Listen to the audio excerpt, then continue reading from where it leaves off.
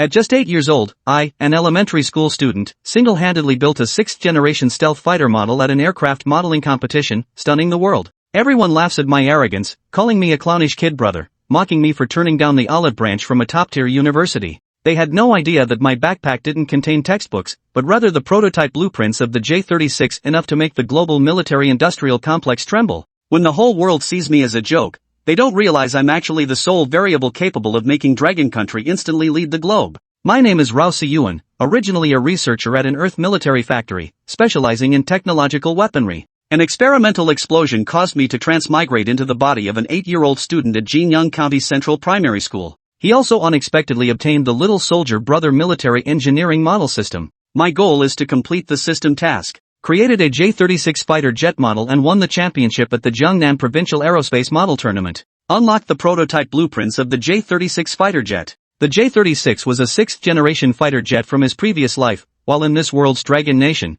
the most advanced aircraft had only just crossed the threshold into 5th-generation technology. In Long Country's Jiangnan province, the annual live broadcast of the Aerospace Model Championship is stirring up a wave of frenzy. On the podium, two academic giants, Zhou Anbang, president of Jiangnan University, and Chang Yilan, president of Jiangnan University of Science and Technology, dissatisfied with the current competition entries, believing they remain stuck at 5th-generation fighter jet modifications. The Massachusetts Institute of Technology in the United States has already developed the 6th-generation model. Host Li Yun announced the final contestant, Rao Si-yuan, from Jinyang County Central Elementary School. The university students in the audience burst into mocking laughter, ridiculing the elementary school student for coming to make up the numbers. Chang Yilan reminded Zhu Yanbang that in the championship tournament, there's no distinction between favorites. Anyone who makes it to the finals must have the strength to do so. Rao Si-yuan understood clearly that all he needed to do was win the championship to unlock the system reward, the prototype blueprint of the J-36 fighter jet. Rao Si-yuan began his presentation as the homeroom teacher. Mr. Li wheeled forward a black-gray model aircraft that was noticeably larger than the other model planes. This model lacked vertical and horizontal stabilizers, drawing sneers and skepticism from the audience below and Lui Hong, the team leader of Jiangnan University's group. Rao Si-yuan ignored them and directly climbed into the model aircraft's cockpit. On the stage, Zhou Anbang and Chang Yilan were utterly shocked. Under Rao Si-yuan's control, the model airplane took off and immediately began a spiral climb. The model then executed a sharp mid-air turn, stunning the entire crowd. Someone exclaimed in awe, it was a Mach ring. The J-36 model aircraft flew higher and higher, eventually disappearing from view. The judging instructors searched on the monitoring radar but couldn't detect it. The judging professor from Kyoto University had a speculation in mind. This might just be the 6th-generation aircraft model. From spiraling climbs and sharp aerial turns to stealth capabilities undetectable by radar, all evidence points to a 6th-generation fighter jet. As the roaring sound approached, the model aircraft landed smoothly. The judging panel and reporters immediately gathered around. In the end, Rao Si-yuan received a perfect score of 100 points from all 5 judges. The host announced the champion, Rao Si-yuan from Jinyang County Central Primary School.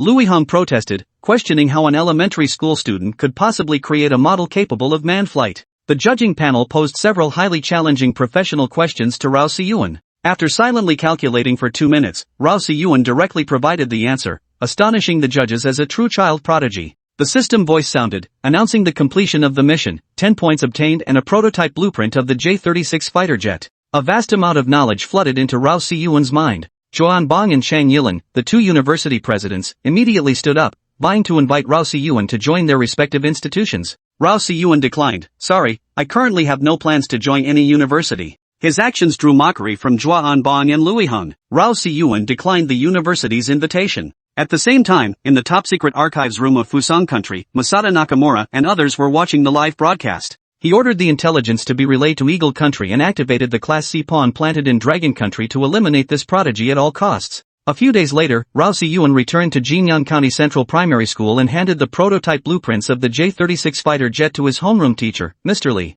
Ask him to deliver it to the County People's Armed Forces Department. Teacher Li looked at the 3-inch thick blueprints. Although he couldn't understand many parts, the design was so professionally advanced that he ultimately agreed. Rao Si-yuan next planned to create a model of the DF-21D anti-ship ballistic missile. 2 days later, at the Jinyang County People's Armed Forces Department, Teacher Li submitted the blueprint, but the two soldiers could barely suppress their laughter upon hearing that an elementary school student had developed the J-36 fighter jet. After a ridiculous argument, an enraged Teacher Li threw the blueprint on the table, threatening to report them for failing to submit it, and then left. After Teacher Li departed, the soldiers picked up the blueprint, their expressions turning serious. He Hongin, Deputy Director of the General Equipment Department of the Southeast Military Region, received a call from Cheng Hua, Director of the Jinyang County People's Armed Forces Department. Cheng Hua reported firmly, "The prototype blueprints of the J-36 fighter jet, after being examined by experts from our county's People's Armed Forces Department, there is an over 80% probability that they are authentic." He Hongin roared in anger, vehemently criticizing Cheng Hua for his absurdity and questioning how an elementary school student could produce the fighter jet blueprints that Dragon Country had been researching for years. Yet Cheng Hua pleaded, "Old leader, could you just trust me this once?" Chapter 4, Can Elementary Students Change the Nation's Fate? Listening to Cheng Hua's slightly pleading words, He Hongin couldn't help but frown. He knew Cheng Hua fairly well, having once worked under him. He had always been dependable and never dropped the ball, which was why he had gone to great lengths to promote him to head of the county's People's Armed Forces Department. This time, he would trust him once more. However, He Hongin had no intention of publicizing the matter, as it was too significant to report until thoroughly verified. Send over the relevant sections of the prototype blueprint documents. Remember, use the encrypted channel. Yes, sir. After receiving the printed transmission data, He Hongin placed the documents in a top-secret folder and rose to his feet. He picked up the military uniform draped over his chair, put it on, and adjusted it in front of the mirror before addressing the guard outside the door. "Let's go to the Provincial Research Institute. Oh, and call He Chen-yun too." Moments later, 2 military jeeps sped off toward the Provincial Research Institute. The Provincial Research Institute was a direct affiliate of the National Research Academy. Though it maintained a low profile in everyday operations, no one dared to underestimate its significance.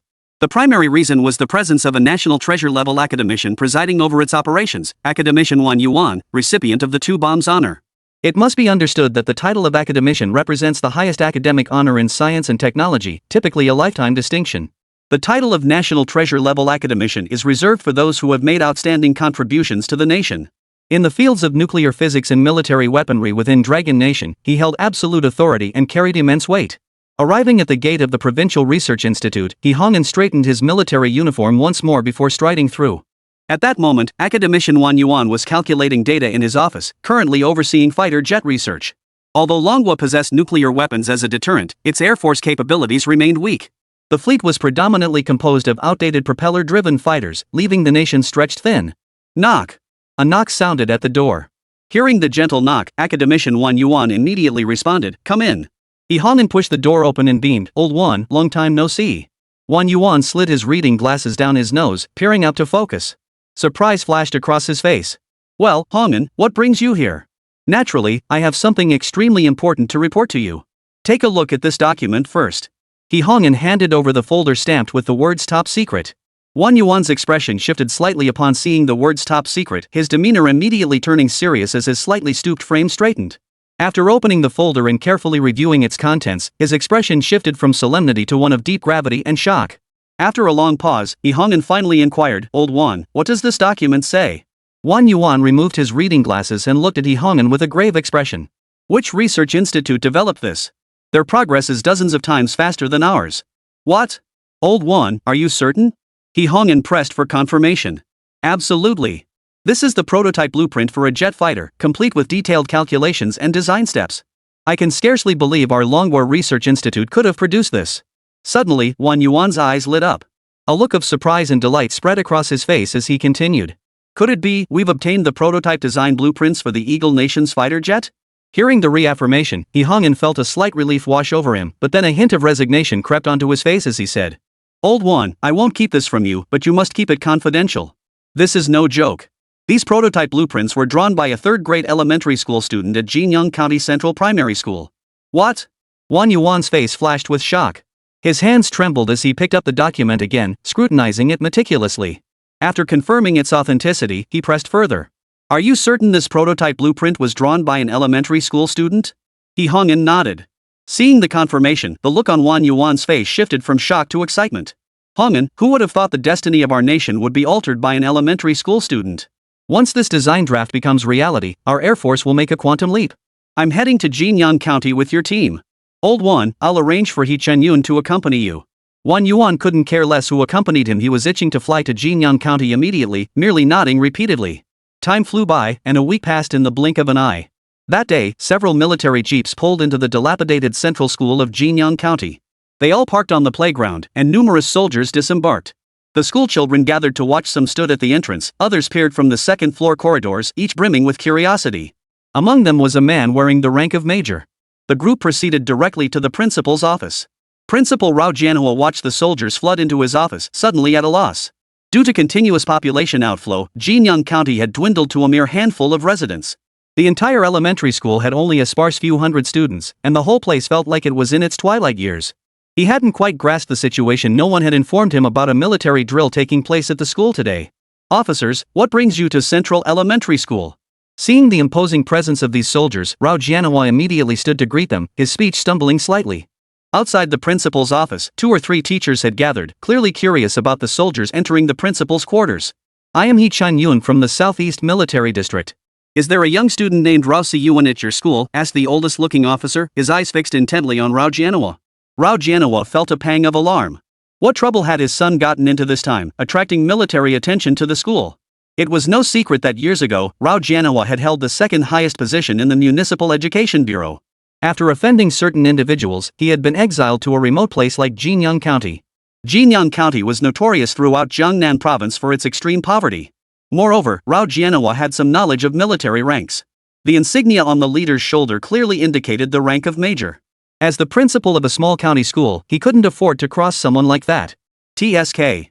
With a son like that, the principal's little official hat was probably about to go. Exactly. Word is he started tinkering with explosive models as early as 3rd grade. Thankfully, Principal Rao Janua intervened in time to prevent a major disaster. Teachers gathered outside murmured their opinions. "This is bad. Really bad." Rao Janua felt a wave of panic wash over him. His instinct was still to protect his son. "Officers, I'm not sure if this young student is here. May I inquire?" The officer with the rank of major clearly didn't want to waste time and cut straight to the point. "Get teacher Li Xingjian from class 3, grade 3 at your school here. I have questions for him. Also, the teachers gathered outside should disperse immediately. Otherwise, don't blame me for being ruthless." The teachers outside immediately dispersed without protest upon hearing this. Upon hearing this, Rao Janua's hands trembled slightly. Li Xingjian was the homeroom teacher of his son's class. Yes. Shortly after, Li Xingjian arrived at the principal's office. Seeing the room filled with military personnel, he remained utterly composed, his mind as clear as a mirror. Unlike Rao Janua, he showed no sign of nervousness. "Are you Li Xingjian?" Major He Chen-yun, the leader, stepped forward to shake Li Xingjian's hand and inquired. "Yes, I am." Rao Janua watched as Major He Chen-yun stepped forward to shake hands, raising his eyebrows slightly in surprise. "Finally found you. Is Rao Si-yun in class right now?" He Chen-yun asked. "Correct. One thing I should mention is that this gentleman is the principal of our Central Elementary School and also Rao Si-yun's father." Chapter 5. This kid seems to have something special. Seeing the military personnel leave Principal Rao Janua standing aside, Teacher Li kindly interjected. Upon hearing that the principal was Rao Si-yun's father, the leader, He Chen-yun, lit up. His demeanor shifted instantly as he stepped forward to shake hands. "Principal Rao, you've raised a fine son." Rao Janua was taken aback. He couldn't quite figure it out. He thought they might be speaking sarcastically. "Principal Rao, since you are Rao Si-yun's father and thus his guardian, please accompany us with the child." At the words "come with us," the teacup in Rao Janua's hand slipped from his grasp, crashing to the floor and shattering into pieces. "Go where? I won't go anywhere. You haven't even told me what my son did wrong. How can I just blindly follow you like this? What kind of nonsense is that?" Only then did He Chen-yun realize the principal had been under the impression his son had done something wrong, which was why these military officers had come to the school. "Principal Rao, your son hasn't done anything wrong. He's someone the commander of our military region specifically requested to meet, and he's also someone Academician Wan from the Provincial Research Institute is very eager to see." Rao Janua's face paled with shock. His lips trembled as he tentatively asked. "My son is someone the military district minister specifically requested to meet? Is Academician Wan the renowned Academician Wan Yuan?" Wan Yuan's fame in Longwei was immense, especially when he was awarded the 2 bombs medal. It was covered by newspapers and television stations. "That's right, Academician Wan Yuan. Professor Li, please bring Rao to the County People's Armed Forces Department." At that moment, Rao Si-yun was in class building a model of the Dongfeng 21D anti-ship ballistic missile, already 70% complete.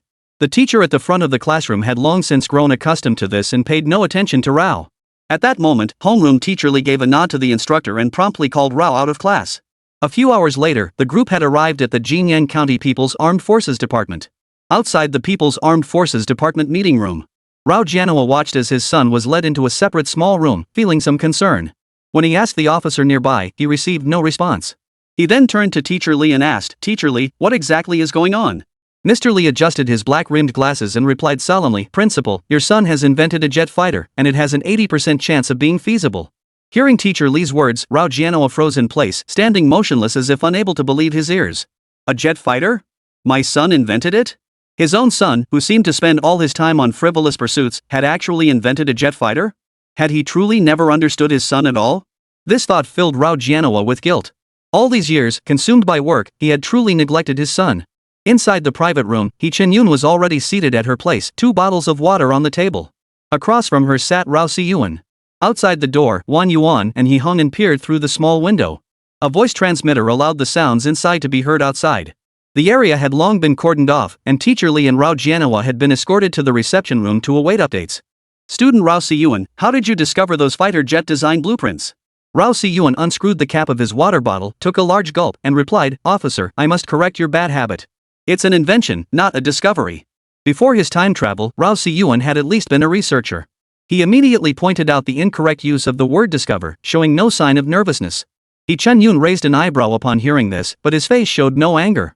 Smiling, he repeated, Student Rao, you claim it was your invention. Do you have any evidence, or can you describe the technology used in it? Though he didn't believe a primary school student could invent a jet fighter, he maintained a professional demeanor in his inquiry. His initial use of the word discovery stemmed from his own skepticism. Deep down, he didn't believe it. Having grown up in a military compound, his exposure far exceeded that of ordinary people. Moreover, He Hong'an was his uncle. He possessed a solid understanding of jet fighters, especially as Longwei was now fully committed to overcoming its shortcomings in this field. I named this fighter the J-10 jet fighter. Its jet engine operates by igniting a mixture of fuel and compressed air in the combustion chamber, producing high-temperature, high-pressure gas. This gas is then expelled at high speed through the tail nozzle, generating reaction thrust. Its aerodynamic design features a canard configuration with delta wings. I designed it with a forward-mounted canard wing combined with a main delta wing. The canard generates vortices that enhance the main wing's lift, significantly improving maneuverability. The air intake is a pitot tube-style design. Rao Si-yuan sat in his chair, his face radiating pride as he spoke eloquently. Chen-yun, however, couldn't make heads or tails of these technical terms. As an army officer himself, he knew next to nothing about fighter jets. Outside the door, Wan Yuan's eyes lit up upon hearing this, his face betraying unmistakable excitement. He Hong'an, though also not fully versed, had gained some understanding after years overseeing the General Armament Department. Hearing Rao Si-yuan's articulate explanation and observing the expression on academician Wan Yuan's face beside him, he began to grasp the implications. Hong'an, this kid seems to have something special. Before the words even reached He Hong'an's ears, Wan Yuan couldn't wait any longer and flung open the door. Chen-yun, who had been pondering how to deal with this brat, was startled by Wan Yuan's sudden entrance, spitting out the water he had just swallowed. Only Rao Si-yuan's face lit up with delight upon seeing Wan Yuan's face, and he immediately stood up. Rao Si-yuan had seen Wan Yuan on television more than once. After all, Wan Yuan was a national-level pioneer. No high-ranking official in Dragon Nation dared to disregard the words of academician Wan Yuan. Are you academician Wan Yuan? Young man, you know me? Wan Yuan felt a slight jolt of surprise. After all, Dragon Nation's society was currently obsessed with celebrities, prioritizing entertainment above all else. A celebrity's gossip could trend on the hot search list dozens of times.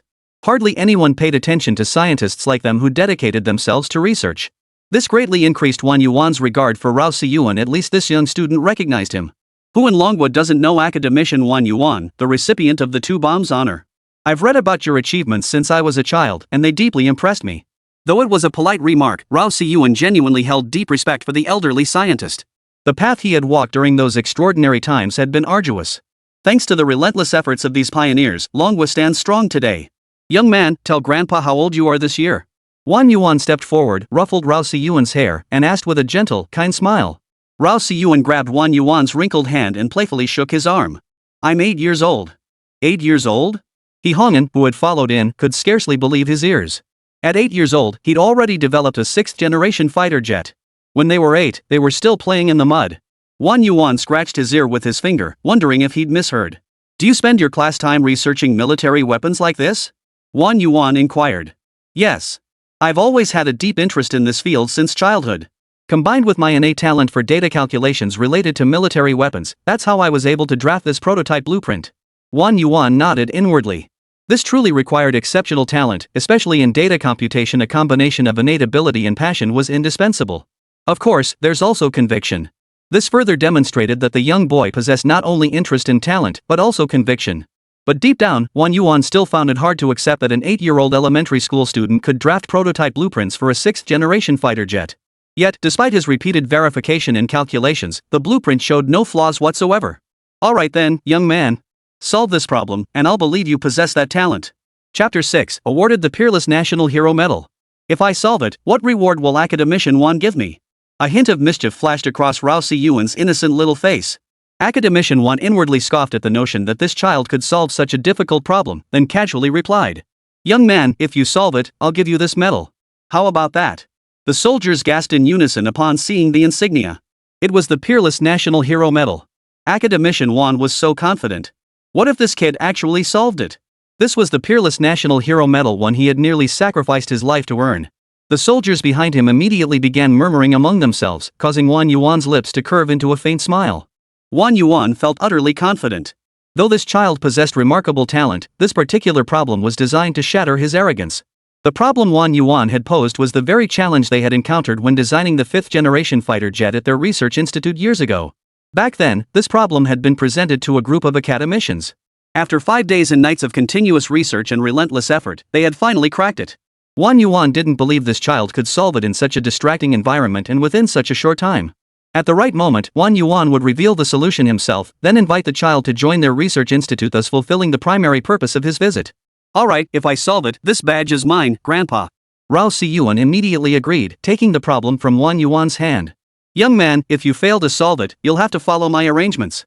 Wang Yuan finally revealed his ultimate goal, awaiting Rao Si-yuan's response. No problem, Grandpa. The group exited the room, leaving only He Chen-yun behind to supervise. Just outside the door, Wang Yuan was happily plotting against Rao Si-yuan when He hung and interrupted his thoughts.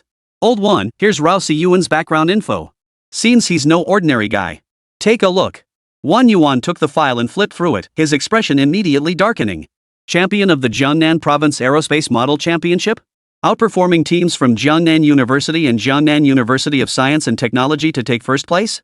Publicly declined invitations from both Jiangnan University and Jiangnan University of Science and Technology? Performed spiral climbs and aerial spins with a 6th-generation model aircraft in public? No Hong'an, are these sources reliable? Performing spiral climbs and aerial turns with a 6th-generation fighter jet model? How is that even possible? The first few pieces of information were somewhat acceptable to Wang Yuan, but what on earth is this last one? A primary school student publicly piloting a model aircraft to perform spiral climbs and aerial sharp turns? That was beyond his comprehension. After seeing these messages, Wang Yuan's speech faltered.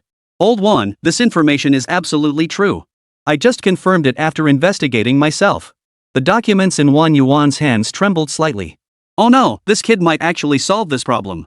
The plan might be ruined. Wang Yuan's scheme wasn't overly complex, yet it wasn't simple either. His goal was to recruit Rao Si-yuan into the Jiangnan Provincial Research Institute before the nation took notice. Once Rao Si-yuan joined the Jiangnan Provincial Research Institute, it would be a huge advantage for him in the future. Grandpa, I'm done. I need to go pee. Just then, Rao Si-yuan's voice echoed from the room.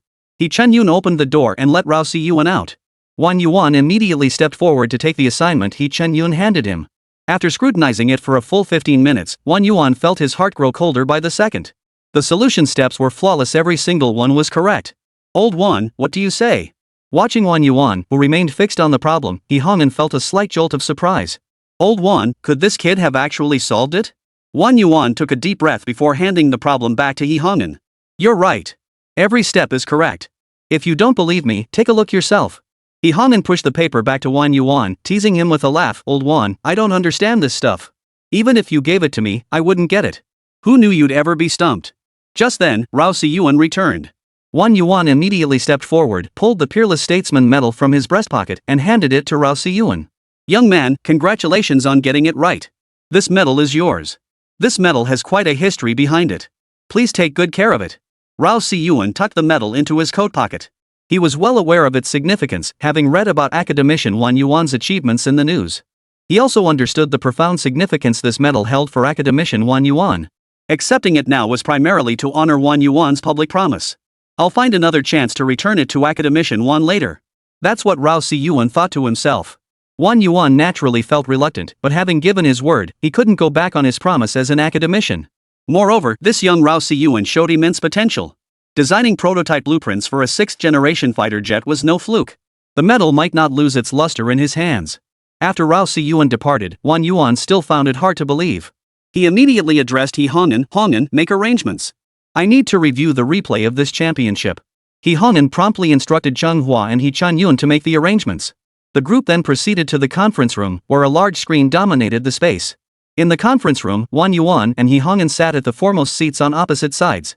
The remaining attendees were, in order, Xiao Yuani, head of the Huainan Municipal People's Armed Forces Department Jin Nan, chief of the Huainan Municipal Police Bureau Cheng Hua, head of the Jinyang County People's Armed Forces Department and He Chen-yun, major of the Southeast Military District. Each individual in that conference room was a major figure in their respective county, yet they gathered there with one sole purpose: to watch a video replay of an elementary school student piloting a model aircraft. As He Chen-yun pressed the remote control, the video began to play, showing the exact moment when Rao Si-yuan took the stage during the live broadcast that day. The video included the live chat comments from that day. Throughout the viewing, Wan Yuan didn't blink once, taking in every mocking comment that had appeared at the start. He watched as Rao Si-yuan climbed into the RC plane, which then actually took off under his control. After reaching a certain altitude, it executed a spiral climb. Wan Yuan was stunned. He Hong'an was stunned. Jin Nan, the newly arrived chief of the Huainan Municipal Police Bureau, was so shocked he slammed his fist on the table and stood up abruptly. Meanwhile, the swaying comments on the screen, swaying back and forth with the wind, had everyone bursting into laughter. Hearing the laughter, Wan Yuan finally snapped back to reality. Chapter 7, The Principal Shot Dead? Go, bring that kid back here. Make sure he brings that model aircraft with him. No, we're going directly there. Where is he now? Wan Yuan felt incredibly excited inside, his thoughts a bit jumbled. Old Wan, he should be back at school by now. He Hong'an replied. Let's go straight to their school. Everyone immediately stood up and left the conference room. The entire group boarded a coaster van, escorted by police cars, and headed straight for Jinyang County's Central Primary School. At that moment, Rao Si-yuan was in class, and Teacher Lee was lecturing at the podium, completely unaware that the playground of Jinyang County Central Primary School had erupted into chaos. When some teachers saw police cars, military vehicles, and the coaster pull up in front of the school's administration building, it drew the attention of students and teachers who were in after-school classes. The teachers immediately began looking around nervously, whispering to each other. What's going on? Why are the police and military here? It must be that mischievous son of the principal causing trouble again. Oh no, is our principal going to get arrested? You know what? It's entirely possible. Not long ago, I saw military vehicles and soldiers come to the school, and they went straight to the principal's office. Teacher Wu, you saw it too? I saw it too. I paid extra attention, and in the end, I saw Principal Rao being taken away by those soldiers. The teachers chattered away, spreading the rumor in no time. Some older elementary students, with their sharp ears, overheard the teacher's chatter and instantly set the student body abuzz. Did you hear? The principal got arrested. What? The principal was a spy? He was collaborating with the enemy and betraying the country. He's been brought to justice, shot dead just moments ago. The rumor grew more outrageous by the minute, and the more outrageous it became, the faster it spread. Like wildfire, it instantly swept through the student body, even reaching some teachers who hadn't heard it before. Panic instantly gripped Jinyang County Central Primary School. Ultimately, these rumors reached the ears of Teacher Lee and Rao Si-yuan. Rao Si-yuan frowned slightly. He suspected it had something to do with the arrival of academician Wan Yuan and his group, but what on earth was this nonsense about his father collaborating with the enemy and betraying the country? Teacher Lee felt a black line appear above his head. He knew these were most likely rumors. He immediately stopped the class, arranged for another teacher to take over, and led Rao Si-yuan to the principal's office. By now, the principal's office was surrounded by a crowd of students and teachers, all peering inside with curiosity. What's going on? Was the principal really shot dead? It's true, I saw it with my own eyes. Those on the outer edges, unable to see inside, were discussing among themselves. Make way! Make way! Mr. Lee shouted to the crowd. When they turned and saw it was Teacher Lee, they immediately parted to make way for him. After all, Teacher Lee also served as the deputy head of the grade level and was famously strict among the students. The teachers were also willing to give him the courtesy he deserved. Mr. Lee led Rao Si-yuan into the principal's office, where they indeed found Wan Yuan and his group waiting. The moment the door closed, the crowd outside erupted into a flurry of whispers and speculation. Hey, wasn't that student old Lee brought in just now Principal Rao's son? You bet. I knew it had to be that brat who caused this mess. Who knows, he might even drag us down with him. I thought I saw Principal Rao collapse to the floor the moment the door opened. Seriously? Rao Si-yuan, of course, was unaware.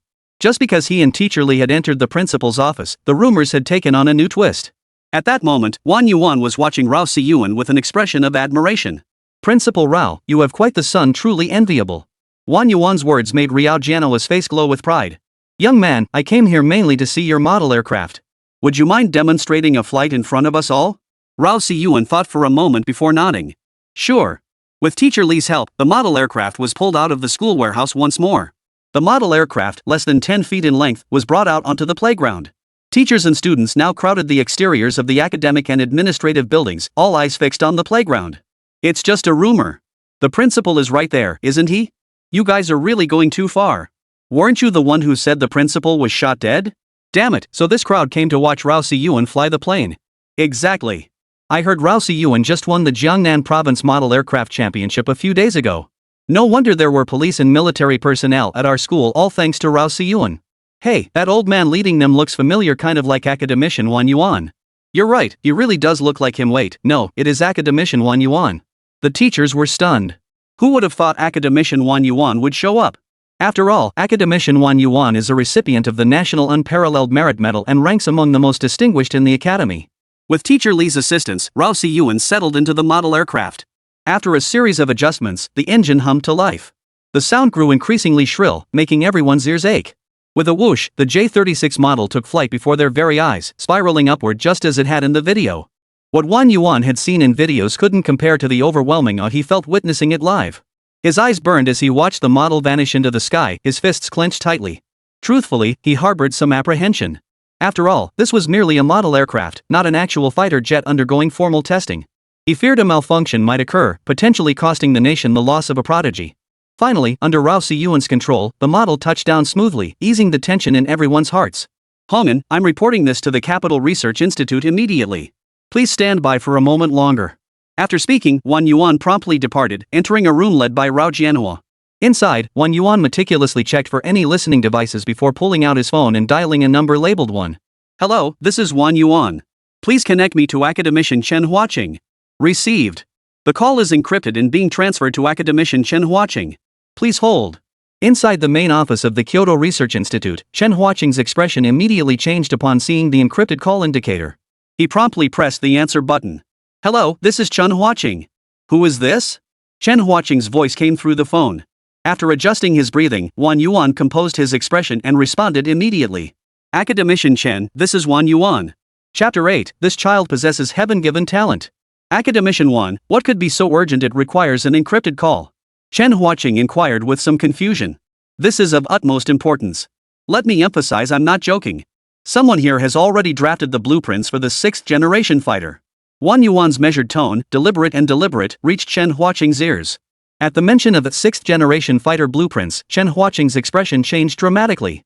Seriously? Despite Wan Yuan's insistence that this was no joke, Chen Huaqing still found it hard to believe. After all, he was speaking to Academician Wan Yuan. After all, 6th-generation aircraft had been under research for years without success, and it was rumored that the British had already achieved certain breakthroughs in their development.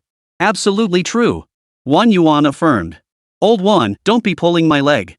If this is true, I'll convene the roundtable meeting immediately. Chen Huaqing pressed for confirmation once more.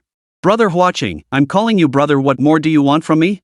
That bottle of my treasured wine, haven't you always wanted to try it? When you come over, I'll open it for you. A flicker of reluctance crossed Wan Yuan's face, but the thought of the 6th-generation fighter's importance made it vanish instantly. Ha! That's exactly what I wanted to hear. I'll convene the roundtable meeting immediately. You must send me a portion of the data via encrypted channel right now so I can present it during the meeting. Chen Huaqing's words eased Wan Yuan's mind slightly. He promptly hung up the phone, then pulled out a small computer from his briefcase to initiate the encrypted transmission. After the successful transfer, Chen Huaqing at the Kyoto Research Institute scrutinized the materials. His expression grew increasingly grave with each page. Though only half the data, it was sufficient to demonstrate the 6th-generation fighter's feasibility rating had reached 999. This signaled that the Dragon Nation's Air Force had officially entered the ranks of 6th-generation aircraft. It was well known that the most advanced fighter aircraft currently on Blue Star were developed by Eagle Nation, followed by Bear Nation. The Dragon Nation's latest fighter barely met the threshold for 5th-generation aircraft. The gap to 6th-generation aircraft remained vast. These design blueprints now offered a timely solution to the Dragon Nation Air Force's urgent crisis. The materials also included a video. Wan Yuan had recorded the entire process of Rao Si-yuan piloting the model aircraft and sent it along with the documents to Chen Huaqing. After watching it, Chen Huaqing sucked in a sharp breath. He never imagined that an elementary school student, still wearing his school uniform, could pilot a 6th-generation fighter model aircraft into the sky. Such a feat would be pure fantasy anywhere on Blue Star. Why did Old Wan bring this video? Could it be that this elementary school student had actually designed the blueprints? The thought struck him, and Chen Huaqing immediately stood up, dialing Wan Yuan's number again. Hey, Old Wan, who drew these sketches? Rao Siyuan, champion of the Jiangnan Province Aero Modeling Championship, 3rd grade student at Jinyang County Central Primary School. Wan Yuan's words made the red phone slip from Chen Huaqing's hand and fall to the floor. A thud came from the other end of the line, startling Wan Yuan. He laughed and scolded over the phone. Bro, even you can be this shocked? Ha! After laughing, Wan Yuan hung up immediately, feeling quite pleased with himself. After all, Chen Huaqing was the chief academician of the Dragon Nation Research Institute. Having gotten the better of him naturally lifted Wan Yuan's spirits considerably. The dial tone on the other end snapped Chen Huaqing back to reality. He immediately picked up the phone again and dialed a few numbers. Hello, this is Chen Huaqing. Please connect me to Minister Qin of the Long Affairs Ministry. Received. Call encrypted. Transferring to Minister Qin of the Dragon Affairs Ministry. Please hold. Hello, this is Qin Tian. Where is this coming from? Receiving countless encrypted calls daily had long become routine for Qin Tian. This is Chen Huaqing, Minister Qin. I have urgent matters to report. Qin Tian immediately stood up at the other end of the line, his expression turning serious. He knew Chen Huaqing was the head of the Capital Research Institute and the foremost figure among the academicians. Under normal circumstances, only major scientific breakthroughs warranted an encrypted call to him. Academician Chen, go ahead. The 6th-generation fighter has achieved a major breakthrough. We expect to formally enter the test flight phase within 3 to 5 months. Upon hearing this news, Qin Tian's body, which had risen, suddenly sank heavily back into the chair. He took a deep breath, then asked again, his hand trembling. Academician Chen, are you saying the 6th-generation fighter has achieved a major breakthrough and is now at the stage where design blueprints and data can be directly provided? Correct. I request an immediate roundtable meeting. Minister Qin, please arrange it for me. Chen Huaqing stated with unwavering certainty. Qin Tian's expression shifted from shock to elation, and he immediately agreed. It was understood that if Chen Huaqing dared to request a roundtable meeting, it was almost certainly a done deal. After all, the roundtable conference ranks second in the hierarchy of high-level meetings in Dragon Nation. This gathering would bring together the nation's top leadership, with Chen Huaqing naturally serving as the keynote speaker. Soon, a meeting that would determine the nation's future development path quietly commenced in a top-secret conference room in the capital. Presiding over the roundtable conference were several gray-haired elders dressed in Zhongshan suits, one of whom was Qin Tian. Several high-ranking officials in military uniforms arrived one after another, followed by academicians and think tank members taking their seats. Old Chen, you're rushing this roundtable meeting. Have you made some major breakthrough? One of the military leaders slapped Chen Huaqing on the shoulder, asking with a smile and a look of mystery. Sit down first. I'll explain shortly. As the convener of this roundtable, Chen Huaqing delivered the opening remarks. After a brief introduction, Chen Huaqing did not immediately share the news. Instead, he played a video on the meeting screen. This video was the complete footage Wan Yuan had captured at Jinyang County Central Primary School, showing Rao Siyuan piloting the model aircraft during takeoff. After 5 minutes of viewing, astonishment spread across the faces of Longwa's high-ranking officials gathered in the conference room. However, a few remained largely unmoved. One advisor, wearing gold-rimmed glasses, remained composed as he stood to voice his objection. Mr. Chen, this video should be of Rao Siyuan, the champion of the Jiangnan Province Aero Modeling Championship, correct? Old Chen looked surprised. Oh? You know him? The advisor adjusted his gold-rimmed glasses, a hint of disdain crossing his face. Mr. Chen, the championship was broadcast live across the entire network. This child has gained some online attention. Though gifted with extraordinary talent, he remains fundamentally childish. If you convened this roundtable solely because he designed a 6th-generation aircraft model, that seems unnecessary. Our team is not far from producing one ourselves. Given another 2 years, we are confident we can deliver the design blueprints and data for a 6th-generation model. Chapter 9, Latest News. An academician chimed in from the side. Indeed, while this elementary student named Rao Siyuan has shown brightly at the championship, it hardly warrants convening a special roundtable meeting over it, does it? Old Chen, if you don't clarify this matter today, I'll be the one digging deep into the details. The deeper meaning behind his words, get to the bottom of this, was clear. If Chen Huaqing convened a roundtable meeting over just this one incident, that person would undoubtedly keep harping on it, potentially even undermining Chen Huaqing's standing. This man, Lu Hong, was Chen Huaqing's long-standing rival and held considerable prestige in the Dragon Nation. Back when they competed for the title of first academician, a narrow margin of votes had left him harboring resentment toward Chen Huaqing. Old Lu, hear me out. No need to rush. Chen Huaqing understood his thoughts perfectly, yet his expression remained unchanged, still radiating that same confident demeanor. I'm sure you're all wondering about the purpose of this roundtable meeting I, Chen Huaqing, have convened. Please hear me out. This video was filmed at Jinyang County Central Primary School, showcasing a 6th-generation model aircraft invented by an elementary student. Rao Siyuan, age 8, is a 3rd-grade student at Jinyang County Central Primary School. This child prodigy had already won championship titles and gained some online fame. Yet we failed to recognize his potential, a dereliction of duty on our part and that of officials throughout Manhwa. Just as Chen Huaqing was about to continue speaking, academician Lu Hong suddenly interrupted him again. "Old Chen, you'd better investigate thoroughly whether his family helped him design and build that 6th-generation aircraft model. We don't want any mix-ups later." Chen Huaqing's expression darkened at the interruption, but he patiently replied, "We've already completed a thorough background check. Rao Siyuan's father graduated from Jiangnan Agricultural University, which is not a top-tier institution, and has always worked in the education system. Rao Siyuan's mother passed away shortly after giving birth to him. Therefore, his background doesn't support the argument you're making, old Lu." The screen immediately displayed Rao Siyuan's detailed personal background, including his father Rao Jianhua's background and resume. Ladies and gentlemen, there is another crucial detail. Rao Siyuan is also the designer and author of the prototype blueprints for the 6th-generation fighter jet. Rao Siyuan named it the J-36 fighter jet. He possesses comprehensive design documentation and data support, which underwent thorough review by academician Wang Yuan, achieving a feasibility rating of 999. The crowd's expressions changed drastically upon hearing this, except for the few bigwigs in Zhongshan suits who seemed to have known all along. Among them, academician Lu Hong slammed his fist on the table and stood up abruptly. "Old Chen, you'd better be prepared to take responsibility for what you're saying. This is a roundtable meeting, not a game. You claim a primary school student designed and authored the prototype blueprints for a 6th-generation fighter jet. Do you even believe that yourself?" Lu Hong's words jolted everyone awake, and their expressions gradually returned to normal. The members of the think tank all had gleaming eyes. Several high-ranking military officials in uniform also fixed their intense stares on Chen Huaqing. "I take full responsibility for my words. Every sentence is true. Rao Siyuan is the designer and author of the 6th-generation fighter prototype blueprints. This is a portion of the 6th-generation prototype blueprint manuscript. If you doubt it, feel free to verify and cross-check it yourselves." Then, the screen displayed the portion of the data Wang Yuan had transmitted to him.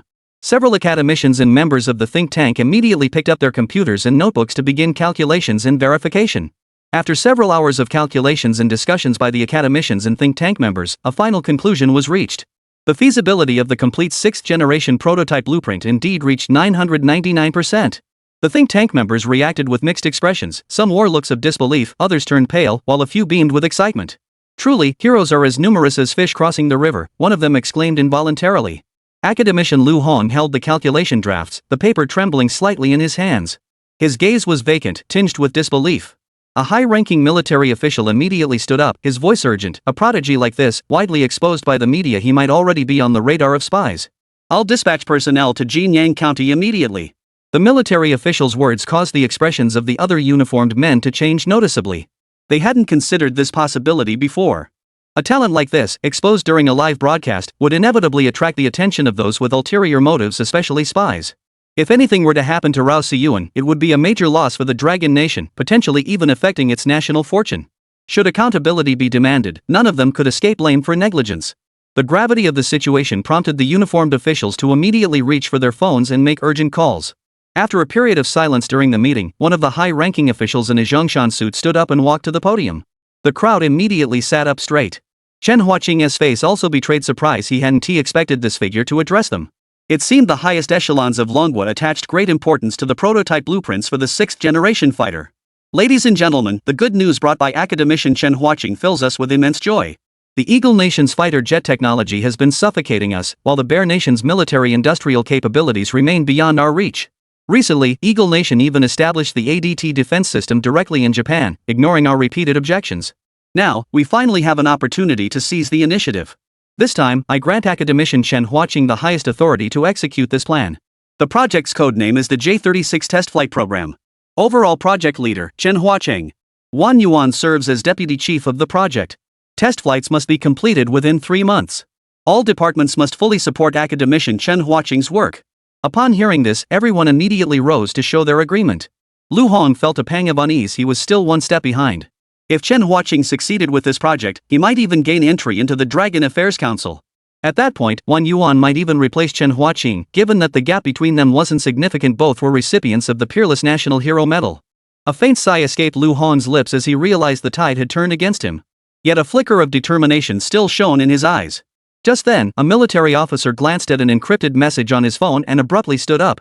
Latest news, the Eagle Nation is preparing to collaborate with Korea to establish a military base. And they're shipping large quantities of military weapons to the Bay Area. Chapter 10, 2 flagships in support. The news caused the expressions of those present to shift slightly, especially among the elderly men dressed in Zhongshan suits. When was this reported? One of the elders inquired. Just now. My informant reports the Nimitz has departed from Eagle Nation's old port, joining forces with the Eisenhower II carriers, forming a formidable presence. The high-ranking military officer's face darkened considerably. Currently, there were no countermeasures against aircraft carriers. Had countermeasures existed, the Eagle Nation would never have dared to establish a military base in Korea so brazenly. Remember, Korea borders the Dragon Nation. Establishing a military base there means the entire Dragon Nation falls within the strike range of Korea's Eagle forces. Most critically, the intelligence also revealed that the Eagle Nation intended to export military weapons to the Bay Area. The Bay Area represented China's absolute red line.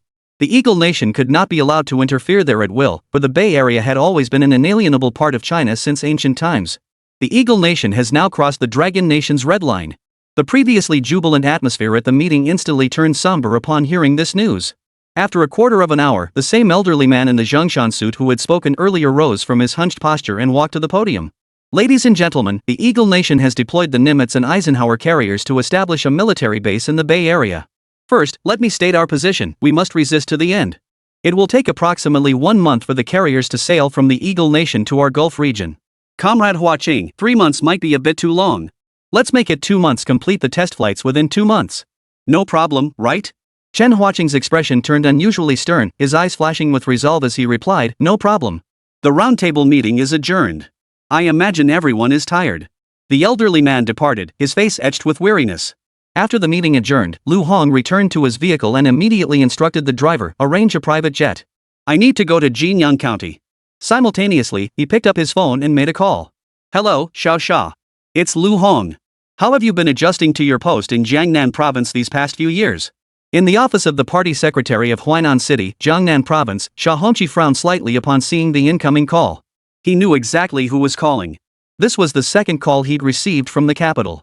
The first, of course, had been from Chen Huaqing earlier, and now this one was from Lu Hong.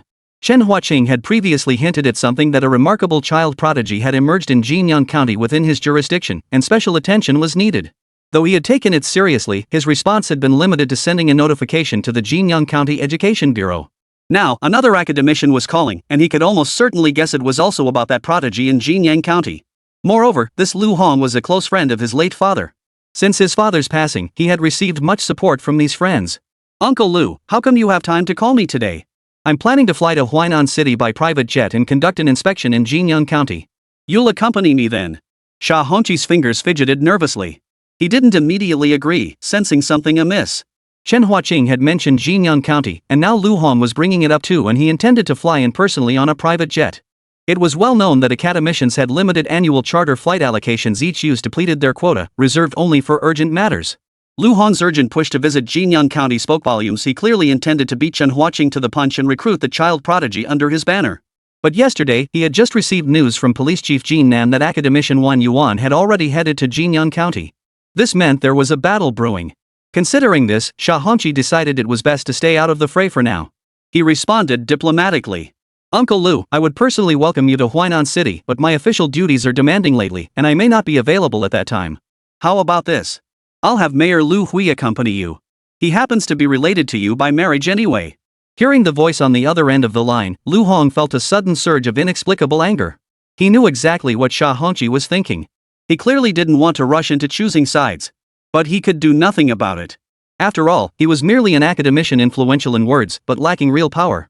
Alright then, my thanks to you, little Xia. When I find the time, I'll come by your place for a visit. After hanging up, Xia Hongqi slumped into his chair, staring up at the ceiling with a sharp gleam in his eyes. His years at the helm hadn't been wasted. Without this keen instinct, he wouldn't have achieved such complete control over Huainan City. From the moment Wan Yuan headed to Jinyang, Xia had received the intelligence. He knew every detail about this child prodigy. The only thing he didn't know yet was about the 6th-generation fighter blueprints. The situation remained unclear. For now, he would wait and see. Meanwhile, Chen Huaqing was rushing urgently to the Capital Research Institute. He had just called Wan Yuan, instructing him to transmit the complete set of blueprints immediately. He also conveyed the higher-ups directive: an immediate task force must be formed to launch the J-36 test flight program. Regarding personnel recommendations, Chen Huaqing allocated 5 spots to Wang Yuan and reserved 8 for himself. Among these 8, Chen Huaqing already had specific individuals in mind, mostly academicians from the Kyoto Research Institute. 1 or 2 of them were personal favorites he had slipped in, though that, of course, couldn't be openly acknowledged. The only unresolved decision was which military factory would receive the blueprints for development and production. The nation had 5 major military factories. The Central Military Industrial Group under the Central Military District. The Northwest Nuclear Industry Group under the Northwest Military District. The Northeast Aerospace Technology Group under the Northeast Military District. Southwest Electronics Technology Group under the Southwest Military District. The Southeast Shipbuilding Military Industry Group under the Southeast Military District. The Northwest Nuclear Industry Group was initially passed over by Chen Huaqing. After careful consideration, Chen decided to hand over the blueprints to the Southeast Shipbuilding Military Industry Group instead.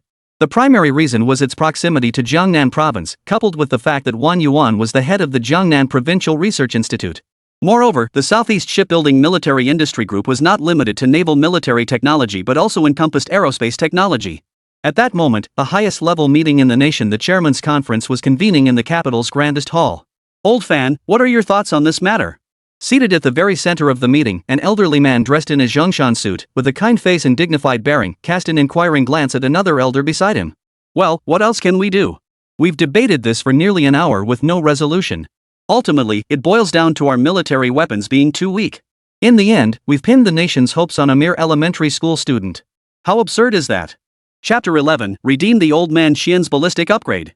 I remain steadfast in my stance. We absolutely cannot allow the Eagle Nation to establish the Aegis defense system and military bases in Korea.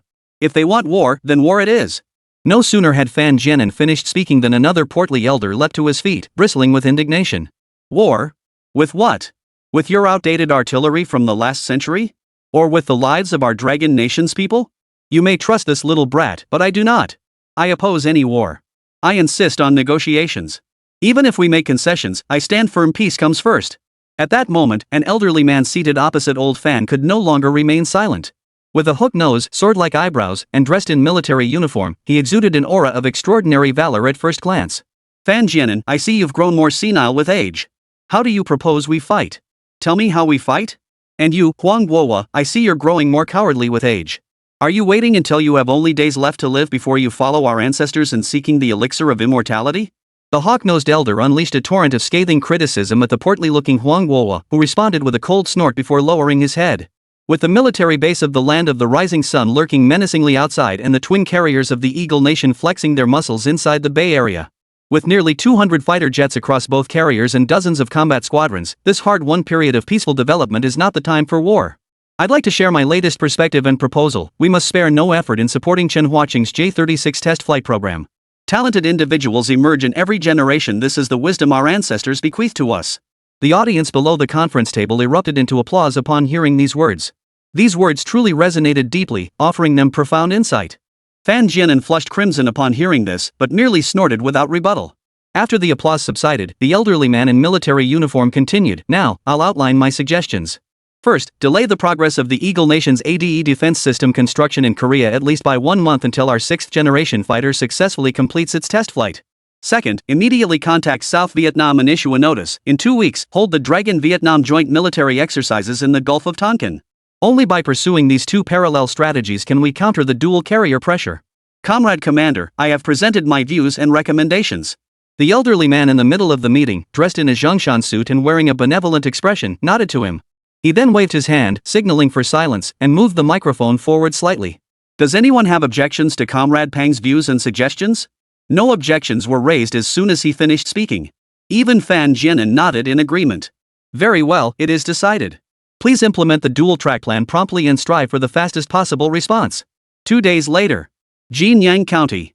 Unaware that his blueprint had triggered earth-shattering changes in the capital, Rao Siyuan was busy tinkering with his system. Little Brother's Military Model System. Host, Rao Siyuan. Age, 8 years old. Current education 3rd grade elementary school. Unlocked Mission 1, Dongfeng 21D Anti-Ship Ballistic Missile Model 90% completion. Unlocked Task 2, participate in the Southeast Military District Military Simulation Competition and secure first place. Blind Box Hidden Task triggered, received Li Wanyu's invitation, rewarded with 1 blind box draw. Unlock reward, 1 set of Dongfeng 21D anti-ship ballistic missile prototype blueprints. Remaining points 10. Prizes redeemable with 10 points Qianlao ballistic missile upgrade, supercharged ramjet engine technology. Exchange for Qianlao ballistic upgrade. Rao Siyuan decisively spent 10 points to acquire the Qianlao ballistic upgrade.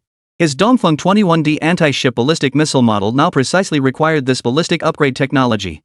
Moreover, this upgraded ballistic technology could later be applied to the prototype blueprint of the DF-21D anti-ship ballistic missile. It's like adding strength upon strength. However, Rao Siyuan also coveted the scramjet engine technology intensely. Once integrated into missile systems, this technology could propel large missiles beyond Mach 12 and crucially, achieve global range. But the immediate priority was to complete the model and secure first place in the Southeast Military District's military simulation competition, the only way to unlock the Dongfeng 21D anti-ship ballistic missile prototype blueprints. After half a day of tinkering, Rao Siyuan finally integrated the upgraded ballistic technology from Old Qian into the missile model. He had now completed the Dongfeng 21D anti-ship ballistic missile model, and with the system's assistance, it even featured some launch effects. Yet the basic explosion effect remained unimplemented. To secure first place in the military simulation competition, he must deliver a standout performance. Victory was non-negotiable. But how could he achieve that explosion effect? Rao Siyuan pondered this relentlessly when suddenly he recalled a place from his previous life on Earth, Liang Steel Pipe Factory. Steel pipes manufactured there were exported worldwide and proved remarkably effective in certain regional conflicts. Wasn't there a Jinyang County state-owned steel pipe factory in Jinyang County? And the factory director was apparently a longtime friend of his father's. Rao Siyuan's heart leapt with excitement. This would be the perfect opportunity to test the simple explosion effect for his missile model. With that thought, Rao Siyuan immediately packed his backpack and headed to school to find Rao Jianhua.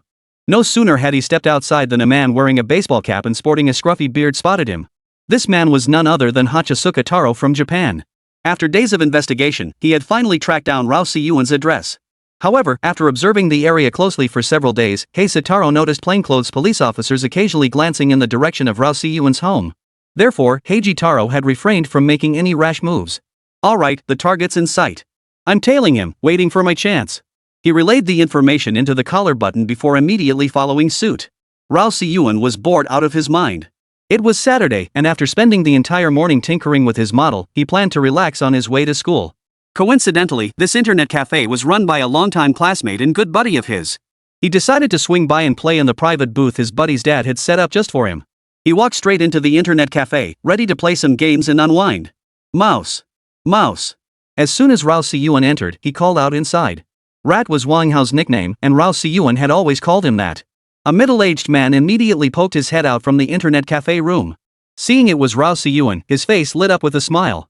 Uncle Wang, where's Wang Hao? Siyuan, you're here. Wang Hao's in the room. Go on in. Bing Sitaro was extremely irritated, having waited for an opportunity for 4 or 5 days now. To keep a constant watch on Rao Siyuan's doorstep, he'd been surviving on instant noodles every day. He was sick of eating them. Now that he finally had a chance to execute his assassination plan, the elementary schooler was deliberately heading toward a crowded area. The target hadn't entered the assassination zone yet, and he was still tracking him. The target entered an internet cafe. He seemed intent on playing games. Was it time to move? But then a furious shout echoed in his ears. Damn it, Bing Sitao, have you lost your mind?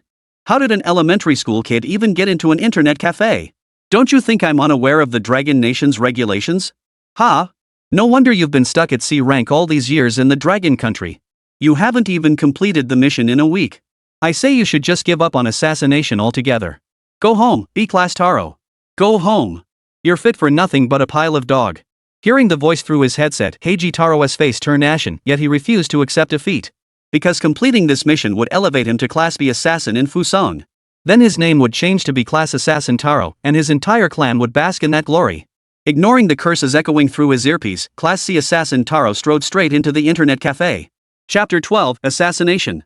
The internet cafe was filled with young people playing games, but after scanning the room, Heiji Taro realized he had lost track of the boy named Rao Siyuan. Rage surged within him. Taro. He even searched the internet cafe's restroom and kitchen, yet still found no trace of Rao Siyuan. Suddenly, the sound of a child came from the innermost storage room of the internet cafe, precisely picked up by Bing Sitaro. Mouse, you're so bad at this. You can't even hit properly. How am I supposed to play with you? Ugh, lost again. Don't you dare pick that light maiden again. You can't land a single Q, your ultimate misses, and you won't even put up a shield for me. Are you my accessory or something? Wang Hao flushed slightly beside him, but still puffed out his chest to retort. Rao Si-yuan, you're not much better. Your skills barely hit anything either. You think I'll beat you up? I'm an auto-attack hero, why would I need to land hammer skills? Rao Si-yuan promptly yanked off his headset and started wrestling with Wang Hao. Hearing this commotion was like music to Bing Sitaro's ears. He felt intoxicated by the sound, his mood instantly lifting. He immediately strode to the warehouse door and flung it open. Inside, Rao Si-yuan and Wang Hao were locked in a fierce struggle. He couldn't care less about the consequences now. Even if it meant risking exposure, he had to complete this mission. Then he could return to Japan and receive his reward. A shuriken slid out from beneath his sleeve as he lunged toward Rao Si-yuan. Rao Si-yuan, startled by the sudden opening of the door, saw a man wearing a baseball cap and sporting a scruffy beard. Suspicion immediately flashed in his eyes. The moment the shuriken slid from Hisataro's hand, Rao Si-yuan caught sight of its cold gleam. Danger! Rao Si-yuan shoved Wang Hao into the corner, then grabbed the ashtray from the table and hurled it at Bing Sitalong. He casually deflected the ashtray with a flick of his sleeve. However, the ashes inside, which hadn't been cleared yet, instantly filled the warehouse entrance with swirling smoke, momentarily obscuring his vision. Seizing the moment, Rao Si-yuan shoved the chair with both hands and charged toward the warehouse exit. The chair's momentum knocked Bing Sitao off balance, sending him tumbling backward and landing squarely on the chair. He was large and heavy, and with the chair's wheels propelling him forward, Rao Si-yuan pushed with all his might.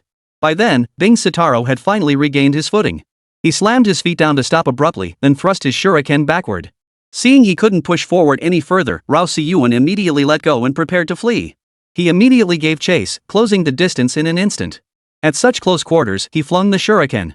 The shuriken flew straight toward Rao Si-yuan's back of the head. Just then, a gunshot rang out.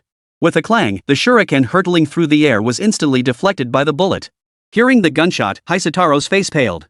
He immediately pulled his baseball cap rim low over his eyes, then spun around without looking back and darted into the restroom. The gunshot startled many in the internet cafe, some cowering in corners, trembling. The young man with the pistol paid no heed, showing no intention of letting Bing Sitaro off. He turned and exited the internet cafe, disappearing into a narrow alley behind it.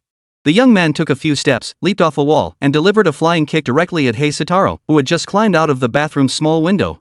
The kick sent Hei Si Ta Lang flying backward, a trickle of blood seeping from the corner of his mouth. Holy! If I'd been a few seconds later, that little bastard would have gotten away with it. The young man's face was dark and weathered, wearing a simple, honest smile, but his hands showed no trace of such innocence. He pummeled Bing Arrow's face with punch after punch, swelling his entire face into a swollen mess, his eyes completely hidden.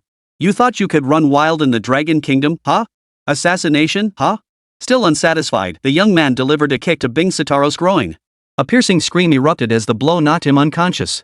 At that moment, a group of police officers surrounded the internet cafe. Each bore the insignia SWAT and was fully armed.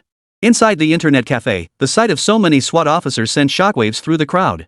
Some, already shaken by the earlier gunfire, wet themselves in fear, while others trembled uncontrollably. Wang Hao's father was huddled beneath the front desk cabinet, shivering violently. A distinct urine smell wafted from the reception area. Rao Si-yuan immediately exited the internet cafe and slipped into the alleyway, where he saw the young man still kicking Bing Sitalong. Hey, stop hitting him. You'll really kill him if you keep it up. Hearing Rao Si-yuan's high-pitched voice, the young man instantly stopped his assault and turned around. You're Rao Si-yuan? Yes. Big brother, who are you? Did you just save me? Rao Si-yuan asked, ducking his head. I'm here to protect you, sent by the higher-ups. Just call me Heisey. You're quite the little character, kid. I saw you fighting back with that chair on my way over, pretty impressive. If it weren't for you buying me time, I wouldn't have made it in time. Not bad, kid. Heisey patted Rao Si-yuan's shoulder with a silly grin. Upon hearing the word superiors, Rao Si-yuan instantly realized who Heisey had been sent by. Most likely, Wan Yuan's maneuver had taken effect. Kid, this isn't the place for business. That Japanese scum still has a pulse. Let the SWAT team take him back later. Heisey promptly pulled Rao Si-yuan out of the alley. The moment they emerged, the man leading the SWAT team stepped forward and saluted. Good morning, instructor. At his command, all the SWAT officers surrounding the internet cafe saluted Heisey in unison. Instructor. Rao Si-yuan stared in stunned silence. He truly hadn't expected this dark-skinned youth to have such a formidable background. Earlier, when Heisey had shot down the shuriken flying through the air, it had already shown his extraordinary skill. Now, seeing a group of SWAT officers addressing him as instructor made it clear that Heisey had once been their teacher. Meanwhile, Wang Hao and his father watched discreetly from the front desk. Spotting Rao Si-yuan standing beside Heisey, Wang Hao's father was inwardly stunned. He hadn't imagined Rao Si-yuan's background was so formidable. Son, you know Si-yuan? What's with all this commotion? Why does it feel like this entire SWAT team is here for Si-yuan? Wang Hao was already terrified out of his wits. Earlier at the warehouse entrance, the moment Bing Sitaro drew his weapon, Wang Hao had been scared to the point of wetting himself. My dad. I didn't know. I always thought Si Yuan was just an ordinary person. Wang Hao's voice trembled on the verge of tears. Seeing his son like this, Wang Hao believed his son wasn't lying. Don't call me instructor anymore. I'm not like you useless trainees. Chapter 13, Invitation to the J-36 Test Flight Project Team. Those bastards from Fuso are already ting on our heads.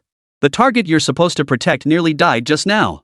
The lead SWAT officer flushed crimson, speechless. The others were also stung by the rebuke, especially in public. By now, a crowd of Dragon Nation citizens had gathered around them. The onlookers all turned their curious gazes toward Rao Si-yuan. Everyone was observing just who was this child being protected by so many SWAT officers? Which official's offspring was out and about? Exactly. With this many SWAT officers protecting him, he must be a second-generation official.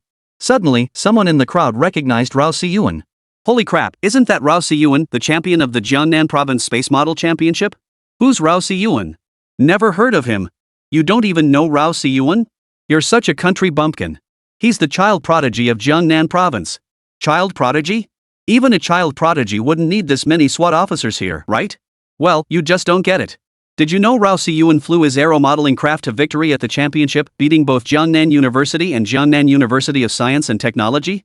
A child prodigy that amazing? Then these SWAT officers seem a bit excessive. Seeing the crowd gather, Heisey's already swarthy face darkened further. Disperse immediately. This is an embarrassment. The special police officers exhaled the pent-up breath they'd been holding, their tense mood seemingly easing slightly. Once the SWAT team dispersed, Heisey walked straight into the internet cafe. Wang Hao and his father watched Heisey enter, their lips trembling slightly as they asked, "Sir, is there anything we can do to help? Clear out your customers first. Find a soundproof booth, Rao Si-yuan and I need to talk." "No problem, sir." Wang Hao's father instinctively saluted in a slightly unorthodox military manner, causing the corners of Heisey's rigid face to lift involuntarily. After escorting Rao Si-yuan into the room and closing the door, Heisey lowered his voice and said solemnly, "Si-yuan, the J-36 fighter jet has already entered production. Academician Wan Yuan asked me to convey a message. Your blueprints have been submitted to the Southeast Shipbuilding Military Industry Group for production. My visit here is on orders from higher-ups. Since your championship victory was broadcast live across the entire network, the Kyoto leadership fears you might be targeted by spies. Good thing I didn't arrive late today." Upon hearing that the J-36 fighter jet had already entered production, Rao Si-yuan's eyes lit up. Hadn't all his painstaking efforts been for this very day? He had immense confidence in the J-36 fighter jet, knowing it stood out even among sixth-generation aircraft. "Thanks, brother Heisey. When might the test flights begin? Could you take me to see them then?" Hearing such a simple request, Heisey smiled and said, "Don't worry, I'll definitely take you. But I heard there's only about 2 months until then." "Oh, how could I have forgotten this?" Academician Wan Yuan mentioned that a meeting was held in Beijing to form a team for the J-36 test flight program. He asked me to inform you. The J-36 test flight team would like to invite you to join. Upon hearing this, Rao Si-yuan immediately fell into deep thought, hesitating. His hesitation stemmed from multiple reasons. Though he possessed the maturity of 2 lifetimes, making him far more mature than the average child, he was still fundamentally a child. The J-36 test flight team was undoubtedly comprised mostly of academician-level experts. As a child, he felt he would stand out like a sore thumb. However, if they didn't join, Rao Si-yuan feared they might not grasp the sixth-generation fighter's design philosophy deeply enough. The most critical point was that they had only 2 months to complete the test flights, indicating that orders had come down from the highest levels.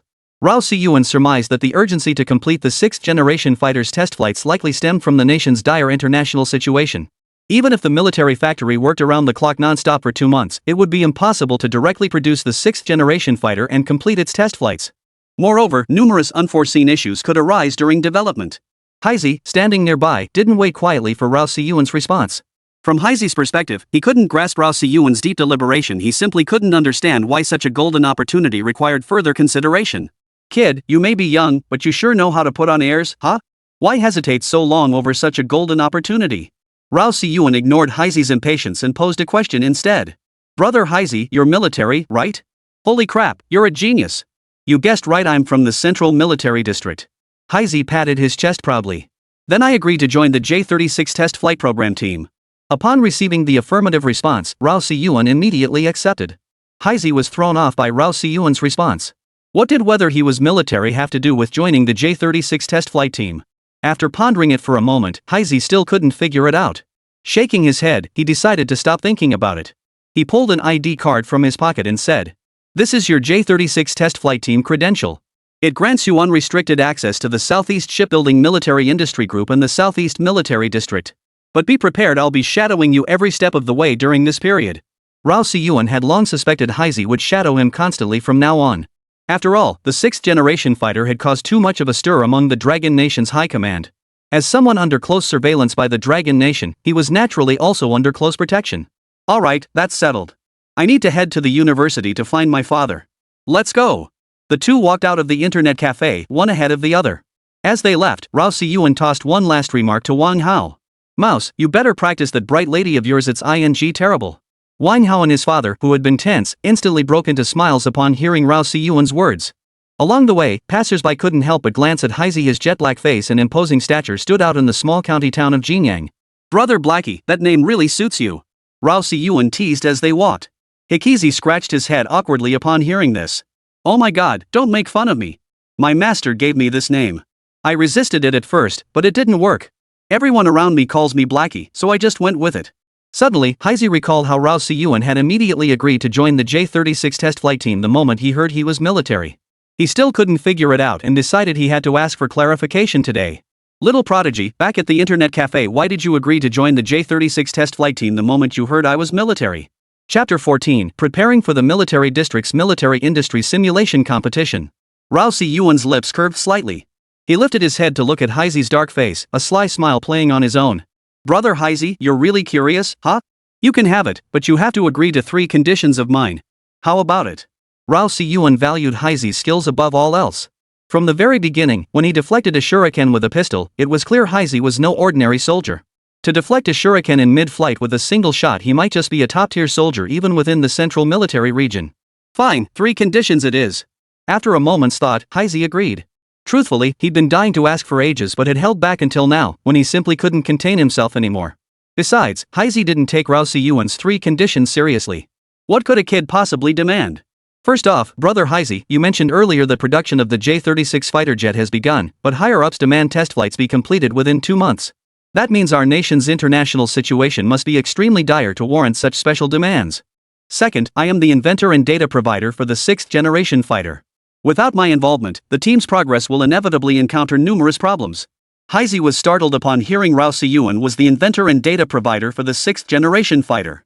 He had been puzzled earlier why his master had rushed to assign him this task and even arranged a special vehicle to take him to Huainan City, all for a child prodigy. Now, hearing Rao Si-yuan's words, he finally understood. How could he not know what the 6th-generation fighter meant? "Holy crap, you're the inventor of the 6th-generation fighter. No wonder my master sent me here. You should know I'm the top-tier talent in our central military district. But seriously, kid, why did you agree to join the team the moment you heard I was military?"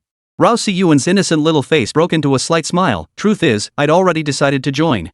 I only ask you to keep you guessing. You little rascal. So young, yet so cunning. Asking for a beating." Heisei grabbed Rao Si-yuan by the collar with one hand and swung him around wildly. Terrified, Rao Si-yuan yelped, "Brother Heishan, put me down. Put me down now. I didn't mean to. I really didn't mean to." Hearing this, Heishan's movements slowed slightly but didn't stop entirely.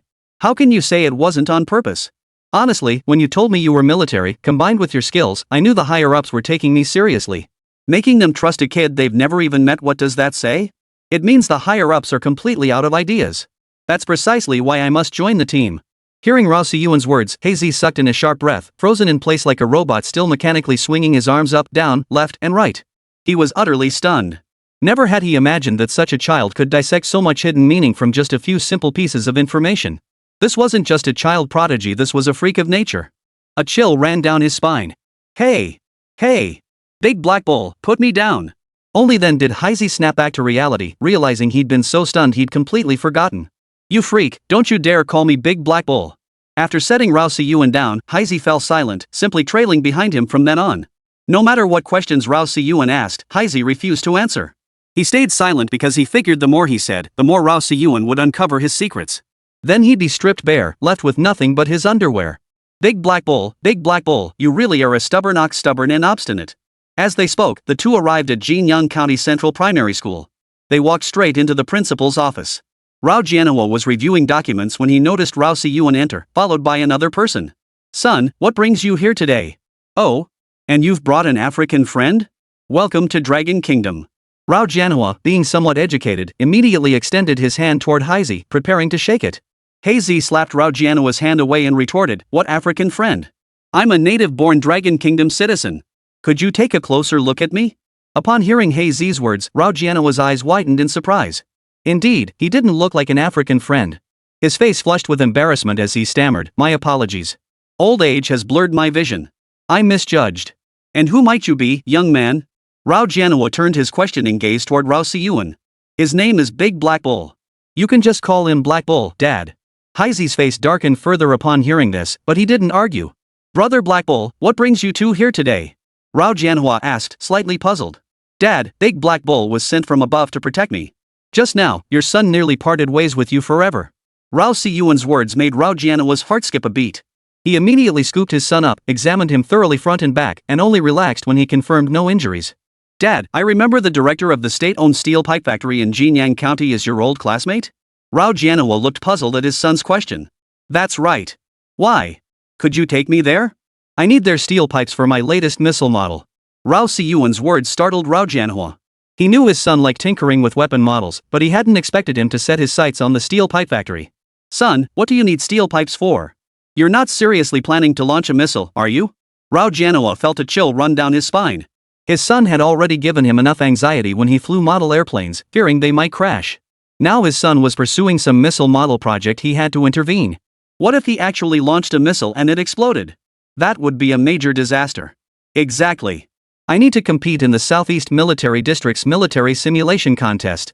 The missile model I'm building now is for that competition. This competition is crucial for me, Dad. You have to help me this time." Rao Siyuan naturally noticed the look of concern on his father's face, so he didn't hide anything from him and told the truth. Before Rao Janhwa could speak, Heizi beside him looked at Rao Siyuan with a startled expression. "What? You're entering the Southeast Military District's military engineering simulation competition? Are you kidding me?" "I'll admit you're a freak among child prodigies, but the Southeast Military District's military industry simulation competition is no joke." "Do you even know the backgrounds of the participants? Which military factories they come from?" Chapter 15, The Dragon Bureau. You don't seriously think winning the Jiangnan Province Aerospace Model Championship means you can replicate that success in a military simulation contest, do you? Heizi's face held a trace of mockery, but most of his words were meant to persuade Siyuan to give up. After all, Heizi had grown up in the military compound.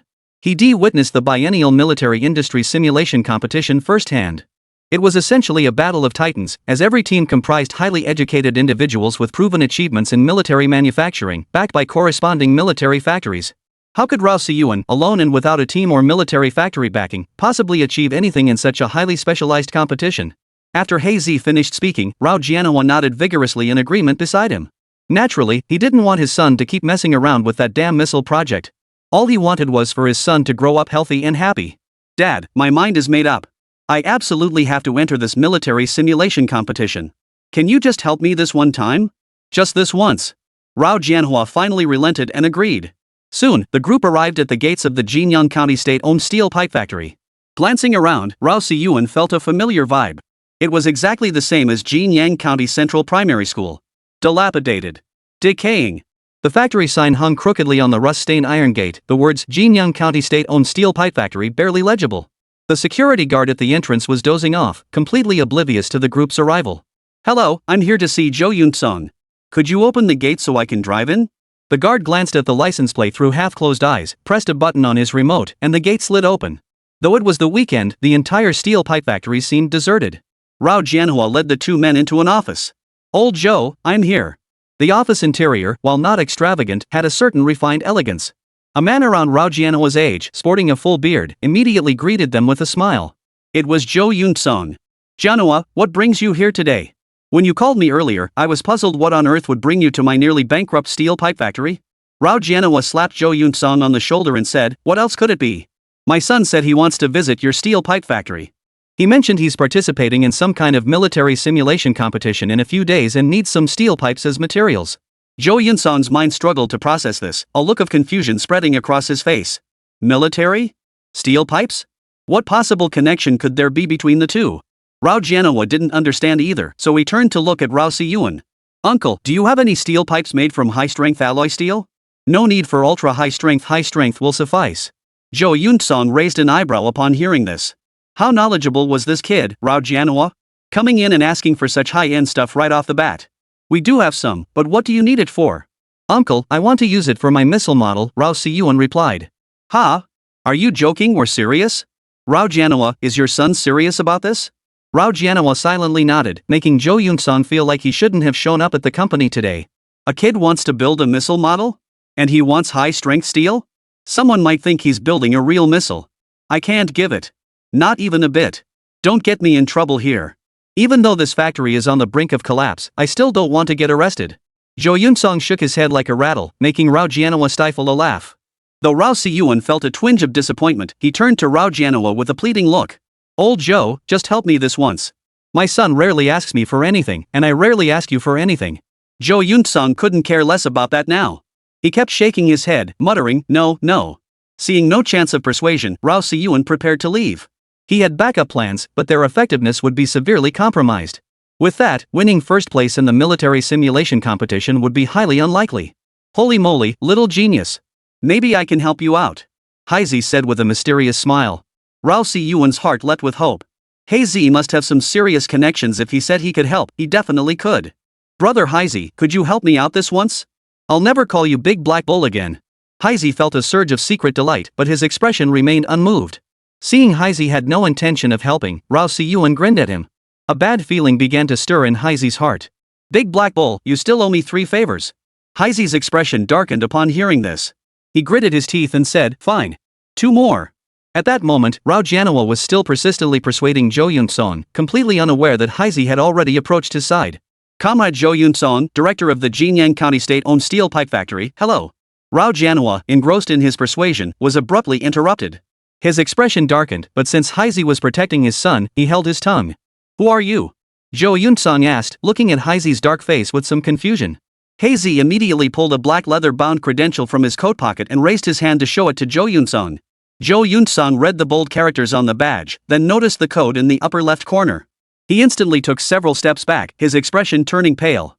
You? Heizi made a shushing gesture, and Jo Yoon-sung immediately understood. Young Master Rao Siyuan needs your assistance. I kindly request your cooperation, Director Zhou. Rao Jianhua snorted at Heizi's words. Young man, don't complicate things for me. Zhou and I have been classmates for years, and he won't even agree to my requests. What are you trying to stir up here?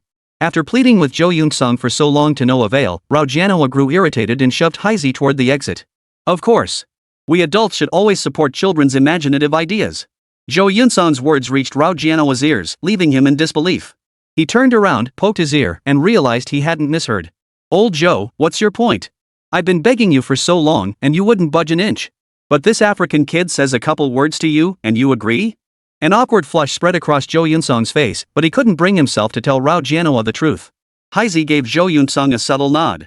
Joe immediately understood the implication and leaned close to Rao Jianhua's ear, whispering. Jianhua, this dark-skinned guy is from the Shenlong Bureau. We can't mess with him. Upon hearing the words Dragon Bureau, Rao Jianhua's grip on his phone faltered and it clattered to the floor. Chapter 16, What? The school was bombed? Rao Jianhua's shock stemmed entirely from the immense weight carried by the name Shenlong Bureau. The Shenlong Bureau was established under the auspices of the Dragon Affairs Council. Every 5 years, the 5 major military regions jointly selected the most outstanding soldiers from each region to join its ranks. Possessing Shenlong Bureau credentials meant one could walk tall anywhere in Dragon Nation without a care. Consider this, since the Dragon Nation's High Command announced the Bureau's establishment just 12 years ago, only 2 cohorts from the 5 military regions have been recruited during that entire period. Yet some of the major operations conducted by the Shenlong Bureau have become household names.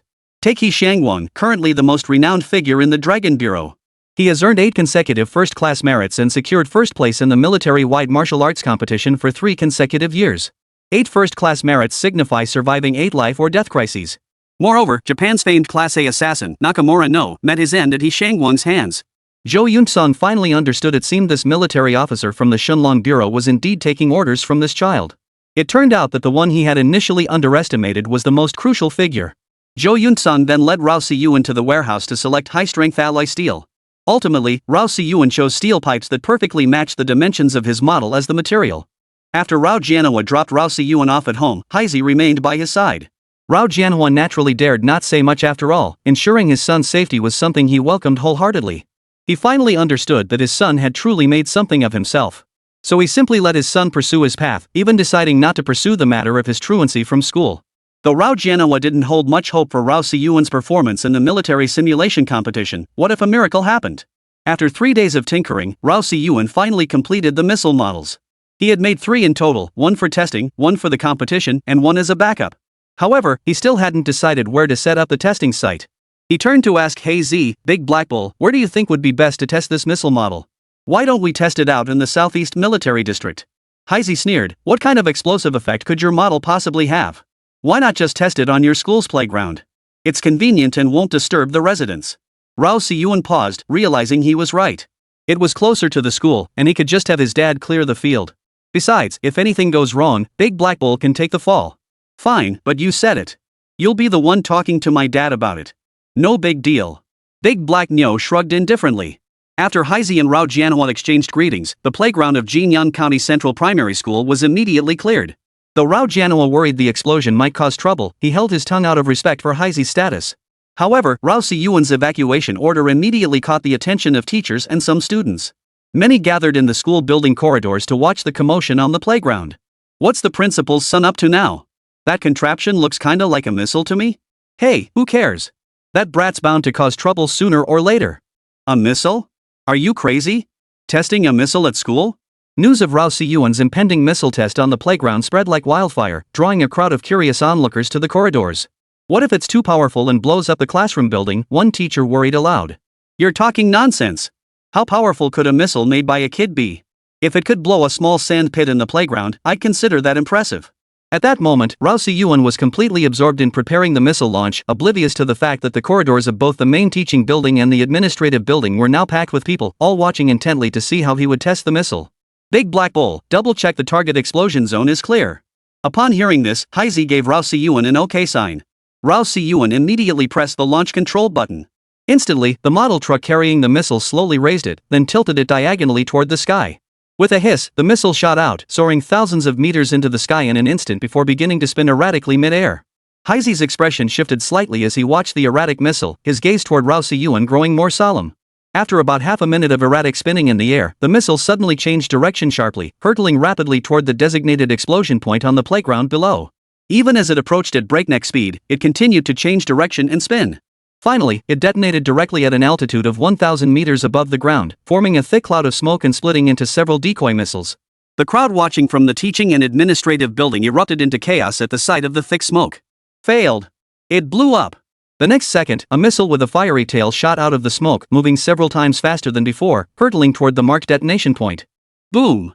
Explosive shockwaves rippled across the playground, sweeping the surrounding area with a gust of wind. Fortunately, the teaching building was still a considerable distance away. The crowd standing in the hallway was instantly blown backward by the blast wave, some faces contorted by the force. Some windows shattered instantly from the blast's force. Rao Jianhua's mind went blank. He stood frozen in the corridor, staring at the enormous crater on the playground as beads of sweat trickled down his forehead. Unbeknownst to him, chaos had erupted outside the school. The deafening blast prompted nearby residents to pull out their phones, filming the scene and uploading it to the internet. Breaking news, unexplained explosion at Jinyang County Central Primary School. Casualty count unknown. Everyone, look! An explosion at Jinyang County Central Primary School. Is your child there? Holy crap, a massive explosion at Jinyang County Central Primary School. Suspected terrorist attack. Online, all kinds of rumors started spreading. The unexplained explosion at Jinyang County Central Primary School quickly shot to the top of Douyin and Weibo's trending topics. Amidst the barrage of criticism and false claims, netizens already unclear about the specifics began digging into the background of the principal of Jinyang County Central Primary School. Rao Jianhua must be a corrupt official. Why does Jinyang County Central Primary School sound so familiar?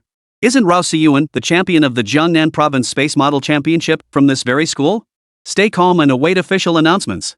On the school playground, as the smoke cleared, Rao Siyuan gazed at the massive crater blasted by the missile. A faint sense of satisfaction washed over him. It matched his expectations. But this was a bit too powerful, wasn't it? Doesn't quite match a model's capabilities, right, Big Black Bull? Rao Siyuan's words snapped Big Black Bull out of his shock, and his stunned expression instantly turned to fury. Chapter 17, Oh crap, we've gone and caught a monster. Holy crap! You're my real dad. You actually went and blew it up. How am I supposed to explain this? Just look at the blast radius. What will the neighbors say? Damn it, damn it, damn it. Ugh. Heisey stamped his foot, wanting to curse Rao Si-yuan but finding the words stuck in his throat. He could only sigh and shake his head repeatedly. Teachers and students watching from the hallway were also shaken by the blast, their faces turning pale with fright. Someone peered out to observe the scene. Seeing the smoke had cleared, they motioned for everyone to come forward and look. Looking down from the tall building onto the playground, a circular crater about 30 feet wide and 5 or 6 meters deep gaped in the center of the field. The sight made everyone gasp in shock. Was this created by Rao Si-yuan's missile? Holy crap, am I seeing things? At that moment, several fire trucks and police cars rushed into the school grounds, instantly surrounding the playground. The fire chief and police captain at the head of the units immediately approached Rao Si-yuan and Heisey. You two are suspected of endangering public safety. Please come with us. The fire captain beside him also barked sternly, with an explosion this powerful, where do you think you're putting the lives and safety of the people? Rao Si-yuan broke out in a cold sweat at the fire chief's rebuke. He hadn't thought things through this time and had seriously underestimated the missile's destructive power. Outside, chaos must be erupting. He was bound to become the target of public outrage. Meanwhile, in the office of the Jinyang County Party Secretary, the phone rang incessantly. What's the latest situation at Central Elementary School? Asked Li Guohu, the county party secretary, his face etched with anxiety. Secretary, no casualties, but the missile blew a massive crater in the Central Elementary School playground. The voice on the other end of the line caused Secretary Li Guohu to pause in surprise. No casualties, that's good. No casualties, that's good. Wait, what did you say?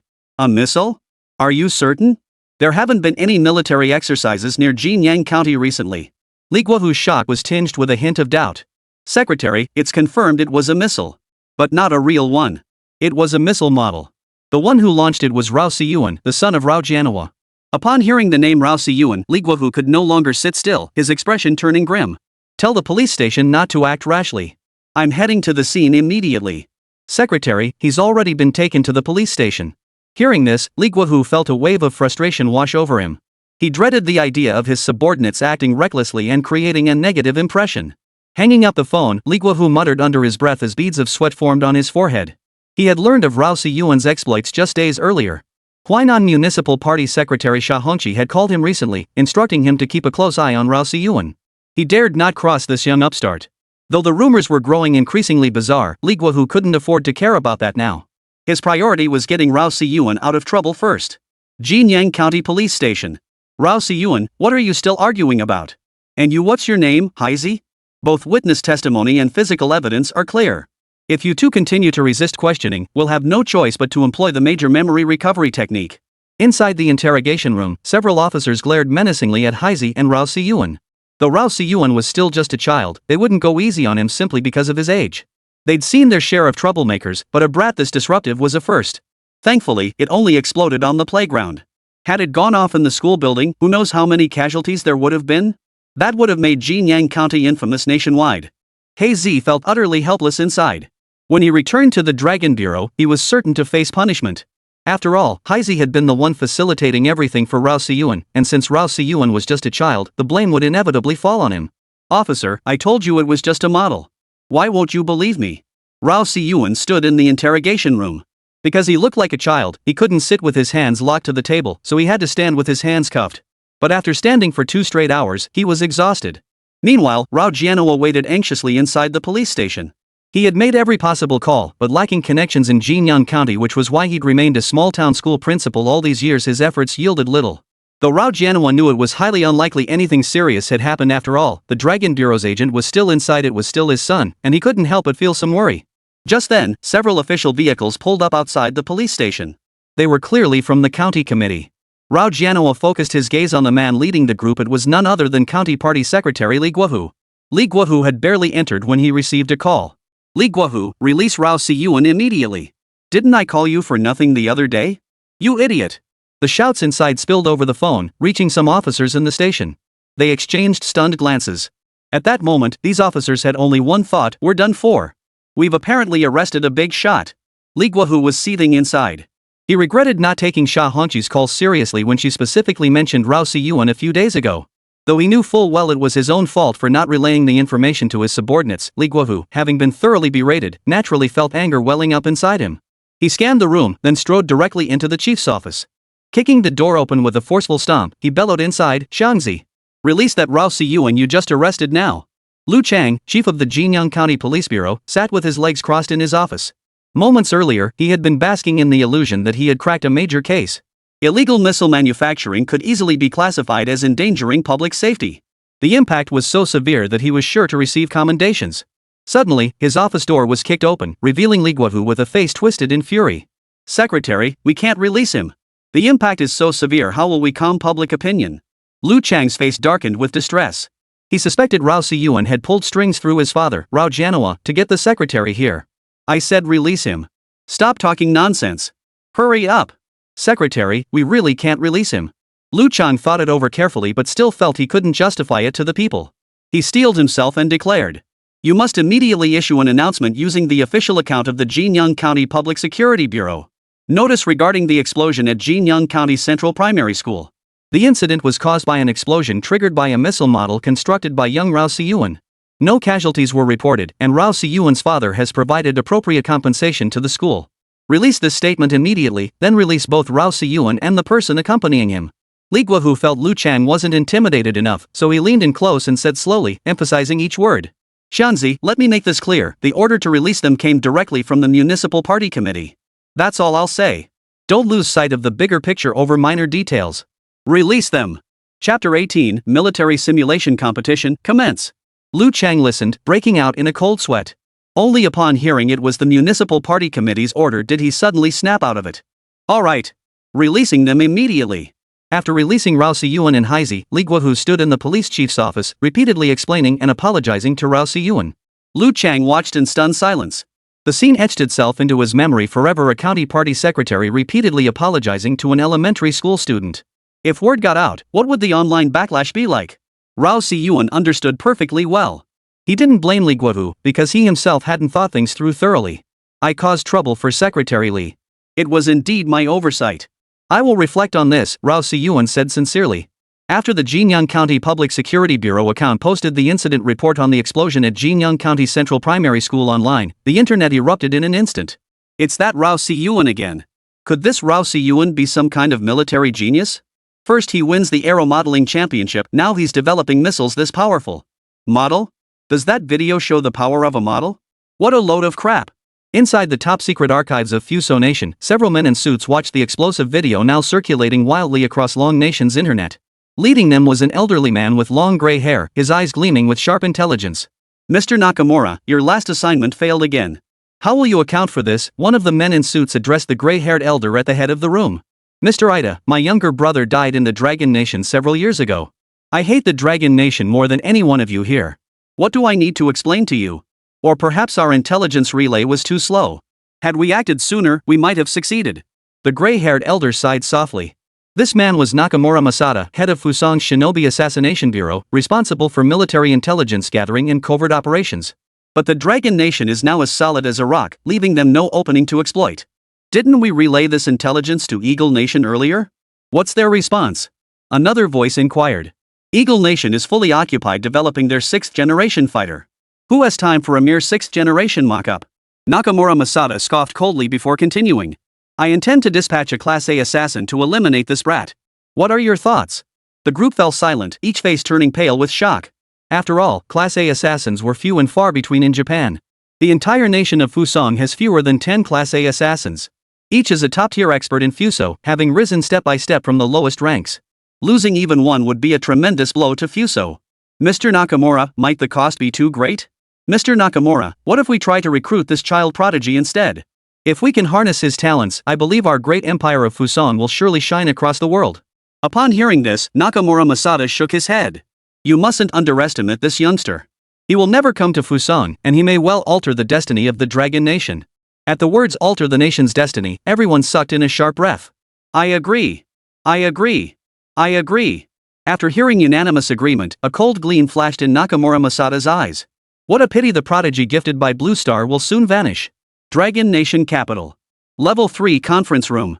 Several high-ranking military officials in uniform watched the viral explosion video circulating online within the conference room. Oldly, I hear Rao Siyuan is entering your military district's military industry simulation competition? The commander of the Central Military District remarked with a hint of smugness. The reason for his satisfaction was, of course, that his military region's personnel had arrived in Jinyang County first and had even become Rao Siyuan's bodyguards. A head start meant a decisive advantage. Talent like this has all 5 military regions salivating.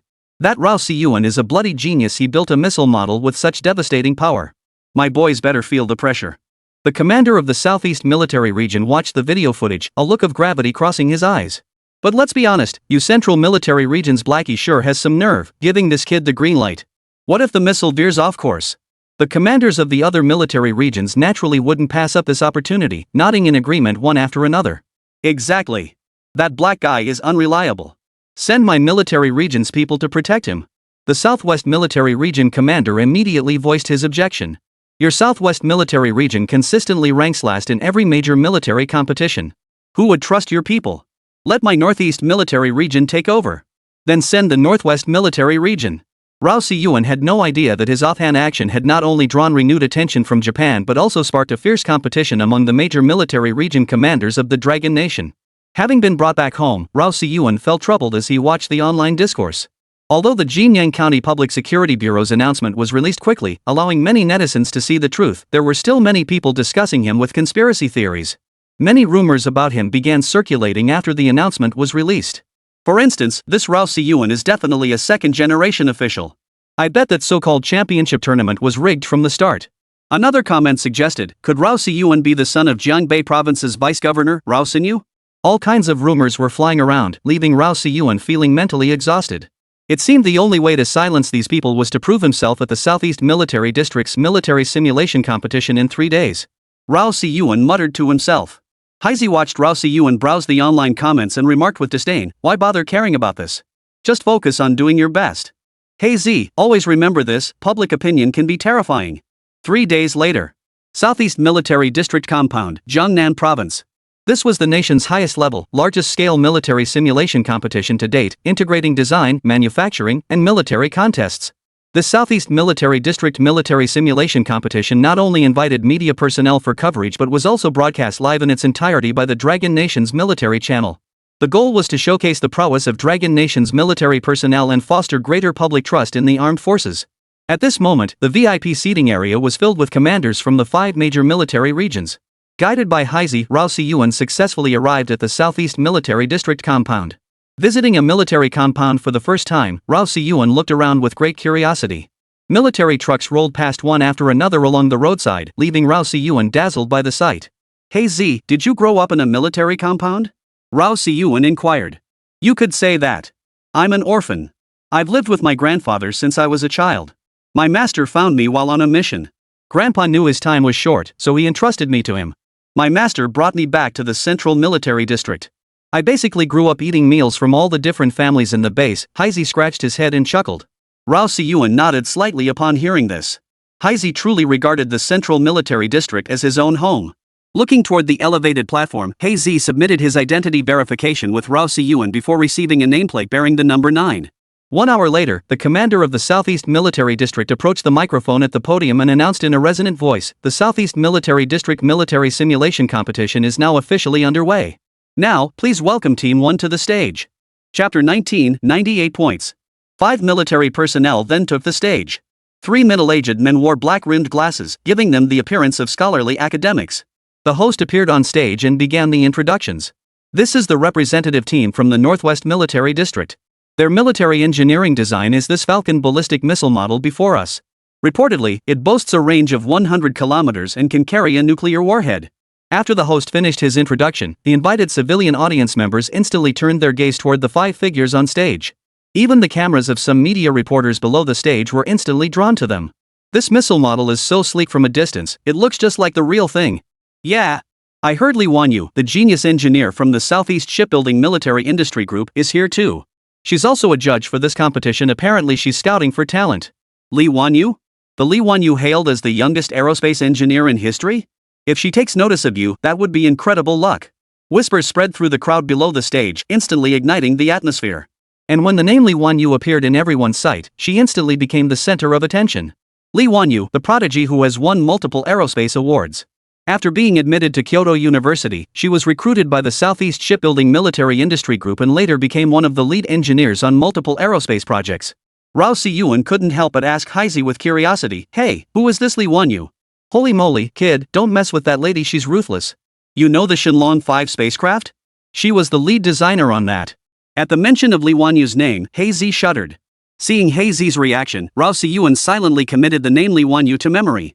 When the live stream camera focused on Lee Wanyu, her crystal clear face instantly appeared on the big screen, sending the audience into a frenzy. So beautiful. She could easily rely on her looks, yet she chose to excel through talent and achieve such remarkable success. If she were my wife, I could accept it even if the child wasn't mine. Truly a super achiever, stunning looks, perfect figure, and a presence that outshines every influencer. You idiot. Comparing internet celebrities to Lee Wanyu is nothing short of an insult to her. The live stream's atmosphere ignited instantly by this brief shot, with comments flooding the screen. At the judges' table, Lee Wanyu's expression turned icy. Her purpose today wasn't merely to judge, she also intended to scout several promising talents on site and recommend them to the Southeast Shipbuilding Military Industry Group. Lee Wanyu's eyes were fixed on the Falcon ballistic missile model on stage, silently feeling a bit disappointed. She couldn't find anything particularly impressive about it. At that moment, the 5 individuals on stage immediately began operating the Hunter Falcon ballistic missile model.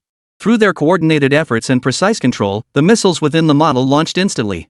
As it soared upward at high speed, it executed a series of sharp turns and sudden accelerations, eliciting gasps of astonishment from the crowd. Yet the judges in the panel showed neither delight nor astonishment on their faces. They knew these were merely relatively mature technologies, lacking any truly remarkable innovations. As it neared the target, another burst of acceleration propelled it forward, striking the target with pinpoint accuracy. With a thunderous boom, the missile detonated. The target wall was instantly shattered by the missile model. The media and spectators were the first to burst into applause. Not bad, not bad. Such precision strikes, if produced as real Falcon ballistic missiles, would be enough to deter any petty criminals. As teams from each major military region showcased their military models, the atmosphere on stage continued to intensify. A representative team from the Southwest Military Region even showcased an electromagnetic catapult technology demonstration. This technology can be applied to naval vessels and the initial boost phase of rockets. After the live demonstration, the crowd erupted in excitement, and the judges were visibly impressed by the technology on display. Lee Wanyu, in particular, watched intently, her face glowing with delight. This technology represented a major breakthrough. The judges exchanged nods of approval before awarding an impressive 98 points. The crowd erupted in astonishment at the judges' final score of 98, gasps echoing throughout the venue. Holy cow, a 98? Wasn't that the same score Lee Wanyu got when she competed in the military simulation contest back then? What's the point of the others competing? This 98 is definitely first place. Rao Si-yuan, watching from the audience, couldn't help but take notice of this electromagnetic catapult technology. He truly hadn't expected that someone in Longwa could develop such advanced technology today.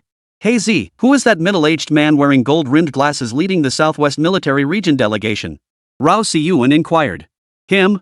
His name is Manhwa. Over a decade ago, he participated in the National Science and Technology Competition and won first prize. After joining the Southwest Military Region, he disappeared from the public eye. Upon hearing this, a quiet respect welled up in Rao Si-yuan's heart. This Manhwa was clearly a scholar dedicated to research, quietly contributing to the nation's development. Next, please welcome the final contestant Group 9. As this team entered the competition at the last minute, we don't have any information about their military model. Please introduce yourselves. Upon hearing this, Rao Si-yuan immediately pulled Hae-zi onto the stage. Caught off guard by the sudden tug, Hae-zi scratched his head awkwardly on stage. What the hell? A last-minute entry, and it's an elementary school kid? Exactly. And that dark-skinned guy beside him just show up and compete without any country affiliation? The crowd below the stage erupted in jeers. The livestream chat exploded with comments flooding the screen. That kid looks familiar. Isn't that Rao Si-yuan, the champion from the Jiangnan Province Aerospace Model Championship? You're not kidding, it really does look like him. What do you mean looks like? He is the child prodigy Rao Si-yuan. Prodigy my ass. He was the one who caused that explosion at Jinyang County Central Primary School.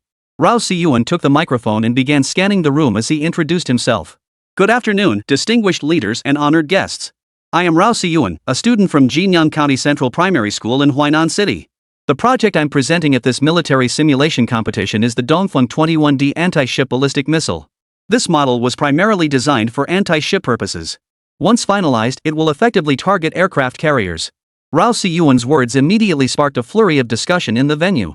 Even among the 5 commanders seated at the VIP table, one was so startled by his words that he abruptly slammed his hand on the chair and stood up. Chapter 20, failed? Damn it, is this kid just blowing smoke? Li Filon, commander of the Southeast Military District, stood up, his face filled with shock. Old Li, look at your impatience, that's hardly dignified. Sit down, we'll observe it slowly. Whether it's a donkey or a horse, we'll see it run sooner or later. Upon hearing this, Li Failong slowly sat back down, but his eyes remained fixed on the missile model Rao Siyuan was presenting. No, wait, that missile model seems to be made of alloy steel. Li Failong noticed another unusual detail. His remark caused the other 4 commanders to widen their eyes and turn their gaze toward Rao Siyuan's missile model. Holy cow, Old Li, you're right, this missile model seems pretty extraordinary. The other commanders nodded in agreement, their expressions quickly returning to normal. After all, as military commanders, they had to maintain their dignified composure and keep their emotions in check. Though the commanders recognized the model's exceptional nature, neither the livestream audience nor the on-site crowd could discern its significance. Li Wanyu in the judging booth also shot a curious glance at Rao Siyuan. The venue erupted in a chorus of curses. Viewers in the livestream chat began digging into Rao Siyuan's background. Unfazed, Rao Siyuan flashed an OK sign to the stagehand, who promptly maneuvered his missile model to the very edge of the stage. Still uneasy, the stagehand then placed several iron rods underneath to brace the stage. The audience watched as Heisey kept doing things unrelated to the performance, and one by one, they started pointing fingers. That shady guy's just stalling for time, probably cheating. Hey kid, can you even pull this off? Don't embarrass Jinyang County. Amidst the constant chorus of naysayers, Rao Siyuan remained unmoved, continuing his pre-launch preparations. Li Wanyu observed Rao Siyuan's unflappable composure and gave a slight nod.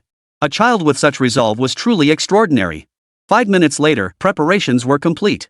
Rao Siyuan stepped off the stage, pulled a controller from his coat, and pressed the launch button. With a hiss, the missile shot straight out, continuing its erratic spins midair before abruptly changing course and hurtling toward the target explosion point below. It detonated at an altitude of 1 kilometer above the ground, creating a dense cloud of smoke and splitting into several decoy missiles.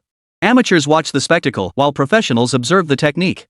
The commanders of several major military regions watched the missiles spinning an abrupt change of direction, their expressions darkening one by one. Even Li Wanyu in the judging booth showed a look of shock upon witnessing the missiles change in direction. Just then, the missile abruptly detonated mid-air, obliterating the decoy missiles in the explosion. What a pity! Li Failong muttered with a hint of regret. That kid's got real talent. If it hadn't exploded mid-air, he might have actually taken first place. Another commander sighed softly. The judges exchanged glances, each face etched with regret. Rao Siyuan stared at the missile exploding in the sky, momentarily lost in thought. He hadn't expected his missile to fail at such a critical moment, detonating prematurely in mid-air. Meanwhile, spectators and viewers in the livestream began relentlessly mocking Rao Siyuan. Go home and drink your milk, kid. This isn't where you belong. A kid coming to the simulation competition to set off fireworks? You know what? Those fireworks were actually pretty spectacular. My advice? Go home and raise pigs instead. Still in a daze, Rao Siyuan was jolted awake by Heisey. Turning to look at him, he realized Heisey had already pulled up the backup missile model. Holy crap, kid! Did you forget you had a backup model? Only then did Rao Siyuan snap out of it. The direct airburst on stage had been too much for his mind to process. He'd completely forgotten he'd prepared a backup model. Hey, old Wang, isn't that Heisey from your military district? Why did he drag another missile model up on stage? Li Failong watched Heisey haul another model onto the stage, a look of confusion crossing his face. No sooner had Li Failong finished speaking than Rao Siyuan picked up the microphone again and addressed the senior officers and judges. Commanders and judges, I just presented a fireworks display for your amusement. Actually, this model is today's star attraction, the genuine Dongfeng 21D anti-ship ballistic missile model. Li Wanyu, seated among the judges, covered her mouth with a smile and exchanged a knowing glance with Rao Siyuan. Rao Siyuan felt a bit embarrassed by Li Wanyu's knowing look, scratched his head, and gave Heisey another thumbs-up gesture. The audience below, unaware of the inside story, still believed Rao Siyuan had genuinely come to set off fireworks for them. With preparations complete, Rao Siyuan stepped off the stage, pulled a controller from his coat, and pressed the launch button. With a hiss, the missile shot out again, performing erratic spins in midair before abruptly changing course and hurtling toward its target explosion point below. It detonated 1,000 meters above the ground, creating a thick cloud of smoke and splitting into several decoy missiles. Damn it, this is just the same as before. Exactly. This kid's fooling us, I suspect he just failed. The audience below, witnessing the identical sequence, instantly realized what had happened and erupted in a chorus of curses. Rao Siyuan scratched his head, looking rather embarrassed, but he still kept his cool and ignored it. After the decoy missile split off, a missile body darted out of the smoke and accelerated toward the target wall once more. With a thunderous boom, the missile detonated, forming a small mushroom cloud. This mushroom cloud was identical to the one in the Jinyang County Central Primary School explosion video. Only then did the commanders and judges realize Rao Siyuan had conducted his missile test at Jinyang County Central Primary School. The explosive power was comparable to that of a standard small to medium caliber missile. The commanders of the 5 major military regions all looked at Rao Siyuan with a hint of fervor in their eyes. Li Wanyu, needless to say, had come to serve as a judge primarily to scout promising candidates for the Southeast Shipbuilding Military Industry Group. The judges exchanged knowing glances and unanimously awarded the maximum score of 100 points. In truth, the judges unanimously believed that 100 points represented only the maximum possible score for the judging panel, not the limit of what this missile model deserved. The audience below the stage erupted in gasps of astonishment. Every judge awarding 100 points was an unprecedented occurrence in the history of the military simulation competition. A perfect score meant that the championship title of the military simulation competition was undoubtedly Rao Si-yuan's. Manhwa Ming's team from the Southwest Military Region cast admiring glances toward Rao Si-yuan. Only true experts understood the immense value of his ballistic missile with its constantly shifting trajectory. Li Wanyu rose to her feet. Though she wore no high heels, her long, slender legs were fully on display. Paired with her crystal-clear features, she sent the audience's blood racing. Young man, interested in joining the Southeast Shipbuilding Military Industry Group? Hold on. A sudden, aged voice rang out from the audience. Chapter 21, Dongfeng 21D Anti-Ship Ballistic Missile. Lu Hongmai hurried onto the stage with eager little steps, continuing his speech as he walked. Rao Si-yuan, young man, you've kept me searching high and low. Then he turned to Li Wanyu, young lady, why are you competing with me for talent? Li Wanyu's expression changed instantly as she stared, exclaiming, Mr. Lu, what brings you here? Instantly, the media below the stage seemed to have caught on to some major news, immediately thrusting their cameras forward. Live chat comments instantly flooded the screen. Ha! Isn't that academician Lu Hong? Holy crap, academician Lu Hong is here. Who is Lu Hong? Is he that big of a deal? Anyone who doesn't care about Longwa should get out of this livestream. You'd be better off in Fengjia's livestream next door. Academician Lu Hong is a recipient of the National Unparalleled Merit Medal and a double first-class project medal.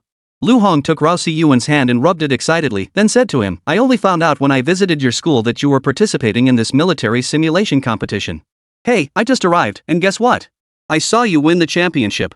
Rao Si-yuan felt a bit flustered by the old man's sudden warmth. He scratched his head and shot a pleading glance toward Hei-zi. Hei-zi held his head high, pretending not to hear. Rao Si-yuan, who had mentally noted this, could only say apologetically, sorry, academician Lu, I also decided to enter this military simulation competition on a whim. When the 5 top commanders spotted academician Lu Hong, they all rose to their feet and approached him with concerned inquiries. After all, Lu Hong held a pivotal position in Dragon Nation. Meanwhile, viewers in the livestream chat were already spinning wild theories, with rumors flying thick and fast. Academician Lu Hong traveled all the way from the capital to Jinyang County just to meet Rao Si-yuan, only to be turned away by the child prodigy. Academician Lu Hong, recipient of the Peerless National Hero Medal, overcame immense hardship to finally meet child prodigy Rao Si-yuan at the military simulation competition. Academician Lu Hong, recipient of the Double First Project Medal, formally became Rao Si-yuan's disciple at the military simulation competition. Online rumors spread like a virus, but Rao Si-yuan, present at the military simulation competition, remained unaware. Finally, at Rao Si-yuan's suggestion, they agreed to wait until after he received his award before finding a place to talk properly. Just as the host announced Rao Si-yuan as the winner of the Southeast Military District's military simulation competition, the system's voice echoed out. Congratulations, host, on completing the Dongfeng 21D anti-ship ballistic missile model. Congratulations, host, for winning first place in the Southeast Military District Military Industry Simulation Competition. Blind box hidden mission completed. 1 blind box draw awarded. Rewards are being distributed. Please wait. 10 points credited to account. Dongfeng 21D anti-ship ballistic missile prototype blueprints issued. A vast flood of knowledge surged into Rao Si-yuan's mind. The next moment, he felt a book appear inside his sleeve. Running his fingers over it through his clothing, he estimated it to be about 2 inches thick. This must be the prototype blueprint for the Dongfeng 21D anti-ship ballistic missile. Immediately draw from the blind box. Congratulations, host. You have drawn 1 Jotian drone. It is available for collection at any time. Collect 9 Jotian drones to form a Jotian drone swarm, whose power rivals that of a fighter jet formation. Rao Si-yuan felt a slight jolt of surprise. He hadn't expected the system to come with the Jotian UAV, a top-tier asset, no less. Each Jotian drone housed 500 micro-drones, each carrying loitering munitions functioning like a hive. Holy crap, is this the true value of being a child prodigy? He snagged another first place. Remember when little Rao Si-yuan publicly turned down offers from Jiangnan University and Jiangnan University of Science and Technology? So cool. I've decided I'm heading home right now to have a baby with my husband. Who knows? Maybe our child could become a child prodigy, a genius. Don't you dare have one. Your current mission is middle school entrance exams, got it? The large screen displayed live footage of Rao Si-yuan winning first place in the Southeast Military District's military industry simulation competition, with a constant stream of comments scrolling across the screen. Before the screen sat the high-ranking officials of Fuso's Shinobi Assassination Division. Each of these high-ranking officials was accompanied by a seductive woman massaging them. The table was laden with delicacies and premium red wine, radiating an air of extravagance. Mr. Nakamura, your prediction was spot on. This kid truly is a prodigy beyond compare. Mr. Nakamura, there's an ancient saying in the Dragon Kingdom, this child must not be spared. We must take this seriously. Mr. Nakamura, your foresight is truly remarkable. I'll still vote for you as the next director. Feeling the flattery from those around him, Nakamura Masada's lips stretched into a broad smile. The red wine from the stemmed glass spilled directly onto the chest of the woman beside him, dressed in a cherry blossom patterned kimono. The liquid flowed down the 2 snow-white mounds across her chest, trickling toward her abdomen. Southeast Military District Headquarters Conference Room. Li Feilong was the first to speak up in the meeting room, asking Lu Hong, "Old Lu, what brings you all the way to my Southeast Military District?" Well, what else could it be? Naturally, it's for this young man. That kid's a rising star in the capital now. I even flew all the way to Huainan on a special plane, only to come up empty-handed. A faint smile played on Lu Hong's face as he looked at Rao Siyuan with growing satisfaction. Upon hearing Lu Hong's words, the 5 commanders all looked surprised and turned their heads to glance at Rao Siyuan.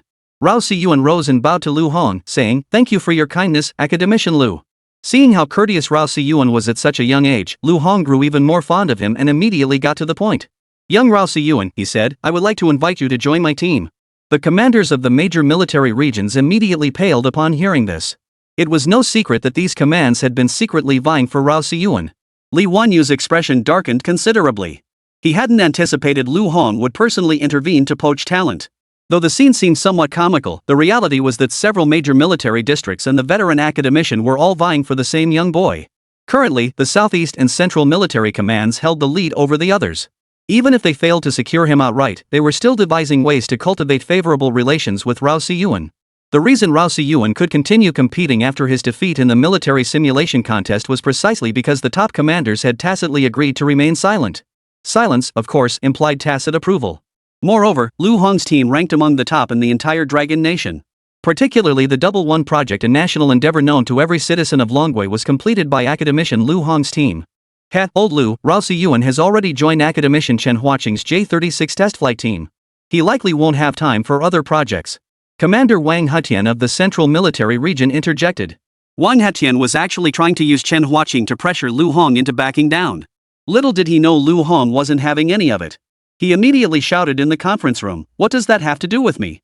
I never said joining another team means you can't join mine. I'm generous-hearted. Young Rui Siyuan, would you like to consider joining?" Wang Hetian was rendered speechless by Lu Hong's retort, and the other military region commanders, seeing this, dared not say much either. Given Lu Hong's notorious reputation for causing trouble, provoking him would spell trouble for their military regions. With no other commander speaking up for Rao Siyuan, he instantly felt the pressure mounting. Suddenly, an idea struck Rao Siyuan: the prototype blueprints for the Dongfeng 21D anti-ship ballistic missile he'd just received as a system reward. Academician Lu, what are your thoughts on the aircraft carriers of the Eagle Nation and the Bear Nation? Chapter 22, Submitting the Blueprints. Caught off guard by Rao Siyuan's sudden question, Lu Hong paused briefly before responding. The aircraft carriers of Eagle Nation and Bear Nation loom like a mountain pressing down upon Dragon Nation. Attempting to overcome them reveals there is simply no path forward. Since completing the Double One project, our team has been dedicated to researching countermeasures against these carriers, but we haven't made significant progress. Rao Siyuan smiled mysteriously upon hearing this, then pulled out the prototype blueprint for the Dongfeng 21D anti-ship ballistic missile, a system reward, and placed it before Lu Hong. "What is this?" Lu Hong asked, his face clouded with confusion. "Academician Lu, open it and take a closer look, and you'll understand." Rao Siyuan's lips still curved into that enigmatic smile, leaving everyone utterly baffled. As Lu Hong flipped to the first page, several bold characters immediately caught his attention. Prototype blueprints for the Dongfeng 21D anti-ship ballistic missile. Whoa! Lu Hong sucked in a sharp breath. He glanced up at Rao Siyuan, who wore a faint smile. Suppressing his inner shock, he lowered his head to continue reading. He remained engrossed for 3 or 4 hours, leaving the commanders of the major military regions waiting to the point of exhaustion. Unbelievable! Unbelievable! Absolutely incredible! After finishing his review, Lu Hong held the book in his trembling hands. The commanders of the major military regions exchanged puzzled glances at his reaction. Li Wanyu also wore a look of curiosity, finding this somewhat mysterious Rao Siyuan increasingly intriguing. "What's so amazing? Old Lu, what's gotten into you?" Li Feilong asked, puzzled. Ha! Ha! Truly a child prodigy. Young Rao Siyuan, you're incredible. Lu Hong's sudden laughter left the commanders even more perplexed. What's gotten into old Lu? Has he gone mad from our teasing? I'll contact the military doctor to come take a look, Wang Hetian said with a look of concern. Hearing Wang Hetian's words, Lu Hong immediately reined in his smile before teasingly scolding, "Ha! Wang Hetian, you're the one who's gone mad. Once you guys read this book, you'll be even crazier than I am." The commanders all shook their heads in disbelief. This trip wasn't for nothing, man. Not for nothing at all. All this running around was worth it. The prototype blueprints for the Dongfeng 21D anti-ship ballistic missile, here it is. Lu Hong held the book aloft, pointing to it with his other hand, his face beaming with pride. The commanders of the 5 major military regions were startled by his words. Li Feilong reacted first, snatching the book from Lu Hong's hands and immediately flipping through its pages. Though he wasn't an expert in this field, after a cursory glance, Li Feilong understood the situation. If Lu Hong had spent 3 or 4 hours reviewing it and found no issues, then these Dongfeng 21D anti-ship ballistic missile prototype blueprints were undoubtedly accurate. Suppressing his inner excitement, Li Feilong passed the book to the commanders of the other 4 military regions for their review. After reviewing it, each wore an expression of utter disbelief. The look in their eyes toward Rao Siyuan had shifted from admiration to something akin to staring at a freak. Li Wanyu naturally overheard the words DF-21D anti-ship ballistic missile prototype blueprints. She immediately took the book and began examining it carefully. A single glance was enough for Li Wanyu to realize they were most likely genuine. Her beautiful eyes darted toward Rao Siyuan from time to time, sparkling with something unusual. "Oldly, slap me across the face, let me feel if this is real." Wan Hatan hadn't even finished speaking when Li Feilong's hand came down hard. He'd been itching to do this for ages, so he couldn't wait any longer. A sharp, crisp slap echoed through the room. "Oldly, you bastard, you actually hit me." Feeling the burning heat on his face, Wang Hatan finally realized this wasn't a dream. "Young man, did you really write this book?" Wan Hatian still couldn't quite believe it and wanted to hear it directly from Rao Siyuan. "Yes, I wrote it. Based on the missile model, the design should be 99% feasible." Rao Siyuan's voice wasn't loud, but every person present heard it clearly. Hearing that feasibility was at 99%, everyone's breathing quickened. After all, anti-ship ballistic missiles were one of the most critical shortcomings currently plaguing the Dragon Nation. The Eagle Nation and Bear Nation could flex their military might over the Dragon Nation largely because of their aircraft carriers. Once the Dragon Nation possessed anti-ship ballistic missiles, it would gain the capability to strike against aircraft carriers. At that point, both Eagle Nation and Bear Nation would hesitate to act recklessly, fearing unintended consequences. The establishment of the military base in Japan serves as a prime example. "Academician Lu, I won't be joining your team. You may take these prototype blueprints. When the time comes to report this, your team will likely be responsible for the testing work."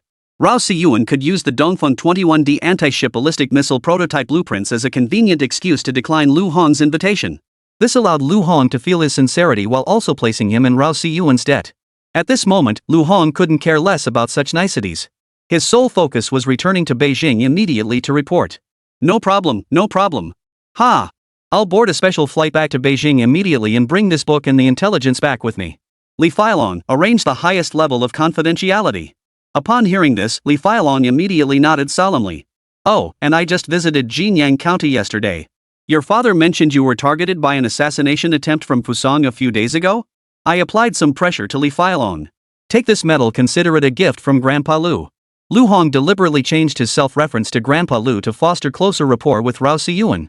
He pulled a small purple gold medal from his pocket and tossed it casually toward Rao Siyuan before leaving the conference room. Several soldiers immediately followed in his wake. But upon seeing the medal, Li Feilong's expression instantly turned slightly uneasy. "How does this medal work?" Rao Siyuan stared at the purple gold medal, scratching his head in confusion as he muttered to himself. Li Feilong, standing closer to Rao Siyuan, overheard his quiet muttering. He leaned in and whispered into Rao Siyuan's ear. "This is the Double One Project Medal, a military district-level award. It grants authority to mobilize an entire company. The most critical part? If the holder gets assassinated by enemy forces within the military region's jurisdiction, I'll lose my position as commander of the Southeast Military Region." "You tell me if I feel the pressure?" Rao Siyuan's eyes lit up at the prospect of commanding a company-sized unit. He hadn't realized such a prestigious medal existed. Indeed, an academician from the capital is truly exceptional. In the conference room, several commanders left one after another, each deep in thought, leaving only Li Feilong and Li Wanyu behind. It was clear those leaders were also heading to Beijing to vie for test opportunities for the Dongfeng 21D anti-ship ballistic missile at their respective military regions' armament factories. "Rao, how about I take you to tour the Southeast Shipbuilding Military Industry Group?" But Rao Siyuan paid no heed to Li Feilong's words, instead wrapping his arms around Li Wanyu's slender, long legs and saying, Sisterly, you're so tall. And your legs are so fair. Chapter 23, Underground Research Facility. The sole reason Rao Si-yuan acted this way? The dog system pop-up had assigned a mission. Little Brother Military Model System. Host, Rao Si-yuan. Age, 8 years old. Current education level, 3rd grade elementary school.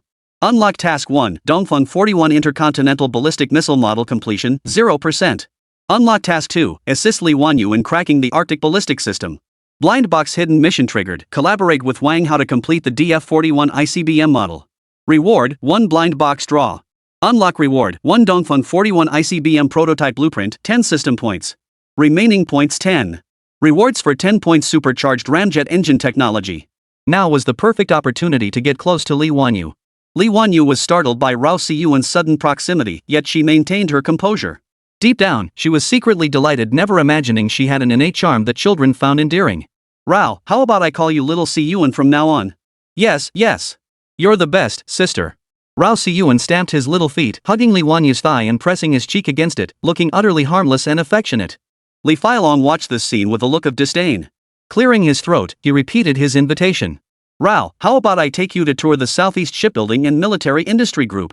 Only then did Rao Si-yuan snap out of it, replying in a babyish voice, I guess I could go, but I want sister to come with me. Alright, sister will go with you. Sister will go with you, Li Wanyu said with a smile. After an hour's drive, the group arrived at the Southeast Shipbuilding Military Industry Group. Throughout the journey, Rao Si-yuan clung to Li Wanyu's side, while Haizi maintained a look of utter contempt toward him. If anyone understood Rao Si-yuan best, it was Haizi. Even his own father couldn't match Haizi's insight. After getting to know him more deeply over time, Haizi increasingly felt that Rao Si-yuan was unfathomable and couldn't be judged by ordinary standards. The Southeast Shipbuilding and Military Industry Group was located in Linhai City, Jiangnan Province, and ranked among the 5 major military industrial groups in the Dragon Nation. Although Manhwa had numerous military industrial groups of varying sizes, the top tier remained firmly held by these 5 giants. The Southeast Shipbuilding Military Industry Group specializes in naval and aerospace military technology. The Kuanping 001, Dragon Nation's most advanced destroyer, was developed by the Southeast Shipbuilding Military Industry Group. Moreover, the Southeast Shipbuilding Military Industry Group has clients worldwide, making it a truly international military enterprise. Along the way, Rao Si-yuan observed towering ships resembling skyscrapers, marveling at the astonishing pace of Dragon Nation's development. In less than a century, it had achieved such remarkable progress. No wonder Eagle Nation, Bear Nation, and Europe constantly target Dragon Nation internationally.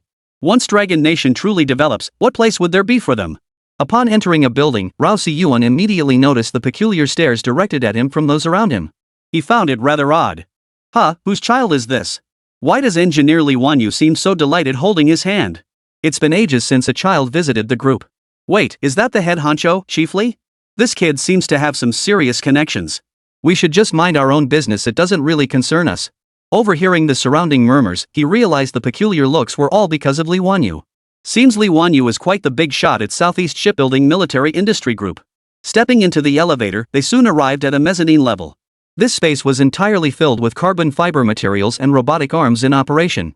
Rao Si-yuan felt a slight jolt of surprise. He hadn't expected such a mezzanine level to exist within the skyscraper. Scanning his surroundings, he realized they weren't above ground at all, they were underground.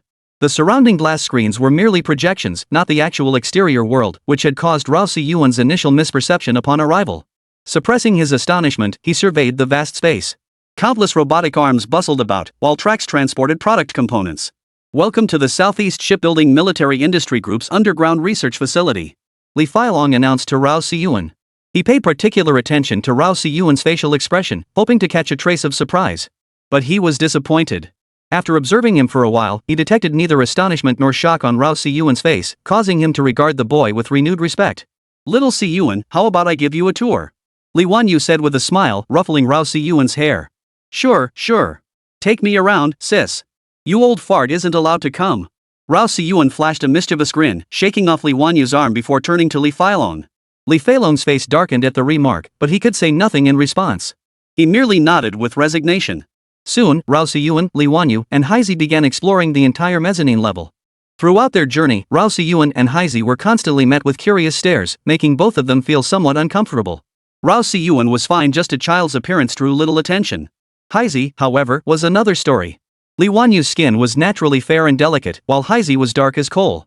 This stark contrast drew many eyes to scan back and forth over Haizi. Wanyu, you're back, a male voice suddenly called out. A man in military uniform appeared before them, his face lit with delight as he looked at Li Wanyu. Li Wanyu responded with a mere then turned and walked forward with Rao Siyuan, clearly not interested in engaging. But the soldier in uniform didn't give up. He followed them and said with a delighted expression, "Did you hear? We've made a breakthrough." But mid-sentence, the soldier abruptly turned to Li Wanyu and demanded, "Who is this dark-skinned guy?" His gaze toward Haizi was thick with hostility. Haizi didn't want to engage with him, simply ignoring him and staring straight ahead. This very act of disregard infuriated the military man. "Li Wanyu, if you bring people here whose backgrounds I don't know, I'll have to report it." The man's gaze swept back and forth between Rao Siyuan and Haizi, but his focus remained firmly on Haizi. "Wu Yuhao, I don't need your unsolicited advice. If you have business with me, spit it out already, stop beating around the bush." A cold glint flashed in Li Wanyu's eyes as she stared intently at Wu Yuhao. Seeing Li Wanyu's anger, Wu Yuhao's expression darkened. He clenched his fists and walked away. Rao Siyuan watched Wu Yuhao's retreating figure thoughtfully. TSK. Not only is he a hopeless romantic, but a petty one at that. Chapter 24, What? You want to start a roundtable meeting too? Following Li Wanyu's circuitous lead, the three finally arrived at the J-36 test flight project team's research lab within the mezzanine level. This research lab stood out with its peculiar design within the elevated structure, resembling an underground pavilion in the sky. Its four sides offered panoramic views of the entire elevated area. Like a watchtower. Upon entering, Rao Siyuan immediately spotted Wan Yuan calculating data on a whiteboard. Others were diligently focused on their tasks. Rao Siyuan noticed heavy dark circles under everyone's eyes. Yet, he detected no trace of fatigue in them. Each pair of eyes sparkled with brilliance, radiating vitality. Perhaps they were all so engrossed in their work that not a single one noticed the three of them enter. "This is our J-36 test flight." Li Wanyu was about to speak when Rao Siyuan suddenly interrupted her. "Grandpa Wan." Wan Yuan heard the familiar voice and immediately looked up, spotting Rao Siyuan. His wrinkled face lit up with joy. "Oh. Siyuan, what brings you here?" Li Wanyu stood by, stunned. She hadn't expected Rao Siyuan to know academician Wan Yuan, the head of Jiangnan Province's research institute. Suddenly, a door to the research lab swung open, and 3 or 4 people emerged, seemingly having just concluded a meeting inside. The elderly man leading them immediately spotted Rao Siyuan. Hearing the name Siyuan called outside, he promptly halted the meeting. "You are Rao Siyuan? You're finally here. We've been waiting for you like we were waiting for the stars and the moon to align. If you hadn't come, I was about to come and fetch you myself." The speaker was none other than the foremost academician of Longwei, Chen Huaqing. Li Wanyu was even more stunned. What kind of magic did this Rao Siyuan possess that could repeatedly make these pillars of the nation so delighted and excited? Suddenly she recalled how academician Wan Yuan had casually mentioned earlier that the prototype blueprints for the J-36 fighter jet had been provided by a child. Could it have been Rao Siyuan? Recalling how, just hours earlier, Rao Siyuan had handed over the prototype blueprints for the Dongfeng 21D anti-ship ballistic missile to academician Lu Hong, Li Wanyu felt her heart race with excitement.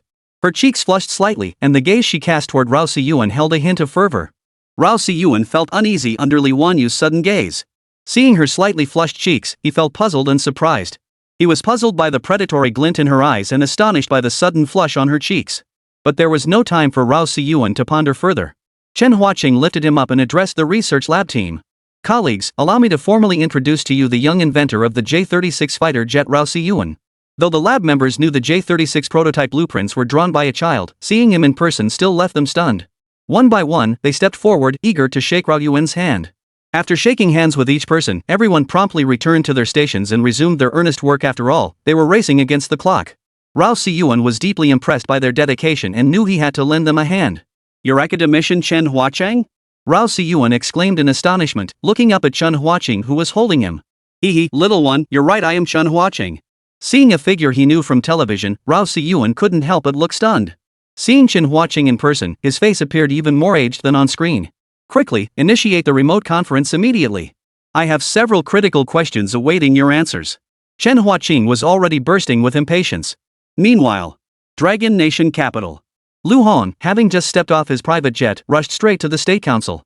He too intended to request the opening of a roundtable meeting. "What? You want to convene a roundtable meeting too? 2 roundtable conferences in less than a month?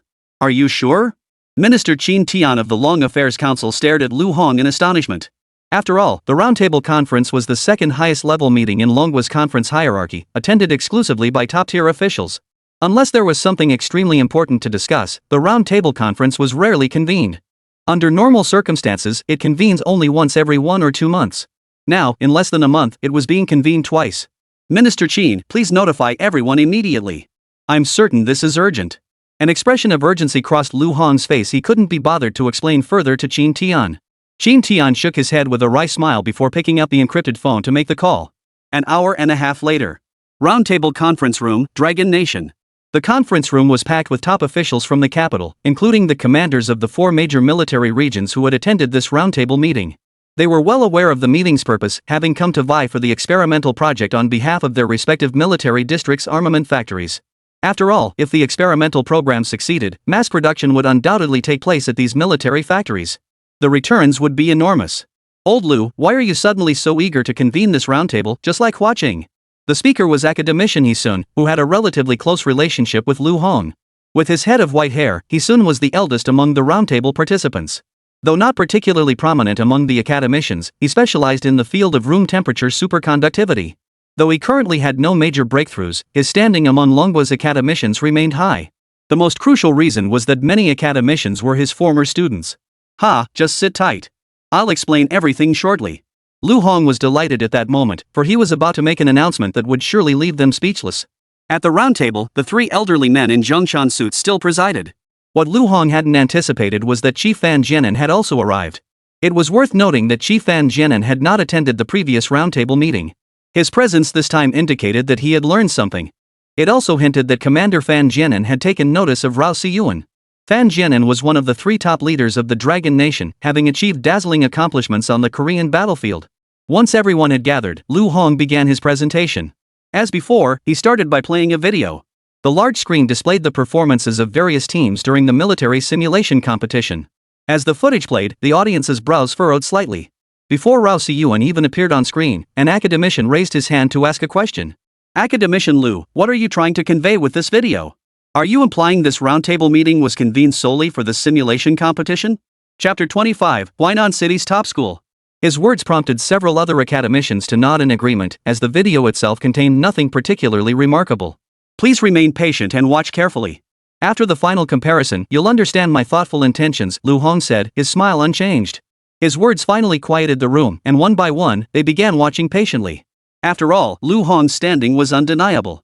While questioning was permissible, persistent skepticism might be interpreted as provocation.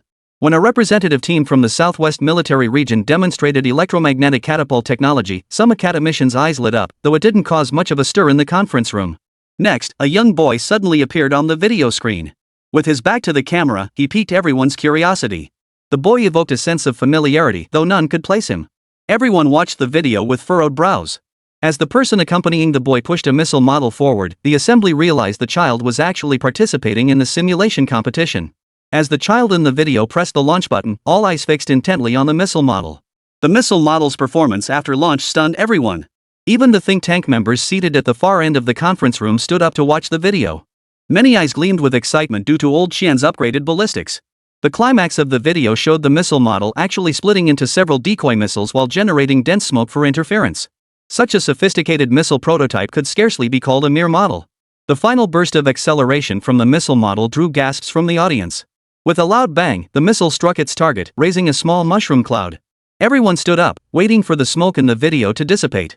Is this really just a model? One member of the think tank exclaimed in shock. It is a model. But power aside, how did a kid even build something like this? Another member of the think tank immediately questioned. Are kids these days this bold? Not long ago, a kid named Rao Siyuan won a championship flying a model aircraft, and now another kid's launching a missile model. The think tank members chattered excitedly, voicing their disbelief. As the smoke cleared, the target wall vanished entirely, leaving only a massive crater in its place. The crowd gasped in unison at the sight of the crater. Would you believe it? That kid is none other than Rao Siyuan. Hearing the wave of gasps, Lu Hong immediately revealed the identity of the child in the video. The gasps instantly turned into stunned silence. What? That's him too? Academician Lu, you must be joking, right? The commanders of the 4 major military regions watched the shock spread across the faces of these old-timers, unable to hide the smiles tugging at their own lips. This feeling of knowing ahead of time was truly exhilarating. Lu Hong seemed to be relishing the shockwaves rippling through the meeting. Ignoring their inquiries, he pressed his advantage and dropped another bombshell. This book was written by a young man named Rao Siyuan. Its title, Prototype Blueprints for the Dongfeng 21D Anti-Ship Ballistic Missile. I've examined it meticulously multiple times. The design and supporting data indicate a feasibility rating of 999.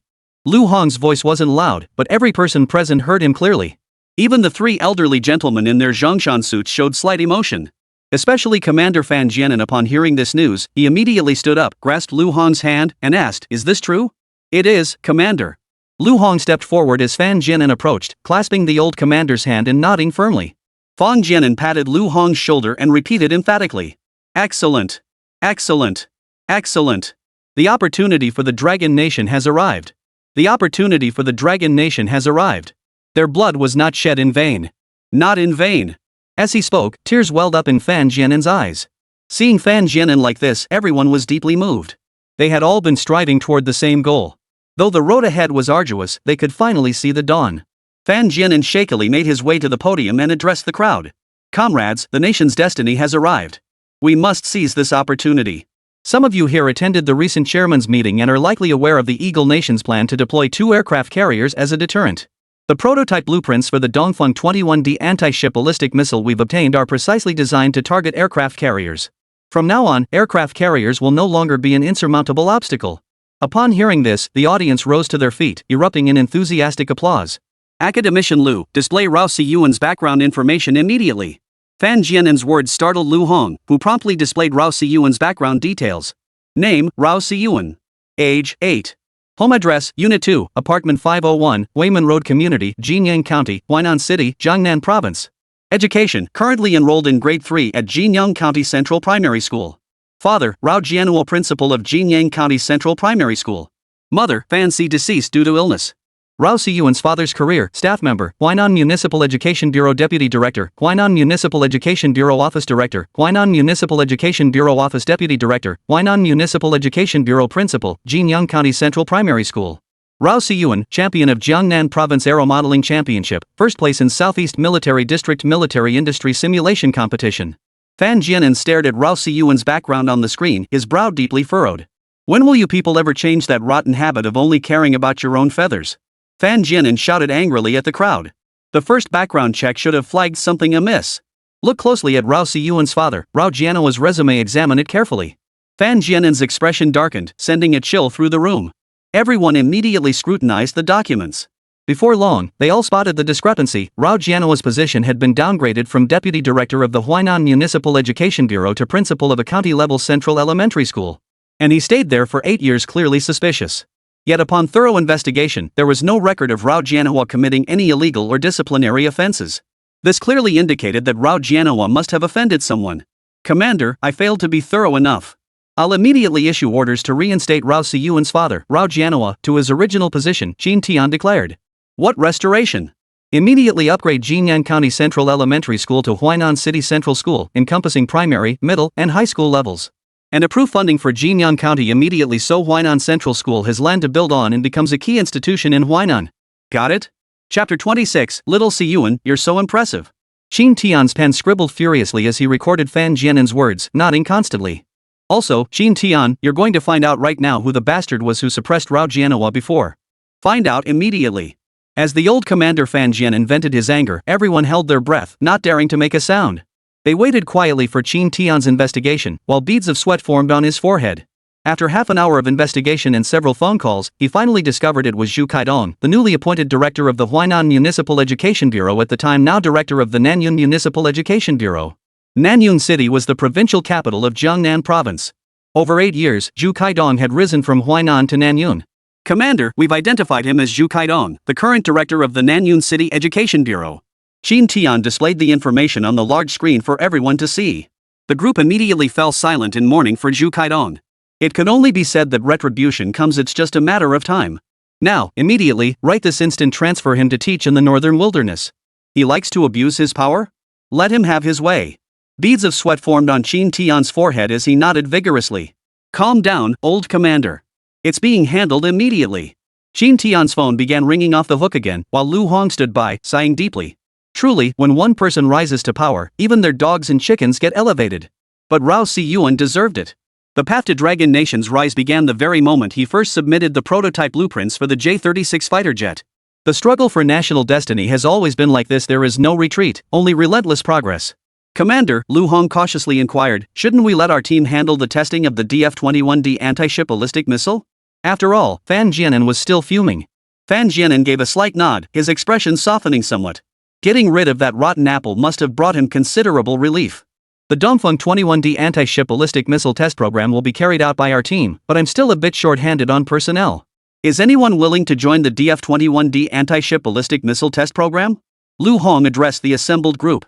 He Sun spoke up first. Old Lu, I have a student who specializes in anti-ship missile research.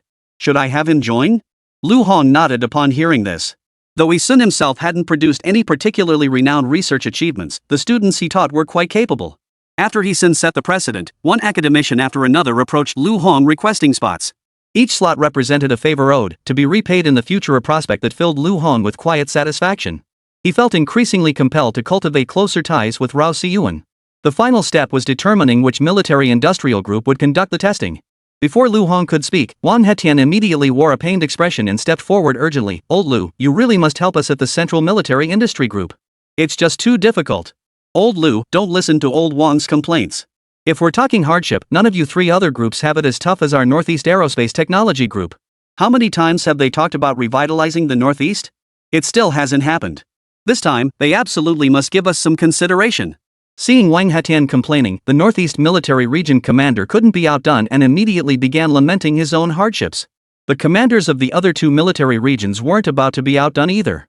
They immediately stepped forward to lament their hardships, each sounding as if they were truly suffering. In the end, it was Fan Jianan who settled the matter, granting the testing opportunity to the Northeast Aerospace Technology Group, a decision that aligned perfectly with all considerations. Given the region's long-standing resource disadvantages, the other three military districts raised no objections. A month passed in a flash. News reports soon announced that 2 British warships had arrived in waters near the Dragon Nation, along with news of Britain's intention to build a military base in Korea. This news spread like wildfire, igniting fury among the Dragon Nation's citizens. Protests erupted, and boycotts of Korean and Eagle Nation goods intensified. Relations between Dragon and Eagle Nations reached a historic low. Within the top-secret archives of Japan's Shinobi Assassination Bureau, Mr. Nakamura, why hasn't our top-tier assassin made a move yet? One of them inquired. That little brat has been embedded within the Southeast Shipbuilding Military Industry Group for a month now. How exactly are we supposed to take him out? Nakamura Masada lit a cigar and took a drag, filling the room with smoke. The moment he steps out is our chance. I've assigned the man known as the Night Reaper, Koji Akai, to handle this. Rest assured. At the mention of the Night Reaper's name, the frowns etched on their faces instantly smoothed out. After all, the Night Reaper ranks among the top 5 assassins in the entire Fuso Nation. Nakamura Masada spoke with unwavering confidence. I hear the Eagle Nation plans to establish a military base in Korea? Nakamura Masada inquired of those present. Yes, Eagle Nation deployed 2 warships directly. Dragon Nation hasn't dared breathe a word. Mr. Nakamura, we've been overestimating Dragon Nation all along. Exactly, Nakamura-san. We needn't hold back. The Dragon Nation's days are numbered.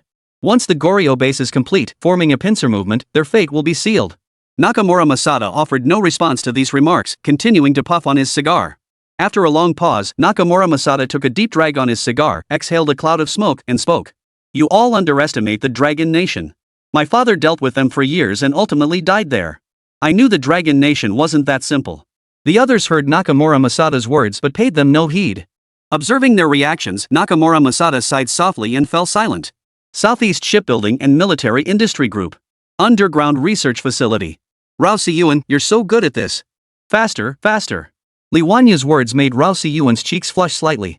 At that moment, Rao Siyuan was assisting Li Wanyu in cracking the Arctic ballistic system, continuously demonstrating and calculating data progress on the whiteboard for her.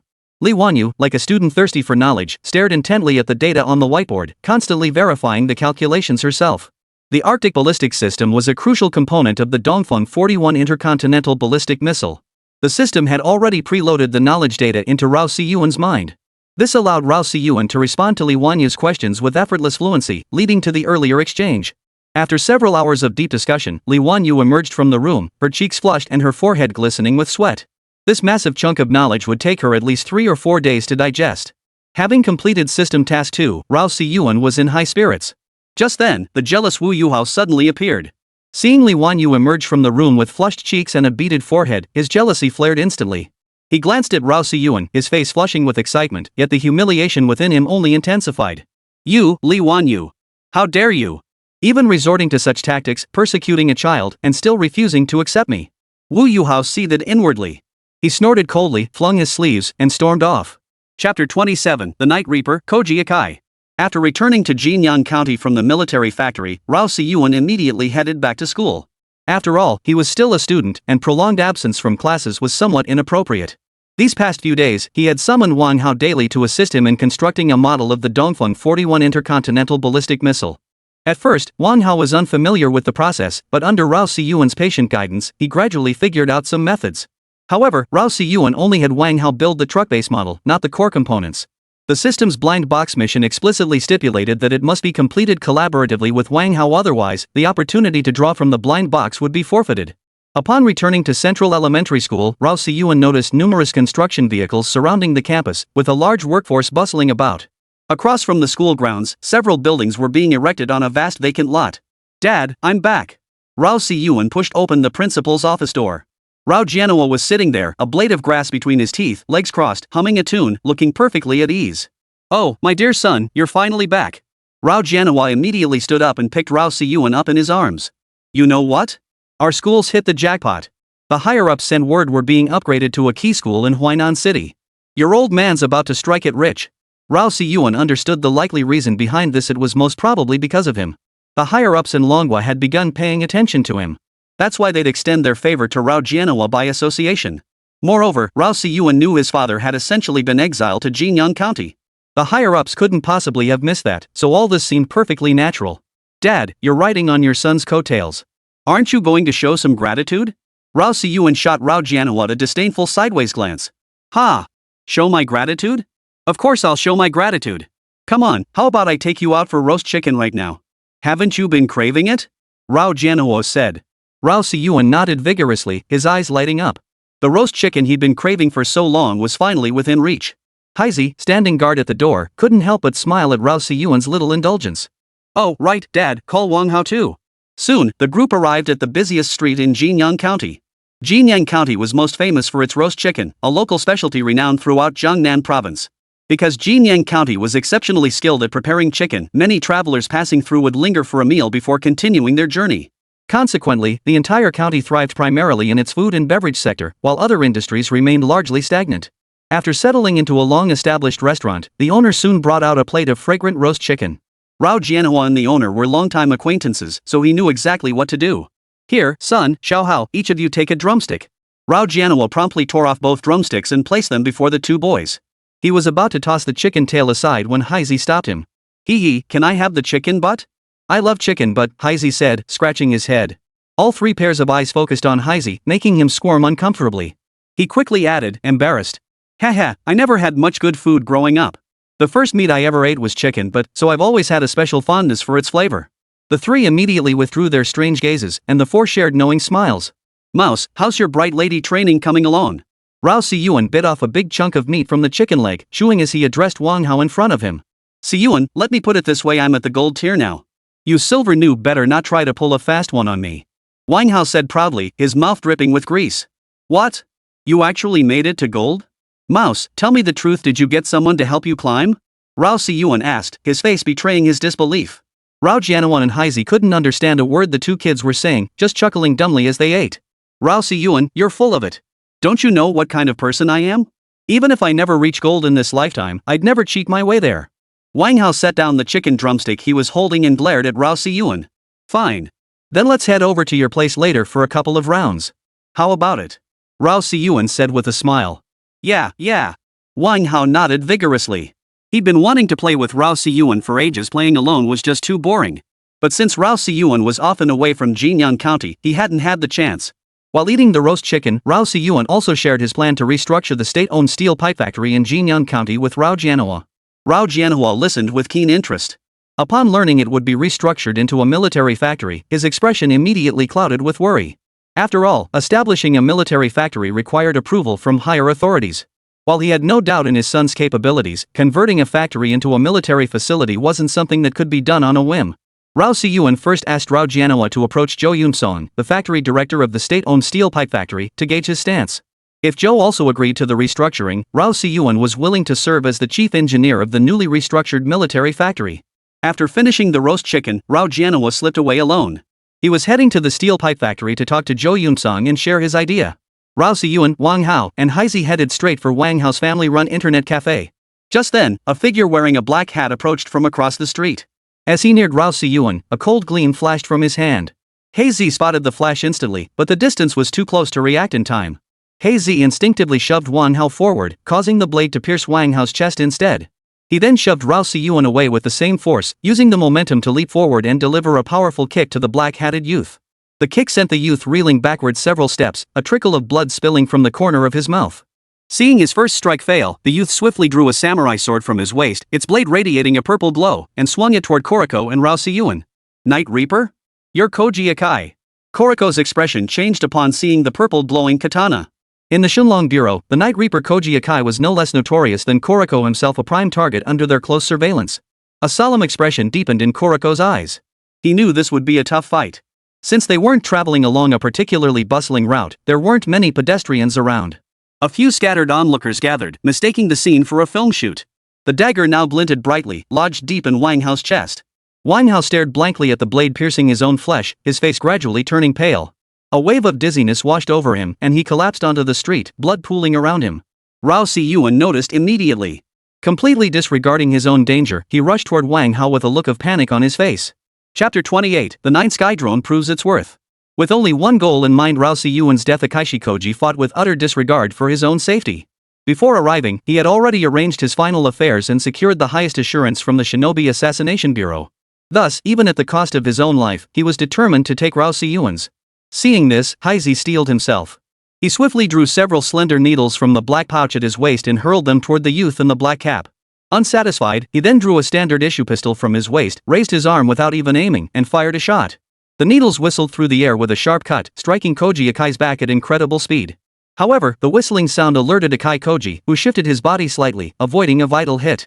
Nevertheless, the needle's immense force drove them deep into Akai Koji's body. The pistol bullet, however, was intercepted by Akai Koji's katana, which blocked it cleanly, leaving a deep bullet crater in the blade. Now only 2 steps away from Rao Siyuan, Akai Koji spat a mouthful of blood. His face twisted into a ferocious expression as he glared at Rao Siyuan, a cold smile curling at the corners of his mouth. The katana was raised toward the sky, then swung down toward Rao Siyuan. Rao Siyuan, half dragging Wang Hao, had nowhere to dodge. At this critical moment, 5 miniature drones suddenly appeared behind Rao Siyuan. The drones, no larger than sparrows, fired 5 small loitering missiles at Akai Koji. The projectiles tore through Akai Koji's body at blinding speed, leaving gaping holes from which blood oozed like tears. Akai Koji's eyes widened in disbelief. After piercing through him, the loitering munitions looped back to their miniature drone carriers, leaving Koriko frozen in place, his face etched with utter despair. By the time Koriko regained his senses, the micro-drone had vanished. Big Black Bull, hurry! We're going to the hospital.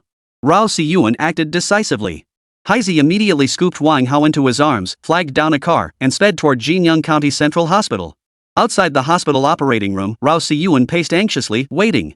Wang Hao's father had arrived, as had Rao Jianhua. Even the head of the Jinyang County People's Armed Forces Department, Changhua, and the director of the Jinyang County Public Security Bureau had arrived. After all, the repeated appearances of assassins from Fusan within their jurisdiction was already a failure on the part of the Public Security Bureau. With a sharp slap, Rao Siyuan struck Haizi across the face. All eyes immediately turned to them. Hey Z, you just shoved Wang Hao in front of me. What do you think you're doing? Rao Siyuan roared at him. Haizi showed no anger at Rao Siyuan's slap, instead replying calmly. I was only protecting your safety. As long as your safety is guaranteed, nothing else matters. Hearing this, Rao Siyuan laughed bitterly in rage. Ha! What a fine line. Ensuring my safety is all that matters. So to guarantee my safety, you'd sacrifice anyone else's life without a second thought, is that it? Does that mean you can die for my safety too? Outside the hospital operating room, Rao Siyuan's roaring voice brought tears to everyone's eyes. Yes. For your safety, I can die. Haizi stood tall, lifting his chin to face Rao Siyuan. Upon hearing this, Rao Siyuan kicked Haizi squarely in the stomach. Haizi staggered back 2 steps in pain but remained silent. Get out. Get back to your central military region. I don't need you by my side. Rao Siyuan wiped the tears from the corner of his eye and pointed toward the door. Rao Jianhua stepped forward, gently urging Rao Siyuan not to get so angry. Ignoring Rao Siyuan's words, Haizi remained standing in place, chest thrust out, motionless. Rao Siyuan's anger gradually subsided under Rao Jianhua's persistent, gentle persuasion, though his gaze toward Haizi remained cold and indifferent. Just then, the operating room door swung open. Doctor, how is he? Wang Hao's father stepped forward first to ask, and the others immediately gathered around. The patient is fine. The surgery was a complete success. Had he arrived any later, he might have bled to death. Who is the family member? And who is Rao Siyuan? The doctor addressed the crowd. I'm the patient's father. I'm Rao Siyuan. Seeing the two men, one older and one younger, the doctor said, the patient has some faint consciousness and has been calling out for Dad and the name Rao Siyuan. You two, come with me. The doctor led them inside. Wang Hao lay on a bed surrounded by medical equipment, his eyes slightly squinted, looking extremely weak. Son. Rat. The two rushed forward. Upon seeing his father, Wang Hao gave him an okay sign, then turned to Rao Siyuan and made a high-five gesture. Rao Siyuan gently tapped his hand in response. Feeling the response, Wang Hao's lips curved upward slightly, clearly delighted. Alright, visiting hours are over. You two should head out now. The doctor urged them from the side, and the two reluctantly walked out, glancing back with every step. Mouse, I'm still waiting for you to recover so you can take me to the gold zone. You need to rest properly, got it? That's an order. After turning back one last time, Rao Siyuan saw a hand rise from the hospital bed, slowly forming an okay sign. Outside the operating room door, the weight lifted from everyone's hearts. Especially the chief of the Jinyang County Public Security Bureau. Sweat beaded on his forehead. Though he knew Wang Hao was safe, he couldn't shake the feeling that a storm was brewing. Even though Rao Siyuan looked like a child, he still gave both men an inexplicable sense of pressure. Though Rao Siyuan didn't pursue Haizi further, his eyes still glinted with icy coldness. You two should know what these two medals signify, right? Rao Siyuan pulled the Twin 1 Project medal, gleaming with purple gold, and the Peerless National Hero medal, radiant with gold, from his chest. He held them in his hands, swaying them back and forth. Beads of sweat formed on the foreheads of Cheng Hua, the head of the People's Armed Forces Department, and Wu Kuan, the director of the Jinyang County Public Security Bureau, especially Wu Kuan. The first assassination attempt happened in Jinyang County. This one happened in Jinyang County too. If it happens again, don't blame me for shaking things up in Jinyang County. Hearing Rao Siyuan's words, both men nodded repeatedly. Some passers-by, seeing a child reprimanding two adults who were bowing and nodding incessantly, gathered curiously around. Isn't that kid Rao Siyuan, our county's famous figure? That guy with the white shirt and police cap bowing his head, isn't that our county's public security bureau chief? Damn, is this kid really that fierce? Scolding the chief? Chapter 29, The Body of Koji Akai. Rao Siyuan paid no mind to the peculiar stares from those around him. Now that those close to him had been harmed, he resolved to no longer remain idle. He would fight back. After leaving the hospital, Rao Siyuan stayed locked in his room, refusing to come out. He even barred Haizi from entering. A sleepless night. Koriko, you may come in now. Hearing the voice from inside, Haizi immediately pushed open the door and entered, promptly closing it behind him. Haizi, give me all the information on the Fusokoku Shinobi Assassination Bureau. Rao Siyuan spoke calmly, his tone neither hurried nor slow. But upon hearing this, Haizi's brow instantly furrowed. Based on his understanding of Rao Siyuan, the man still possessed a childlike nature. Such a calm demeanor suggested inner turmoil. With your current abilities, you're not yet qualified to learn about the Shinobi Assassination Bureau, Koriko stated calmly. Speak. Heiko sighed softly before continuing. Fusang maintains 3 special agencies targeting neighboring nations, particularly our Dragon Nation, the Cabinet Investigation Agency, the Shinobi Assassination Agency, and the Plum Orchid Bamboo Chrysanthemum Agency. Among them, the Shinobi Assassination Bureau specializes in assassination. Its director is Nakamura Masada, currently a member of Japan's cabinet.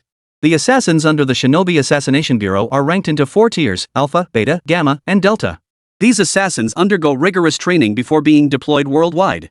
Some Class C and D assassins are even embedded in various countries from their teens, activated whenever the Shinobi Assassination Bureau issues a mission. Take the assassin who targeted you at the internet cafe last time. He was a Class C assassin from the Shinobi Assassination Division. Subsequent verification revealed he had been stationed in Huainan City since the age of 18. This Class C assassin had been stationed in the Dragon Nation for 4 years. According to his confession, he was responsible for the murder of Professor Wang Hong from Huainan City's Biomedical Institute, a case that had remained unsolved at the time. The assassin who targeted us yesterday goes by the alias Night Reaper Koji Akai. His moniker stems from the katana he carries, also named Night Reaper. He is a Class A assassin from the Shinobi Assassination Agency, having previously operated exclusively in the South Vietnam region without ever setting foot on Longwa territory. A key military commander of the Southern Yu Kingdom was assassinated by him, and he escaped unscathed. After that, he vanished without a trace. Who would have thought he would resurface in Jinyang County? Koriko's words gave Rao Siyuan a basic understanding of the Shinobi assassins. The mastermind behind all this must be that Nakamura Masada. Leaning against the headboard, Rao Siyuan's hand kept rubbing as a sharp gleam flashed in his eyes. Koriko, investigate immediately. Find out what identity Akai Koji used to enter the country. There must be someone within the Dragon Nation covering for him. Also, those other two organizations you mentioned earlier, what functions do they serve in Japan? After a moment's thought, Heisey replied, the Cabinet Intelligence Agency is a direct intelligence branch of the cabinet, responsible for gathering intelligence from various nations. This agency has operatives stationed in numerous countries for information collection. The Plum, Bamboo, and Chrysanthemum Agency's role in FUSO is to provoke hostilities between nations, incite unrest, and corrupt enemy high-ranking officials. These three agencies complement each other, and their heads are all members of the cabinet. Rao Siyuan nodded slightly upon hearing this, gaining a rudimentary understanding of the Fuso Empire. After all, with someone currently ting on his head, he couldn't very well show no reaction. Right, Koriko, if we can't find any identity information on this Akai Koji, then start with his corpse. There must be clues on his body. I've already instructed the Military Affairs Department to deploy 2 companies to guard the body. We're heading there immediately. Leaping to his feet, Rao Siyuan ordered Heisey to head to the People's Armed Forces Department. Jinyang County People's Armed Forces Department.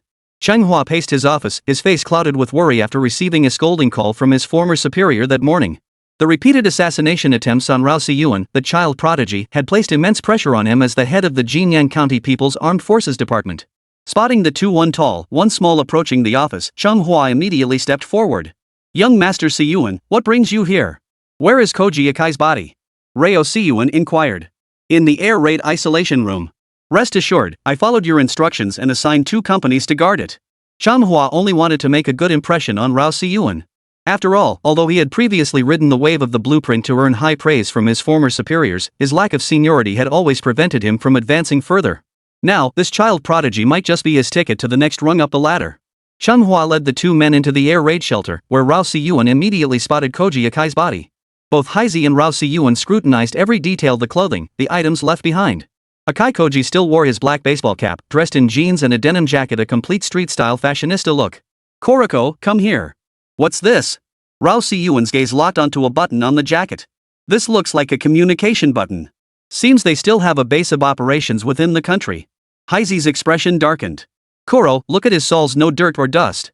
That means someone drove him to the road where we were ambushed. Hearing this, Heisey's expression changed drastically. He immediately stepped forward to inspect, confirming that Koji Akai's shoe soles showed no traces of dirt or gravel. I never imagined the Shinobi Assassination Bureau's infiltration had reached this level. I must report this immediately. Koriko promptly exited the airlock isolation chamber and retrieved a small phone from his coat. This phone was exclusively for internal communication within the Shunlong Bureau, featuring encrypted level calls. Finding a soundproof booth, Koriko dialed a stored number labeled Eagle. Hello, Eagle. Koriko here. Hey, Koriko. Rarely see you calling me. What's up? Need a favor? Or something to report? A crisp voice came through the line, its gender momentarily indistinguishable. Jiangnan Province. There might be a base for the Fuso Nation's Shinobi Assassination Bureau. The exact location is unclear. Koro's words caused Eagle's expression to darken instantly. He sat bolt upright from his reclined position and replied, possible? What's the probability? Over 90%. Got it. I'll report it immediately. Heisey, you know this will send shockwaves through every official and military officer in Jiangnan Province, won't you? Eagle said solemnly. I know. Report it. Japan has already been ting on my head. It's time I took action. Oh, and bring me my set of throwing knives. These throwing needles just aren't comfortable to use, and they're too weak. Chapter 30, Arrange the Forensic Examiner, Autopsy. After hanging up, Heisey returned to the air raid shelter.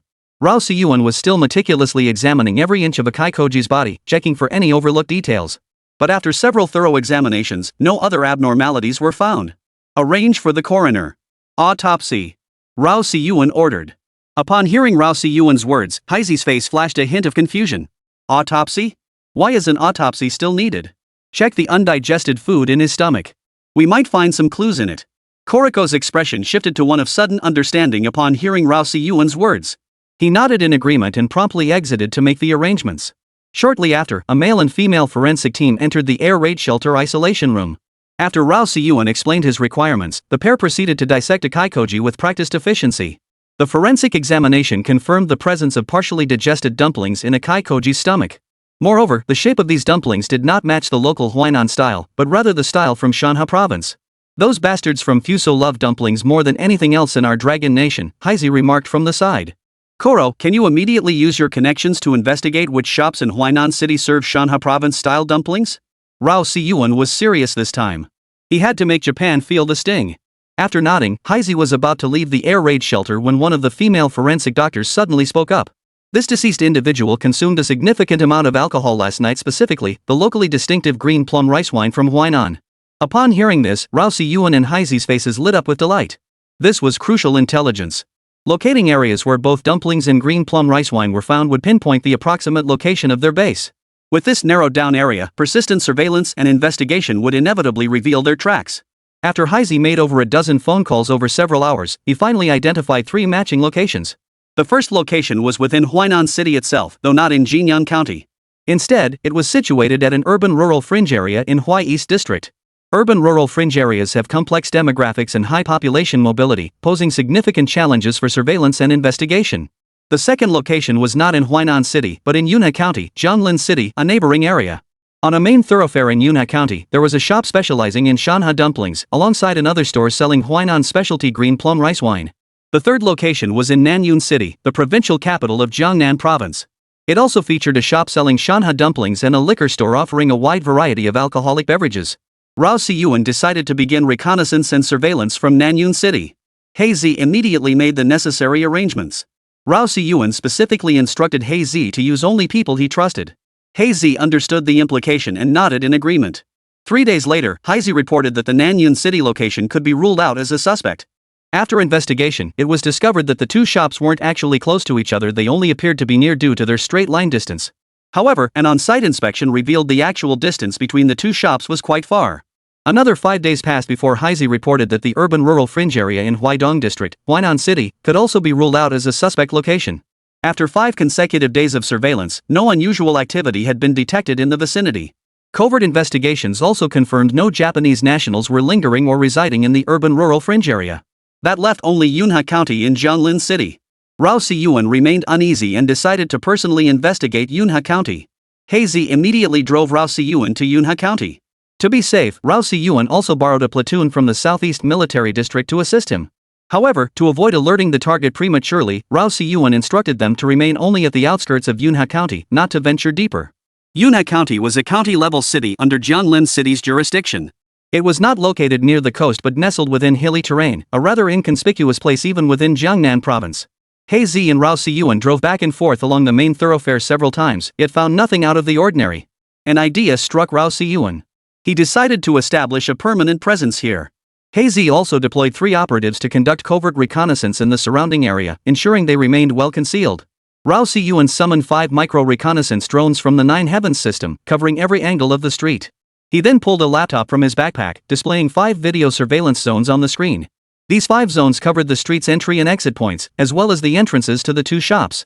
However, after 3 days and nights of non-stop surveillance and investigation, they still detected no abnormalities.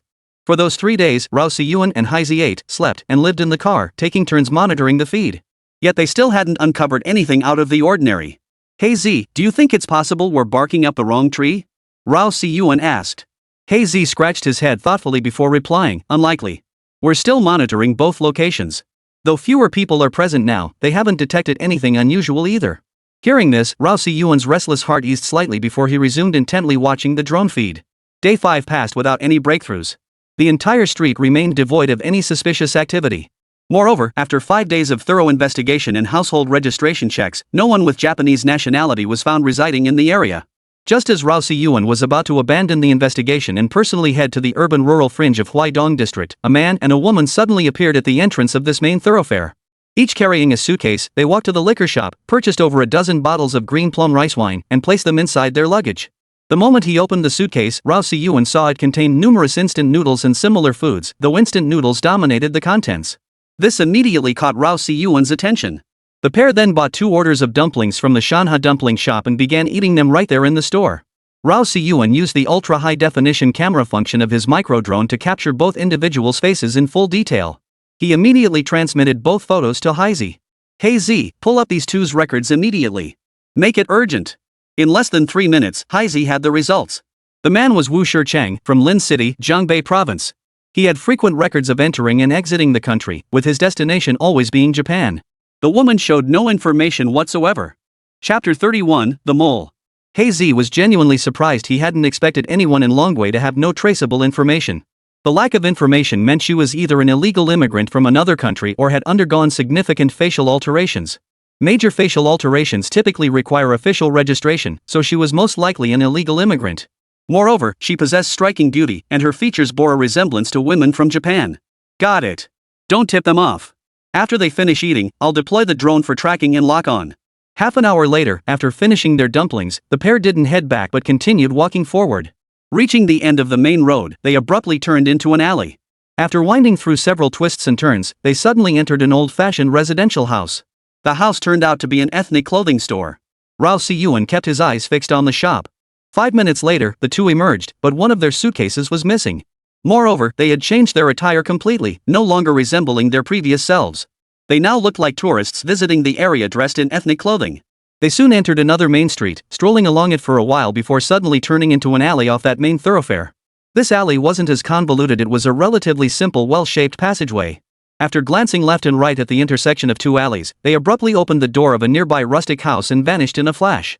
Heisey immediately notified the teams outside the city to converge on these two locations and form an encircling perimeter.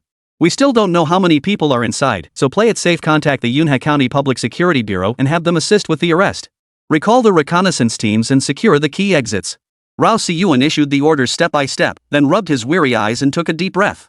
This was his first time confronting enemy spies, and he was taking the initiative. To say he wasn't nervous would be a lie. Half an hour later, Heisey relayed the update. The team was in position and had narrowed the perimeter of the surrounding guards. Even if discovered, their escape route would be severely limited. Just then, the gates at both locations suddenly swung open simultaneously. Rao Si-yuan clearly saw 4 figures surge out from each location through the drone's high-definition surveillance feed. Hey Z, trouble. They've spotted us. We need to move. Rao Si-yuan's face paled. He immediately called out to Blackie, who promptly relayed the message to the rest of the team. A platoon of soldiers immediately closed in, rapidly tightening their encirclement with far greater speed and agility than before. Half an hour later, Heisey relayed the update. 7 apprehended, 1 escaped, but he shouldn't have gotten far. He's likely hiding nearby. Upon hearing this, Rao Si-yuan immediately asked Blackie to confirm the identity of the escapee. Learning it was the man named Wu Shicheng who had been eating dumplings on the street earlier, Rao Si-yuan formulated a plan.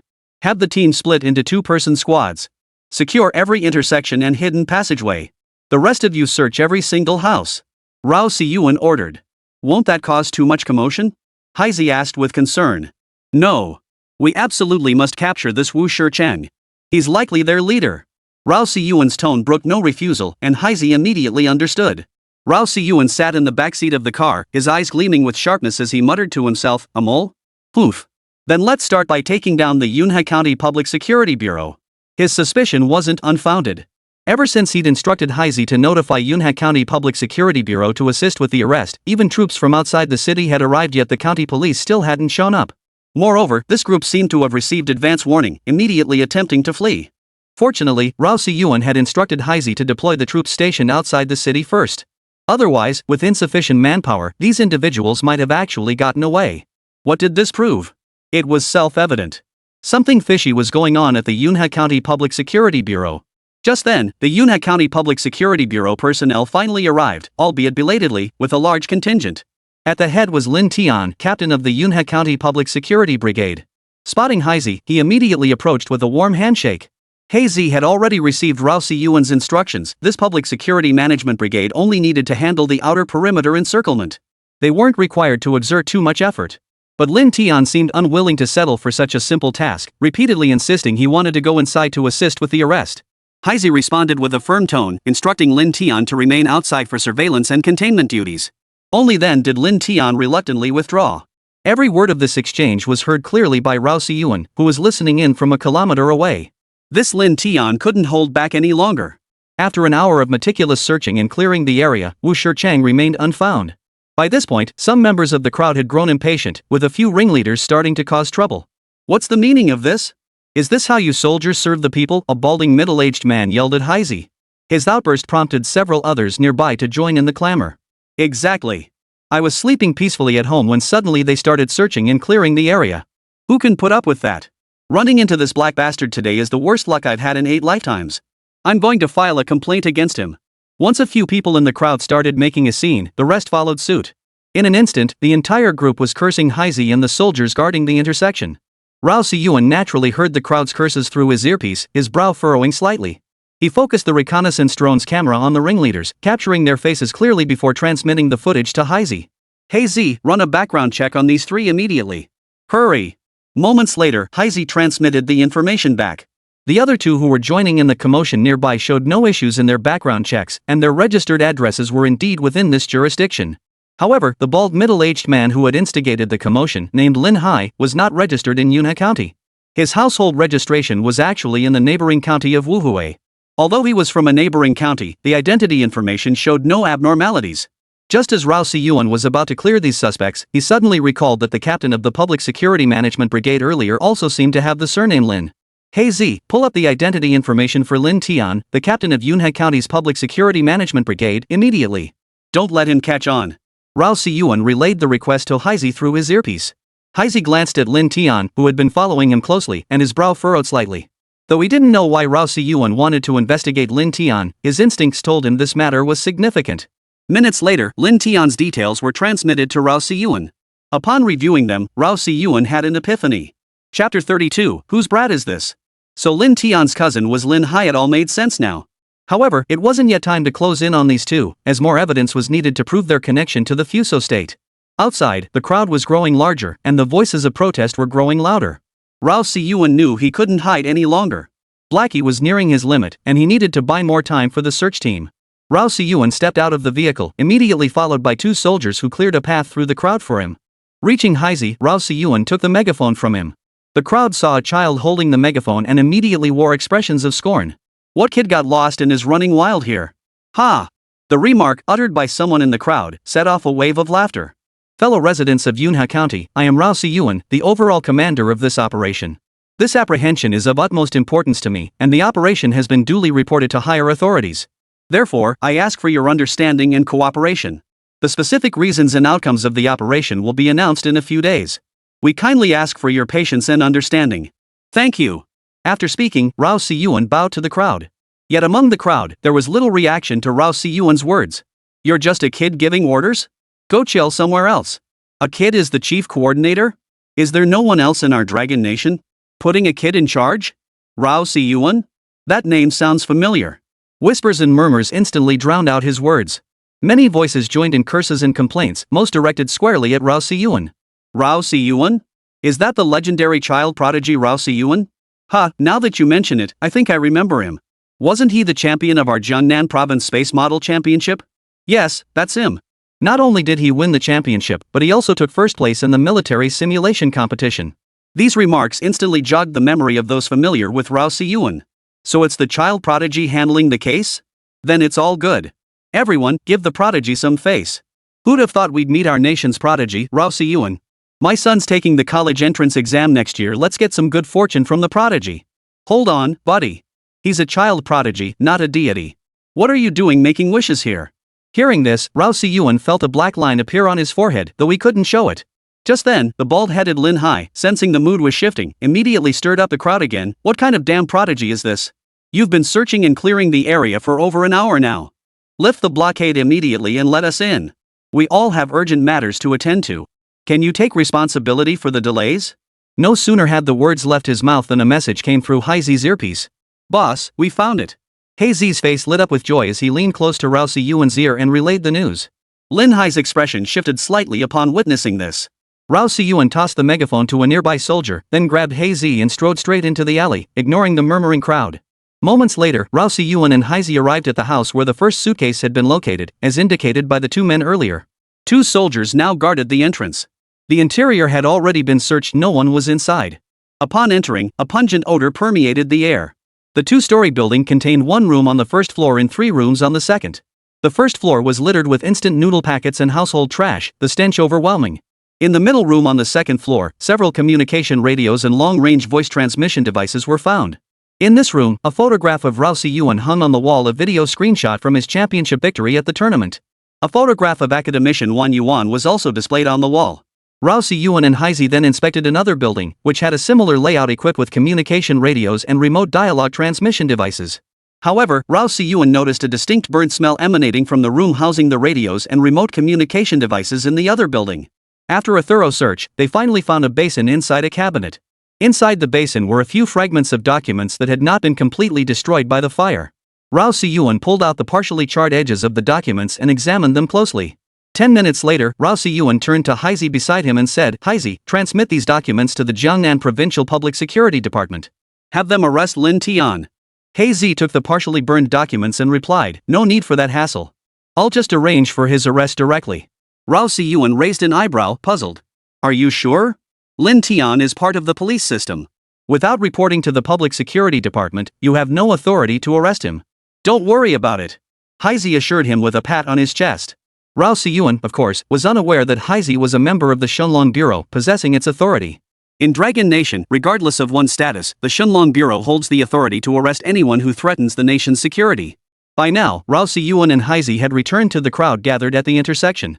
Lin Tian was on the phone when suddenly two soldiers approached him, snatched the phone from his hand, and pinned him to the ground. Simultaneously, two soldiers pinned Lin Hai to the ground beside him and cuffed his hands. "What are you doing?" Lin Tian shouted. Several of his subordinate officers, including a deputy captain, immediately rushed forward to inquire. "What do you mean by this?" Haizi stepped forward with an air of authority. "Lin Tian is suspected of endangering national security. He needs to come with us." The deputy captain's expression changed upon hearing this, clearly startled by Haizi's words. But having a close relationship with Lin Tian, he still couldn't quite believe it. Even if Lin Tian committed a crime, it's not your place to arrest him, is it? Lin Tian is the captain of Yunhe County Public Security Bureau. You can't just arrest him on a whim. Is the Jinyang County force so unreasonable? His voice carried loudly, ensuring the surrounding crowd heard every word clearly. Instantly, some people took issue with Haizi's high-handed approach and chimed in. "You're absolutely right. What gives you, Jinyang County, the right to arrest someone in Yunhe County? Get lost." Without further ado, Haizi placed the Dragon Bureau credentials directly before the deputy captain. After pausing for 5 seconds before the deputy captain, he deliberately let him memorize the serial number, which could be verified for authenticity. The deputy captain froze instantly upon seeing the words Divine Dragon Bureau, his hands trembling uncontrollably. Chapter 33, Attack-Capable Drones. How could he not know the weight behind those 3 characters? He often saw Shenlong Bureau agents on TV taking away all kinds of high-ranking officials. Now it was happening right before his eyes. How could he not be terrified? His mind was reeling. What colossal mistake had his captain made to draw the attention of the Shenlong Bureau? Suddenly, he recalled the words spoken by the man before him earlier. Lin Tian was suspected of endangering national security. A traitor? Having navigated Yunhe County for years, he wasn't a pushover. He forced himself to steady his nerves. Yunhe County Public Security Brigade, heed my command. Immediately assist our comrades from Jinyang County with this investigation. No mistakes. He quickly realized that Lin Tian, taken away by the Shenlong Bureau, was undoubtedly beyond saving. This presented the perfect opportunity for him to shine. The next captain, it would undoubtedly be him. Haizi, hearing this dramatic shift in attitude, understood perfectly. The human tendency to climb the ladder of success never goes out of style. After days and nights of relentless work, Yunhe County's mission was finally completed flawlessly. Rao Siyuan lay fast asleep in the backseat of the car. Haizi, of course, was behind the wheel. Haizi watched the sleeping kid in the rearview mirror, his heart racing in awe. Who would have believed that this very kid had dismantled one of Fusang Nation's strongholds in Long Nation? Since its establishment, the Shenlong Bureau had dismantled at least 8, if not 10, Fusang strongholds. Yet each operation had been an arduous struggle, requiring at least 3 Dragon Bureau agents working in tandem to succeed. Now, he had accomplished this mission without requesting significant resources from the Bureau. It was nothing short of a fairy tale, even within the Dragon Bureau itself. Moreover, this news has already reached the Dragon Bureau, and it must be causing waves throughout the organization. Haizi's understanding of Rao Siyuan had reached a new level. Shanghai City, Dragon Nation. Shenlong Bureau Southeast Regional Headquarters Conference Room. Hey, old he, you're still alive? Old Tang, it's been barely a moment since we last met, and you're already wishing me dead. Old Tang, you called us old-timers here in such a rush. Got something important to announce? Old Tang, every time we gather here, it's because the Shenlong Bureau has cracked a major case. But I haven't heard of any big cases lately? Several gray-haired elders bantered back and forth in the conference room, clearly having not gathered together in quite some time. Haha, old folks, I have a major announcement. A long-standing Fuso stronghold in Jiangnan province has been dismantled. The speaker was none other than Old Tang, head of the Shenlong Bureau's Southeast region and one of the Bureau's 3 top leaders, Tang Yi. What? A stronghold in Jiangnan province? Has Fuso's infiltration reached this level? Seated to Old Tang's left was He Shanglong, the head of the Jiangnan province division. His heart sank in shock. He hadn't detected a single trace of this. This also signaled his own deteriorating control over Jiangnan province. He would need to thoroughly investigate the entire matter once he returned. Old Tang, which team completed this mission? The voice in the conference room belonged to the head of Jiangbei province, who had once led the eradication of a Fusan stronghold. He knew all too well how cunning Fuso was, which is why he wanted to know which team had carried out the mission. What team? It was just Blackie and a primary school student who pulled it off. Tang Yi's words caused the assembled elders to exchange bewildered glances. Old Tang, are you mocking us? The Jiangbei province leader asked, his brow furrowing slightly. He knew firsthand how difficult it was to eliminate a stronghold. He also knew Haizi was a highly capable soldier recommended by the Central Military District. His recruitment into the Shenlong Bureau was also the Central Military District Commander's decision. But since joining Shenlong Bureau, Haizi hadn't handled any major or high-profile cases. How could he possibly eliminate the Fuso stronghold with just an elementary school student? No matter how you looked at it, he simply couldn't believe it. You're right, Old Tang. I know Haizi's capabilities too. When it comes to fighting and toughness, he's easily in the top 5 in Shenlong Bureau. But when it comes to handling major cases? He wouldn't even make the top 50. The speaker was also a provincial leader, but he claimed to know Haizi well. He was the head of the central province, Shanha. His attendance at the Southeast Regional Conference coincided with a recuperation trip to Shanghai City. You're right, Haizi does have shortcomings in case handling. But the real focus of this mission is that elementary school kid by his side. Tang Yi said mysteriously. Everyone immediately perked up, waiting for Tang Yi to continue. But Tang Yi seemed to sense their anticipation and deliberately stopped mid-sentence. Old Tang, you stubborn old codger always plays these games. Enough already, stop teasing us. Next time I catch a fish, I'll bring it to you. The conference room erupted with promises directed at Tang Yi. Though they were all minor favors, Tang Yi was notorious for taking advantage of their goodwill. Alright. I can't eat all your local specialties anyway. Let me put it this way, this elementary school student is no ordinary kid. Rao Siyuan, anyone heard of him?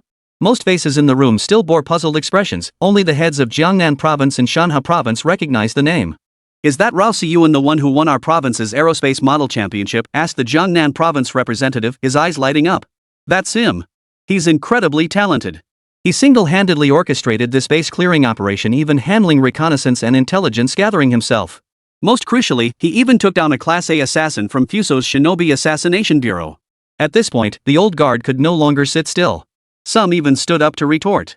Old Tang, you're getting more and more ridiculous. We here know better than anyone what a Class A assassin is capable of. A kid taking down a Class A assassin?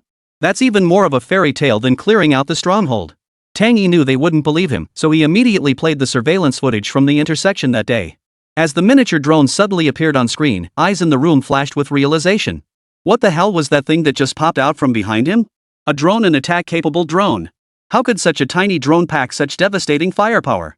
One by one, they began whispering and exchanging glances. Tang Yi quietly waited for their discussion to conclude. A quarter of an hour later, a shared idea crystallized in their eyes. Old Tang, how about we recruit him to our bureau?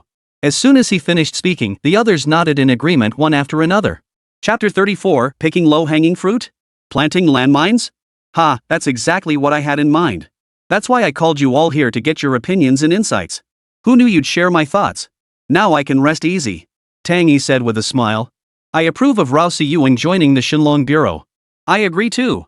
Are you all getting ahead of yourselves? He Shanglong, the regional head for Jiangnan province, watched as one after another voiced their support, a sneer spreading across his face.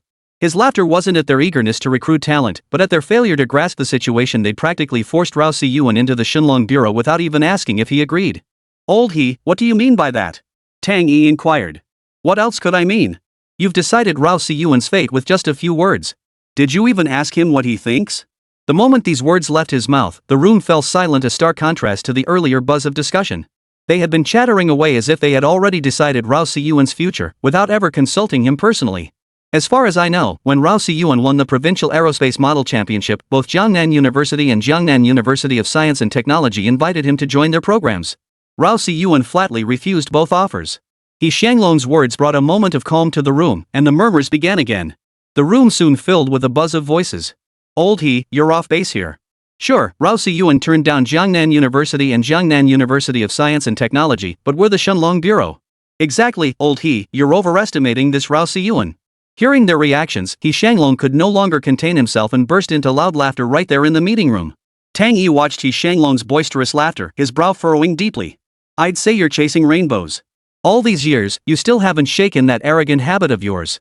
Let me tell you straight, Rao Si-yuan not only turned down offers from two top universities, but also declined invitations from Chun Huacheng and Lu Hong. Everyone here, what do you have besides your Dragon Bureau status? Compared to the two elders, Chen and Lu, what can you offer? Not even a single hair on their heads. The crowd's expressions instantly darkened. Though Chen and Lu held no real authority, their influence rivaled that of the bureau director. They never imagined Rao Si-yuan could win their favor. He Shanglong's words were blunt but true. The group lowered their heads in silence, no longer daring to speak. Several others found He Shanglong's words offensive and directly challenged him, only to be thoroughly berated by He Shanglong. Upon hearing this, Tang Yi sighed softly. While he genuinely cherished talent, he hadn't considered Rao Si-yuan's perspective. Frankly, what he valued most was Rao Si-yuan's micro-drone technology, precisely the kind of expertise the Shenlong Bureau currently lacked. Moreover, according to the report transmitted by Heisey, Rao Si-yuan held a crucial position in this operation. Heisey stated this for one reason only, to imply that he himself had not been involved in the decision-making process, but merely an executor. This indirectly demonstrated that Rao Si-yuan's individual capabilities had fully met the standards for joining the Shenlong Bureau. Old He, do you have any good ideas? When Tang Yi uttered these words, it signaled his internal compromise. He was no longer insisting on forcing Rao Si-yuan into the Shenlong Bureau. After all, if he actually pulled this off and the two elders Chen and Lu found out, they might just fly straight from the capital to give him a good kicking. He Shanglong pondered for a moment before replying, the best approach now is to fully support Rao Si-yuan's work, extend an olive branch to him, and grant him the final decision-making authority. Everyone present nodded in agreement. Now that they knew both Chen and Lu were keeping a close eye on Rao Si-yuan, they certainly wouldn't dare be the ones to stick their necks out. If Chen and Lu ever traced the matter back to them, they'd be in serious trouble. Tang Yi knew he'd been too hasty today and could only sigh helplessly. Alright, everyone, let's call it a day. I was too hasty this time. He Shanglong, you stay behind. Inside the meeting room, only Tang Yi and He Shanglong remained. Tang Yi fixed He Shanglong with a piercing stare. Old He, tell me everything you know about Rao Si-yuan. I can't wrap my head around why Chen and Lu would place such importance on an elementary school student. He Shanglong pulled a pack of cigarettes from the inner pocket of his jacket, tossed one to Tang Yi, then lit one for himself. He took a deep drag but remained silent. Seeing He Shanglong had no intention of speaking, Tang Yi picked up the cigarette lying on the table, lit it, and took a deep drag. The entire conference room instantly filled with smoke. Old He, I'll have Heisey report to you too. That should work, right? Tang Yi's words instantly relaxed He Shanglong's expression. He'd been waiting for this moment. Taking a drag, he replied. Old Tang, I don't know much either. A lot of the information has been deliberately erased by the military.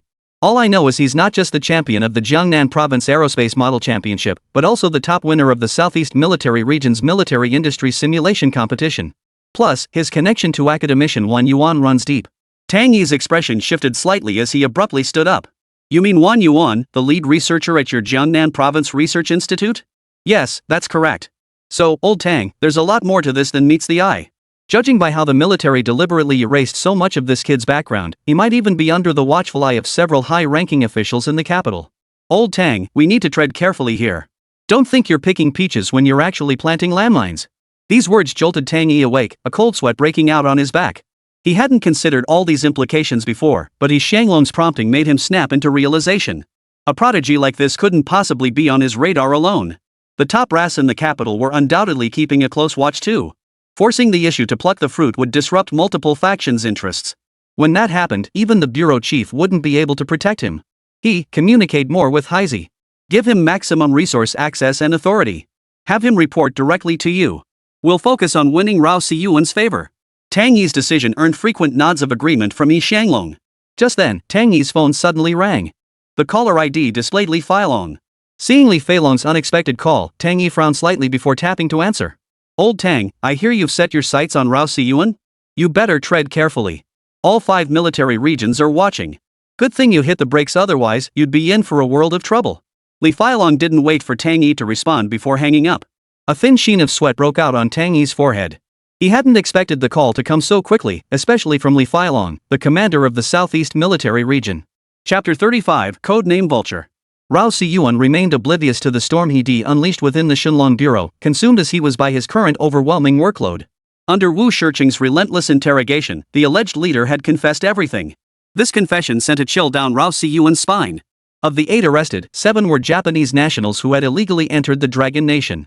2 were Class C assassins from the Shinobi Assassination Bureau. The other 5 Japanese nationals were merely there to assist Wu Shiqing. Although Wu held limited authority within the Shinobi Assassination Bureau back in Japan, in Manhwa, he was their boss.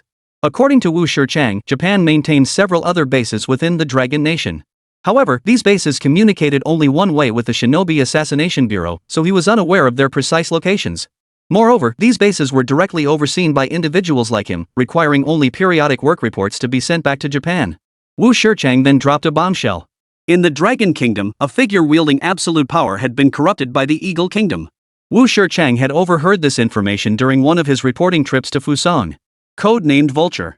This all-powerful figure was the one who had personally orchestrated and established Japan's strongholds within the Dragon Nation. Heizi's interrogation continued, but Wu Shichang seemed to have disclosed everything he knew. Rao Siyuan reviewed Wu Shichang's account, yet something felt off. He spent a sleepless night.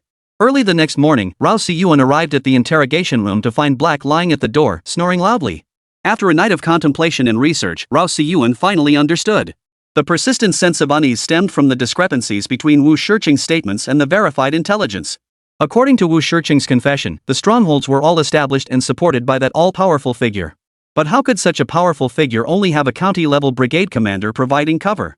In Rao Siyuan's estimation, such a powerful figure would never allow this Yunha County operation to proceed so smoothly. Moreover, the person sent shouldn't have been a county police squad leader, but rather the county police chief. After all, establishing a single stronghold required immense effort from Fuso Nation, likely years of meticulous planning just to gain a foothold in Yunha County. Therefore, Rao Siyuan suspected that Wu Shichang had told lies, but lies laced with some truth. To discern the lies from the truth, Rao Siyuan would need to meticulously unravel the details. It now appeared that Wu Shichang had exaggerated the importance of the big shot he mentioned. While there was exaggeration, it didn't mean there weren't corrupted individuals within Manhwa. Anyone capable of mobilizing a squadron commander-level figure held considerable standing in Jiangnan province. Therefore, he planned to personally interrogate Lin Tian. This Lin Tian might be the key to unlocking Fuso's stronghold within Manhwa. Coincidentally, Lin Hai had already confessed everything. It was his cousin who had instigated him to cause trouble and stir up the crowd. Pushing open the interrogation room door, Lin Tian was found with his hands and feet shackled to the chair and desk, slumped over the table as if asleep. Rao Siyuan entered without disturbing Lin Tian's sleep, quietly taking a seat. "Get up. Stop pretending to sleep," Rao Siyuan said, leaning back in his chair. Lin Tian showed no reaction. Rao Siyuan continued, "Your breathing's all out of rhythm. How can you sleep? Must have been a sleepless night, huh?" Only then did Lin Tian slowly lift his head, his eyes flickering as he looked at Rao Siyuan. Gone was the earlier look of contempt. "Your mind isn't that of a child at all." "You make me feel a bit afraid," Lin Tian said slowly, his hands folded. Rao Siyuan raised an eyebrow, studying Lin Tian intently before replying with a half-joking tone, "Ha! Many say that about me. Truth is, I have the body of an 8-year-old and the mindset of a 30-year-old. I'm curious. You must know what Wu Shichang and his crew are doing here. What mindset drives you to willingly participate in this?" Lin Tian fell silent, head bowed as his fingers fidgeted nervously. Rao Siyuan showed no impatience, waiting for the internal struggle within Lin Tian to resolve. But after nearly half an hour, Lin Tian still showed no sign of speaking. Rao Siyuan began to grow impatient. Just as Rao Siyuan was about to speak again, Lin Tian suddenly lifted his head and looked at Rao Siyuan. "Do you know? I nearly died in Yunha County. He gave me hope for survival. To repay your kindness, I'd die for you. Give up, I won't say a word." Hearing Lin Tian's words, Rao Siyuan finally lost his patience and dropped a bombshell. "Last night, your son was targeted for assassination by a Class C assassin from Fuso. Our people rescued him. After failing, the assassin committed suicide." "They targeted your son. Doesn't that mean he knew something?" Rao Siyuan's words caused Lin Tian's expression to shift slightly, his eyes beginning to flicker once more. This youngster's grasp of the situation was entirely beyond his expectations. No wonder Rao Siyuan was held in such high regard by Fuso. He understood perfectly why his son had been targeted, because the boy had overheard crucial discussions during a meeting at their home. Yet, after Lin Tian's repeated pleas, they had spared his son's life. Thus, he knew exactly why his son had been targeted. Lin Tian's fingers kept rubbing between his palms as inner conflict gnawed at him. Without that man's help, he never would have reached his current position. He might well have perished at the hands of the village tyrant long ago. "You spoke of promoting Yulong to serve the ruler to the death. Wasn't it also through his promotion that you ascended to the position of captain of Yunha County's Public Security Brigade? Lin Tian, haven't you figured it out yet? He only wanted to use you. You were nothing but a pawn in his hands. Do you understand?" Just as Lin Tian was about to speak, violent clashes erupted outside. Heizi's voice clashed with several unknown voices, the noise deafening, punctuated by the sound of objects being smashed. The door was pounded twice from the outside, but after those two blows, silence fell. The arguing ceased. Lin Tian's demeanor shifted the moment he heard the hammering on the door, and he immediately resumed his bowed posture. Rao Siyuan watched him, his brow slightly furrowed and eyes narrowed. Faced with this sudden development, Rao Siyuan had no choice but to step outside to investigate. Opening the door, he immediately saw Haizi confronting several individuals in police uniforms. Officers from the Huainan Municipal Public Security Bureau had arrived to take Lin Tian away. Haizi's words instantly caused Rao Siyuan's expression to shift slightly. He could vaguely guess who was orchestrating all this. It must be someone backing Lin Tian who had made their move. Chapter 36, Avenge My Brother. The officers immediately approached Rao Siyuan as soon as he emerged from the interrogation room. The lead officer was a rough-looking middle-aged man, a cigarette dangling from his mouth and his police cap tilted askew. He slowly lowered his head and blew a thick cloud of smoke toward Rao Siyuan's face. You must be Rao Siyuan? I'm Chang Shenkai, Deputy Chief of the Huainan Municipal Public Security Bureau. I hear you arrested Lin Tian, the captain of the Public Security Brigade in Yunyang County, Jianlin City? You're pretty bold, aren't you? Think you're some big shot now? Don't think winning some damn championship gives you the right to act like you own the place. Hand Lin Tian over to me right now. Chang Shinkai's arrogance was so blatant it made Haizi itch to punch him, but without Rao Siyuan's signal, he held back. Rao Siyuan remained unflappable, standing calmly in place. After Chang Shinkai finished speaking, he abruptly opened the interrogation room door. With a loud slam, Rao Siyuan pushed open the interrogation room door. The sudden noise startled Lin Tian, who looked up toward the doorway. Lin Tian is right here. If you want to take him away, go ahead. But I warn you, if you think your chief can handle the consequences, then take him. Rao Siyuan didn't speak with arrogance or hysterical shouting. His tone remained calm, revealing no trace of emotion. Seeing Rao Siyuan maintain such composure, Haizi felt an even greater sense of dread at the depth of his mental fortitude. Chang Shinkai's face twisted into a knot upon hearing this, and for a moment, he hesitated. To Chang Shinkai, Rao Siyuan taking Lin Tian away was already against protocol. Despite Rao Siyuan's formidable reputation, Chang Shinkai had still accepted this assignment with unwavering conviction. The director's explicit order was to stir up trouble in Jinyang County by exploiting procedural irregularities. The bigger the uproar, the better. There was no explicit directive to take Lin Tian away. He had only exaggerated the need to take Lin Tian away to bolster his own confidence. Now that Rao Siyuan had opened the door and handed Lin Tian over to him, he found himself at a loss. Either take him away or get the hell out of Jinyang. Rao Siyuan had no desire to waste words with Chang Shinkai. He simply gave Haizi a subtle nod.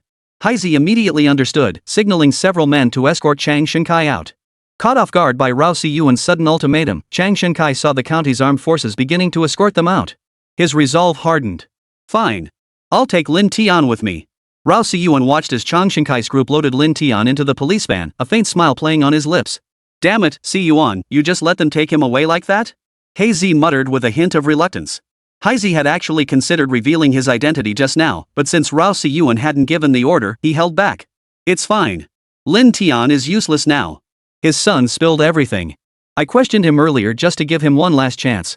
Now that the municipal bureau has taken him away, it's up to them whether they can withstand the wrath of your Shenlong bureau, right, Haizi? Haizi nodded upon hearing this. Heh, that's for sure.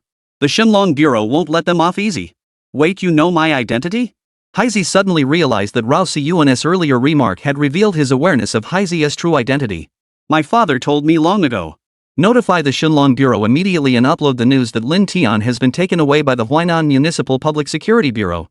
Simultaneously, relay this information to the Southeast Military District and provide them with Lin Tian's entire background and the full circumstances. Also, we're heading straight to the Southeast Military District's underground research facility. We're dragging academician Shen Huaqing into this mess too. I'm going to use this chance to blow this whole thing wide open. Upon hearing Rao Siyuan's words, Haizi sucked in a sharp breath. This wasn't just making a big deal out of it, it was going to cause an absolute uproar. Fusong Cabinet Meeting Room. Nakamura-san, you bastard. Is this your arrangement? We coordinated and cooperated extensively to establish this foothold, only for your men to expose it. How do you explain this? Inside the cabinet meeting room, an elderly man with a balding forehead and oversized black-rimmed glasses sternly reprimanded Nakamura Masada. News of the Yunhe County stronghold being compromised had reached the Fuso government, prompting an emergency cabinet meeting to devise countermeasures. Nakamura Masada held a damp cloth, constantly wiping the sweat from his forehead. His demeanor had shifted from confident to restless, all stemming from his arrogance and underestimation of the enemy. Mr. Nakamura, you'd better give me a reasonable explanation. Several of my pawns in the Dragon Kingdom have been captured, especially Wu Shichang and Hayashida.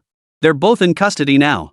Mr. Nakamura, do you have any idea what it cost me to corrupt these two? Within the meeting room, the ministers of the Plum, Orchid, Bamboo, and Chrysanthemum Agency immediately confronted Nakamura Masada. At a loss for words, Nakamura could only lower his head in silence. The balding elder behind black-rimmed glasses fixed his gaze on Nakamura Masada's bowed head, a sharp gleam flashing in his eyes. "Mr. Nakamura, you're tired and old. It's time to hand over the position of director of the Shinobi Stabber to someone younger." Nakamura Masada trembled all over upon hearing this, then slowly raised his head, his eyes dark and hollow. "I hereby announce that Fujita-ran will assume the position of director of the Shinobi Stabber Division." The names of those present in the conference room shifted slightly upon hearing the name Fujita-ran. After all, who in Fusang didn't know the name Fujita-ran? He had already gained considerable fame during his high school years. Back then, he had secured first place in the National High School Entrance Exam, a true prodigy. After entering university, he repeatedly led Sankyo University to victory in the national science competition. He then joined the Fuso Security Corps during his university years, becoming one of its elite soldiers. Upon graduation, Fujita-ran was immediately summoned to join the cabinet office, serving as a secretary in the Prime Minister's Secretariat. Over a decade later, Fujita-ran had risen to become Secretary General of the Cabinet Secretariat, regularly attending cabinet meetings as an observer. Emerging slowly from behind the cabinet chief, Fujita-ran swept the room with a sharp gaze before fixing it on Nakamura Masada. Approaching Nakamura Masada, Fujita-rato extended his long arm to shake hands. "Senior Nakamura, my apologies. I will certainly lead the Shinobi Assassination Bureau to restore its former glory."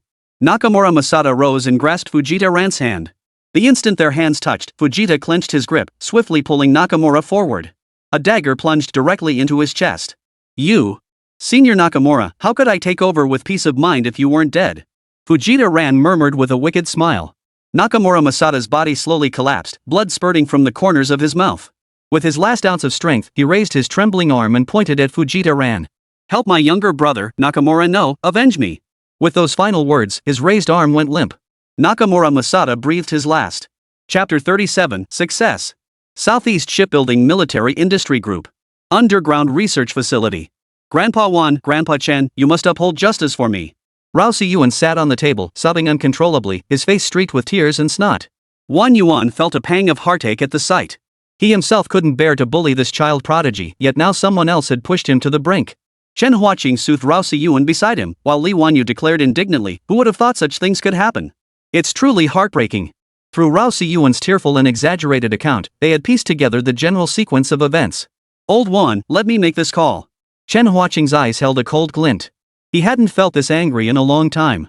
Lately, they'd been consumed by the J-36 test flights, leaving little time for external communication. Learning that Rao Siyuan had exposed a large number of traitors and spies to eliminate Fuso stronghold, only to be humiliated by the Huainan Municipal Public Security Bureau, how could he not be furious?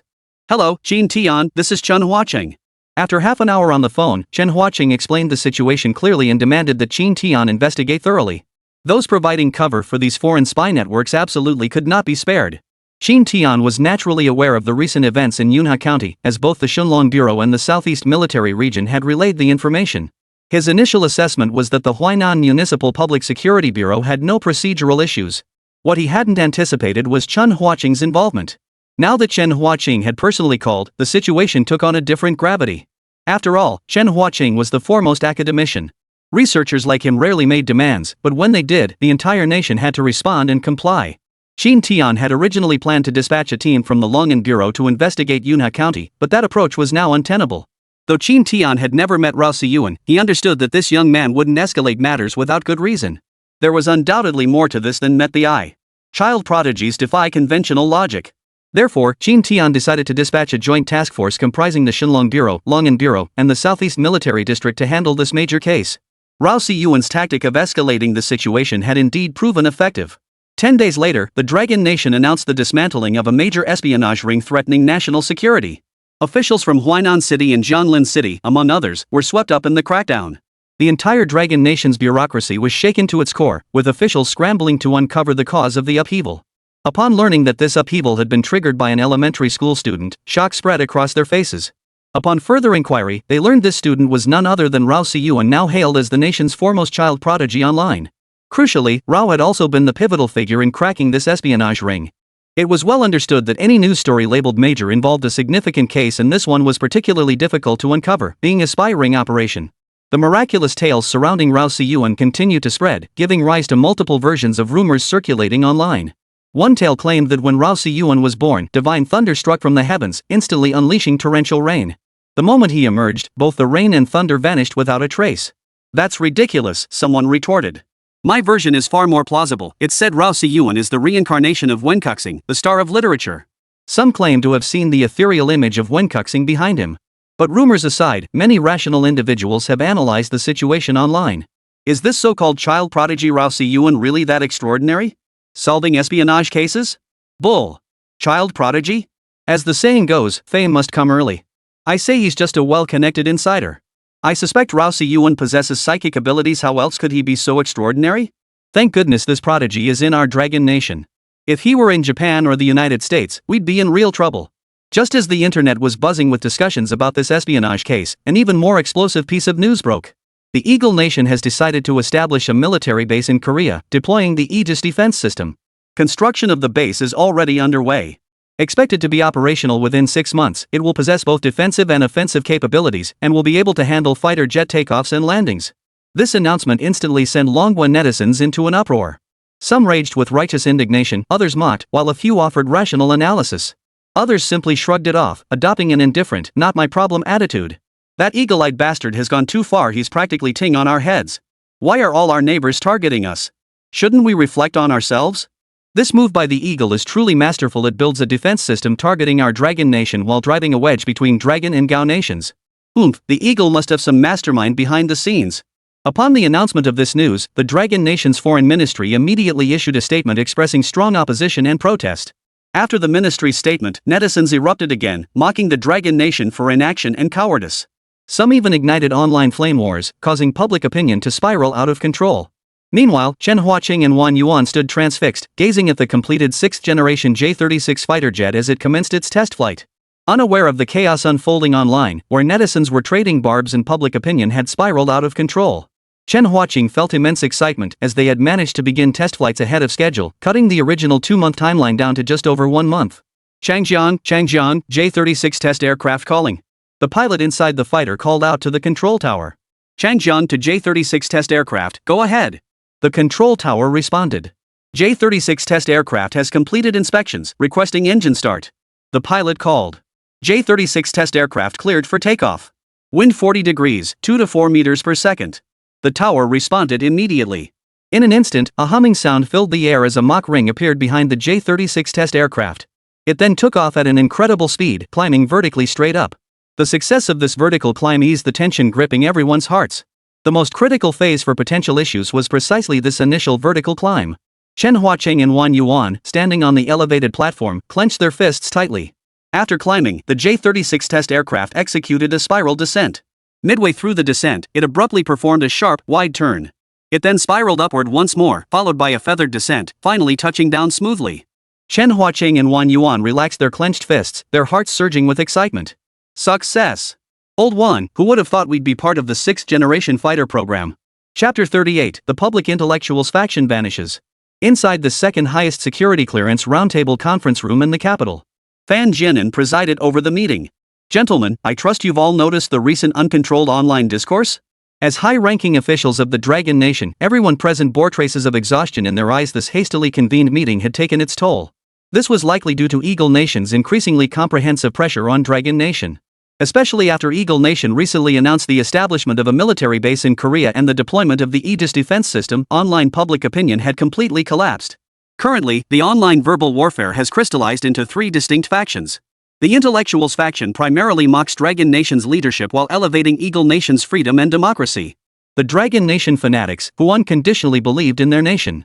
The War faction, whose motto is fight to the bitter end, never yield. These factions engage in fierce online battles, causing some platforms' backends to crash entirely. Old Commander, do you have any wise counsel? Asked Qin Tian. You all voice your opinions freely. I have no better solution at present. With only about half a month left until the J-36 test flight, the public discourse during this period could easily disillusion our people. Hearing Fan Jianan's words, everyone lowered their heads one after another. Even the sharp gleam in the think tank's eyes dimmed. Commander, what if we announce the J-30SAX's successful test flight early? It hasn't happened yet, but it's bound to happen sooner or later. One member of the think tank stood up and proposed. The suggestion instantly lit up the room, and heads nodded in agreement. Right. Why not release news of the 6th-generation fighter's successful test flight early? That would boost morale, someone immediately chimed in.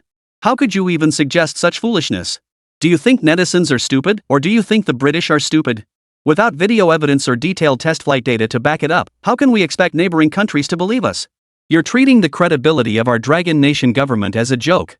Shin Tian slammed his fist on the table in anger, his face flushed with fury. His outburst jolted everyone back to reality. Their earlier suggestions had indeed felt desperate and reckless. While releasing it might temporarily quell the public outcry and shock both the Eagle Nation and neighboring smaller countries. But as time dragged on 5 days, 10 days, 15 days, doubts would inevitably surface, perhaps even by the second or third day. Without supporting video evidence or flight test data, the Dragon Nation's government and leadership would lose all credibility. The atmosphere in the conference room grew heavy and oppressive. Heads bowed, no one dared speak. The think tank members, however, each held a notebook in their hands, typing away incessantly, pretending to be busy. Suddenly, a ringing phone shattered the meeting room's silence. Heads snapped up in unison, searching for the source of the ring. It was important to note that roundtable meetings held the second highest level of confidentiality. Very few people were permitted to bring phones into such sessions. They soon realized the ringing was coming from Shin Tian's phone, and all eyes immediately focused on him. Shin Tian pulled out his phone and glanced at the caller ID. It was Chen Huaqing. He was puzzled as to why Chen Huaqing would suddenly call him, especially since the case involving Rao Siyuan had been perfectly concluded. "Hello, this is Shin Tian. Old Shin, it's done," Chen Huaqing exclaimed excitedly on the other end. Upon hearing the word done, Shin Tian's heart skipped a beat. He steadied his surging emotions and asked, "What's done? Explain yourself clearly." The J-36 fighter jet test flight was a success. Upon hearing the news, Shin Tian's hand holding the phone trembled uncontrollably, his legs grew weak, and he could only brace himself against the table with one hand to steady his body. Seeing Shin Tian's state, everyone was startled, fearing some major crisis had struck the Dragon Nation.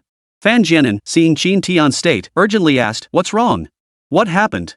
After hanging up, Shin Tian braced himself on the conference table, head bowed, letting out choked sobs mixed with laughter. "Ha! Ha! Heaven favors our Dragon Nation. The J-36 fighter jet test flight succeeded." As Shin Tian spoke, tears and snot dripped directly onto the conference table, evidently pent up for a long time. Upon hearing Shin Tian's news, everyone froze in place, their faces frozen in stunned disbelief. It succeeded in flight testing a full half-month ahead of schedule. How could that be possible? Test flights are meticulously planned and proceed slowly. Data requires constant calculation and verification. How could it be completed so many days ahead of schedule? Constant pressure from Eagle Nation had turned Shin Tian's hair noticeably grayer in recent days. His face, not yet aged, now bore deep wrinkles around the eyes from the intense workload. He lifted his head and walked slowly toward the main podium, tears still glistening in his eyes. "It's thanks to young Rao Siyuan," Shin Tian said, his voice choked with emotion as he bowed his head. It was thanks to little Rao Siyuan's assistance that the test flight succeeded so quickly. At the mention of Rao Siyuan's name, the crowd reacted with varied expressions. Some looked startled, others flashed unusual glints in their eyes, while the rest wore looks of incredulous shock. The members of the think tank, in particular, wore expressions of utter disbelief. After all, no one who made it into the Dragon Nation think tank was mediocre. Each was a genius-level figure, several having even been top scorers in the national college entrance exams and champions in countless competitions. Now they're constantly being humiliated and stunned by an elementary school student. How could this not make them question their entire existence? Shin Tian played the test flight video transmitted by Chen Huaqing in the conference room. The J-36 fighter's series of maneuvers clearly indicated it was a sixth-generation aircraft. Particularly the spiral ascent followed by a graceful descent left everyone visibly thrilled. It really worked, the crowd cheered in unison. Fan Jianan was the first to react. He immediately walked to the microphone at the main podium and addressed the assembly. "Quick!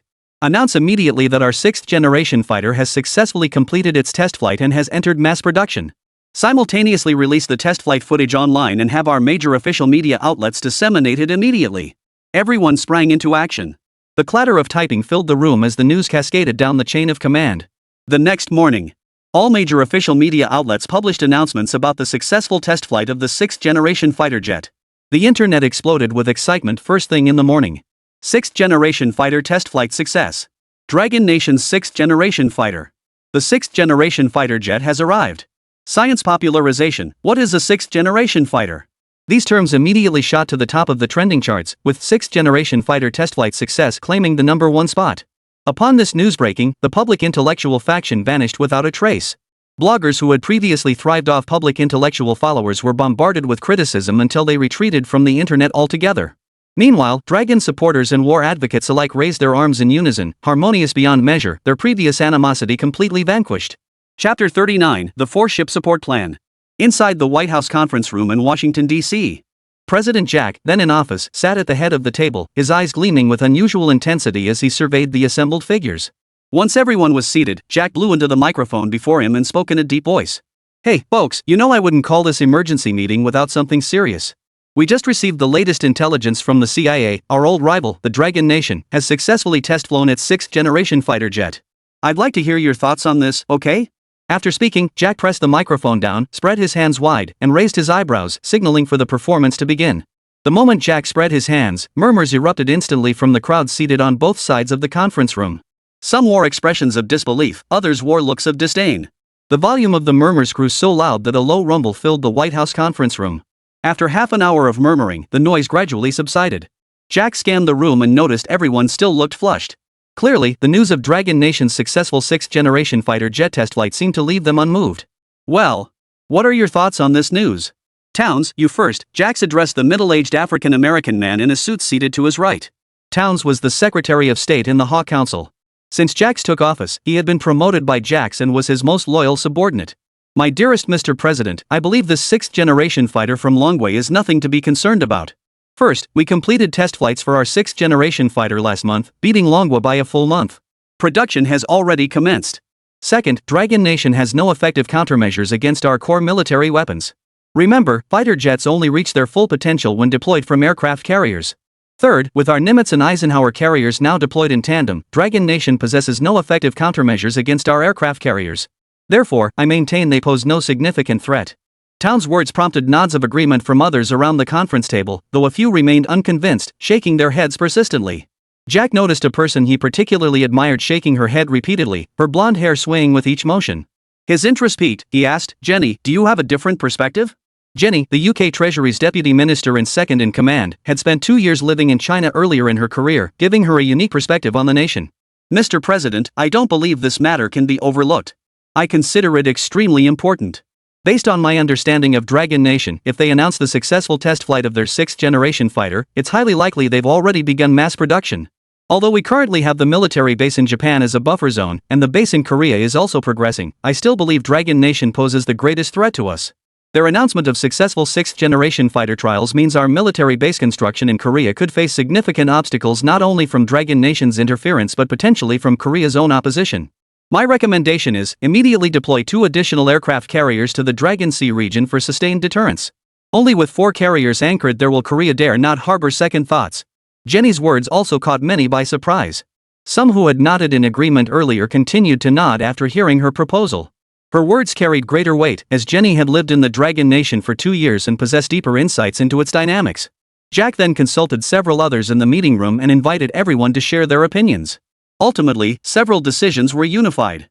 The USS Carl Vinson and USS Abraham Lincoln would also be deployed to the Longtai region to execute the 4-ship deterrence plan. The successful test flight of our 6th-generation fighter would be publicly announced. The Ohio-class nuclear submarine would be deployed to patrol the oil-rich region, with its passage through the Longwan Strait announced to the entire Blue Planet. Continue the military base construction plan in Korea and accelerate the construction schedule. These decisions immediately gained unanimous approval, with everyone signing their names on the documents. Jax closed the folder and interlaced his fingers as he spoke. "One more question, what's the situation with Fuso? I heard a few days ago that one of their strongholds in Longwa was eliminated." Towns immediately responded from the side, "Yes, Mr. President.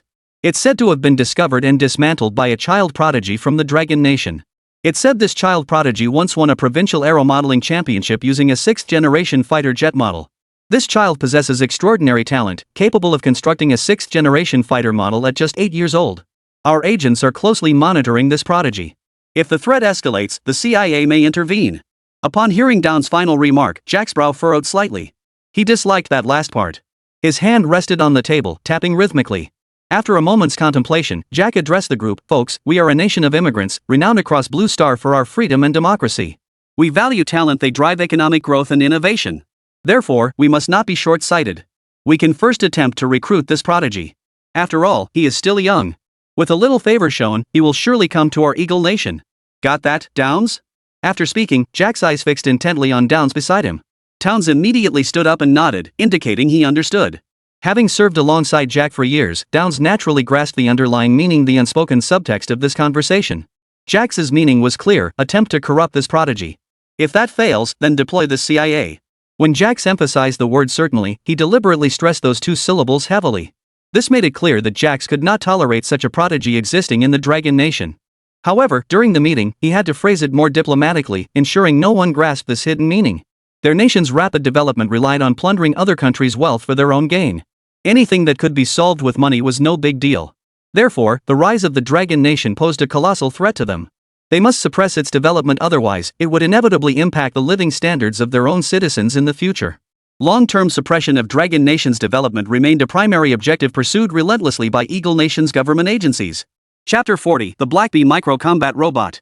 At this moment, the people of the Dragon Nation were still basking in the joy of the successful test flight of their 6th-generation fighter jet. None knew that across the ocean, the next phase of plans targeting the Dragon Nation had already commenced. Meanwhile, Rao Si-yuan had been monitoring online public sentiment during this period. Seeing that the news of the 6th-generation fighter's successful test flight had completely calmed the restless hearts of the people, he finally felt at ease. The Dragon Nation now faced both internal and external challenges. Internally, some internal saboteurs persistently stirred up dark sentiments among the populace, constantly touting how much better things were elsewhere. External threats were led by imperial powers spearheaded by the Eagle Nation, particularly as the Eagle Nation had grown increasingly close with the European Nation and the White Elephant Nation in recent years, causing Dragon Nation's external situation to become extremely tense. Rao Si-yuan knew the Eagle Nation's next move would inevitably target the Bay Area. With the assistance of the Southeast Military Industry Group's underground research facility, they had recently succeeded in creating a flawless model of the Dongfeng 41 intercontinental ballistic missile. Field tests had been conducted, and even Chen Huacheng had applauded the achievement repeatedly. Opening the system panel, the projected information instantly appeared before Rao Si-yuan's eyes. Little Brother Military Model System. Host, Rao Si-yuan. Age, 8 years old. Current education 3rd grade elementary school. Unlocked Mission 1, Dongfeng 41 ICBM model completion rate 100%. Unlocked Mission 2, Assisted Li Wanyu in cracking the Arctic ballistic system mission complete. Blind box hidden mission triggered, collaborate with Wang how to complete the DF-41 ICBM model. Reward, 1 blind box draw. Unlock rewards, 1 Dongfeng 41 ICBM prototype blueprint, 10 system points. Remaining points 20. Congratulations, host, on completing the Dongfeng 41 ICBM model. Congratulations, host, on assisting Li Wanyu in cracking the Arctic ballistic system. Blind box hidden mission completed, obtain 1 blind box draw. Rewards are being processed. Please wait. 10 reward points have been credited, and the prototype blueprints for the Dongfeng 41 intercontinental ballistic missile have been released. A vast flood of knowledge surged into Rao Si-yuan's mind. The next moment, he discovered a book had appeared inside his sleeve. Feeling it through his clothing, he estimated it to be about 5 inches thick. He hadn't expected the prototype blueprints for the DF-41 intercontinental ballistic missile to be 5 inches thick, 2 inches thicker than those for the 6th-generation fighter jet. The sheer volume of data it contained was unimaginable. Through the knowledge transmitted by the system, Rao Si-yuan now understood why the prototype blueprints for the Dongfeng 41 ICBM were so thick. It turned out the system had integrated the upgraded version of Qian's ballistic missile design into the DF-41's blueprint. Did this mean that any previously exchanged tech points would be automatically incorporated into the system if applicable later on? Rao Si-yuan was overjoyed. This meant he wouldn't have to spend points on exchanges every single time. After all, points were hard to come by. Currently, Rao Si-yuan had barely managed to accumulate 20 points, and he planned to save up to 50 points before making another exchange. It was important to note that 50 points allowed for a direct upgrade to the next tier of technology points available for exchange within the system. For instance, controlled nuclear fusion, room temperature superconductivity, and brain-computer interface technology. Among these, controlled nuclear fusion technology was what Rao Si-yuan coveted most. Mastering controlled nuclear fusion would enable the perpetual regeneration of electrical energy using tritium and lithium resources, completely resolving the scarcity of power sources. Blue Star's seawater holds 400 trillion tons of deuterium reserves. Extracting just 0.001% could meet global electricity demand for a trillion years, truly inexhaustible. Applying this technology to space exploration would be nothing short of revolutionary. Currently, spacecraft traveling from Blue Star to Mars require at least 7 months. With controlled nuclear fusion technology, this journey could be shortened to under a month, while safety and reliability would increase exponentially. Therefore, Rao Si-yuan planned to redeem the controlled nuclear fusion technology the moment he accumulated 50 points. Oh, and one more blind box draw, almost forgot. Let's open the blind box right away. Rao Si-yuan was filled with anticipation for the blind box draw. Congratulations, host. You have drawn the Black Bee Micro-Combat Robot Squadron. The squadron possesses excellent stealth, high mobility, and the ability to conduct swarm combat. A flood of information instantly poured into Rao Si-yuan's mind, containing all the details about the Black Bee mini combat robot squad. 6 thumb-sized black robots shaped like insects appeared in Rao Si-yuan's hand. Each robot had a distinct shape, differing in body form, yet all shared one defining feature: a head shaped like a bee. One particular robot design caught Rao Si-yuan's attention. Its body resembled a slender chopstick, long and narrow, with the only drawback being its exceptionally short legs. Rao Si-yuan's face lit up with delight. This Black Bee micro-combat robot squadron perfectly suited his current situation. They were inconspicuous enough for covert operations while still capable of executing specialized missions. Moreover, the system had already imprinted the principles and data of the Black Bee micro-combat robots into Rao Si-yuan's mind. Even if the Black Bee micro-combat robots encountered problems during missions in the future, he could build them himself. Just as Rao Si-yuan was about to test the robot, a knock sounded at the door. "Is Xiao Si-yuan there?" Li Wanyu's voice came from outside the door. Rao Si-yuan quickly hid the miniature robot and opened the door. The first thing that caught his eye were Li Wanyu's long, slender legs. Today, however, she wasn't wearing her usual denim shorts but instead a floral sundress. The tantalizing glimpse of those long legs made Rao Si-yuan swallow hard the moment he opened the door. Though only 8 years old, Rao Si-yuan possessed the mind of a 30-year-old trapped in an 8-year-old's body. Currently, Rao Si-yuan had been directly assigned by the Southeast Shipbuilding Military Industry Group to reside at Li Wanyu's place, so the two saw each other quite frequently. Especially Li Wanyu, who knocked on Rao Si-yuan's door every other day, leaving him feeling utterly deprived of privacy. Naturally, Li Wanyu was thirsty for knowledge. She came to Rao Si-yuan seeking professional expertise on data, particularly insights into military technology. Moreover, Li Wanyu always sensed a mysterious aura about Rao Si-yuan, along with a peculiar charm that made her unconsciously want to spend more time with him. "Sister Li, weren't you assisting Grandpa Wan with optimizing the 6th-generation fighter's data? Why are you back so early?" Rao Si-yuan inquired. "Well, I came back extra early today. How about I make you some candied yam and sweet and sour spare ribs?" As she spoke, Li Wanyu's hands emerged from behind her back, holding several pieces of yam and 2 ribs. Rao Si-yuan's eyes lit up the moment he saw the ingredients in Li Wanyu's hands. He knew firsthand how delicious her cooking was, having sampled it just days ago. Truly exceptional, rivaling that of professional chefs. That meal had left an indelible impression on him. "Sister Li, if this meal truly satisfies me, I might just consider giving you a gift." Rao Si-yuan wrapped his arms around Li Wanyu's thigh, grinning mysteriously. Chapter 41, Genius? Child Prodigy? Freak. Li Wanyu's eyes lit up upon hearing Rao Si-yuan's final words. Girls always held a strong fascination for mysterious gifts, especially when they came from the mouth of a little prodigy like Rao Si-yuan. Her anticipation grew even more. "Little Si-yuan, how did you learn to tease your sister like this?" Li Wanyu flashed a playful smile at Rao Si-yuan with her fair little face, then turned and walked out. Clearly spurred by Rao Si-yuan's words, she hurried off to the kitchen to prepare dinner. Rao Si-yuan watched her playful smile, his eyes going blank for a moment before snapping back to reality. He hadn't expected Li Wanyu to have such an adorable side. After all, Li Wanyu was known to the outside world for her aloofness and impassive demeanor. Anyone who spoke to her would always receive a cold, distant response. Yet now she revealed this playful, endearing side to him, filling Rao Si-yuan with a quiet delight. Though Rao Si-yuan appeared as a child, his mind remained that of a 30-year-old. It was just that, more often than not, he had to act in ways befitting a child's status. Like holding Li Wanyu's hand or hugging her long legs. It's perfectly normal for a child to do these things, right? An hour later, Li Wanyu knocked on Rao Si-yuan's door again. She called out from outside, "Little Si-yuan, dinner's ready." Rao Si-yuan sprang up from his bed like a fish leaping out of water, immediately opened the door, took Li Wanyu's small hand, and skipped happily to the dining table. Seeing the dishes on the table, Rao Si-yuan's mouth watered instantly. He grabbed his bowl of rice and chopsticks and began shoveling food into his mouth with gusto. It must be said, Li Wanyu's cooking was truly exceptional. Especially the sweet and sour spare ribs, they were the best he'd ever tasted in his 2 lifetimes. The candied yam and fish soup were also devoured until the last drop. By the end of the meal, Rao Si-yuan had polished off 3 large bowls of rice. His little belly was round and full, and he let out a satisfied burp. Li Wanyu sat across from him, her large eyes blinking rapidly as she rested her chin in her hands, her face radiating anticipation. Rao Si-yuan felt slightly awkward under Li Wanyu's intense gaze. He promptly pulled out the Dongfeng 41 intercontinental ballistic missile prototype blueprint gifted by the system from his robe. The blueprint was a hefty 5 inches thick. The moment he pulled it out, Li Wanyu's eyes lit up. She immediately snatched the book from his hands before he could put it down and began flipping through it eagerly. Rao Si-yuan returned to his room to continue studying the miniature robot he'd obtained from the system's blind box.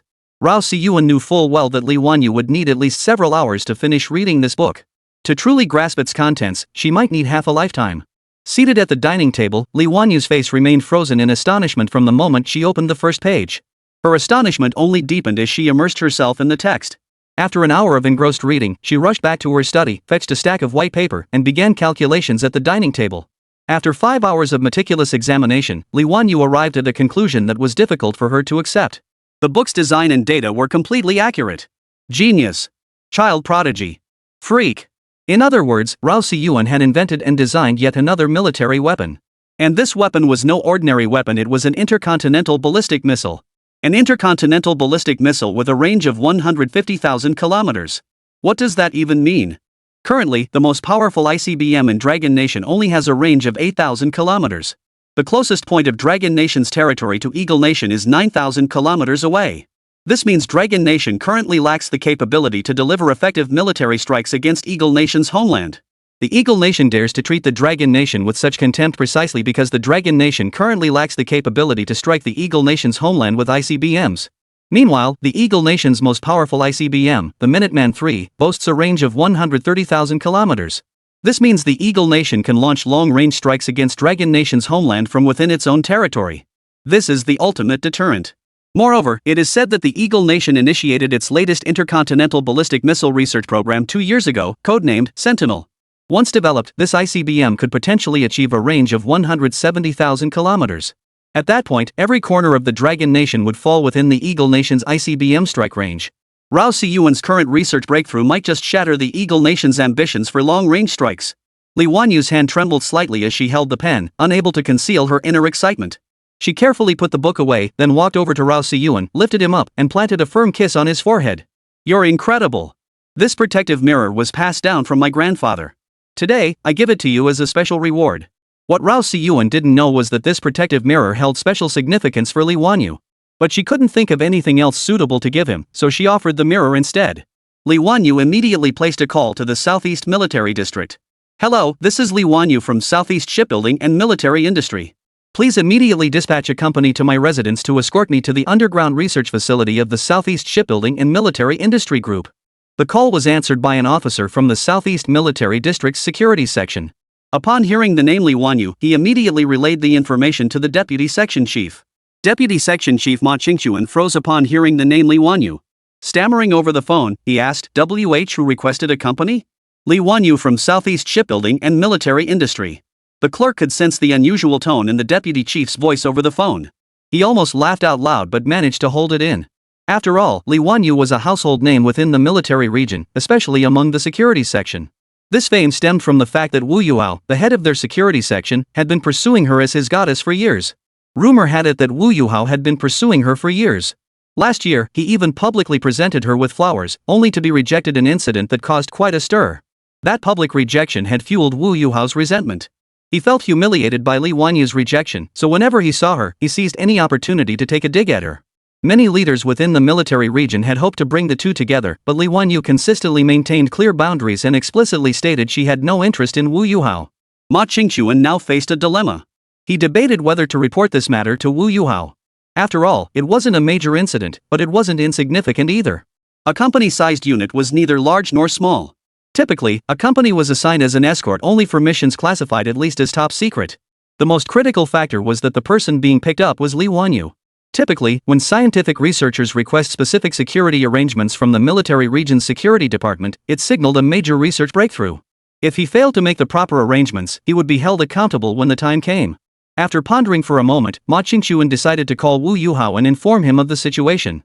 After the call connected and some discussion, Wu Yuhao unexpectedly stated he would personally lead the team to retrieve Lee Won-yu. Upon hearing this, Ma Qingchuan immediately understood Wu Yuhao's intentions. It seemed he wanted more contact with Lee Won-yu and to seize the opportunity to see if he could cause her trouble. Ma Qingchuan volunteered to join the operation. Naturally, he wanted to watch the show unfold. After all, he was notorious for loving to meddle and gossip. Chapter 42, That Shameless Bastard. Wu Yuhao, head of the Southeast Military District's security section, led a company of soldiers from the military headquarters toward Lee Won-yu's residence. A procession of over a dozen jeeps rolled majestically toward her residence. Rumors immediately began swirling among the military district personnel. Who could be the important figure requiring the security section's escort? Such a display dispatching an entire company for escort? Who could possibly command such favor? The logistics support force had just returned from an external mission, and now all eyes turned toward the departing jeeps. Yeah, I'm curious too. A whole company for security? Could it be a commander from another military region coming for an inspection? Heh, your intel's way behind. I've got a buddy in security. Heard the security section chief personally led the team to pick up the military region's top beauty. The most beautiful woman in the military region? Lee Wanyu? Damn, such juicy gossip, too bad I can't see it with my own eyes. Ha! That pathetic loser Wu Yuhao totally had it coming. Doesn't know his own place, trying to hit on our military region's top beauty. The Joint Logistics Support Force soldiers immediately erupted into murmurs and laughter. Lee Wanyu resided in a villa district 5 kilometers from the underground research facility, an area predominantly inhabited by key figures from the Southeast Military District. Now, the security section's entourage entered the villa district in force, stopping right below Lee Wanyu's villa. Several retired military elders strolling in the park noticed the commotion and gathered to watch. Hey, isn't this where that young lady Wanyu lives? One gray-haired veteran remarked to another beside him, whose hair was entirely white. To the observant eye, one could recognize one of them as He Ruan, the former commander of the Southeast Military District, and the other as Yuan Lang, the former chief of staff. Judging by the setup, it seemed likely that Wanyu had devised some extraordinary new military weapon. How else could one explain the sudden appearance of the security detail? The pure white-haired elder's eyes flashed with sharp insight, clearly seeing through the surface to the core of the matter. Wu Yuhao, stepping out of the jeep, immediately led his men into Lee Wanyu's villa compound. By then, Lee Wanyu had already placed the prototype blueprints for the Dongfeng 41 intercontinental ballistic missile, given to her by Rao Siyuan, into a safe. She now waited anxiously by the entrance. For the first time, she felt the weight of immense responsibility on her shoulders, a sensation that made her heart race. As security chief Wu Yuhao led a group of soldiers inside, Lee Wanyu's nerves finally began to settle. But upon seeing Wu Yuhao, her slightly relaxed brow furrowed again. Wanyu, why did you suddenly need security section to pick you up today? Wu Yuhao inquired with feigned concern, though inwardly he was seething with resentment toward Lee Wanyu, his eyes still darting back and forth over her long legs. Lee Wanyu responded coldly, don't ask questions you shouldn't. Just do your job. Arrange for someone to take that safe away. This operation is classified as top secret. If anything goes wrong, your section chief rank won't be enough to cover it. Lee Wanyu's words instantly ignited a surge of unnamed anger within Wu Yuhao. What did she mean by a section chief's rank? At just 30, he was already the section chief of the Southeast Military District's Security Division, with a promising future ahead. He had even won third prize in the Southeast Military District's martial arts competition. While dozens had received that third prize, it still proved he was among the top performers. To be mocked like this by Lee Wanyu today was unbearable. Besides, she was just an engineer at a military factory. What gave her the right to feel superior? What else could she possibly have to make Wu Yuhao take notice, besides her pretty face? You're just a lowly engineer. What gives you the authority to invoke top secret protocols? This is laughable. A section chief like me can't even handle it? Lee Wanyu, you're like a lapdog biting at the moon, utterly clueless about your own limitations. Wu Yuhao's words instantly set off a roaring laughter from the few people accompanying him. Meanwhile, the two elderly onlookers outside had also entered the courtyard, eager to see what the commotion was about. After all, the people of Dragon Nation are naturally drawn to a good spectacle. As soon as they reached the doorway, they heard Wu Yuhao's words echoing from inside, a lapdog biting at the moon, not knowing the sky's height. The two elders immediately frowned and stepped inside. Lee Wanyu, hearing Wu Yuhao's words, suppressed her anger and said coldly, Wu Yuhao, I don't have time to argue with you here. I said this operation is top secret. Do you understand? Wu Yuhao only grew more defiant. He ordered the two men to carry the safe to the center of the living room, then turned to Lee Wanyu. Go ahead, open it. I'm dying to see what this little engineer has inside that warrants a top-secret operation to protect it. Lee Wanyu, thoroughly irritated by Wu Yuhao's persistent pestering, was about to open the safe and show him exactly what was inside when Rao Siyuan suddenly came downstairs. Oh my god, this is so noisy. Who's been yapping like a dog this whole time? Seeing Rao Siyuan descend the stairs, Lee Wanyu felt an inexplicable sense of relief wash over her. Rao Siyuan entered the living room, swept a glance around the room, and immediately lost his temper, continuing his tirade. Wu Yuhao, you're like an ant crawling on a broom. Every path leads to your doom. You like using proverbs to insult people, huh? Fine, I'll give you a taste of your own medicine. You're like a chimney walker with nowhere to go. Your days as security chief are numbered. Do you enjoy stirring trouble or deliberately making things difficult for me, Sister Lee? Wu Yuhao, you're like looking for trouble in a latrine asking for death. Lee Wanyu heard Rao Siyuan's curses and couldn't help but let the corners of her mouth turn up slightly. Her fondness for this elementary school student instantly grew. She couldn't explain why, but whenever Rao Siyuan was nearby, she felt a sense of calm and security. Wu Yuhao's face turned ashen under Rao Siyuan's retort. He never imagined that the kid who'd been acting so intimately with Lee Wanyu that day actually lived in her house. That shameless little brat. Wu Yuhao cursed inwardly. The two elderly onlookers at the doorway exchanged amused glances at the child's remark. Old he, whose kid is this? He sure talks sharp. Yuan Lang, with his head of pure white hair, asked He Ruian, who stood beside him with his own hair streaked gray. Well, I wouldn't know, but that Wu Yuhao really has become too arrogant and overbearing. Relying on his grandfather's modest standing in the capital, he's pulled off no shortage of dirty and despicable deeds these past few years. I recall military factory engineers get one top-secret escort privilege per year, right? Top-secret clearance must mean that little Ming Xuanyu has developed something truly remarkable. Should we step in to help her? Chapter 43, The He Yuan Elders. Upon hearing He Ruian's words, Yuan Lang's fingers tapped nervously. Let's observe first. I have a feeling that kid isn't ordinary. Yuan Lang gestured toward Rao Siyuan. Alright, we'll keep an eye on him. Meanwhile, Wu Yuhao found himself in a tight spot after Rao Siyuan's sharp retort. He couldn't possibly attack an elementary school student now that would make him look petty. Just as Wu Yuhao was about to retort, Rao Siyuan turned to Li Wanyu. Sister Li, open the safe and show him. I want to see if he dares to look inside. Wu Yuhao's heart skipped a beat upon hearing this. His earlier intent had been merely to taunt Li Wanyu and by some time showcasing his authority as head of security. But now, with Rao Siyuan's words forcing him into a corner, how could he not understand what escorting top-secret materials entailed? Once the contents were seen, his position as security section chief would be impossible to maintain. Li Wanyu instantly grasped Rao Siyuan's intent and promptly opened the safe, revealing a 5-inch thick book inside. Here, Wu Yuhao, open this book and take a good look at its contents. If you don't, you're my grandson. Rao Siyuan's cutting words ignited fury within Wu Yuhao. Remembering his grandfather standing in the capital, he impulsively strode to the safe, retrieved the book, and began reading it on the spot. What he saw stunned him. The more he read, the more sweat beaded on his forehead. Within a minute, his back was drenched in cold sweat. He merely glanced at the headline and the gist of the content to realize that his position as section chief was truly in jeopardy. Just then, a cold, aged snort echoed from the doorway. Oomph. Wu Yuhao, it seems you've grown more reckless with age, daring to access top-secret escort operation files. Yuan Lang stepped from the doorway into the villa's living room, closely followed by He Ruian. Li Wanyu's expression shifted slightly upon seeing the two men. What brings you both here? Just as Wu Yuhao was about to retort, wondering who was so blind as to speak to him that way, his eyes locked onto the scene before him and his expression turned pale. Elder Yuan, Elder He, what brings you here? If we hadn't come, we'd have missed today's little show, He Ruian said with a hint of anger on his face. Elder He, Wu Yuhao began to explain, but was cut off by Yuan Lang. Enough. You needn't say more. You will pay for your impulsiveness. You will face a court-martial and imprisonment. Effective immediately, Ma Qingxuan will assume the role of acting section chief and oversee this top-secret escort operation. Ma Qingxuan, assign 2 men to escort Wu Yuhao with me. Yuan Lang then turned to look at Rao Siyuan and said, Young man, you did the right thing. Leave the rest to us 2 old fools. At this moment, Wu Yuhao's legs trembled and weakened upon hearing Yuan Lang's words. If not for sheer willpower and the constant support of the old man in the capital, he might have collapsed right there. His original plan had been that even if he saw this top-secret document today, with the security department now filled with his own people, no one would betray him. He could simply deny everything later. Without evidence, it would be nothing more than a one-sided accusation. The case would surely sink without a trace, especially with his grandfather in Kyoto ready to speak on his behalf. But now, he'd been caught red-handed by He Ruian and Yuan Lang, 2 elders notorious for their ironclad impartiality, who wouldn't give his grandfather the slightest consideration. And Yuan Lang was right, he was now in a no-win situation. To prevent top-secret documents from being stolen, Longwa enforced strict regulations. As someone outside the research institute, he would face imprisonment for accessing classified materials. He wouldn't be released until the classified project was completed. If the project's objectives were achieved within a short time frame, that would be one thing.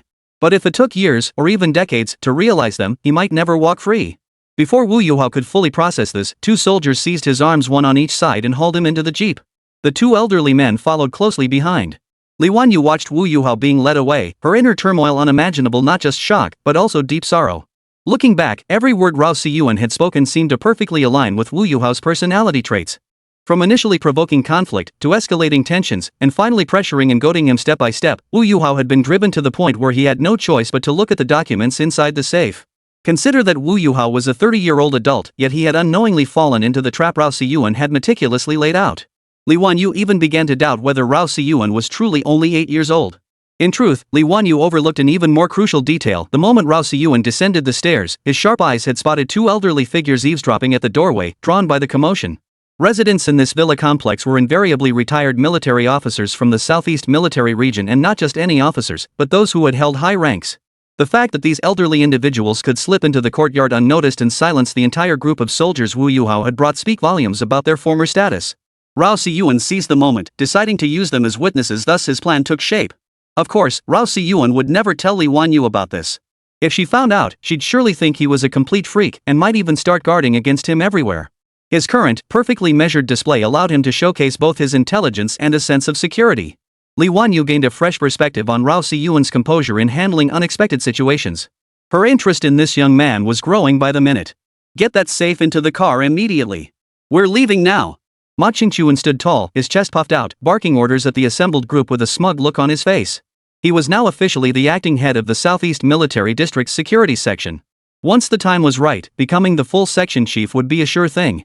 Who would have thought that coming along just for the fun of it would lead to witnessing such a spectacle, with the ultimate beneficiary being himself? Recalling Wu Yuhao's actions today, which ultimately led to his downfall at the hands of a child, Ma Qingchuan began to form some calculations in his mind. He must never cross this Rao Siyuan. It would be best to align himself with him. With that thought, Ma Qingchuan immediately turned and saluted Rao Siyuan and Li Wanyu with a military salute. Acting Chief of Security, Southeast Military District, Ma Qingchuan. I am here to escort Engineer Li Wanyu to the underground research facility. This operation is classified, top secret. Chapter 44, The Steel Pipe Factory is saved. Li Wanyu gave a slight nod before being escorted by several soldiers out of the villa compound and into a tall jeep parked in the center. Rao Siyuan did not accompany them. His objective had been achieved, and it was time to return to Jinyang County. His father had relayed news. Zhou Yunxong had agreed to restructure the Jinyang County Steel Pipe Factory into a military factory, provided higher authorities approved. In truth, the higher-ups had already given their approval, they were merely waiting for Zhou Yunxong's consent. Li Failong was eager for Rao Siyuan to secure a position at a military factory, a coveted opportunity fiercely sought after by all 5 major military regions. Although the Jinyang County Steel Pipe Factory would operate as a military factory under market-oriented principles, it would still fall under the jurisdiction of the Southeast Military District. If the Jinyang County Military Factory thrived in the future, Li Failong would certainly take credit for it. After informing Li Failong of Zhou Yensong's approval, Li immediately dispatched a company to the Jinyang County Steel Pipe Factory to handle security duties. Still uneasy, he personally called Cheng Hua, the head of the People's Armed Forces Department in Jinyang County. Cheng Hua was startled by the call. This was the commander of the Southeast Military District, his superior's superior. After hanging up, Cheng Hua immediately led his men to the Jinyang County Steel Pipe Factory. At that moment, the factory remained as deserted as ever, its rusted gates and dilapidated signboard standing starkly against the desolate landscape. Zhou Yunxong was still chatting and playing chess with Rao Jianhua. A plate of melon seeds and another of peanuts sat beside them, along with 2 small cups of liquor by the chessboard. They were thoroughly at ease. Upon learning that Zhou Yunxong had agreed to convert the factory into a military plant, Rao Jianhua immediately went out to buy some liquor, melon seeds, and peanuts, inviting Zhou Yunxong to share a few drinks. The rumble of engines outside reached their ears, causing Zhou, already tipsy, to sway his head and mutter. "Ha! Jianhua, what's going on outside? Sounds like a bunch of cars rolled into our factory grounds? Cars? Bull! Who the hell would come to this dump of a factory? Good thing I found you a good deal, or you'd be bankrupt by now." Rao Jianhua was drunk too, his hand trembling so much he could barely hold the chess pieces. Checkmate. Zhou Yunxong watched as the opponent's rook advanced directly to his own rook's position. He swiftly swept his finger across the board, moving his bishop to block the rook. Check again. Rao Jianhua then executed a decisive cannon move. Zhou Yunxong swept his hand across the board, shouting, "No count! No count! Start over!" No sooner had he spoken than the door swung open. Cheng Hua, dressed in military uniform, strode directly into Zhou Yunxong's office, followed by several soldiers. Zhou Yunxong was already drunk, but upon seeing the group of soldiers enter, Rao Jianhua sobered up instantly. "Principal Rao, it's been ages." Cheng Hua stepped forward proactively, extending his hand with an extremely humble demeanor. After all, Principal Rao was the father of Longwa's child prodigy, Rao Siyuan. He dared not show the slightest disrespect. Upon recognizing Cheng Hua, Rao Jianhua inquired with curiosity, "Minister Chang, what brings you to this rundown factory?" "Haha, Principal Rao, I received orders from higher-ups. I heard this place is being restructured into a military factory?" Cheng Hua said with a smile. "The news spread that fast?" Zhou Yunxong exclaimed in surprise from the side, still reeling from the alcohol. Cheng Hua then turned his gaze to Zhou Yunxong. By now, Zhou had sobered up somewhat. He staggered to his feet and extended his hand to Cheng Hua. "Hello, Minister Chang. I'm Zhou Yunxong, the factory director here." Though Cheng Hua frowned at Zhou Yunxong's habit of drinking during work hours, he maintained a welcoming smile and shook his hand. After all, this factory was slated for restructuring into a military plant. Zhou Yunsong had hit the jackpot with the prodigy Rao Siyuan's backing, rapid growth was guaranteed. Therefore, Changhua maintained the appropriate courtesy toward Zhou Yunsong. Director Zhou, you're going to be a big shot soon. As he held Zhou's hand, Chung patted his shoulder with his other hand, bringing Zhou back to his senses a bit. Big success? It's just being converted into a military factory. It's not that exaggerated, Zhou Yunsong said nonchalantly. Do you know who notified me? The commander of the Southeast Military District personally called, instructing me to come specifically. I hear he even transferred a company from the Southeast Military District to handle security. Cheng Hua's words instantly sobered both Zhou Yunsong and Rao Jianhua. Staring at Cheng Hua, both men wore expressions of utter shock. Minister Chang, is all this true? Zhou Yunsong asked, his lips trembling slightly. I came here personally, how could it be false? Cheng Hua replied. Zhou Yunsong felt as if he were dreaming, convinced he was still drunk. He pinched his thigh hard, the sudden pain making him jump. Now, excitement overflowed from Zhou Yunsong's face. He paced back and forth in the office, clearly overwhelmed by the news. He had always thought Rao Siyuan was merely a child prodigy, a bit more capable and clever than his peers, but never imagined he possessed such immense influence. Who in their right mind would believe an elementary school student could persuade the commander of the Southeast Military District to speak up personally? But it was true. Our steel pipe factory is saved. Hope had returned for the 40-odd workers at the steel pipe factory. After uttering those words, Zhou Yunsong was overcome with excitement and fainted, collapsing onto the ground. Rao Jianhua rushed over to help him up, then with the assistance of several soldiers, they rushed Zhou Yunsong to the hospital. Is this really necessary? Changhua watched Zhou Yunsong being loaded into the ambulance, feeling somewhat perplexed. Minister Chang, you may not know this, but Director Zhou and I have known each other since childhood. After graduating from Jiangnan Engineering College, he has worked at Jinyang County Steel Pipe Factory ever since. This work spanned 20 years. Having worked his way up from a factory worker to plant manager at the steel pipe factory, his attachment to the plant was something few could truly comprehend. That's why today, upon hearing how seriously the Southeast Military Region was taking their restructuring project, he became so overwhelmed that he fainted. Of course, alcohol might have played a part. Rao Jianhua's words did, however, alter Cheng Hua's perception of Zhou Yunsong. How could someone who had devoted most of his life to the factory be unreliable? Principal Rao, this restructuring project has been specifically designated by the military region leadership as a priority. Please emphasize to Director Zhou that he must not slack off. The military district leadership has also dispatched an engineering team, expected to arrive in about 3 days. We absolutely cannot afford to be as careless as we were today. With that, Cheng Hua departed. Rao Jianhua watched their retreating figures, his eyes flickering with deep concern. Chapter 45, Kidnapped. From a father's perspective, he didn't want Rao Siyuan to attract so much attention. After all, the perilous circumstances of the assassination attempt were still vivid in his mind. Once Rao Siyuan's military factory was established and rapidly expanded, it would inevitably impact the interests of many local companies. It might even affect the interests of some multinational corporations. He knew his son's character all too well. Once he set his mind on something, he was determined to succeed. Given his son's brilliance, the weapons produced by the factory would undoubtedly undergo rapid iterations. He could already envision the factory's future trajectory. The larger the factory grew, the more stakeholders it would affect, and the greater the danger his son would face. Sighing softly, he knew there was little he could do to protect his son. Perhaps by making the school better and better, some of the students who graduated from it might become his son's allies in the future. This thought gave Rao Jianhua renewed motivation. He immediately left the steel pipe factory and headed toward the school. While driving normally on the road, a van suddenly appeared at the fork ahead, stopping right in the middle of the lane. Since the roads in this area belonged to the old industrial park, traffic was sparse and the lanes narrow. The van's perpendicular position blocked Rao Jianhua's car completely, preventing him from moving forward. Just as Rao Jianhua was about to honk his horn, several men burst out of the van. Their menacing expressions made Rao Jianhua's heart skip a beat, and he swiftly shifted into reverse. But as he backed up, another vehicle blocked his escape route, leaving him completely trapped. Rao Jianhua steeled himself, slammed the accelerator to the floor, and charged straight toward the van and the menacing group.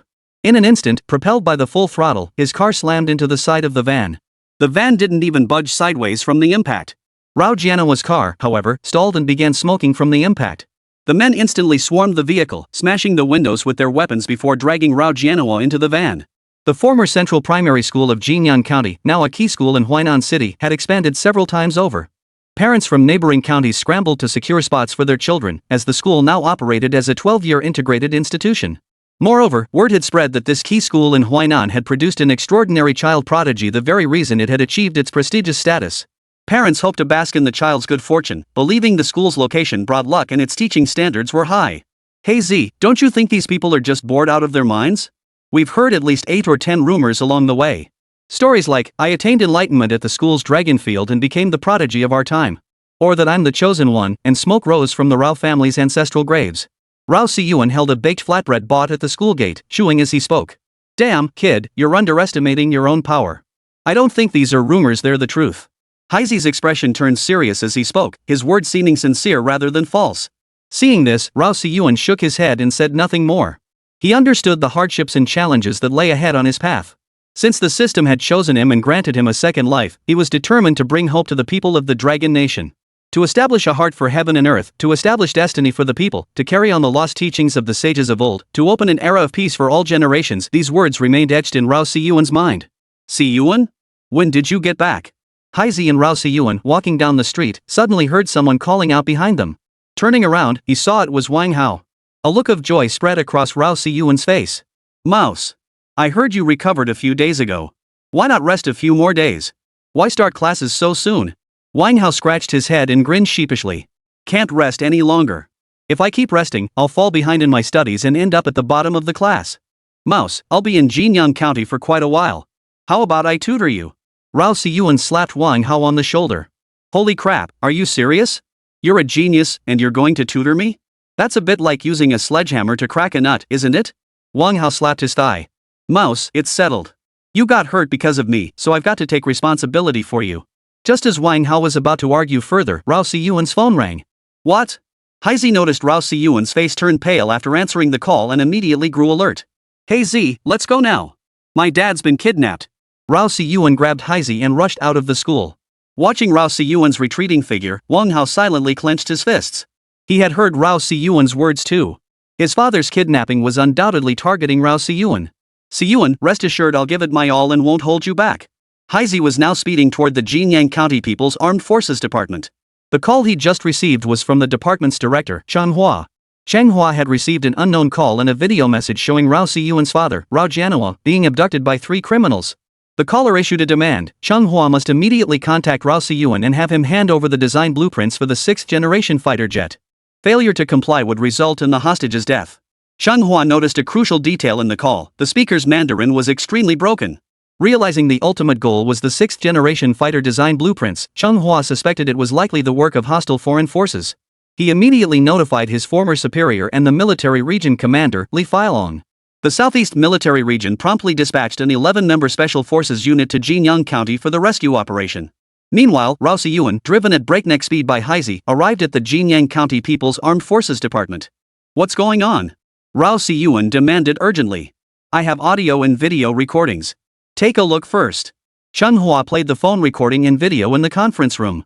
Just then, Wu Kuan, the director of the Jinyang County Public Security Bureau, arrived, drenched in sweat. After listening to the entire call recording and watching the video, Rao Si-yuan's brow furrowed deeply. The call clearly indicated the threat was directed at him personally. The caller had explicitly stated the transaction location, date, and demanded Rao Si-yuan attend alone. At that moment, Wu Kuan, the chief of the Jinyang County Public Security Bureau, spoke up. You can't go alone. Chapter 46, Fujita Rant's Plan.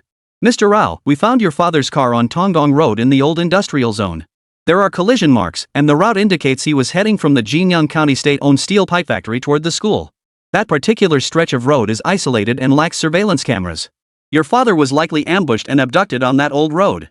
After meticulous investigation and reviewing surveillance footage from various intersections, we identified a minivan with a severely dented side heading toward Xingyun County matching the location mentioned in the perpetrator's phone call. This is clearly a premeditated, organized kidnapping. Judging by the accent in the phone recording, it must be the work of hostile foreign forces. Wu Kuan's words reminded Rao Si-yuan of Koji Akai. This Class A assassin from Fusong had also come to kill him with a death wish. Had the target been himself, Rao Si-yuan was fully confident he could handle it. But now the threat was directed at his loved ones, something he absolutely could not tolerate. This abduction was likely another scheme orchestrated by Japan's Shinobi Assassination Bureau. With the Fuso Nation's Ninja Assassination Bureau targeting him at every turn, becoming his sworn enemy, a deep desire for vengeance had taken root in Rao Si-yuan's heart. His father was now his only remaining family in this world. Should anything happen to him, Rao Si-yuan vowed to make the entire nation of Fusong pay with its existence. Just then, Wu Kuan's phone rang. Chief Wu, we've located it. The address is an unfinished building in Xingyun County. It's a massive 55-story structure that was abandoned when the developer ran out of funds. Information streamed into Wu Kuan's phone. He examined the photos on his device and immediately projected them onto the conference room's large screen. The group stared at the building, plunged into deep contemplation. The building's intricate layout and complex structure meant that even if they surrounded it, it would be of little use.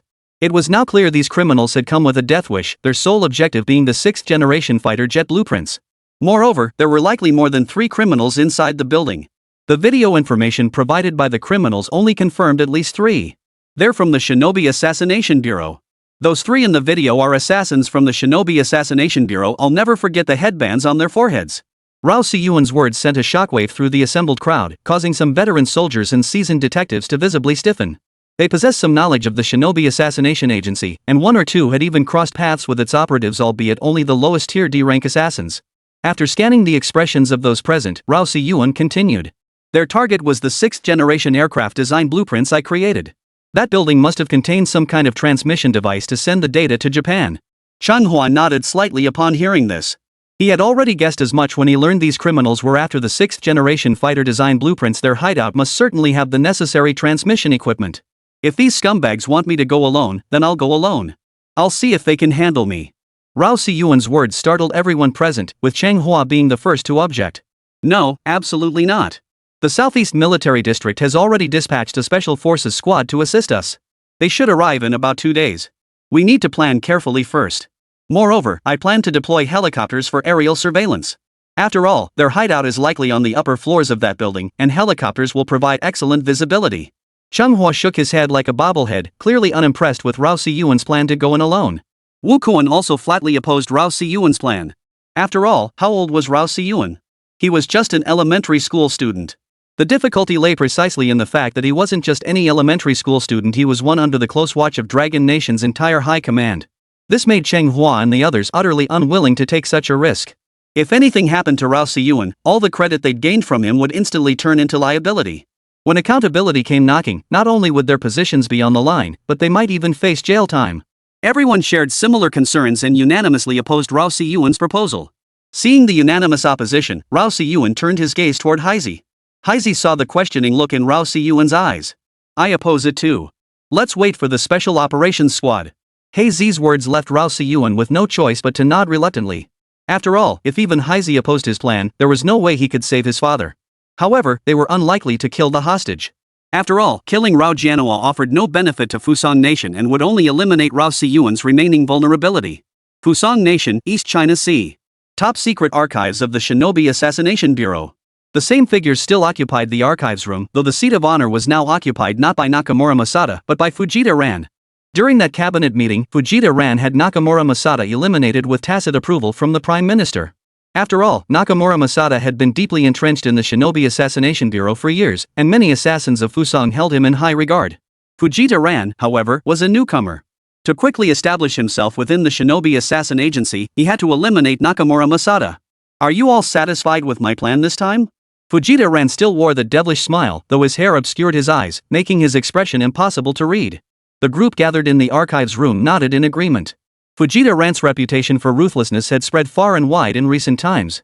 Several assassins loyal to Nakamura Shota attempted to kill Fujita Ran, but every single one of them met their end. But death was not the end. Fujita Ran had their families dug up and turned them all into human pigs. This sent chills down the spines of the veteran members of the Shinobi Assassins. While the original Nakamura Masada was ruthless, he had at least some boundaries. Family was the one line Nakamura Masada never crossed. Now that Fujita Ran had taken control of the Shinobi Assassination Agency, after this incident, no one dared to oppose his decisions. Satisfied. Very satisfied indeed. Director Fujita truly proved himself a formidable young talent. Just a few moves had left the enemy utterly helpless. Though 3 Class B assassins would be sacrificed this time, the reward was the design blueprints for the 6th-generation aircraft. Moreover, there was a significant chance to eliminate that prodigy from the Dragon Nation. Such a trade was more than worth it. The assembled crowd immediately chimed in with agreement. As long as you cooperate fully with my work, I will restore the Ninja Assassination Bureau to its former glory. Understood? Fujita Ran toyed with a dagger in his hand, leaning back in his chair and scanning the room. Understood. Understood. Chapter 47, Practice Makes Perfect. 2 days later, the Special Operations Squad dispatched by the Southeast Military District arrived at the People's Armed Forces Department of Jinyang County. Leading the group was a middle-aged man with a beard, wearing sunglasses. Standing over 6 feet tall, he was incredibly burly. Even Heizi paled in comparison. Spotting Heisey in the conference room, he immediately approached and slapped him on the shoulder. Well, well. Who'd have thought the legendary war god of the central military region would be here? Heisey looked up, his eyes lighting up. Brother Song. So it turns out your team was assigned to Jinyang County. It was none other than Heisey's old rival, Song Qian, captain of the Southeast Military Region's Firewolf Special Forces Squad. Song Qian had faced off against Heisey several times in competitions across various military regions, with each side claiming victories. Through these encounters, they had gradually become friends. Let me introduce everyone, this is Captain Song Qian of the Southeast Military District's Firewolf Special Forces Squad. Just as Heisey was about to continue his introduction, Changhua suddenly gasped, cutting him off. What? You're Song Qian, the captain of the Firewolf Special Forces Squad? I never imagined meeting the real person today. The commander attaches such importance to this operation that he actually sent you all here. The others looked at Changhua with puzzled expressions. Noticing their confusion, Changhua explained. You may not be familiar with the Firewolf Special Operations Squadron, but have you heard of Operation Dragon in the oil region? That was accomplished by their squad. Changhua's words made everyone gasp in awe. After all, Dragon Nation's Dragon operation last year had become a household name. The Chinese squadron flawlessly executed their mission in the oil region and annihilated an entire British squadron. Upon returning home, the squad even received the nation's highest honor, a water salute, clearly demonstrating their exceptional value. Rao Siyuan glanced at Song Qian with some surprise. He'd heard tales of the Dragon operation's exploits, and now he was seeing the real thing. Pure luck, Song Qian scratched his head sheepishly before quickly changing the subject. Seeing Song Qian's humility, the others felt it inappropriate to press further. After Changhua and Song Qian explained the mission details, Song Qian's previously relaxed brow furrowed once more. I recognize one of the men in this video, Takahashi Keifu, a Class B assassin from the Fuso Nation's Shinobi Assassination Corps. I tracked him for a while, but he vanished without a trace for 2 years. Never imagined I'd find him here. Song Qian's words caused the expressions of the others to shift slightly. Rao Siyuan, however, nodded thoughtfully. Song Qian's words were largely as he had anticipated, though he hadn't expected the Fuso Nation's shinobi assassins to harbor such determination to eliminate him, resorting to any means necessary. I don't know much about the other two, but judging by their demeanor in the footage, they're likely Class B assassins from Fusong's Shinobi Assassination Bureau, just like Takahashi Keifu. Hearing that all three were Class B assassins, the group's expressions changed once more. They hadn't anticipated that Japan's Shinobi Assassination Bureau would be willing to pay such a price for this operation, even sacrificing 3 Class B assassins to ensure the design blueprints for the 6th-generation aircraft were transmitted to Japan. Song Qian watched the footage, his hand resting on his chin as he rubbed it thoughtfully. He then turned to Rao Siyuan beside him. Young man, do you have any suggestions or opinions? My suggestion is that I must participate in this operation, and you must follow my lead. Rao Siyuan replied without hesitation. He knew the latter demand was unlikely to be granted, but he had to fight for it. This mission was no child's play. Any misstep could put his father's life in immediate danger. Young man, I hear you're a child prodigy? I'm Song Qian, the commander of this operation. You're welcome to join, that's what the criminals demanded. However, you want us to follow your lead throughout the entire operation? You're still very young. I know you have extensive knowledge of military weapons, but this is a joint military police operation targeting criminals and criminals. So just stay close to us and follow our arrangements, understand? No sooner had Song Qian finished speaking than Rao Siyuan began shaking his head like a bobblehead, muttering, No. I must be in command. Hearing Rao Siyuan's unreasonable insistence, Song Qian's brow furrowed slightly as he continued to persuade him. Young man, one of the criminals across the way has been in Longwood for nearly a decade. He's likely armed. Listen to me. As he spoke, he gently stroked Rao Siyuan's head.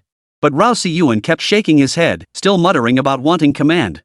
Song Qian found himself at a loss for a moment, then turned to Changhua and Heisey with a questioning look. His intention was clear, he needed Changhua and Heisey to show solidarity, to stand united with him in order to better persuade Rao Siyuan. Even if he ultimately seized command for himself, any investigation later would show it as a joint decision made by all three. Changhua immediately voiced his stance. Captain Song, I think young Master Rao Siyuan's proposal is excellent. I support it. Upon hearing Changhua's words, Song Qian's face twisted in disbelief. He scratched his ear with his finger before asking again. Minister Chang, what did you say? Captain Song, I think young Master Rao Siyuan's proposal is excellent. I support it. Changhua repeated firmly. He would choose to trust Rao Siyuan, naturally aware of this child's capabilities. Song Qian didn't know Rao Siyuan well enough yet, so his skepticism was understandable. Song Qian heard it clearly this time. He suppressed his shock slightly and turned to look at Heisey. What about you, Heisey? Brother Song, I also agree with young Rao Siyuan's proposal. Heisey stated. Wait, you too? Song Qian was caught off guard by Heisey's words, momentarily at a loss for what to say next. The Fuso base hidden within our country, the Yunha County outpost, was eradicated under his command. Heise delivered this earth-shattering revelation with an expressionless calm. Everyone present immediately wore expressions of shock upon hearing this, except for Chang Hua and He Zi, who remained impassive. Song Qian's mouth fell slightly open as he stared down at Rao Siyuan in disbelief. Wait, Heise, you're joking, right? The Yunha County stronghold was eliminated under his command?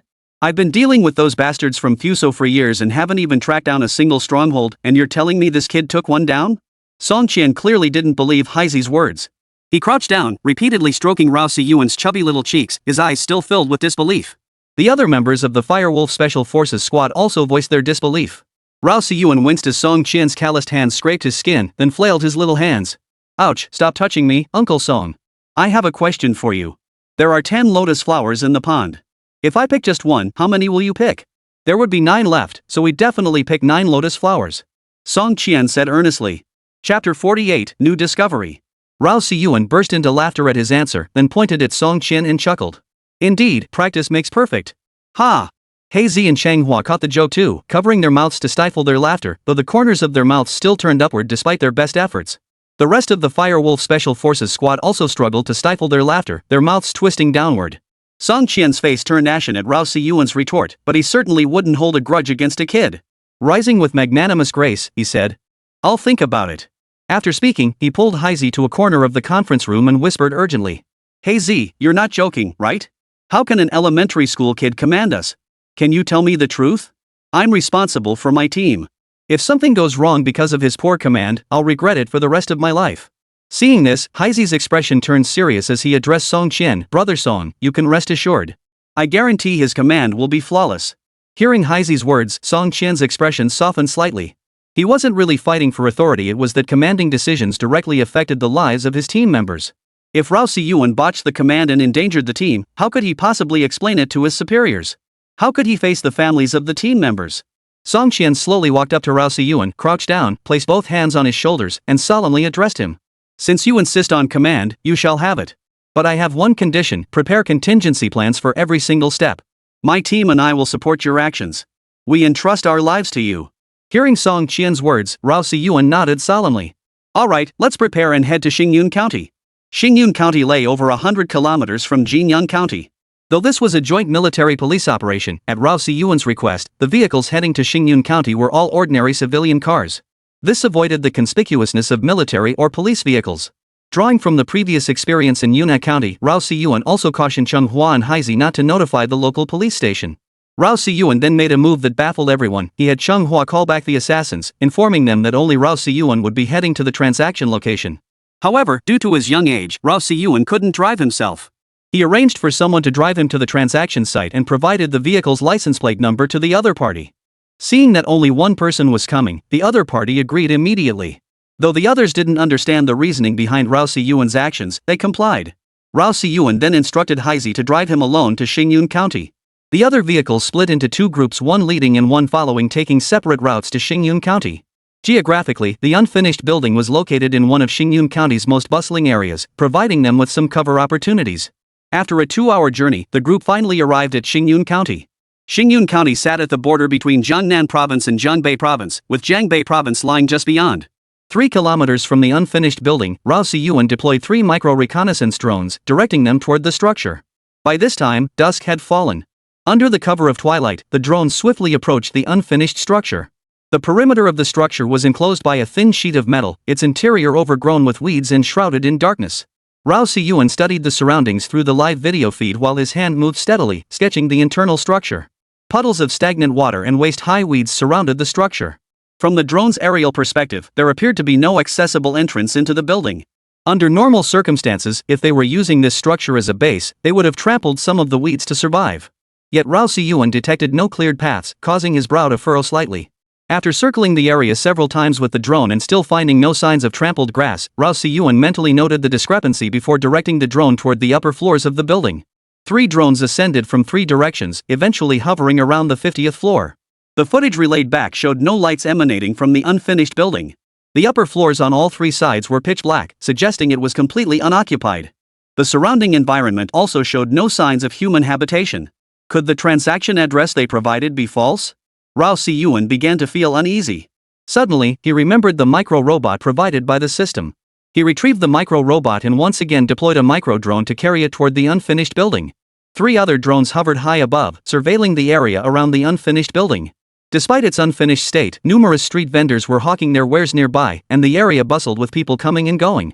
Unable to monitor the building's surroundings while piloting the drone, Rao Si-yuan called over Heisey to handle surveillance from the sidelines. After maneuvering the drone to place the micro-robot in a patch of grass on the exterior of the building, Rao Si-yuan donned his headset and began controlling the micro-robot. The micro-robots moved forward like giant stick insects, and the sounds of the surrounding environment could be heard through the headphones. After over an hour of meticulous investigation, Rao Si-yuan still couldn't confirm that this unfinished building was the transaction site. There were still no signs of human activity. Just then, a voice suddenly spoke up through the headphones. Though faint, Rao Si-yuan's keen ears caught it instantly. Left. Rao Si-yuan immediately directed the micro-robot to move left. After moving for about 15 minutes, the camera feed revealed clear voices emanating from an abandoned well cellar. Rao Si-yuan directed the micro-robot's camera downward and spotted 2 figures drinking small cups of liquor through a crack in the well. The well cellar resembled a small room, equipped with all the necessary facilities. Nakano-kun, why did you join this mission? The 2 sat cross-legged facing each other, sipping their drinks. You know, my son is sick. We desperately need this money. All these years, we've kept him alive in the hospital, but there's still no cure. The main issue is the exorbitant treatment costs. Now that the agency is offering such a high price for our services, I absolutely have to seize this opportunity. I know this mission might be a one-way trip, but for my child, it's worth it. And you? Mr. Tanaka, what's your reason? Chapter 49, The Mini-Robot Delivers. Tanaka Ichiro sighed softly at Nakano Tara's question before downing the sake in his cup in one gulp. Fujita-ran has done me a favor. Coincidentally, I've been considering how to repay the empire. Nakano Tara's face clearly betrayed his disbelief as he sneered. What kind of favor requires you to repay it with your life? I don't buy it. The Fujita clan are all cut from the same cloth. I don't buy their sudden benevolence. What time is it now, and you still won't speak plainly? Tanaka Ichiro smiled with relief upon hearing Nakano Taihei's words. Indeed, Hu and Fusang didn't know of the Fujita clan's methods. They were notorious for their ruthlessness and mercilessness. Nakano-kun, you're right. There's no need to hide it. Years ago, Fujita-ran did indeed do me a favor. Though it wasn't a great debt, I still remember it. Ever since Fujita-ran became director, he's held my daughter hostage. I had no choice but to submit. Partly because of that past favor, partly because I intended to serve the empire this way, my family could live better lives in the future. Rao Si-yuan extracted several crucial pieces of information from their conversation via micro-robots. First, the current head of the Shinobi Assassination Bureau was a man named Fujita-ran, differing from the information previously provided by Koriko. Second, it confirmed that this group had embarked on their mission with a determination to die. According to Koriko's earlier account, the head of Fusan's Shinobi Assassination Bureau was a man named Nakamura Masada. The information he had just heard was indeed different. After a moment's thought, Rao Si-yuan realized the likely explanation. The Dragon Bureau's intelligence probably had some lag, and the change in leadership might have occurred recently. Silently committing Fujita-ran's name to memory, Rao Si-yuan continued directing the micro-robots to eavesdrop on the 2 men's conversation. However, little further conversation ensued. The transmitted video clearly showed both men had passed out drunk. Just then, Koriko spoke up. Si-yuan, does this guy seem a bit off to you? Rao Si-yuan immediately shifted his gaze to the video feed transmitted by the nearby drone. The footage showed an elderly man limping about, filthy and carrying something in his hands, pacing back and forth in the vicinity. Heisey, zoom in on the drone's view. Rao Si-yuan ordered immediately. The video angle zoomed in continuously. Finally, the object the old man was carrying became clear. It was some alcohol and food. A limping old man, filthy and clad in rags, yet able to buy fine wine and delicacies. Something didn't add up. This limping old man weaves back and forth among the street vendors and the crowd, continuing this pattern for a full hour. Finally, the old man darted forward, pried open the blue metal sheet, and slipped inside the unfinished building enclosed by it. Rao Si-yuan's eyes lit up at the sight. As darkness fell and the unfinished building was surrounded by thick weeds, the old man vanished into the overgrown vegetation. Heisey kept zooming in with the drone's camera but couldn't spot the old man anywhere. However, Rao Si-yuan had pinpointed the approximate location of his disappearance. From the aerial view, the area where the old man vanished was clearly identifiable. Rao Si-yuan immediately directed the micro-robot to slowly crawl toward the spot where the old man had vanished. After 15 minutes, the micro-robot finally reached the location where the old man had originally entered. The metal panels at this point showed distinct signs of being opened and closed. Yet, the surrounding area was thick with thorns and vines, forcing anyone attempting entry to avoid the sharp edges. Judging by the fleeting silhouette he'd glimpsed, the old man appeared lean and wiry, and his limp seemed deliberately feigned. Surrounded by tall weeds and thickets, the robot cautiously probed the area, but after a thorough search, it found nothing. Just then, Rao Si-yuan noticed the scene beneath the micro-robot's feet. The miniature robot was positioned atop a manhole cover, and the area around this cover was noticeably cleaner than the surrounding terrain. This difference immediately caught Rao Si-yuan's attention. Linking it to the earlier sighting of two people living in a well, he surmised this manhole cover likely led somewhere. No wonder the drone couldn't detect anyone passing by. Rao Si-yuan exclaimed with delight. This major discovery was truly a great achievement by the micro-robot. From the video feed, Rao Si-yuan spotted another thrilling detail, a thumb-sized hole in the manhole cover. Although the micro-robot's camera couldn't capture the interior, Rao Si-yuan recalled his favorite micro-robot from the Black Bee Micro-Combat Robot Squad. That chopstick-shaped micro-robot. Its defining characteristic was its extremely slow movement speed, but this made it perfectly suited to squeeze through such specific openings for internal exploration. With that thought, Rao Si-yuan immediately had Heisei control a micro-drone back to the base. He then attached the micro-robot to the drone. He then guided the drone close to the manhole cover and released the micro-robot. This micro-robot was equipped with 3 miniature cameras, one on the front, one on the back, and one on top. Even though it was already near the manhole cover, its sluggish pace meant it still took a full 15 minutes to crawl onto the cover. Slowly, it crawled into the hole. The video feed instantly went dark, then faintly lit up again, though the image remained extremely blurry. From the transmitted video perspective, Rao Si-yuan could vaguely make out that the micro-robot was likely in an underground passageway. This underground passage was likely part of the building's original sewage system, but since the project had been abandoned, the tunnel contained no wastewater. Surprisingly, the passage was illuminated. Controlling the chopstick-shaped micro-robot, Rao Si-yuan moved cautiously forward. After half an hour, he finally reached the passage's end. However, the terminus presented 2 diverging paths, one to the left and one to the right. Judging by the direction, Rao Si-yuan surmised the left path likely led back to the residence of the 2 individuals they had encountered earlier. Consequently, he chose the right path. After another hour of slow crawling, the chopstick-shaped micro-robot finally reached a manhole cover exit. But the metal ladder at this exit was clearly untouched for ages, covered in a thick layer of dust. There was no choice but to keep moving forward. After another half hour of climbing, the light ahead grew noticeably brighter. Rao Si-yuan could faintly hear voices approaching. Just then, the micro-robot suddenly stepped on a plastic bag. The crisp sound of the bag echoed clearly through the underground pipes. One of the figures immediately grew alert and asked, "What was that sound just now?" Chapter 50, The Corpse. Probably a rat. They've been multiplying lately. Ah, who cares about such nonsense? Come, drink. Who knows if we'll even be alive tomorrow? As they say in their dragon country, live for today. 3 meters away from the bright spot, Rao Si-yuan could already hear the conversation clearly. He commanded the micro-robot to move beneath a concealed cardboard box, retracted its 4 legs, and entered silent mode. Through his earpiece, he listened intently to the 2 figures' exchange. However, the subsequent exchange contained no useful information. What was now certain was that the assassins from the Shinobi Assassination Bureau numbered not 3, but at least 4. How had they infiltrated the Dragon Nation undetected? Rao Si-yuan couldn't quite grasp it, but now wasn't the time to dwell on that. His immediate priority was finding out where his father was being held. After an hour of eavesdropping yielded no useful information, Rao Si-yuan once again commanded the chopstick-shaped micro-robot to inch forward. Their position was in a recess on the left side of the pipe. A large wooden panel served as a wall, blocking the view of the outer section. This allowed Rao Si-yuan to guide the robot forward undetected. After another half hour of progress, the pipe reached its end. There was no opening large enough for an adult to pass through ahead. Instead, several extremely narrow pipes converged from 3 directions. Directly overhead at this junction, a manhole cover sealed the entrance. Rao Si-yuan observed through the camera that the adjacent metal ladder bore signs of frequent use over the years. The chopstick-shaped micro-robot's 6 feet immediately flashed with faint blue light, then began climbing the metal ladder. The robot's feet possessed special capabilities, generating powerful adhesion to meet the unique demands of this climb. After climbing the ladder and emerging through the thumb-sized hole in the manhole cover, Rao Si-yuan found himself in complete darkness, with only a faint glimmer of light ahead. Activating the night vision function instantly illuminated the surroundings. It was the underground parking garage of this unfinished building, cluttered with discarded construction materials. Guided by footprints on the ground, Rao Si-yuan directed the robot to follow the dense trail of footprints forward, heading toward the faint light ahead. One thing puzzled Rao Si-yuan: alongside the dense footprints were distinct drag marks. Before he could ponder further, the robot had already approached closer. As he neared the faint light, Rao Si-yuan discovered an old tungsten filament bulb glowing.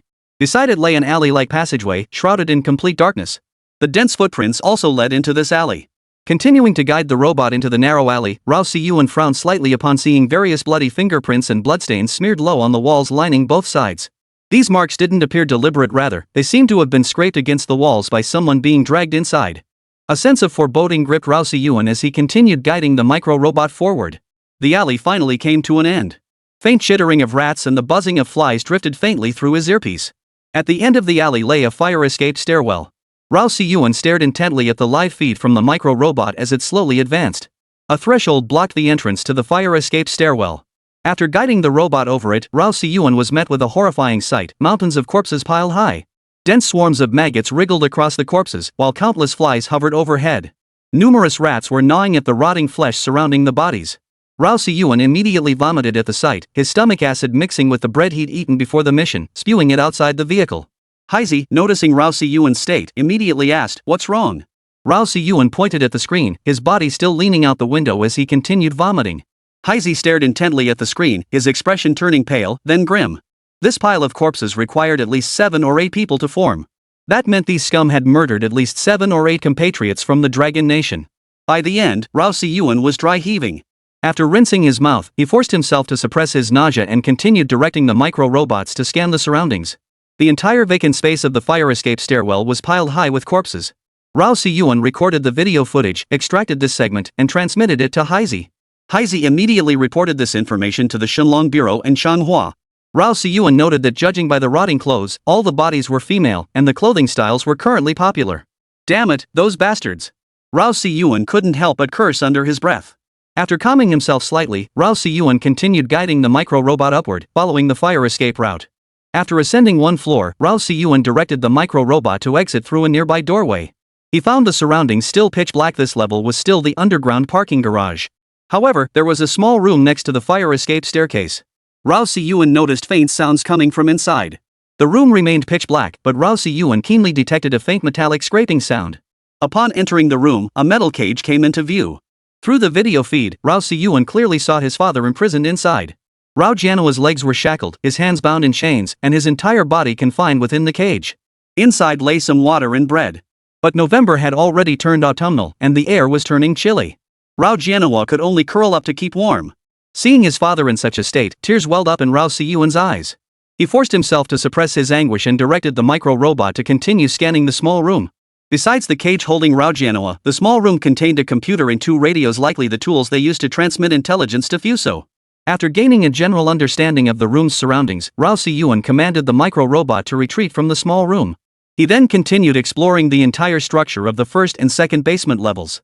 After 3 hours of relentless investigation, he finally completed his survey of the surrounding area.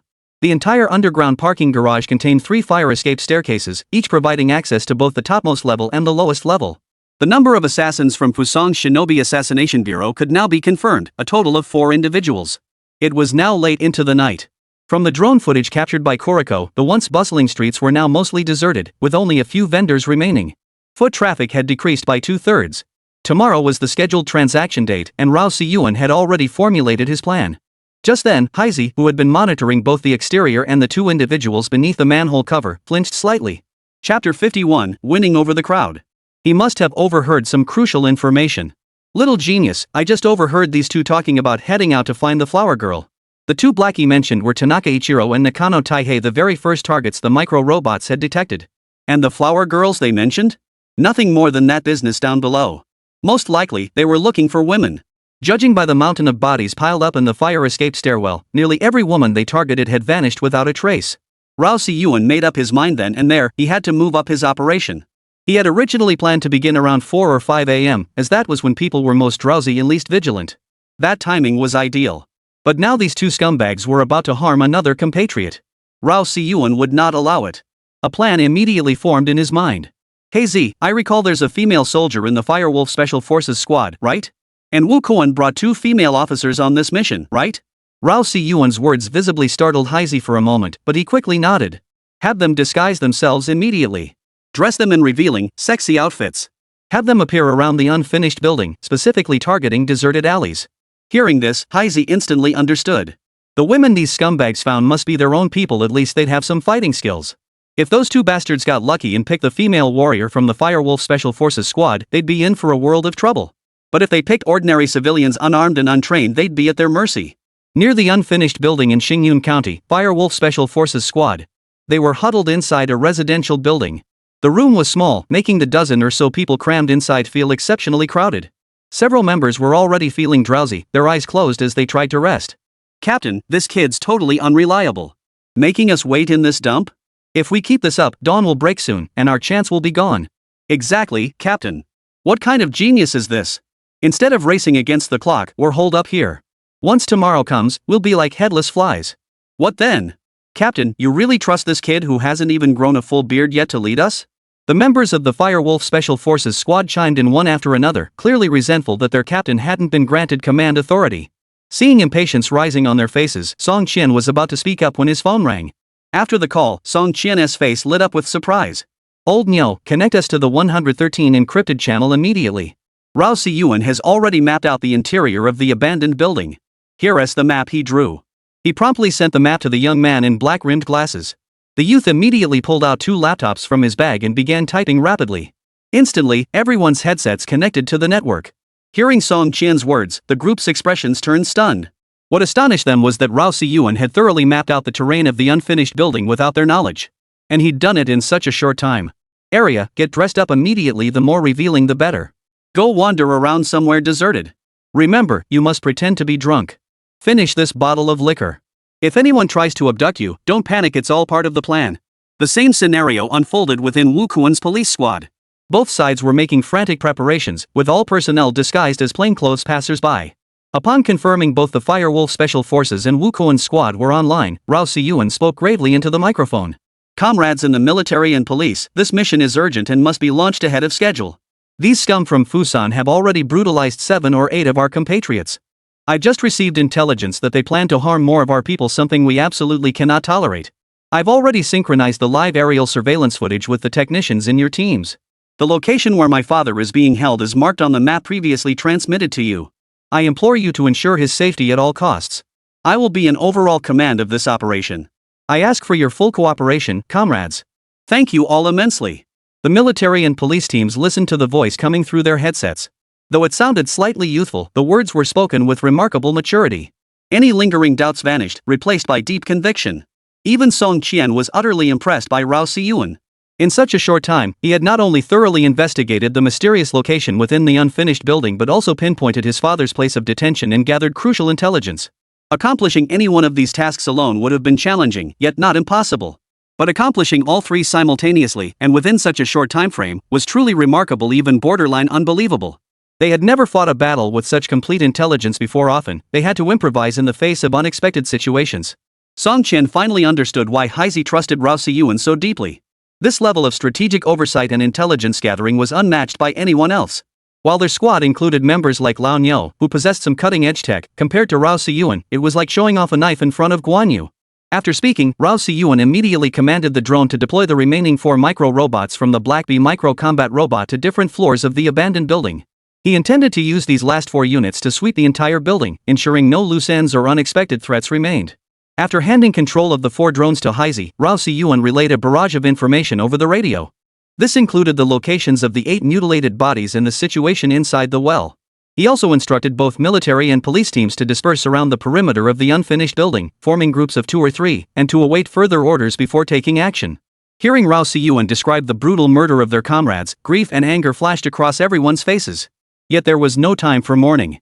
Inside the well, Nakano Tara and Tanaka Ichiro had already begun climbing up the ladder. Noticing movement inside, Rao Siyuan immediately commanded the surveillance micro-robot to hide. But it seemed too late. The manhole cover, flipped open too close to the robot, crushed it into pieces, cutting the feed abruptly. What was that noise just now? Nakano Taihei asked, standing atop the manhole cover. Chapter 52, Mutation. What sound? I didn't hear anything. Nakano Koen, are you drunk? Tanaka Ichiro had also climbed out by then. He stretched lazily, scanned the surroundings, and upon finding nothing amiss, yanked aside the thorny bushes. With a swift leap, he vanished over the nearby metal fence. Seeing Tanaka Ichiro had exited, Nakano Tara swiftly followed suit, leaping out in a single bound. The surveillance feed from the high-altitude drone clearly showed both men appearing on the street. All squads, targets spotted on Huanyun Street. 1 in black, 1 in blue. Nakano Hei and Tanaka Ichiro strolled down the street, approaching girls who looked decent enough to strike up conversations. However, some girls were highly guarded, and they frequently hit walls, unable to succeed. The main reason was that they couldn't act in broad daylight. Their special status meant that if caught red-handed in public, they'd be finished. Thus, they remained cautious, immediately backing off at the slightest hint of resistance. Nakano-Koen, if it weren't for our identities, we could just reveal we're from the land of the rising sun and the girls from the Dragon Kingdom would be throwing themselves at us.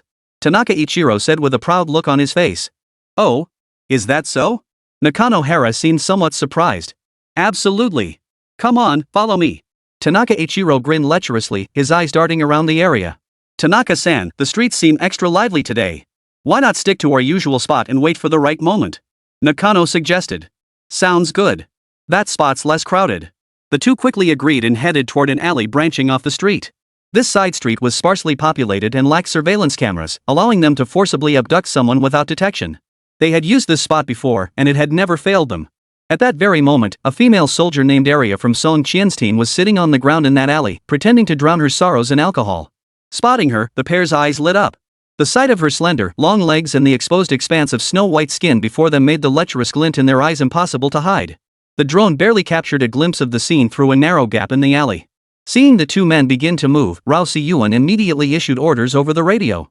The military squad immediately entered the abandoned building from the east and west sides, securing the underground pipe system. Police squad, immediately enter the unfinished building from the north and south sides and secure the first and second basement levels. Execute immediately. In an instant, the drone's aerial view showed numerous plainclothes individuals abruptly changing their demeanor. Those who had been pretending to chat with each other, buying food from street vendors, or simply walking by, all surged into the cordoned-off unfinished building in an instant. The surrounding vendors were stunned. They had never witnessed anything like this before and couldn't understand why everyone was rushing into that dilapidated, unfinished building. By now, Nakano Haiwa and Tanaka Ichiro had approached area. Tanaka Ichiro stepped forward, his expression sincere as he inquired. Koana jiwa, pushi ji lua, luean ji sabie? Hello, how do I get to Shingbei Road? Aria lifted her eyelids slightly, looking at the two men with a puzzled expression. And how? We're from Japan and got lost. Could you show us the way to Shingbei Road? Tanaka Ichiro pretended to speak broken Chinese to Aria. Aria barely understood his words, but her eyes lit up instantly. Okay. She promptly picked up the wine bottle from the ground and turned her back toward them. The instant she turned to lead them forward, Tanaka Ichiro and Nakano Taihei swiftly moved in, locking her arms behind her back. Nakano Taihei deftly stuffed a large wad of tissues into Aria's mouth. The paper wipes carried a faint, nauseating stench. This repulsive sensation briefly stirred a desire to resist within Aria. But ultimately, reason overcame her impulse. Her feet kept kicking forward, her hands pretended to flail, and her mouth made muffled sounds. Tanaka Ichiro then pulled a rope from his person, binding Aria's hands behind her back. He wrapped it several times around her legs before producing a burlap sack and stuffing her inside. The two men carried the sack, avoiding the crowd, and entered the unfinished building enclosed by a metal fence. The moment they slipped through the usual entrance, 3 members of the Firewolf Special Forces squad caught them red-handed, instantly pinning them to the ground. Bastards! Tanaka Ichiro roared, glaring at the 3 Firewolf Special Forces members. Nakano Tara beside him also looked grim. He hadn't expected them to arrive so quickly. Realizing resistance was futile, Tanaka Ichiro suddenly let a remote control slip from his sleeve and instantly pressed the button.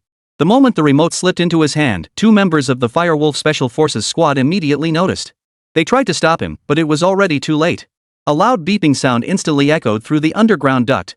The noise was exceptionally loud, and due to the enclosed nature of the space, it traveled at an alarming speed. The 2 individuals residing at the other end of the pipe were still drinking and chatting when they heard the sound.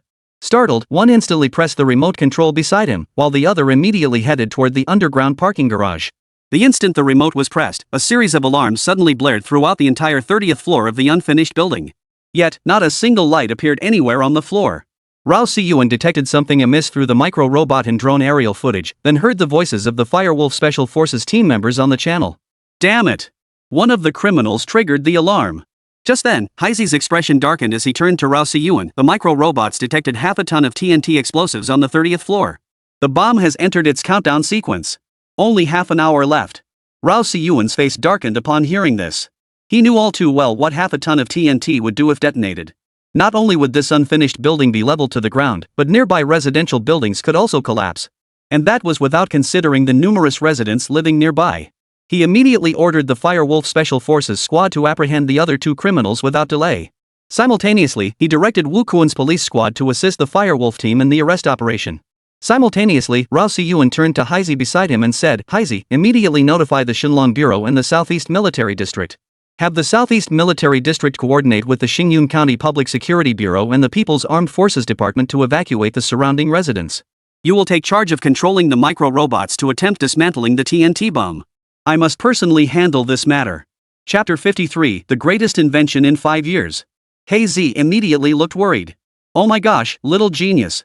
How can I possibly feel at ease with you going to that unfinished building site? That's final. Rao Si-yuan exited the vehicle and, escorted by 2 plainclothes officers, swiftly made his way to the street near the unfinished building. At that moment, the voice of Song Qian, captain of the Firewolf Task Force, came through his earpiece. All 4 suspects are in custody, but they specifically demanded you, Rao Si-yuan, come personally to deactivate the detonation sequence. Rao Si-yuan immediately informed Song Qian of his arrival. Song Qian was currently at the entrance of the unfinished building, behind the corrugated iron fence.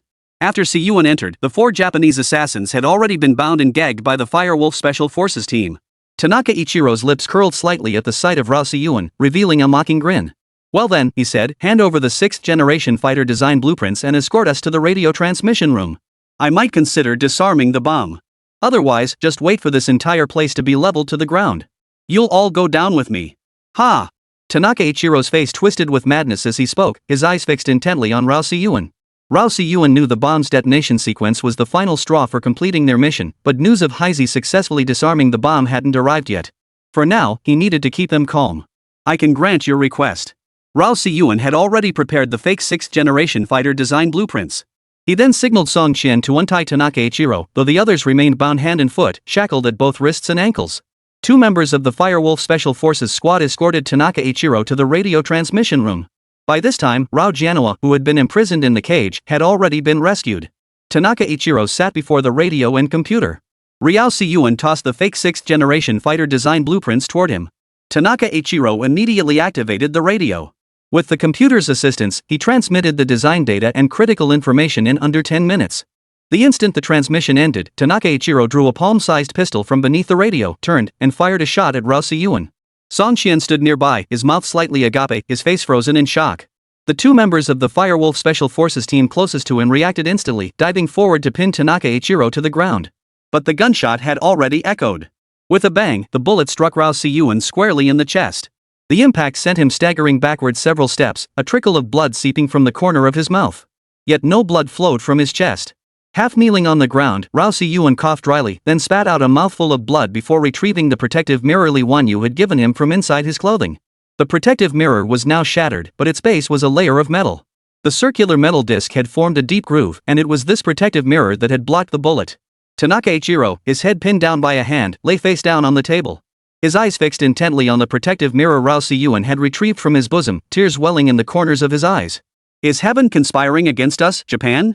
Just then, Kuro's voice crackled through the earpiece. Mission accomplished. The bomb detonation sequence has been successfully dismantled. Holy crap, you little genius. Your micro-robot even has programmed decryption capabilities? That's insane. Hearing Hazy's words, Rao Si-yuan exhaled deeply, knowing the mission was now complete. Since Hazy had spoken on the Joint Military Police Channel, everyone's expression shifted upon hearing his words. Especially Song Qian and the one called Lao Nyo, their eyes lit up at the mention of micro-robots. Wu Kuan chimed in over the channel. What kind of micro-robot is that? Can I take a look too? Song Qian's face twisted into a pleading expression as he crouched down and pleaded with Rao Si-yuan. Little Si-yuan, could you let all of us members of the Firewolf Special Forces squad take a look at your micro-robots? Just for a moment. Rao Si-yuan immediately agreed, instructing Hazy to maneuver all the micro-robots into view for the group. Old Cow, the only member of the Firewolf Special Forces squad who wore glasses, immediately stepped forward to examine them closely. He was practically crawling on the ground, his eyes sparkling with delight. Holy cow! These robots are so tiny, yet they have multi-directional cameras and they're panoramic. 3 distinct models of micro-robots, each designed for different scenarios and environments. No wonder the little genius could gather critical intel so swiftly. Captain, these micro-robots are incredible. I'd call them the greatest invention in the last 5 years. Old Nyo's effusive praise sparked a flicker of admiration in the eyes of the entire Firewolf Special Forces squad. They held Old Ox, the tech geek, in high regard, otherwise, he wouldn't have been recruited into the Firewolf Special Forces squad. If even Old Ox was this impressed, just how incredible must this Rao Si-yuan be? They dared not imagine it. No wonder the Southeast Military District Commander held Rao Si-yuan in such high regard. The emergence of such a prodigy in Dragon Nation was truly a blessing from above. Song Qian's shock ran even deeper. Within the Firewolf Special Forces squad, he alone as the squad leader knew that Rao Siyuan was both a 6th-generation fighter jet designer and an anti-ship ballistic missile designer. In Song Qian's eyes, Rao Siyuan could no longer be described as a child prodigy. Perhaps removing the child from the term would be more fitting. Little genius, once these micro-robots are produced or mass-produced, you must inform me immediately. Song Qian was already stuttering slightly, his inner shock palpable. No problem. Rao Siyuan agreed immediately. He had a good feeling about this Song Qian, a worthy captain deserving of deep friendship. Moreover, when Heizhi addressed Song Qian as brother Song, Rao Siyuan had already surmised that Song Qian's combat skills likely matched or surpassed his own. After all, the captain of the Southeast Military District Special Operations Squad couldn't be anything but skilled. He also had a plan in mind. Once the design blueprints and data principles were fully in his head, he'd take this micro-robot to the Jinyang County Military Factory for mass production. Once mass production commenced at the Jinyang County Military Factory, they could be distributed nationwide to military and police forces. However, Rao Siyuan hadn't yet considered civilian applications. After all, the capabilities of these micro-robots were far too advanced. If exploited by those with ulterior motives, it would spell disaster for the people of Manhwa. This operation concluded flawlessly, leaving the entire political and judicial system of Xingyun County utterly stunned. First, they received no prior notification. By the time they were informed, the operation was already complete. Second, the investigation revealed 9 compatriots brutally murdered by these assassins from Fusan. Upon cross-referencing with Xingyun County police records, every victim matched a previously reported missing person. That such a major case had been solved by a neighboring county felt like a slap in the face to the Xingyun County Police Bureau. Chapter 54, The ones protecting your dad won't be any less capable than me. On the way back, Rao Jianhua still couldn't believe he'd been rescued so easily. Rao Siyuan kept reassuring his unlucky old man beside him. Though bearing several bruises from the beating, Rao Jianhua seemed utterly unfazed by the ordeal. Instead, he declared with surprising optimism. Oh boy, you wouldn't believe it. They blocked my car, so I did this huge U-turn drift to try and escape, but they had the rear exit covered too. In a flash of inspiration, I slammed the gas pedal and rammed straight into the guys charging at me. You know what? I almost wiped them all out. Those bastards, I almost took them all out right then and there. Too bad they were too quick. Otherwise, I wouldn't have needed you guys at all. I could have handled them single-handedly. Rao Siyuan listened to his dad's bragging, his forehead practically sweating bullets. Blackie in the car was stunned too, thinking Rao Jianhua had genuinely nearly wiped out those assassins. Chung Hua listened intently beside him, occasionally clapping in admiration as if experiencing the scene firsthand. Still, Rao Siyuan admired his father's composure. To sleep in a cage under those circumstances few others, including himself, could maintain such calm. Upon returning to Jinyang County, Rao Siyuan first demanded that the county's People's Armed Forces Department strengthen security awareness. He then issued new directives to Wu Kuan, demanding a thorough overhaul of Jinyang County's public security management. This included meticulous screening of non-registered residents to ensure the county's overall safety. This incident made Rao Siyuan acutely aware that Japan's infiltration into China had reached an alarming level. The eradication of the Yunhe County base was merely the beginning. More bases would undoubtedly emerge in the future. According to the interrogation of the 4 Class B assassins, 2 had snuck in from Fuso, while the other 2 had arrived in Dragon Country over a decade ago. Their contact point was a base in Jiangbei Province, though they were unaware of its precise location, leaving this lead dead-ended. However, by tracing the TNT explosives, Rao Siyuan uncovered new information. The TNT explosives originated from a company in Jiangbei Province named Jintai Civilian Blasting Equipment Company, Ltd. According to the suspects' confessions, they were merely responsible for receiving the explosives, not the purchasers, but the executors. Rao Siyuan silently committed the name Jintai Blasting Equipment Company, Limited to memory. Since eliminating the stronghold in Yunhe County, although a number of officials of varying ranks had been implicated, none of them, after verification, turned out to be the official code-named Vulture. According to Wu Shiqing's earlier account, this official code-named Vulture wielded absolute power in Manhwa. Therefore, Rao Siyuan decided to take a long-term approach. Hey Z, go ask your Shenlong Bureau for another person. Rao Siyuan said to Hey Z beside him. What for? Every agent in the Shenlong Bureau is assigned long-term missions. Where am I supposed to get someone for you? Heizhi shot Rao Siyuan a glance. Rao Siyuan's eyes twinkled with a sly gleam. A faint smile touched his lips as he said, Hey Z, you still owe me 2 favors. I'm cashing in the second one now. Contact the Shenlong Bureau immediately and have them assign someone to protect my old man. Heizhi's expression turned stunned. Are you out of your mind? Do you think I'm the head of the Shenlong Bureau? Do you realize every member of the Shenlong Bureau is on par with Japan's Class A assassins? Some even rival the S-Class assassins of the Eagle Nation's White Eagle organization. Do you really think my request would even get approved? Heizhi shook his head as he spoke, clearly unimpressed even by Rao Siyuan's earlier 3 demands. But Rao Si-yuan persisted relentlessly. How will you know unless you try? Just try it. Rao Si-yuan's persistence stemmed from the fact that his father was his only remaining family in this world. He had to protect him at all costs. Moreover, Japan had exploited this vulnerability once and might do so again. From Tanaka Ichiro's earlier conversation, it was clear that the new head of the Shinobi Assassination Division, Fujita Ran, was a man who would stop at nothing to achieve his goals. He had to be vigilant, but the basic military bodyguards assigned to protect Rao Jianhua clearly lacked sufficient capability. That was why he had turned to the Shunlong Bureau. He had witnessed Heizi's skills firsthand. From previous conversations with Rao Si-yuan, he also knew that Heizi's abilities were only average within the Shunlong Bureau. Even if the Shunlong Bureau assigned someone significantly less skilled than Heizi to protect his father, he could at least feel a little more at ease. Hearing Rao Si-yuan's words, Heizi knew resistance was futile. He immediately pulled his phone from his pocket and dialed. Hello, Director He.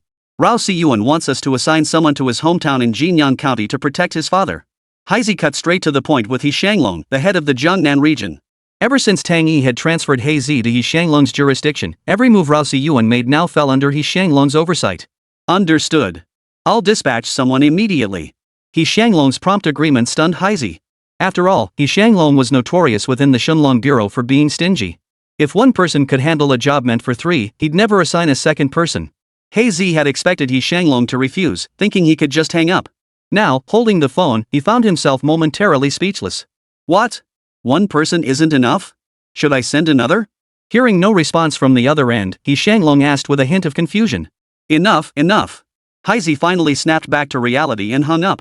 Watching Heizi tuck his phone away, Rao Si-yuan promptly inquired, Heizi, what's the situation? Bureau Chief, he agreed. Heizi was still somewhat stunned. He immediately sensed the immense tolerance and support the higher-ups at Shunlong Bureau had for Rao Si-yuan. After all these years at Shunlong Bureau, his own words might not carry as much weight as those of an outsider like Rao Si-yuan. A freak is a freak, after all. Even within the highly specialized Shunlong Bureau of Dragon Nation, there were no exceptions for freaks. This incident gave Heizi a fresh perspective on Rao Si-yuan. He was now certain Rao Si-yuan was a freak. He had never considered Rao Si-yuan a genius or child prodigy, but rather a complete freak. Even if Rao Si-yuan produced a spaceship, Heizi wouldn't be surprised. By now, Heizi's mental threshold had reached an extraordinary height, and the shock within him gradually subsided. Director, he said he'd arrange someone to protect your father as soon as possible. From the tone he used, whoever comes to protect your father won't be any less capable than me. Now you can rest assured. Hearing this, Rao Si-yuan felt a slight relief wash over him. He immediately instructed Heizi to take him to the Jinyang County Steel Pipe Factory. Chapter 55, for Warships in Support. At the entrance of the Jinyang County Steel Pipe Factory, the factory sign had been replaced with one for the Jinyang County Military Factory. Several workers were busy repairing the entire gate structure. Several workers were dismantling the rust-stained gate, reminiscent of a bygone era, preparing to install a new smart gate. Seeing this scene, Rao Si-yuan felt a flicker of satisfaction. This place would likely become his permanent base. Upon entering Zhou Yunsan's office, he found Zhou meticulously reviewing every financial transaction. Spotting Rao Si-yuan, Zhou immediately rose to greet him. Si-yuan, you're here? Just the other day, I was talking about you with your father. I really need to thank you for remembering this old factory of mine. Zhou Yunsang remained unaware of Rao Jianhua's abduction by Fuso assassins. His sole focus now was revitalizing the factory, which is why he currently lived and worked there. Uncle Zhou, I hear the Southeast Military District has also borrowed a chief engineer and 2 expert-level engineers from several other military factories. We must make proper arrangements for them and not neglect their needs. These people are new to our small town and might encounter many inconveniences. We must ensure every aspect is meticulously arranged. Rao Si-yuan's words made Zhou Yunsang nod repeatedly. He now held Rao Si-yuan in the highest regard. To have a prodigy who commanded the attention of Dragon Nation's highest echelons not only accept the position but also deign to serve at his humble little factory, it was truly a blessing from his ancestors.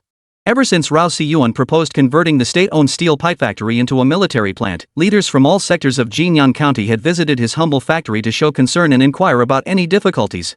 The very next day, he received a direct allocation of 20 million yuan from Jiangnan province for the subsequent construction and development of the military factory. The county leadership even approved several plots of land near the factory for Zhou Yunsang, enabling future expansions. Oh, right, Uncle Zhou. I'll be spending a lot of time at the factory in the coming days. Gather all the technical backbone staff here. I'll be conducting a week-long training session. Upon hearing this, Zhou Yunsang's face lit up with delight. That's wonderful.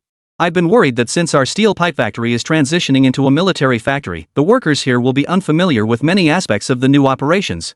With you providing this training, they'll at least gain a basic understanding of military manufacturing. Jo Yoon-song immediately picked up the phone to gather the original workers, and Rao Si-yuan formally began his week-long training program. Meanwhile, the international situation remained grim for the Dragon Nation. Following Lunghwa's announcement of successful test flights for its sixth-generation fighter jet, both Europe and Russia felt immense pressure, while the United States aggressively promoted the Lunghwa threat theory. Internationally, the Dragon Nation threat theory gained traction, with numerous global media outlets flooding the airwaves with reports that Dragon Nation's military capabilities had reached terrifying levels. Seizing the opportunity, Eagle Nation allied with Korea, Japan, and the United States to encircle Dragon Nation, conducting joint military exercises. The Eagle Nation directly announced its four-ship pressure plan, emphasizing continued military base construction in Korea. This placed unprecedented pressure on the Dragon Nation. Dragon Nation Capital. Roundtable Conference Room. All three top leaders of Dragon Nation attended this meeting, though the nation's supreme leader was on a state visit to San Nation and thus absent. Fan Jianan, one of the three top leaders of the Dragon Nation, presided over the meeting.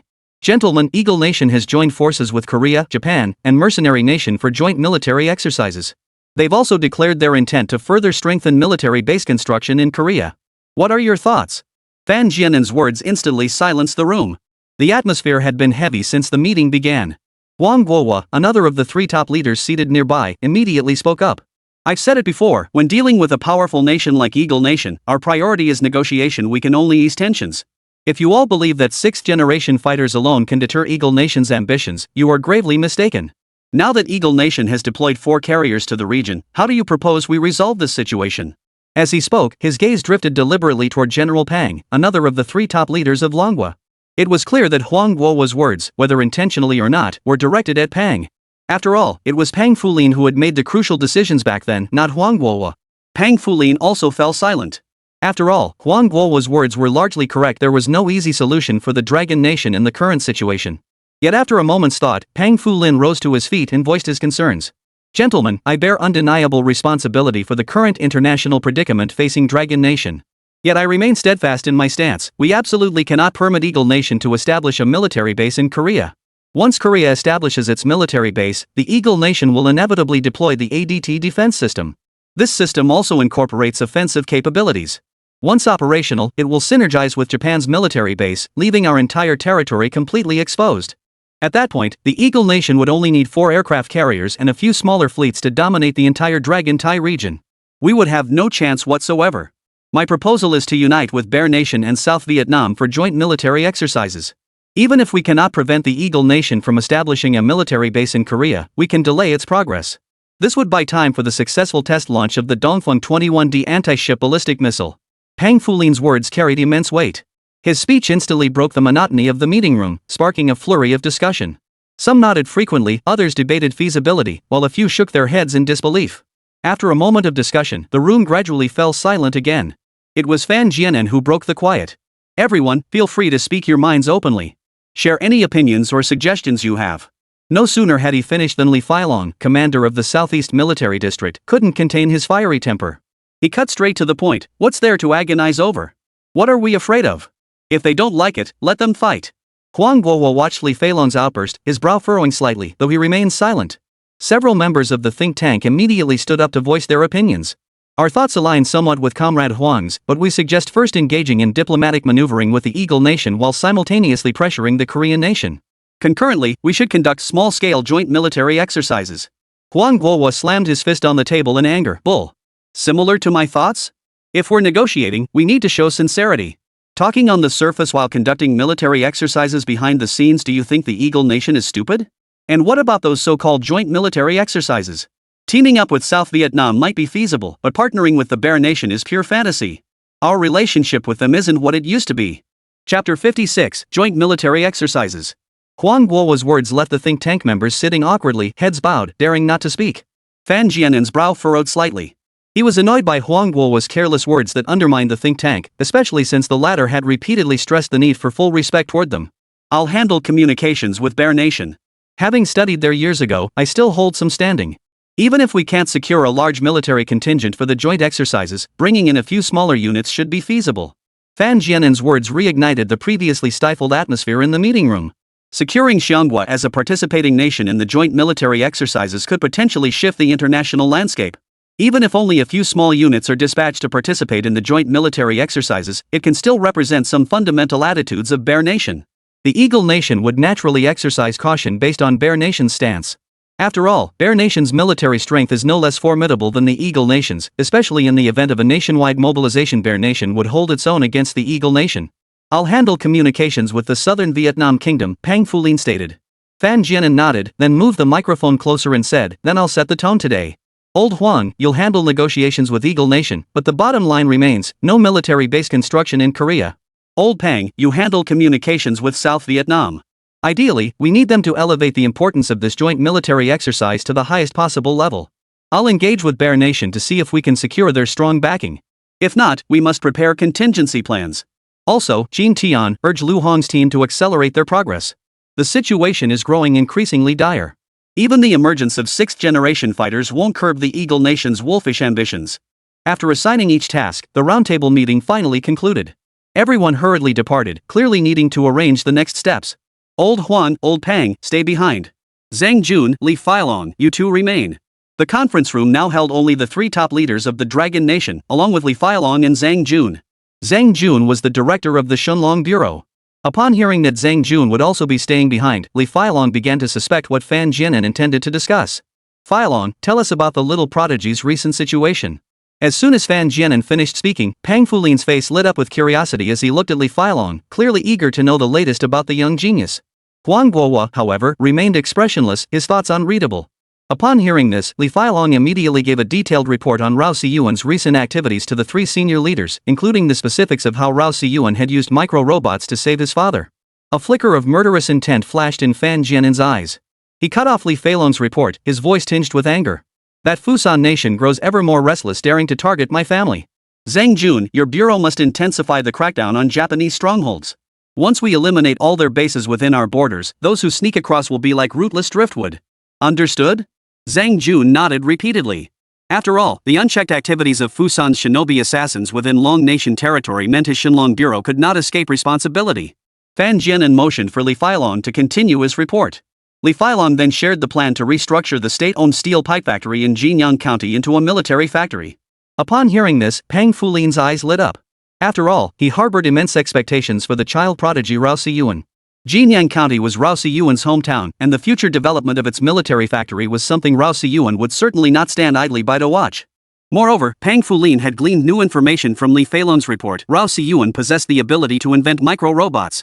Once these micro-robots became widespread in the military, they would fundamentally reshape the nature of warfare. We must provide full support to the Jinyang County military factory, not just financial backing, but also political and talent resources. Feilong, do you understand? Pang Fulin stated immediately. Li Feilong was slightly surprised to hear the old commander speak, but he nodded repeatedly in agreement. It was widely known that General Manager Fan handled most of the internal affairs within the Dragon Nation. Moreover, General Fan was the one who offered suggestions across various domains, while the other two generals only weighed in on major issues and critical decisions. That General Manager Pang was now paying attention to this child prodigy clearly demonstrated Rao Siyuan's influence. But upon reflection, Li Feilong understood. After all, this was the prodigy who had invented and designed the sixth-generation fighter jet, and was also the designer of the Dongfeng 21D anti-ship ballistic missile. Although the DF-21D anti-ship ballistic missile had yet to complete successful test flights. This did not diminish Rao Siyuan's standing among the nation's highest echelons. Old Pang is right, we must provide full support. The nation's destiny rests on his shoulders. We must also protect this child prodigy's family. Zhang Jun, do you understand? Fan Jianan turned to Zhang Jun, whose forehead was now beaded with sweat. This was the second consecutive time the general manager had singled him out. Lately, it had been a tumultuous period. The frequent provocations from the Fuso Nation's shinobi corps had placed unprecedented pressure on him. It seemed they needed to be taught a lesson. Zhang Jun silently formulated a plan in his mind, but his lips immediately responded. Rest assured, General Manager. I've already assigned personnel to protect Rao Siyuan's family. Fan Jianan nodded slightly upon hearing this. Just as he was about to continue speaking, Wang Guo's voice cut in. Bull about a nation's fate resting on one person's shoulders. You crawled out of the dead pile yourselves, how could you be so blinded by greed as to pin a country's destiny on a mere child? Huang Guo's face wore a look of contempt as he stared at Li Feilong. Fang Jianan and Pang Fulin both looked displeased upon hearing this, especially Pang Fulin. As a hawkish advocate for military action, he was constantly being thwarted by Huang Guo. Now, even a child prodigy who had made outstanding contributions to the nation was being mocked. How could he not be furious? If you're so capable, why don't you invent a sixth-generation fighter yourself? If you can't, then get your people to invent one. You know we all crawled out of the dead, right? How did you become such a wimp? Huang Guo's face turned ashen at Pang Fulin's retort. Slamming the table, he rose to leave the roundtable conference room. At that moment, Li Failong spoke up, halting Huang Guo. Mr. Huang, please don't rush off. I have something important to discuss with you all. Huang Guo's face flashed a hint of confusion as he impatiently retorted, spit it out. Get it over with. Fan Jianan and Pang Fulin both turned to look at Li Failong. Well, that. The Dongfeng 41 intercontinental ballistic missile has been invented and designed by Rao Siyuan. Li Failong stammered slightly, scratching his head as he spoke. Chapter 57, Sharp Tongue, Soft Heart. Huang Guo burst out laughing upon hearing this, his face twisted with mockery. Failong, this is the important matter you were talking about? Don't you know our country already has ICBMs? I told you all before that so-called child prodigy is nothing but a little brat, yet you insist on treating him like a treasure. Fan Jianan and Pang Fulin showed no surprise either, merely nodding slightly. Pang Fulin added encouragingly, indeed. To invent an ICBM at such a young age truly proves he's an extraordinary prodigy. Back in the day, when old Zai led Hua Qing and the others to develop the ICBM, it took countless days and nights of relentless effort. This only proves that Rao Siyuan's capabilities are undeniable. Upon hearing the three commanders' remarks, Li Failong suddenly slapped his forehead and exclaimed. Oh my, what a scatterbrain I am. I didn't finish my sentence.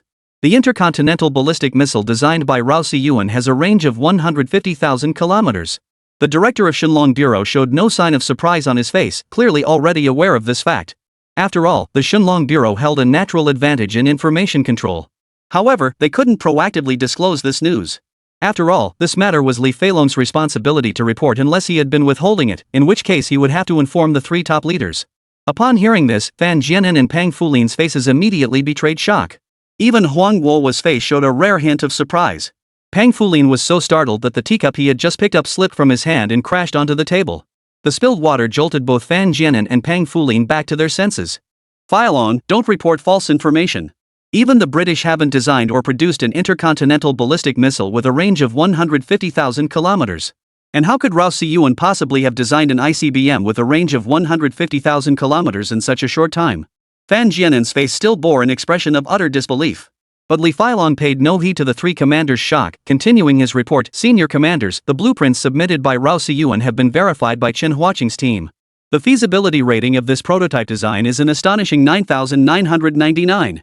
At that moment, Huang Guo's expression finally shifted. His gaze grew solemn as he addressed Li Failong. Li Failong, is this truly accurate? Even Fan Jianan and Pang Fulin beside him stared intently at Li Failong, awaiting his response. Honorable leaders, how can you doubt this? It couldn't be more true. Academician Chen Huaqing's team has already commenced research and initiated test flight plans. Li Failong's words struck like thunder, sending a slight shock through the hearts of the three senior commanders. Huang Guo, in particular, had harbored deep reservations about Rao Siyuan. After living most of his life, accepting the word of a mere elementary school student was something his heart simply couldn't accept. Yet the succession of surprises had even this outwardly cold-hearted old man visibly moved. This elementary school student had designed an intercontinental ballistic missile with a range of 150,000 kilometers, far surpassing the current longest-range ICBM in Dragon Nation, which only reached 8,000 kilometers. Li Failong, I'll personally accompany you to the Southeast Military District. I want to see for myself if this elementary school student is truly as extraordinary as you claim. Huang Guo's words caused Fan Jianan and Pang Fulin to raise their eyebrows slightly, surprise flickering in their eyes. Pang Fulin, however, let a faint smile touch his lips. He knew this old man well. Sharp tongue, soft heart. Yet among the three top commanders, his pragmatic approach was the most thoroughly implemented. No matter the matter, he took hearsay with a grain of salt. Only after seeing it with his own eyes would Huang Guo fully believe it. Having sparred with Huang for most of their lives, Pang had engaged in countless overt and covert rivalries with him. It could be said he understood Huang better than he understood his own wife. This was precisely why Huang Guo had never held a particularly favorable view of the child prodigy Rao Siyuan. Huang Guo had never seen Rao Siyuan in person, never truly understood him, and certainly hadn't examined his design manuals or data. This time, Huang Guo felt compelled to personally visit the Southeast Military District. After all, when someone of Huang Guo's stature visited a major military region, local media would scramble to cover it. Moreover, the specific reason for his visit would need to be reported to the entire Longwa populace. This visit would send specific signals to society and the international community. That was why Fan Jianan and Pang Fulin were somewhat surprised. But when Li Failong heard Huang Guowo was heading to the Southeast Military District, he slammed his fist on the table and leaped to his feet, startling the three senior commanders. Fan Jianan roared in anger. Li Failong, have you lost your mind? How can you act so erratically? How did you become the commander of the 1st Military Region yet still behave like a reckless youth? I'm so sorry, comrades, but I simply can't contain my joy. Li Failong's face was beaming with unrestrained delight, his lips practically curling to the heavens. After all, the three commanders were the backbone of the Dragon Nation's people. Each had walked through the crucible of war, fought on the Korean and South Vietnamese battlefields, and earned glorious military honors. The people of Dragon Nation, especially the older generation, held these three leaders in profound respect and affection. Huang Guowo's visit to the Southeast Military District also boosted morale throughout the entire command. Moreover, with so much media and public attention, it served as an excellent showcase for the might of the Southeast Military District. Most crucially, Huang Guowo's personal visit to the Southeast Military District significantly bolstered his position as its commander. It must be noted that the Southeast Military Region was not entirely united internally. Although Huang was the youngest among the 5 military region commanders, he also had the least seniority. His persistent allocation of resources and support to Rao Siyuan had drawn criticism from some within the military region, as the commander must prioritize the interests of the military region above all else. Rao Siyuan, however, was not a native of the Southeast Military District. Such a disproportionate allocation of resources had left some dissatisfied. Moreover, these opponents had repeatedly urged Li Failong to invite Rao Siyuan to join the Southeast Military District or one of its military factories. But Li Failong had rejected every single one. Recruiting Rao Siyuan into the Southeast Military District must be done gradually, not overnight. This was Li Failong's strategy, based on his understanding of Rao Siyuan. Now, it seemed half the battle had been won, as the Jinyang County Military Factory also fell under the Southeast Military District's jurisdiction. Rao Siyuan could be considered to have joined the Southeast Military District, albeit without a formal designation. It wasn't that Li Failong didn't want to grant him this status, but rather he feared Rao Siyuan might refuse it. After Li Failong and Zhang Ju left the conference room, Fan Jianan looked at Huang Guowo with some confusion and said, "Old Huang, why this sudden interest in that child prodigy? You even insisted on meeting him personally?" Chapter 58, Corrosion, Not Eradication. Oof. That old codger naturally doesn't trust Li Failong's big mouth full of hot air. Besides, you know his temperament, he won't believe anyone unless he sees it with his own eyes.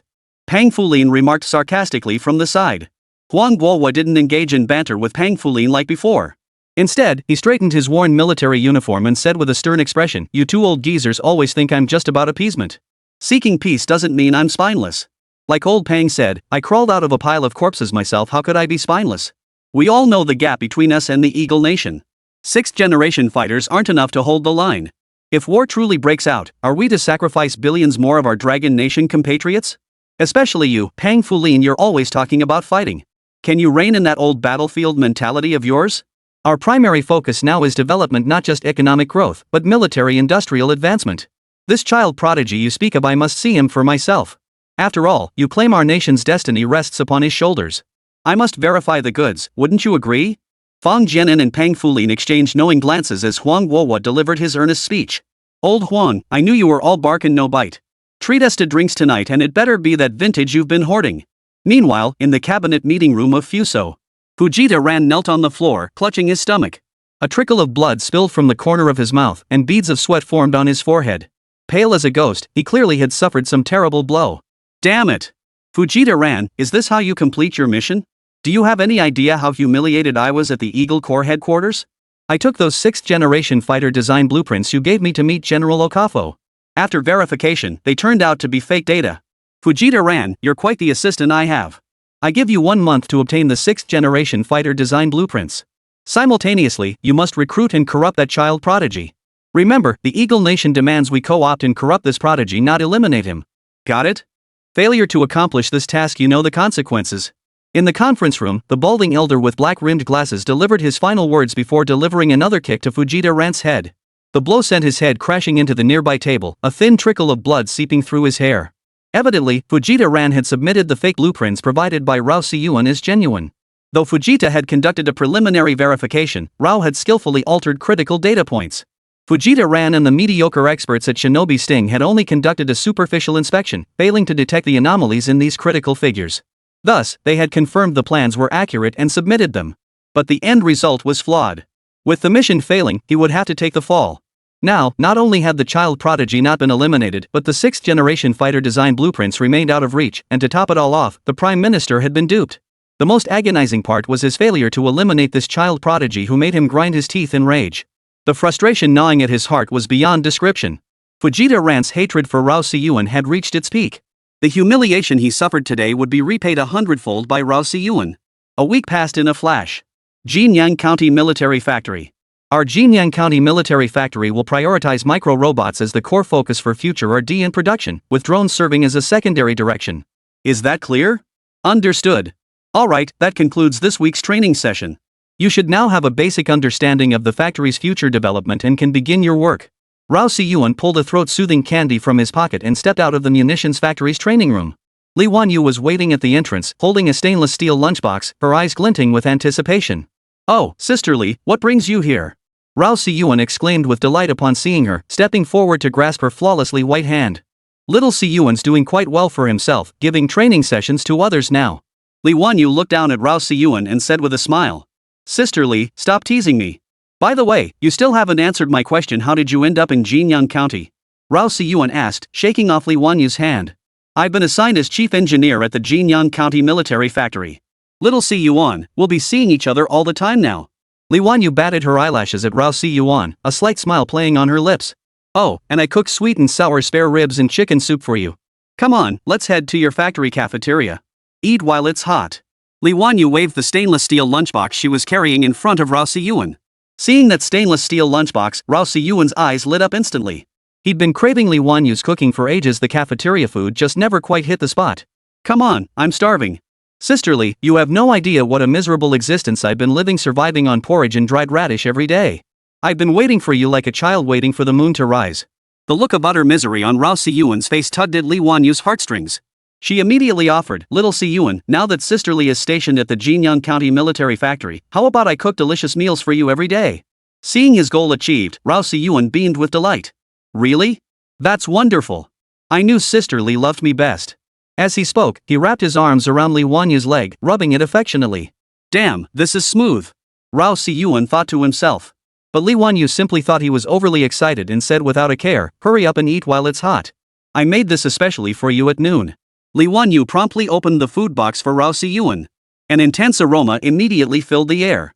Rao Siyuan swallowed hard, instantly picking up his chopsticks and digging in.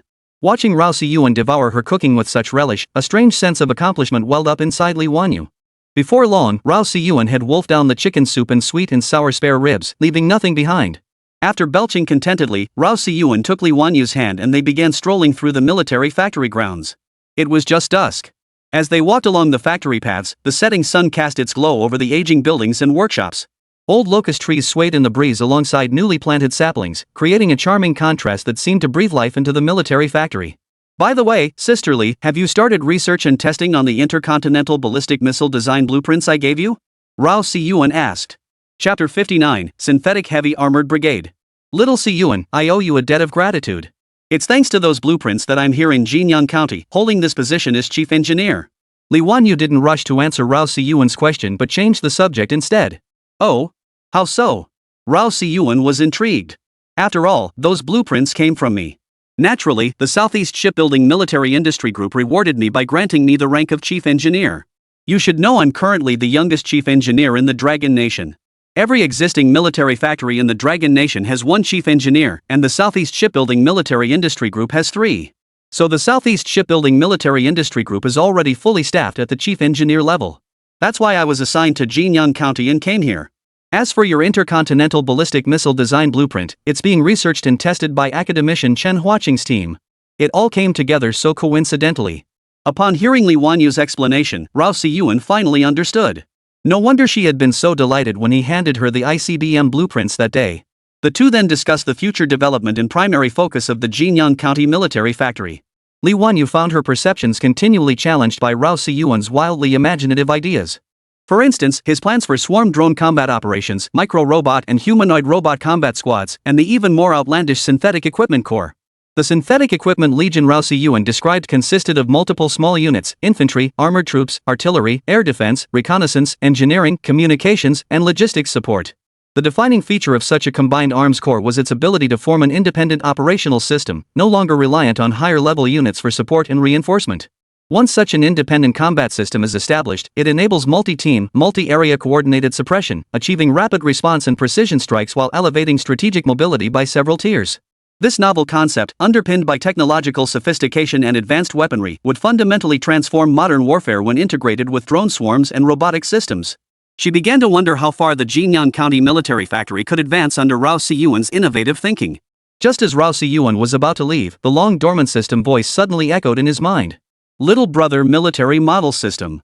New system task issued. Host, Rao Siyuan. Age, 8 years old. Current education 3rd grade, elementary school. Unlock Mission 1, travel to Huning City to participate in the robotics competition and achieve a top 3 finish. Unlockable Mission 2, participate in the joint military exercises with Longwa 2 weeks later, and effectively strike target units using the Jotian drone during the exercises. Blind box hidden task triggered, co-reside with Li Wanyu for 1 month. Unlock rewards, 1 heavy armored brigade design blueprint, 20 system credits. Remaining points 20. Staring at the tasks on the system panel, Rao Siyuan felt utterly speechless.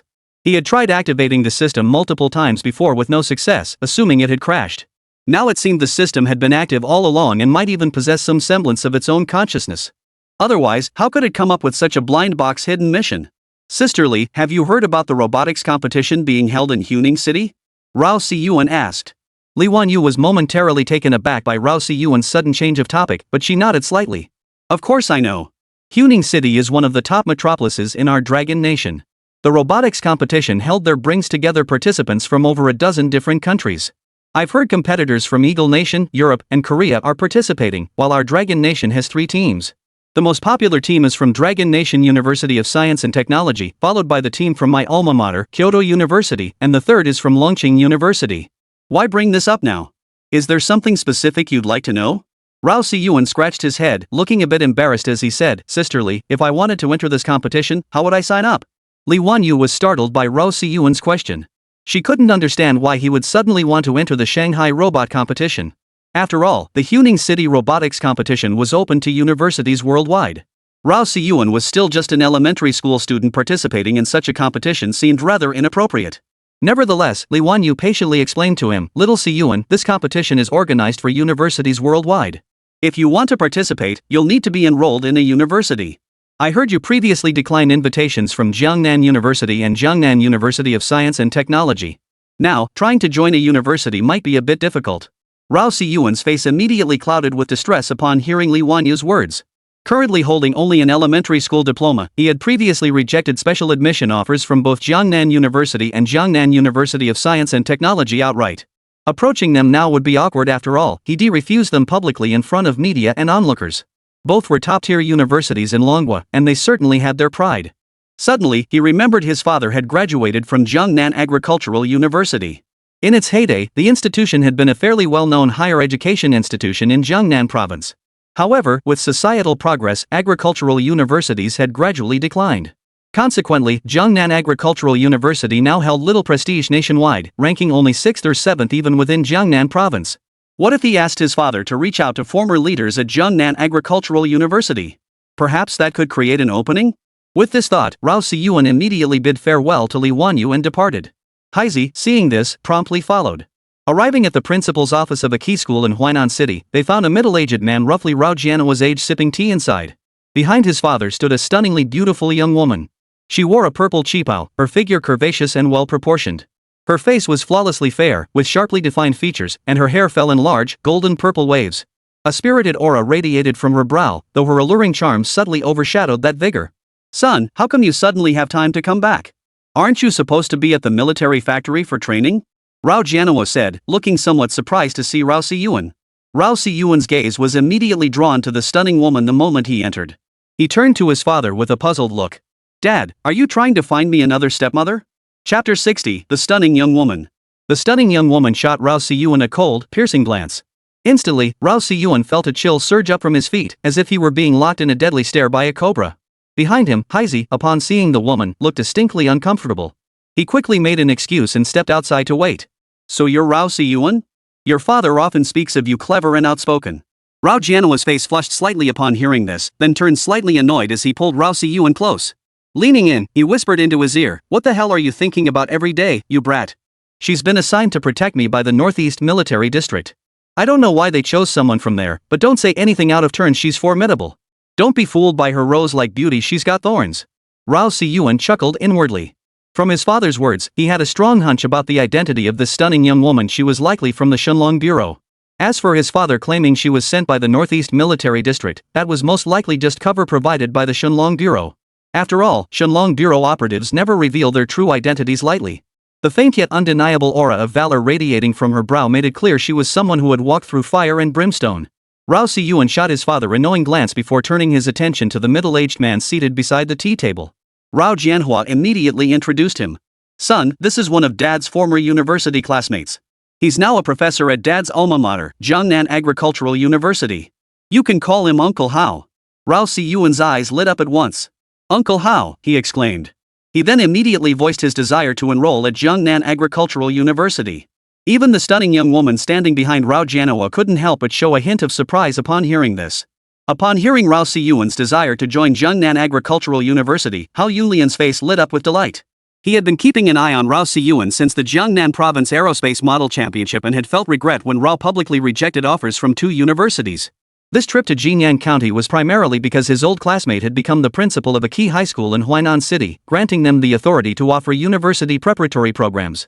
In recent years, their university's student pool had steadily deteriorated, with admission scores continuously declining, a persistent headache for the entire university leadership. Now, the renowned child prodigy of Longwei was considering joining Jiangnan Agricultural University, an absolute blessing for the entire institution.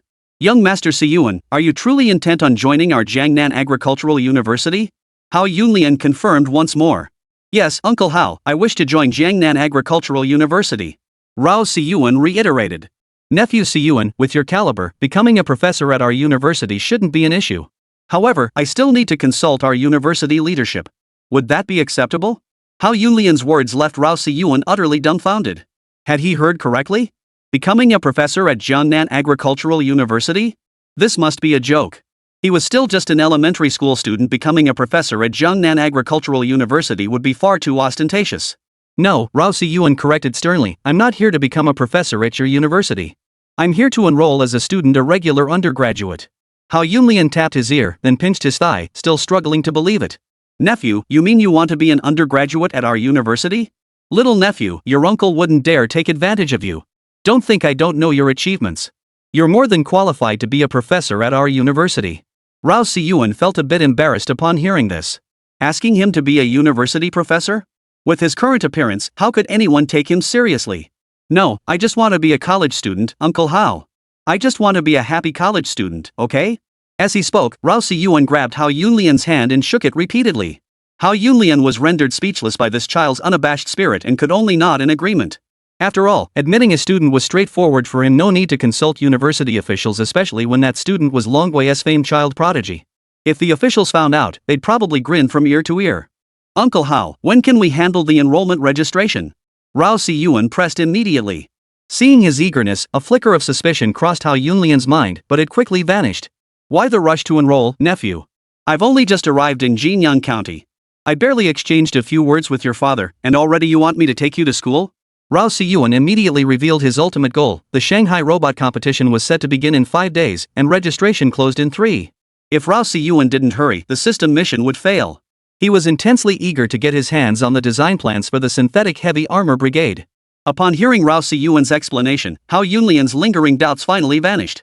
So this was why Rao Si-yuan was so eager to join Jiangnan Agricultural University. He had mistakenly assumed it was the university's inherent appeal that had drawn Rao Si-yuan. Turns out he'd been overthinking it. Still, he saw nothing wrong with it. Having this renowned child prodigy of Longwei join their university was already a tremendous honor. "Nephew, since you have such an important competition to attend, let's go to Jiangnan Agricultural University today to complete your enrollment." Without even saying goodbye to Rao Jianhua, he grabbed Rao Si-yuan's hand and walked straight out of the principal's office. Haizi immediately followed behind. Rao Jianhua watched his son being led away by his old classmate, a pang of disappointment washing over him. After all, it had been nearly half a month since they'd had a proper conversation. Finally seeing him face to face, only to have him rush off again. "What's wrong?" "Can't bear to part," the stunningly beautiful woman behind Rao Jianhua suddenly spoke up. As a father, he naturally felt a twinge of reluctance. But a man must venture out into the world. The sea is vast for fish to leap, the sky is high for birds to soar. Rao Jianhua sighed.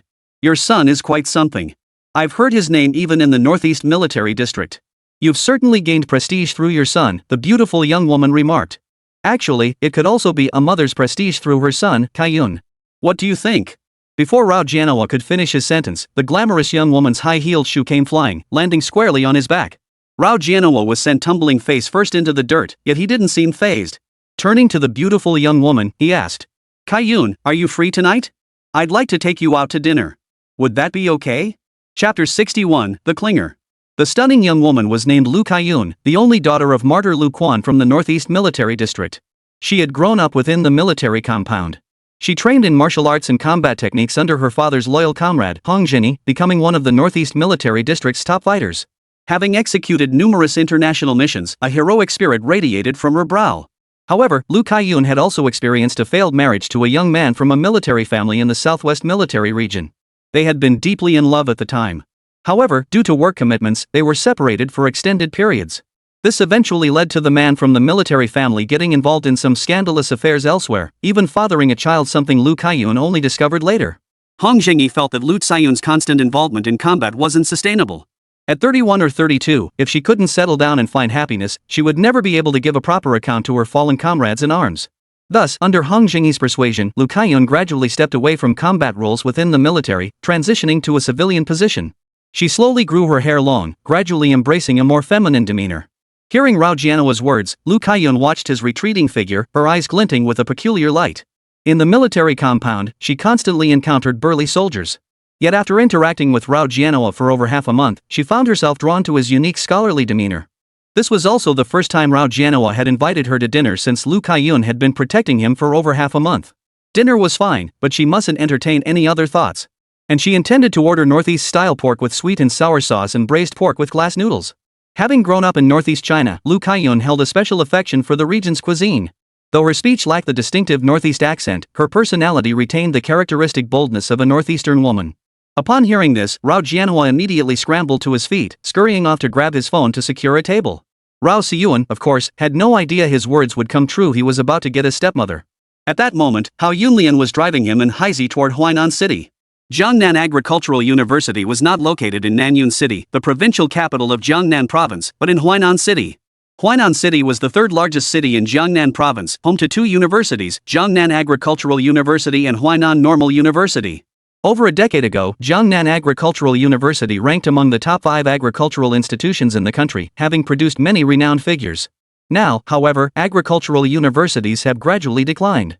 Jiangnan Agricultural University has fallen to beyond the top 10 among agricultural institutions and ranks outside the top 200 in national university rankings. The admission scores for Jiangnan Agricultural University have also steadily declined. Nowadays, students only need to pass the second-tier admission cutoff to gain enrollment. After over an hour's journey, Rao Siyuan and his group finally arrived at the entrance of Jiangnan Agricultural University.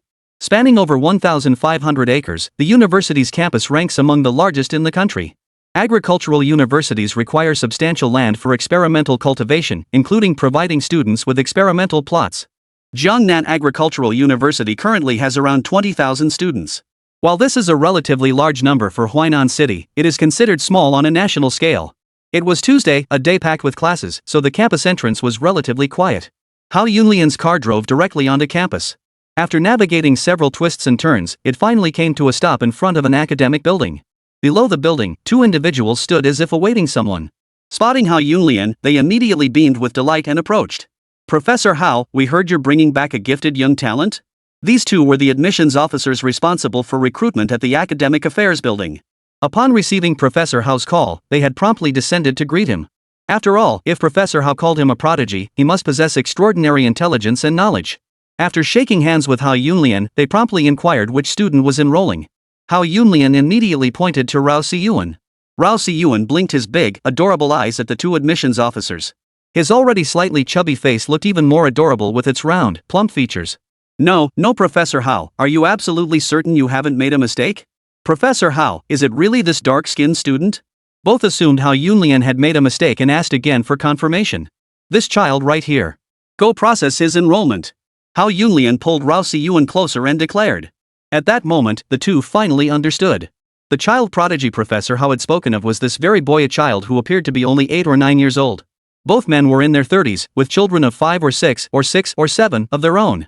They knew their children's capabilities better than anyone. No matter how extraordinary this child might be, he couldn't possibly enter university directly. Professor Hao, you're not joking, are you? One of them tentatively inquired. I'm not joking. Hurry up and take him to enroll. Hao Yunlian waved his hand, urging them to hurry. Professor Hao, is this your relative's child? Or a friend's child? The man inquired again. My friend's child. Why? What's going on with you two today? Process his enrollment immediately. We have urgent business. Hao Yunlian grew impatient. These two kept asking questions non-stop. He was in a hurry to take Rao Siyuan to meet his former superior. Moreover, he needed to immediately form a competition team, recruiting several exceptionally talented students from the school to join Rao Siyuan's group and assist him with his work. If Rao Siyuan achieved any rankings in the robotics competition, these students would undoubtedly benefit immensely. Seeing the impatience on Hao Yunlian's face and hearing him personally confirm that this was his friend's child, the two immediately exchanged knowing glances. They promptly escorted Rao Siyuan into the admissions office and swiftly processed his enrollment. The admissions office was filled with faculty members. Seeing an 8 or 9-year-old child handling enrollment paperwork, they exchanged puzzled glances and began whispering among themselves. Soon, the enrollment process was complete and Rao Siyuan successfully became a freshman at Jiangnan Agricultural University. After Rao Siyuan and his companions left the administration building, the admissions office erupted in murmurs. Who would have thought Professor Hao was also this kind of opportunistic climber? Chapter 62, The Little Treasure. Truly unparalleled in history, such a young age gaining admission to our Jiangnan Agricultural University. Has the agricultural discipline fallen so far? That kid was only 8, right? TSK, Professor Hao's image as a selfless man has completely collapsed. Old Wu, you handled this kid's enrollment. Who exactly is this young master? He even got Professor Hao to make an exception. I recall his name was Rao Siyuan. His registered hometown is Jinyang County. Is there any high-ranking official in Huainan City surnamed Rao? Rao Siyuan?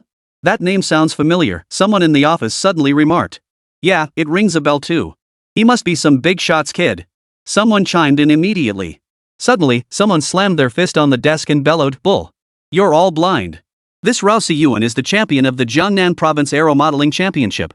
Startled by the outburst, all eyes instantly turned to the male teacher with thick eyebrows and black-rimmed glasses. Hearing the male teacher's words, everyone's eyebrows lifted slightly, their mouths parted, and their faces lit up with expressions of realization. His words jolted them awake. The familiar feeling stemmed from Rao Siyuan's victory at the Jiangnan Province Aerospace Model Championship. The event had been broadcast live across the entire internet, and many admissions officers had watched that livestream. So we've all misunderstood Professor Hao. Professor Hao is incredible recruiting such a prodigy. I heard this genius actually turned down admission offers from both Jiangnan University and Jiangnan University of Science and Technology. Exclamations of delight erupted in the office, and soon the entire admissions office of Jiangnan Agricultural University was filled with cheers. I knew Professor Hao wasn't the type to curry favor. Recruiting Rao Siyuan to our university is a monumental achievement. Exactly. Professor Hao has always dedicated himself to our university. With our school gradually declining, if we don't unite now, we'll only fall further behind. Next time the vice dean position opens, we must wholeheartedly support him. As these words echoed, the admissions office staff immediately burst into applause. Clearly, their recruitment efforts had faced challenges in recent years. What Hao Yunlian didn't know was that news of his recruitment of Rao Siyuan, champion of the Jiangnan Province Aero Modeling Championship, had already spread like wildfire. He had already brought Rao Siyuan to the president's office at Jiangnan Agricultural University. Hey, Yunlian, weren't you supposed to go to Jinyang County to catch up with Manhwa? How come you're back so soon? Inside the president's office, a gray-haired elder sat with reading glasses perched on his nose, seemingly engrossed in writing. He was Jin Xinlai, the current president of Jiangnan Agricultural University. Jin Xinlai was a renowned agricultural scientist celebrated both domestically and internationally, and also an academician. In his early years, he was a student of Yuan Ping, the agricultural sage of Manhwa. Later, he achieved significant scientific breakthroughs in the research of rice cultivation on saline alkali land, becoming one of the most respected scholars among the people of Manhwa. His eyes lifted upward, spotting Hao Yunlian, and a look of puzzlement immediately crossed his face. Old leader, I've brought you a real treasure. Hao Yunlian's face took on a mysterious look, leaving Jin Xinlai somewhat baffled. Jin Xinlai's gaze immediately focused on Rao Siyuan, then shifted to the dark-skinned young man. Ha? What's with that other one? Jin Xinlai asked, adjusting his reading glasses. Upon hearing this, Haizi's face turned slightly ashen, making his already dark complexion appear even darker. Senior leader, this young man with slightly darker skin is named Haizi.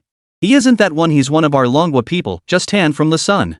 Hao Yunlian said somewhat awkwardly. Jin Xinlai nodded in sudden understanding and inquired, what did you mean by big treasure? It's him. Hao Yunlian pointed at Rao Siyuan. Jin Xinlai looked over, paused for a moment, then chuckled. Yunlian, your sense of humor keeps getting better. Who's this little kid? Rao Siyuan opened his mouth to protest, but Hao Yunlian immediately gestured for him to stay silent. Turning to Jin Xinlai, he explained, former leader, this is Janoa's son. Jin Xinlai stood up abruptly, shock evident on his face. You're Janoa's genius son, Rao Siyuan? Rao Siyuan, seeing the astonished look on the gray-haired elder's face, scratched his head somewhat sheepishly and said, that's me. Oh my. Jin Xinlai immediately stepped forward, scooped Rao Siyuan into his arms, pinched his little cheek, and then ruffled his hair. Your father was once my student. He probably caused some trouble back then. Your father didn't study hard back then. Don't grow up to be like him, understand? Rao Siyuan nodded immediately upon hearing this, much to Jin Xinlai's satisfaction.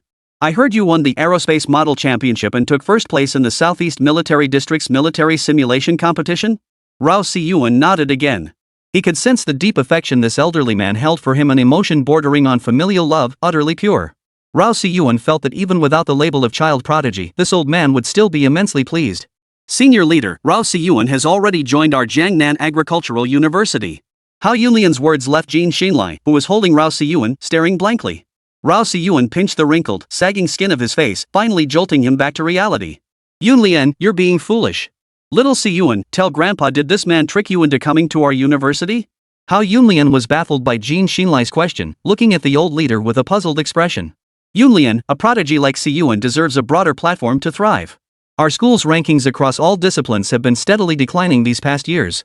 Even our national standing in Manhwa has plummeted beyond the 200th rank. You should be thinking more long-term, understand?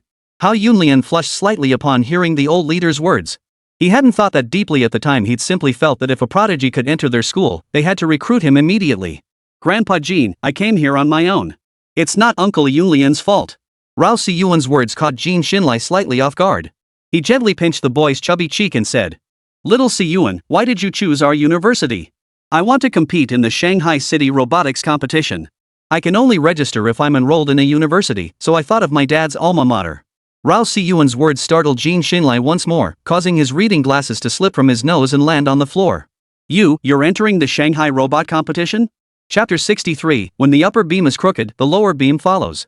You must understand, that competition is reserved for the world's top universities. In our country, only the top 10 universities are eligible to participate. Lower-ranked institutions that enter inevitably suffer crushing defeats. It's nothing short of humiliating themselves. Once, Guangnan University, ranked 15th in China, traveled all the way to the UK for a robotics competition and ended up placing dead last. When the results were announced globally, the entire nation erupted. People flooded online forums condemning Guangnan University for embarrassing the country on the international stage. Ultimately, the backlash severely damaged Guangnan University's reputation, causing its rankings to plummet. It now sits at 65th place among Dragon Nation's universities. Jin Xinlai's words caused Hao Yunlian's expression to tighten slightly. How could he not know about this incident? The ultimate consequence was that no university in Dragon Country with any standing dared to participate anymore. But Jiangnan Agricultural University's ranking had already hit rock bottom. Why not take a gamble and pin their hopes on this young prodigy? There might still be a glimmer of hope. Senior leader, Siyuan is different. The fact that he's actively seeking to enter this competition shows he has confidence. Our ranking has already hit rock bottom. Below us are mostly junior colleges. Senior leader, I believe we must take this gamble. Hao Yunlian's words caused Jin Xinlai's brow to furrow deeply. He set down Rao Siyuan, whom he had been holding, and began pacing back and forth in the room. Rao Siyuan understood that such a crucial decision required careful consideration, as it would determine the future development of Jiangnan Agricultural University. But Rao Siyuan couldn't wait any longer.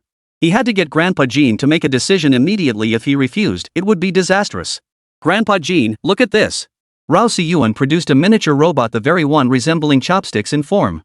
He then commanded the micro-robot to crawl continuously around the office, instantly catching Jin Xinlai's attention. This. Little Siyuan, what is this? It looks like a bug. Jin Xinlai was utterly stunned by the chopstick-shaped robot, his speech momentarily stumbling. Yet he pressed for clarification. This is the micro-robot I invented.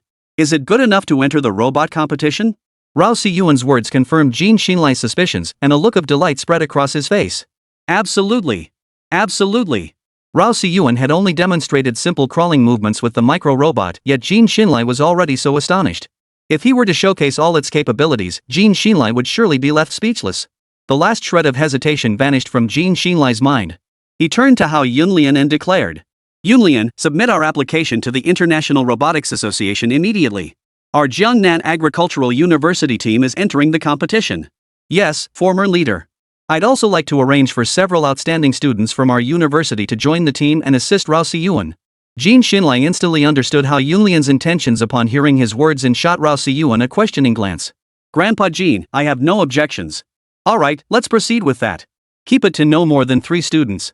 Inside Professor Hao Yunlian's office, Rao Siyuan idly fiddled with his miniature robots while Hao himself was swamped with work.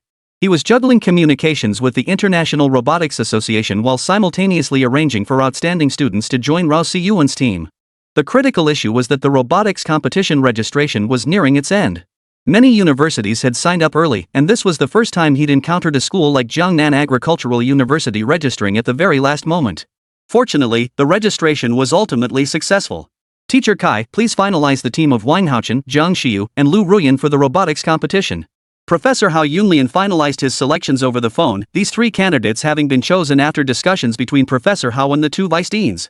Wang Haochen was currently the university's most accomplished student in competitive events, having won 2nd prize in Jiangnan Province's Science and Technology Innovation Awards and 1st prize in Huainan City's drone performance competition. He could be considered the university's most advanced student in the field of intelligence science and technology. Zhang Xiu is an outstanding student in the mechanical engineering program, a long-established major at Jiangnan Agricultural University. However, due to enrollment factors, this program is not particularly strong. Lu Ruyan, meanwhile, is an outstanding student in Chinese language and literature. Hao Yunlian included her specifically because of her exceptional public speaking skills and her ability to craft first-rate speeches. Should Rao Siyuan win an award, Lu Ruyan's speechwriting skills would prove invaluable. Most crucially, Lu Ruyan was the campus beauty of Jiangnan Agricultural University, whose presence at competitions would enhance the university's prestige. Soon, the 3 students arrived at Hao Yunlian's office. Wang Haochen and Zhang Xiyu appeared somewhat stiff, while Lu Ruyan was clearly more at ease. "Teacher Kai should have explained the situation to you, right?" "Yes, we're supposed to go to Huning City for the robotics competition, but none of us have prepared anything. We haven't even built a finished or semi-finished robot. Professor Hao, won't other schools laugh at us if we go like this?" Wang Haochen voiced his inner worry. He was stunned to learn about the robotics competition, and even more stunned to find out they had to leave in 3 days. "Yes, Professor Hao. We haven't prepared anything at all. I'm afraid the results won't be ideal." Zhang Xiyu chimed in. Clearly, none of them were particularly enthusiastic about competing in the robotics contest. Professor Hao Yunlian understood their feelings and pulled Rao Siyuan, who was fiddling with a miniature robot, over. "I understand your concerns, but this time your main role is to assist this young participant, Rao Siyuan, in the competition. You'll handle logistics and basic control tasks, but remember we're a team. Show team spirit and don't go off on your own." Rao Siyuan looked up and was instantly captivated by Lu Ruyan's long, fair, and delicate legs. His gaze drifted upward, drawn to her slender waist that seemed almost too delicate to hold. Rao Siyuan then focused his gaze on Lu Ruyan's face. Her eyes, like autumn water, evoked a sense of tender compassion in anyone who met them. Dressed in a blue sundress, Lu Ruyan resembled a lotus blossom emerging from the water, irresistibly drawing multiple glances. Hao Yunlian naturally caught Rao Siyuan's lecherous gaze, inwardly seething with disdain. Truly, like father, like son. The apple doesn't fall far from the tree. The Rao family truly embodied this saying. Chapter 64, Entering the Competition. He cleared his throat twice, and Rao Siyuan finally snapped back to reality, feeling a bit awkward. But his thick-skinned nature quickly overrode that discomfort. "Professor Hao, you must be joking. You're saying this little brat wants to enter the robotics competition?" Wang Haochen's face betrayed utter disbelief. Even Lu Ruyan, who had remained calm throughout, was stunned by Hao Yunlian's words. "Professor Hao, having a child lead several university students to compete in the robotics competition, is this truly a decision made by the entire school?" Zhang Xiyu chimed in with a similar question. They simply couldn't bring themselves to assist a child in the competition, especially under such rushed circumstances. "I understand your concerns. Allow me to formally introduce Rao Siyuan, who recently joined our Jiangnan Agricultural University. He is the champion of the Jiangnan Province Aerospace Model Championship and the winner of the Southeast Military District Military Simulation Competition. Would you say he's qualified to lead you in the robotics competition?" As Hao Yunlian spoke, he found himself growing unconsciously proud, so much so that even he didn't notice it. Upon hearing Hao Yunlian's words, Lu Ruyan and the others gaped in astonishment, their eyes fixed on Rao Siyuan in stunned silence. Lu Ruyan was the first to snap out of it. Her gaze toward Rao Siyuan sparkled with intrigue. Clearly, she was intrigued by him. He's that internet-famous child prodigy, Rao Siyuan? Damn, no wonder that name felt familiar. It was him. He's qualified, Professor Hao. Absolutely qualified. I'll cover all expenses for his trip to Huning City, first-class airfare and 5-star hotels. Jiang Shiyu was loaded. His father was the biggest businessman in Huainan City. But Jiang Shiyu wasn't keen on business, so he'd chosen mechanical engineering instead. Little Siyuan, show them what you've got. Just then, a miniature robot crawled out from inside Rao Siyuan's sleeve, causing the three of them to immediately narrow their eyes slightly. What is this? Holy crap, is this a robot? When I first walked in and saw Shintong playing with it, I thought it was a toy. Now you're telling me it's a robot? Wang Haochen and Jiang Shiyu were gradually losing their minds, each shocking revelation sending them into fits of excitement. Meanwhile, Lu Ruyan beside them wore a delighted expression. So cute, so much fun. Seniors, these are micro-robots. There are 6 in total. Since controlling them is a bit complicated, each person can handle a maximum of 2. So I'll need Senior Wang Haochen and Senior Jiang Shiyu to help me operate the other 4. Senior Lu will monitor the live broadcast feed, ensuring every detail is captured and displayed. I believe that with our combined efforts, we will surely achieve a satisfying ranking in the robotics competition.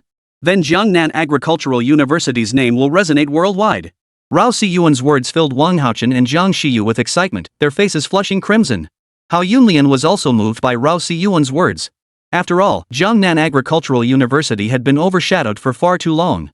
Even securing a mid-tier ranking this time would be considered a success. As a university ranked beyond the top 200 in the country, competing against the world's elite institutions and securing a mid-tier position was undoubtedly an achievement in itself. Hao Yunlian also announced their participation in the Shanghai Robot Competition. Jiangnan Agricultural University's official website and microblog posted news about Professor Hao Yunlian leading the team to Shanghai for the event. The announcement did not explicitly list the names or details of each team member, so the news immediately went viral online. Within Jiangnan Agricultural University, discussions were even more heated. Students flooded the campus network with complaints about the university's foolish decision. Losing face within the province was bad enough, but now they were about to embarrass themselves internationally. You can only sit on a chair that fits your size. Swallowing a hot sweet potato whole will give you heartburn and make you choke. Wow, what courage! Our Jiangnan Agricultural University is finally breaking out of its niche, though in a thoroughly embarrassing way. The barrage of mocking voices grew so intense that the university's vice president had to step in publicly to quell the ridicule on the internal network. But while the internal discussions were silenced, the online backlash across the entire nation grew louder, especially within Jiangnan province. For 5 or 6 consecutive years, no university from Jiangnan province had participated in the robotics competition, primarily due to their lackluster performance. The news of Jiangnan Agricultural University entering the competition quickly spread through academic circles within the province. The prevailing sentiment was predictably mocking and abusive. Hao Yunlian was naturally aware of this, though he chose not to share it with his team members. He understood the online abuse and skepticism. After all, why should a university ranked in the 200s even be allowed to compete? In the days that followed, Rao Siyuan and his group set off for Huning City. Of course, Jiangnan Agricultural University wouldn't actually expect Jiang Shiyu to cover these expenses. It wouldn't be appropriate by any measure.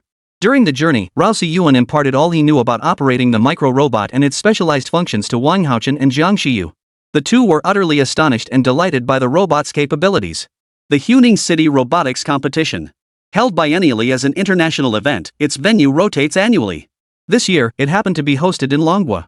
Such a major international event drew intense coverage from numerous global media outlets and Manhwa's official media. This year, the participation of 3 major teams added an air of mystery to the competition. They were the delegation from Eagle Nation's Yale University, the European Union's Sunrise Federal University, and Dragon Nation's Kyoto University. These 3 universities are perennial top 3 contenders in the robotics competition, boasting formidable strength. The competition venue, Nest Stadium in Huning City, was bustling with activity, packed to the rafters with spectators. Tickets for the event were reportedly extremely hard to come by, with scalpers even jacking up prices on the spot. The central stadium screen began cycling through photos of each university's competing robots. Even before the competition commenced, the crowd watched the rotating images on the screen with intense focus. Kyoto University, Huaqing University, Yurlu University, Federal University of Sunrise, Shoer University, Jiangnan Agricultural University. When the carousel image of Jiangnan Agricultural University appeared on the central screen, the audience in the stands were stunned one by one. What kind of fly-by-night university is this? Jiangnan Agricultural University? You've got to be kidding me. I thought this university didn't even rank in the top 100 in Manhwa? I'm dying of laughter. The biggest entertainment today is watching this school make a fool of itself.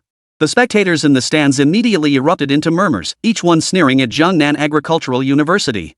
One by one, the delegations made their way to the center of the stadium. Leading the way were the top-ranked international universities, and the spectators in the stands all stood up, eager to catch a glimpse of their glory. Holy crap, isn't that Chris from Yale? He's so handsome. He's like a dream lover. Chapter 65, Public Opinion Boils Over. And isn't that Enso next to him? I heard he's Yale's youngest PhD. Look, there's Heki from the Swiss Federal Institute of Technology. So tall and handsome, those chiseled features, that broad chest, I'm totally smitten. On the stands, a group of girls gazed at the world-class university teams with shining eyes, shouting down below. How Yunlian led Rao Siyuan and their group into the square. Countless spotlights flashed around them, snapping photos of the Jiangnan Agricultural University team. Many cameramen zoomed in several times over, focusing their lenses directly on Hao Yunlian, who led the group. Clearly, the journalists knew Jiangnan Agricultural University's participation was a massive traffic topic. Suddenly, several sharp-eyed cameramen spotted the childlike Rao Siyuan. The group of cameramen instantly erupted into a frenzy, each jostling their lenses to get a shot of Rao Siyuan's face. Even the cameraman responsible for the central screen's feed shifted his lens to focus on Rao Siyuan's face. A chubby little face instantly filled the central screen, sending the spectators in the stands into an uproar. What the hell? There's a kid here? Seriously? How absurd is this? There's a child on the field? Whose kid is this? How did they even bring him onto the field? Hey, isn't that the team from Jiangnan Agricultural University? Could this kid be someone's son from their delegation? Jiangnan Agricultural University has no sense of decorum bringing a kid onto the field? We're filing a complaint. By now, dozens of university delegations from over a dozen countries had all taken their places on the field. Each delegation was led by a highly visible flag bearing their university's logo. Adjacent to Jiangnan Agricultural University stood the delegation from Showa University, while on the other side was the delegation from Sangdu University. Showa University ranked 75th in the global university rankings, while Sangdu University held the 39th position. Both university delegations simultaneously turned their gaze toward the Jiangnan Agricultural University delegation beside them. Damn it, what rotten luck being grouped with such a low-grade university. Damn it. Standing alongside a second-rate university from the Dragon Nation is a disgrace to our great empire of Fuso. Hao Yunlian's face turned ashen. His icy gaze swept over both sides, but he remained silent. The gap between Jiangnan Agricultural University and these internationally renowned institutions was simply too vast. Any rebuttal risked sparking greater controversy and ridicule. But Rao Siyuan couldn't hold back. You Korean bastards haven't even cracked the top 10 in any major competitions. What gives you the right to mock? If you're gonna be a lapdog, act like one. And you lot, dressed in those bizarre outfits, neither human nor ghost, don't you just beg to be beaten? The Korean delegation's faces turned ashen.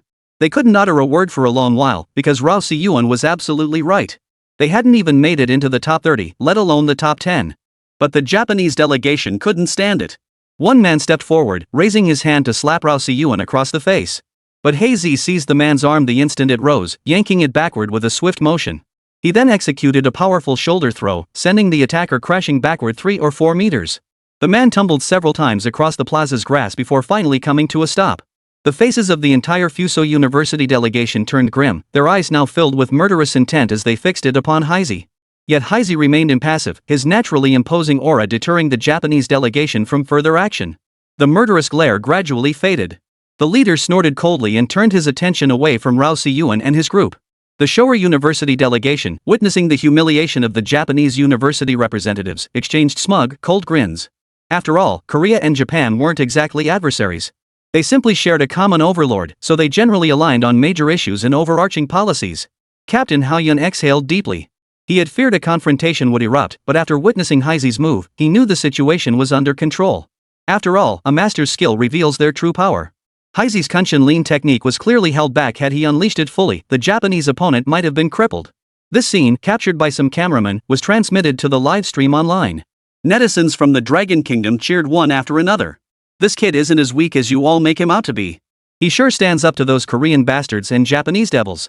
That Jiangnan Agricultural University actually needed a kid to step up and refute them?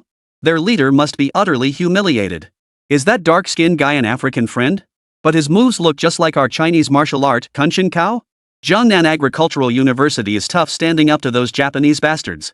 That's satisfying. Rao Siyuan was naturally unaware that in the online live stream rooms, he had quietly become popular once again, and even his haters had gained attention. At that moment, the host formally announced the commencement of the Huning City Robot Competition. 15 judges from different countries sat on the panel, ready to score the robotics competition. Each of these judges was a renowned expert and scholar with international acclaim. Several of them caused quite a stir in the livestream chat. It's Professor Sting. Who would have thought Professor Sting would be here? He's the father of robotics. And beside Professor Sting, that looks like Nobel Prize in Physics laureate Niels. Holy cow, even a Nobel laureate is judging this competition. And look, academician Yang Zhenyu, the giant of Chinese physics and member of the Chinese Academy of Sciences, is here too. This judging panel is truly packed with hidden talents. This robot competition is seriously high caliber. Across all major streaming platforms, netizens were posting astonished comments, pushing the live chat atmosphere to new heights. With simultaneous broadcasts across multiple platforms, the online buzz surrounding the robotics competition reached unprecedented heights, with trending topics flooding the charts. Jiangnan Agricultural University actually entered the competition. Academician Yang Zhenyu, a leading figure in physics, serves as a judge. Jiangnan Agricultural University clashes with the Fuso Goryeo delegation. Chris and Enso participated in the competition. One after another, robotics tournament-related terms surged onto trending lists.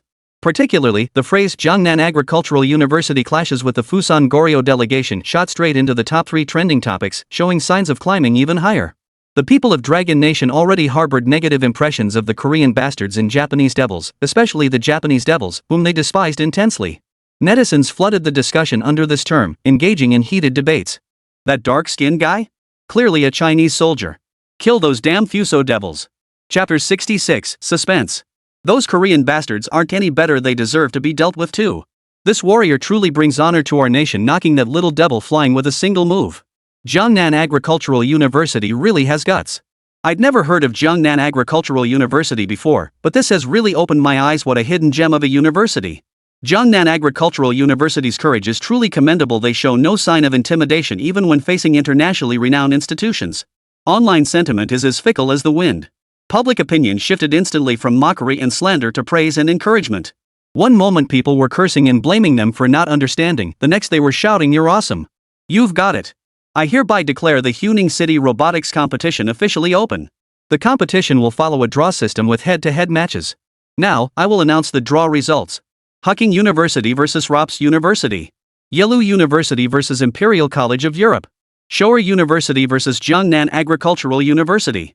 The matchups for each university echoed through the stadium via the announcer's microphone.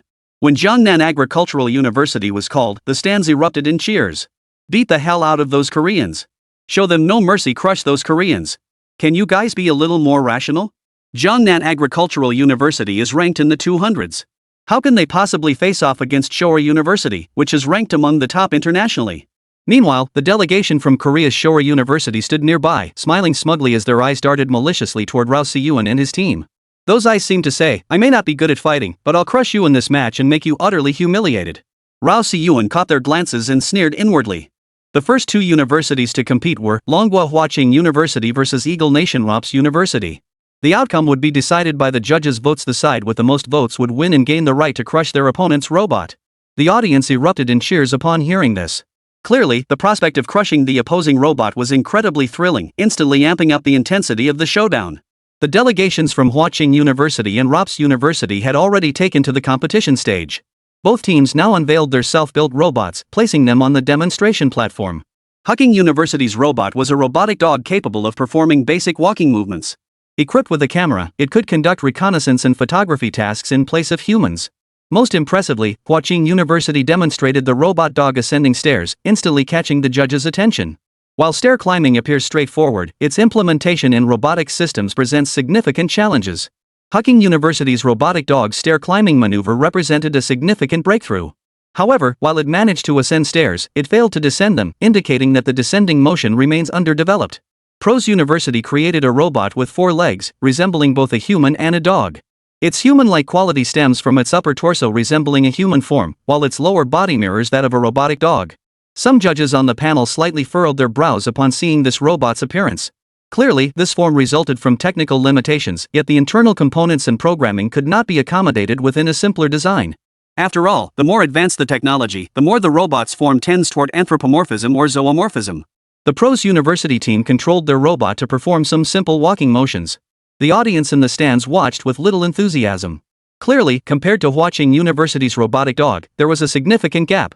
The leader of the Pros University team gritted his teeth before turning to his teammate and saying, "And execute the stair climbing action plan."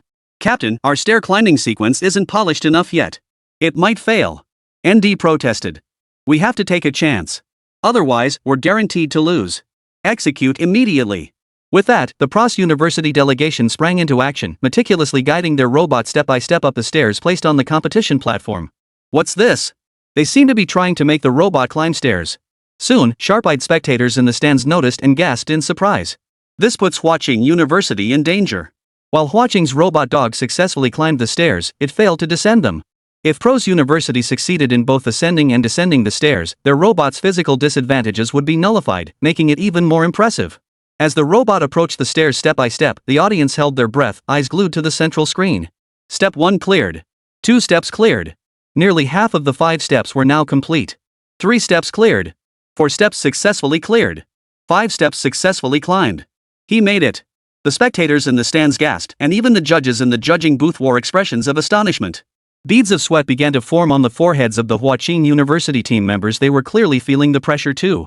If Pro University could complete the descent not even needing to go down all 5 steps, just 2 or 3 some judges might deem their robot superior. And execute the stair descent plan. God will be with us. Oh, my captain. This is such a thrilling competition, I'll give it my all. Immediately, the team began data transmission. The robot completed its turn at the highest point and took its first step. The first step succeeded. Thud. The second step failed. The entire robot tumbled down the stairs, snapping one of its legs. The crowd gasped in shock. At the judges' table, several people let out a soft sigh. Clearly, the Pros University team had fallen just short of victory. Yet they weren't entirely without a chance to win after all. Many judges had their own perspectives. Some judges might consider Pros University's robot superior. They still had a glimmer of hope. 15 judges, please begin voting. All eyes immediately turned to the judges' table. The first judge cast their vote for Huaqing University. The second judge's vote also went to Huaqing University. The third judge's vote went to Pros University. The 13th judge's vote went to Pros University. The 14th judge's vote went to Pros University. Now Huaqing University had 7 votes, and Pros University also had 7 votes. The final judge's gaze darted back and forth between the Huaqing University team and the Pros University team, clearly deep in thought. Both the Huaqing University and Pros University delegations held their breath, visibly tense. Chapter 67, Bipedal Robot. As the final judge raised their card, the entire hall erupted in a roar. The final judge cast their vote for Pros University. Pros University ultimately secured victory by a single vote. Huaqing University ended up with 7 votes. The majority of spectators in the stadium were Dragon Nation citizens. The crowd on the stands fell silent, clearly finding this outcome hard to accept.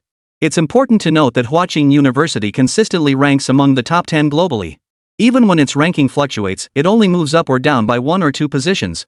Meanwhile, Pros University sits at 25th globally, utterly overshadowed by Huaqing University. Huaqing University suffers a stunning upset. This topic quickly surged to the top of the trending charts. Our nation's strongest university, Huaqing University, has actually lost. I told you so. Huaqing University is becoming mediocre. One loss doesn't mean anything. Give it your all in the next competition. Online, divergent voices began to emerge, and public opinion gradually spiraled out of control. On the performance stage, the Huaqing University delegation stood pale-faced, clearly unable to accept this outcome. The Pros University delegation requested a live demonstration to crush Huaqing University's robot. The host gave a signal, and 2 individuals immediately pushed a crushing machine onto the stage. The captain of the Pros University delegation, beaming with delight, tossed Huaqing University's robotic dog directly into the crusher and pressed the start button. In an instant, the crusher's steel presses descended, reducing the robot dog to fragments. In the stands, British spectators who had traveled specifically from the UK to Shanghai erupted in cheers, their arms raised high. The Chinese crowd fell deathly silent. Next up, Eagle Nation's Yale University versus Europe's Imperial College London. The winner will be decided by the judges' votes. The side with the most votes wins the right to crush their opponent's robot. Yale University of Eagle Nation received 11 votes, while Imperial College of Europe received 4 votes. Yale University wins. This outcome was largely anticipated by the audience and did not generate significant reaction. After all, Yale University holds the top spot in international university rankings. It has consistently held that top position, while Imperial College London ranks a mere 30th in the global university rankings. As Imperial College London's robot was tossed into the crusher, the spectators in the stands erupted in cheers once more. Clearly, the audience wasn't about to pass up this chance to escalate the tension. Next up, Kyoto University of Dragon Nation vs Sunrise Federal University of Europe. The winner will be decided by the judges' votes. The side with the most votes wins the right to crush their opponent's robot. Naturally, some raised objections to these rules, arguing they were unfair. However, the host responded, "Luck is part of skill. Even after elimination, teams will be ranked based on their overall performance." Kyoto University ranks 10th globally, 2 spots behind Huaqing University, while Sunrise Federal University holds the 3rd position internationally. Moreover, this third-place ranking has remained stable for over a decade, underscoring the university's profound academic heritage. Most crucially, Kyoto University was already the only institution in Dragon Nation with a realistic chance of securing a top 3 finish in the robotics competition. Now, facing off against the Swiss Federal Institute of Technology, the hearts of the Dragon Nation's people are in their throats. We must win. Go Kyoto University. Defeat them with the most formidable robot. Deep down, the people of Dragon Nation unconsciously believe that Jiangnan Agricultural University has no chance of making the top 3, or even the top 10. Therefore, their greatest hopes rest squarely on the Kyoto University delegation. Although they face the internationally ranked third-place team from the Sunrise Federal University, the people of Dragon Nation who constantly create miracles remained firmly convinced that Kyoto University still had a strong chance. The delegations from Kyoto University of Dragon Nation and the European Sunrise Federal University have both taken to the competition stage, placing their self-designed and manufactured robots at the center of the arena. There were the 3 musketeers of Kyoto University. Word was they possessed ample success and experience in AI robotics. So these 3 were the Kyoto University trio. They'd been all over the internet, but I'd never seen them in person. This was a real treat. Their opponents were no slouches either. Sunrise Federal University's robotics research was certainly no less impressive than Kyoto University's. The spectators in the stands immediately began buzzing with whispers. The 3 musketeers were already well-known figures in Manhwa's academic circles. The trio wields considerable influence in Dragon Nation's intelligent robotics field. They even clinched first place at the Kyoto Robot Competition, a victory earned by outperforming Huaqing University, making it a highly prestigious achievement. The central arena now featured stairs, pits, and an obstacle wall. Earlier, the robot dog from Yale University had completed the tasks of climbing stairs and scaling the obstacle wall, securing an undisputed victory. The robot from Manhwa's Kyoto University was a bipedal model. Its upright stance immediately caught the judges' attention. Achieving bipedal balance in humanoid robots is inherently a significant technical challenge. This explains why Huaqing University, Yale University, Prus University, and subsequent institutions all fielded quadrupedal robots or robotic dogs. The bipedal robot's ability to maintain balance while standing was a significant advantage in itself. This feat instantly filled the Dragon Nation audience with delight. Even those unfamiliar with robotics joined the cheers as the atmosphere intensified. The Sunrise Federal University from Europe presented not a robot, but a quadrupedal robotic dog. 4-legged robotic dogs are now the standard design approach for these universities. The primary reason is that bipedal robots suffer from significant instability and require massive amounts of components and programming data. Moreover, quadrupedal robots offer greater stability and can be extended with functions like jumping and rapid running. However, the Swiss Federal Institute of Technology's quadrupedal robot dog possesses a distinctive feature setting it apart from others. Above its head, the robot extends a mechanical arm with a claw. Clearly, this mechanical claw can perform grasping actions, which is the highlight of the ETH Zurich robot. Now, please welcome the Huaqing University delegation to begin their demonstration. As soon as the host finished speaking, the 3 Huaqing University representatives stepped forward. One handled data transmission, one controlled the robot's bipedal movement, and one managed the robot's arms to maintain stability. The bipedal robot slowly advanced step by step toward the stairs ahead. Its strides were very short, clearly indicating that the technology was not yet mature. After a quarter of an hour of slow movement, the bipedal robot finally reached the edge of the stairs. Chapter 68, A Dark Plot? The robot's arms swung as it placed something one step successfully climbed. With another swing of its arms, the bipedal robot lifted its left foot and stepped onto the second stair. The instant it touched the second step, the entire bipedal robot instantly lost its balance and tumbled down the stairs. Spectators from the Dragon Nation erupted in gasps, while audiences from other nations responded with boos. Clearly, it was a pity the bipedal robot had come so close to completing the second step. Nevertheless, the people of Dragon Nation remained highly confident in Kyoto University's robotic performance. The primary reason was that a bipedal humanoid robot performing stair climbing was already an extremely difficult feat, significantly more advanced than Huaqing University's demonstration. Following the live online broadcast, many individuals with expertise in robotics took to the internet to analyze and explain the event. The topic of how significant Kyoto University's bipedal humanoid robot's single stair step actually was quickly trended on social media. Robotics enthusiasts and researchers engaged in heated discussions on the topic. They began analyzing what kind of movements the four-legged robot dog from the Swiss Federal Institute of Technology would need to perform to surpass Kyoto University. I've been researching this field for 7 or 8 years. For bipedal humanoid robots to stand and climb stairs is practically impossible. Kyoto University's trio of robots is impressive. A bipedal humanoid actually ascending a single step. The fact that both Yale University and the Swiss Federal Institute of Technology are developing quadrupedal robots highlights just how challenging bipedal humanoid robotics research truly is. Although Kyoto University's bipedal humanoid robot failed on the second step, online reactions were largely supportive and understanding rather than critical or abusive.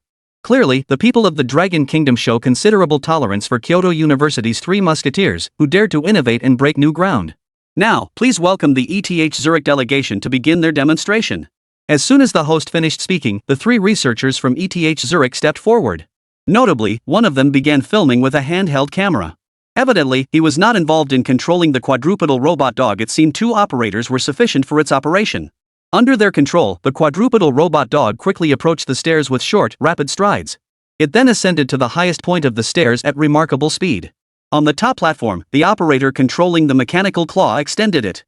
The claw made direct contact with the platform's surface, its strength evident as it embedded partially into the ground. The quadrupedal robot dog lifted all 4 legs off the ground. Relying solely on this claw, it achieved a stance where the claw gripped the ground while the quadrupedal robot dog hovered in midair. The spectators in the stands were stunned. They hadn't expected the quadrupedal robot dog from Sunrise Federal University to have reached such an advanced stage of development. Performing such tricks at the robotics competition demonstrated their profound mastery of quadrupedal robotics. Slowly controlling the claw, the quadrupedal robot dog landed steadily on the highest platform of the staircase. The claw then lifted off the platform's surface, leaving distinct claw marks behind. Another operator immediately commanded the robot to descend the stairs at a speed even faster than that of Yale University's model. This demonstrated that the Swiss Federal Institute of Technology's robot dog outperformed Yale University's in both balance and maneuverability. The 4-legged robot from the University of Sunrise also successfully cleared the obstacle wall. However, it ultimately did not descend into the pit. This pit tested the robot's jumping or climbing ability. Evidently, no university's robot had yet demonstrated such capability at the current level of robotic technology.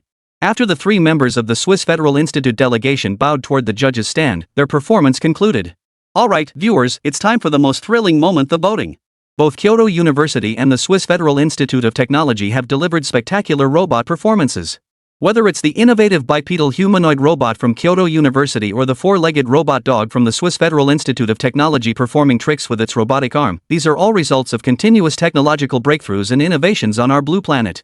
Now, let's invite our 15 judges to begin voting, starting with the first judge. Across the audience, all eyes turned to the judges' table. Some even stood up, clearly unable to contain their excitement. Meanwhile, on the live stream, netizens from Dragon Nation were already engaged in heated discussions. It's hard to say who will win this time. Kyoto University's innovation carries significant bonus points, but the robotic arm concept from the Swiss Federal Institute of Technology is also impressive. The future of robotics undoubtedly lies with Kyoto University's bipedal humanoid robot. I believe Kyoto University will win. Not necessarily.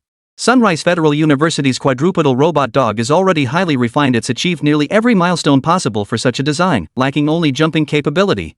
Enough arguing. Look, the judges are starting to vote. The first judge cast their vote for the Swiss Federal Institute of Technology. The second judge voted for the Swiss Federal Institute of Technology. The third judge voted for Kyoto University of Longwe. The fourth judge votes for Sunrise Federal University. The 10th judge voted for the University of Surrey Federation. Oh no! Kyoto University has only received 3 votes so far. Unless all 5 remaining judges vote for Kyoto University, they won't stand a chance of winning. The 11th judge voted for the University of Surrey. The 12th judge voted for the Federal University of Sunrise. The 13th judge voted for the Federal University of Surrey's. The 14th judge voted for the Federal University of Surrey's. The 15th judge voted for the Federal University of Surrey's. Corruption. Absolute corruption. What? The last 5 judges all voted for the University of Shures? What's the point of robots if they don't innovate, just keep playing the same old 4-legged robot dog routine? Exactly. Absolute rigging. The live stream exploded with outrage. This outcome was clearly unacceptable to netizens in the Dragon Kingdom. They could accept a narrow victory for Sunrise Federal University or Kyoto University, but not a complete landslide. The Chinese spectators in the stands were all shouting, "Fix! Fix!" The host, seeing this, seemed momentarily flustered. However, he quickly regained his composure, walked to the stage, and addressed the sea of spectators in the stands. Ladies and gentlemen, please calm down. We now welcome the father of robotics, Professor Sting, to deliver his address. Chapter 69, Bet It If You Must.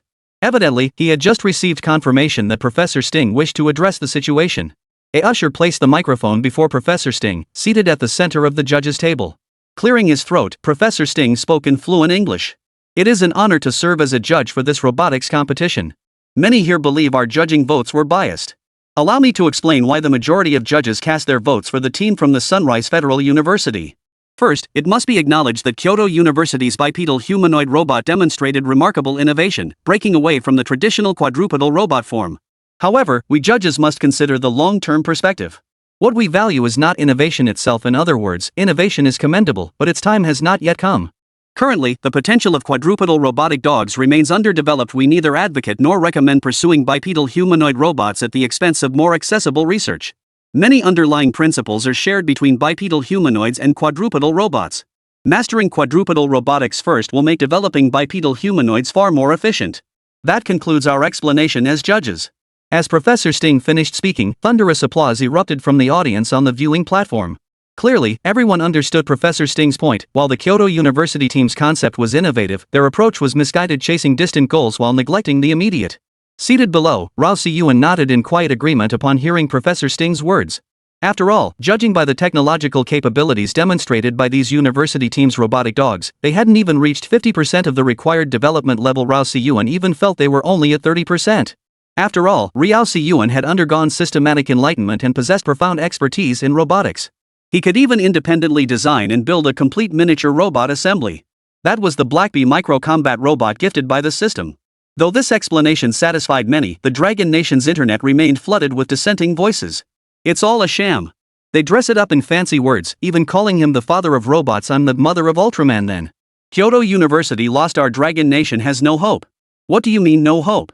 We still have 2 universities left to compete. Are you kidding me? Only Longtech University stands a chance. The other one is here purely to embarrass us. This Jiangnan Agricultural University is truly disgusting. They have no real talent yet insist on joining the competition. They knocked out 2 of our universities in the first round. We were already embarrassed enough, and now they're just adding insult to injury. Shouldn't we support them? Why all the criticism and abuse? Don't you understand? All these voices spread online, amplifying the tournament's online reach even further. Even elderly villagers in the countryside knew that the 2 strongest universities in the country had been eliminated. Meanwhile, at the Shanghai City Gymnasium, the Kyoto University trio, still standing on the performance stage, sighed softly upon hearing Professor Sting's words. They now understood that the future direction of robotics research lay with quadrupedal micro-robotic dogs. They had been on the wrong path all along. The competition raged on, with numerous international universities showcasing their prowess in this robotics tournament. While some highly ranked institutions suffered unexpected defeats, most top-tier teams emerged victorious. Next up, Korea's Sogang University versus South Korea's Gangnam Agricultural University. The announcer's voice echoed, and instantly, spectators on the stadium stands lifted their heads one by one, gazing toward the competition stage. At that moment, Hao Yunlian led Rao Si-yuan and his team onto the competition platform. Since Rao Si-yuan's robot was miniature, he didn't take it out immediately but kept it in his pocket. Wow, that takes some nerve. Showa University is ranked around 75th internationally, right? This Jiangnan Agricultural University is only ranked in the 200th range in our country. An international spectator nearby overheard the Chinese audience's remarks and immediately scoffed. Ha! Ranked 200-something in your dragon country? That must mean they're over 1,000 internationally, right? The international spectator who spoke looked somewhat like someone from Korea. Several Dragon Country citizens, hearing his sarcastic remark, immediately wanted to retort, but seemed unable to find a convincing counterargument. They snorted coldly and fell silent. Clearly, Jiangnan Agricultural University wasn't held in high regard by everyone, including the people of Longwei. They couldn't even find a point to counter the mockery from the Korean bastards. Ha! Why is there a child on the performance stage? A photographer with keen eyes immediately spotted the anomaly. At that moment, multiple international media photographers trained their cameras on Rao Si-yuan. His appearance had clearly caught their attention. A child had actually entered the performance stage. This was an excellent news opportunity they had to seize. On the central screen, Rao Si-yuan's figure appeared across all 4 sides. What's going on? How did Jiangnan Agricultural University bring a child onto the performance stage? What the heck are you doing? Jiangnan Agricultural University, what's going on? Have you given up entirely? What, you Chinese actually expect a university ranked over 1,000 internationally to make waves? There's an old saying in our country, when things seem too good to be true, they usually are. Let's see how this plays out. Meanwhile, the buzzing murmurs from the stands sent the stadium's atmosphere soaring to new heights. Members of the first-year university delegation also took the stage. Their competition robot was also a quadrupedal robotic dog, but significantly larger than typical models.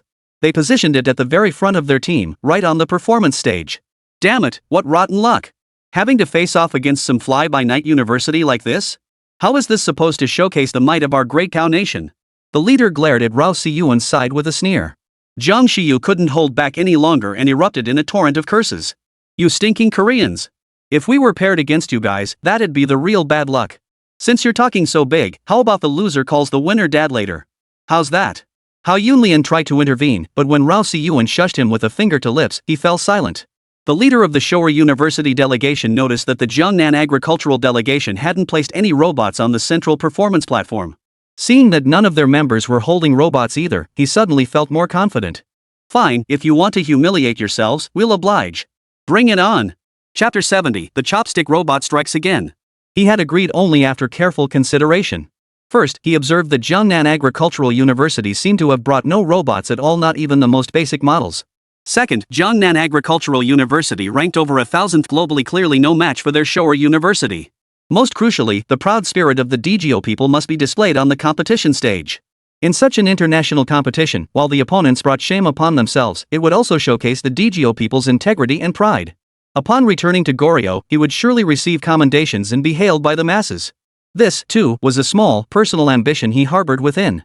This exchange was precisely captured by the camera crew and broadcast across major live streaming platforms.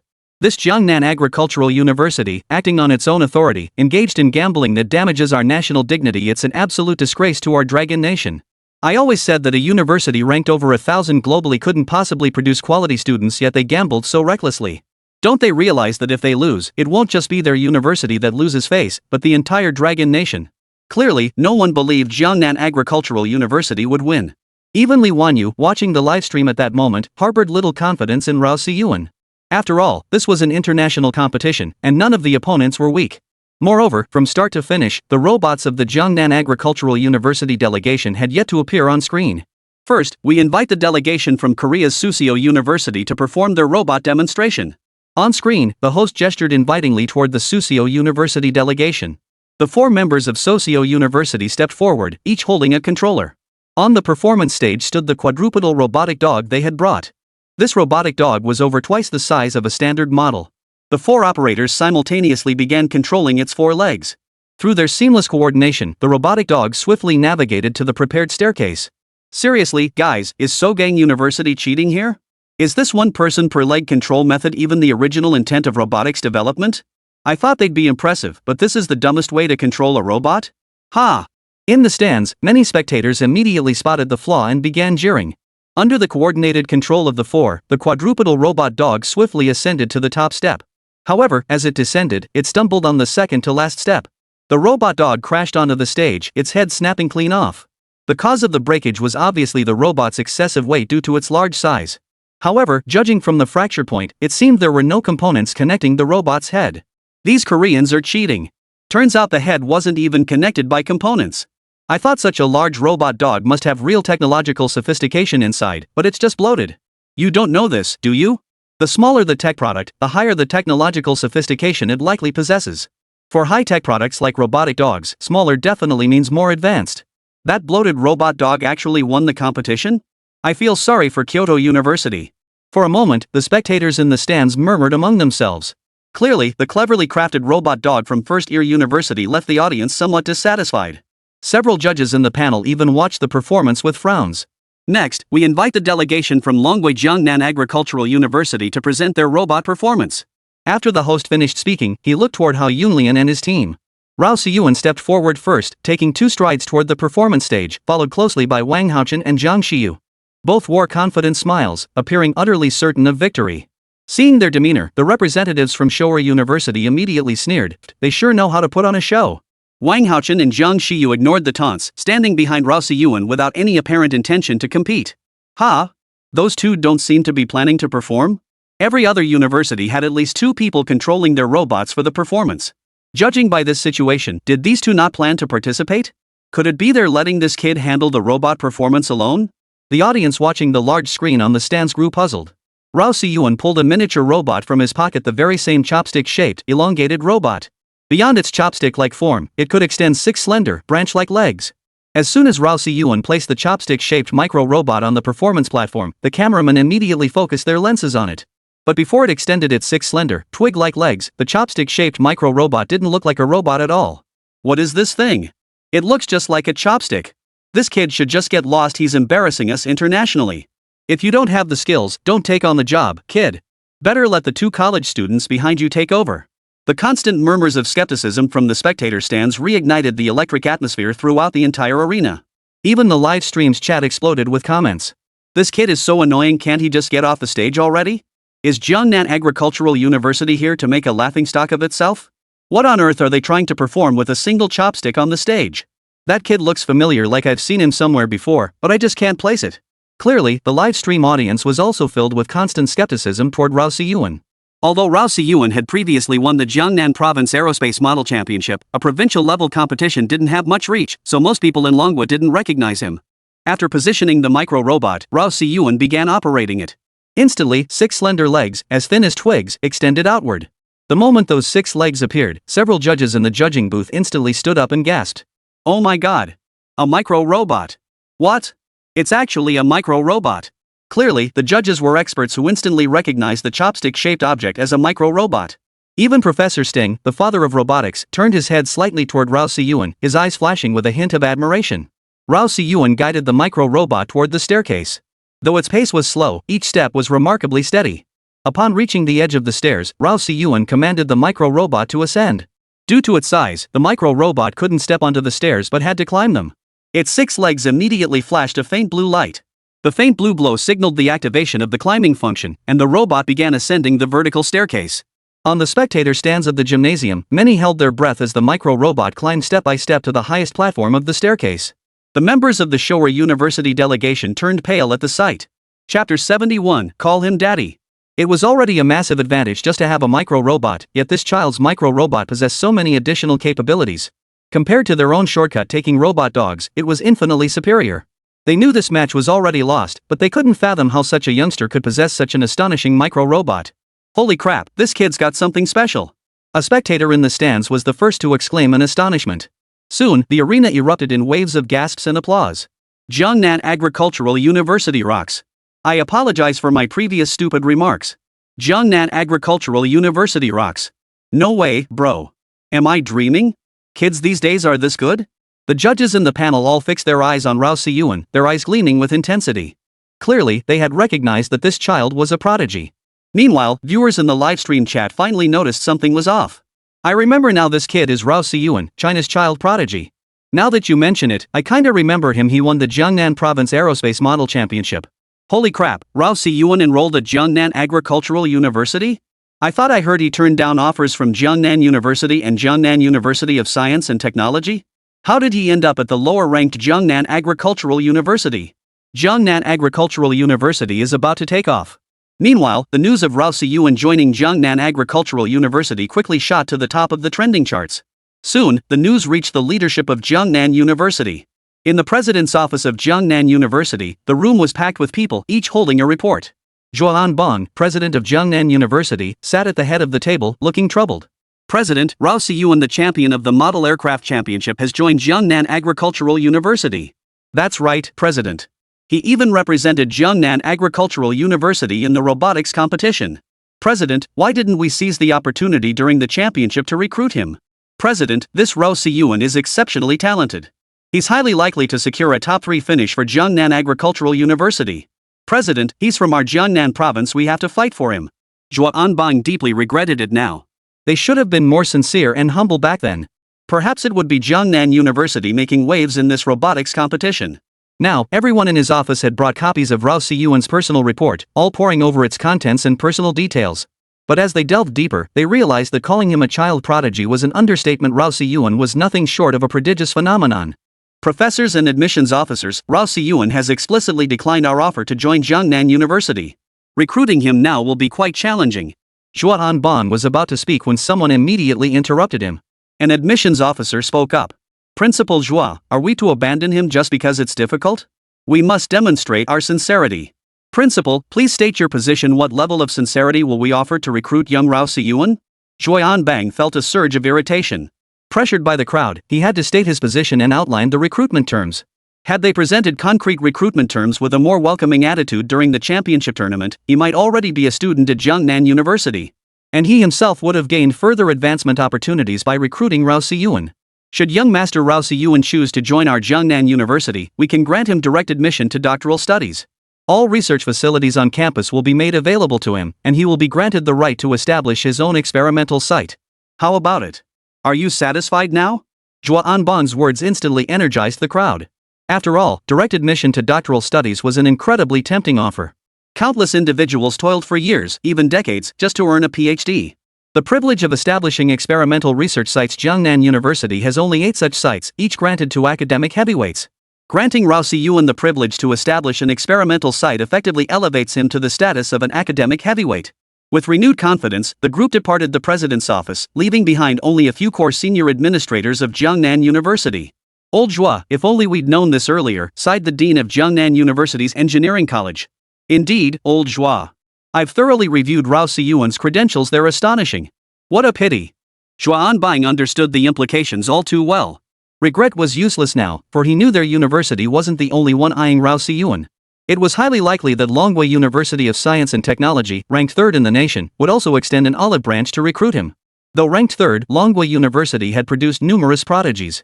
The Jiufang 2 photonic quantum computer was developed by the university's youth program. Thus, Longwei University held immense appeal for prodigies of this younger age. Meanwhile, at the Shanghai City Gymnasium, Rao Si-yuan once again commanded the micro-robot to descend step by step from the platform, returning to his side without further operation. Seeing this, the host immediately signaled the judges' panel to begin voting. The first judge cast their vote for Jiangnan Agricultural University. The second judge voted for Jiangnan Agricultural University. The third judge voted for Jiangnan Agricultural University. The 13th judge voted for Jiangnan Agricultural University. The 14th judge voted for Jiangnan Agricultural University. The 15th judge voted for Jiangnan Agricultural University. The judges unanimously voted for Jiangnan Agricultural University, securing all 15 votes from the judging panel. The host stood frozen in shock, momentarily forgetting to announce the result. Meanwhile, the spectator stands erupted in thunderous cheers.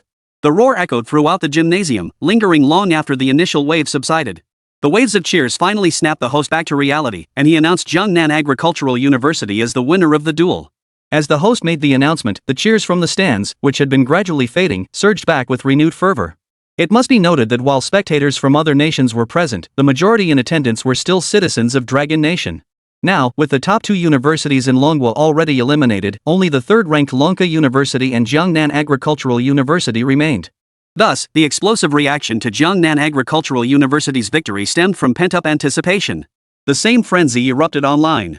The phrase Jiangnan Agricultural University wins rapidly surged to the top of the trending charts, reaching the #1 spot with astonishing speed. Rao Si-yuan stood on the performance stage, bathed in countless spotlights and camera lenses. We won. Call us Dad.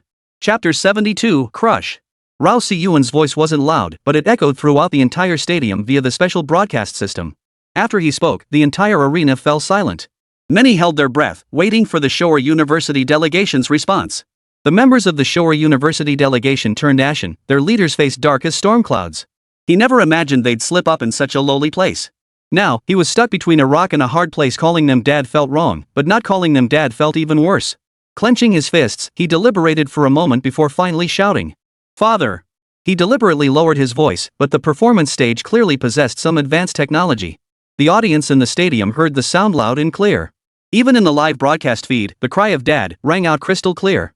Oh, that Korean bastard just called us Dad. Did you hear that? Ha, that really hits the spot. Those damn Koreans still spouting their crazy talk? Honestly, it just makes me laugh. Amidst the waves of cheers and jeers filling the arena, the members of the Sogi University delegation hung their heads in shame. The leader, in particular, glared with hatred in his eyes. He had no choice but to call out. If he hadn't, the entire world would have deemed Korea a nation that breaks its word, and credibility was precisely what Korea valued most. Calling it out at least left room for explanation. The act of calling him father was his personal choice, and he could still argue his case back home. But if he didn't call it out, there would be absolutely no room for defense. Upon returning, there was even the possibility that some radical Goryeo citizens might stab him with a knife.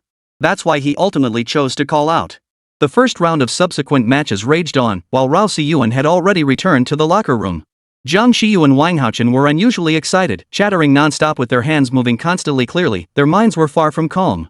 Lu Ruyan, meanwhile, watched Rao Siyuan with sparkling eyes, her thoughts hidden behind her gaze. Rao Siyuan seemed to sense Lu Ruyan's gaze and turned to look at her. Caught off guard by his sudden gaze, Lu Ruyan flushed slightly and quickly averted her eyes. "Senior Lu, what's wrong?" Rao Siyuan asked, puzzled. "Nothing. Nothing at all." Lu Ruyan felt even more flustered by Rao Siyuan's sudden inquiry. "Senior Lu, there's still some time before the second round. How about we go for a walk?" Rao Siyuan invited.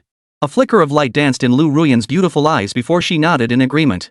After circling the perimeter of the gymnasium, Rao Siyuan gleaned some information about Lu Ruyan from their conversation. Lu Ruyan came from a rural background. Her father was a gambler, her mother was ill, and her younger brother was disabled. The phrase "a broken home" perfectly described her circumstances. Yet unlike most girls from such backgrounds, Lu Ruyan hadn't succumbed to despair. Instead, she had persistently pursued her studies. During her elementary and middle school years, many had nearly led her astray, but she swiftly returned to the right path. She knew exactly what she wanted. Having witnessed her parents' miserable lives since childhood and bearing the burden of her brother's disability, she understood she had to shoulder the responsibility of her family.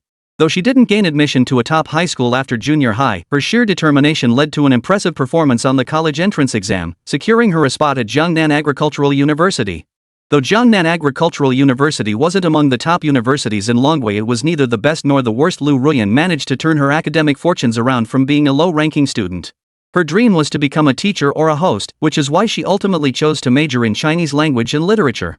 After learning more about Lu Ruyan, it finally made sense why Professor Hao Yunlian had taken her under his wing.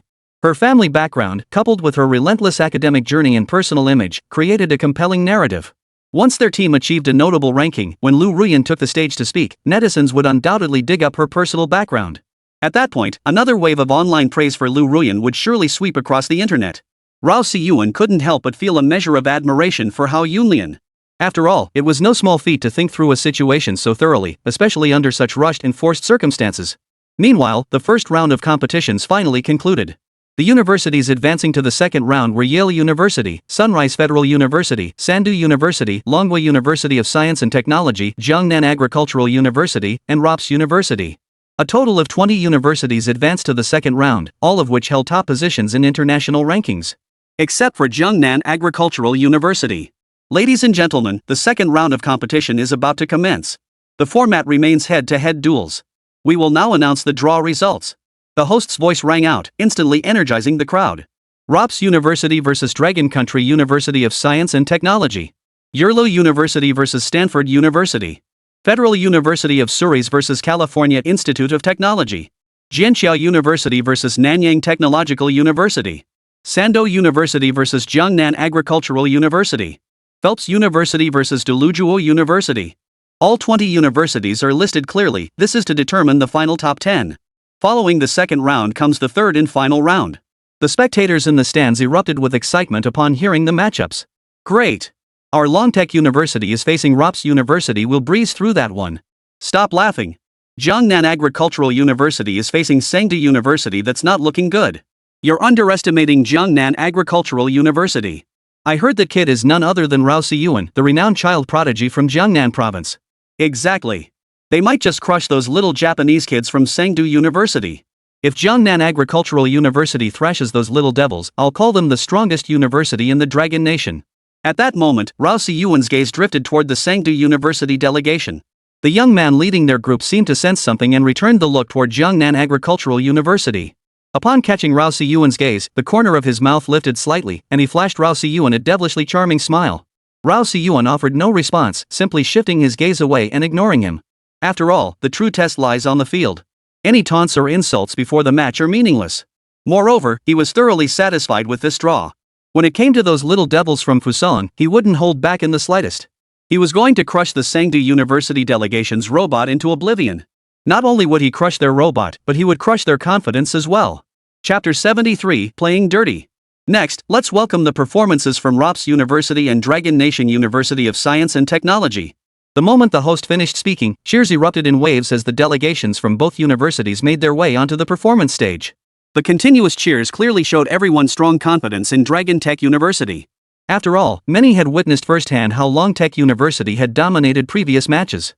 Although their opponents weren't particularly formidable, the robotic dog developed by the Dragon Tech delegation held a clear advantage. Not only could it swiftly navigate stairs, but it also successfully scaled an obstacle wall. This maneuver was identical to Yale University's execution and on par with the robot dog from ETH Zurich. Therefore, everyone was highly confident that Lonka University could defeat ROPS University. After all, ROPS University's robot was a strange hybrid that resembled neither a human nor a dog, clearly lagging behind Lonka University's model.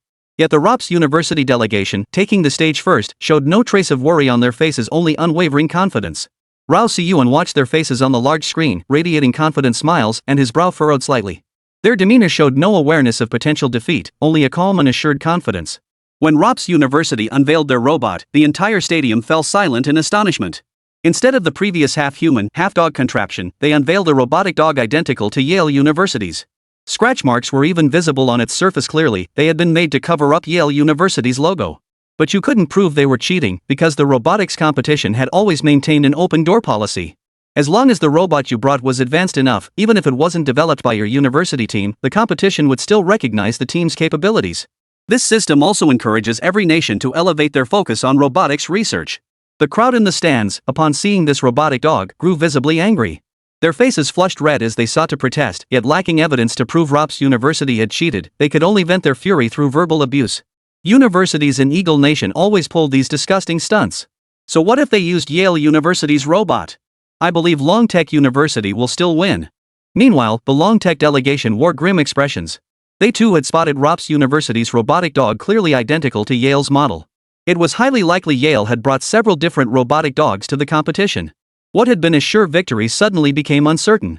Upon seeing ROPS University unveil their robotic dog, Rao Siyuan finally understood why their delegation had been so confident. A thought struck Rao Siyuan. He immediately ran down from the stands and onto the performance stage. Under the gaze of the audience and judges, he handed a miniature robot to the Lonka University delegation and briefly explained its control system. The host was momentarily flustered by Rao Siyuan's unexpected move, rendered speechless. The judges in the judging booth were also rendered speechless by Rao Siyuan's action. After all, while the rules had always existed, such a blatant act of directly substituting a robot for a competitor was unprecedented. Let's welcome the robot from the University of ROPS delegation to begin its performance. To ease the awkwardness, the host shifted the camera focus to the University of ROPS side. Meanwhile, the Lonka University delegation exchanged grateful glances with Rao Siyuan. Rao Siyuan's move was clearly noticed by some sharp-eyed spectators in the stands. Rao Siyuan, the child prodigy, just went up to the stage. Did he give something to the Lonka University delegation? Did you see it clearly? I didn't catch it either. You think it could be his micro-robot? Damn, you know what? That could totally be it. Ha! If the Eagle Nation plays dirty first, we'll outdo them in dirty tricks. The prodigy truly lives up to his name, such incredible improvisational skills.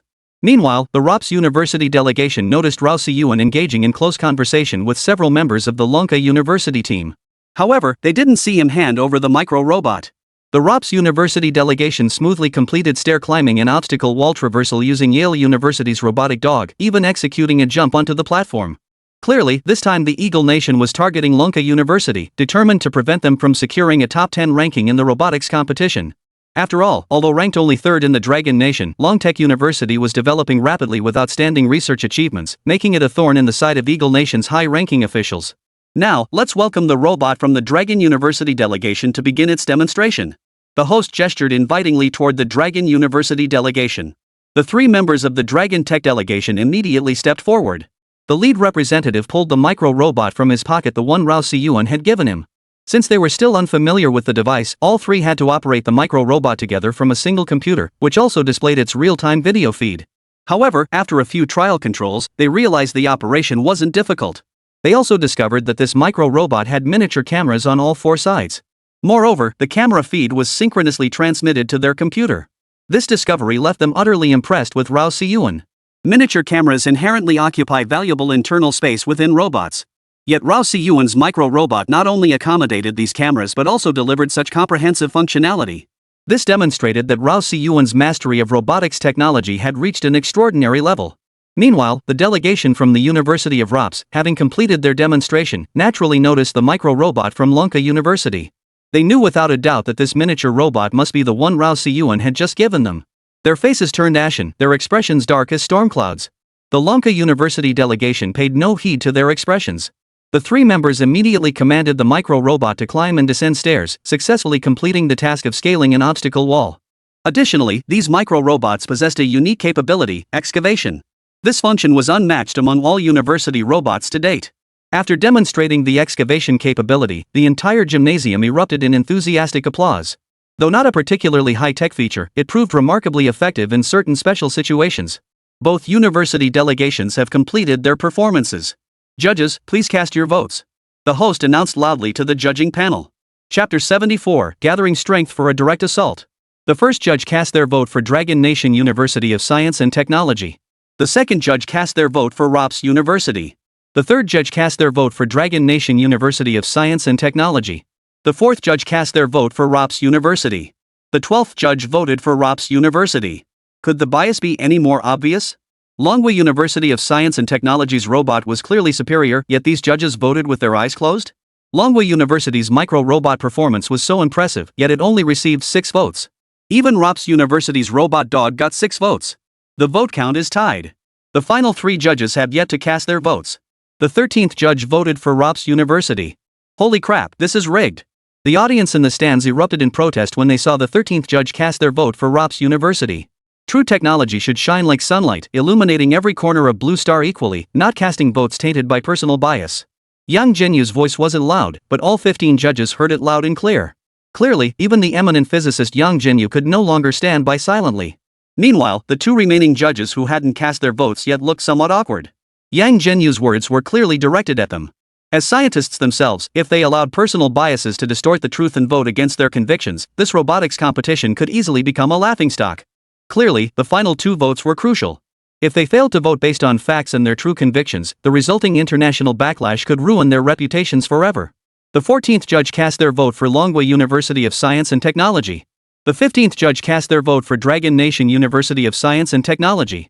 Manhwa University of Science and Technology secured 8 votes, while Eagle Nation's Rops University received 7. Dragon Nation University of Science and Technology triumphs in this matchup, advancing to the top 10. The moment the host finished speaking, the entire arena erupted in thunderous applause and cheers. Clearly, the audience was far from calm. Meanwhile, live streams across all platforms had already exploded with excitement. What a nail-biter! Thank goodness we won in the end. Didn't you see it? Some of those judges were clearly rooting for Eagle Nation.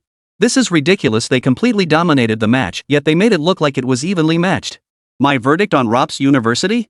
They're all about the defense. Meanwhile, the news of Lonka University advancing to the robotics competition's top 10 quickly surged to second place on the trending list. Why second? Because Jiangnan Agricultural University's victory still holds the top spot. At that moment, the entire Rops University delegation watched helplessly as the Lonka University team crushed their borrowed robot to pieces. In other words, Rops University had lost both the battle and the bride. Meanwhile, the Yelu University delegation in the stands watched their painstakingly crafted robot dog get crushed by the Lonka University team, their eyes now filled with hidden malice. To participate in this robotics competition, they went to great lengths to commission the British company Borton Dynamics to build these robotic dogs. Although they participated in related R&D and manufacturing, their role was merely peripheral. The core technology remained firmly in the hands of Borton Power. And with this robotic dog crushed by Lonka University, it meant they'd lost at least tens of millions of dollars. Enso, what do you make of this child prodigy, Rao Siyuan? Chris turned to Enso beside him. Enso's brow was deeply furrowed, clearly troubled by something. Seeing Enso's furrowed brow, Chris felt a jolt of alarm. Enso was Yale University's youngest PhD and the leader of their delegation this time. He's formidable. Even if we fielded Borton Power's latest product, we might not win the competition. Enso's words surprised Chris. No way. I've seen that kid's micro-robots. While their miniaturization is a major highlight, they're still a bit short of surpassing Poton Power's latest product. Chris clearly disagreed with Enso's assessment, but Enso didn't argue. He remained deeply troubled, a persistent sense of unease gnawing at his heart. The robotics competition at Huning City Stadium was in full swing, while across the ocean, the United Kingdom was executing a covert operation. Inside the Pentagon in Washington, D.C., President Jack sat in the presidential seat, flanked by Secretary of State Downs and Secretary of Defense Marr. Behind them sat a group of high-ranking British officials. Every face bore a deep frown, clearly grappling with a difficult issue. Defense Secretary Mar spoke first. Mr. President, our conflict with the Dragon Nation is becoming increasingly irreconcilable. The Dragon Nation has issued its final warning: if we continue constructing military bases in Korea, they will launch a military strike against us. Upon hearing this, Jack's face also showed a trace of worry, clearly indicating he possessed some special intelligence. The CIA just gave me the latest intel. The situation doesn't look good.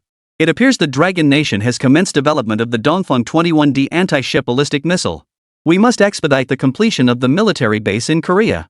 Their confidence in issuing warnings must stem from this DF-21D anti-ship ballistic missile. I hear this anti-ship ballistic missile was developed by that child prodigy Rao Siyuan. As Jack relayed this information, astonishment spread across the faces of those present. No wonder the president had convened this emergency meeting with such urgency. Meanwhile, Defense Minister Mar's expression shifted slightly upon hearing the words anti-ship ballistic missile. It was well known that their greatest deterrent, aside from nuclear submarines, was their aircraft carriers. Once Dragon Nation mastered anti-ship ballistic missiles, the deterrent power of aircraft carriers would be drastically reduced. Therefore, the situation was now urgent. They must complete the construction of the military base in Korea before the Dragon Nation developed anti-ship ballistic missiles. This would establish an integrated island chain system encompassing both Japan and Korea, combining offensive and defensive capabilities. Once this island chain system is established, controlling the Bay Area will become much more manageable. We could even leverage the island chain system as leverage to incorporate the Bay Area into our military base construction. Mr. President, regardless of Longhwa's warnings, we must accelerate the construction of the military base in Korea. The situation is now critical. Defense Minister Mar's voice carried a hint of urgency, clearly shaken by the news. However, President Jack showed no signs of urgency. Instead, he spoke slowly, enunciating each word deliberately. Strike first. Gather our forces and attack directly. Chapter 75, Unexpected Variables. Upon hearing President Jack's words, both Downs and Mar's expressions darkened instantly. Mar leapt to his feet, exclaiming, "Mr. President, you absolutely must not. Once we initiate hostilities, the situation will become even more uncontrollable." Beside him, Downs nodded in agreement. "Mr. President, there's an ancient saying in Dragon Nation, 3 times think, then act. We must deliberate further." The president did not respond directly to the two men, instead turning his gaze to Deputy Finance Minister Jenny. "Jenny, you possess deeper insights into Dragon Nation. Do you have differing opinions?" Seated further back, Jenny remained composed, unlike the visible shock on Downs and Mar's faces. "Mr. President," she said calmly, "I believe we can fight, but not on a large scale." President Jacks gave a slight nod, clearly sharing the same perspective as Jenny. "Exactly. That's my view as well. Dragon Nation is now beginning to develop anti-ship ballistic missiles. Our advantage will gradually diminish as Dragon Nation advances. Therefore, friends, we must strike but not on a large scale.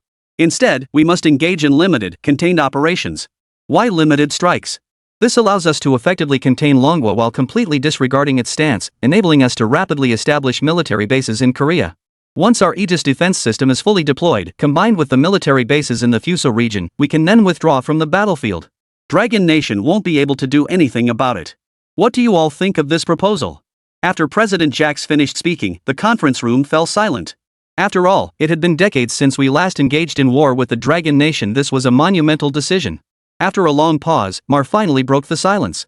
"Mr. President, I find your strategic plan compelling, but I have one concern. Our greatest assets are our nuclear submarines and aircraft carriers. But if the Dragon Nation has already developed anti-ship ballistic missiles, how will we counter them?" Mar's words prompted nods of agreement from the assembled officials. After all, this was a matter of going to war. Caution was paramount, and planning must be thorough. Mar's point is well taken, and it brings me to my next concern. First, you need not doubt the CIA's intelligence sources. The Dragon Nation has only just begun research into anti-ship ballistic missiles. They have not yet developed them. Even if they have, mass production would still require significant time. With our 4 battleships providing cover, unless the Dragon Nation launches 2 or 3 dozen anti-ship ballistic missiles simultaneously, they pose little significant threat to us. Second, we have our trump card nuclear submarines as a safeguard. Under these circumstances, the Dragon Nation would never dare to engage in full-scale war with us. We need only encourage the mercenary nation to continuously harass the Dragon Nation's coastal borders, and we'll have the perfect pretext to seize the opportunity and go to war. President Jack's words lifted the spirits of those present, who clearly endorsed his strategy. President Jacks then produced a document and had everyone in the conference room sign it one by one. This document outlined the strategy against Dragon Nation. Next, please welcome performances from Sangdi University and Jiangnan Agricultural University. The announcer's voice echoed throughout the Huning City Stadium. The spectators in the stands heard the announcement and their breathing grew heavier. Clearly, the prospect of a showdown with universities from Fuso Nation had them all feeling excited. Crush those little devils. Shintong, just do it. We're your strongest backing. I've waited so long for this match. If not for this game, I would have left ages ago. Meanwhile, the Sangdi University delegation glared with burning intensity, clearly itching to trample the Jiangnan Agricultural University team underfoot. Alright, it's finally our turn. I can't wait to crush these sickly Chinese underdogs. Song Sang, don't underestimate them. That Rao Siyuan from Jiangnan Agricultural University is no pushover. The long-haired youth at the front warned. He fixed his gaze on Rao Siyuan, his eyes concealing a murderous intent. His name was Fujita Kenkayo, a member of the Fujita clan, with Fujita Ran being his third uncle. He knew Rao Siyuan inside out, which was precisely why he'd commissioned Sangdi University to borrow the modular robot from Surisei Federal University. It was only by invoking the Fujita family's name that he could persuade Sangdi University to intervene in securing this modular robot.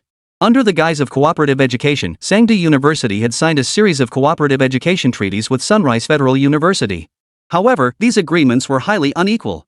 Sunrise Federal University could send hundreds of students annually to Sandu University for study tours and participation in experimental research. Meanwhile, Sando University was unable to send a single student to study or conduct research at Sunrise Federal University. This series of cooperative education agreements spans 5 years. This meant that for the next 5 years, all teaching content at Sando University would be open to the Federal University of Sunrise. This openness means Sandu University will have no secrets left. Ha! When the time comes to crush you little bastard underfoot, your reputation in the Dragon Nation will plummet rapidly, making you a disgrace to the nation. Then, with Uncle San stepping in, the corruption will surely succeed. He would execute this series of plans, naturally under the direction of his third uncle. Now, let's welcome the Sangdu University delegation to the stage for their robot demonstration. The host's voice interrupted Fujita Kenkayo's thoughts. The Sangdu University delegation immediately stepped forward and unveiled the robots they held. Ha! Why are there 2 robotic dogs from the Sangdu University delegation? And their designs aren't quite the same? The robot dogs from Sando University weren't this agile before, were they? In the audience, some spectators instantly noticed something amiss. The performance of the Sangdu University delegation's robotic dogs was worlds apart from their previous demonstrations. Under Fujita Kenkayo and his team's control, the 2 robotic dogs steadily approached the staircase. They swiftly ascended and descended the steps, both completing the task with remarkable speed. The Dragon Nation spectators felt an ominous foreboding. It was clear the Sando University delegation's current capabilities were vastly different from before.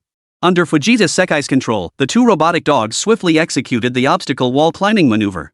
Finally, they came to a halt on the open space of the performance arena. Then, the 2 robotic dogs began to transform, and soon they combined into a single entity. After combining, the 2 robotic dogs formed a larger-sized robotic dog. Under the gaze of the crowd, the robot dog extended its 4 upward-facing legs outward.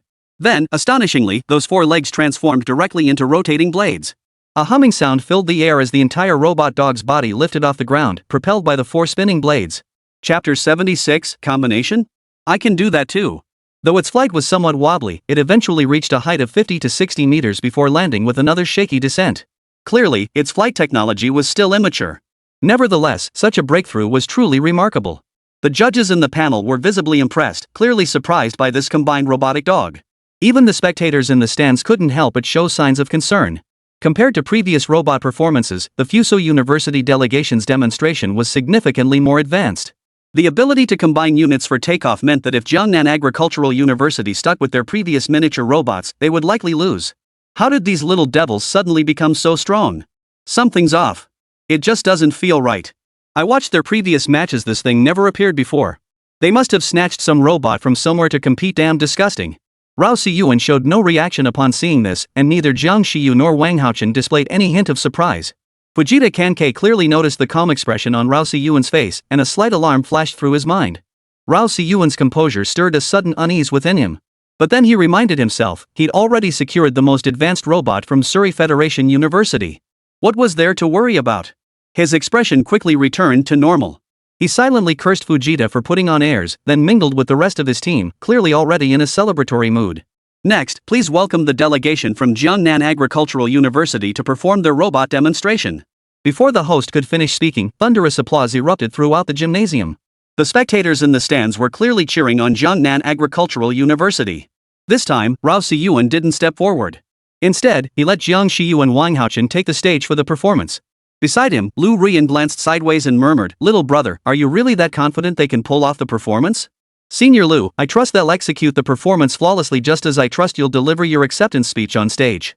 Rao Siyuan lifted his large eyes to meet Lu Ruyan's gaze, blinking innocently with an endearing charm. Hearing his words, Lu Ruyan's beautiful eyes flickered slightly, clearly unsettled inside. She always felt that Rao Siyuan didn't seem like an 8-year-old child. It was as if an adult resided within his body. Every time she spoke with Rao Siyuan, she felt a sense of peace, a feeling she had never even experienced with her own parents. Meanwhile, Jiang Shiyu and Wang Haochen each pulled a miniature robot from their pockets, placing one in the center of the performance stage. Jiang Shiyu's micro-robot resembled a turtle, its 4 legs relatively short, quite compact for robotic limbs. Wang Haochen's microbot, however, had a triangular body and a head shaped like a fly. But this robot had only 3 legs, 3 extremely long legs, giving the entire micro-robot an oddly distorted appearance. Jiang Shiyu and Wang Haochen had been controlling these micro-robots all along, having become quite proficient in their operation. Soon, both robots completed ascending and descending the stairs, as well as scaling the obstacle wall. Jiang Shiyu then even directed his micro-robot to enter a pit and climb out of it. Several judges in the judging booth turned their heads slightly, clearly surprised by the micro-robot's performance. Many spectators from the Dragon Nation in the stands broke into applause, expressing their admiration for Jiang Shiyu and Wang Haochen. However, a few judges shook their heads slightly, evidently feeling that compared to the robot dog team from Sangdi University, there was still a slight gap. While the micro-robot represented a breakthrough in size, the Sandu University robotic dogs demonstrated a more novel innovation by combining with each other and achieving flight. Moreover, once assembled, they could even replace drones for simple tasks. Persisting in this direction held far greater potential for the future. "If that's all you've got, then I'm going to crush your robots to smithereens." Fujita Kenkayo turned to Rao Siyuan, his face twisted into a sinister grin as he spoke with a chilling tone. Rao Siyuan, however, showed no reaction whatsoever upon hearing this, leaving Fujita Kankei utterly unable to read him. "Noisy!" Rao Siyuan snorted coldly. Instantly, the 2 miniature robots on the performance platform began moving toward each other, gradually closing the distance. A sense of unease rose within Fujita Kankei as he witnessed this. The 2 miniature robots merged together in an instant, seamlessly combining without a trace of assembly, appearing as one new robot. Upon closer inspection, the triangular-bodied robot had seamlessly embedded itself atop the turtle-shaped robot, its 3 legs now pointing upward. The audience immediately recalled the combination of Sandu University's robotic dogs, where one dog's 4 legs also pointed upward.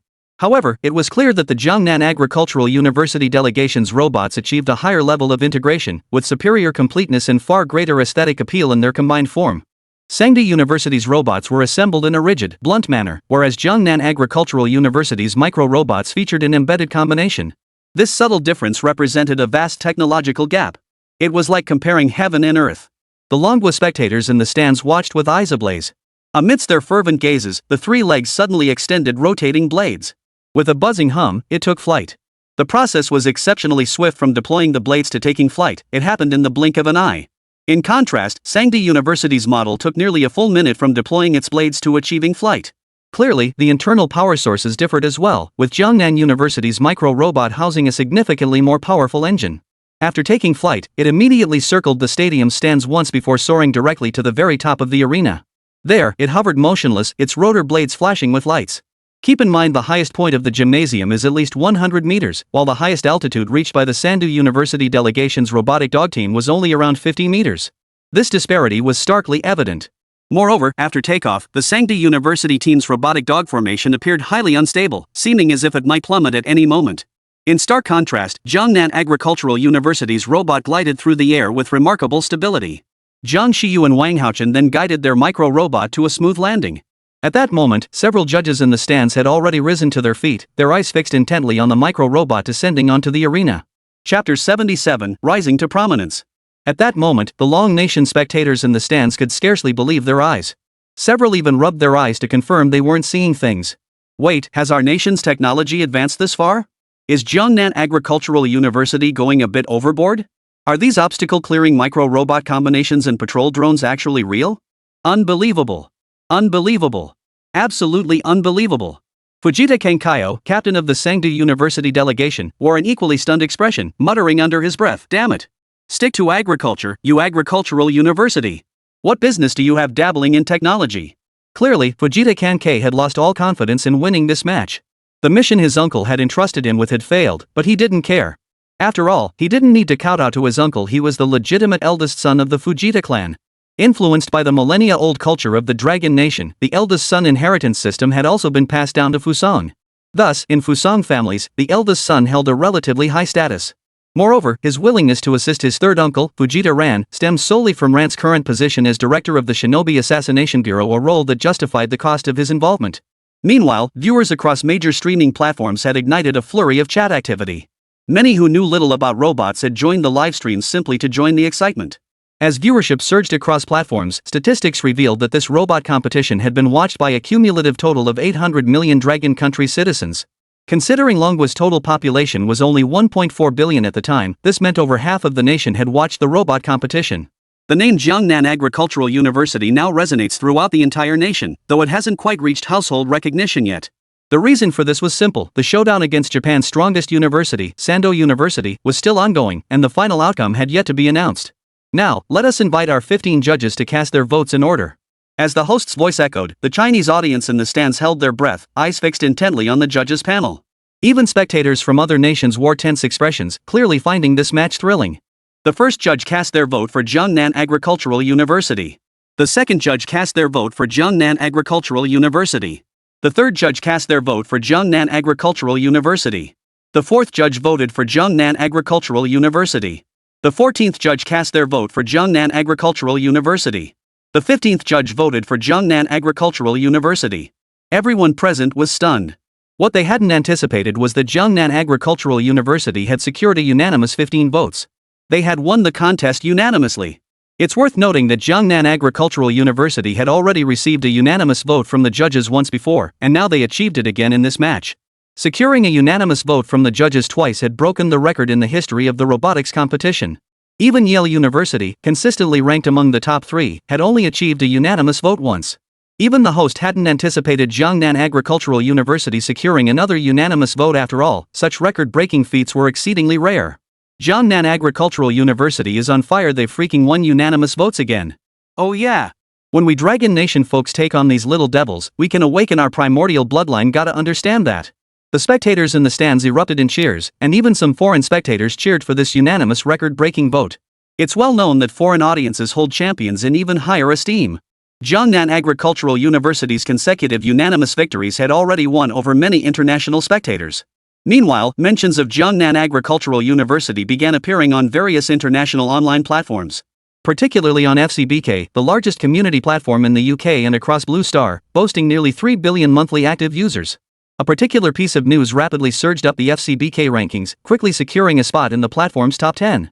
This post detailed Jiangnan Agricultural University's record-breaking achievement at the Blue Star Robot Competition, securing unanimous votes from the judges for the second consecutive time. Information on FCBK was followed by people from various countries across Blue Star, and soon many noticed this particular post. After all, the Blue Star Robotics Competition held considerable sway across the planet. Oh my gosh, I've never heard of this Jiangnan Agricultural University, yet they beat Sangdo University in the competition and won unanimously. Which country is Jiangnan Agricultural University from? Korea? I know Korea has a song called Gangnam Style. I love listening to it. If you don't know, don't spout nonsense. Jiangnan Agricultural University is a university in the Dragon Nation. You clearly don't understand anything. Which platform is streaming this? I wanna watch. Clearly, Jiangnan Agricultural University's reputation was beginning to gain international recognition. But Rao Siyuan, the man behind it all, remained unaware. All the spotlights and cameras were trained on Jiang Xiyu and Wang Haochen. Both of them were sending Rao Siyuan pleading looks for help. Rao Siyuan, however, had no intention of rescuing them. After all, they'd trained diligently these past months, and this exposure was precisely what they needed. Moreover, Rao Siyuan harbored a different plan. Once these two graduated, he would arrange for them to work at the military factory in Jinyang County. This move was also meant to help them build self-worth, so they could thrive more easily in the military factory environment later on. After enduring a series of media interviews, Jiang Xiyu and Wang Haochen finally stepped down from the interview platform. They looked utterly drained, their faces betraying a profound sense of exhaustion. Holy cow, this is more exhausting than class. Jiang Xiyu was utterly drained, his only desire now being to lie down and sleep. After all, the interview process had been conducted under high pressure. Their mental state had been on edge, every word carefully weighed before being spoken. They'd endured back-to-back interviews, clearly taking a mental toll. No sleep yet. I'll need both of you for the finals later, Rao Siyuan said. Jiang Xiyu and Wang Haochen had just settled into a reclining position when Rao Siyuan's words jolted them upright. We must complete the mission, they declared in unison. Rao Si-yuan smiled faintly at their response, playfully punching both of them on the thigh. They sure know how to put on a show. Inside the White House conference room in Washington, D.C., President Jax was discussing matters with Downs in the conference room when a knock suddenly sounded at the door. "Come in." After glancing at the president's expression, Downs spoke. A dark-skinned man in a suit entered the conference room. Removing his sunglasses, he addressed President Jax. "Mr. President, that prodigy from the Dragon Nation named Rao Si-yuan has led Jiangnan Agricultural University into the top 10 of the robotics competition." Chapter 78, Recruitment. The speaker was none other than Rosen, director of the CIA British Central Intelligence Agency. Upon hearing this, Jack's expression shifted slightly. He hadn't expected this prodigy to be so extraordinary, elevating an obscure university into the top 10 of the robotics competition. President Jax had heard of the robotics competition. Launched 2 decades ago, it had since produced numerous prodigies. Even within their own British National Academy of Sciences, numerous scientists had achieved commendable rankings in the Blue Star robotics competition. Similarly, within their Eagle Nation's National Academy of Engineering, several experts in engineering and technology had also participated in the robotics competition. Yet reviewing their resumes reveals that none had ever single-handedly led an obscure university to a top 10 finish. Yet Rao Si-yuan achieved precisely that, a feat compelling President Jax to elevate his attention toward Rao to an entirely new level. Rao Si-yuan had previously entered Jack's field of vision, but had not received significant attention. Now, his spectacular performance in the robotics competition had drawn the CIA's intense focus on Rao Si-yuan. Through layers of intelligence channels, this information reached Rosen, the director of the British Central Intelligence Agency. "Rosen, I previously instructed you to recruit this prodigy named Rao Si-yuan. Why is there still no feedback?" Jack's words made beads of sweat form on Rosen's forehead, but he steeled himself to respond. "Mr. President, our operatives in Dragon Nation are highly sensitive, and the Dragon Nation Shenlong Bureau continues to investigate that incident from years ago. Therefore, I entrusted the task to the Shinobi Assassination Division of Fusong Nation. No successful recruitment has been reported recently, so it likely hasn't been accomplished yet. Mr. President, this is my failure. I will immediately apply pressure to the Fuso agency." Rosen bowed deeply to President Jax, lingering in the position for an extended moment. Jax toyed with a Rubik's Cube on the conference table, his fingertips constantly rubbing it as he clearly pondered something. This waiting period was agonizing for Rosen, and beads of sweat formed on his forehead. After waiting for a quarter of an hour, President Jax finally spoke. "Rosen, your lack of attention last time allowed Rao Si-yuan's ties with the Dragon Nation to grow stronger. We've already missed the optimal window for recruitment. This time, no matter the cost, if you fail again, the CIA will be handed over to someone else." Is that clear? Jack's tone wasn't particularly angry, but it was precisely this calm demeanor that intensified the pressure on Rosen. "Yes, Mr. President. I guarantee I will complete this mission." After speaking, Rosen hurriedly exited the conference room, clearly feeling immense pressure within that space. The primary reason was his previous underestimation of Rao Si-yuan, which had already sparked some dissatisfaction within the president. Meanwhile, inside the conference room, Towns glanced at President Jax with a hint of surprise. "Mr. President, why are you so focused on this Rao Si-yuan?" Upon hearing Downs' question, Jack's lips curved into a faint smile. He then tossed the file Rosen had just handed him toward Downs. The folder contained Rao Si-yuan's detailed personal information. After opening it and carefully reviewing the contents, a look of shock gradually spread across Tang's face. Evidently, Rao Si-yuan's dossier had profoundly shaken Tang's see as well. It detailed his scientific research and engineering designs completed in Dragon Nation. It even clearly documented how Rao Si-yuan had rescued his own father in Xingyun County using a drone. Only then did Towns understand why the president had shown such keen interest in Rao Si-yuan. Such talent, if brought to their Eagle Nation, would undoubtedly be given a vast stage to showcase his abilities. At that point, the nation's strength would surely reach new heights. But if such a talent remained in Dragon Nation, Eagle Nation would surely lose sleep over it. That was precisely why the president had declared they would recruit him at any cost. Clearly, the word recruit carried a double meaning. If he couldn't be recruited at any cost, then he would have to be eliminated. Upon returning to his office, Rosen immediately placed a call to Japan. This call was directed to the Prime Minister of Fusong. Rosen reiterated the urgency for Fusong to accelerate its efforts to recruit and win over Rao Si-yuan. He specifically emphasized that they must recruit him at any cost. Upon hearing this, the Prime Minister of Fuso felt a wave of pressure wash over him. Yet he had no choice but to agree. As the watchdog for the Eagle Nation, Japan's very existence depended on fulfilling such tasks. Failure would render their purpose obsolete. After hanging up, Rosen still felt uneasy. He immediately called the CIA agent stationed in Fuso, briefing him on matters concerning Rao Si-yuan before finally hanging up with some peace of mind. That single call set the entire upper echelons of Japan into a flurry of activity. Fusong Cabinet Meeting Room. "Mr. Fujita, if you fail to secure Rao Si-yuan, you must resign. I can arrange a suitable replacement for your position. Presiding was the same elderly man with black-rimmed glasses and a receding hairline. This man was Yamamoto Sho, the Prime Minister of Fuso who had received Rosen's call earlier. As a member of the Yamamoto family, one of Japan's most powerful clans, he was clearly growing impatient with Fujita Ran's repeated failures. Although the Fujita and Yamamoto families maintained good relations, and Fujita Ran had served him for many years, these repeated failures had driven him to the brink of irritation. After all, once you cross the head of the British CIA, your downfall is imminent. After all, Japan's political arena had long been completely controlled by the Eagle Nation, and he was nothing more than a puppet propped up by them. If the Eagle Nation desired a certain Japanese family to rise, that family would rise. Take the Yamamoto family, for instance. It was only through Yamamoto Sho's influence that they rose to become one of Japan's most powerful clans in recent years. The Yamamoto family had once been nothing more than a minor, insignificant clan. Kneeling on the floor, Fujita Ran gritted his teeth. He knew exactly what Yamamoto Sho meant by resignation. Resignation wasn't simply stepping down, it demanded suicide. If one refused, someone would do it for them. And when that happened, death would be anything but dignified. Prime Minister, this time I will spare no expense to ensure the mission's completion. Fujita Ran's words earned a nod from Yamamoto Sho, who then signaled for him to leave the conference room. Relieved, Fujita Ran shakily rose to his feet and exited the room. As soon as the door closed, Yamamoto Sho addressed Saito. I have reservations about Fujita handling this. You will also be responsible for this mission. You must recruit Rao Siyuan to the Eagle Nation. Meanwhile, the top 10 high schools competing in this robotics tournament had finally been decided. Chapter 79, The Top 10 Showdown. Dragon Nation. Huning City Stadium. The Dragon Nation audience members were all glowing with excitement. The reason was simple: 2 universities from Dragon Nation had made it into the top 10 of the robotics competition. One of them had even achieved a unanimous victory twice. This was not merely a record-breaking robotics competition, it was a competition that shattered Dragon Nation's collegiate records. Historically, the best achievement for any Dragon Nation university in the robotics competition was a single institution making the top 10, and even that wasn't guaranteed every year. Only 3 universities had ever reached the top 10: Huaqing University, Kyoto University, and Dragon Country University of Science and Technology. Among them, Longwa University of Science and Technology has twice placed in the top 10, making it the highest-performing institution in Longwa.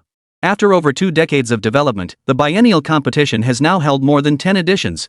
Yet no university from Dragon Nation has ever placed within the top 3. The top 3 spots are almost always dominated by institutions from Eagle Nation and Europe. Now the 2 Dragon Nation universities have simultaneously entered the top 10, it signifies that Dragon Nation institutions have a significant opportunity to contend for the top 3 spots in the robotics competition. This is precisely why every spectator on the stands wore an expression of intense excitement. The top 10 universities for the 12th Blue Star Robotics competition have been announced, listed in no particular order. Longwa University of Science and Technology. As the host finished speaking, waves of cheers erupted throughout the venue. Clearly, the Dragon Nation audience dominated the Shanghai City Stadium, creating an incredibly vibrant atmosphere. Eagle Nation's Yale University.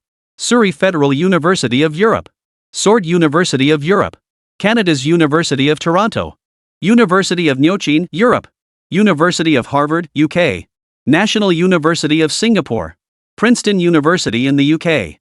Jiangnan Agricultural University, China.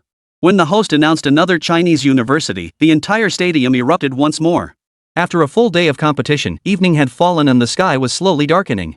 Some people even waved glow sticks no one knew where they came from, shouting Rao Siyuan's name. Occasionally, shouts of Jiang Shiyu and Wang Haochen's names echoed from the stands. Clearly, Rao Siyuan had gained some fervent fans, and even Jiang Shiyu and Wang Haochen had attracted their own supporters. After the host finished announcing all the universities, the top 10 university delegations stood together on the performance stage, bathed in countless spotlights and camera flashes. These individuals would undoubtedly be etched into the annals of the Blue Star Robotics competition. The final round of competition was about to begin, determining the top 5 rankings. The top 5 rankings would be determined by the final vote count. Now, the draw for matchups begins. No sooner had the host finished speaking than 2 hostesses carried a transparent lottery box onto the stage. The host then began drawing the lots in full view of the entire stadium audience. The 4 large screens at the center of the arena simultaneously broadcast the host's drawing. Some Dragon Nation spectators began praying fervently, hoping their nation's universities would draw favorable opponents. Heavenly Lord, please protect us. May we not draw Yale University or the Surrey Federal University. Heaven and earth, please answer our prayers. Supreme Lord Lao, show your divine power. Protect Longka University and Jiangnan Agricultural University from drawing Yale University. Clearly, Yale University and the Sorbonne were a collective pain in the hearts of all Dragon Nation citizens. Previously, whenever Long Nation universities reached the top 10 in robotics competitions, they were almost invariably eliminated by Yale University and the University of Surrey. The only time they made it into the top 5 was when Longtech University drew a favorable matchup, but even then it was a narrow victory. Thus, Longtech University ultimately ranked 5th, still the highest position ever achieved by a Dragon Nation institution in the robotics competition. First draw, European Union Sunrise Federal University vs Singapore National University. Second draw, Europe's Jianqiao University vs Dragon Nation University of Science and Technology. Oh crap. Europe's Jiao University is ranked 2nd globally. While they may not be as strong in robotics as the Swiss Federal Institute of Technology, they consistently rank among the top 5 in the robotics competition. Longtech University is in trouble.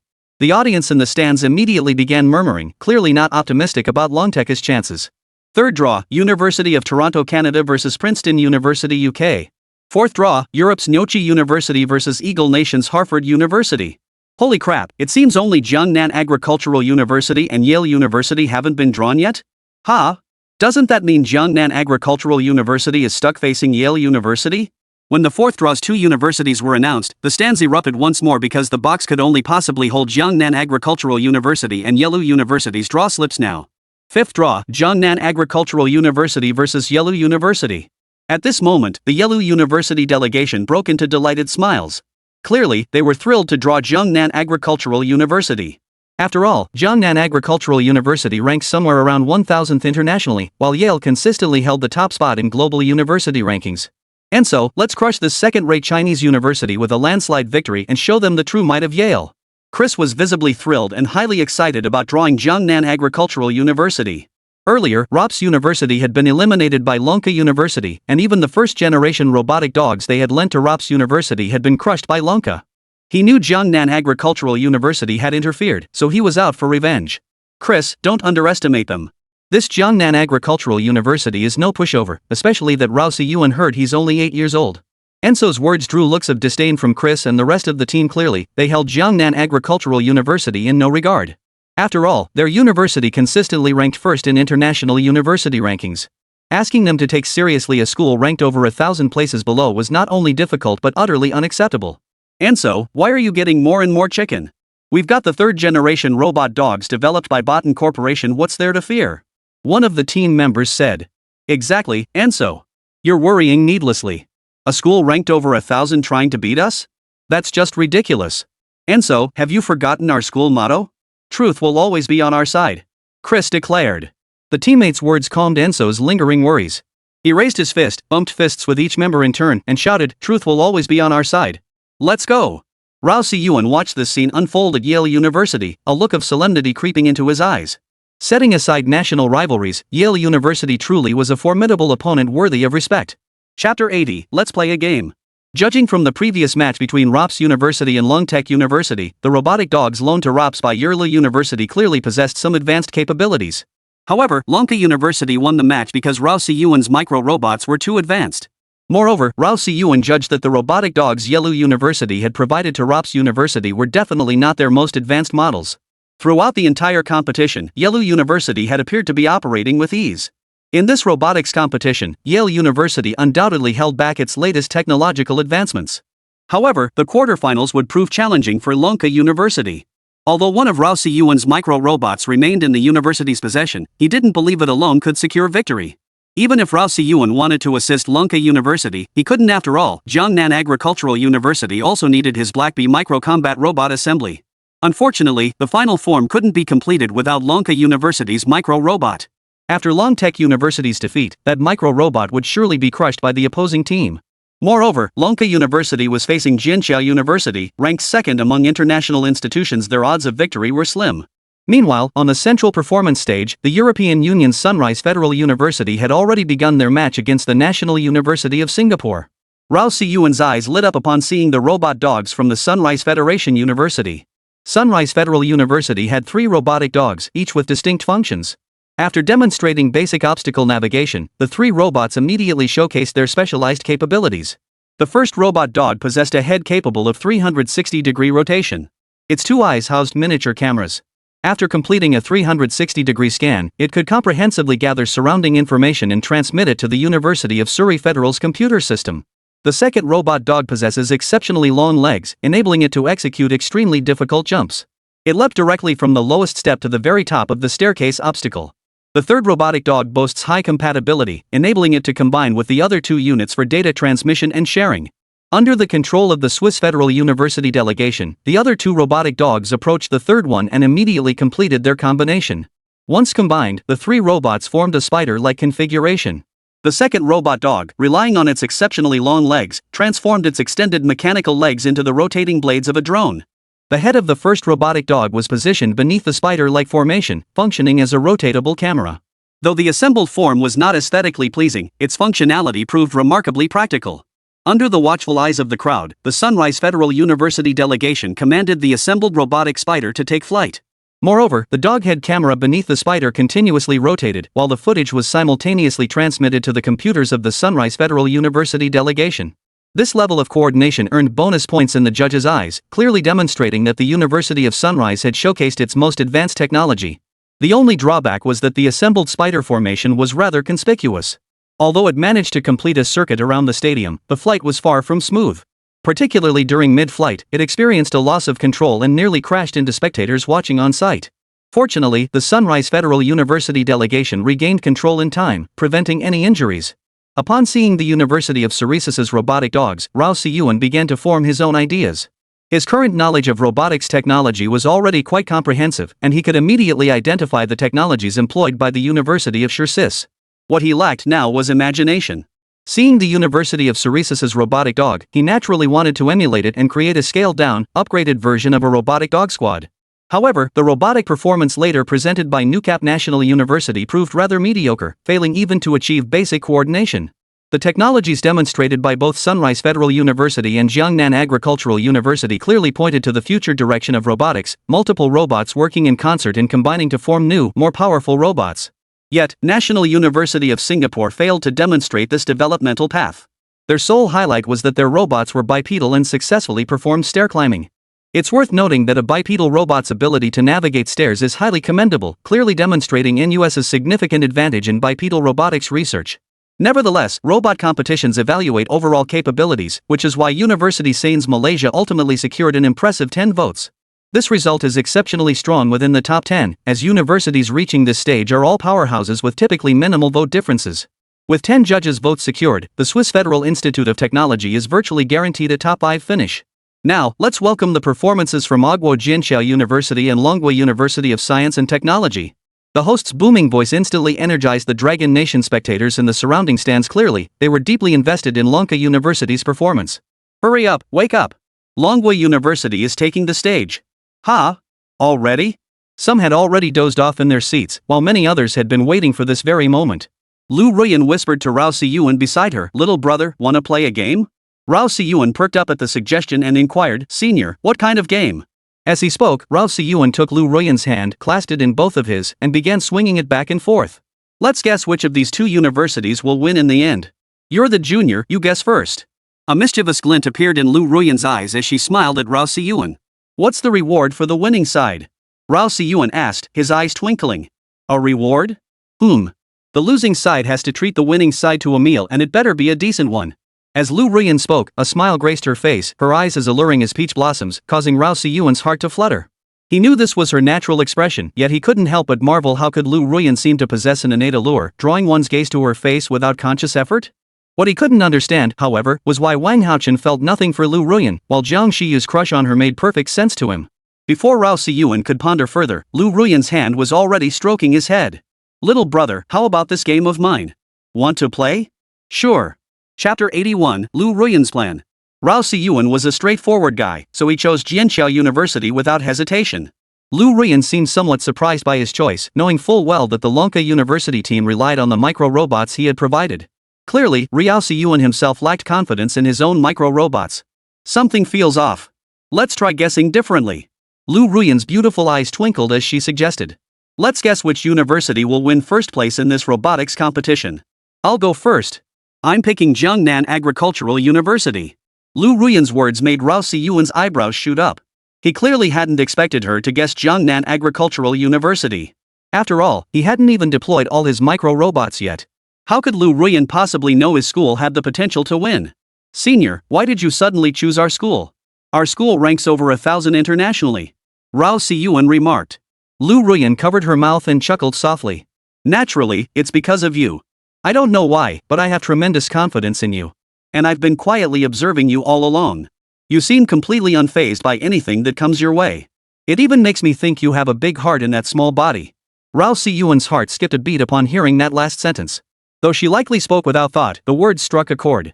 After all, Rao Siyuan truly embodied what she described a small frame housing a mighty heart. Their interactions had been infrequent, yet through those few simple encounters, Lu Ruyan had discerned his essence, a testament to her extraordinary perceptiveness.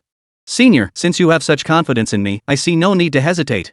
I'll gladly treat you to this meal. But I'm not very familiar with Huainan City. Which restaurant would you like to go to, Senior? Then let's go to Xinya Restaurant. The moment Rao Siyuan heard Lu Ruyan mention Xinya Restaurant, he was taken aback. Though he wasn't deeply acquainted with Huainan, he had certainly heard of Xinya Restaurant's reputation. Beyond being the most expensive restaurant in Huainan, it carried another prestigious distinction. It had been awarded the prestigious Blue Star International 3-Diamond Restaurant rating. Blue Star International's Diamond Restaurant rankings evaluated establishments across all nations on the Blue Star. 5 Diamond restaurants represented the absolute pinnacle, with fewer than 10 such establishments in the entire Dragon Nation. 4 Diamond restaurants numbered only 8 in the entire Dragon Nation. While 3 Diamond restaurants were slightly more common, they still represented the pinnacle of culinary excellence in each city. Some cities didn't even have a single 3-Diamond establishment. Huainan City boasts only one international 3-Diamond restaurant, the Xinya Hotel. Senior, I'm just a kid. How could you even suggest going to Xinya Restaurant? Rao Siyuan widened his eyes, yet his hand kept squeezing Lu Ruyan's delicate one, looking at her with an innocent expression. Lu Ruyan observed Rao Siyuan's utterly harmless expression, her lips curling slightly into a sly smile as she declared, I don't care. I'm going to Xinya Restaurant. A flicker of pain crossed Rao Siyuan's face. A single trip to Xinya Restaurant would easily cost 2,000 or 3,000 yuan. He did have some money, but it was all emergency funds given to him by his father. As a child, he had few expenses and was mostly taken care of by others when out and about. This was the first time he'd ever spent money on someone else. Suddenly, Rao Siyuan's eyes twinkled. Senior, we're a team. How about we invite Jiang Xiyu and Wang Haochen to join us too? Rao Siyuan mainly wanted Jiang Xiyu to come. After all, he'd heard Jiang Xiyu's family was quite wealthy, and his father was a well-known businessman in Huainan City. Plus, Jiang Xiyu was pursuing Lu Ruyan. This would be the perfect chance to make him the sucker who footed the bill. For the sake of his pride, Jiang Xiyu would inevitably pay. Truthfully, the main reason was his own financial constraints. After all, his ambition lay not in making money but in serving his country. If he truly wanted money, he could have simply demanded payment from the state when he submitted his previous design blueprints. Each blueprint, converted to cash, would be worth at least hundreds of millions, even billions. But Rao Siyuan chose not to. Having crossed over from Earth to Blue Star, he was determined to realize the dreams of his past life. He deeply resonated with a statement by a man named Maslow that human life encompasses 5 levels of needs. The most fundamental physiological and safety needs, followed by social and esteem needs, culminating in the highest tier, the need for self-actualization. What Rao Siyuan sought to pursue was precisely that highest level of self-actualization. When Lu Ruyan heard Rao Siyuan wanted to bring Wang Haochen and Jiang Xiyu along, her cheeks flushed slightly. No, she said softly, just the 2 of us. Ha? Senior, what if I don't have enough money? He only had 2,000 yuan in emergency funds. Dining properly at the New Elegance Hotel could easily cost 10 or 20,000 yuan. It's fine. We'll just eat a little less, Lu Ruyan replied. Rao Siyuan was caught off guard by Lu Ruyan's sudden suggestion. He couldn't shake the feeling she had some unspoken plan for him. But in the end, Rao Siyuan nodded and agreed. Meanwhile, the match between Ujienkyo University and Longwei University of Science and Technology was drawing to a close. After the Longka University team completed their final climb out of the pit, the contest finally concluded. As Rao Siyuan had anticipated, Zhenqiao University did indeed field a modular robot. Though slightly inferior to the one from Sunrise Federal University, it still easily defeated Longka University. In the end, Sword Xiao University secured 9 votes, while Dragon Tech University earned 6. The Dragon Nation spectators in the stands showed no signs of disappointment or discouragement. Instead, enthusiastic applause erupted. Clearly, they were already very satisfied that Dragon Tech University had made it into the top 10. After all, they were competing against universities worldwide, and with Longtech University ranked around 20th internationally, making it into the top 10 was already an impressive achievement. The subsequent matches proceeded without major surprises. The only contest that caught Rao Siyuan's slight attention was the match between Canada's University of Toronto and the UK's Princeton University. Surprisingly, the University of Toronto had also managed to combine 3 robotic dogs into a single unit. This combined robot not only took on a spider-like form but also outperformed the spider robot developed by the University of Surrey.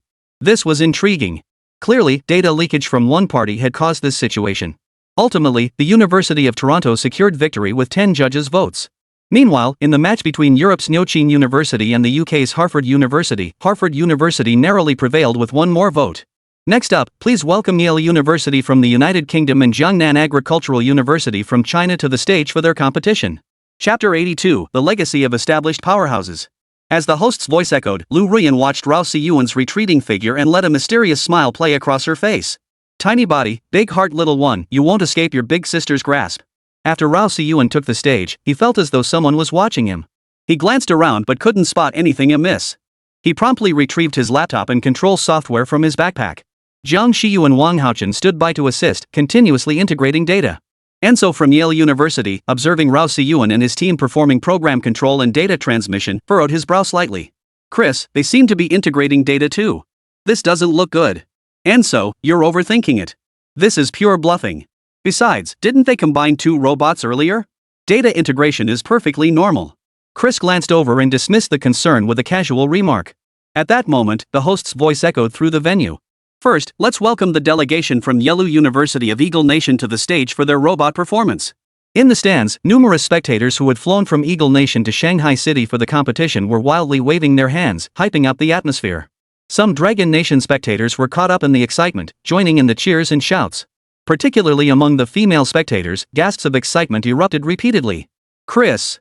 Chris! So handsome! Chris just looked our way. Who gets it, girls? I prefer Enso, the youngest PhD from Yale University. There's something about his brooding charm that totally captivates me. Clearly, the Yale University delegation's entrance caused quite a stir in the arena. After all, it was a prestigious powerhouse, and with Chris dubbed Yale's campus heartthrob making an appearance, many had come specifically to see him and Enso. Under everyone's gaze, Enso pulled 2 robotic dogs and a hexapod robot out of his backpack. The hexapod robot instantly drew the attention of some spectators. Clearly, this was a model Yale had never unveiled before. Upon seeing Yale's hexapod robot, a rare look of gravity flashed in Rao Siyuan's eyes.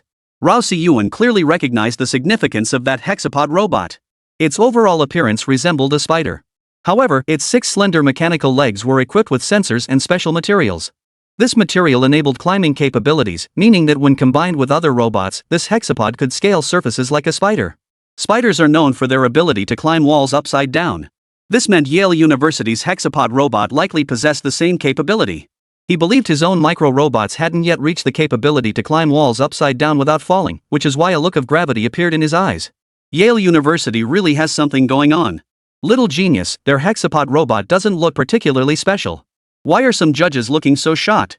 Jiang Xiyu asked, puzzled. Because that 6-legged robot can climb like a spider.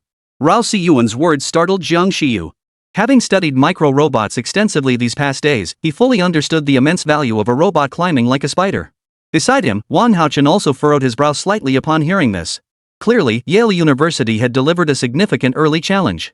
Rao Siyuan himself didn't harbor much confidence in winning this match, as the Blackbee micro-combat robot team wasn't operating at full strength. The primary reason was that Lonka University had lost their match, with one of their micro-robots crushed by Jianqiao University. Thus, they now had only 5 micro-robots, insufficient to form the complete Blackbee micro-combat robot.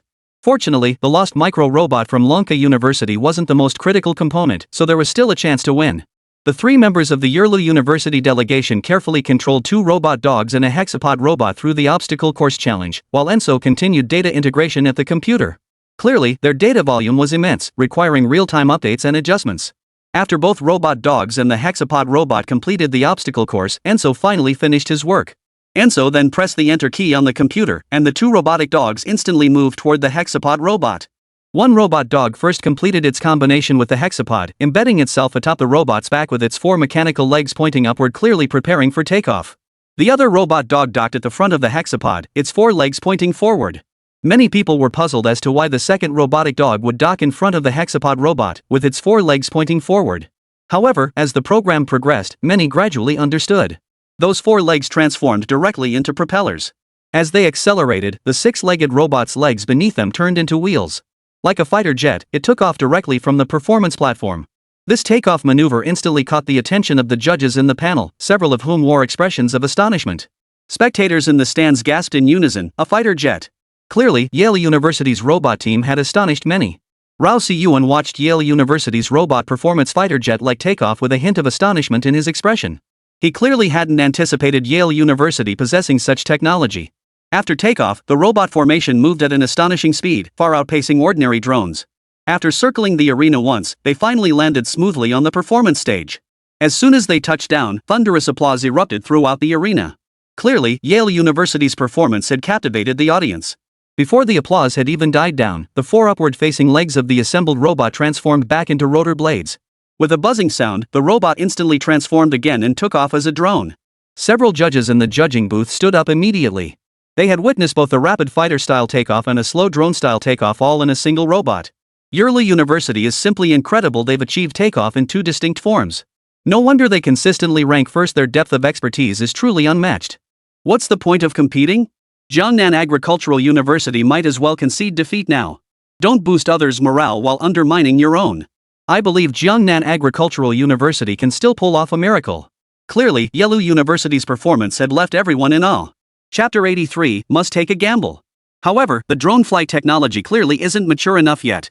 After Yale University's modular robot transformed into drone mode, the entire flight process was extremely unstable. Stability and strong controllability are paramount for drone operation, yet Yale University's modular robot clearly failed on both counts.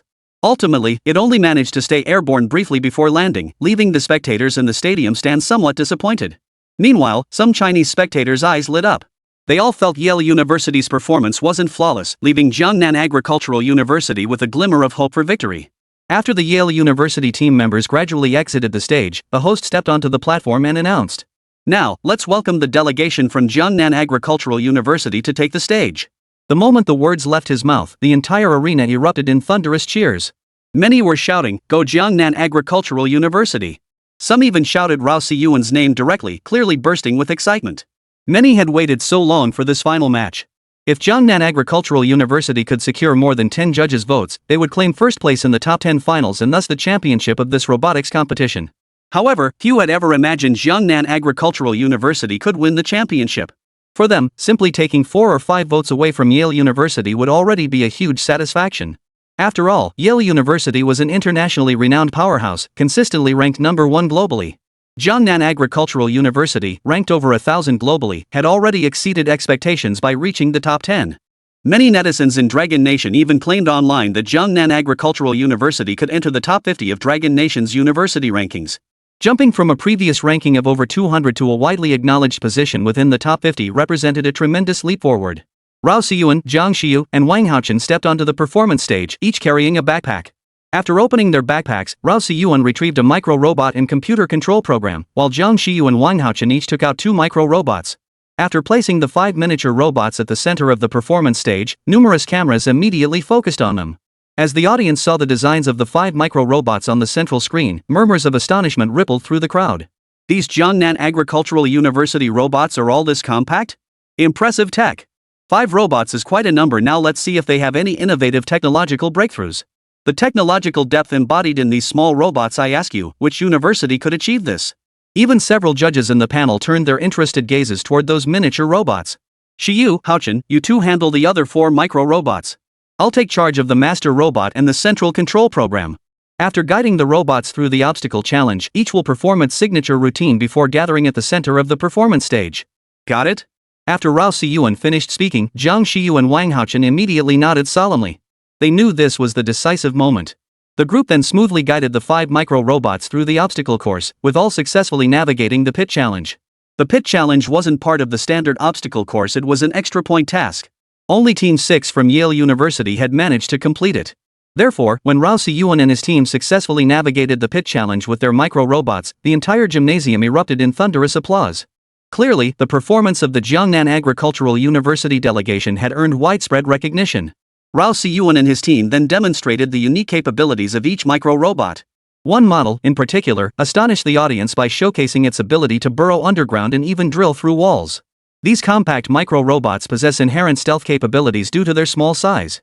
If they can also burrow underground and excavate through walls, it means they can accomplish numerous specialized tasks. When deployed in specialized industries and niche applications, they are bound to deliver remarkable results. They could even find military applications once widely deployed, they'd be utterly elusive. After each robot demonstrated its unique capabilities, astonishment began to appear on some judges' faces, though others showed little reaction. Clearly, while the Jiangnan Agricultural University delegation's micro-robots delivered a dazzling performance, they didn't align with the future trajectory of robotics. The future of robotics should focus on each robot having its own unique characteristics while being capable of combining into larger units, with modular robotics being the main direction. The robots presented by the Jiangnan Agricultural Delegation only demonstrated individual capabilities, failing to showcase the core concept of modular robotics. Consequently, among the 15 judges seated at the panel, most wore expressions of neutrality rather than surprise. Once all 5 micro-robots converged at the center of the arena, Rao Siyuan immediately set down his controller. He turned to his computer, rapidly inputting program commands before hitting the enter key. The 5 micro-robots trembled slightly, instantly executing the program commands and beginning to assemble themselves.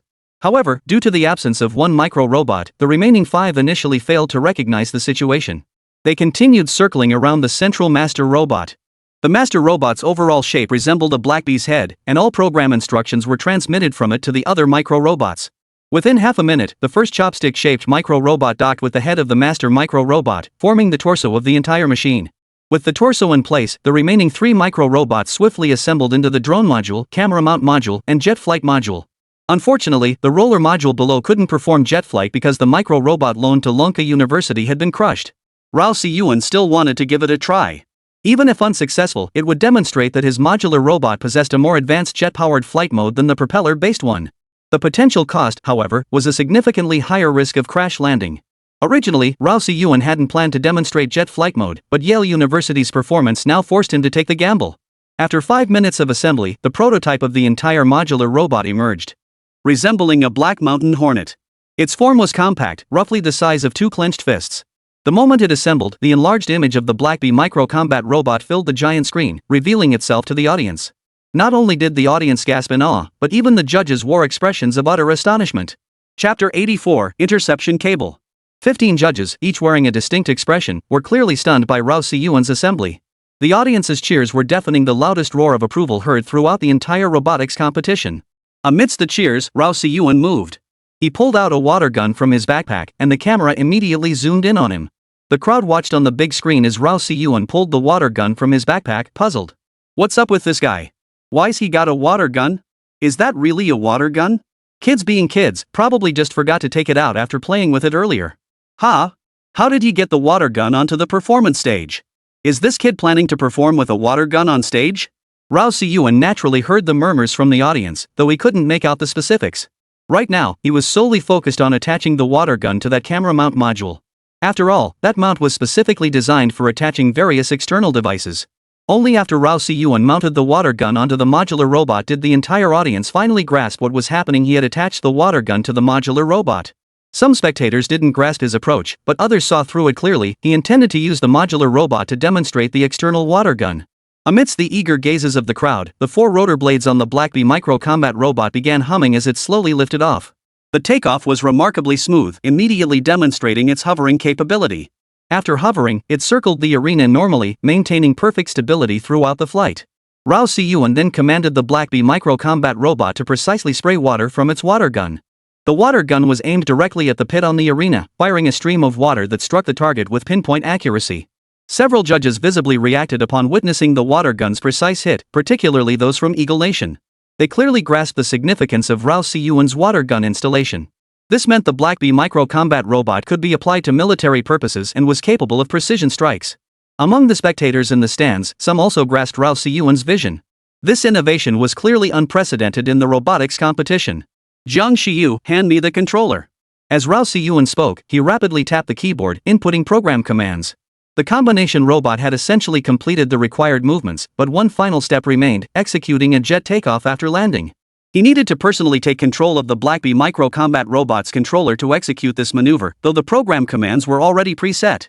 Jiang Shiyu guided the Blackbee micro-combat robot to a smooth, steady landing on the performance platform before handing the controller to Rao Siyuan.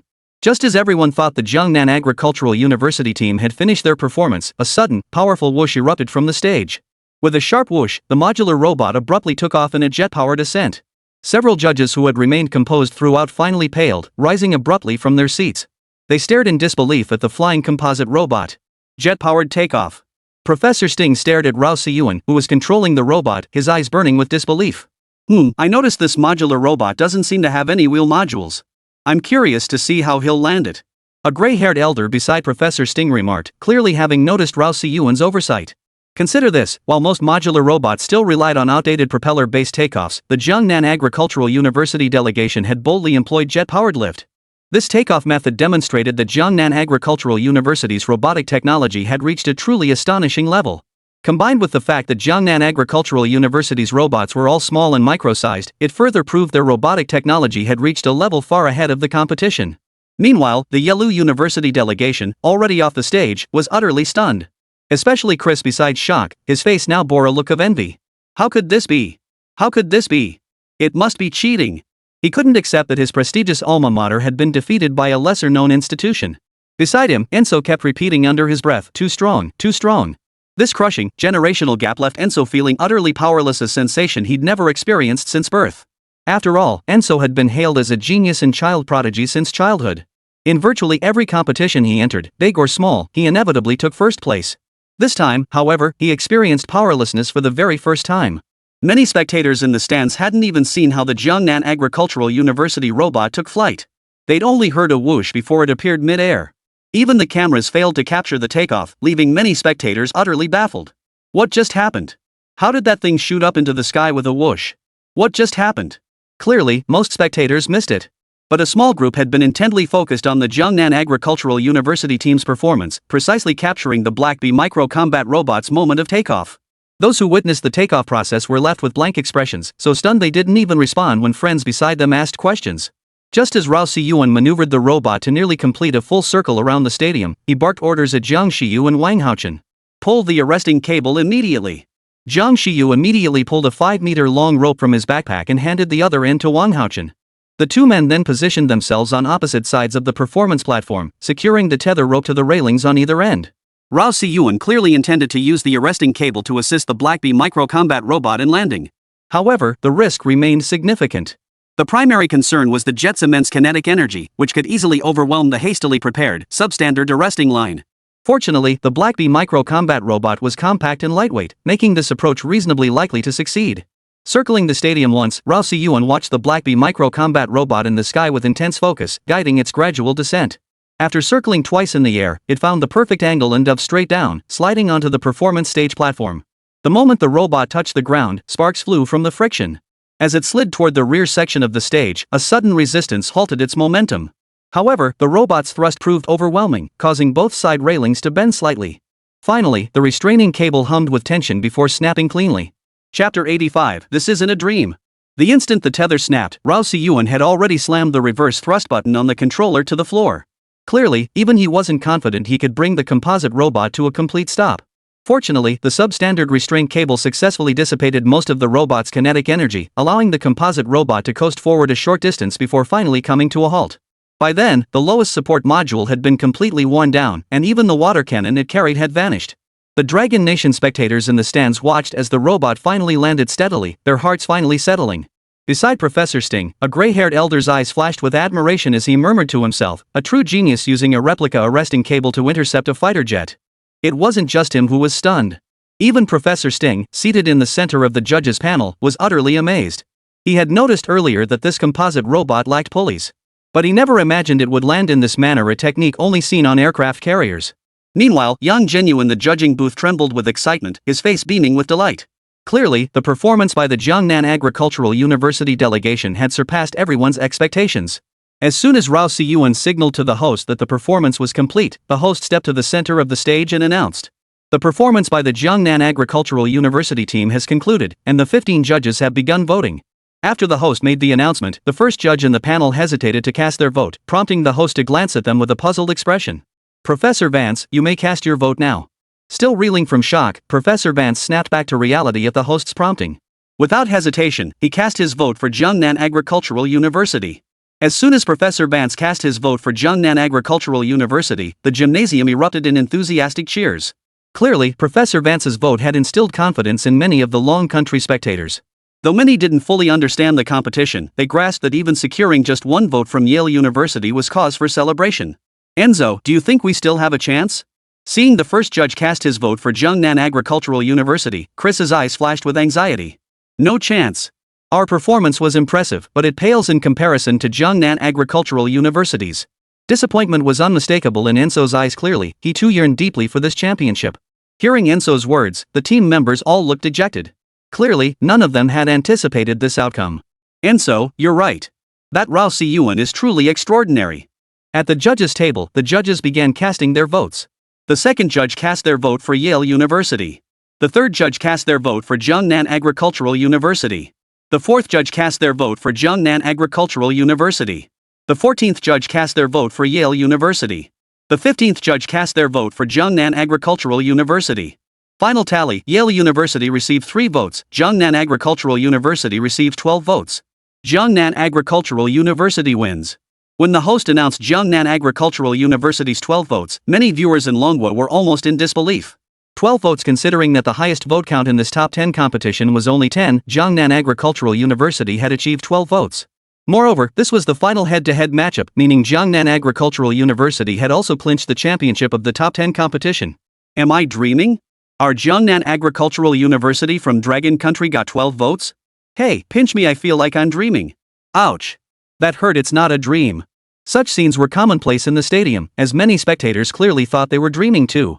After all, a university ranked over 1,000 globally had just defeated the world's top-ranked institution, a scenario that had never occurred before. Once the crowd snapped back to reality, waves of applause and cheers erupted throughout the arena. Many raised their glow sticks, chanting Rao Siyuan's name over and over. Some even tried to rush out of the stands and onto the court, but were stopped by security. The cheers and applause within the arena persisted for over 10 minutes before gradually subsiding. Seeing the fervor gradually subside, the host stepped to the center of the stage and announced, "Thank you all for your continued support of our robotics competition. This year's tournament has seen many dark horses emerge, and the biggest dark horse has now arrived. That is Jiangnan Agricultural University from Manhwa. Jiangnan Agricultural University has secured the top spot in the top 10 voting chart with 12 votes. Let us congratulate Jiangnan Agricultural University on winning the championship of the 12th Blue Star Robot competition." The host's voice echoed throughout the arena, reigniting the recently cooled atmosphere as cheers erupted once more. Clearly, the host masterfully controlled the rhythm, stirring out the emotions of every spectator in the venue. As each ranking was announced, continuous waves of cheers erupted throughout the venue, rising and falling in succession. 10th place, Yale University. When the host announced Yale University's ranking, not a single person in the venue led the crowd in cheers or applause. The entire stadium fell into an awkward silence, prompting the host to clear his throat twice in embarrassment. After the coughs, a few people finally began clapping, followed by a sparse, scattered applause from others. Clearly, this applause was merely perfunctory, meant to spare Yale University from too much embarrassment. But the faces of the Yale University delegation were grim. They felt this was nothing short of an insult. Especially Enzo, his fists clenched, his eyes blazing with fury. This robotics competition would undoubtedly be a disgrace for Yale University. Upon returning to the Eagle Nation, he would surely face ridicule and scorn from many. He could endure the ridicule and abuse, but what he could never accept was being utterly outclassed in his pride and joy robotics engineering by a mere child. Turning his gaze to Rao Siyuan standing on the podium, a seed of hatred took root in his heart. Rao Siyuan, however, remained oblivious to Enzo's furious glare, his face now swamped by a sea of cameras. Dozens of media outlets had already lined up for interviews, and just then, the host's voice rang out again. "Let us welcome the champion of this robotics competition, Lu Ruyan from the Jiangnan Agricultural University team, to deliver her acceptance speech." Lu Ruyan, dressed in a white gown, stepped onto the podium. Instantly, several spotlights illuminated her figure. The white dress, complemented by the lighting, made her entire figure shimmer with a faint glow, giving her an ethereal, otherworldly aura. Combined with her naturally alluring gaze and luminous complexion, she instantly captivated many in the audience. Holy crap, Jiangnan Agricultural University has beauties like this? Chapter 86, Lu Ruyan goes viral. She's breathtakingly beautiful like a goddess descended from heaven. I hear this goddess is Jiangnan Agricultural University's campus beauty, truly like a lotus flower, meant to be admired from afar but never touched. Lu Ruyan? What a perfect name. Grass grows, orioles sing in the second month of spring, willows by the embankment sway in the intoxicating haze. The audience in the stands stared at Lu Ruyan with eyes aglow. Clearly, she had become the most captivating figure in the entire Shanghai City Gymnasium, even outshining Rao Siyuan. Many cameras, originally trained on Rao Siyuan's face, instantly pivoted to capture Lu Ruyan the moment she appeared, her presence utterly commanding. At the podium, Lu Ruyan recounted Jiang Nong's history and development, skillfully seizing this opportunity to promote the university. It was important to note that dozens of media professionals from over a dozen different television stations and platforms across Blue Star were present. After this promotion, Jiang Nong's name would undoubtedly shine across Blue Star. Meanwhile, live streams of Lu Ruyan's speech were simultaneously broadcast across major online platforms. As it was prime time in the evening, viewership across all platforms kept hitting new records. Wow, beauty and brains combined, this kind of woman is my dream. Dream on, you stinking basket case. Look in the mirror at yourself, how dare you say such things. Enough, enough. I declare Lu Ruyan officially my personal goddess. Everyone, give her a round of applause. Who the hell do you think you are, demanding applause from us? Such comments flooded every livestream channel, proving Lu Ruyan's appearance had reignited the robot competition's popularity. Even the top-ranked keyword Jiangnan Agricultural University wins was swiftly overtaken by Jiangnan Agricultural University campus beauty Lu Ruyan. Lu Ruyan's popularity skyrocketed, bringing massive traffic not only to Jiangnan Agricultural University but also to Lu Ruyan herself. Her personal accounts across platforms were soon uncovered. Within an hour, her Douyin account gained 2 million followers. Even her personal account on the Weibo platform gained 1 million followers. The Blue Star robot competition drew to a perfect close with Lu Ruyan's closing speech. With Jiangnan Agricultural University's team clinching the championship, the phrase Jiangnan Agricultural University wins robotics championship rapidly surged to the top of trending charts across major platforms. Ultimately, this term settled at the second spot on the trending lists across major platforms. The top spot, however, remained firmly held by the entry Jiangnan Agricultural University campus beauty Lu Ruyan. Lu Ruyan's personal influence had even begun to subtly surpass that of Jiangnan Agricultural University itself. This left Jiang Xiyu and Wang Haochen secretly stunned. Clearly neither had anticipated Lu Ruyan's popularity reaching such heights. Jiang Xiyu felt the worst. He had already considered giving up on pursuing Lu Ruyan, but now that her popularity was so high, what confidence did he have left to pursue her? Even Rao Siyuan was somewhat surprised. It seemed good looks really could be a meal ticket. Rao Siyuan, however, felt utterly exhausted.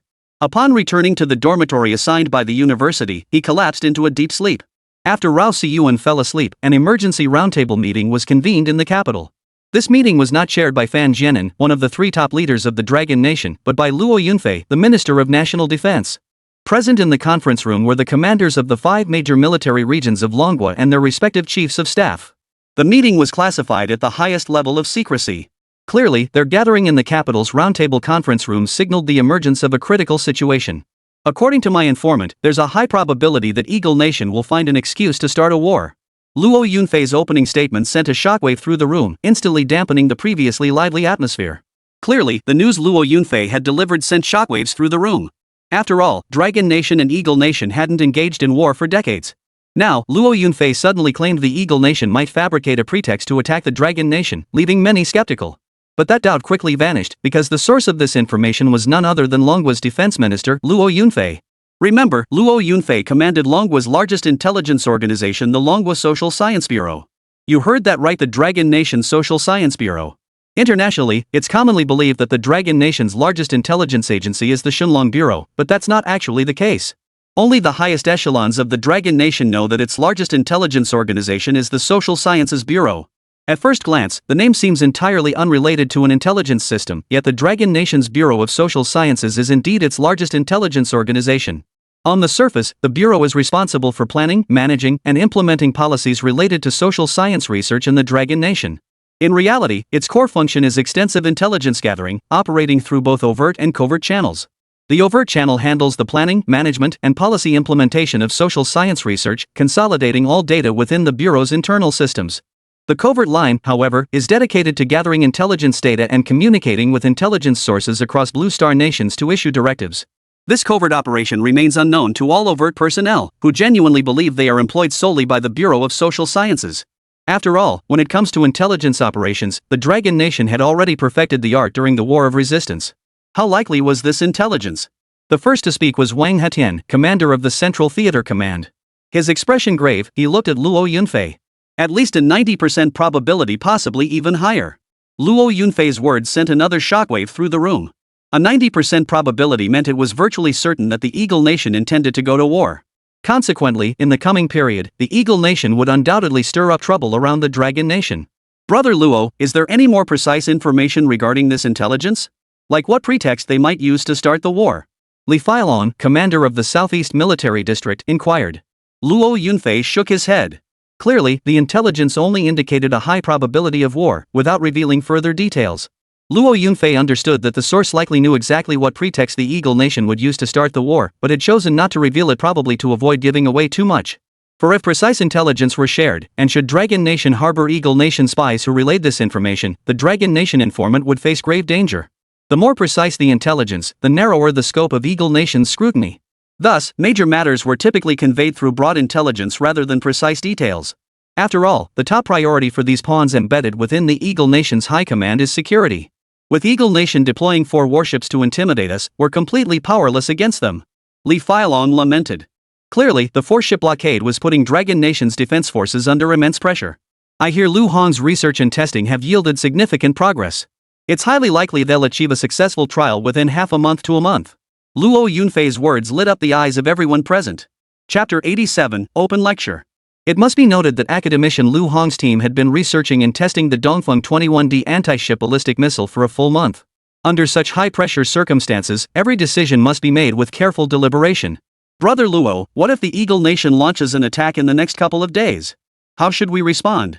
Li Feilong pressed again. Hearing Li Feilong's words, the others nodded in agreement. If the British Empire launched a sudden attack, they would have no choice but to rush into battle. It was clear that academician Lu Hong's team still needed at least another half-month to complete their research and testing of the DF-21D anti-ship ballistic missile. This half-month represented a critical window of opportunity. Should the Eagle Nation obtain this intelligence, they would undoubtedly launch a swift attack. A hastily mobilized Dragon Nation would inevitably suffer heavy losses. Luo Yunfei's brow furrowed slightly upon hearing Li Feilong's words.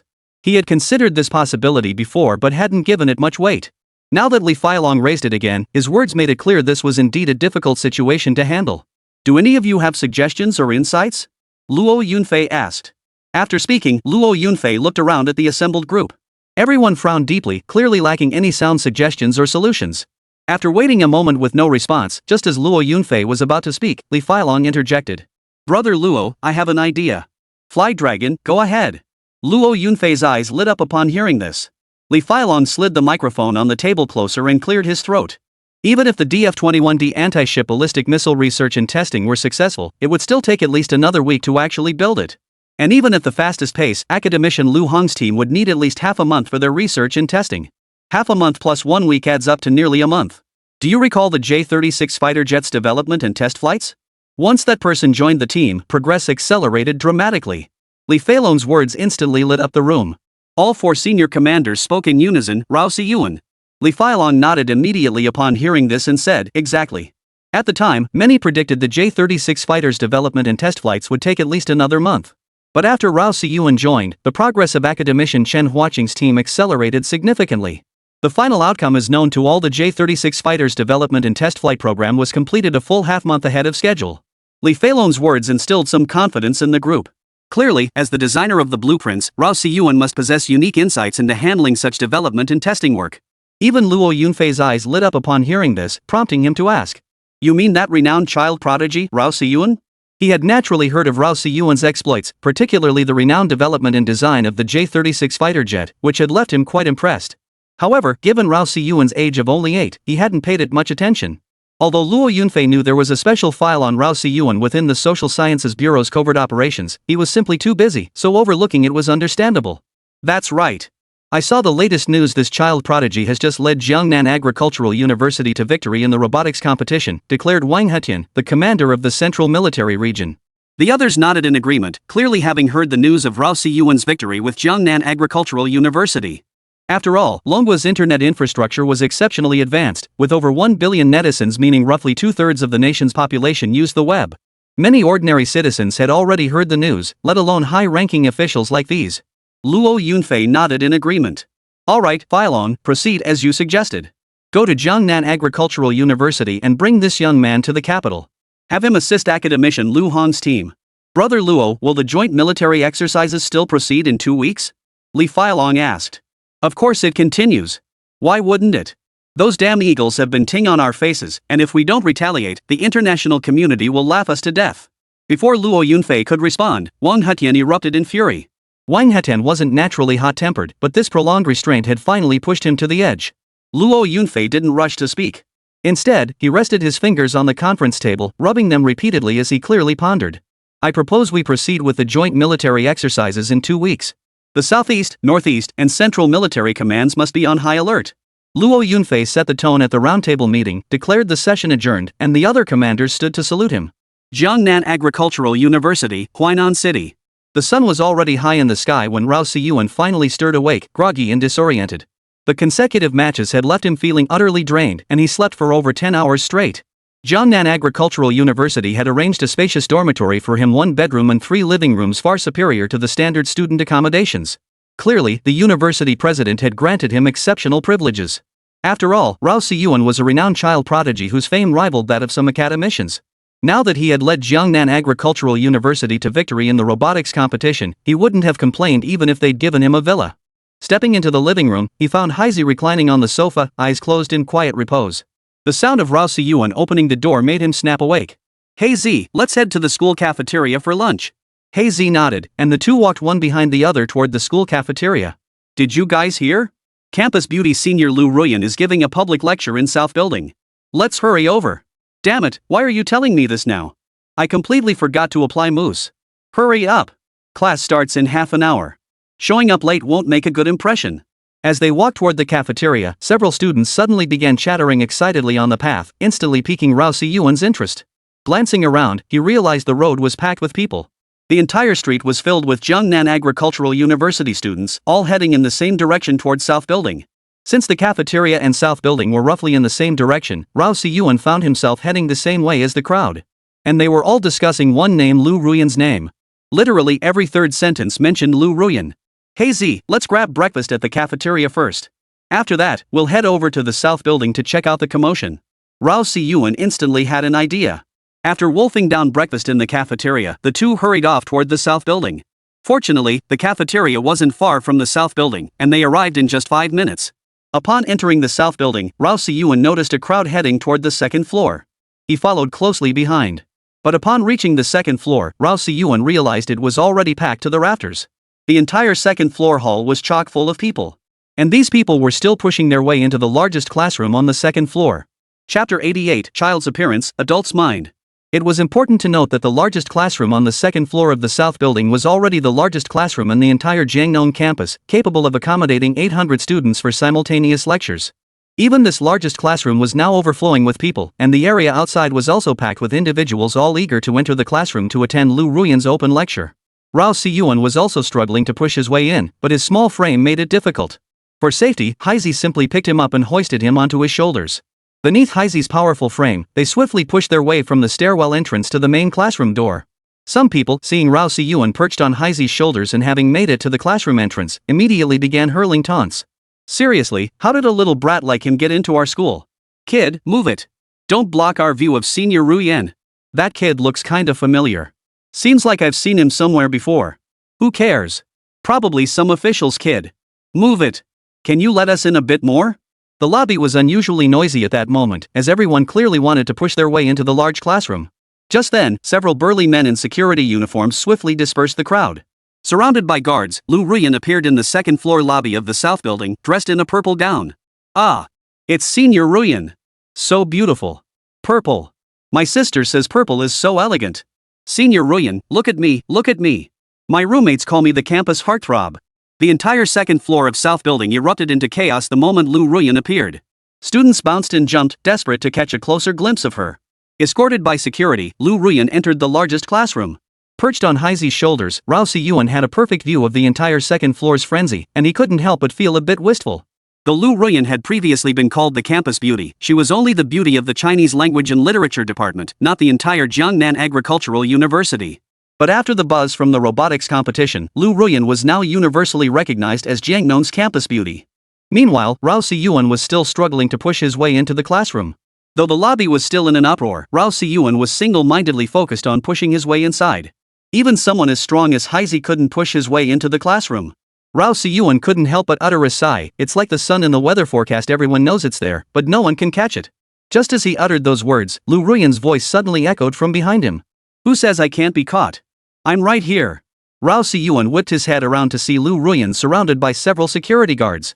She stood in the center of the circle, gazing at him with a mischievous glint in her eyes. Rao Siyuan was overjoyed at the sight. He quickly climbed down from Heizi's shoulders and, with the security guard's help, made his way to the center of the circle. The moment he reached the center, Rao Siyuan took Lu Ruyan's slender hand and asked, "Senior, how did you spot me?" Lu Ruyan covered her mouth and giggled. "You were riding on someone's shoulders, standing so high up, how could I not see you?" Rao Siyuan scratched his head awkwardly upon hearing this. Meanwhile, the crowd outside the security perimeter had erupted into chaos. Every pair of eyes fixed on Rao Siyuan now held a hint of hostility. "Whose kid is this? He's actually holding my goddess's hand. She even came out of class just to meet him. What's his deal? I remember now. He's that prodigy Rao Siyuan from the robotics competition." I knew he looked familiar. The moment these words were spoken, the hall erupted once more. Several who had previously mocked Rao Siyuan felt their cheeks flush crimson. "Senior, you're the talk of the town now. I came to join the commotion and see what all the fuss was about, but I nearly got crushed into a meat patty." Rao Siyuan's words made Lu Ruyan's cheeks flush slightly, and she felt a bit embarrassed. "Senior, I owe this all to you. Come on, I'll take you to this open lecture." With that, Lu Ruyan took Rao Siyuan's hand and led him toward the classroom podium. Many people inside the classroom could see Lu Ruyan and Rao Siyuan very clearly. Standing on the podium, one tall and one petite, the contrast between them was striking. But most eyes were fixed on Lu Ruyan after all, both her figure and her looks were undeniably eye-catching. "Rao Siyuan actually joined our Jiangnon University? Our school is about to take off." "You bet. Didn't Senior Ruyan ride this wave to fame?" The students in the classroom chatted sporadically, clearly all familiar with Rao Siyuan. Lately, the internet wasn't just buzzing with news about Lu Ruyan, there were also stories about Rao Siyuan. Not only had Lu Ruyan and Rao Siyuan become famous, but even Jiang Shiyu and Wang Haochen had gained some attention. Though Wang Haochen wasn't conventionally handsome, his tall, chubby build made him surprisingly endearing. As for Jiang Shiyu, his rich kid aura was undeniable. Netizens had even dug up every detail about him, leaving no stone unturned. Various nicknames for Jiang Shiyu began circulating online, from second young master of Huainan to rich farmer Jiang. They were everywhere. Even his accounts on various platforms were dug up. This clearly shows just how much buzz Jiangnan Agricultural University's robotics championship victory generated. Most strikingly, at 9 a.m. today, the nation's most authoritative university ranking website published an article titled "On the True Ranking of Jiangnan Agricultural University." The article meticulously re-evaluated and re-ranked all disciplines at Jiangnan Agricultural University. Its conclusion: the university should not be ranked in the 200s nationally, but rather at 50th place. The article presented well-reasoned arguments, convincing many readers. Some even presented extensive data for comparative analysis, ultimately concluding that Jiangnan Agricultural University's ranking could climb even higher. By this time, a crowd had gathered at the South Building. Some had even started live streaming the event, capturing the entirety of Lu Ruyan's public lecture. Amidst the crowd's cheers, Rao Siyuan finally spoke a few words, prompting the audience to repeatedly chant his name. Clearly, these students knew it was Rao Siyuan who had brought honor to Jiangnan Agricultural University. Yet while they chanted his name, their eyes seemed to have auto-aim activated, drifting involuntarily toward Lu Ruyan. The recording of this open lecture went viral online, further boosting Lu Ruyan's popularity. Rao Siyuan had essentially played second fiddle throughout the entire lecture. Rao Siyuan didn't mind this at all. After the lecture ended, he headed straight to his own class. Clearly, despite his childlike appearance, Rao Siyuan remained an adult at heart. He knew exactly what he needed moving forward. Chapter 89: Visitors from the Military District. Several consecutive days of classes made Rao Siyuan feel as if he had returned to his university days on Earth. Although many schools initially regarded him with peculiar looks, over time, people grew accustomed to his childlike appearance. Many even became friends with him, saving him a seat every day. Rao Siyuan thoroughly enjoyed this life. With nearly half a month left before the joint military exercises, he intended to savor every moment of campus life. But the good times didn't last. On the fourth day of classes, 5 military jeeps entered Jiangnan Agricultural University. They all stopped at the South Building where Rao Siyuan attended classes daily. 4 soldiers emerged from each vehicle, their imposing presence drawing gasps from the surrounding students. Particularly among the female students, some were so captivated by their imposing presence that they literally stopped in their tracks, gazing intently. Why did a group of soldiers suddenly show up? They're so handsome. Wow, look at those perfectly straight postures. Hey, sis, wanna let me get their contact info for you? Get lost. I think you're the one who wants it. Before long, a crowd of girls gathered beneath the South Building, chattering and giggling while stealing glances at the soldiers' upright stances, their hearts clearly aflutter. Leading this group of soldiers was Ma Qingshuan, the newly appointed head of the Southeast Military District's security section. Clearly, after Wu Yuhao stepped down, Ma Qingshuan had successfully ascended to the position, transitioning from acting chief to the official head of the security section. Chief Ma stepped down from the jeep, patted his shoulders, and adjusted his posture. 4 soldiers stood behind him, their stances equally rigid. Ma pressed down his cap before entering the south wing, while the remaining soldiers took up positions nearby, maintaining a state of alert. The onlookers, seeing these soldiers enter the south building, immediately began murmuring among themselves. What's going on? Why are there suddenly so many soldiers at our school? Judging by the setup, it looks like they're here to pick up some important person? Who could be so important at our school that they need this many soldiers to greet them? I just saw that the leader looks like he's a lieutenant colonel. What? A lieutenant colonel?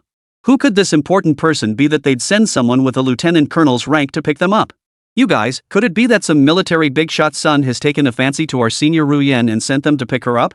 I remember Ruyen has classes in the south building, right? Bull. If some military big shot's son fancies our senior Ruyen, that'd be our senior Ruyen's ancestors smoking. Sis Ruyen's a big shot now, right? How could she not be worthy of some military bigwig's son? You're a frog in a well, clueless about the world. Do you even know what heritage means? What about connections? What about marrying within one station? The crowd chattered away, clearly convinced these soldiers were all after Lu Ruyen. Ma Qingchuan entered the south building directly and headed straight for the third floor. Inside a classroom on the third floor, Rao Siyuan sat attentively in class, accompanied by Haizi and Lu Ruyen. Lately, whenever they had time, Lu Ruyen, Wang Haochen, and Jiang Xiyu would accompany Rao Siyuan to class. Jiang Xiyu and Wang Haochen's attendance wasn't voluntary. Rao Siyuan had insisted they come. The primary purpose was to use their free time to impart robotics knowledge to the two. Rao Siyuan had also shared his plans with them, and both were thrilled at the prospect of joining the Jinyang County Military Factory. Once they understood Rao Siyuan's intentions, they listened to his robotics lectures with even greater focus. However, Rao Siyuan never actively asked Lu Ruyen to accompany him to class, yet she still occasionally joined him. This puzzled Rao Siyuan. What exactly was Lu Ruyen up to? Just then, a series of footsteps echoed outside the classroom. The sound was crisp and rhythmic, clearly audible to everyone inside. Haizi, in particular, raised his eyebrows upon hearing the sound and glanced toward the door. He clearly recognized the sound as the distinctive cadence of military footsteps. Ma Qingchuan walked to the front door of the classroom. The teacher, who was in the middle of explaining something, looked up in surprise when he saw a group of soldiers entering the classroom.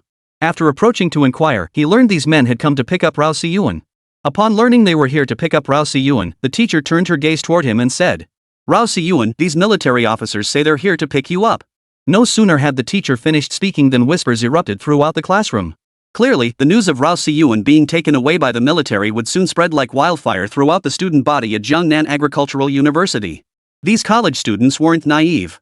They knew exactly what it meant for Rao Siyuan to be taken away by the military. It signaled he might be recruited to serve the armed forces. Take Rao Siyuan's performance in the robotics competition, for instance. Rumors were already circulating online that the top 10 universities in the country had begun formulating detailed plans to recruit him. And these recruitment strategies were, of course, aimed at snatching Rao Siyuan away from Jiangnan. Some of the onlookers who had lingered downstairs now followed the soldiers upstairs, eager to see who exactly they had come to pick up. Discovering they were here for Rao Siyuan, some faces flushed with embarrassment. They hadn't expected the military to be here for Rao Siyuan, but upon reflection, it made perfect sense. Why would the military come for Lu Ruyen? The implications would be disastrous. Picking up Rao Siyuan, however, made perfect sense. A prodigy like him, who wouldn't want to support him? Thus, most students cast envious glances toward Rao Siyuan. And just as the students had surmised, when Rao Siyuan and Haizi approached the leading soldier, Ma Qingchuan immediately saluted Rao Siyuan. "Young Master Rao Siyuan," he said, "I've been ordered by the commander to escort you to the capital." Upon hearing this, Rao Siyuan nodded. Though he didn't know what the commander wanted him to do in the capital, the fact that Ma Qingchuan had been sent to fetch him meant it must be urgent. Everyone gasped upon hearing Ma Qingchuan's words, clearly catching the terms commander and capital. Lu Ruyen's beautiful eyes flickered slightly, revealing her own profound shock. She never imagined Rao Siyuan possessed such connections. She had always believed Rao Siyuan to be merely a prodigiously talented and intelligent child genius. Soon after, Rao Siyuan and Haizi prepared to leave the south building with Ma Qingchuan. Seeing Rao Siyuan about to leave Jiangnan University, Lu Ruyen immediately called out to him, "Siyuan, don't forget you still owe me a meal." Chapter 90, Demanding a Person. Rao Siyuan raised his hand in an OK gesture before departing. After over 2 hours of driving, they finally arrived at the Southeast Military District headquarters. Rao Siyuan still intended to meet Li Wanyu, but Ma Qingchuan drove straight to the military district airport. At the military airport, a special aircraft had already been waiting. Li Failong stood beside the aircraft, wearing an expression that was almost a smile. He was clearly delighted by Rao Siyuan's arrival, though he struggled to show it openly. After all, a prodigy like Rao Siyuan defied conventional logic. He had been closely monitoring Rao Siyuan's movements lately, knowing the young man enjoyed having a beautiful woman accompany him to class daily. By abruptly disrupting this routine, who knew if Rao Si-yuan would hold this against him? A drop in goodwill would be most unwelcome. The Southeast Military District had already gained a decisive advantage in the race to secure Rao Si-yuan, so every step required utmost caution. Otherwise, a single misstep could completely erode that goodwill. As long as Rao Si-yuan remained within the Southeast Military District, any military weapons he invented would be prioritized for production at their district's military factories. Such immense advantages had the other military districts green with envy. Rao Si-yuan froze upon spotting Li Failong standing beside the private jet's boarding stairs. "Commander, is this so urgent?" Rao Si-yuan asked. "This is sudden and indeed urgent. After unanimous decision, we need you to assist Lu Hong's team in advancing the Dongfeng 21D anti-ship ballistic missile research and testing by half a month. Time is of the essence. We'll discuss further once aboard the aircraft." Li Failong stepped onto the plane first, followed closely by Rao Si-yuan. Ma Qingchuan and Haizi then boarded the aircraft. This was Rao Si-yuan's first time on a private jet, and he practically bounced onto the oversized sofa. Fruit and snacks were laid out on the table beside the sofa. Without hesitation, Rao Si-yuan picked some up and began eating. Especially the snacks on the table, clearly favorites among children. "This big sofa is so comfortable," Rao Si-yuan exclaimed. Li Failong watched Rao Si-yuan, whose childlike enthusiasm was evident, and a faint smile touched his lips. It seemed he had been right to specifically instruct his staff to prepare snacks that children would enjoy. "Commander, you're living the good life, aren't you? Private jet whenever you need it, and this sofa's so comfortable," Rao Si-yuan said, tearing open a marinated chicken leg and taking a big bite. Li Failong's mouth twitched at Rao Si-yuan's words before he replied awkwardly, "As the commander of the Southeast Military District, how else would I handle emergencies without a dedicated aircraft?" Rao Si-yuan chewed thoughtfully. "True enough.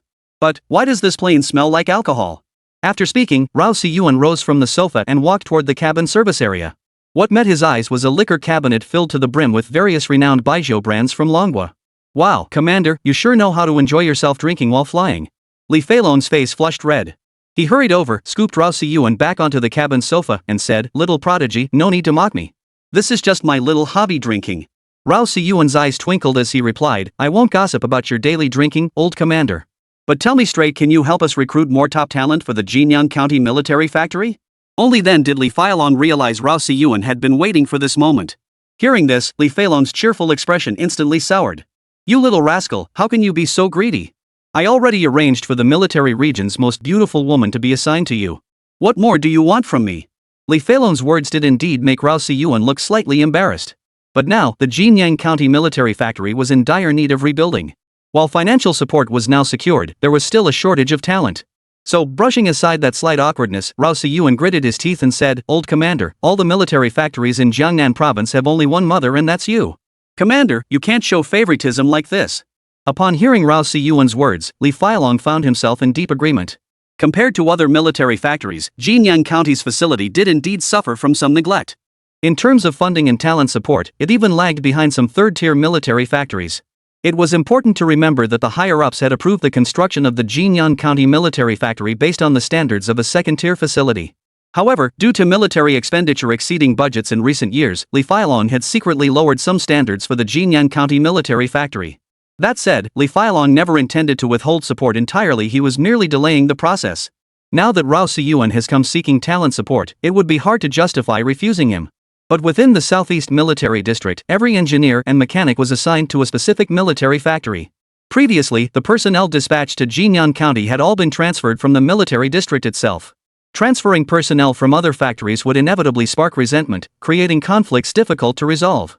Therefore, while Rao Si-yuan's request for personnel was understandable, the crux of the matter was that there simply weren't any available. Li Failong sighed and said, "Guawazi, I know you're short-handed, but there's simply no one available. I really can't spare any personnel for you right now. Just tell me how many more you need. I'll tally it up and see what I can find for you when I get back." Li Failong's response was flawless. He didn't directly agree to Rao Si-yuan's request but instead had Rao Si-yuan tally the numbers first, promising to help find replacements later. Rao Si-yuan wouldn't miss this chance to request personnel, and he was already prepared. "No need to tally them, I've already got the numbers," he replied. "Commander, regarding engineers, I still need 1 senior engineer and 2 intermediate engineers. For mechanics, I'm short 5 more. Commander, please arrange this as soon as possible." Rao Si-yuan's words made Li Failong's face darken. Mechanics were manageable, 5 could be squeezed in somehow. But engineers, especially senior engineers? That was a different story. It must be understood that Dragon Nation's engineering ranks were divided into 4 tiers: Chief Engineer, Senior Engineer, Intermediate Engineer, and Basic Engineer. Advancement between each tier was extremely difficult. The senior engineers Rao Siyuan requested were now in high demand at every military factory. Hey, how about this? I'll give you 3 intermediate engineers and 5 mechanics. How does that sound? We simply don't have any more of those scarce senior engineers. Rao Siyuan's eyes darted around before he nodded in agreement. There was no need to keep pressing the old man. Securing this many skilled personnel already left him thoroughly satisfied. Chapter 91, Who's Leader's Child? Later, the military factory would negotiate partnerships with several universities to intercept top students early on. With that, Jinyang County Military Factory was bound to take off. After a 2-hour flight, the special aircraft finally touched down at the capital's airport. A private car had already been waiting there for Rao Siyuan and his party. Since Li Failong needed to report to the Ministry of National Defense in the capital, the two parted ways here. Escorted by police vehicles, Rao Siyuan and Haizi rode another hour in the special vehicle before finally arriving at the Tianqing Research Institute in the capital. The Kyoto Tianqing Research Institute was the exclusive research facility of academician Lu Hong, standing alongside Chen Huaqing's Longqing Research Institute as the twin pillars of Kyoto's research landscape. These two institutes represented the pinnacle of military research in the Dragon Nation, responsible for developing many of the nation's most advanced weapons systems. The special vehicle now came to a stop beneath the Tianqing Institute's building. Having received advance notice of the distinguished visitor's arrival, a group of people had gathered downstairs at the Tianqing Research Institute long before. This group comprised the institute's senior leadership. Led by Vice President Su Hong, the executives waited with eager anticipation for the occupants of the special vehicle to disembark.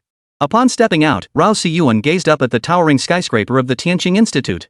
Visually estimating it to be at least 300 meters tall, he couldn't help but marvel, truly, this is the capital city. It was his first visit to the capital, and he was filled with curiosity about the largest city in the Dragon Nation. Rao Siyuan's appearance caught the group off guard. Hadn't they been told they were receiving a VIP? Why was it just a kid?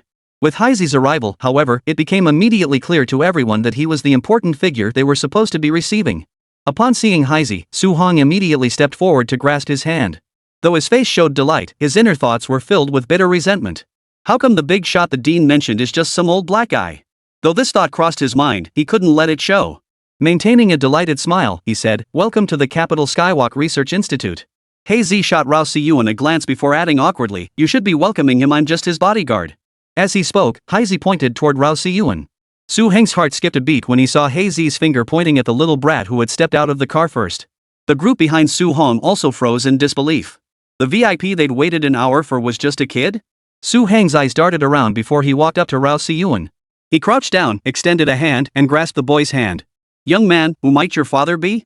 Su Hong asked this because he assumed Rao Siyuan must be the child of some important figure who wanted to visit the Tianqing Research Institute. Director Lu, out of courtesy, couldn't refuse, leading to today's situation. Rao Siyuan was completely baffled by Su Heng's question, still puzzling over why academician Lu Hong hadn't shown up. "I'm here to see academician Lu Hong," Rao Siyuan replied. Su Hong inwardly scoffed even more. "You little brat, getting all high and mighty. Academician Lu Hong is so busy, do you really think you can just meet him whenever you want? Besides, academician Lu Hong is currently occupied with developing and testing anti-ship ballistic missiles, a project urgently prioritized by the Dragon Nation's High Command. Young man, academician Lu Hong is occupied at the moment. How about I take you to the recreation area for some fun?" Su Hong pinched Rao Siyuan's chubby cheeks as he spoke. Rao Siyuan was even more confused. "Why take me to the entertainment area? Didn't you call me here to assist academician Lu Hong's team with the anti-ship ballistic missile research and testing? Well, it certainly doesn't seem urgent now. Alright, let's head to the recreation area for now." Rao Siyuan replied without hesitation. He didn't know what these people were up to, but he understood clearly, it wasn't him who was in a hurry, it was the Tianqing Research Institute. If Tianqing Research Institute wasn't in a hurry, why should he be? Anyway, the entertainment area had plenty of facilities and several arcade machines for him to play with. Rao Siyuan sat down at one and started gaming. He even called Haizi over, and the two of them started playing together. Meanwhile, Lu Hong was conducting data experiments on the 100th floor of the Tianqing Tower. From the 100th floor upwards, Lu Hong's team was preparing for the Dongfeng 21D anti-ship ballistic missile test project. The Dongfeng 21D anti-ship ballistic missile design blueprints provided by Rao Siyuan contained an overwhelmingly massive amount of data. A month had passed, yet the data testing was only 70% complete. After the data testing phase, design testing would follow. While less complex than the data testing, it would still require at least a week to complete. Academician Lu, the Ministry of Defense just called again, urging us to complete the testing within 2 weeks. The sudden interruption broke Lu Hong's concentration. He looked up, his face betraying an unmistakable look of worry. Didn't the Ministry of Defense bring in that child prodigy Rao Siyuan to assist us? Why haven't we seen him yet? By now, he should have arrived. Lu Hong remarked. I'll verify immediately. Just as his assistant was about to leave, Lu Hong interrupted him. Never mind. I'll go down and check myself. Rao Siyuan, oblivious to Lu Hong's growing impatience, was happily engrossed in a game. Lu Hong went straight to Su Heng's office. Unaware of what awaited him, Su Hong was leisurely sipping tea. He wasn't a researcher to begin with, but rather an administrative staff member. His position at Tianqing Research Institute was secured through his brother's recommendation. His brother had told him it was a laid-back job with a high rank, so he'd taken it. Upon seeing Lu Hong enter, Su Hong immediately stood up, took a cigarette from his pack, and offered it. Director Lu, what brings you here? Where's the important guest you were supposed to receive? Lu Hong's temper flared upon seeing Su Hong still leisurely sipping his tea. He had always despised this connection-based hire. Though Su Hong fawned over him constantly, he always dropped the ball when it mattered most, and this time was no exception. Important guest? Su Hong replied. I was just about to tell you about that. We waited downstairs for an hour. No VIP showed up, but we saw some brat instead. Who the hell is this kid? Some leader's son? Su Heng's words made Lu Hong's face darken. He then slammed the cigarette Su Hong had given him into Su Heng's face and shouted angrily, You must be out of your mind. What little brat? He's the important guest I was expecting. Where is he now? Startled by Lu Hong's sudden outburst, Su Hong paled slightly and stammered, He's in the entertainment area. I thought he was some leader's child visiting our Tianqing. Lu Hong shot Su Hong a cold glance, snorted dismissively, and stormed out of the office. Clearly, he wasn't in the mood to argue with Su Hong right now. His priority was getting Rao Siyuan to the 100th floor. Chapter 92, Servant Nation. Upon arriving at the entertainment zone, Lu Hong spotted Rao Siyuan and Heizhi enthusiastically playing arcade games. Rao Siyuan, in particular, was shouting non-stop, his body swaying rhythmically with the game's movements. Upon seeing Rao Siyuan, the pallor on Lu Hong's face softened slightly. The irritation vanished from his face, replaced by delight as he called out to Rao Siyuan, Little prodigy, I've been waiting for you. Rao Siyuan turned his head and saw it was old man Lu Hong. Old Lu, I heard you were in trouble. I trekked all the way to the capital just to help you out. Pretty cool, huh? Lu Hong's face lit up instantly. That's right. My predicament is huge. Stop playing that game machine and come upstairs with me right now. With that, Lu Hong grabbed Rao Siyuan and headed toward the elevator. Hey, old Lu, just let me finish this round. The elevator ascended to the 100th floor, where Rao Siyuan was stunned by the soaring atrium design. Though labeled the 100th floor, it was clearly designed as a double height space, at least 3 stories tall. The entire 100th floor was packed with all kinds of instruments and computers. Even the famed Superstar computer was housed within the Tianqing Research Institute. Remember the buzz when the Superstar computer debuted? It rivaled the excitement when Jiangnan Agricultural University won the robotics championship. This Superstar computer was touted as rivaling the United Kingdom's Amanda computer, boasting computational power that ranked among the top tier on Blue Star. It was said that this Superstar computer was developed by academician Lu Hong's team back then. Old Lu, how should I assist you? I only have about 10 days to help you. After that, I have something very important to attend to. Rao Siyuan stated. Hearing this, Lu Hong couldn't suppress the smile that spread across his lips. 10 days? That's more than enough. Come, I have a few questions to ask you. South Sea Servant Nation. The Senate of Malacca City, the capital. 12 senators sat in the chamber, anxiously awaiting the president's arrival. They had received urgent word from the president to attend this meeting. The 12 senators exchanged questions among themselves, but none could uncover specific details about the meeting clearly. The secrecy was well maintained. The speaker, who seemed to be in the know, wore a look of deep gravity. Seeing the speaker's furrowed brow in silence, the others dared not speak aloud either, whispering only to one another. Hey, Torin, do you know what this emergency meeting is about? One whispered into Torin's ear. Torin shook his head, indicating he was equally in the dark. Torin was one of the 12 senators of the Servant Nation Senate. He too had received last-minute notice to attend this Senate meeting. Normally, Senate meetings were announced a fortnight in advance. This last-minute emergency notice signaled something significant. Judging by President Francis' recent schedule, he had just returned from the Eagle Nation, suggesting this meeting was likely related to matters concerning that country. Torin held another identity. He was one of the covert operatives for the Dragon Nation's Social Science Bureau. In truth, Torin had been a covert operative for the Dragon Nation's Social Sciences Bureau for the past decade, though he had never held significant power within the Servant Nation. 3 years ago, through covert operations orchestrated by the Dragon Nation, he finally secured a seat as one of the 12 senators. It must be understood that becoming a senator means gaining access to the upper echelons of the Servant Nation. Therefore, the path ahead demanded even greater caution and vigilance. After waiting for over 10 minutes, the president finally appeared. Escorted by several aides, Servant Nation President Francis strode directly to the podium in the conference room. Upon seeing President Francis arrive, everyone immediately straightened their posture. After President Francis took his seat at the podium, a group of soldiers suddenly appeared within the Senate chamber, surrounding the entire assembly. The sight of the soldiers caused faces to turn pale, as no one understood what Francis was up to. Whispers began to ripple through the chamber. The sight of soldiers surrounding the Senate was unprecedented. 12 senators turned their gaze toward the speaker. Seeing him seated calmly with no discernible expression, they were filled with confusion. Several senators even spoke with visible anger. "Mr. President, what is the meaning of this?"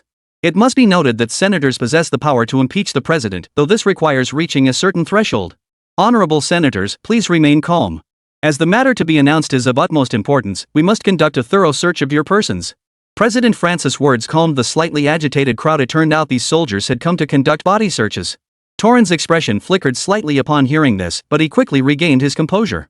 Fortunately, since becoming a senator, he had been extremely cautious and no longer carried any pinhole devices on his person. He only carried them when absolutely certain it was safe.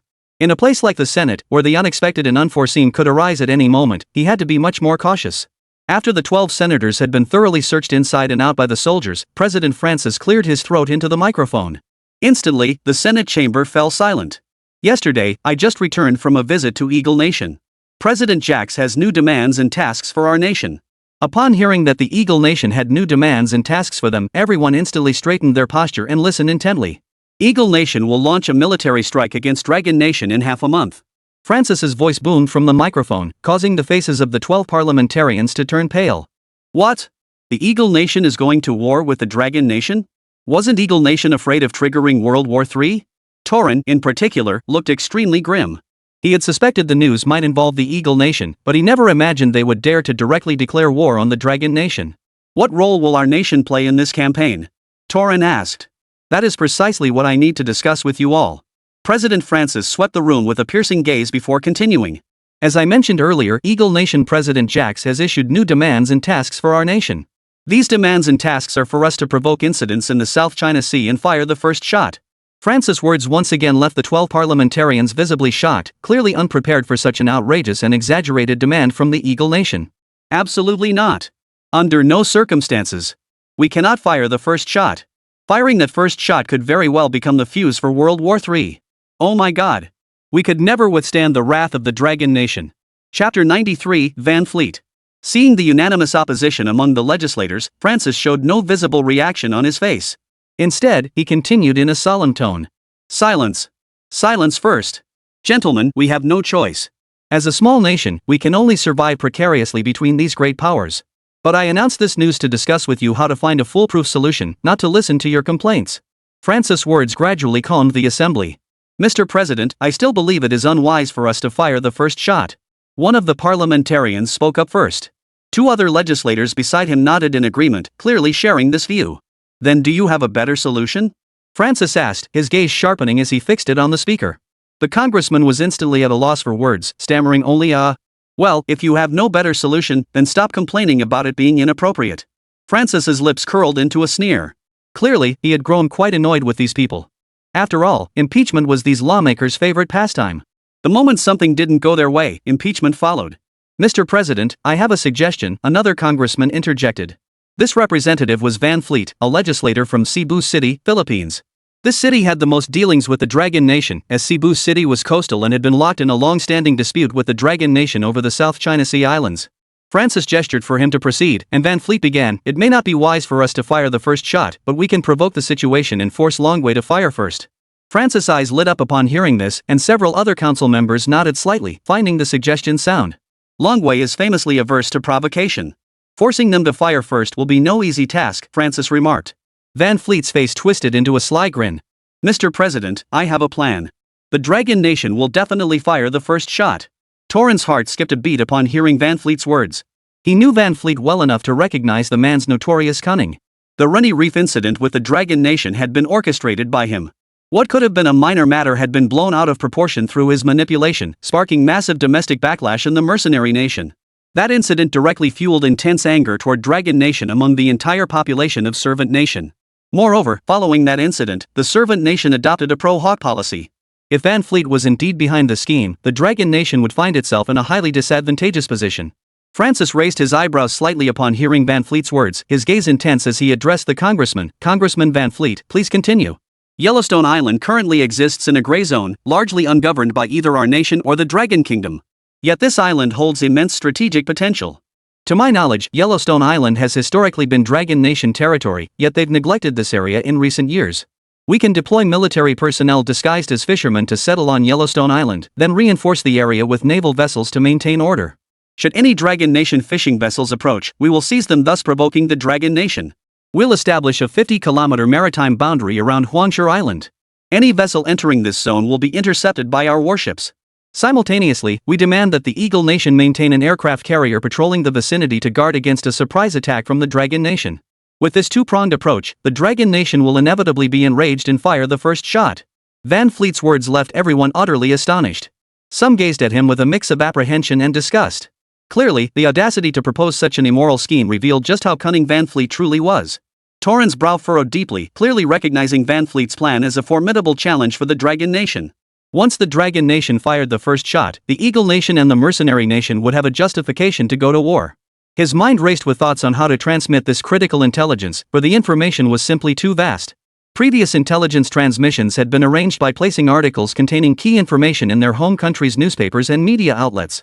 Using a specialized code book, one could extract the crucial information from these articles. This time, however, that approach was clearly impossible. The sheer volume of information meant that transmitting it in the same manner would likely be detected. Suddenly, inspiration struck him. Given the sheer volume of information, it wasn't necessary to transmit everything. Repeatedly mentioning Yellowstone Island would suffice. Moreover, given the current tense situation, repeated references to Yellowstone Island would surely alert the Dragon Nation's intelligence personnel to something amiss. With this realization, Torrhen's heart finally settled. Inside the Senate chamber, after Van Fleet's speech, the chamber fell silent for a moment before everyone nodded slightly. President Francis, in particular, wore a look of delight, clearly pleased with Van Fleet's proposal. What are your thoughts on Senator Van Fleet's proposal, colleagues?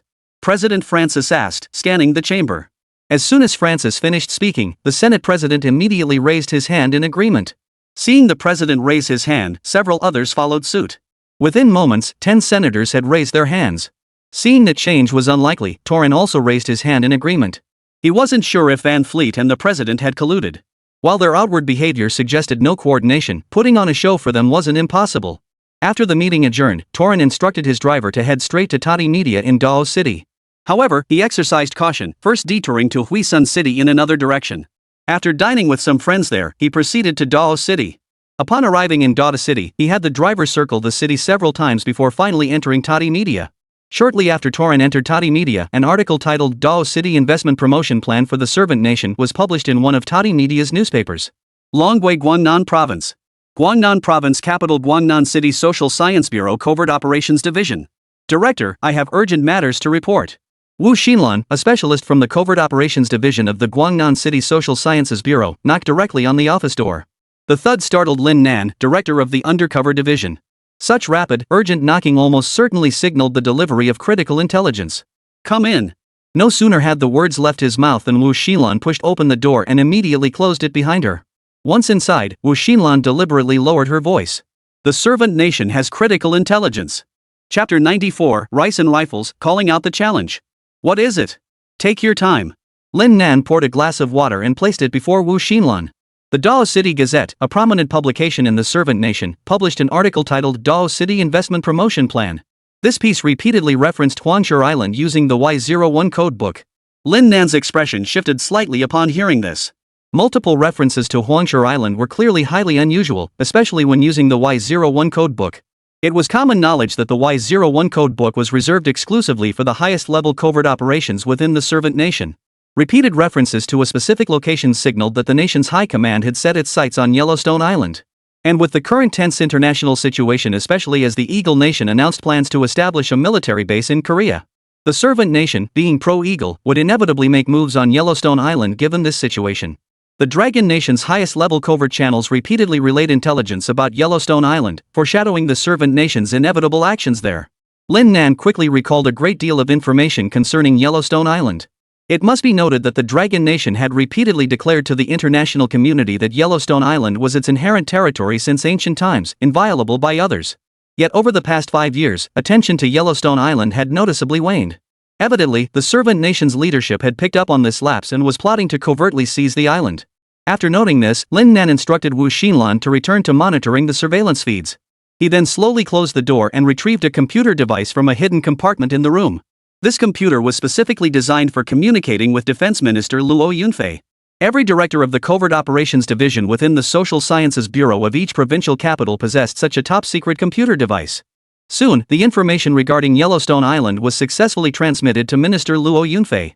Lin Nan promptly stowed the computer back into the hidden compartment, sat down in his chair, and exhaled a long breath.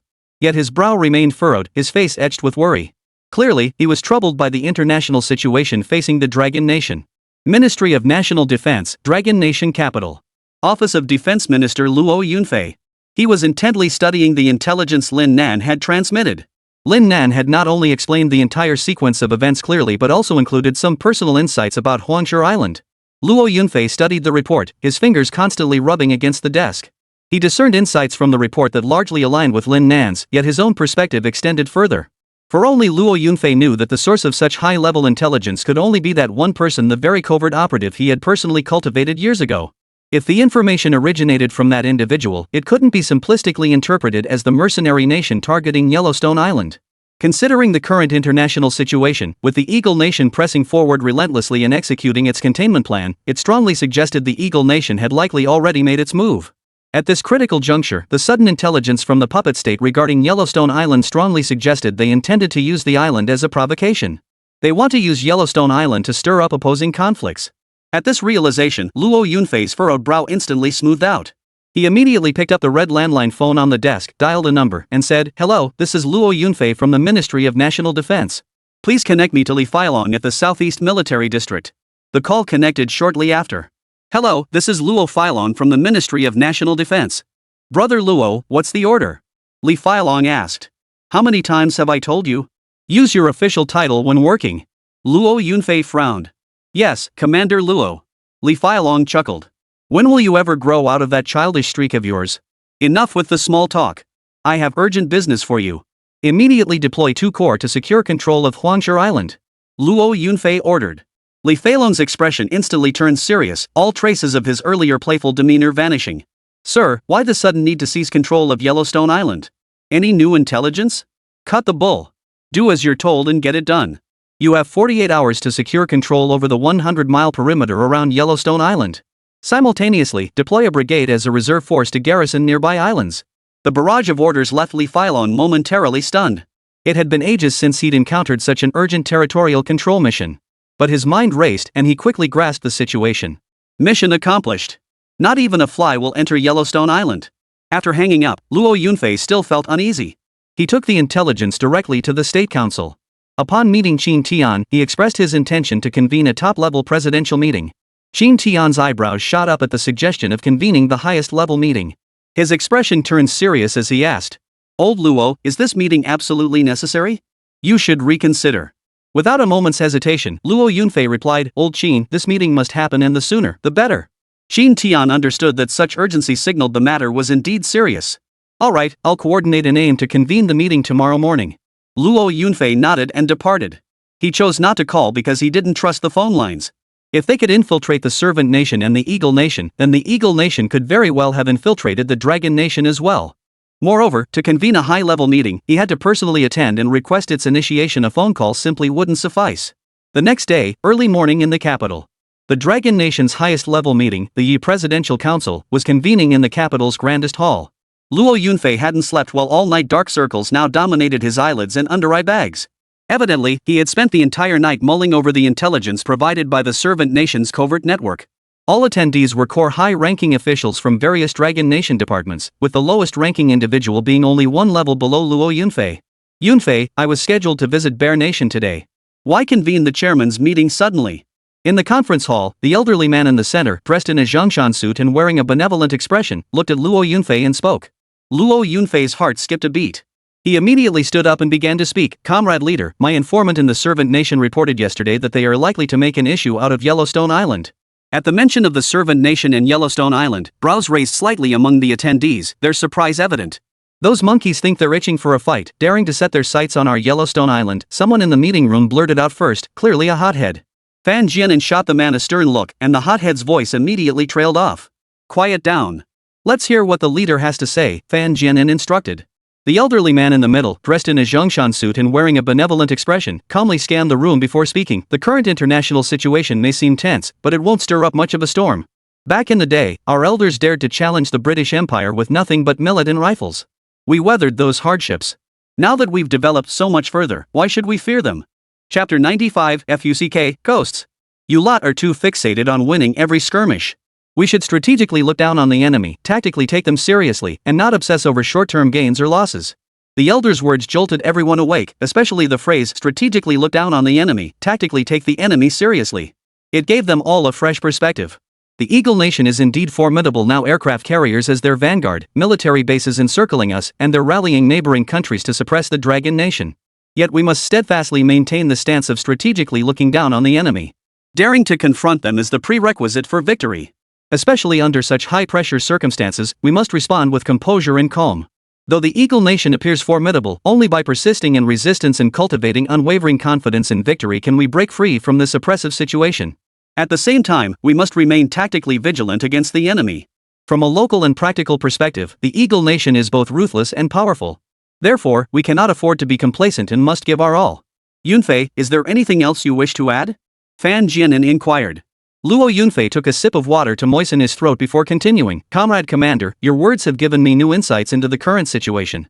Upon receiving the intelligence, I immediately ordered the Southeast Military District to secure control of Huangshu Island. We expect to fully control the area within 100 nautical miles of the island by tomorrow. Last night, I pondered all night, why would the mercenary nation target Yellowstone Island? It must be at the behest of the Eagle Nation. For such a tiny country, their only reason for daring to challenge us must be this.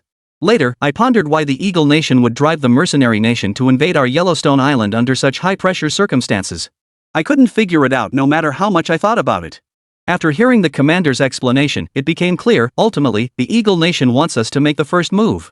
Everyone was startled upon hearing Luo Yunfei's words. Clearly, none had considered this level of strategy. Many had assumed the mercenary nation coveted Yellowstone Island to seize it while we were preoccupied fighting the Eagle Nation. But Luo Yunfei's explanation revealed their thinking was either misguided or overly simplistic. Seeing everyone deep in thought, Luo Yunfei cleared his throat and continued, our rapid development over the years has made it imperative for the Eagle Nation to suppress us. Otherwise, its position as the dominant power on Blue Star would be threatened. Why were our relations with the Eagle Nation so good back then? The root cause was that we had no fundamental conflicts of interest. Now, however, the conflicts of interest between nations are becoming increasingly apparent. If we fire the first shot, the Eagle Nation will undoubtedly magnify it infinitely. That single shot could very well become the fuse for World War III. Therefore, we absolutely cannot fire that first shot. If shots are to be fired, let them fire first.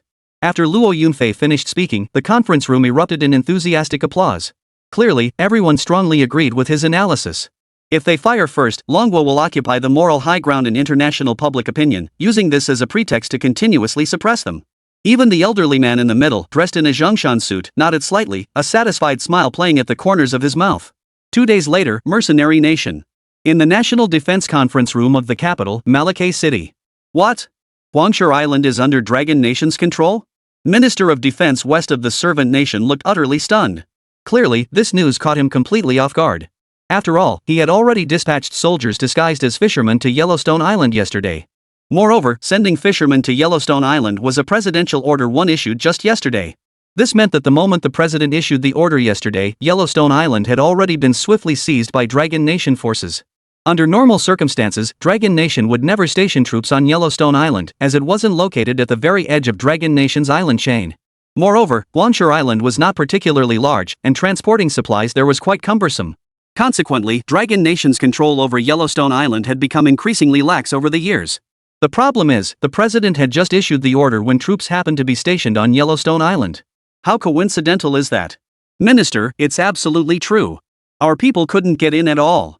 They've already secured control over a 100 nautical mile perimeter around Huangshan Island. I estimate at least a full regiment is stationed on the island. Hearing this, West's brow furrowed deeply. He immediately picked up the phone and dialed President Francis. Hello, Mr. President, this is West from the Department of Defense. At that moment, President Francis of the Servant Nation was wrestling with Vance and I, the renowned film star from Eagle Nation. With a sudden tremor from Francis, the room instantly fell silent. When Eagle Nation wanted the Servant Nation to handle dirty work, they naturally provided Francis with certain benefits. Vance and I was the reward Eagle Nation bestowed upon Francis. Francis had no other hobbies, he simply adored Eagle Nation's various female stars. The fact that Eagle Nation had gifted Vance and I to Francis clearly demonstrated the importance they placed on this mission. After all, Vance and I was a national sweetheart in Eagle Nation, boasting millions of fans and having once been crowned Miss Eagle Nation. Francis was thoroughly satisfied with this reward from Eagle Nation. The moment Vanzini arrived in Malacca last night, he eagerly spent the night with her. Suddenly, Francis's phone rang. "West, what is it?" Francis asked, sounding somewhat weary, though his hand was already wandering over Wansney's snow-white chest. "Our men sent to Yellowstone Island were driven back. Mr. President, there are troops stationed on Yellowstone Island." West's words jolted the already weary Francis awake. He sprang from the bed, his voice laced with shock and fury. "Impossible. You couldn't even handle something this simple, West? And you come up with this fairy tale excuse to deceive me?" Francis clearly didn't believe West's explanation, immediately suspecting that West had failed the mission and was fabricating excuses. After all, they had only finalized the plan with Senate members 2 days prior and issued the order to the Ministry of Defense yesterday. How could Yellowstone Island possibly have a garrison stationed there so coincidentally? "Mr. President, how could I dare deceive you? This is absolutely true." West's tone was clearly becoming urgent. Hearing West's urgency, Francis sensed something was amiss. He hadn't thought deeply about it earlier, but now upon reflection, West's words seemed credible. Recalling the two key points that the matter had only been discussed and finalized with Senate members 2 days prior, and that the Defense Department had only received the order yesterday, his expression abruptly darkened. "Fuck, something's wrong." Chapter 96, Impeachment. Francis abandoned all concern for Vance and I, dressing hastily and rushing out the door. He sped toward the South Palace in Maracay. The South Palace served as the official presidential office and the highest administrative center of the Servant Nation. He immediately picked up the office's dedicated phone and dialed Senate President Bass. "Hello, this is Francis. Dragon Nation has already taken control of Yellowstone Island." Upon hearing this, Bass's expression shifted slightly. In an instant, he recalled that Senate meeting. That Long Nation could seize Yellowstone Island so swiftly meant something was seriously wrong back home. Their mainland was closer to Yellowstone Island, while Dragon Nation's mainland was farther away. But the fact that Manhwa managed to seize control of Yellowstone Island first could only mean one thing: most likely, a senator had passed intelligence to Manhwa during that Senate session. "Mr. President, I'll convene another Senate session immediately. Have the National Security Council cordon off the Senate chamber, we'll interrogate them one by one." Bath's eyes flashed with murderous intent. He clearly understood the president's intentions. As Senate President, if he didn't cooperate with the president's plan to investigate each senator individually, suspicion might well fall on him when his own senators were acting suspiciously. Security Committee personnel alone won't suffice. Internal Affairs Bureau agents will be present too. Francis's voice was icy, his rage palpable. Upon hearing the words Internal Affairs Bureau, Bass's heart skipped a beat. After all, officials throughout the entire nation feared nothing more than an Internal Affairs Bureau investigation. The Internal Affairs Bureau conducted thorough investigations into every aspect of a person's life, including travel records, bank statements, and all personal contacts. This inevitably brought many sordid affairs to light. Typically, the Internal Affairs Bureau only intervened in exceptionally serious cases. Only when matters reached an extremely critical stage would the Internal Affairs Bureau's investigation commence. BAS was supremely confident that under the dual scrutiny of the Security Committee and the Internal Affairs Bureau, any mole would be utterly exposed. The city of Daw in the Servant Nation. Torin had just returned home, hoping to enjoy some family warmth, when he suddenly received notice to immediately head to Malak City for an emergency meeting. Torin had a bad feeling. It had been 2 or 3 days since he had relayed the message, and it was highly likely that the Dragon Nation had already taken action. At this critical juncture, the sudden convening of an emergency Senate session portended nothing good. After all, Senate meetings were typically held once a month, yet this month had already seen 2 consecutive sessions, this being the third.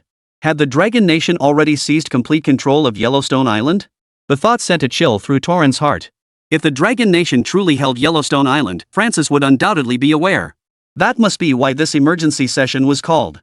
But what was the purpose of this sudden Senate meeting? Torin's heart skipped another beat at this thought. It was highly likely that Francis had detected a mole among the Senate members. The thought made a thin sheen of sweat break out on Torin's forehead. He carefully examined his own conduct over the years, searching for any signs of impropriety. He had remained quiet for a long time, and only when he looked back at his ascent to the Senate seat 3 years ago did he find some questionable actions. And this time, passing information to the Dragon Nation was the first time he had done so since becoming a senator. He never imagined his first transmission would carry such immense exposure risk. Torren scrutinized every action he'd taken over the years, searching for loose ends. After thorough reflection, he concluded none existed, and his heart finally settled. However, the intelligence regarding Yellowstone Island must be relayed to the Dragon Nation swiftly, lest they lose their strategic advantage. He had considered waiting 2 days before relaying it, but after careful deliberation, he decided to send it immediately. For once Francis deployed troops to seize control of Yellowstone Island, the Dragon Nation would lose all its strategic advantage. Grasping his briefcase, Torren set off for Malakay City. 2 days later, international news reported the latest developments in Mercenary Nation. President Francis faced simultaneous impeachment motions from 12 senators, meeting the threshold of 10 votes required to impeach a president. With more than 10 votes passing, President Francis was impeached and removed from office. Dragon Nation's capital, Dragon Affairs Council. Luo Yunfei was sipping tea in Fan Jianen's office when a message suddenly arrived. Luo Yunfei glanced at his phone and his expression turned startled. How could so many events unfold in the servant nation within just a few days? Noticing his astonished expression, Fan Jianen inquired, "Yunfei, what's wrong?" "President Francis of the servant nation has been impeached and removed from office." Upon hearing Luo Yunfei's words, Fan Jianen's face also betrayed astonishment. He then inquired, how many votes were needed for impeachment? 12 votes. Hearing the number 12, Fan Jianen couldn't help but snort derisively. Ha! That Francis is such a fool. I bet he discovered some shady business among the Senate members and initiated a double investigation. Which of these 12 senators is clean? Which one could withstand scrutiny from their Internal Affairs Bureau? Francis is the first to achieve a unanimous impeachment vote of 12. Luo Yunfei marveled at old Fan's grasp of international affairs. Who would have thought such a simple piece of news could reveal so many internal problems within the mercenary nation? Only after carefully studying the report did Luo Yunfei's expression shift to one of understanding. Indeed, these 12 senators held significant power in virtually every city across the nation. It could be said that not a single one of them had clean hands. Once the investigation results were exposed, they would all face dire consequences. Targeting their interests would be tantamount to shaking the very foundations of the nation. After all, the servant nation wasn't merely a vassal state of Eagle Nation. Numerous other countries maintained business ties with its officials, both high and low. Take Bear Nation, for instance, or White Elephant Nation. Thus, not a single one of these 12 senators could withstand thorough scrutiny. Yunfei, you've handled this matter exceptionally well and with great thoroughness. Now, we simply wait to see how Eagle Nation will respond. Fan Jianen lifted his teacup, sipped it, his eyes gleaming with sharp intelligence. 10 days later, Rao Siyuan finally emerged from the Tianqing Research Institute. He hadn't anticipated that old Lu would encounter so many complications. After resolving each of these issues for Old Man Lu, they could finally proceed to the next phase of experimentation. However, Rao Siyuan had no intention of participating in the related experimental plans. After all, the theoretical data was already sufficient to support them in completing this experiment. He had originally planned to explore Kyoto with Heisei today. After all, it was his first visit to the capital city of the Dragon Nation. But the moment he stepped out of the Skywalk building, he was blocked at the entrance by a crowd. The moment they spotted Rao Siyuan, their eyes lit up, as if they were eyeing prey. "Excuse me, are you little Rao Siyuan? Is this young Mr. Rao Siyuan?" In an instant, over a dozen people moved to surround Rao Siyuan. Seeing this, Heisei immediately shielded Rao Siyuan behind him, his eyes flashing with murderous intent as he swept the crowd with a menacing glare. Chapter 97, All Refused. "Sir, you've got the wrong idea. We're from Kyoto University's admissions office." "Yes, sir, please step aside." "We're from Hucking University's admissions office." Seeing Heisei blocking their path, the group immediately split into two factions, each introducing themselves. Upon hearing this, Rao Siyuan raised his eyebrows slightly, vaguely guessing their purpose. He motioned for Heisei to step aside and asked, "What brings you to the Tianqing Research Institute?" "Naturally, to meet you. We've been waiting here nearly a day and night," one of them replied. "Me? Why wait for me?" Rao Siyuan asked, feigning confusion. Meanwhile, the entrance to Tianqing Tower was completely blocked by the crowd surrounding these individuals. After all, Tianqing Research Institute was a renowned facility in the capital, frequented by numerous visitors from various government departments. Spotting a group surrounding a young child, onlookers immediately crowded closer, eager to investigate. "Young Rao Siyuan, Kyoto University formally invites you to join us. Should you accept our invitation, we guarantee direct admission to our doctoral program." "Don't listen to them. Hucking University formally invites you to join us. Upon enrollment, you'll receive special subsidies from the Dragon Nation and also gain direct admission to the doctoral program." The onlookers finally understood why a crowd had gathered around the child. This was none other than the famed child prodigy, Rao Siyuan. No wonder Huaqing University and Kyoto University were both scrambling to recruit him, offering such generous terms. After all, a direct path to a PhD holds immense value, especially from one of Dragon Nation's top universities. Once you become a PhD, numerous research institutes will extend offers, and returning to your hometown grants access to various local subsidies. Most astonishingly, Huaqing University had even promised Rao Siyuan a special spiritual power allowance. Such special allowances were only granted to experts and scholars who had made outstanding contributions. For a primary school student like Rao Siyuan to receive one directly was unprecedented. Just as Rao Siyuan was about to decline their offer, several more people suddenly pushed their way through the crowd. Two of them lit up with delight upon seeing him. I'm Chen Tianlang, Director of Admissions at Jiangnan University. Hello, young Rao Siyuan. I'm Yu Qing, Director of Admissions at Jiangnan University of Science and Technology. Hello, young Rao Siyuan. If you choose to join us at Jiangnan University, not only will we grant you direct admission to our doctoral program, but we will also grant you the right to establish your own experimental research facility. Upon hearing this, the admissions officers from Kyoto University and Huaqing University gaped at Chen Tianlang, the director of Jiangnan University's admissions office. Even bystanders watching the spectacle wore expressions of shock upon hearing this. Clearly, everyone understood that Jiangnan University was pulling out all the stops.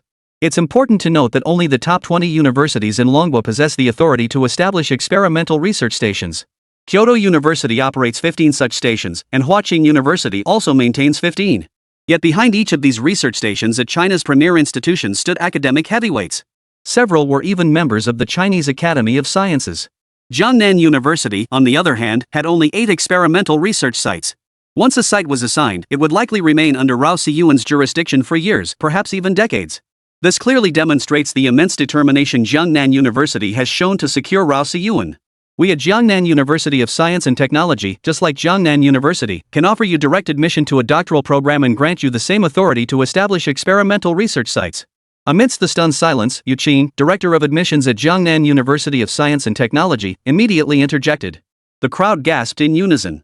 Clearly, both universities were pulling out their most compelling offers to compete for Rao Siyuan.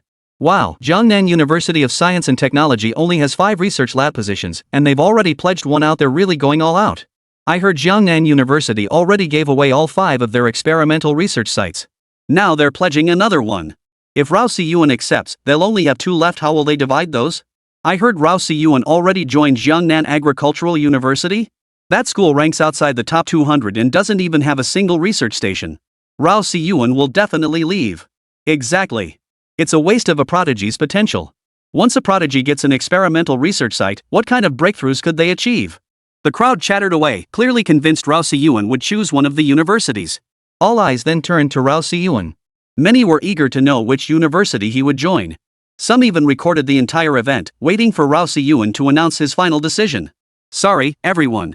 I've already joined Jiangnan Agricultural University, so I can't join your institutions. Rao Siyuan's words caused the admissions officers from all 4 universities to visibly stiffen. Clearly, they hadn't anticipated him rejecting all offers and choosing to remain at Jiangnan Agricultural University. The admissions officer from Huaqing University grew visibly anxious. Having made a solemn pledge to the university leadership to secure Rao Siyuan's enrollment, he urgently interjected. Young Mr. Rao Siyuan, if you join Huaqing University, we can grant you the right to establish an experimental research station. The admissions officer from Kyoto University looked stunned upon hearing this. He hadn't anticipated Huaqing University had this card up its sleeve. However, he hadn't secured the authority to establish an experimental research site from his superiors, so his face fell with disappointment. It was clear he understood that Kyoto University's chances were now slim. The onlookers were also slightly surprised even Huaqing University was offering such generous terms. Chen Tianlang and Yu Qing grew anxious upon hearing Huaqing University's offer, not expecting them to go all out like this. My apologies, everyone. I appreciate your kindness, but I must reiterate, I have no intention of changing schools. Please return to your duties. Rao Siyuan pushed past the crowd and stepped directly into a waiting vehicle. This car had been arranged by Lu Hong for Haizi, specifically to take Rao Siyuan sightseeing around Kyoto for the day. The joint military exercises of the Southeast Military District were set to begin tomorrow, and he had to return immediately to participate. Though he hadn't been invited, Rao Siyuan planned to show up unannounced. Witnessing Rao Siyuan flatly reject invitations from 4 of Longwa's top universities, the crowd was stunned.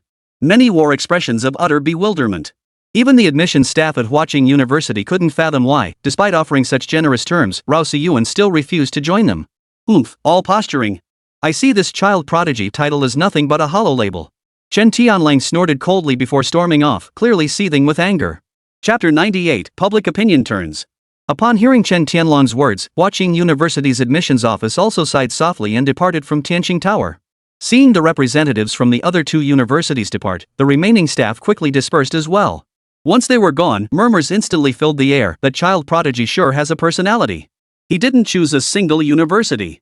I don't see him as a genius, more like foolish. He turned down an experimental research position. He'll regret it later.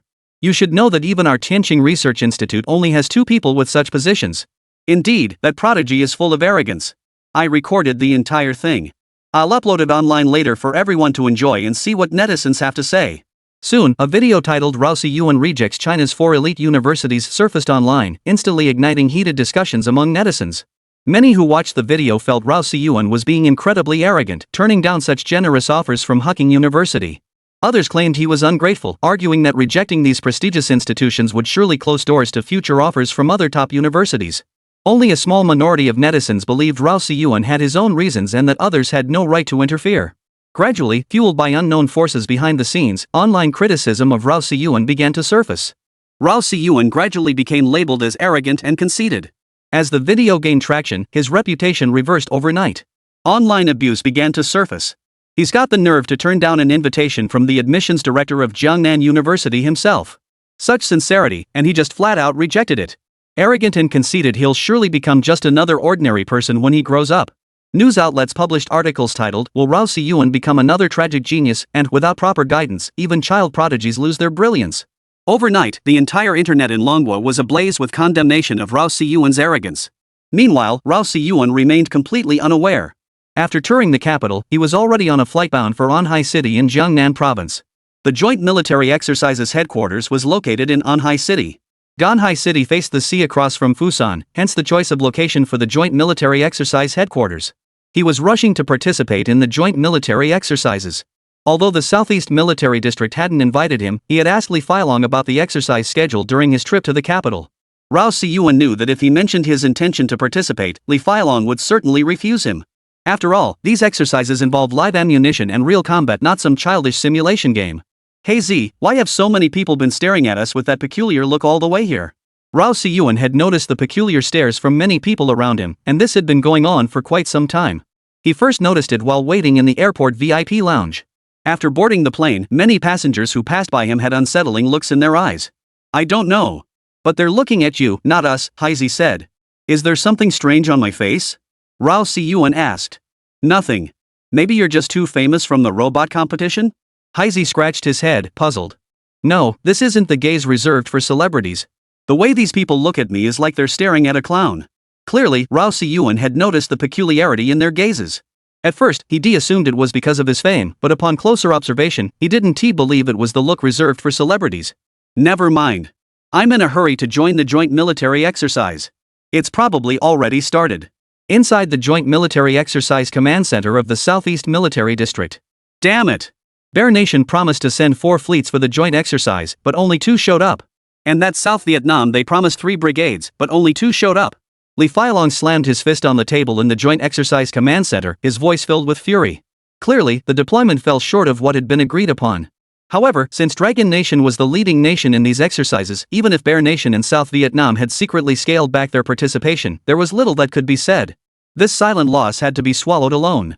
After all, given the current tense situation, it was already commendable that South Vietnam and Bear Nation had sent any forces at all. The exercise area was designated near Whale Island. Due to the territorial dispute between Whale Island and Fuso Nation, the joint drill zone was set in the vicinity of Whale Island. The primary purpose is to warn both Japan and the United States, with particular emphasis on cautioning the US against reckless actions in the Dragon Sea region. This is Dragon Nation's domain. The targets struck during the joint military exercises were also located near Whale Island. Oldly, be content. Given the current situation, neighboring nations are avoiding us like the plague. It's already commendable that they're participating at all. The speaker was none other than Deng Chenghua, the current chief of staff of the Southeast Military District. Li Feilong sighed and inquired, "Are all units in position?" "We're ready to begin." "All forces are in position," Deng Chenghua replied. "Very well. I'll announce the commencement on the joint exercise channel." Li Feilong confirmed once more. Deng Chenghua nodded. Seeing that Deng Chenghua had confirmed everything was in order, Li Feilong picked up the transmission microphone, about to speak, when a sudden voice cut in. "Reporting, Commander. There's a young man outside named Rao Siyuan requesting to see you." A soldier suddenly entered the operations room and addressed Li Feilong. Li Feilong's face immediately betrayed surprise. Deng Chenghua beside him also looked curious. This was his first encounter with Rao Siyuan. Previously, due to busy military affairs, he had never met Rao Siyuan, only hearing about his prodigy reputation through others. Especially Li Feilong, the hype surrounding Rao Siyuan had reached a level that astonished even him. That's why the mere mention of Rao Siyuan's name sparked his curiosity. Rao Siyuan? What brings him here? Li Feilong asked, his voice tinged with confusion. Bring him in. Shortly after, two soldiers escorted Rao Siyuan and Haizi into the joint military exercises main operations room. Deng Chenghua raised his eyebrows slightly upon seeing the boyish-looking Rao Siyuan. Stepping forward first, he inquired, "You are Rao Siyuan?" Rao Siyuan looked at the middle-aged man in military uniform, his face radiating heroic spirit, and said with some surprise, "And you are?" "He's Deng Chenghua, Chief of Staff of the Southeast Military District. He was once a soldier in my regiment," Li Feilong explained. Rao Siyuan felt a flicker of surprise. He hadn't expected the Chief of Staff of the Southeast Military District to be so young, barely appearing to be in his 40s. Meanwhile, Deng Chenghua was scrutinizing him with genuine curiosity. Indeed, he possesses innate wisdom, a true child prodigy. Hearing Deng Chenghua's words, Rao Siyuan scratched his head awkwardly. So the Chief of Staff can read faces too? Chapter 99, Cold Treatment. The face reflects the heart. I merely have a basic understanding. You've been quite the sensation these past 2 days, turning down offers from 4 top universities. Deng Chenghua remarked with a hint of amazement. Rao Siyuan looked puzzled. What? What happened these past 2 days? Li Feilong saw Rao Siyuan feigning ignorance and scoffed. Keep pretending, you little brat. You've been all over the internet these past 2 days. Though it's more like infamy, ha. Rao Siyuan frowned slightly at Li Feilong's words. What do you mean, infamy? Deng Chenghua observed Rao Siyuan's genuinely puzzled expression and concluded he wasn't feigning ignorance. He then remarked, oldly, this kid seems genuinely unaware. Li Feilong studied Rao Siyuan's expression carefully after Deng Chenghua's remark and concluded it was genuine. He then stated, you little brat, your refusal to accept offers from 4 top universities was caught on video and leaked online. Now the internet is flooded with people bashing you. Li Feilong's words finally made Rao Siyuan understand. So that's what black and red meant. Deng Chenghua chimed in from the side, that video of yours is quite something. They claim it's the full recording, but it's actually been edited. Now the internet is flooded with people cursing you and demanding your downfall. Many online say your arrogance is evident, your prolonged silence only proves it. Even numerous media outlets have published articles labeling you as a modern-day Zhongyong. I have a feeling someone is stirring the pot behind the scenes. Shouldn't you clarify things online? Rao Siyuan finally understood. The entire scene at the entrance of Tianqing Institute's Tianqing Tower, where he publicly rejected offers from 4 top universities, had been recorded and maliciously edited before being posted online. Now the online sentiment is overwhelmingly one-sided, filled with condemnation and abuse directed at him. No need to clarify, just let it die down. Online trends flare up fast and die down just as quickly. If I clarify now, I'll only fan the flames playing right into certain people's hands. Besides, this isn't a major issue. It's merely a slight tarnish on my reputation, a reputation I don't particularly care about anyway. Rao Siyuan stated. Deng Chenghua nodded slightly upon hearing this, inwardly appreciating Rao Siyuan's decision. In truth, upon learning of this malicious editing, Deng Chenghua had already suspected foreign forces might be stoking the flames. After all, he was aware of Rao Siyuan's previous targeting by Japanese ninjas. Responding now just to salvage his reputation would likely play right into the hands of these foreign forces. No sooner had Deng Chenghua finished speaking than Li Feilong asked with some confusion, what brings you here, you little brat? I want to join the joint military exercises too. Though Rao Siyuan's voice wasn't loud, Li Feilong and Deng Chenghua heard him clearly. Even some military personnel working in the main operations room turned their heads toward Rao Siyuan upon hearing his words. What? You say what? You little brat want to join the joint military exercises? Li Feilong was so stunned by Rao Siyuan's words that he could barely speak. He felt not just astonishment, but genuine alarm. A primary school student wanting to join live-fire joint military exercises? Was this some kind of joke? Deng Chenghua was so stunned his jaw dropped, his mouth slightly agape, his face etched with utter disbelief. He never imagined his first encounter with this famed child prodigy would unfold in such an extraordinary manner. Young man, this is a joint military exercise. It's led by the Ministry of National Defense and jointly conducted by the Southeast Military District with Xiong Nation and South Vietnam. This isn't child's play. There's absolutely no way you can participate in a joint military exercise. Deng Chenghua addressed Rao Siyuan with a stern expression, clearly having snapped out of his daze and immediately rejecting the boy's request. You little brat, you're neither a soldier nor part of my Southeast Military District. What gives you the right to join? With the current tense international situation, what qualifications do you have to join the joint military exercises? I see the online comments weren't wrong, you're a bit arrogant and overconfident. Li Feilong was clearly furious and shot back immediately. Rao Siyuan knew both men were undoubtedly shocked and skeptical that he possessed the capability to participate in the joint exercises. Currently, the Zhoutian drone had only developed less than 20 units. In reality, the Zhoutian drone contained thousands of micro-drones, with every 10 drones forming a squad. A single Zhoutian drone contained over 200 such teams. Controlling the Zhoutian drone from the main operations room alone could execute large-scale military strikes. After all, this was an advanced gadget obtained through a system gotcha draw. Dragon Nation's current drone technology was considered quite advanced on Blue Star. Compared to the Zhoutian drone, however, they pale in comparison, not even in the same league. Faced with the Zhoutian drone, even an attack by 10,000 drones would be completely jammed and disconnected by the dozens of interference drone squads within it. This effectively severed the data transmission source at its root, preventing the drones from receiving command signals. The entire Zhoutian drone system comprises dozens of loitering munition drone squadrons, dozens of machine gun firing drone squadrons, dozens of electronic jamming drone squadrons, over a dozen reconnaissance drone squadrons, and dozens of laser-guided drone squadrons.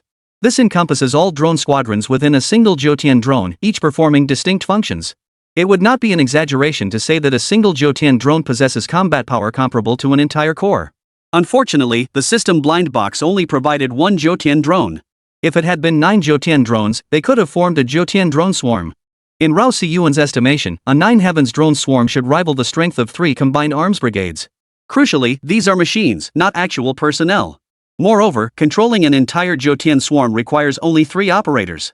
In warfare, a single 9 Heavens drone swarm could annihilate a medium-sized nation.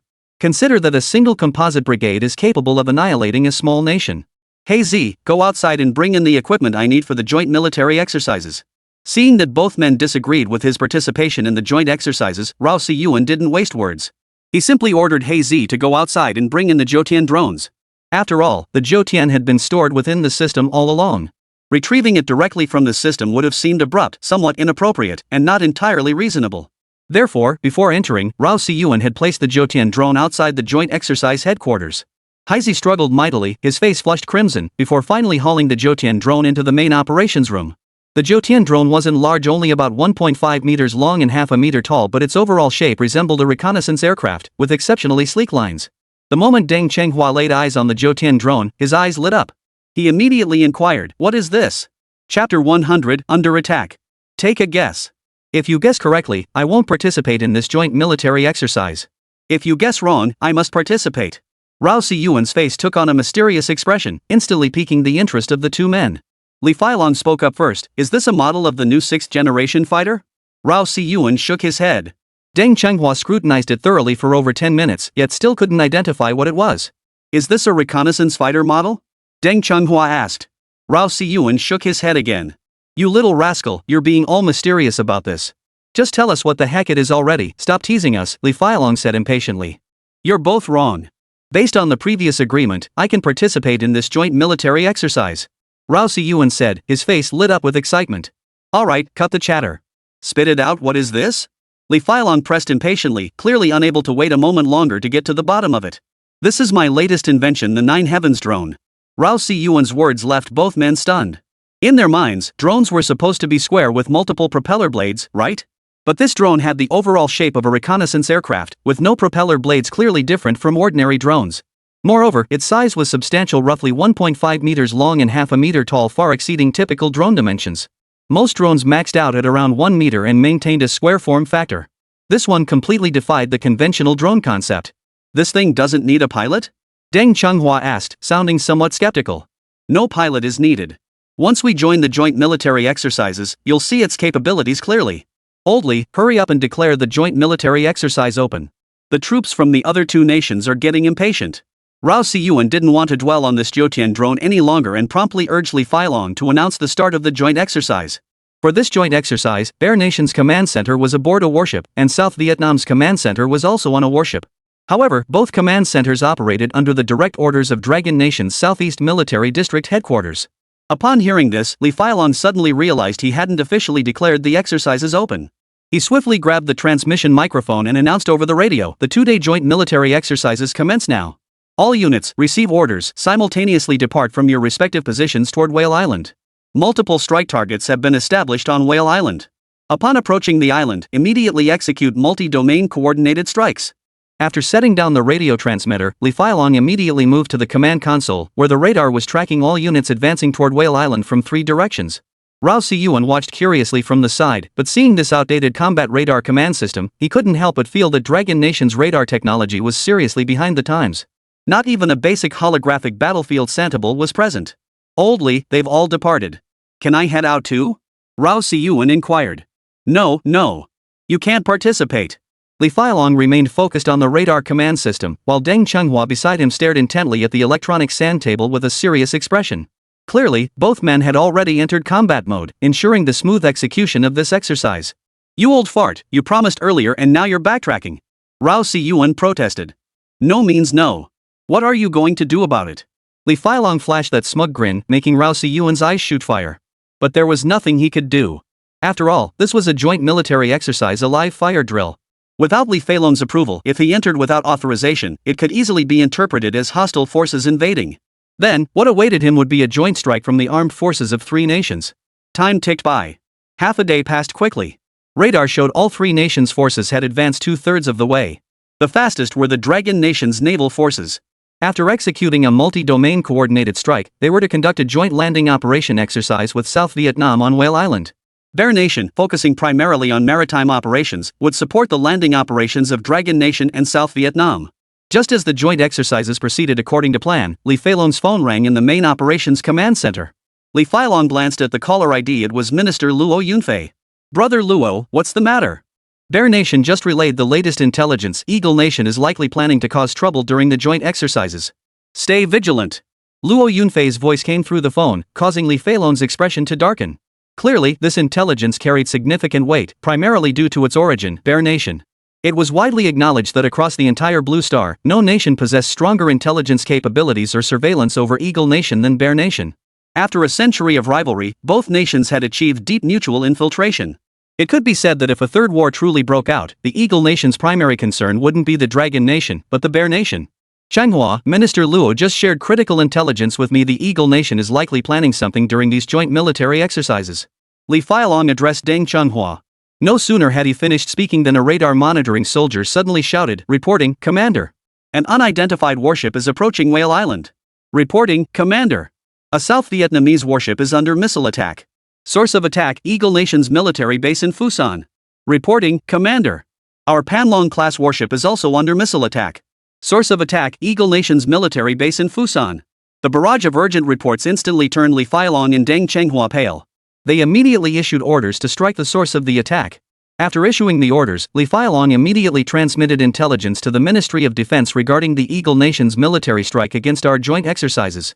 Reporting to the commander, 2 aircraft carrier-class warships are detected approaching Whale Island. Upon hearing this, Li Feilong's expression remained unchanged. Clearly, he had anticipated the Eagle Nation deploying an aircraft carrier, but he hadn't expected 2. This was a tricky situation. If it had been just 1, they could have managed somehow. Immediately relay our attack status to Bear Nation and South Vietnam, requesting their urgent reinforcement. Notify all standby forces in the Southeast Military District to provide full support to Whale Island. Simultaneously relay the message to our warships. Order them to lock all Kamikaze 2 missile systems on one of the Eagle Nation's carriers and launch with full force. Li Feilong calmly issued a series of commands, causing Rao Siyuan to glance sideways in surprise. He hadn't expected Old Man Li to be so composed on the battlefield. Chapter 101, Success. Reporting, Commander. Our Panlong warship has lost combat capability. Both its offensive and defensive systems have been destroyed. Li Feilong and Deng Chenghua both paled slightly, clearly unprepared for the Eagle Nation to breach the Panlong's defenses so swiftly. Order the crew of the Panlong to head full speed toward Whale Island for an emergency landing operation. Li Feilong commanded decisively. Without its offensive and defensive systems, the Panlong was essentially a decommissioned warship. Its crew could only maximize their utility by conducting an amphibious assault. Reporting, Commander. 6 warships from Fuso are approaching Whale Island. Upon hearing this, Li Feilong would have to be a complete fool not to understand.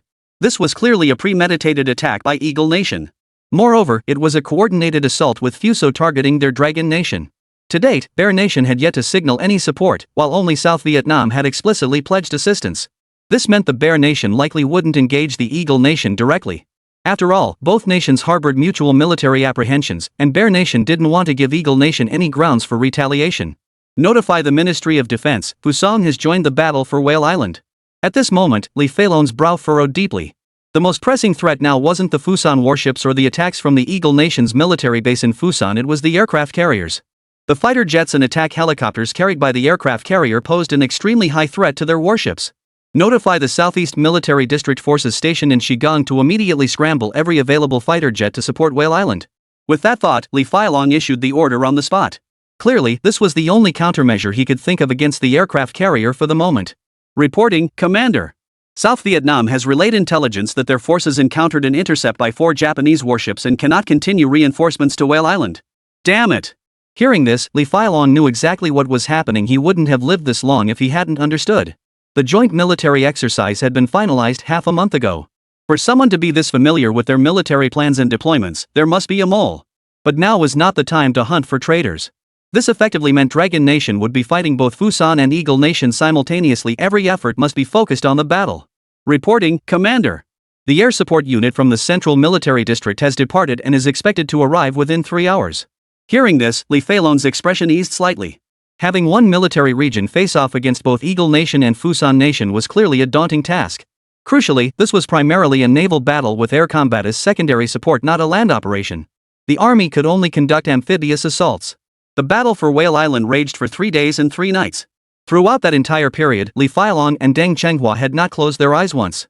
Both sides suffered losses. The Eagle Nation's carrier-based fighter squadron had lost over 10 aircraft destroyed by the Dragon Nation's fighter units, while the Dragon Nation's fighters had also suffered over 10 losses. Moreover, Whale Island was now occupied by Fuso Forces troops who had evidently infiltrated the island disguised as fishermen. The first Dragon Nation forces to land engaged in fierce combat with the Fusan troops, pushing back the Japanese invaders. Now, Dragon Nation forces had begun their counteroffensive.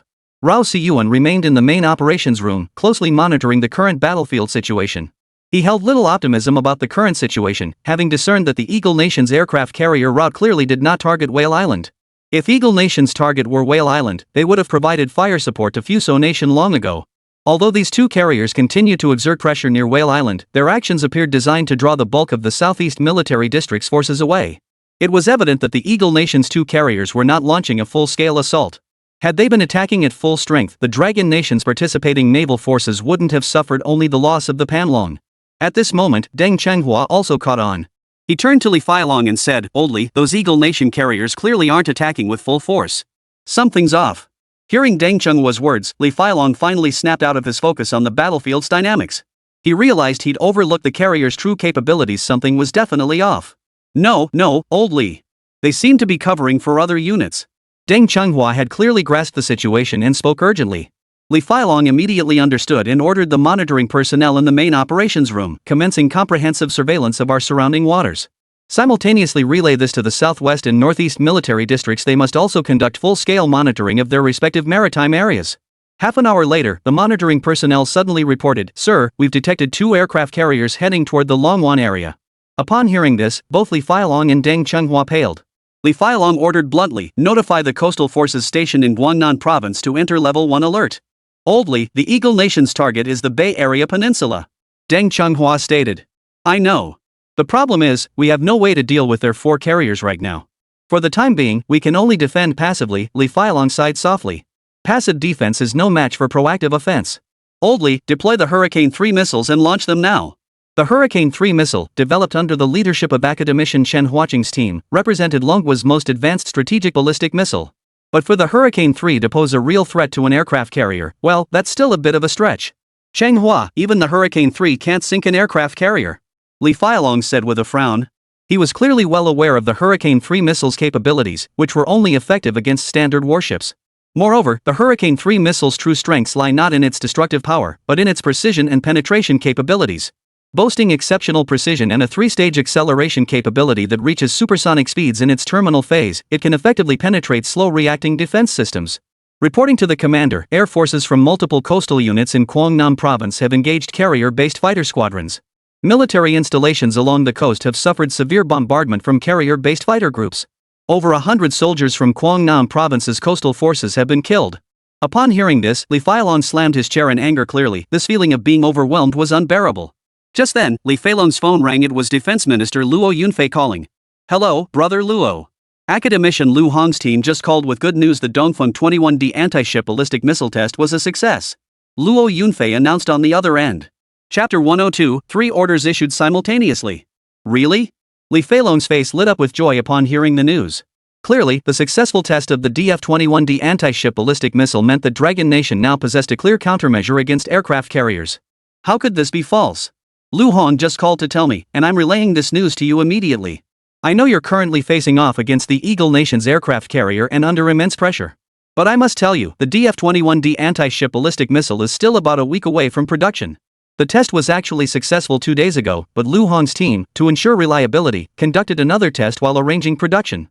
So, Feilong, you must hold on. Luo Yunfei's words instantly bolstered Li Feilong's confidence. Though holding out for a week would be tough, with a clear goal in sight, he was determined to grit his teeth and persevere no matter how difficult it got. After hanging up, Deng Chenghua immediately inquired about the matter. Li Feilong relayed the news of the DF-21D anti-ship ballistic missile's successful test. Rao Siyuan overheard the news, which served as a much-needed shot in the arm for the current turbulent situation. Although Dragon Nation held the upper hand in the dispute over Whale Island, it was gradually losing ground on the Bay Area Peninsula. Troops along the coast of Guangnan Province, in particular, were being relentlessly targeted by precision strikes from carrier-based fighter squadrons. Fortunately, only some casualties were incurred in the early stages, and the situation had largely stabilized afterward. However, some anti-ship missile systems and ground firepower installations along the coast had been precisely destroyed by the Eagle Nation. Most infuriatingly, the Eagle Nation publicly declared its formal intention to establish a military base on the Bay Area Peninsula. It must be remembered that the Bay Area Peninsula is a historical legacy issue. Back then, the Dragon Nation was preoccupied with providing military aid to Korea, leading to the Bay Area Peninsula issue remaining unresolved. Later attempts to resolve it came too late, having missed the optimal window for a solution. Now, the Dragon Nation can only repeatedly assert that the Bay Area Peninsula is its territory, forbidding any foreign interference. This has become a red line Dragon Nation will not tolerate. Meanwhile, the Eagle Nation, leveraging its 4-ship pressure plan, is not only constructing a military base in Korea but also pursuing a dual-pronged strategy to establish a military base on the Bay Area Peninsula. This is absolutely unacceptable. The Bay Area Peninsula must not be surrendered. Chenghua, deploy all 45 destroyers and frigates from our Southeast Military District to the battle for the Bay Area Peninsula. Have the Northeast Military District take over part of the battle for Whale Island. Deng Chenghua's heart sank. Deploying every single destroyer and frigate meant the Southeast Military District was committing its entire naval strength. The Southeast Military District itself was primarily a naval combat force with air power as a secondary component. If all destroyers and frigates were lost in battle, the damage to the Southeast Military District would be catastrophic. Old Li, are you certain about committing all forces? Deng Chenghua pressed for confirmation once more. Affirmative. Full commitment. The Bay Area Peninsula absolutely must not fall under Eagle Nation's control. If Eagle Nation establishes a military base there, their island chain system will be fully operational. Once that island chain system is established, our Dragon Nation's Navy and Air Force will be trapped like turtles in a jar. Li Feilong's eyes flashed with determination. He knew this was no time for hesitation. As the saying goes, mercy has no place in command. Hesitation now could ultimately plunge the entire Dragon Nation into a passive position. Seeing the resolute expression on Li Feilong's face, Deng Chenghua understood the gravity of the situation. The two immediately commanded forces across all regions to launch a counterattack, directing all 45 warships toward the Bay Area Peninsula. Rao Siyuan nodded slightly upon hearing Li Feilong's words. He clearly understood that the current situation demanded a firm stance. Only through such firmness could they break through the Eagle Nation's blockade. South Vietnam was caught between the mercenary nation and the land of the rising sun, while the Bear Nation sat back and watched the two fight. Relying on others was no better than relying on oneself. 3 days later, a bombshell report spread like wildfire across Dragon Nation's major online platforms. Over 40 Dragon Nation warships were locked in a standoff with 2 Eagle Nation aircraft carriers near the Bay Area Peninsula. This news rapidly surged to the top of every platform's trending list. Evidently, despite efforts to suppress news of the conflict with Eagle Nation, the internet's reach meant that even days after hostilities began, the information remained tightly controlled. Online, netizens passionately voiced their outrage, vehemently opposing Eagle Nation's attempts to control the Gulf Peninsula. Netizens also expressed strong approval for Dragon Nation's bold move to flex its military might. After all, news of the Eagle Nation's plans to establish a military base on the Bay Area Peninsula had already surfaced online long ago. At the time, many criticized the Dragon Nation's diplomatic efforts for failing to issue strong condemnations, and its military for not imposing a blockade on the Bay Area Peninsula. Now, it's clear that's not the case. The Dragon Nation's military has shown its resolve, igniting a powerful wave of patriotism among its people.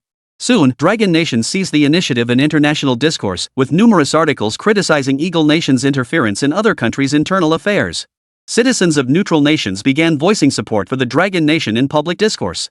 Gradually, international opinion shifted entirely in favor of the Dragon Nation, with only those nations aligned with the Eagle Nation remaining silent.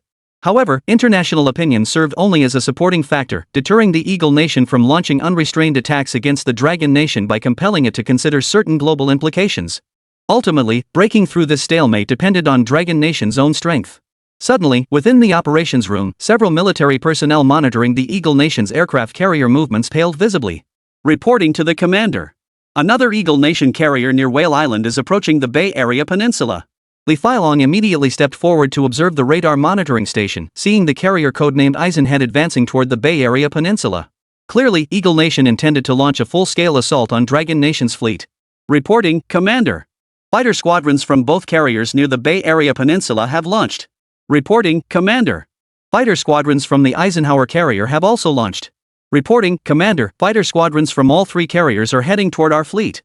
These three reports clearly indicate that the Eagle Nation intends to attack the fleet group. Immediately notify the fleet to conduct fire support against the fighter squadrons while executing precision strikes. Immediately notify coastal forces to scramble all fighter jets for aerial interception and engagement. Simultaneously, order the Northeast Military District to reinforce the Bay Area Peninsula with at least 2 additional fleets and 2 fighter squadrons.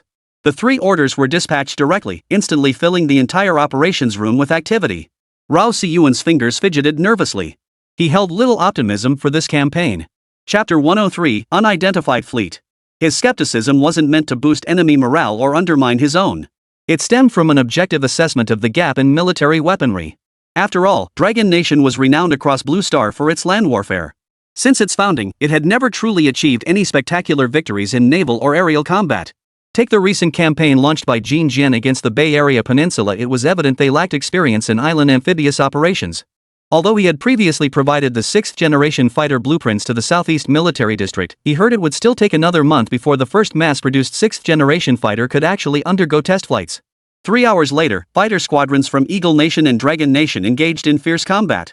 Reporting to the commander, our fighter squadron has engaged the Eagle Nation's carrier-based fighter group for the first time. No aircraft losses or casualties have been reported on either side. Reporting, Commander. The Fish Hunter fighter squadron has detected several Eagle Nation carrier-based fighters that are not showing up on radar.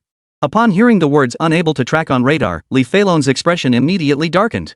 Deng Chenghua beside him also wore a grave look. Old Li, what's going on? There shouldn't be much difference between Eagle Nation's fighters and ours. How could they be completely undetectable on radar? Deng Chenghua's expression darkened considerably. Undetectable radar meant the target was fundamentally unlockable. Without target lock, attacking those fighters was virtually impossible. The only recourse was to rely on manual piloting to engage and threaten it, the most inefficient method, likely resulting in a 110 or even 120 casualty ratio. Moreover, only 6th-generation fighters could typically evade radar detection. Radar evading? Could it be that Eagle Nation had already developed a 6th-generation fighter? Shock spread across Li Feilong's face. He clearly hadn't anticipated Eagle Nation possessing such technology. Impossible. We've never received intelligence indicating the UK has developed a 6th-generation fighter. Deng Chenghua stated. Rao Siyuan, present nearby, overheard the suggestion that the Eagle Nation might possess 6th-generation fighters. Rao Siyuan stepped forward and said, Old Li, have the fighter squadrons continue their search. Check whether those radar-evading British fighters have tail fins. Because one very distinct feature of 6th-generation aircraft is their tailless configuration. Li Feilong nodded immediately upon hearing this and relayed the orders. Feedback arrived shortly thereafter. Reporting to the commander, the Stinger fighter squadron has confirmed that those radar-evading fighters lack tail fins. Upon hearing this, Rao Siyuan understood immediately and stated, we can essentially confirm that those radar-evading fighters from Eagle Nation are 6th-generation aircraft. Rao Siyuan's words sent a ripple of shock through the assembled officials. They hadn't anticipated that Eagle Nation would beat Dragon Nation to the punch in developing 6th-generation fighters. Truthfully, Rao Siyuan himself was astonished. While he had anticipated the Eagle Nation might be developing 6th-generation fighters, he hadn't imagined they'd already succeeded in both development and production. If these were indeed 6th-generation fighters, the upcoming dogfight between the two fighter fleets would likely be extremely difficult, resulting in high combat losses. Even though the Eagle Nation only had 4 6th-generation fighters, the Dragon Nation's 5th-generation fighters were powerless against them. Just as Rao Siyuan pondered this, several monitoring soldiers suddenly spotted several fighter jets vanishing from the radar screen in an instant. They cried out in shock. Reporting to the commander. The Tianyi fighter squadron, they've been completely wiped out. Deng Chenghua rushed forward to verify the radar readings. Upon confirming the Skywing squadron's disappearance, shock and fury flashed across his face. Li Feilong's fingers trembled slightly before he calmly asked, "What are the combat losses for the Eagle Nation's model fighter squadron?" The Eagle Nation carrier-based fighter squadron lost 6 aircraft, but those 4 elusive fighters remain undetected. I knew our soldiers were the best. Exchanging 4 of our fighters for 6 of theirs not a bad deal. A look of satisfaction spread across Li Feilong's face, though a fleeting trace of sorrow in his eyes was quickly concealed. After all, every fighter pilot represented countless hours of national investment and training, and behind each pilot stood a family. Continue close monitoring. Report any developments immediately. After speaking, Li Feilong's tense demeanor eased slightly as he sat down in his chair. No sooner had he sat down than another voice rang out. Reporting, Commander. Our Dawn-class destroyer has shot down a 6th-generation fighter. However, 1 destroyer and 1 frigate have been sunk by the Eagle Nation's carrier strike group. Upon hearing this, Li Feilong slammed his fist on the table and stood up, his face lit with excitement. Are you certain we shot down a 6th-generation fighter? At that moment, he couldn't care less about the lost destroyer and frigate. The greatest threat lay in those 4 6th-generation fighters. If we can't deal with these 4 6th-generation fighters, they'll wear down all our fighters and warships through attrition alone. Notify all fighter squadrons and naval task forces, spare no effort to shoot down the remaining 3 6th-generation fighters. Anyone who succeeds will be awarded a first-class merit. Several soldiers monitoring radar data flashed fiery determination upon hearing the mention of the first-class merit. A first-class merit medal represented the highest honor a soldier could receive. Earning one truly brought glory to one's family and ancestors. Rao Siyuan felt no envy toward their chance at the award. He knew full well that destroying a 6th-generation fighter meant risking one's life. He held nothing but profound respect for those soldiers fighting on the front lines. Truthfully, he desperately wanted to assist, but both Li Feilong and Deng Chenghua had barred him from participating not even in military exercises, let alone the actual war now underway. Another 2 days passed. Only 2 days remained until the deadline. Li Feilong had promised Luo Yunfei and the Eagle Nation to hold out for a week. They had already endured 5 days. During those 5 days, they lost 3 destroyers, 5 frigates, and over 20 fighter jets. But in exchange, the Eagle Nation had lost 3 6th-generation fighters and over 20 carrier-based fighters. Clearly, though Dragon Nation was at a slight disadvantage in this initial engagement, its soldiers showed no fear. They fought with boldness and courage. Reporting to the commander. A large number of unidentified warships are heading toward Whale Island. The sudden announcement instantly tightened the previously relaxed atmosphere in the main operations room. Li Feilong sprang upright from his reclined position and demanded, "How much time remains before reaching Whale Island?" At current speed, they'll reach the vicinity of Whale Island in 1 day. Upon hearing this news, Li Feilong's brow furrowed deeply. Chapter 104, How about letting me try? Although the Southeast Military District's fleet could reach Whale Island within a day, it was currently tied up by 3 British aircraft carrier strike groups and simply couldn't spare the resources to assist there. Although most of the territory had been transferred to the Northeast Military District, Minister Luo's intention was to control the number of troops and warships deployed by the Northeast Military District. As for why Minister Luo was controlling troop numbers and naval vessels, Li Feilong could guess the reason. Minister Luo didn't want the conflict to escalate. If the Northeast Military District committed all its forces, it would mean a shift in the war's momentum. Judging from the current situation, the unidentified fleet near Whale Island was most likely the Eagle Nation's Jinport fleet, the closest one. This indicates that the Eagle Nation had also committed forces from 2 military regions to engage in combat with the Dragon Nation. It was highly probable that the Eagle Nation would deploy its remaining 7 aircraft carriers to waters near the Dragon Nation, and that Ohio-class nuclear submarine was likely still on standby in the Singapore region. Beyond the significant threat posed by aircraft carriers to the Dragon Nation, nuclear submarines also represent a major concern. While it's understood that the Eagle Nation wouldn't casually deploy nuclear submarines, their presence clearly serves as a last-ditch backup for the Eagle Nation. As long as the war remains within manageable parameters, and within those parameters the Dragon Nation prevails, the Eagle Nation's plan to establish military bases on the Gulf Peninsula will naturally collapse. At that point, leveraging the Dongfeng 21D anti-ship ballistic missile, the Dragon Nation could force the Eagle Nation to abandon its military base plans in Korea, effectively shattering that scheme entirely. However, should the Dragon Nation find itself at a disadvantage and commit forces exceeding the Eagle Nation's expectations, it could very well escalate into full-scale war between the two nations. At that point, the conflict would become uncontrollable, an outcome the Dragon Nation's leadership wishes to avoid. For Dragon Nation, the paramount task remains development not only in military industry but also in economy and technology. Li Feilong sighed softly, sensing that Whale Island might well be lost. The Southeast Military District had likely secured the Bay Area Peninsula this time, but it currently lacked the spare forces to advance toward Whale Island. This strategic dilemma left them with no viable solution. Securing the Bay Area Peninsula meant sacrificing Whale Island. International public opinion had already turned overwhelmingly against the Eagle Nation. Both within Dragon Nation's domestic networks and across international platforms, condemnation and protests against the Eagle Nation were rampant. After all, Eagle Nation had severely interfered in another country's internal affairs. Protests have even erupted within Eagle Nation itself, with citizens marching to voice their intense dissatisfaction with the Eagle Nation Ministry of Defense. However, such public opinion had little immediate impact. Only prolonged warfare could yield results. This was precisely why the Xinjiang fleet had arrived at Whale Island. The Eagle Nation sought a swift resolution. At this moment, Rao Siyuan's thoughts were largely in sync with Li Feilong's. They had arrived at the same conclusion. Seeing the deep worry etched across Li Feilong's face, he sighed softly and said, "Old Li, how about letting me give it a shot?" Deng Chenghua raised his eyebrows slightly at Rao Siyuan's words, glancing sideways. "Little prodigy, what exactly do you intend to try? Military exercises have already turned into actual warfare." Li Feilong dismissed Rao Siyuan's words as a jest and paid them no mind. "I mean, let me engage that unidentified fleet near Whale Island." Rao Siyuan's words caused everyone to turn their heads slightly toward him. Clearly, his words sent shockwaves through the room. "Get lost, you little brat. What nonsense are you spouting?" Li Feilong snapped impatiently. He was already irritable. This feeling of being unable to unleash his full strength was unbearable, and Rao Siyuan's wild talk only added to his frustration. Deng Chenghua dismissed Rao Siyuan's words as a joke and paid them no mind. "Old Li, I'm serious. Perhaps I can solve your current dilemma," Rao Siyuan said earnestly once more. Seeing his earnest expression, Li Feilong couldn't help but show a hint of surprise. "You little brat. Just a moment ago you were calling me commander, and now you've dropped the act altogether, switching to old man Li. And you have the nerve to say you can solve my current problem? What exactly do you have to offer?" A flicker of awkwardness crossed Rao Siyuan's face before he pointed to the Jotian drone in the operations command room. "This," he said. "This can solve your current problem." "Kid, you're joking, right? How could this drone solve my current problem? Do you even realize that's an entire fleet?" Rao Siyuan ignored Li Feilong's retort, instead pulling out a laptop, 2 controllers, and a transmission device from his bag. Haizi immediately stepped forward to assist, connecting all the devices and the computer.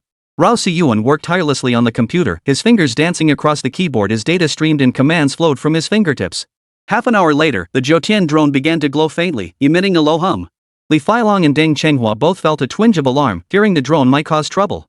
"Hey, kid, don't you dare blow up my command center with that drone. Blackie, get moving, take that thing outside." Li Feilong barked, pointing at the Nine Heavens drone. "Old Li, stop giving orders from the sidelines.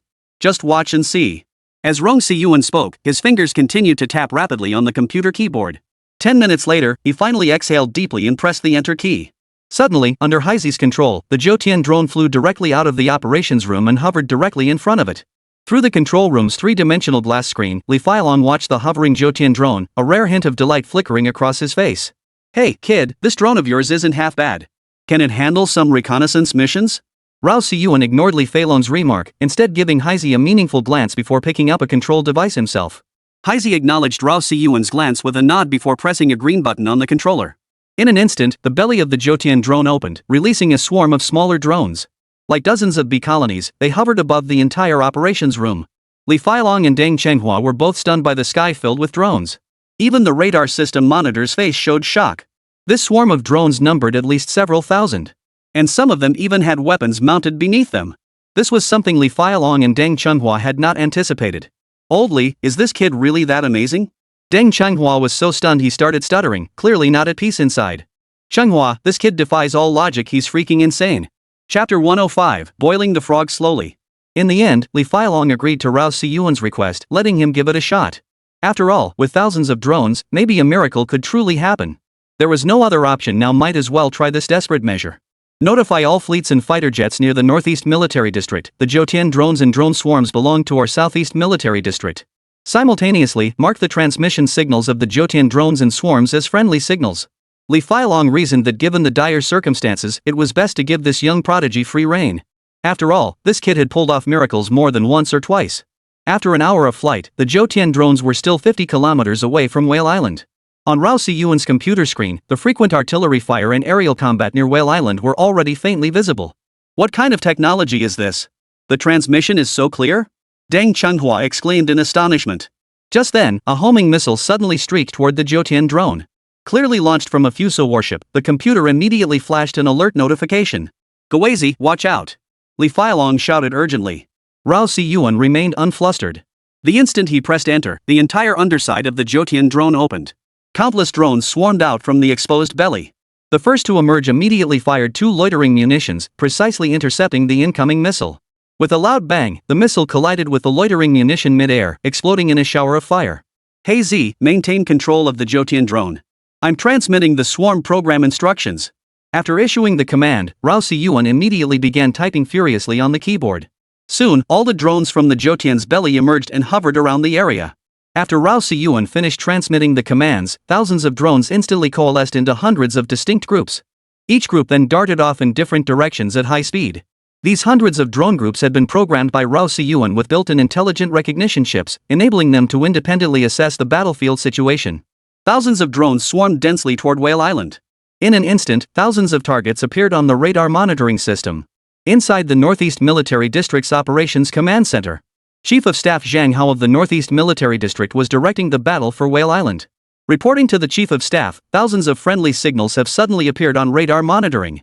Zhang Hao, who had just reclined in his chair, jolted upright in alarm and immediately rushed to the radar monitoring console. Seeing the dense cluster of dots on the display, shock spread across Zhang Hao's face as he exclaimed, "Which military region is this?" "The Southeast Military District." Zhang Hao's shock deepened. He knew the Southeast Military District was currently locked in fierce combat with the Eagle Nation on the Bay Area Peninsula. Under the pressure of 3 Eagle Nation aircraft carriers, the Southeast Military District simply couldn't spare any forces to support him. Truthfully, if not for Luo Yunfei's constant emphasis on limiting the war's scope and impact, even deploying half the Northeast Military District's naval forces would have prevented the Whale Island campaign from becoming so passive. What the hell is Li Feilong up to? Has he abandoned the Bay Area Peninsula? Zhang Hao muttered grimly. Reporting to the Chief of Staff, an hour ago the Southeast Military District transmitted intelligence stating they'd dispatched Jotian drones and drone swarms to provide support. Zhang Hao's expression shifted as understanding dawned. So this dense cluster of signal sources was from drones. That explained it. Otherwise, how could there be thousands of signal sources when the Southeast Military District didn't even have that many warships or fighter jets? Still, Zhang Hao didn't believe the drone swarms would significantly impact the battle. After all, their own warships were equipped with drones. Meanwhile, in the command operations room of the Eagle Nation's Okinawa military base in Fusan Nation. "Fuck. You're saying thousands of drones are hurtling toward our fleet at Jinport?" The speaker was none other than Eagle Nation's Eagle Command Headquarters 4-star Admiral Ars, who also served as the commander of the entire Eagle Command. His face now wore an expression of utter disbelief. Clearly, he hadn't anticipated the Dragon Nation had this up its sleeve. "Notify the Jinport fleet immediately. Use anti-aircraft guns and rapid-fire cannons to shoot down every single one of those drones." Ars barked the order.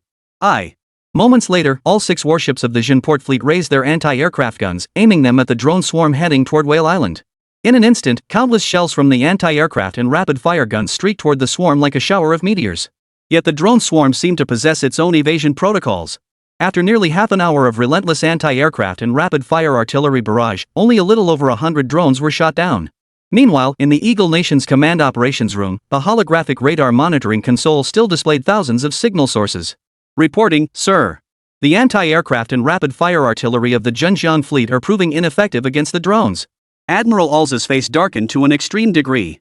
He couldn't fathom why the anti-aircraft and rapid-fire cannons, which had previously been highly effective against drones, had lost their potency this time.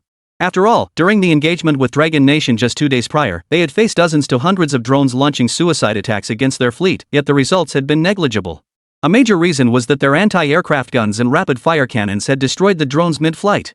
This defeat now gave him an ominous foreboding. "Reporting, sir. The Xinjiang fleet also deployed electromagnetic jamming cannons, yet the results remain unsatisfactory." "What?" Alce paled at the news. If even electromagnetic jamming cannons proved useless, it meant Dragon Nation's drone technology had achieved a revolutionary breakthrough, placing their military capabilities on an entirely different level. Such complete technological dominance was something only the Eagle Nation experienced when facing other nations. "Notify the Xintong fleet to evacuate Whale Island immediately." Ars knew there was no time for hesitation.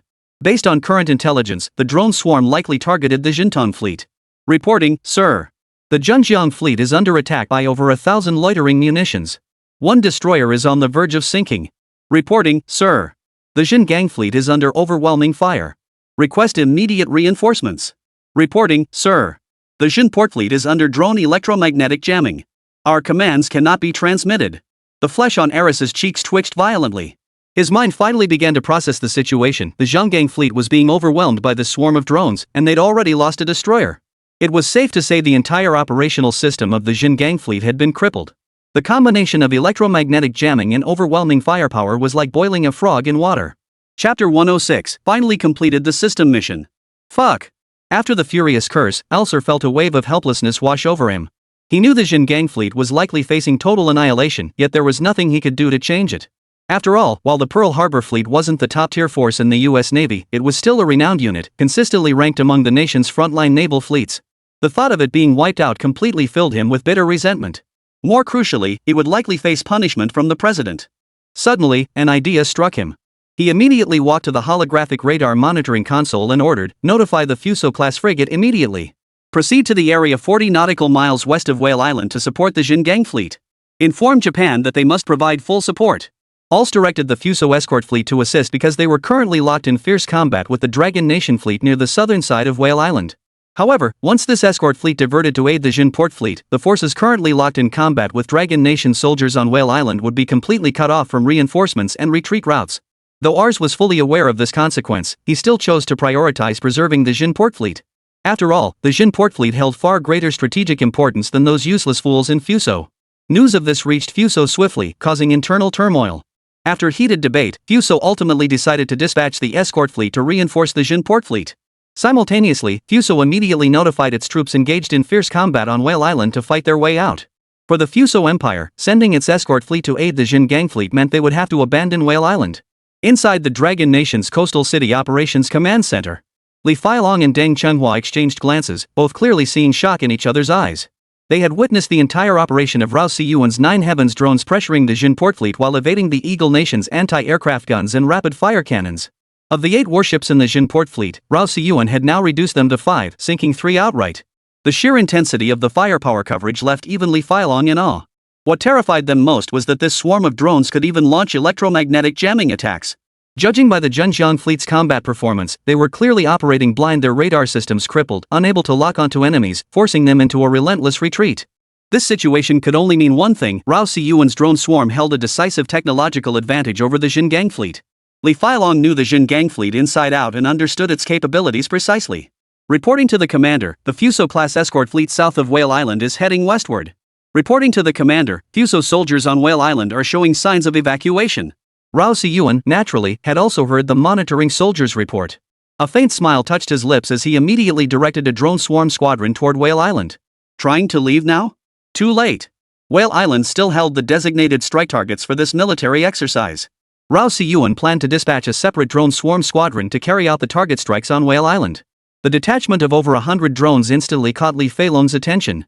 "Hey, Changhua, look, over 100 drones are heading toward Whale Island." Deng Chenghua's expression turned puzzled upon seeing this, clearly unaware of Rao Siyuan's inner thoughts. With the frigate withdrawing from the south, Whale Island is practically ours for the taking. Why would the little genius send the drone swarm inland? The drone swarm team entered Whale Island and headed straight for the strike target. To everyone's astonishment, several loitering munitions successfully hit the designated targets set up for this military exercise. Li Failong? Deng Chunhua? Hey, what's the deal? How come you didn't stick to the original plan and hit the targets set up for this exercise? Rao Siyuan gave the two an awkward smile. "Mainly, I wanted to test the precision strike capability of my drone swarm unit when operating independently." No sooner had he spoken than the system's voice echoed in Rao Siyuan's mind. Little Brother Military Model System. Host, Rao Siyuan. Age, 8 years old. Current education, 3rd grade elementary school. Unlocked Mission 1, travel to Huning City to participate in the robotics competition and secure a top 3 finish. Unlock Mission 2, participate in the joint military exercises with Longhua 2 weeks later and effectively strike target units using the Jotian drone during the exercises. Blind box hidden mission triggered, co-reside with Li Wanyu for 1 month. Unlock rewards, 1 heavy armored brigade design blueprint, 20 system credits. Congratulations, host. You secured a top 3 finish in the Huning City robotics competition. Congratulations, host. You successfully struck target units using the Jotian drone during the joint military exercises. Blind box hidden mission uncompleted, cannot draw blind box. Rewards are being distributed. Please wait. 20 points credited to account. Heavy armored brigade blueprint issued. Remaining points 40. Hearing the system's long-absent voice, Rao Siyuan's heart swelled with joy. He had finally completed this mission. Yet he couldn't shake the feeling the blind box task was the system deliberately messing with him, though he had no proof. How could he even broach the subject of living with Lee Wanyu for an entire month? This blind box mission felt even harder than securing a top 3 finish in the robotics competition. In an instant, he felt a thick book appear in his backpack, likely the design blueprint for the composite heavy armored brigade. Rao Si-yuan had no intention of handing this design blueprint to Li Feilong. Instead, he planned to present it to Commander Wang Hutian of the Central Military District. The Central Military District of Dragon Nation was renowned for its land forces, housing the nation's strongest ground troops. The design blueprint for the composite heavy brigade was most suited to the Central Military District's ground forces.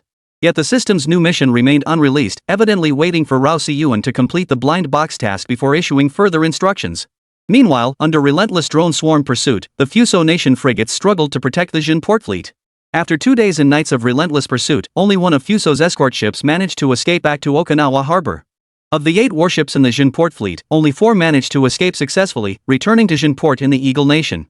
Inside the Ministry of National Defense conference room in the Dragon Nation's capital, Fan Jianan presided over the meeting, attended by Defense Minister Luo Yunfei. Commanders of the Central, Northwest, Southwest, and Northeast military districts were all present.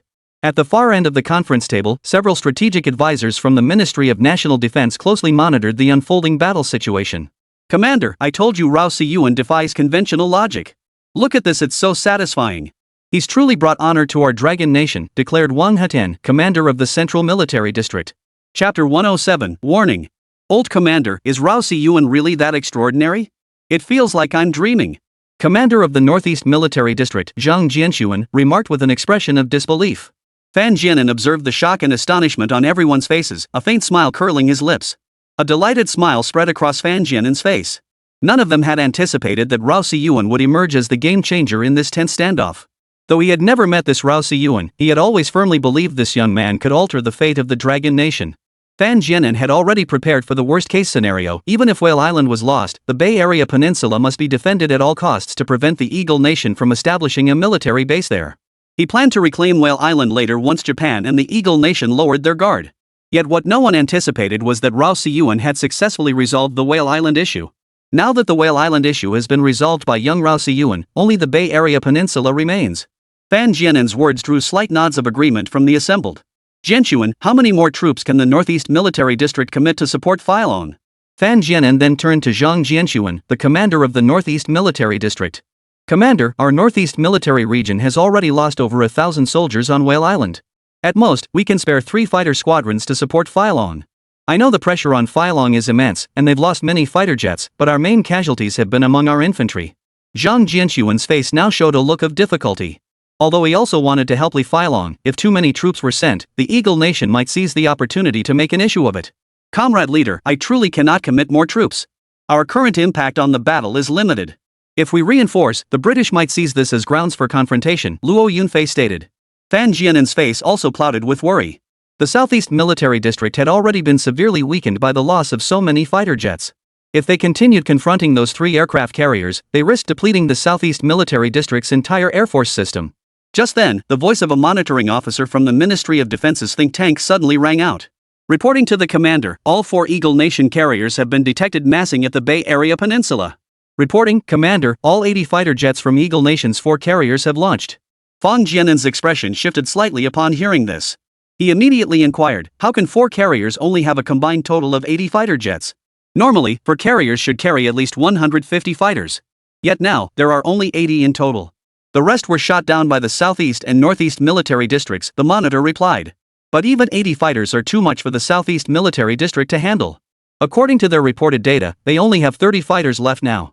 Even with naval support, they'd be overwhelmed by the carrier strike group. It's like boiling a frog in warm water, they'll be wiped out sooner or later. Just then, Luo Yunfei's phone rang. It was academician Lu Hong calling. Luo Yunfei's eyelid twitched slightly upon seeing Lu Hong's name. He immediately pressed to answer. "Hello, this is Luo Yunfei from the Ministry of National Defense. Minister Luo, the Dongfeng 21D anti-ship ballistic missile is now complete and entering mass production." Lu Hong's voice rang out over the phone, causing Luo Yunfei to slam his hand on the table and leap to his feet. "Really? Minister Luo, absolutely true. I've been monitoring this closely. It just rolled off the production line. I know you're anxious, I'm anxious too." Lu Hong's voice brimmed with excitement. "Arrange for immediate launch. Target the British aircraft carrier HMS Eagle. Luo Yunfei ordered. What? Launch immediately? Lu Hong stammered, utterly flustered. He'd never encountered such a situation, ordering a launch immediately after production. Inside the conference room, everyone exchanged bewildered glances upon hearing Luo Yunfei's order, unsure what he intended to launch. Correct. Immediately assign personnel to lock onto the target, aim for the Eagle Nation's Eisencarrier. Launch. Luo Yunfei repeated. Understood. I'll make the arrangements immediately. Lu Hong's voice carried a hint of excitement. After hanging up, Luo Yunfei turned to the group and burst into laughter. The Dongfeng 21D anti-ship ballistic missile is complete. A faint smile finally appeared on Fan Jianen's previously troubled face. Hearing the news, everyone stood up and cheered. Clearly, the DF-21D anti-ship ballistic missile had injected a powerful shot of confidence into the team. Half a day later, a massive missile launched from the Central Military District, streaking like a meteor toward the southeast of the Dragon Nation. Meanwhile, in the command center of the Eagle Nation's military base in Okinawa, Japan, multiple alarm messages suddenly flashed across the entire operations room. Warning! Warning! Warning! Warning! Warning! Warning! Arston's heart leapt. He sprang from his chair and hurried to the holographic radar monitoring console, demanding, "What's happening?" Reporting, sir. An unidentified missile has launched from the northwest and is heading southeast toward us. Ars fixed his gaze on the holographic radar console. Sure enough, a missile signal source was rapidly hurtling toward the carrier strike group at breakneck speed. This is bad. Notify the carrier strike group immediately to activate the missile defense system. Reporting, sir, the missile speed is too high. The defense system may not activate in time. Reporting, sir, notification complete. Alistair's expression darkened slightly. He knew activating the defense system took time, but he hadn't anticipated the unknown missile's astonishing speed. 5 minutes later, the monitor reported, "Sir, word from the carrier strike group, all defense systems have activated successfully." Hearing this, Alice finally exhaled a long breath of relief. Regardless of the missile type, Alice was confident they could intercept it. To his knowledge, Dragon Nation still possessed no anti-ship missiles. Meanwhile, aboard the USS Eisenhower, Captain Fendi 2 closely monitored the unknown missile's trajectory from the command center. "Captain, this unidentified missile appears to be heading our way. It's only 500 kilometers away." Fendi 2 showed no sign of panic on his face, instead speaking calmly. "At 100 kilometers, execute the first precision intercept and detonation. At 50 kilometers, execute the second precision intercept and detonation." 5 minutes later, the monitor immediately reported, "Sir, this unidentified missile has guidance and maneuvering capabilities. The first precision intercept detonation has failed." Before the words had fully left his mouth, the monitor gasped in horror, "Sir, the second precision intercept detonation has also failed." Chapter 108, Hit. A thunderous boom echoed as flames erupted across the deck. A massive crater gouged into the carrier's deck, surrounded by billowing flames. The acrid smell of charred metal filled the deck. The entire bridge crew, caught in the direct line of the blast, was instantly vaporized by the shockwave. The carrier's hull shook violently, accompanied by continuous screams. Fortunately, the command room was located within the carrier's hull, minimizing the shockwave's impact. Everyone inside the command room was lying flat on the ground. Fendi 2 braced himself with both hands on the floor, his lips trembling uncontrollably. He had never encountered anything like this before. Judging by the intensity of the tremor, at least half the carrier was destroyed. He immediately picked up the intercom that had slid off the desk and called out into it, "Command room, Fendi 2 calling bridge." Fendi 2 in the command center calling the deck control room. No response came to his repeated calls, and a sense of dread washed over Fendi 2. Seeing that several monitoring officers had regained their composure, he immediately ordered, "Transmit the attack information to the Okinawa operations room immediately." The monitors scrambled to their feet and began frantically tapping at the operations room consoles. After several failed transmission attempts, they realized the missiles had obliterated the carrier's entire communications system. "Commander, our communications system is destroyed. The backup system is destroyed too." Fendi 2's face paled instantly. With the communications system destroyed, they were essentially dead men walking. This massive hulk was useless without it. Moreover, he had no idea what the situation was on the deck. Judging by the earlier tremors, it was highly likely a massive breach had already been torn in the deck. Escaping by taking off was out of the question. Their only option was to request reinforcements. But with all communication systems now paralyzed, sending a distress signal was impossible. Suddenly, he remembered his personal communication system still had a signal. A thought struck him, and he immediately ordered the monitor to shut down all signals from the communication system. Only by cutting off all signals would the Okinawa operations room realize their predicament. Moreover, the prolonged silence from the cockpit likely meant the entire crew had been wiped out by the shockwave. After all, the cockpit was located at the highest point of the hull, making it the most vulnerable to attack. He immediately called the engine room, living quarters, and logistics service compartments to determine how many survivors remained and whether any were capable of piloting. After giving these orders, Fendi 2 immediately exited the operations room and headed to the deck to assess the situation outside. The moment he stepped onto the deck, he froze. A massive crater gaped in the deck, smoke billowing from its edges. A huge section of the carrier's deck was simply gone. He had no doubt that another missile strike would sink the carrier. After regaining his composure, Fendi 2 hurried back to the operations room. By then, the monitor operator had informed him that 2 individuals in the engine room were capable of piloting the carrier they had been serving as standby pilots. Hearing this news, Fendi 2's heart finally settled. Meanwhile, in the operations room of the British military base in Okinawa, everyone stared blankly at the footage of the missile explosion. The footage was transmitted from another carrier. Though the distance made the scene appear distant, the general situation was still discernible. The thick smoke billowing from the explosion and the sheer scale of the blast sent a chill down all spine. Evacuate. Immediate evacuation. Order the carrier fleet to withdraw from the Bay Area Peninsula. Damn Dragon Nation, they actually have anti-ship ballistic missiles. Ars shouted into the command room, clearly panicking. The unknown was the most terrifying thing. He didn't know if Longwa would continue launching anti-ship ballistic missiles, so he dared not take the risk. Another hit could sink the USS Eisenhower. Such a cost was beyond his capacity to bear. After the Dongfeng 21D anti-ship ballistic missile launched from the Central Military District successfully struck the USS Eisenhower, the remaining 3 carriers in the Bay Area Peninsula also departed from the vicinity of the Bay Area Strait. Ultimately, at the cost of over 30 fighter jets, thousands of military personnel, and 4 warships lost by the Dragon Nation, they had painstakingly secured victory in this campaign. The Eagle Nation and the Fuso Nation naturally suffered heavy losses as well. While both nations incurred naval vessel losses, the Fuso Nation suffered nearly 10,000 casualties during the island combat operations on Whale Island. Moreover, a Japanese escort fleet was nearly annihilated. This time, the Japanese had been thoroughly punished. The Eagle Nation's aircraft carrier Eisen suffered catastrophic damage and would likely be out of action for nearly a decade. Although the Eagle Nation suffered relatively few casualties, it also lost nearly 40 fighter jets and several warships. This finally resolved the perilous situation facing the Dragon Nation. Not only was the crisis in the Bay Area Peninsula resolved, but Britain's plan to establish a military base in Korea was simultaneously crushed. Days later, news of the Eagle Nation's defeat in this campaign against the Dragon Nation spread like wildfire. International public opinion began to ferment over the Eagle Nation's campaign against the Dragon Nation. Public opinion was overwhelmingly critical of the Eagle Nation. Not only were many international voices condemning them, but even numerous citizens within the Eagle Nation itself were harshly criticizing and blaming their own leadership. Some organized protests outside the Eagle Nation's defense ministry. Some extremists had even begun protesting against President Jax, demanding his resignation. Many Eagle Nation citizens believed this defeat represented the nation's greatest blunder, signaling the gradual decline of the once dominant power on Blue Star. Particularly, another faction within the Eagle Nation seized upon this campaign to launch a full-scale challenge against the current President Jax, with a steady stream of scandals surrounding him being exposed. Even Secretary of State Downs has been embroiled in a series of scandals, with his particular personal preferences now fully exposed. The entire Eagle Nation leadership was overwhelmed by this situation, clearly unprepared for such severe backlash following their defeat. Inside the main operations room of Kishi City, Li Feilong stared blankly at the drone footage showing the missile striking the aircraft carrier and exploding. This state of numbness lasted for 5 full minutes. Finally, Li Feilong snapped out of it. Guaguawazi, is this thing you've been developing really this powerful? That thick deck, that massive aircraft carrier just like that, whoosh, blown to pieces, leaving such a huge crater? Sometimes I really wonder, what exactly is going on in your head, kid? How can you be so brilliant? Li Feilong's words echoed the thoughts of everyone present, especially Deng Chenghua, who now held Rao Siyuan in utter awe. After all, Deng Chenghua had been a top student himself back in the day, often called Deng the Genius by his peers. But compared to Rao Siyuan, he was like heaven and earth. If Rao Siyuan was a genius, then Deng could only be called a fool.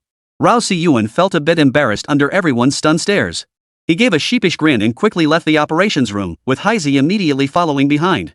Chapter 109, Design and Development of the Railgun. His mission was complete anyway. Next, he would return to Jinyang County to live with Li Wanyu. Coincidentally, the robots from Jinyang County's military factory were also about to be unveiled. He intended to unveil his robots at the Guanghai Military Industry Exhibition by the end of next month. Upon returning to Jinyang County, Rao Siyuan headed straight for the military factory. At this time, the factory was in full swing producing basic firearms and weapons, with robots and drones not yet incorporated into the production line. The main reason was Rao Siyuan's explicit instruction: production of robots and drones was prohibited until he provided the blueprints. After all, given the current scientific level in Manhwa, the robots and drones produced would have relatively low technological sophistication. As Rao Si-yuan approached Jo Yun-song's office door, a sudden, heated argument erupted inside. Jo Yun-song, don't think just because you're the factory director, you're some big shot. I'm a mid-level engineer assigned by the Southeast Military District, yet you expect us to assist in producing such basic firearms? This is nothing short of an insult. If it weren't for the commander's face, I'd have quit long ago. What a godforsaken backwater. Put. Inside the office, a middle-aged man wearing black-rimmed glasses glared at Jo Yun-song with scorn. Two elderly men also sat within the room. This bespectacled man was Lai Jinglong, the intermediate engineer dispatched by the Southeast Military District. The two elderly gentlemen seated in the office were the other two mid-level engineers dispatched by the Southeast Military District. Though these two elders hadn't argued with Jo Yun-song, they sat sipping tea with an air of supreme confidence. Jo Yun-song looked at the three men, beads of sweat forming on his forehead. He was competent managing production, but when it came to technical experts like these, he truly had no control. Please calm down, gentlemen. This is a production arrangement. After all, it's an order allocated by the Southeast Military District. I have no authority to make decisions on this matter. Why not begin working at our Jinyang County military factory for now? We can discuss further arrangements once our chief engineer, Rao Si-yuan, returns. Alternatively, you could approach Chief Engineer Li Wanyu. She understands these matters better. Jo Yun-song knew he was no match for these individuals and could only push them toward Li Wanyu. But upon hearing Li Wanyu's name, the expressions of the three changed slightly before they quickly regained their composure and said, Director Zhou, this minor matter hardly warrants involving Chief Engineer Li Wanyu. As the factory director, shouldn't you be the one strategizing for the future of this military factory? What's the point of always making these basic firearms? Even the most junior engineer could handle this kind of thing. We thrive on groundbreaking, challenging projects, not churning out this industrial junk by the book. Jo Yun-song was completely flustered by Lai Jinglong's rapid-fire remarks, taking a long moment to recover before asking, Engineer Lai, what should we do next? Seeing Jo Yun-song subdued by the pressure he'd applied, Lai Jinglong's lips curled slightly, his eyes flashing with sharp brilliance. The other two elders exchanged glances, their faces lighting up with delight. Lai Jinglong then tossed a book as thin as a fingernail onto Jo Yun-song's desk and declared, I happen to have a set of design blueprints right here. We'll make this product. It will absolutely catapult the Jinyang County military factory to new heights. Jo Yun-song picked up the book and began reading. The first page bore the title Design and Development of Electromagnetic Cannons. Jo Yun-song's brow furrowed slightly. He wasn't particularly knowledgeable in this field, but since the restructuring into a military factory, he had crammed a lot of military engineering knowledge. He had some understanding of electromagnetic cannons, recalling an article that specifically discussed them, though it was still only in the conceptual stage. Yet the book these three had presented clearly contained a completed design. He skimmed through it briefly. The data was overwhelming, and he had no way to verify it. Mr. Lai, I really can't make this decision. Why don't you wait until Chief Engineer Rao Si-yuan returns? Jo Yun-song resorted to his usual dodge. Rao Si-yuan. Rao Si-yuan. He's just a kid, yet he's calling himself Chief Engineer? Does he even have the credentials for that title? Lai Jinglong's anger was palpable. This was the third time the trio had pressed Jo Yun-song, only to receive this kind of response. He had just been promoted to intermediate engineer this year, a title he'd worked tirelessly to achieve. But some kid, who hadn't even taken any assessments, how could he just become chief engineer? This was something none of them could accept. So whenever Jo Yun-song used Rao Si-yuan as a shield, the trio would curse angrily and storm out. Had it not been for the transfer order bringing them to Jinyang County, the three would have left long ago. Originally, the three of them had been dedicated to electromagnetic cannon research. After finally achieving some breakthroughs, they had planned to present their findings to the Southeast Shipbuilding Military Industry Group to secure the Southeast Military Region's attention for the project. The current outcome was far from ideal. Not only were they assigned to the backwater of Jinyang County, but they also encountered such an inflexible factory director who had put them through the ringer. The Jinyang County military factory had been cooperative, and they had been confident they could lead it to soar with this design. But now, the situation looked entirely different. Rao Si-yuan, standing outside the door, had naturally overheard their conversation. He understood roughly that these three mid-level engineers had developed a military weapon, but Jo Yun-song insisted that they could only proceed once the chief engineer gave the go-ahead. For reasons unknown, the engineers had never dared to approach Li Wanyu to discuss the matter. Just as Jo Yun-song was unsure how to respond to Lai Jinglong, Rao Si-yuan knocked on the office door. The four inside froze at the sound of knocking. Jo Yun-song's heart leapt with joy, though he didn't know who it was. This unexpected interruption offered a welcome escape.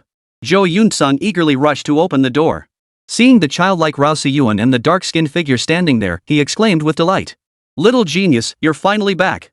Seeing Rao Si-yuan's childlike appearance and hearing Zhou Yunsong call the boy little prodigy, Li Jinglong's suspicions began to form. Uncle Zhou, how's the military factory been doing lately? Rao Si-yuan asked with a smile. Thanks to you, our military factory is steadily growing. Seeing Rao Si-yuan always lifted Zhou Yunsong's spirits. Ever since Rao Si-yuan had arrived, their factory had experienced a string of good fortune. And now Rao Si-yuan had appeared at just the right moment to save the day. Zhou Yunsong felt an inexplicable warmth toward him, something he'd never experienced before. He had once dismissed Rao Si-yuan as just a troublemaker, but reality kept proving him wrong. Chapter 110, Some talent, but not much. You're Rao Si-yuan, the chief engineer of the munitions factory? Li Jinglong pushed his black-rimmed glasses up his nose and stepped before Rao Si-yuan. Yes, I am. A hint of sarcasm flickered across Li Jinglong's face as he replied, I'm Li Jinglong, the newly assigned intermediate engineer from the military district. I hear you're the chief engineer. Do you have the credentials to prove it? He knew full well that Rao Si-yuan most likely didn't possess such credentials, as engineers progress through ranks from junior to intermediate to senior by passing tiered examinations. How could a child as young as Rao Si-yuan possibly leapfrog 3 levels in less than a year to become a chief engineer? If Rao Si-yuan lacked the chief engineer credentials, he could use this issue to make a big fuss. Even if Rao Si-yuan was a child prodigy, even if he was a favorite of the top brass, he still had to follow the rules. Rao Si-yuan was taken aback by Li Jinglong's sudden inquiry. Could a certificate really be that important?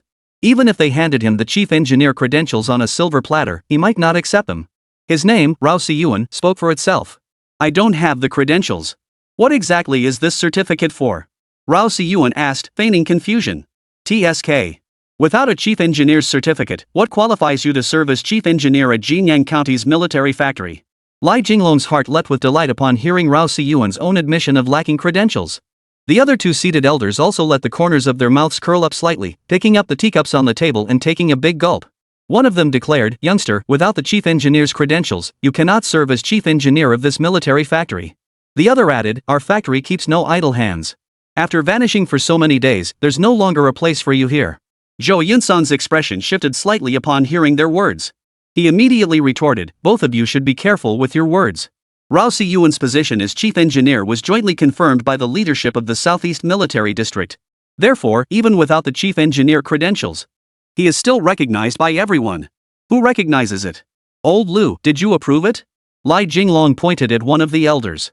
The man named Lu shook his head. Old Han, do you recognize him? Li Jinglong pointed at the other elder, who also shook his head. Seeing both men shake their heads, Li Jinglong's smug expression deepened. He pressed on, without the chief engineer credentials, even if the Southeast Military District leadership approved it, the 3 of us would still have a legitimate case if we took it up higher. Clearly, Li Jinglong intended to seize upon the issue of Rao Si-yuan and not let go. Only by ousting Rao Si-yuan and bringing Zhou Yunsong into their camp could they gain some influence at the Jinyang County military factory. I do not possess the chief engineer's credentials, Rao Si-yuan repeated. The trio responded with a mocking snort, convinced Rao Si-yuan was already conceding defeat. But I never claimed to be the chief engineer of the Jinyang County military factory. The position of chief engineer was forced upon me by the military district. I never accepted it, nor have I ever claimed that title. Each military factory can only have one chief engineer. You 3 should be well aware of that, right? The Jinyang County military factory has only one true chief engineer Li Wanyu. But as luck would have it, Chief Engineer Li takes my advice on everything. After finishing his statement, Rao Si-yuan made a face at the 3 of them, causing their expressions to darken instantly. Upon hearing Rao Si-yuan's final remark, Li Jinglong felt a sense of foreboding. They had been so engrossed in their research on the electromagnetic cannon that they remained unaware of the delicate relationship between Rao Si-yuan and Li Wanyu, never considering this possibility. Pressuring Zhou Yunsong was merely a ploy to recruit him as their puppet, thereby countering Li Wanyu. Now, Rao Si-yuan's words meant that within the entire Jinyang County military factory, Li Wanyu obeyed him and Zhou Yunsong obeyed him. Moreover, seizing upon Rao Si-yuan's lack of a chief engineer's credentials was now utterly useless, for Rao Si-yuan simply didn't need one. Li Jinglong was already inclined to back down. Having been immersed in his research, his understanding of Rao Si-yuan was still limited to his status as the champion of the Jiangnan Province Aerospace Model Championship. Just as Li Jinglong was about to lower his stance to speak, the other 2 elders immediately stepped forward, extending their hands toward Rao Si-yuan and saying, a child's transgression is forgiven, for I too am here to discuss with Director Zhou how to expand and strengthen the Jinyang County military factory. Yes, this is a matter of long-term development. That's precisely why I came to the office to discuss it with Director Zhou. Seeing their obsequious demeanor, Li Jinglong inwardly cursed their shamelessness. He too wanted to soften his stance and show humility, but having spoken so harshly to Rao Si-yuan earlier, he felt awkward about backtracking. Rao Si-yuan was well aware of their inner thoughts. Since they wished to back down, he would grant them a way out. The international situation changes in the blink of an eye. It's wise to plan ahead, and disagreements are inevitable. No harm done. I hear you've developed a new military weapon? Bring it over for me to see. Rao Si-yuan's words instantly lit up Lai Jinglong's eyes. He promptly picked up the book on the table no thicker than a fingernail and handed it to Rao Si-yuan with both hands. This book contains our latest research findings. Rao Si-yuan nodded slightly, then opened it and began flipping through the pages carefully. After an hour of careful examination, Rao Si-yuan reached a conclusion: these three truly had something, but not much. The trio waited patiently for Rao Si-yuan to finish, clearly confident in their research. Though named an electromagnetic cannon, it was still a long way from a true electromagnetic cannon. A genuine electromagnetic railgun boasts a range of at least 50 kilometers, and advanced models can even exceed 500 kilometers. However, judging from this manual, design and development of electromagnetic cannons, its range was only about 5 kilometers, clearly still in a relatively primitive stage. Moreover, this electromagnetic cannon design utilized electromagnetic railgun technology. While this technology could accelerate projectiles, it had a fatal flaw: severe track ablation after each use. Once mass production begins, we'll face the challenge of high maintenance costs coupled with high component costs. However, this book, Design and Development of Electromagnetic Cannons, does have its merits, namely, its consideration of stealth during the design phase. The trio had put considerable effort into the railgun's design, achieving excellent concealment with minimal firing noise and negligible light and signal emissions. After taking it in, Rao Si-yuan immediately remarked, "It's somewhat impressive, but not particularly remarkable." Hearing this, the trio's faces turned ashen. Clearly, they weren't convinced, especially Lai Jinglong, who immediately retorted, "If you think our electromagnetic cannon design is inadequate, then tell us how should it be designed." Rao Si-yuan didn't rush to answer. Instead, he countered Lai Jinglong, "What do you think an electromagnetic railgun is?" An electromagnetic cannon generates a powerful magnetic field through rails to propel a conductive projectile, achieving hypersonic velocity. Lai Jinglong didn't grasp Rao Si-yuan's intent but answered truthfully, "If you know that, then why does your electromagnetic cannon only reach Mach 3? In my view, if an electromagnetic cannon is a disruptive weapon, its velocity should be at least Mach 5 or higher." Rao Si-yuan's words caused the expressions of all three men to shift slightly. They were well aware that the electromagnetic cannon in this design proposal was too slow, even comparable to some conventional artillery lacking any significant speed advantage. Hearing Rao Si-yuan hit the nail on the head, their expressions shifted. "Oomph, you're truly brazen. Do you think increasing the velocity to Mach 5 or higher is easy? It took us 3 years of R&D just to barely push the speed from Mach 2 to Mach 3, Lai Jinglong retorted with a cold snort. Seeing Lai Jinglong's defiance, Rao Si-yuan pressed on, "I don't even need to verify these data to know your approach is fundamentally flawed. First, the orbital system you're using faces a critical issue: severe orbital ablation after deployment. Second, the range of your electromagnetic cannon design is only about 5 kilometers, clearly still in a relatively primitive stage. Lastly, the issue of insufficient velocity. These are all the shortcomings of your electromagnetic cannon." Lai Jinglong's face still wore a look of defiance as he sneered, "Ha! Finding flaws and problems, who can't do that? If you're capable, propose solutions. If not, shut your mouth." "Solutions? Of course I have them. But your attitude is simply too poor. I refuse to teach you." Rao Si-yuan's words caused the expressions of the three to change drastically. The two elders, in particular, instantly grasped Rao Si-yuan's hand and said, "Young prodigy, if you can resolve these issues, we'll be at your beck and call." Lai Jinglong's face flushed alternately crimson and ashen upon hearing Rao Si-yuan's words and witnessing the two elders who had been on his side suddenly switch allegiances. After a moment of internal struggle, he stepped forward and said, "Prodigy Rao, if you can solve these problems, I'll join them in pledging my service to you." Seeing all three had completely yielded, Rao Si-yuan recognized his goal was achieved. He then picked up the book Design and Development of Electromagnetic Cannons once more and continued, "Your research on electromagnetic cannons over the years has been sound. This is indeed the direction of future warfare, and there are many commendable aspects here. However, this rail system needs to be changed. It must be converted to a coil system." As soon as Rao Si-yuan mentioned the coil system, Lai Jinglong furrowed his brow and couldn't help but interrupt. "How does a coil system ensure projectile stability? Precise magnetic field control through multi-stage coils will resolve it." Rao Si-yuan's words made all three of them perk up.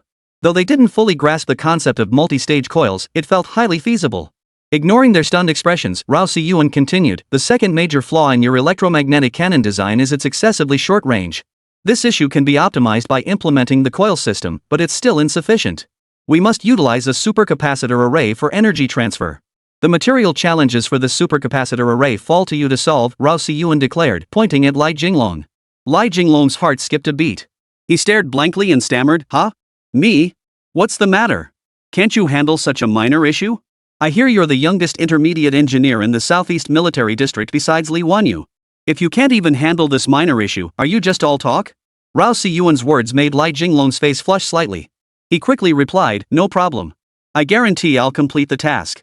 Nodding, Rao Siyuan continued, with the dual enhancements of the coil system and supercapacitor array, the electromagnetic cannon's range should exceed 50 kilometers. Rao Siyuan's words gave all three a jolt of excitement. Once this electromagnetic cannon was developed, it would completely outclass existing weapons on the market. Moreover, once developed, minor modifications could yield an entirely new weapon, the electromagnetic rifle. Traditional firearms and artillery simply couldn't compare to the electromagnetic cannon in terms of velocity and range.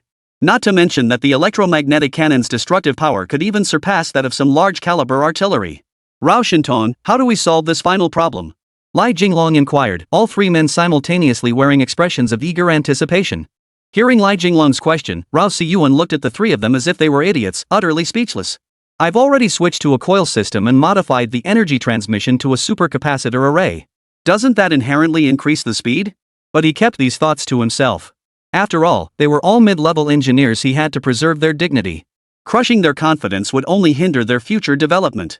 So, in an encouraging tone, he addressed them, the electromagnetic cannon you designed now reaches Mach 3. That's actually quite impressive. We've already switched to a coil system and upgraded the energy transmission to a supercapacitor array, so we've achieved a speed of Mach 5. With continued optimization and upgrades, there's a strong possibility we can push it to Mach 7. Rao Siyuan's explanation prompted the trio to nod slightly, each wearing an excited expression. Clearly, these modifications had elevated the electromagnetic cannon's capabilities by several tiers. Thank you. I apologize for my earlier harshness toward you.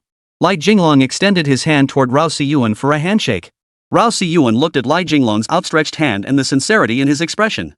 Recognizing that these three had good intentions at heart, he reached out and grasped Lai Jinglong's hand. Let's work together to build our military factory into a stronger, more powerful force. After settling some matters with Zhou Yunsong, Rao Siyuan left his office and arrived at Li Wanyu's door. After knocking a few times, the door opened. Li Wanyu appeared before him, dressed in a crisp t-shirt and jeans.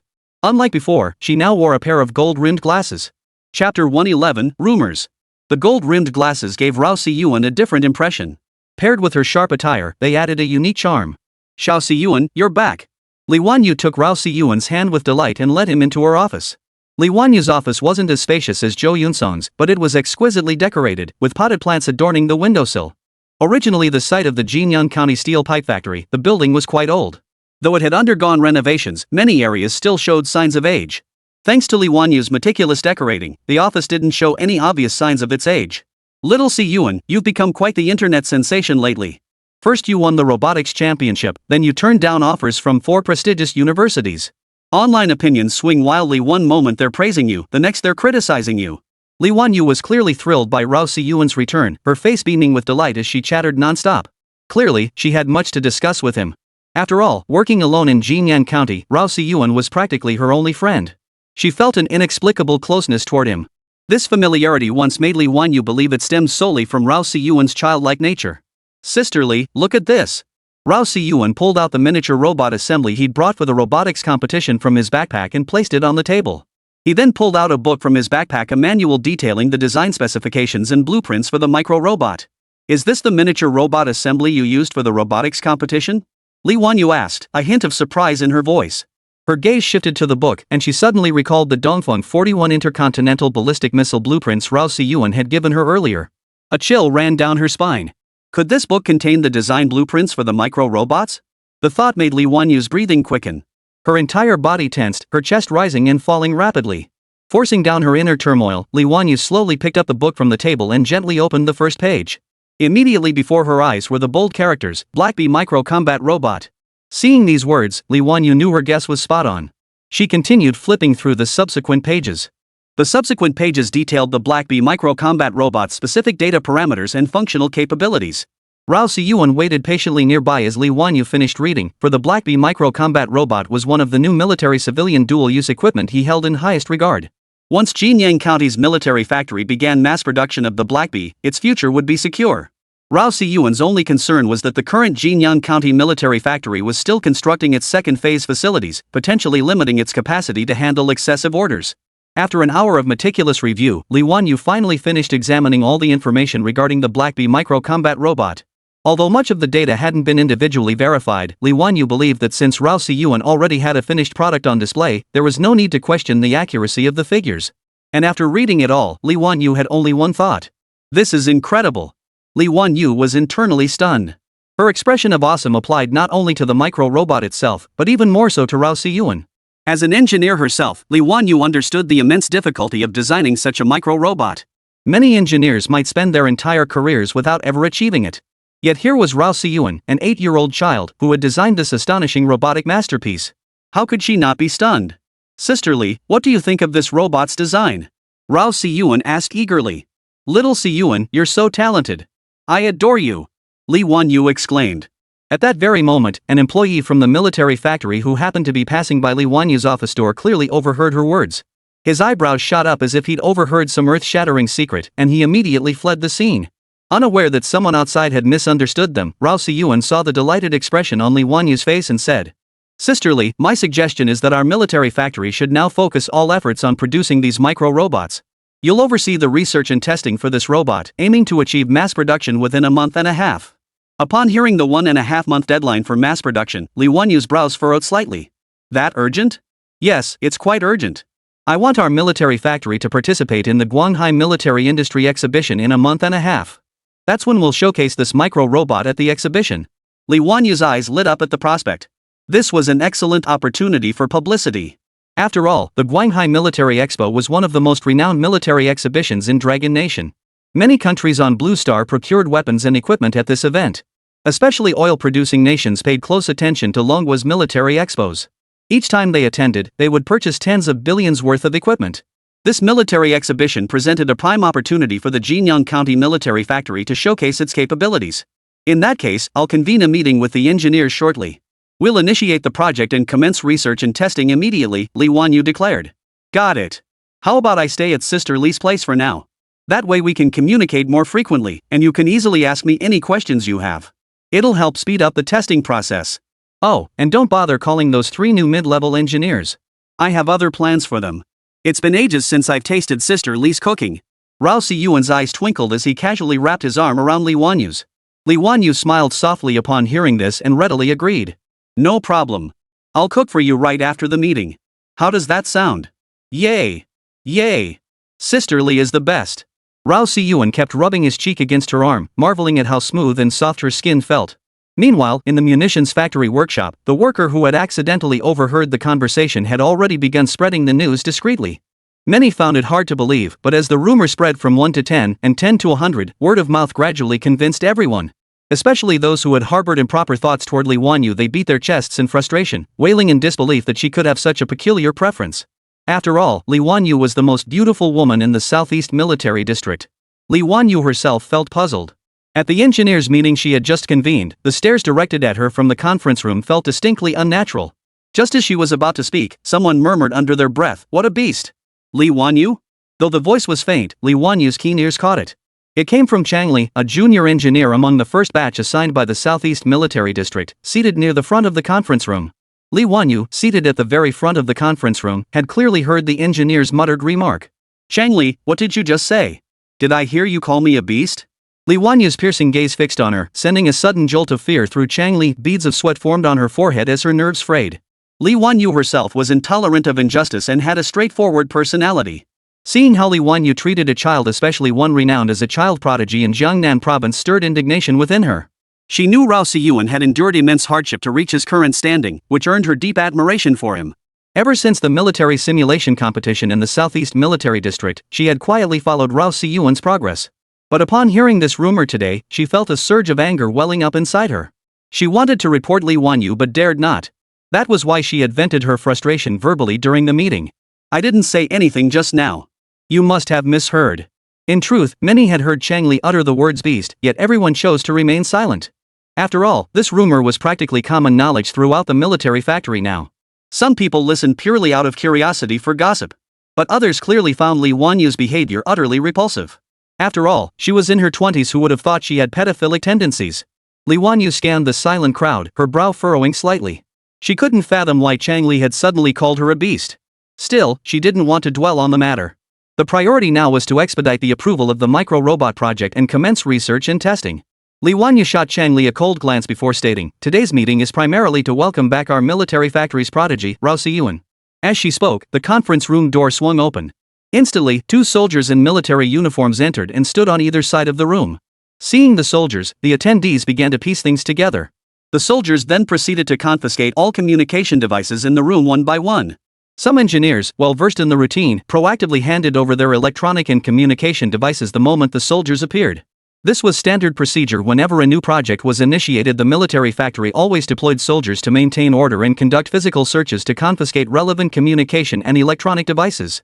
After all, every new project inevitably involves the handling of top-secret documents. He handed me a set of design blueprints, the very blueprints for the miniature robot that had won him the championship in the robotics competition. Everyone's faces showed shock upon hearing this. Clearly, none of them had expected Rao Siyuan to have actually drafted the design blueprint for the micro-robot. To ensure confidentiality, I will establish a micro-robot research and testing project team. Everyone present here is a member of this team. For the next month and a half, we are not permitted to leave the factory. We will live and work here, dedicating ourselves entirely to advancing the micro-robot research and testing program. Here is the confidentiality agreement. Please sign it. With that, Li Wanyu placed several documents on the table and had them passed around for everyone to sign. A solemn expression gradually spread across everyone's faces as each carefully reviewed the agreement. After all, this wasn't their first encounter with such restrictions. Typically, when a project was initiated, personal freedom would be curtailed. Not everyone enjoyed the same freedom of movement within a project department as Rao Siyuan did. Only after all confidentiality agreements were signed did Li Wanyu retrieve the design blueprints for the Black Bee micro-combat robot that Rao Siyuan had given her. These blueprints detailed the Black Bee micro-combat robot, the very same model that had won the robotics competition. Several engineers' eyes lit up with excitement upon hearing Li Wanyu's words. Such projects were rare even in large military factories, and now they had stumbled upon one. Crucially, this exact model had won the championship at the robotics competition. Each engineer had 15 minutes for a preliminary review. Pass it around now. Soon, the blueprints began circulating around the conference room. The first engineer to review the documents was a mid-level engineer, one of the first batch dispatched by the Southeast Military District. After spending 15 minutes reading through them, his face bore only shock and awe. Once everyone in the room had finished reading, a wave of murmurs swept through the space. Their expressions were uniformly stunned, filled with nothing but shock or awe. Good heavens, is Rao Siyuan really only 8 years old? What kind of wildly imaginative design is this? Just this Black Bee micro-combat robot alone could send our military factory soaring. Words couldn't express it, just 2 characters, awesome. Li Wanyu caught the murmurs and couldn't help but let the corners of her mouth turn up. She was quite pleased with this reaction. Truthfully, she was also curious, was Rao Siyuan really only 8 years old? Because Li Wanyu occasionally sensed that Rao Siyuan seemed remarkably mature inside, lacking the playful, mischievous nature typical of an 8-year-old. As the meeting concluded and everyone exited the conference room, Li Wanyu spotted Chang Li walking out with her head down and immediately called out to her. "Chang Li, stay a moment." Chang Li's heart skipped a beat before she sheepishly approached Li Wanyu. Once everyone had cleared the conference room, Li Wanyu fixed Chang Li with a piercing gaze. "Why did you just call me a beast?" Chang Li's face paled instantly. She hadn't expected Li Wanyu to actually hear her words. I. Chang Li's mind was in turmoil. She couldn't think of how to defend herself. "You wouldn't call me a beast for no reason. There must be a reason, right?" Li Wanyu didn't show any anger but instead asked patiently. "Chief Engineer Li, I." Seeing Chang Li still stammering and unable to speak, Li Wanyu's brow furrowed slightly, a hint of anger and impatience appearing on her face. Chang Li, quick to read the expression on Li Wanyu's face, immediately spoke up. "Rumors are spreading around the factory that you have pedophilic tendencies." Chapter 112, I don't care. Li Wanyu? Who told you that? Li Wanyu froze upon hearing Chang Li's words. Pedophile? What on earth was that about? Suddenly, Rao Siyuan's face flashed through her mind. A chill ran down her spine.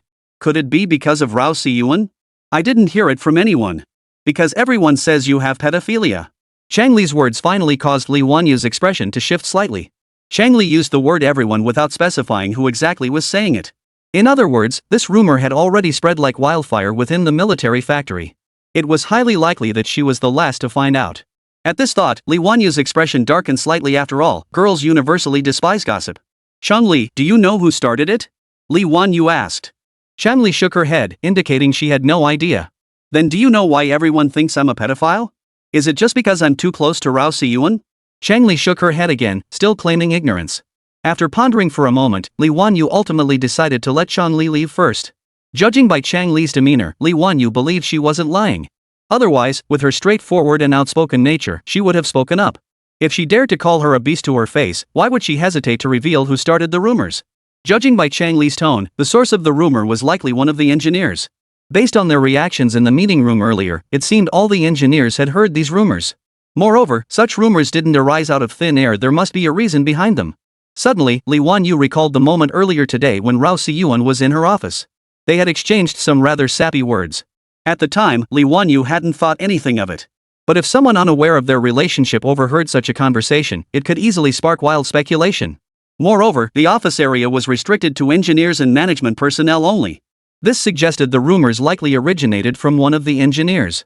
For now, though, Li Wanyu didn't want to delve into who was spreading rumors about her. Her immediate priority was to thoroughly review Rao Siyuan's design blueprints. After all, with only a month and a half left until the Guanghai Military Industry Exhibition, the pressure was immense from research and testing to mass production. Rao Siyuan had also officially moved in with Li Wanyu, sharing meals and living quarters. Witnessing this, many people concluded the rumors were true. Li Wanyu was a complete and utter pedophile. But everyone at the military factory understood the situation without daring to speak openly, instead discussing it behind closed doors. Even plant manager Zhou Yunsong had heard whispers of the rumors. Yet, as Rao Siyuan's uncle, he felt it inappropriate to comment openly. Instead, he discreetly relayed the information to Rao Jianhua. A month passed quickly, and the micro-robot research and testing project was successfully completed with Rao Siyuan's repeated assistance. With only half a month left, the military factory still needed to complete mass production, a rather tight schedule. Participating in the Guanghai Military Exhibition required submitting an approval report to the Southeast Military District and, crucially, paying a 2 million yuan exhibition fee. Currently, all funds at the Jinyang County Military Factory were allocated toward constructing new facilities and upgrading equipment. While securing 500,000 yuan wasn't impossible, coming up with 2 million yuan at once presented significant difficulties. Siyuan, are you confident we'll secure orders at the Guanghai Military Exhibition? Zhou Yunsong furrowed his brow slightly, having already learned of the 2 million yuan exhibition fee. Yet the arrow was already on the string, they had no choice but to proceed. The micro-robot research and testing program alone had already consumed nearly 1 million yuan, leaving the factory's finances stretched thin. Uncle Zhou, I can't guarantee that either. Ultimately, the market will judge our product. Hearing this, Rao Siyuan sighed softly. He was well aware of the military factory's strained finances, but he had no better solution. He couldn't very well ask the Southeast Military District for more funds just because they were short, could he? They'd already requested funds once before, asking again would be inappropriate. Therefore, they must resolve the current financial situation on their own.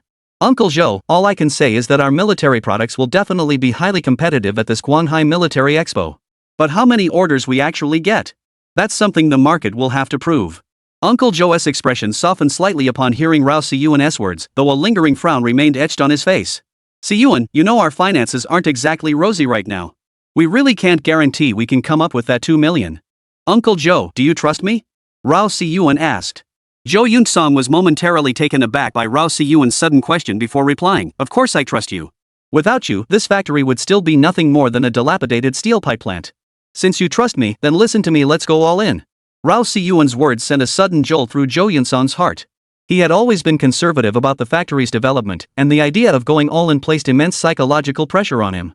After a long moment of contemplation, Zhou Yunsong slapped his thigh and declared, all right, Siyuan, I trust you. All in. Currently, our cash account holds 700,000 yuan. In a couple of days, another payment for firearms will arrive, roughly 400,000 yuan. Our current firearm inventory in the warehouse is worth about 800,000. If we sell it all for cash, we'll get around 900,000.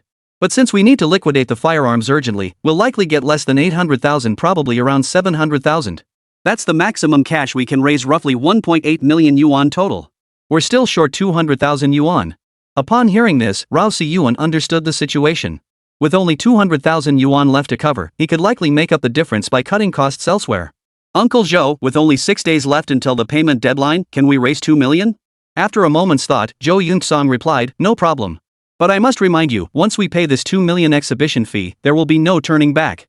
Please ensure this exhibition is a resounding success. I'm counting on you. Zhou Yunsong clasped Rao Siyuan's chubby little hand and said with great solemnity, don't worry, Uncle Zhou. I'll give it my all.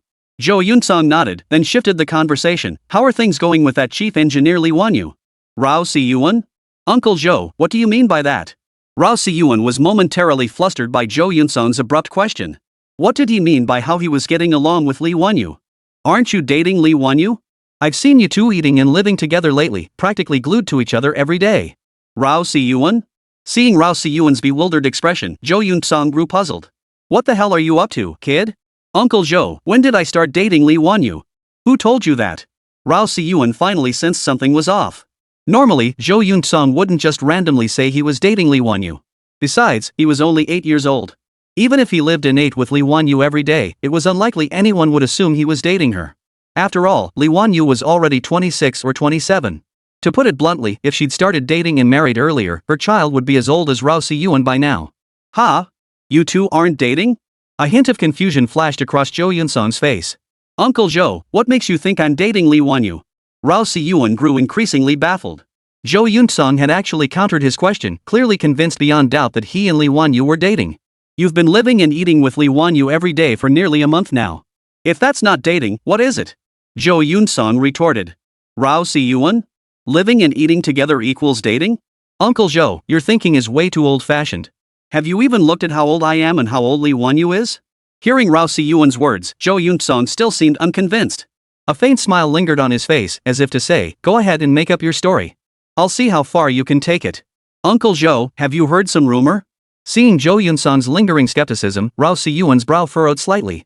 His own reputation being tarnished didn't matter much, but Lee Wan-yu's reputation was at stake. After all, she was famously known as the Southeast Military District's most beautiful woman, and she was of marriageable age. Such baseless slander against her integrity demanded thorough investigation. Si-yuan, just at the beginning of this month, I heard some rumors about you and Lee Wan-yu. The whole factory was buzzing about you two being all lovey-dovey in the office. A look of awkwardness flashed across Jo Yun-sung's face as he spoke, clearly uncomfortable voicing the details. Rao Si-yuan's brow furrowed instantly. It was already the end of the month, and he hadn't expected rumors to start circulating so early. No wonder some engineers had been giving him awkward looks lately. He hadn't given it much thought at the time, assuming it was simply because he was so well known. Now he realized the factory staff must have assumed he and Lee Wan-yu were already in a romantic relationship. Add to that the fact that he and Lee Wan-yu had been living and eating together for nearly a month. Even those who were skeptical at first would find the rumors hard to dismiss after witnessing their constant proximity. Uncle Jo, if there are any other rumors, just tell me all of them. I'll look into who's spreading these rumors. A hint of anger flashed across Rao Si-yuan's face clearly, such baseless gossip was infuriating. Si-yuan, are you sure you want to hear this? Uncle Jo, go ahead. There's nothing between us that can't be discussed. Rao Si-yuan nodded. There's also a rumor that Chief Engineer Lee has pedophilic tendencies, and you're only forced to live and eat with him under his pressure. Jo Yun-sung's expression now looked extremely unnatural, scratching his head awkwardly. Clearly, uttering such words stirred unease within him. Upon hearing the word pedophile, Rao Si-yuan's expression shifted slightly. He clearly hadn't anticipated the rumors could be so outrageous. After all, his outward appearance was that of an 8-year-old. How could he ever imagine such rumors would be attached to him? Uncle Jo, do you know who started these rumors? I don't know either, but I've analyzed it specifically. The only people who could have witnessed you two being affectionate in the office are those who happened to pass by. Only engineers and management personnel have access to the office area. I can guarantee that the original managers from the steel pipe factory are definitely not the source. As for the managers and engineers transferred from the Southeast Military District, I can't vouch for them. It's highly likely these rumors originated from them. Upon hearing Jo Yun-sung's words, Rao Si-yuan nodded in agreement. Jo's analysis was spot on. It was highly likely that these rumors had originated from their facility. Fortunately, due to the establishment of the micro-robot project, everyone at the military factory had been required to remain on site for security reasons, living and working there continuously. Thus, the rumor remained confined within the military factory and hadn't spread elsewhere. Had it leaked outside, the consequences would have been unimaginable. Rao Si-yuan's personal fame combined with Lee Wan-yu's reputation as the Southeast Military District's most beautiful woman would create such a striking contrast that it could dominate online headlines for days. After leaving Jo Yun-sung's office, Rao Si-yuan went straight to consult with Lee Wan-yu. He intended to share the matter with her and seek her opinion. Upon arriving at Lee Wan-yu's office, he found her finalizing the design for the micro-robot prototype. Spotting Rao Si-yuan, Lee Wan-yu immediately broke into a smile. "Shao Si-yuan, you're just in time. The final design for the micro-robots is ready. Do you have any thoughts or suggestions?" Rao Si-yuan stepped forward, picked up the final proposal from the desk, and after carefully reviewing it, finally stated, "I recommend option 2. While it sacrifices some redundant features of the micro-robots, it significantly reduces production costs. Our military factory's top priority now is survival. Therefore, option 2 is the most suitable for the Guanghai Military Industry Exhibition." Lee Wan-yu nodded in agreement, as this had been her own conclusion. Alright, then option 2 it is. I'll implement it immediately. With that, Lee Wan-yu turned to leave the office, intending to deliver the notice to the RD department. Sister Lee, wait a moment. I need to tell you something. Rao Si-yuan grabbed Lee Wan-yu's hand. Little Si-yuan, what do you want to tell your sister? Is it that you miss my cooking? Lee Wan-yu crouched down, pinched Rao Si-yuan's chubby cheek and then gently tweaked his nose. Sister Lee, have you heard the rumors going around the munitions factory about us lately? Rao Si-yuan's expression turned serious as he spoke. Lee Wan-yu was momentarily taken aback by this question, clearly not expecting Rao Si-yuan to have heard about it. I know. Actually, I heard them at the beginning of the month. Lee Wan-yu's expression remained unchanged, appearing remarkably calm, which left Rao Si-yuan somewhat baffled. Sister Lee, do you realize how outrageous these rumors are? Rao Si-yuan's tone grew urgent. I don't care. Chapter 113, The Dog System. Hearing Lee Wan-yu's response, Rao Si-yuan raised his eyebrows slightly, clearly surprised. Sister Lee, don't you care about your own reputation? Do you know what kind of rumors are circulating around the factory? They say you're a pedophile. Rao Si-yuan grew increasingly agitated as he spoke, seeming more anxious than Lee Wan-yu herself. Ha! Look at you getting all worked up. I haven't said a word about any girls, so why are you the one freaking out? Lee Wan-yu scoffed. Rao Si-yuan's cheeks flushed slightly. He realized he'd been speaking too hastily. Only then did he realize that he wasn't indifferent to his reputation after all. Deep down, he valued it greatly. But Lee Wan-yu's reaction truly astonished Rao Si-yuan. Even after he'd uttered the words pedophile, her expression remained utterly unchanged. Sister Lee, why do you care so little about your own reputation? Rao Si-yuan voiced the question weighing on his mind. Let them talk. What harm could it do? The innocent will remain so. Besides, I don't think this rumor hurts me at all. Being linked to the Dragon Nation's top child prodigy isn't a bad thing, it shows my standing. If you're concerned, I can help you track down the rumor monger. Lee Wan-yu said playfully, batting her eyes at Rao Si-yuan. Ha! Rao Si-yuan looked utterly astonished. He hadn't expected Lee Wan-yu to think this way at all. Truly, a woman's mind is unfathomable. Seeing that Lee Wan-yu genuinely didn't care about the gossip, Rao Si-yuan steeled himself. Sister Lee, since you don't mind, then as a man, I have nothing more to say. Ha! A big man? You're more like a little man. Lee Wan-yu burst into laughter, her smile blooming like a flower, leaving Rao Si-yuan momentarily mesmerized. But Rao Si-yuan quickly regained his composure and said, of course I'm a little man now. When I grow up, I'll be a big man. Oh, and Sister Lee, I'll be counting on you to handle the mass production of the micro-robots from now on. Lee Wan-yu nodded, indicating it was no problem. The next day, Rao Si-yuan slept until late morning when he was suddenly jolted awake by the dog system's voice in his mind. Kid Brother Military Model System. Host, Rao Si-yuan. Age, 8 years old. Current education, 3rd grade elementary school. Blind Box Hidden Mission, live with Lee Wan-yu for 1 month. Complete the Blind Box Hidden Mission to earn 1 blind box draw. Draw blind box? Rao Si-yuan's head was still foggy. Woken up by the dog system early in the morning, he jolted awake upon hearing the blind box task was complete. A whole month? Let me see what surprise awaits me this time. Draw the blind box now. Congratulations, host. You have drawn 1 fragment of the 9 Heavens Shadowless Mech. Collect 6 fragments to redeem the complete 9 Heavens Shadowless Mech. 9 Heavens Shadowless Mech, a fragment, 2 pieces. Rao Si-yuan's eyes lit up instantly, his face breaking into a delighted smile. This was exactly what he'd hoped to get. A mech requiring 6 fragments to assemble had to be incredibly powerful. The only downside was that he needed all 6 to redeem it. Thinking of the mecha, Rao Si-yuan recalled the system's first appearance, that phrase echoing relentlessly in his mind, don't answer. Don't answer. That was the system's first appearance in his mind, and its final warning had been, do not respond. Though Rao Si-yuan still didn't understand the warning's meaning, he knew obeying the system was the right choice. Suddenly, the system's voice sounded again. Kids Military Model System. Host, Rao Si-yuan. Age, 8 years old. Current education, 3rd grade. Unlocked Mission 1, at the Guanghai Military Expo, assist the Jinyang County Military Factory in achieving 1 billion yuan in sales. Unlock Mission 2, eliminate the Fuso Nation stronghold in Guanghai City. Blind Box Hidden Mission triggered, return to Jiangnan Agricultural University to participate in the joint entrance exam and achieve a top 3 ranking. Unlock reward, 1 set of Feitian hypersonic missile design blueprints, 30 system points. Remaining points 40. Upon hearing the system's tasks, Rao Si-yuan's expression darkened. You damn system, you're really pushing at 10 billion? Why don't you just go rob someone? Rao Si-yuan cursed inwardly, clearly dissatisfied with the system's demands. After all, the Jinyang County Military Factory's monthly firearms sales barely reached 1 or 2 million yuan at best. This damn system was demanding 1 billion yuan in sales. How was that even possible? Moreover, Rao Si-yuan didn't believe his micro-robots would sell like hotcakes. He estimated that reaching 100 million in sales would already be a decent outcome. He had discussed pricing with Jo Yoon-sung and Lee Won-yu earlier, settling on 50,000 yuan per set of Blackbee Micro Combat robots. This slightly simplified version of the Blackbee Micro Combat robot was priced extremely affordably. After deducting all costs, the net profit was only around 10,000 yuan. Frankly, for a robot boasting such advanced technology and sophistication, this price wasn't just rock bottom, it was practically dirt cheap. He had previously inquired about the costs involved in the robotics competition. The robot entered by Yale University had incurred hundreds of millions in R&D expenses alone, with tens of millions more spent during mass production.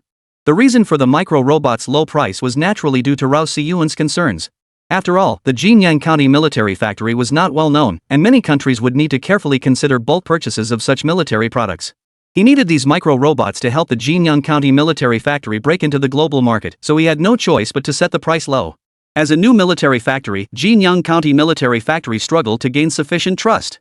The system task demanded 1 billion yuan in sales, meaning he needed to sell 20,000 Blackbee Micro Combat robots, a significant pressure point for Rao Si-yuan.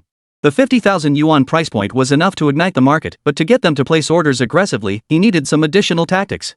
However, the second task gave Rao Si-yuan a slight jolt. He hadn't expected Fuso Nation to have a base in Guanhai City. The exact number of Fuso bases within Dragon Nation remained a mystery, yet these outposts constantly relayed intelligence back to Fuso. In Rao Si-yuan's estimation, Japan's intelligence was likely being shared in real time with the United States. Seems I'll need to find an opportunity to root them out. Rao Si-yuan murmured to himself.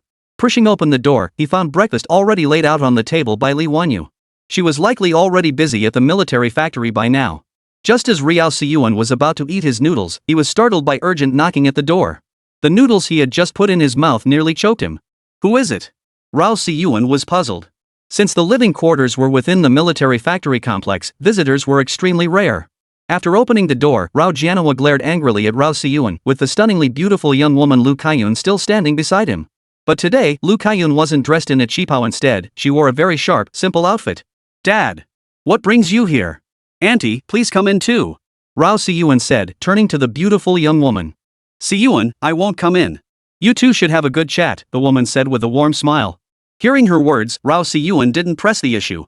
He happily took Rao Jianhua's hand and led him into the dormitory. He naturally didn't notice the anger on Rao Jianhua's face as he persistently pulled him over to the breakfast table. Dad, have you had breakfast? Breakfast? I'm already full from anger. Rao Jianhua retorted. Dad, what do you mean? What are you angry about? Is there some trouble at school? Rao Si-yuan finally noticed the anger on Rao Jianhua's face and asked with some confusion. What's there to be angry about? Look at what you've done. Is that even human? Rao Si-yuan? Dad, I've been helping the military factory develop new products lately. What did I do? Rao Si-yuan was still a bit confused. What's going on with you and Lee Won-yu? Were you forced into it? Tell me, son. If you were forced into it, I must seek justice for you. Rao Jianhua's face twisted with indignation as he spoke. At that moment, Rao Si-yuan finally understood why his father had come looking for him. It was all because of the rumors about him and Lee Won-yu. But weren't those rumors confined to the factory? How did they reach his father's ears? Suddenly, he thought of Jo Yoon-sung. It must have been Jo who told his father. After all, this wasn't a trivial matter. What if the rumors were true? Dad, those are just rumors. Sure, I live with Sister Lee, but we sleep in separate rooms.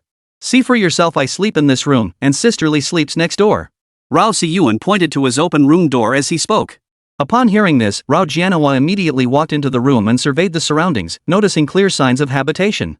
But his brow remained furrowed as he said, You little rascal, don't try to fool your father. I hear this Lee Won-yu is called the Southeast Military District's most beautiful woman. But my son isn't half bad either. He's a pretty well-known figure, big or small. Dad, those are just rumors. Someone probably passed by Lee Won-yu's office and overheard a conversation, leading to a misunderstanding. We were just having a normal conversation. Rao Jianhua shot Rao Si-yuan a cold glance. Oof. You return to Jinyang County and don't even bother to catch up with your old man. You just holed up in that military factory for a whole month. Looks like you've fallen into the clutches of a beautiful woman and forgotten you even have a father. Rao Si-yuan scratched his head awkwardly, his face flushing slightly, clearly embarrassed by his father's words. It was true he'd been indulging in the comforts of home lately. Every day after returning to Lee Won-yu's dorm, he'd enjoy the sweet, delicious meal she cooked for him. What's more, Lee Won-yu stayed up every night watching TV and movies with him. It couldn't have been more comfortable. Dad, that's not it. The military factory just launched a new project at the beginning of the month. There's a confidentiality agreement, so I can't leave. Although the military factory's new project had just been approved and no one was allowed to leave, Rao Siyuan was an exception because he was the inventor of these micro-robots. Still, for now, he had to focus on placating Rao Jianhua. Living with Li Wanyu was a necessity born of circumstance. This damn system was definitely targeting him otherwise, why would it assign such bizarre human tasks?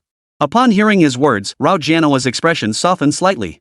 After all, this was a military factory, strict confidentiality was non-negotiable. While Rao Jianhua might lack other forms of awareness, he possessed an exceptionally high level of consciousness regarding directives and orders from above. I hear you're heading to Guanghai City in a few days? Rao Jianhua inquired. Yes, I'm attending the Guanghai Military Industry Exhibition. Chief Engineer Li and several engineers will be joining me.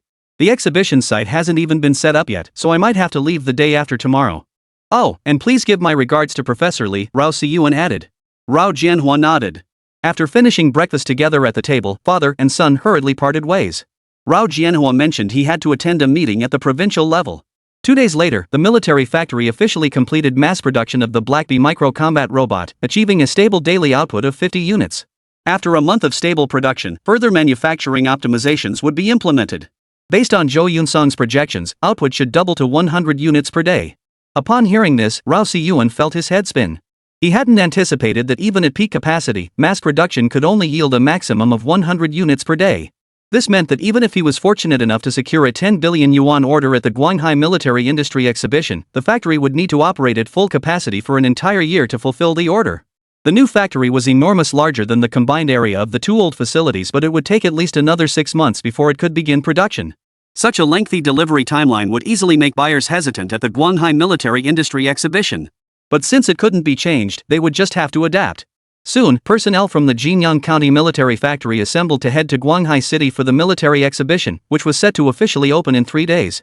The primary leaders were Li Wanyu and Rao Siyuan, accompanied by 3 engineers and 6 security personnel. He Zi did not accompany Rao Siyuan to Guanghai City this time. Instead, Rao Siyuan had arranged for him to deliver the design plans for the composite heavy armored brigade to the Central Military District. For security reasons, the originally planned 4 security personnel were increased to 6.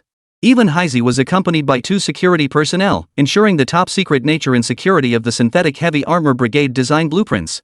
3 days later, the military industry exhibition in Guanghai City was packed with crowds.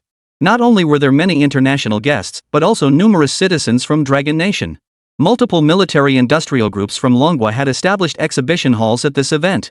The Central Military District's Central Military Industry Group, Northwest Nuclear Industry Group of the Northwest Military Region, the Northeast Aerospace Technology Group of the Northeast Military District, Southwest Electronics Technology Group of the Southwest Military District, Southeast Shipbuilding Military Industry Group of the Southeast Military District.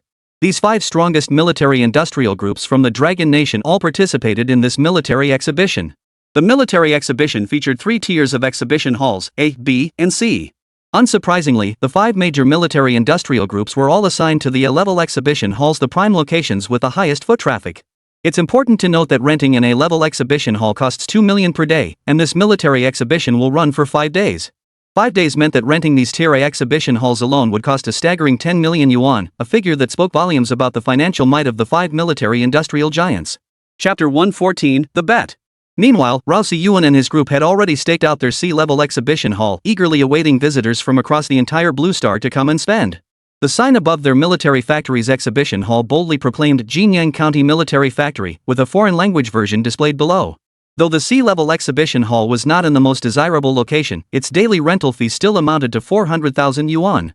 The B-level exhibition halls, positioned just below the A-level ones, cost 1 million per day, 5 million for 5 days. Have you heard?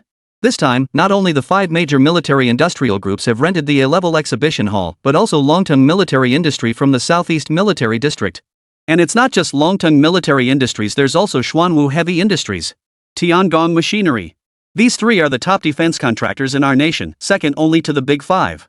Word is they're heavily invested in this exhibition, bringing a slew of new weaponry and equipment. Rao Siyuan heard the 2 men next to him chatting animatedly and instantly furrowed his brow. He was familiar with these 3 companies. Longtung Military Industries, under the Central Military District, had consistently maintained stable corporate strength and military technology capabilities. Xuanwu Heavy Industries, under the Southwest Military District, had experienced rapid growth in the past 2 to 3 years, quietly emerging as a rising force. As for Tiangong Machinery, Rao Siyuan was most familiar with it. As a military enterprise under the Southeast Military Region, much of Longhwa's radar monitoring and data surveillance military equipment originated from Tiangong Machinery. These three companies represent the second tier of Longhwa's defense industry. Rao Siyuan had reviewed records of past Guanhai City defense exhibitions, noting that they had consistently rented Class B exhibition halls. Their upgrade to an A-level exhibition hall this time clearly signaled the unveiling of some innovative military weaponry or equipment. These factors also indirectly indicated that competition at this exhibition would be fierce. Crucially, the C-level exhibition hall sees noticeably lower foot traffic, largely due to its less than ideal location. Jinyang County Military Factory? What the hell is that? When did county-level military factories start joining the fray? Has the bar for this Guanhai military exhibition dropped this low? It's dragging down our Dragon Nation's military image. A sudden, jarring voice cut through the air, causing Rao Siyuan and the others to stiffen. Li Wanyu's expression shifted slightly upon recognizing the speakers. Xiao Siyuan, these are Wu Yuhao's relatives. Especially the one leading them. His name is Zhang Sun, Wu Yuhao's uncle. His uncle is the chief engineer at Tianyuan Military Industries under the Northwest Military Region. I hear Tianyuan is exhibiting in the B-level pavilion this time. Moreover, their military research focus is also in the field of robotics. Upon hearing Li Wanyu's words, Rao Siyuan instantly understood. He had previously set a trap for Wu Yuhao's nephew while serving in the Southeast Military District. This was a direct confrontation. Gentlemen, we welcome friendly exchanges, but if you're here to pick a fight, don't blame me for being blunt, Rao Siyuan stepped forward and said. The Tianyuan military industry representatives burst into uproarious laughter at the sight of the chubby little kid stepping forward to speak. Ha! So the Jinyang County military factory is actually run by some snotty-nosed kid? This kind of military enterprise is nothing short of an insult to the military industry of Dragon Nation. Ha! Get the hell out of the exhibition hall, this is laughable. At that moment, the mocking exchange drew the attention of passers-by, who paused briefly. Before long, a crowd had gathered around them. Some foreign international friends were also curious what was going on here. Since you think our Jinyang County military factory isn't qualified to participate in Guanhai City's military exhibition, how about we make a bet? Rao Siyuan's words made Zhang Sun's eyes flash with sharpness. He immediately retorted, Kid, what do you want to bet on? Let's wager which of us Jinyang County military factory or your Tianyuan military industry will have higher sales over the next 5 days. Rao Siyuan delivered each word deliberately, clearly furious at this sudden provocation. The men trailing behind Zhang Sun burst into derisive laughter upon hearing Rao Siyuan's challenge. Ha! Kid, you're really overestimating yourself. Our Tianyuan military industries rakes in over 500 million yuan every single military expo. Whether your Jinyang County can even break 10 million is questionable. Zhang Sun's eyes flickered uncertainly. He knew this kid well, sharp as a tack, and even dubbed the first child prodigy of Longhwa online. What? Chief Engineer Zhang scared? Lost your confidence? Seeing Zhang Sun's prolonged silence, Rao Siyuan sneered. Hearing Rao Siyuan's words, Zhang Sun steeled himself and declared, What's the wager? If we win, Tianyuan Military Industries will issue a statement across all platforms acknowledging that your military technology is inferior to that of Jinyang County's military factory. If we lose, I, Rao Siyuan, and the Jinyang County military factory will issue a statement across all platforms acknowledging that our military technology is inferior to yours at Tianyuan Military Industry. I personally admit that my technical capabilities fall short of every engineer at Tianyuan Military Industry. How about it? Zhang Sun's eyes flickered as he weighed the pros and cons, but the people behind him clearly weren't pleased. You little brats. Your Jinyang County military factory's technology is already inferior to ours at Tianyuan Military Industry. Do you really need to admit it? Ha! After he spoke, the surrounding onlookers burst into laughter. Indeed, Jinyang County military factory was virtually unknown, while Tianyuan military industry was already a renowned military factory throughout the Dragon Nation. Unexpectedly, Zhang Sun agreed outright, adding one condition, an apology to Wu Yuhao. Clearly, he had never forgiven the betrayal of his nephew, who was still languishing in prison.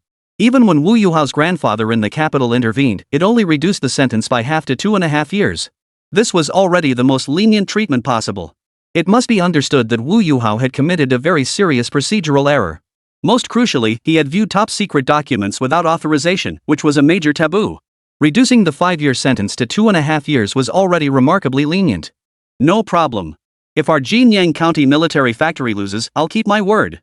If we win, I hope Chief Engineer Zhang will also keep his word. Before Rao Siyuan could finish speaking, Zhang Sun had already left with his people. Clearly, he had achieved his initial goal, escalating tensions while simultaneously pushing Rao Siyuan into a trap. For a newly established military factory, achieving even 100 million yuan in sales was remarkable. Expecting to surpass their sales by at least 500 million yuan was nothing short of a pipe dream. Even with the aura of a child prodigy, this wager would teach him a lesson, show him the true depth of an established military factory. Li Wanyu watched Zhang Sun and his men depart, a look of concern crossing her face. Xiao Siyuan, are you sure you can pull this off? Not entirely, but I can't stand his arrogant attitude. Rao Siyuan's words left the accompanying engineers gaping in astonishment. Before they could process it, Rao Siyuan continued, we'll use micro-robots to perform a continuous show on the stage we've built at this entrance. You engineers will take turns controlling them. He noticed a crowd of passers-by gathering nearby and saw this as the perfect opportunity to showcase the capabilities of the micro-robots. Soon, the onlookers noticed two micro-robots performing an obstacle course on the stage at the entrance of Jinyang County's military factory. Though the obstacles weren't particularly difficult due to the stage's size, they still highlighted some key features of the micro-robots. Some in the crowd were immediately captivated by the miniature robots and stopped to watch. They watched as the micro-robots effortlessly completed the obstacle course, their eyes lighting up one by one. A few curious onlookers approached to inquire about pricing, only to learn that these two mini-robots were merely components of their Blackbee mini-combat robot. Once fully assembled, the complete Blackbee micro-combat robot possessed significantly more powerful capabilities. Li Wanyu and the engineers continuously handed out instruction manuals to interested customers. As people read the contents, expressions of astonishment spread across their faces. They discovered that a fully assembled Blackbee micro-combat robot could be purchased for just 50,000 yuan. Suddenly, a middle-aged man with a dark complexion, holding a brochure, approached Li Wanyu excitedly.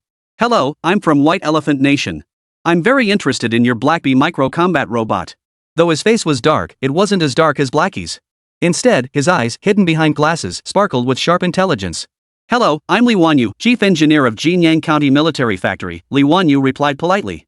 Is this Blackbee micro-combat robot truly as powerful as described in the manual? The middle-aged man from White Elephant Kingdom inquired. It's only stronger than what the manual describes, Li Wanyu stated. The middle-aged man from White Elephant Nation's eyes lit up instantly. I wish to purchase 1,000 units. Could you accommodate payment upon delivery? Rao Siyuan, standing nearby, overheard the exchange between Li Wanyu and the White Elephant Nation man. His eyes narrowed slightly. White Elephant Nation didn't have the best international reputation. They often refused to pay after receiving goods. Li Wanyu's expression froze momentarily. Hearing he wanted 1,000 units, she instantly beamed and said, 1,000 units? The middle-aged man from White Elephant Kingdom gave a slight nod. Seeing Li Wanyu's delighted expression, Rao Siyuan's eyebrows twitched. He interjected from the side, we currently do not support payment upon delivery. We sincerely apologize. The middle-aged man turned to Rao Siyuan, his eyes flickering uncertainly. And who might you be? He asked, turning his gaze to Li Wanyu. At that moment, Li Wanyu also realized that since Rao Siyuan had stated cash on delivery wasn't supported, there must be a valid reason. This is our chief engineer from the Jinyang County Military Factory, and also the designer of this robot. The man's expression shifted slightly upon hearing this, clearly taken aback. But he quickly regained his composure and said, if cash on delivery isn't an option, could we pay half as a deposit now and settle the full amount upon delivery? Rao Siyuan's mind raced. 1,000 units was a substantial order representing 50 million yuan in sales. Suddenly, his eyes lit up as an idea struck him. No problem. Pay a 50% deposit first, then settle the full amount upon delivery.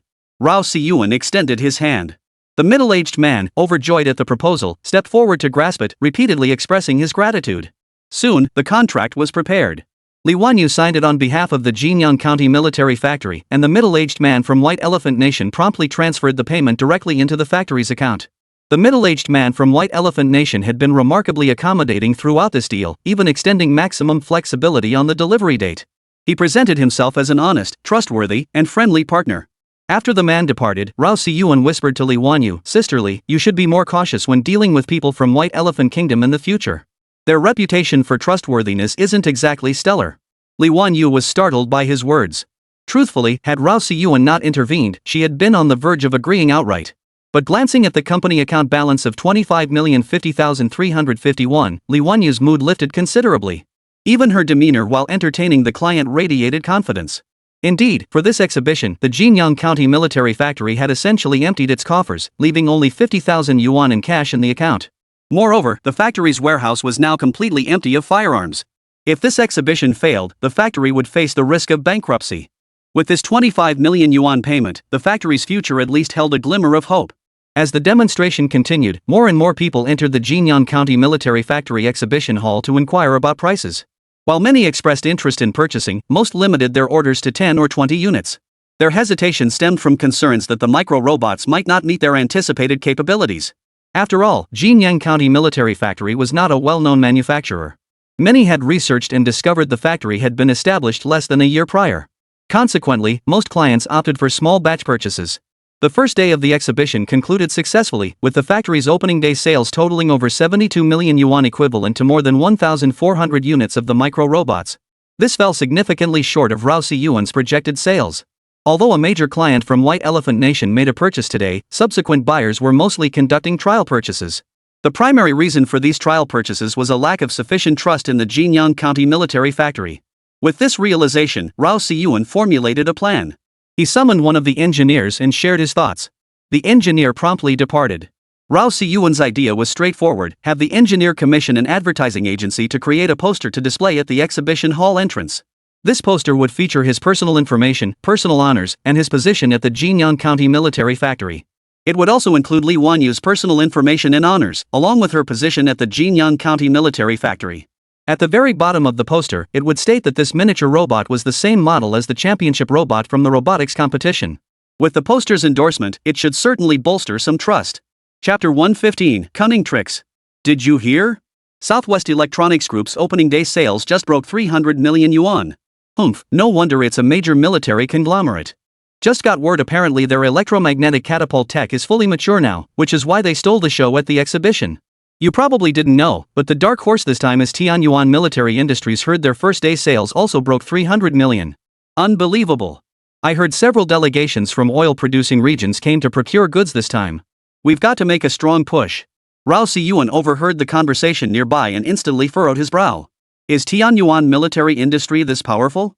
They broke 300 million in sales on the very first day. However, Rao Siyuan also picked up on a crucial detail: numerous nations from the oil-rich regions had attended this exhibition.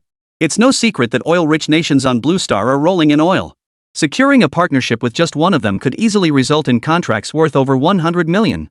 The second day of the exhibition commenced as usual, still packed with crowds. But the crowds were confined to the A-level exhibition halls. The B-level halls didn't even come close to being packed. The C-level halls, meanwhile, saw only scattered visitors, far fewer than even the B-level halls. Despite the promotional posters on the second day, many visitors merely glanced briefly before moving on. While some were drawn by Rao Siyuan's reputation and entered the exhibition hall to inquire, no major orders materialized. On the second day, Jinyang County Military Factory's sales amounted to only around 40 million yuan. In reality, the combined 7 million yuan from the first day and the 4 million yuan in contracts secured on the second day constituted an exceptionally strong performance for a C-tier military factory. Li Wanyu specifically inquired about several nearby military factories also renting C-tier exhibition halls. Their combined two-day sales amounted to only 50 to 60 million yuan. Jinyang County Military Factory's two-day contract orders totaled 110 million yuan, which was exceptionally strong. Some Class B military factories might have sales figures comparable to Jinyang County's. But for Rao Siyuan, it still wasn't enough. After all, he had made a bet with Zhang Sun of Tianyuan Military Industries. Though the stakes were intangible, Rao Siyuan was determined to fight for his pride. He wasn't just fighting for himself, but also for the Jinyang County Military Factory. Winning would mean the Jinyang County Military Factory would gain some recognition in Manhwa. After all, Tianyuan Military Industries would have to publicly acknowledge across all platforms that its capabilities fell short of Jinyang County's. That would be a major coup for their reputation. The third day of the exhibition opened as usual, still packed with crowds. The C-level section remained sparsely populated, and the purchasing enthusiasm of the third-day visitors seemed significantly dampened. Many were merely browsing without buying. Although Li Wanyu successfully secured a decent order, the overall sales figures remained unimpressive. Rao Siyuan received another piece of troubling news: Tianyuan Military Industries sales had already surpassed 500 million yuan. With only half of the third day elapsed, Tianyuan Military Industries had already surpassed 500 million yuan in sales, a testament to the depth of this established military factory's resources. Ultimately, Jinyang County Military Factory's third-day sales figures settled at 30 million yuan, 10 million less than the previous day. Moreover, a single order accounted for 20 million of that 30 million, with the remainder coming from scattered contracts. Just as Rao Siyuan and his team were wrapping up the day's work at the exhibition hall, Zhang Sun suddenly appeared at the entrance with his men, sneering as he spoke. Just passing by. Heard your sales barely broke 100 million? TSK, you do have some capability, but compared to our Tianyuan military industry, you're nowhere near. Rao Siyuan frowned slightly at the familiar, grating voice. He glanced at Zhang Sun and his group, their faces now twisted in mockery. After a brief, indifferent glance, Rao Siyuan made no move to acknowledge them. Yet Zhang Sun persisted relentlessly. I'd advise you to hurry up and prepare your full platform submissions. Remember, it's not just the Jinyang County Military Factory's documents, it's your personal ones too. Hearing this, Jung Sun and his followers burst into loud laughter. Satisfied his goal had been achieved, Jung Sun led his group away. Rao Si-yuan was currently discussing tomorrow's plans with Li Wanyu and the others. With this consistently lackluster performance, catching up to Tianyuan military industry sales figures was utterly impossible. He decided to take a gamble.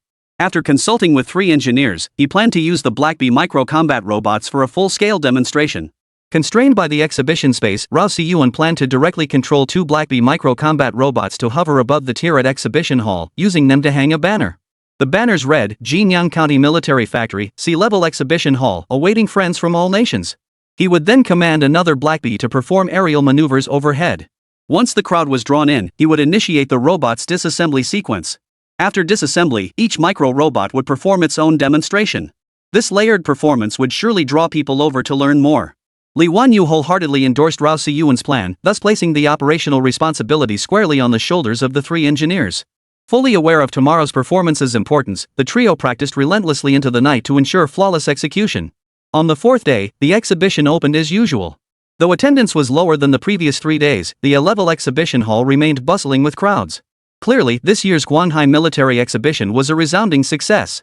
Past military exhibitions typically saw significantly fewer visitors by the 4th day. The 3 engineers each held controllers in both hands, while Rao Si-yuan busily tapped away at the keyboard, clearly editing program commands. An hour later, as the day's peak attendance arrived, Rao Si-yuan completed the command editing. Seeing the moment was right, the 3 engineers immediately commanded 3 Black Bee micro-combat drones to take flight. 2 of them flew toward the sky above the Class A exhibition hall, pulling banners, while the 3rd hovered around the suspended banners, performing continuous aerial acrobatics. Among the bustling crowd, several people immediately noticed the Black Bee micro-combat robots in midair, their eyes lighting up. Some even recognized the flying robots as fighter jet designs. Others thought they were drones, but no drone could possibly fly that fast. In an instant, a large crowd gathered above the Tier A exhibition hall, all looking up at the robot's performance. Some noticed the text on the banner, their eyes flashing with excitement as they departed the vicinity of the Tier A exhibition hall. Thanks to the full-throttle performance of the 3 Black Bee micro-combat robots, a large crowd quickly gathered at the entrance of the Jinyang County Military Factory exhibition hall. Meanwhile, on the small stage at the exhibition hall entrance, Rao Si-yuan was controlling an unassembled miniature robot to perform obstacle jumping demonstrations. The onlookers watched with a hint of excitement in their eyes. "This thing looks so high-tech," remarked a Turkish man to his companion in the crowd. "You're right. Once armed, this thing would be a real game-changer. No matter the cost, we must place an order," his companion immediately responded. Such enthusiasm echoed throughout the smaller groups, with people standing near the entrance whispering excitedly among themselves. At that moment, several soldiers from the security department of the Jinyang County Military Factory were maintaining order at the exhibition hall entrance. According to Rao Si-yuan, visitors needed to undergo financial verification and screening. Moreover, the minimum purchase quantity was set at 10 units, qualifying buyers to enter the exhibition hall for detailed inspection. The national team that stepped forward first was the delegation from that country. Their eyes kept flashing with unusual excitement, clearly thrilled by these micro-robots. "Hello, if the product is suitable, we need at least 200 units. The 2 soldiers nodded and granted them passage. Subsequently, delegations from several other nations entered the exhibition hall. Due to the overwhelming number of visitors, access was soon restricted. Given the limited space of the sea-level exhibition hall, it could only accommodate delegations from a maximum of 6 countries at any given time. This created a queue of people waiting at the entrance. Only after the previous group signed their contract and exited could the next group gain entry. Tianyuan Military Industry Exhibition Hall. What? You say the entrance to the Jinyang County Military Factory is packed with people? Jung Sun looked shocked. That's right, Chief Engineer Zhang. They're not playing by the rules. The Jinyang County Military Factory disregarded the exhibition rules and conducted a product demonstration directly above the Class A exhibition hall, endangering the safety of exhibition visitors. As the report unfolded, Zhang Sun's expression darkened. He slammed his fist on the table and headed straight for the exhibition hall's management office. Upon entering the administration office, several staff members recognized Zhang Sun and were about to approach him, but Zhang Sun, radiating fury, ignored them and stormed straight into the director's office without even knocking. Exhibition Management Bureau Director Lu Huihai frowned slightly at Zhang Sun's stormy demeanor. "Mr. Zhang, you don't look too good. What's wrong?" "Director Lu, you're in charge of this exhibition. Isn't your oversight too lax?" Zhang Sun asked. Lu Huihai's expression turned slightly puzzled upon hearing Zhang Sun's words. "Engineer Zhang, what exactly do you mean by lax? The Jinyang County Military Factory is directly controlling their products to fly over the Class A exhibition hall for a demonstration. Is this in compliance with regulations? And performing right there in the air like that, if something goes wrong and they crash into pedestrians passing by, what then? Lu Huihai's expression shifted slightly upon hearing this. Safety concerns were indeed the foremost priority. He immediately followed Zhang Sun to a crossroads near the Class A exhibition hall, the location with the heaviest foot traffic. Hovering above the intersection at that moment were two drone-like robots, each displaying a banner. The banners read, Jinyang County Military Factory, Sea-Level Exhibition Hall awaits friends from all nations. Lu Huihai frowned slightly upon seeing this, as he had never heard of the Jinyang County Military Factory. Which military region's company is this Jinyang County Military Factory? Lu Huihai inquired of Zhang Sun. It's under the Southeast Military District.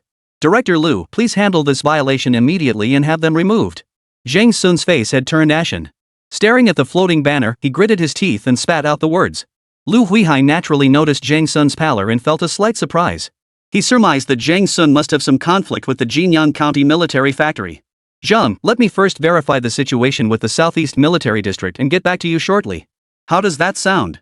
Lu Huihai said. What do you mean? They're blatantly violating regulations, and you're not taking immediate action? Zhang Sun's expression darkened further upon hearing this. Zhang, we have procedures to follow. We can't just act on a whim. At this stage, I also need to check if similar incidents occurred in past exhibitions. Any punishment requires a standard. If we impose penalties arbitrarily without standards, how can this exhibition even continue? Lu Huihai's tone now carried a hint of irritation, clearly displeased with Zhang Sun's preconceived urgency. Zhang Sun clearly detected the undertone of displeasure in Lu Huihai's words, yet he persisted relentlessly. At the very least, you can make them stop immediately. Fine. I'll immediately arrange for someone to notify them to stop. After saying this, Lu Huihai ignored Zhang Sun and walked away. Back in his office, Lu Huihai immediately dialed the number of Li Feilong, the commander of the Southeast Military District. Hello, Commander Li? This is Lu Huihai from the Guanhai Military Industry Exhibition Administration. Li Feilong raised an eyebrow, surprised to receive a call from the Military Industry Exhibition Administration. He recognized Lu Huihai as the bureau's director, having interacted with him several times before. Director Lu, what can I do for you? The Jinyang County Military Factory is under your military district's jurisdiction, correct? Lu Huihai inquired. Yes, it's a newly restructured military enterprise under our military region. I recall they participated in Guanhai City's exhibition. Is there a specific matter? Li Feilong replied. Well, Commander Li, the Jinyang County Military Factory disregarded our exhibition rules and conducted an unauthorized product demonstration directly above our Class A exhibition hall. Several military enterprises have lodged complaints. What is your directive for handling this matter? Lu Huihai inquired. Upon hearing this, Li Feilong's lips curled slightly. He didn't need to guess this was undoubtedly that kid Rao Siyuan's mischievous idea. Though it was a violation, the intent was good. After all, the Southeast Military District's budget was tight, and he understood that. Director Lu, rules are rules. Handle this however you see fit, no need to consider my position. Just keep in mind that the Jinyang County Military Factory was restructured with old fans' approval. Exercise your discretion appropriately, Li Feilong added. At the mention of old fan, Lu Huihai's expression shifted slightly before he replied, Understood, Commander Li. I'll handle it. After hanging up, Lu Huihai's eyes flashed with sharp focus as his fingers fidgeted nervously. Chapter 116, A Piece of Cloth Overhead. Li Feilong's words were clear enough, handle it however you see fit. But his deliberate mention of old man fan carried a different weight. Only those in the capital could command Li Feilong to address them as old fan. This indirectly revealed that the military factory in Jinyang County wasn't just backed by the Southeast Military District, it also had connections to the capital. Given the need to follow protocol while also preserving old fan's face, Li Feilong's intention was clear: raise the sword high, but let it fall gently. Once he grasped this, Lu Huihai immediately retrieved the archives of past exhibitions. He finally located a record of violations from a military factory at an exhibition 6 years prior, which bore some resemblance to the current violations at the Jinyang County Military Factory. However, the previous violation 5 years prior had merely involved personnel wearing uniforms printed with the factory's name loitering near the Class A exhibition hall and performing demonstrations. This time, the Jinyang County Military Factory had used aircraft to perform instead of people. Compared to the current violation, the one 6 years ago was clearly less severe. Initially, the 6-year-old violation was addressed by attempting to expel the military factory from the exhibition hall. However, after negotiations, the factory paid a substantial penalty. Additionally, the factory was barred from participating in military exhibitions for 5 years, ultimately avoiding the penalty of expulsion from the exhibition hall. This thought struck Lu Huihai. Now he had a reason to wield the law with a heavy hand, only to let it fall lightly. He could use this historical precedent as an excuse to placate the military factory, which had been persistently demanding accountability. After all, the historical context was clear, leaving them little room to argue. Meanwhile, at the Jinyang County Military Factory Exhibition Hall, officials from the Administration Bureau had already arrived to notify Rao Siyuan and his team. The 3 Blackbee micro-combat robots performing outside had also returned to the exhibition hall. Outside the exhibition hall, however, a long queue still stretched on. After a day of intense trading, the Jinyang County Military Factory's daily revenue had surged past 500 million yuan. They had signed long-term cooperation agreements with over 10 teams from 6 different countries. The factory's total revenue had also reached over 600 million yuan. At this rate, surpassing Tianyuan Military Industries was practically a foregone conclusion. This demonstration had already generated significant viral buzz. After learning about the capabilities of the Blackbee micro-combat robot, many were astonished. Word spread rapidly, propelling Jinyang County Military Factory to fame at the exhibition. Rao Siyuan glanced at the mountain of contract documents piled before him and felt a slight sense of relief wash over him. It seemed his gamble had paid off. However, the target of 1 billion yuan in sales remained a considerable distance away. And with only 1 day left before the exhibition closed. Just then, Zhang Sun's voice echoed outside the exhibition hall entrance. "Director Liu, how could you handle them so lightly? Such violations deserve severe punishment, not leniency. If we let this slide, what rules will remain in place?" Zhang Sun was trailing behind Lu Huihai, pressing him for answers. Clearly, Lu Huihai had informed Zhang Sun of the final decision regarding the handling of the Jinyang County Military Factory. Rao Siyuan felt a slight jolt of alarm and immediately stepped outside the exhibition hall. Li Wanyu followed him out and saw Zhang Sun, Director Liu of the Administration Bureau, and several other staff members. "Chief Engineer Li, hello.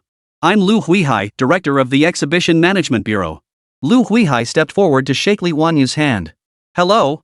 Li Wanyu responded politely.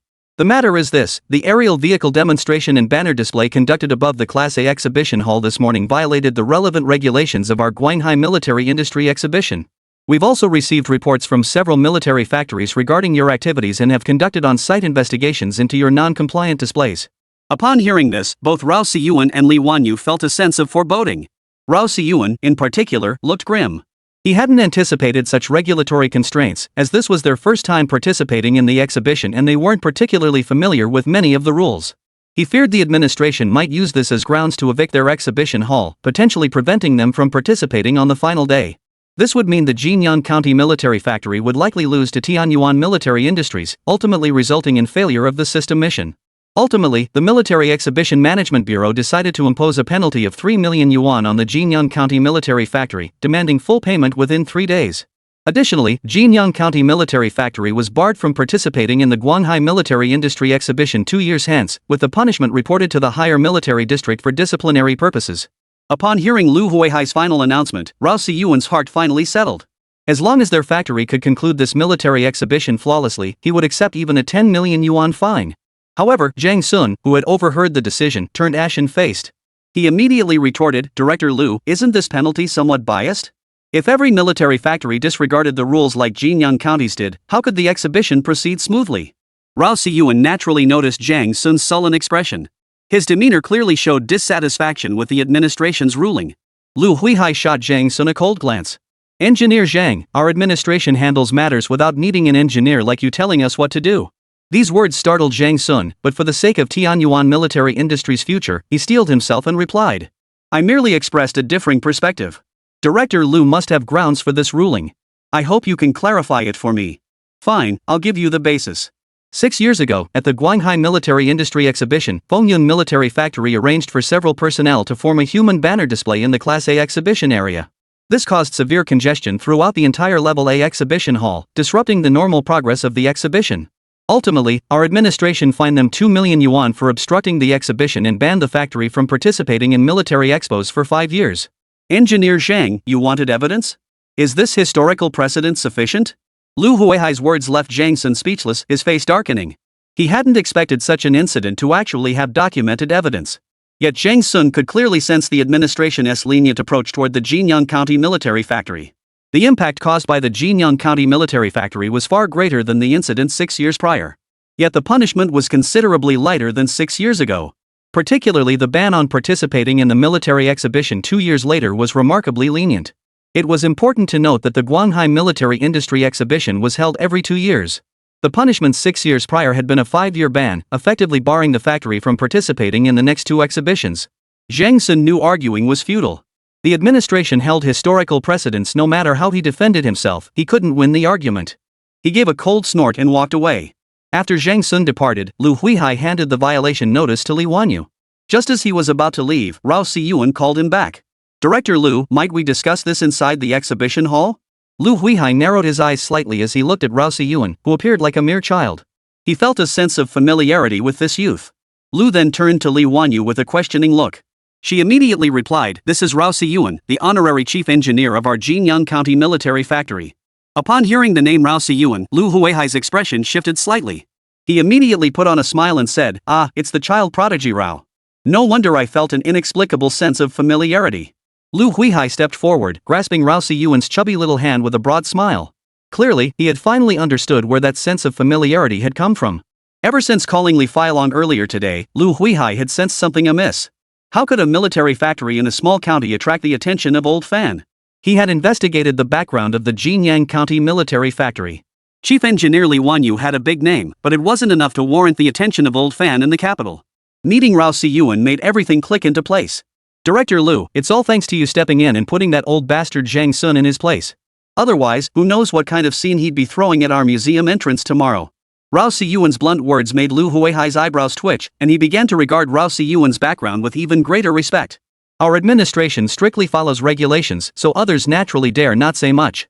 Today I specifically discussed this with the commanders of your Southeast Military District, and they too expressed their commitment to following regulations." Lu Huihai spoke without betraying his emotions, yet his eyes never ceased to observe Rao Siyuan's expression. Seeing no trace of surprise on Rao Siyuan's face, Lu Huihai concluded that Rao Siyuan's relationship with Li Feilong must be quite deep. Normally, if one's relationship with the Southeast Military District was merely ordinary, informing their commander about this matter would surely elicit a look of unease or surprise. Yet Rao Siyuan remained perfectly composed, indicating he couldn't care less about their report. "Indeed, this was our oversight. It's our first time participating in the exhibition. We sincerely hope Director Lu will be understanding," Rao Siyuan said earnestly. No problem. We're just following the rules. I hear you have a bet going with Tianyuan Military Industries? Well then, you'd better give it your all tomorrow. It's the final day of the exhibition, and I hear Tianyuan Military Industries has already surpassed 700 million yuan in sales over the past 4 days. Lu Huihai remarked without a trace of emotion. Upon hearing this, Rao Siyuan's mind immediately began to calculate. This Lu Huihai clearly favored his side. Ever since Tianyuan Military Industries' sales figures were exposed yesterday, they'd sealed off all information today. Rao Siyuan had sent people to probe, but they hadn't managed to uncover anything. Lu Huihai, however, had readily shared Tianyuan Military Industries' sales figures with him, a gesture that seemed like an attempt to build goodwill. After Lu Huihai departed, Rao Siyuan and his team closed the exhibition hall and discussed plans for the following day. At 8 a.m., the fifth and final day of the exhibition officially commenced. The number of attendees throughout the venue appeared nearly identical to the second day. Perhaps because it was the final day, many were rushing to finalize collaborations before closing time. Rao Siyuan and his team arrived at the Jinyang County Military Factory exhibition hall early. To the surprise of both Rao Siyuan and Li Wanyu, a queue had already formed at the exhibition hall entrance. Leading the national delegations was none other than the head scarf delegation from the world's wealthiest nation, the Kingdom of Sha. Seeing the 3 figures at the front, each wearing a cloth over their heads, Rao Siyuan felt his left eyelid twitch. For 4 consecutive days, they had failed to make contact with any group from the oil-producing nations. This time, they had finally encountered one.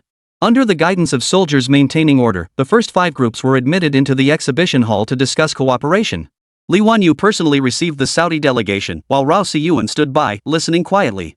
"Hello, we've come seeking your reputation. How much do you sell these flying robots for?" inquired the bearded middle-aged man leading the group. Li Wanyu held up 5 fingers to the trio, signaling a price of 50,000 yuan per unit.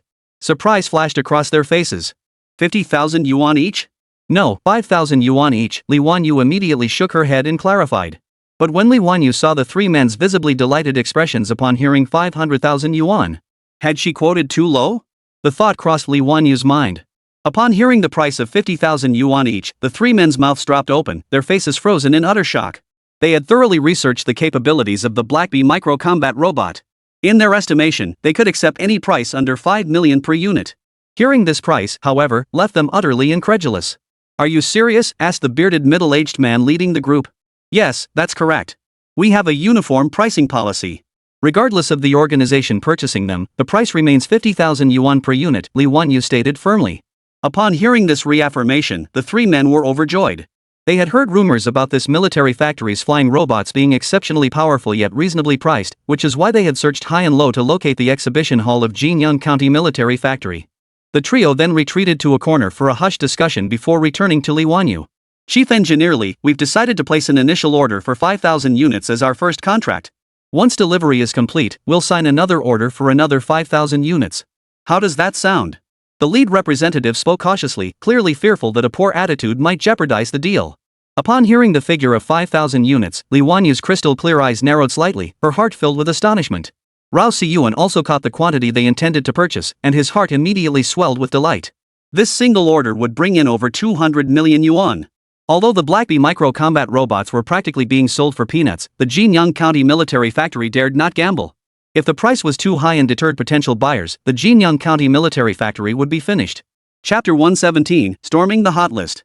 The rock-bottom price of 50,000 yuan per unit meant slim profit margins, but it offered a chance to turn the factory's fortunes around completely with the Blackbee micro-combat robots and build its reputation. After securing the large order from the Sand Kingdom, Jinyang County Military Factory's real-time revenue surged to over 800 million yuan, putting it within striking distance of the 1 billion yuan mark. Just then, an engineer beside him suddenly exclaimed, "What? You want 10,000 units?" Rao Siyuan was startled by the sudden commotion, and even more so by the staggering figure of 10,000 units. He turned toward the engineer, only to find, somewhat unexpectedly, that the engineer was attending to a delegation from Bear Nation. Their request for 10,000 units of micro-robots left Rao Siyuan utterly astonished. After all, Bear Nation was the only country on Blue Star capable of military parity with Eagle Nation. Yet here they were, bulk purchasing military products from Dragon Nation. Even Li Wanyu hadn't anticipated this. She had expected the group from the Sand Nation, which was practically penniless, to become the largest customer of the Jinyang County Military Factory, but never imagined it would be the group from Bear Nation.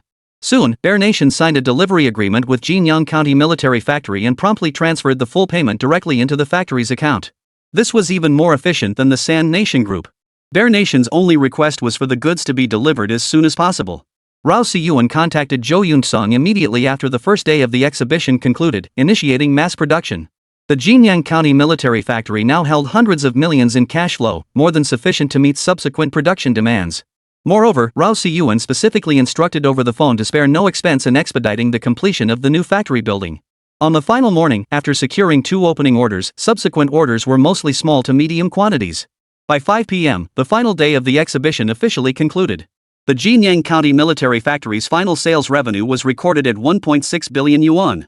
Li Wanyu promptly reported this figure to the Southeast Military District and the Exhibition Management Bureau.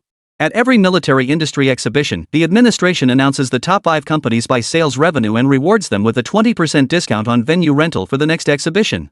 This served not only as an opportunity to promote leading enterprises but also as an incentive for smaller military manufacturers to pursue continuous development. When Lu Huihai saw the final corporate sales rankings, his cheeks twitched. There, to his astonishment, was the Jinyang County Military Factory ranked 3rd. Xiaohe, are you certain the revenue figures reported by each defense contractor are accurate? Lu Huihai asked again for confirmation. Director Lu, rest assured every company's revenue has been verified. Hearing this response, Lu Huihai was stunned. The Jinyang County Military Factory had staged an incredible comeback from a C-tier exhibition hall, leaping straight into the top 3 military enterprises by revenue at this Defense Industry Expo. Closing ceremony of the Guanghai Military Industry Exhibition. Rao Siyuan and Li Wanyu were seated in the front row by Lu Huihai. These seats were typically reserved for representatives of military enterprises from Tier B exhibition halls, yet now Rao Siyuan and Li Wanyu occupied them. As numerous military industry tycoons began taking their seats, they couldn't help but glance twice at the unfamiliar faces of Li Wanyu and Rao Siyuan.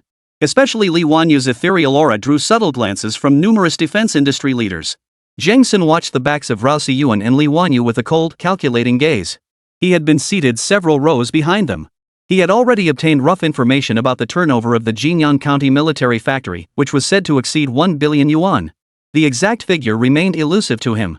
Although Tianyuan Military Industries had seen an increase in sales at this exhibition compared to the previous one, it still fell short of 10 billion yuan, reaching only slightly over 8 billion. He had intended to vindicate his nephew, but instead had dragged himself into trouble. He had no idea how he would explain this back at the munitions factory. Once everyone was seated, Lu Huihai stepped directly onto the podium and addressed the gathering. Good evening, leaders of the military-industrial enterprises. This exhibition has been highly fruitful for everyone. I will now announce the top 5 military enterprises of this event. Hearing Lu Huihai's words, the audience seated below at the closing ceremony lifted their heads one by one, eager to know which 5 enterprises had made the list. Yet some scoffed under their breath, announce? It's obviously those same 5 conglomerates. After all, the top 5 spots had almost always been dominated by the 5 major defense conglomerates. 5th place, Central Military District's Central Military Industry Group. Total 5-day sales, 1.2 billion yuan. Hearing Lu Huihai's words, the crowd gasped in astonishment. At this exhibition, 5th place had already achieved 12 billion yuan in sales. In previous military expos, 12 billion yuan would have easily secured a top 3 spot. Rao Siyuan and Li Wanyu, however, were genuinely surprised. If this was the standard, didn't that mean their Jinyang County military factory had cracked the top 5? 4th place, Northeast Aerospace Technology Group of the Northeast Military District. 5-day total sales, 1.4 billion yuan. 3rd place, Lu Huihai of the Southeast Military District. As he announced this, he deliberately paused, then swept his gaze across the audience below the stage. Upon hearing Southeast Military Region, everyone immediately thought of the Southeast Shipbuilding and Military Industry Group. One by one, they turned their gaze toward the delegation from the Southeast Shipbuilding and Military Industry Group. The group members, smiling broadly, returned the stares. 3rd place, Jinyang County Military Factory of the Southeast Military District. 5-day total sales, 1.6 billion yuan. Upon hearing Lu Huihai's announcement, the crowd was instantly stunned. Some even leapt to their feet in astonishment. What's going on? I've never heard of this Jinyang County Military Factory. I haven't seen this military enterprise in the A-level exhibition hall, nor in the B-level exhibition hall. Could it be there in the C-level? Director Lu, could this data be wrong? How could a county-level military factory possibly have 1.6 billion yuan in sales? The audience seated below comprised leaders from various military factories, clearly skeptical of this 3rd-place ranking. While some had heard of the Jinyang County Military Factory, none took it seriously. After all, how could a newly established military enterprise possibly make waves? Everyone, please calm down. This data has been verified multiple times and is entirely accurate. Lu Huihai's words reignited the murmurs among the previously silent crowd. Meanwhile, Zhang Sun's face darkened to an extreme, as if he'd lost his parents. He had assumed the Jinyang County Military Factory would barely reach 10 billion yuan at most, never expecting it to hit 16 billion yuan in revenue. Once the murmurs subsided, Lu Huihai cleared his throat and continued. 2nd place, the Southeast Shipbuilding Military Industry Group of the Southeast Military District. Total revenue over 5 days, 18 billion yuan. Whispers erupted once more. The Southeast Military District had truly made a name for itself, with 2 enterprises securing spots in the top 5 of the exhibition. 1st place, Southwest Military District's Southwest Electronics Technology Group. 5-day total sales, 2.4 billion yuan. Whoa! The crowd gasped in astonishment. They never imagined the Southwest Electronics Technology Group would break through the 20 billion yuan barrier, soaring straight to 24 billion yuan in sales. This meant the Southwest Electronics Technology Group had achieved daily sales exceeding 400 million yuan for 5 consecutive days. Rao Siyuan was also startled by this figure. Presumably, the Southwest Electronics Technology Group must have applied electromagnetic catapult technology to military weapons, resulting in such a massive sales breakthrough. The top 5 companies would receive a 20% discount on exhibition hall rentals for the next trade show. Due to violations by the Jinyang County Military Factory, it had been banned from participating in the next military equipment exhibition. Hearing this, the crowd felt a slight relief. Being barred from a single exhibition would still represent a significant loss. Meanwhile, the delegation from the Southeast Shipbuilding Military Group walked directly toward Rao Siyuan and Li Wanyu under the gaze of the crowd.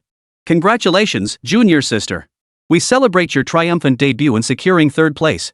The speaker was Wang Jinhai, the current chief engineer of the Southeast Shipbuilding Military Industry Group. He was of average height, wearing black-rimmed glasses, with graying temples. He was also Li Wanyu's senior classmate. Both had studied under the same mentor. Rao Siyuan had met him several times at the Underground Research Institute and found him very approachable. Hearing their exchange, the crowd's expressions turned to astonishment. Who would have thought this elegant beauty was from the Jinyang County Military Factory? Little prodigy, you never disappoint, you shine wherever you go. Wang Jinhai said, ruffling Rao Siyuan's hair. Upon hearing Wang Jinhai's words, the assembled crowd turned their gaze toward Rao Siyuan. Several sharp-eyed individuals immediately recognized him as someone familiar. After careful observation, they finally recognized the child. It was the prodigy Rao Siyuan. He's the child prodigy Rao Siyuan. What? He's Rao Siyuan? He joined the Jinyang County Military Factory? Who would have thought such a prodigy would join such a small enterprise? What a waste of talent. Instantly, everyone present felt pity for Rao Siyuan. Yet they overlooked the fact that the Jinyang County Military Factory had an annual turnover of 1.6 billion yuan. Congratulations to you, senior brother, for leading Southeast shipbuilding military industry to greater heights. Li Wanyu said with a smile. I never would have guessed. I thought we'd be third, but it turned out to be you guys, ha. Truly, the new generation is pushing the old aside. Who knows? Maybe next time you'll surpass us. Wang Jinhai was clearly delighted. This exhibition had undoubtedly crowned the Southeast Military District as the biggest winner. Don't underestimate a military exhibition, it often points to the future direction of the defense industry. Take the electromagnetic catapult technology from Southwest Electronics Technology Group, for instance. Not only does it increase fighter jet payload capacity, but it also boosts naval vessel speeds. Once integrated into a nation's defense systems, such technology represents a significant leap in overall military capability. This explains why the Southwest Electronics Technology Group emerged as the top performer this time. However, the Southeast Military District remains the ultimate winner. Two of its defense enterprises secured two of the top 5 spots, with combined sales reaching a staggering 3.4 billion yuan. Li Failong could leverage the exhibition's success to secure greater resource allocation from the capital. Thus, this was a win-win situation for the Southeast Military District, which explained why Wang Jinhai was so delighted. Seeing the closing ceremony drawing to a close, Zhang Sun withdrew his venomous glare from Rao Siyuan and prepared to slip away quietly. But just then, Rao Siyuan noticed Zhang Sun tiptoeing toward the exit. Chief Engineer Zhang, why the rush to leave? Rao Siyuan's voice carried loud and clear to everyone present. Upon hearing his words, Zhang Sun felt his heart sink halfway, his entire body going rigid. All eyes immediately turned to Zhang Sun.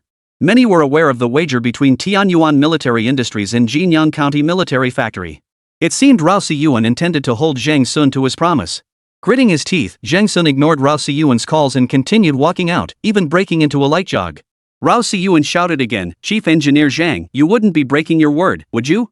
Could it be that the esteemed Chief Engineer of Tianyuan Military Industries couldn't even handle losing? Hearing this, Zhang Sun quickened his pace, soon disappearing from the conference hall. Witnessing Zhang Sun's hasty retreat, the crowd erupted into uproarious laughter. Clearly, Zhang Sun's dishonorable behavior was universally despised. When Rao Siyuan and his group returned to the Jinyang County Military Factory, they were greeted with a warm welcome by the entire factory.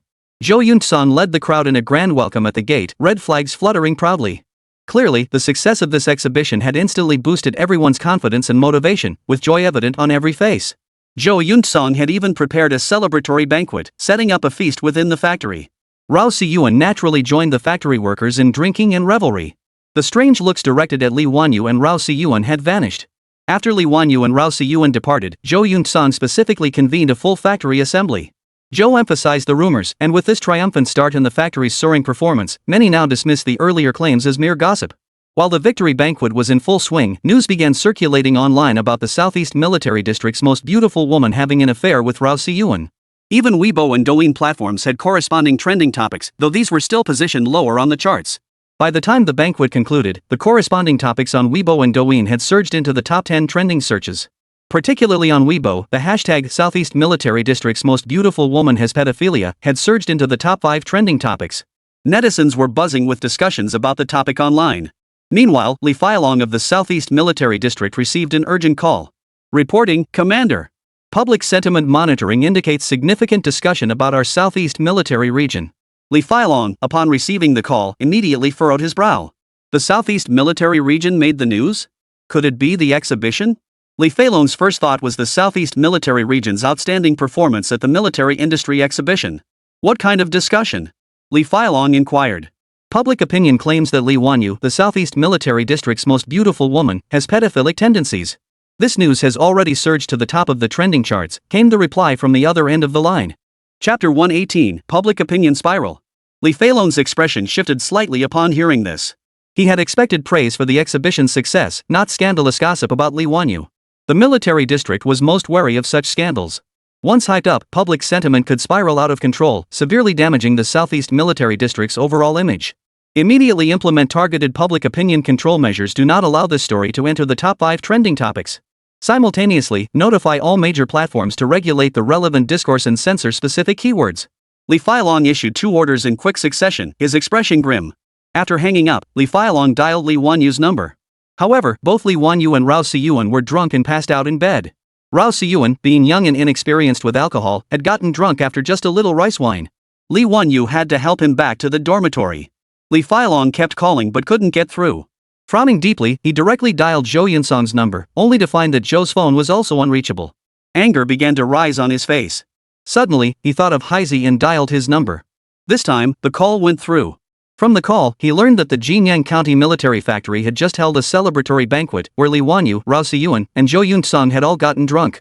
However, online public opinion was changing by the hour. After careful consideration, Li Feilong decided to have Haizi rouse Rao Siyuan and Li Wanyu. If they slept until morning, the situation could easily spiral out of control. Haizi nodded. After hanging up, he immediately entered Rao Siyuan's room and roused him. Ha? What? Shut up, let me sleep a little longer. What the hell are you doing, big black bull? Can't this wait till tomorrow? Rao Siyuan's eyes were heavy with sleep, his eyelids drooping. He opened them groggily to see Haizi's stern face. He rubbed his eyes and asked, "Big black bull, it's still dark outside. What's the big deal?" "Commander Li from the Southeast Military District has urgent business with you." As Haizi spoke, he began dressing Rao Siyuan. Rao Siyuan was still groggy at this point, his eyes squinted shut as he rose from bed in a completely unconscious state. After Black's persistent urging and assistance, he finally managed to get up after more than 10 minutes. He was slightly more alert now, though his head still felt a bit dizzy. At least he was mostly awake. "What's so urgent that old man Li needs to see me?" Rao Siyuan inquired. "I'm not sure either. He seemed really anxious and he specifically told me to wake up Li Wanyu too," Haizi replied, his expression unchanged. Rao Siyuan felt puzzled. He had just returned from Guanghai City after attending a celebratory banquet. What could be so urgent? Nevertheless, he followed the instructions, entering Li Wanyu's room directly and rousing her. At that moment, Li Wanyu was just as dazed as Rao Siyuan. Though she hadn't drunk much, she was completely wasted, utterly intoxicated. Her cheeks were flushed, strands of hair scattered around her face, giving her an unusual charm that momentarily startled Rao Siyuan. "Little Siyuan, what's the matter?" Li Wanyu was still half reclining on the bed, but she moved closer to Rao Siyuan, cupping his cheeks with both hands as she spoke. Rao Siyuan's heartbeat quickened at her proximity. Staring at her flushed face, he stammered, "I don't know." She said it was urgent. But he quickly regained his composure, gently removing her hands and urging her to get up. Li Wanyu seemed still half asleep, muttering incoherently. "Little Siyuan, you're amazing. We did it. Little Siyuan, I know you're a big man in a small body. You can't fool me." Hearing Li Wanyu's words, Rao Siyuan's heart skipped a beat. Could Li Wanyu be speaking her true thoughts after drinking? This thought made him realize he needed to cultivate more childlike innocence, lest he truly reveal himself before Li Wanyu. "Sister Li, wake up. Here, have some water." Rao Siyuan gently lifted Li Wanyu with both hands and fed her the water. Li Wanyu was clearly parched, gulping down the entire cup in one go. After all, anyone who'd been drunk was bound to feel thirsty. After drinking the water, Li Wanyu felt slightly more lucid. Her eyes fluttered open, and she saw Rao Siyuan sitting by the bedside. "Little Siyuan, what's wrong? Commander Li Feilong has urgent business for us. You must get up quickly," Rao Siyuan said. Upon hearing that Commander Li Feilong had urgent business, Li Wanyu's half-closed eyes snapped open. She immediately sat up, seemingly fully sobered. "What a workaholic," Rao Siyuan muttered as he left the room. He then asked Haizi for his phone and dialed Li Feilong's number. "Hey, old man Li, what's the big deal calling us in the middle of the night?" Li Feilong's temper flared the moment he recognized Rao Siyuan's voice. "You little brat, you're constantly causing me trouble. Now you want me to clean up your mess again? First you caused trouble with the exhibition violation, now you're stirring up gossip. Looks like you're just looking for trouble, you little brat." Rao Siyuan was completely baffled by Li Feilong's words. He knew about the exhibition violation that was undeniable, but what the hell was this gossip business? "Old man Li, you can eat whatever you want, but you shouldn't just say whatever comes to mind. When did I ever create any gossip news? Have you even looked at how old I am?" Rao Siyuan retorted. "Just check the trending topics on all the major platforms, your gossip is right there." Li Feilong grew even angrier upon hearing this and hung up immediately. Rao Siyuan frowned slightly and immediately checked the trending topics on major platforms. He found numerous entries about himself. The Southeast Military District's most beautiful woman has pedophilia. The Southeast Military District's most beautiful woman has an affair with Rao Siyuan. The downfall of child prodigy Rao Siyuan. Li Wanyu casts her claws on the child prodigy, exposing the tangled web between Li Wanyu and Rao Siyuan. Rao Siyuan? What the hell? Why are all platforms in Manhwa flooded with news about him and Li Wanyu trending everywhere? Rao Siyuan felt his head spinning momentarily, but he quickly realized the rumors about the military factory had leaked. He grew furious upon realizing his name, Rao Siyuan, was attached to numerous entries. Once his name was attached, the nature of the rumors changed entirely. It was clear someone was deliberately stoking the flames behind the scenes. This was a trick someone was pulling to target him, Rao Siyuan. In reality, Li Feilong had already ordered his team to fully control the platform's public sentiment, yet numerous entries still surfaced. It was a case of containing the initial backlash, yet proving impossible to silence the relentless chatter of public opinion. Just then, his own phone rang. The caller ID showed it was his father, Rao Jianhua. No doubt he'd seen the online buzz. He hesitated whether to answer. If he did, Rao Jianhua would undoubtedly unleash a torrent of abuse over the phone and might even come looking for trouble at the military factory, targeting Li Wanyu. After all, he was only 8 years old. Rao Jianhua would undoubtedly assume Li Wanyu was manipulating him. At that moment, Li Wanyu emerged from the room, her sleepy eyes fixed on Rao Siyuan. "What's the urgent matter the commander wants to discuss with us?" "Sister Li, check the trending topics on major platforms. Rumors about the two of us are spreading." Rao Siyuan's words sent a chill through Li Wanyu, who immediately pulled out her phone to check. As she scrolled through the results, her complexion gradually shifted from rosy to pale. Previously, the rumors had only circulated within the military factory, causing little impact and posing no threat to the Southeast Military District or the Jinyan County Military Factory. But this time, it was spreading across every online platform in the entire nation. Even if you issued a denial, it wouldn't make any difference. People tend to remember and trust the first information they receive most strongly. Moreover, this kind of sensational news becomes perfect gossip fodder for people's daily conversations. They simply don't care whether the information is true or false. Moreover, this rumor possessed novelty and provocative elements, capable of stirring intense public emotions and thus spreading more readily. This explains why Li Feilong's orders failed to contain the public discourse. In fact, without Li Feilong's efforts to control the narrative, these trending topics would likely have already surged into the top 3 rankings. The only silver lining now was that these trending topics were hovering in the middle of the rankings. Li Wanyu checked every major platform and found their rumors trending everywhere. Especially on Douyin and Kuaishou, the most popular platforms in Manhwa, where 3 trending topics about them appeared.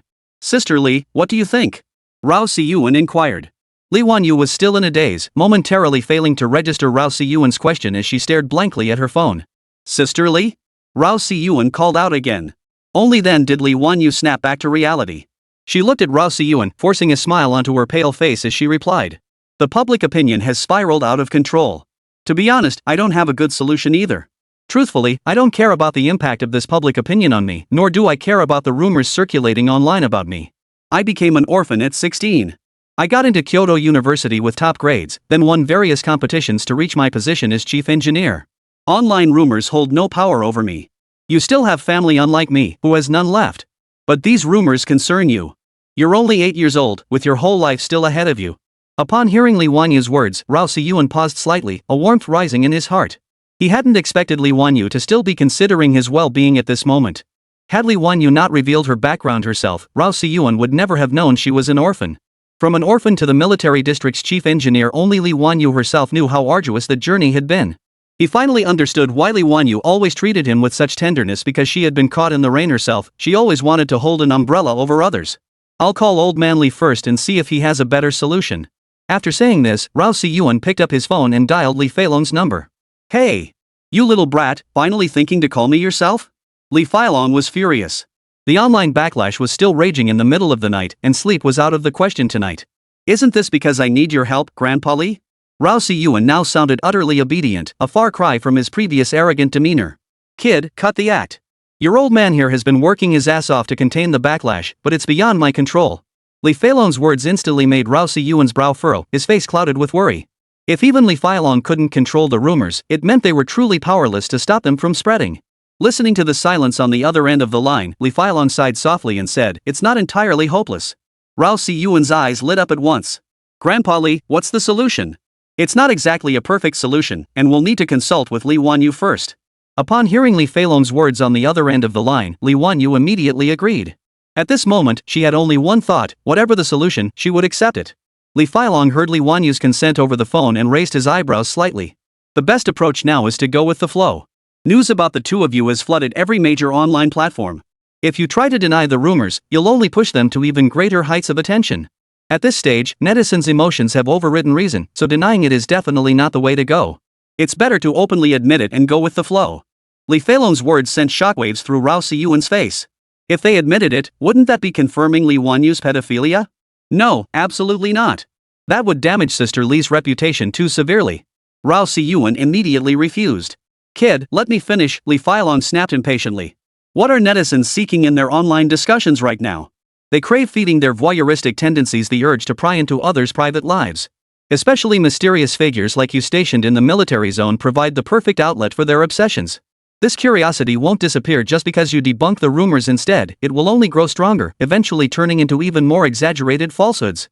Instead of fighting it, you might as well go with the flow and openly admit it. This approach will actually dampen their enthusiasm, and over time, netizens will simply forget about you. The internet has no memory, understand? Li Feilong's words gave Rao Siyuan pause. After careful consideration, he realized the logic held true. Li Wanyu immediately agreed upon hearing this, deciding to openly admit it using the official account of the Jinyan County Military Factory. Rao Siyuan, however, hesitated. He knew all too well the nature of online bullying and feared Li Wanyu would become its target.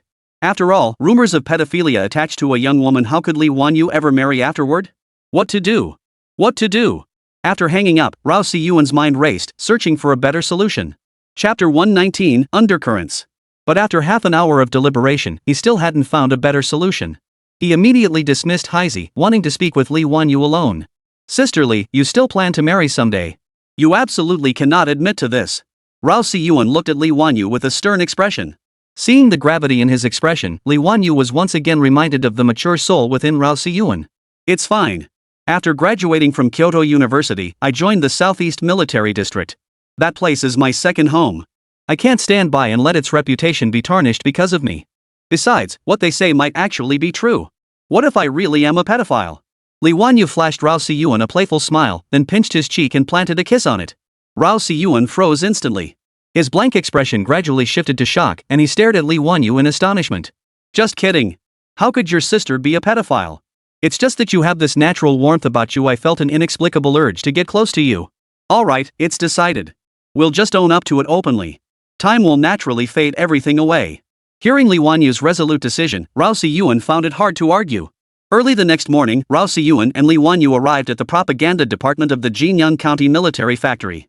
The official account of the Jinyan County Military Factory was managed by the publicity department. When both of them informed the department of the announcement they intended to make, the staff thought they had misheard.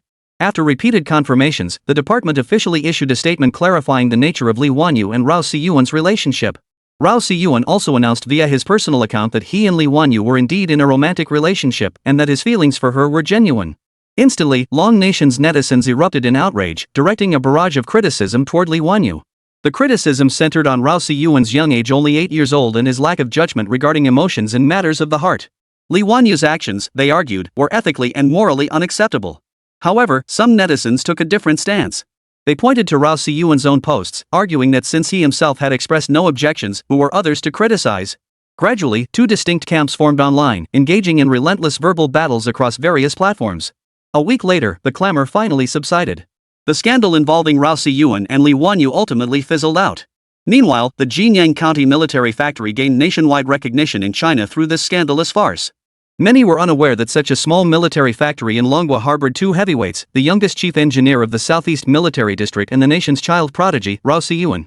For the Jinyang County Military Factory, this could be considered a blessing in disguise. The engineer who started the rumor came forward yesterday, admitting he had taken statements out of context to fabricate the story. However, he claimed no knowledge of how it had spread beyond the factory. He never anticipated the public backlash it would trigger. Ultimately, that engineer was suspended by Li Feilong for reflection. As the public outcry gradually subsided, in Manhwa City, Northwest Region. In the internal conference room of Tianyuan Military Industries. Zhang Sun presided over the meeting with a grim expression. This meeting was confined to a small inner circle, focusing solely on the fabricated allegations concerning the Southeast Military District and the Jinyang County Military Factory. A significant portion of the intense backlash stemmed from Zhang Sun's behind-the-scenes agitation. Why has the public outcry been gradually subsiding lately? Zhang Sun asked in a low voice. Chief Engineer, it's truly beyond our control. We've had several troll farms continuously stoking the flames, but the effect is now quite limited. One person said. Yes, Chief Engineer. They've done the opposite. Instead of denying the rumors, they've admitted to them. If they had just denied it, it might have been manageable, but their admission quickly killed the netizens' interest, another added. Zhang Sun's face turned ashen upon hearing this. He hadn't anticipated Rao Siyuan would personally acknowledge his relationship with Li Wanyu. Normally, the first reaction to rumors is to deny them. Rao Siyuan had done the opposite, completely derailing his plan. His original strategy was to deploy paid commenters to fan the flames, gradually steering the narrative toward the Southeast Military District and the Jinyang County Military Factory, inciting netizens across Longwei to condemn them. Now, that plan had gone up in smoke. What's more, over the past few days, he'd discovered that the Jinyang County military factory had unexpectedly gained viral attention due to this incident. This time, he'd lost both the battle and the war. Since it's proven ineffective, we must cover our tracks completely. I've heard the Southeast Military District is investigating the mastermind behind this. Stay vigilant. With that, Zhang Sun exited the conference room. At the same moment, across the ocean, in the White House conference room in Washington, D.C., President Jax presided over the meeting with a visibly irritated expression. The defeats in the Bay Area Peninsula campaign and the Whale Island campaign had left him constrained on all fronts. Over the past month, the Eagle Nation had witnessed no fewer than 20 major and minor protest demonstrations. Each protest was directed squarely at him, Jack, compounded by attacks from opposing factions, leaving him utterly exhausted. Even his past actions as Ohio governor using his position to benefit his family had been dug up. Scandals about him were circulating all over the Eagle Nation internet. Numerous lawmakers moved to impeach him in sessions, and Secretary of State Downs became collateral damage, exposed for various peculiar preferences. Under mounting pressure, Jax dismissed Downs. Ladies and gentlemen, Jax said gravely, the defeats at Whale Island in the Bay Area Peninsula have halted our plans in the Dragon Tai region. Does anyone have a viable solution? The attendees exchanged glances, each reading resignation in the other's eyes. Defense Minister Mar, however, maintained his confident demeanor. The defeats were not due to our lack of strength, he declared. We simply underestimated the Dragon Nation. The Longtai region plan must proceed. If we allow the Dragon Nation to develop unchecked, we may not even have a chance to fight back in the future. Hearing Mar's words, the others nodded in agreement. The Dragon Nation had already gained considerable strength. Further delay risked the battlefield eventually shifting to Eagle Nation's homeland. Jack's expression darkened at Mar's words. Mar bore primary responsibility for this defeat, yet he had skillfully avoided accountability. The complete absence of criticism against Mar within Eagle Nation's political circles left Jax feeling deeply unsettled. Most crucially, Mar had consistently maintained a neutral stance, aligning neither with Jax nor the opposing faction. This too infuriated Jax. Since taking office 2 years ago, Jax had repeatedly attempted to win Mar over, but to no avail. Now, with the Senate constantly obstructing him, Mar was even less likely to join his camp. I wholeheartedly agree with Minister Mar's remarks, declared Finance Minister Ross, his eyes gleaming. Though we suffered defeats at Whale Island and the Bay Area Peninsula, that doesn't mean we'll fade into obscurity. The speaker was Finance Minister Ross, his eyes gleaming with determination. He paused before continuing, our domestic economic problems are significant. Only by continuously waging war can we divert attention from internal conflicts. Mr. President, if I may be so bold, without continuing to wage war, your position as president may well be imperiled. Everyone present heard Ross's words clearly. Jack's expression shifted noticeably, his inner turmoil evident. In truth, Ross was correct. The economic problems within the Eagle Nation were growing increasingly severe.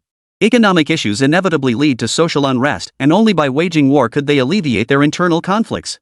Although the Eagle Nation has been engaged in minor skirmishes in oil-rich regions, these actions have failed to solidify its hegemonic position on Blue Star. Only by controlling the Dragon Sea region could the Eagle Nation fully cement and solidify its position as Blue Star's dominant power. Hammer, what do you think? Jax turned to Hammer seated to his right and inquired. Hammer, the newly appointed Secretary of State, had served under Jack less long than the previous Secretary, Downs, but he excelled in his unwavering loyalty to Jack. A graduate of Blue Star's top-ranked Yale University, Hammer had also visited Dragon Nation, leaving him with a profound impression of the country. Mr. President, I also believe we must continue the fight. We cannot halt construction of the military base in Korea. Only by completing the Korean military base and forming a strategic triangle with the military base in Japan can we effectively contain the Dragon Nation's expansion.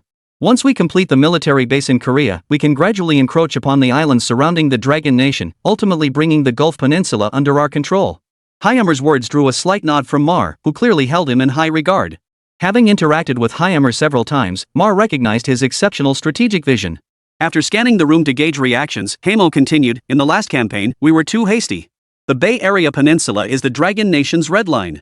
We should not have touched it, much less threatened to build a military base there. Had we refrained from the Bay Area Peninsula, the Dragon Nation likely wouldn't have reacted so strongly, and the military base in Korea could have been completed without incident. After hearing Hamo's words, Jax had his own calculations, while the others in the meeting room also strongly agreed with Hamo's assessment. Jenny, in particular, wholeheartedly agreed with Hammer's assessment. Given that, what are your plans moving forward? Jax asked, deliberately fixing a penetrating gaze on Mar. Mar understood Jax wanted him to take the lead, having prepared his operational plan well in advance. I propose that, without moving the Bay Area Peninsula, we continue to deploy additional troops to both Fuso and Korea. Militarily, we should continue deploying aircraft carriers to the Longtai region. Although Manhwa now possesses anti-ship ballistic missiles, we can still conduct military strikes against their naval vessels.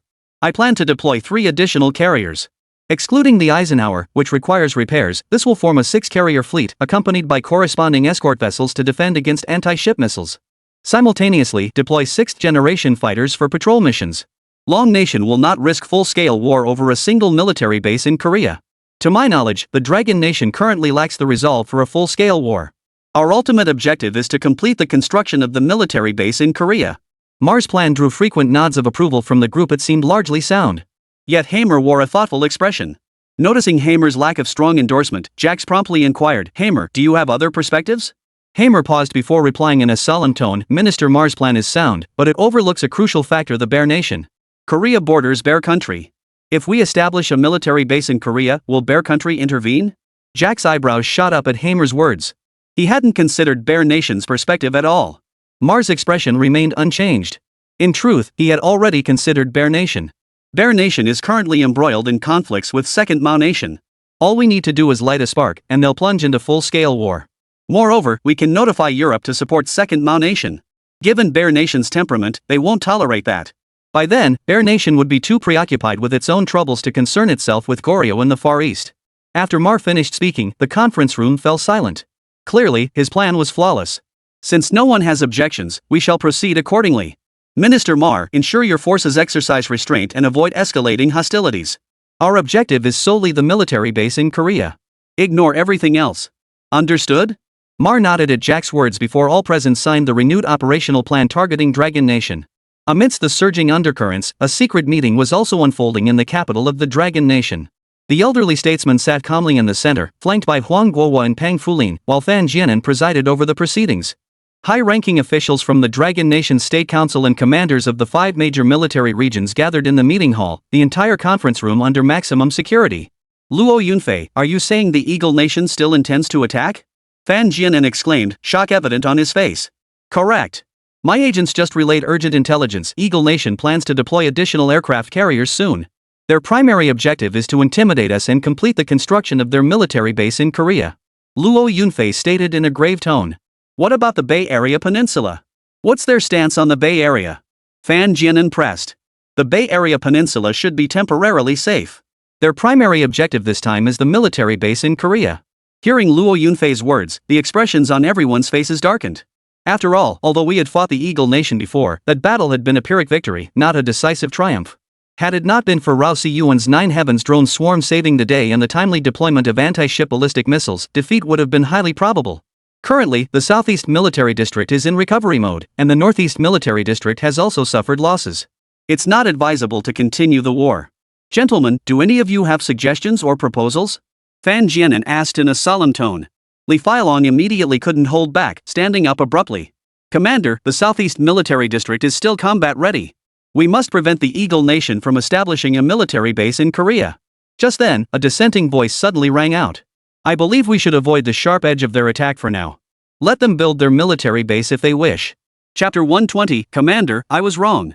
The speaker was none other than Huang Guohua, one of the 3 top commanders, who had also proposed the earlier peace initiative. Seeing Huang Guohua speak up, Li Failong instantly lost the courage to continue. After all, the 3 senior commanders were second only to the figure in the center, commanding immense prestige within the military. Seeing Huang Guohua speak, the others immediately fell silent. After all, one must give face where it's due. Though opinions differed, Huang Guohua's stature and authority were undeniable. Across the table, Pang Fulin's brow furrowed slightly. Whenever war was discussed, Huang Guohua always seemed intent on avoiding conflict or smoothing things over. Old Huang, why are you being such a coward again? We all crawled out of the dead man's field, yet now you're more afraid of death than anyone else. That military base in Korea is barely over 1,000 kilometers from our capital. A single artillery shell could reach us. And you're willing to tolerate that? After Pang Fulin spoke, the others showed little surprise. After all, their verbal sparring had become routine, something everyone had grown accustomed to. Old Pang, you know full well that once all-out war breaks out, countless lives will be lost. Our peace was hard-won, we must cherish it. Hearing Huang Guohua's words, Pang Fulin sighed softly, unsure how to respond. Huang Guohua's words weren't unreasonable. After all, the older generation of soldiers had crawled out of the dead, witnessed countless separations and reunions, and naturally cherished peace deeply. Old Huang, I don't like hearing you say that. What do you mean many people will die? If we don't fight now, our defensive lines will be gradually eroded. Are we supposed to let the over a billion people of Longwa fill that gap later? Fighting now means fighting less or not at all later. Only by striking fear into the Eagle Nation will they dare not provoke us further. Fan Jianen's words drew nods of agreement from the group. Indeed, endless appeasement only makes the Eagle Nation think our Dragon Nation is easy to bully. Only by striking fear into them will they stop targeting us. Everyone deeply agreed with Fan Jianen's stance, especially Li Feilong and Luo Yunfei. Enough, stop arguing.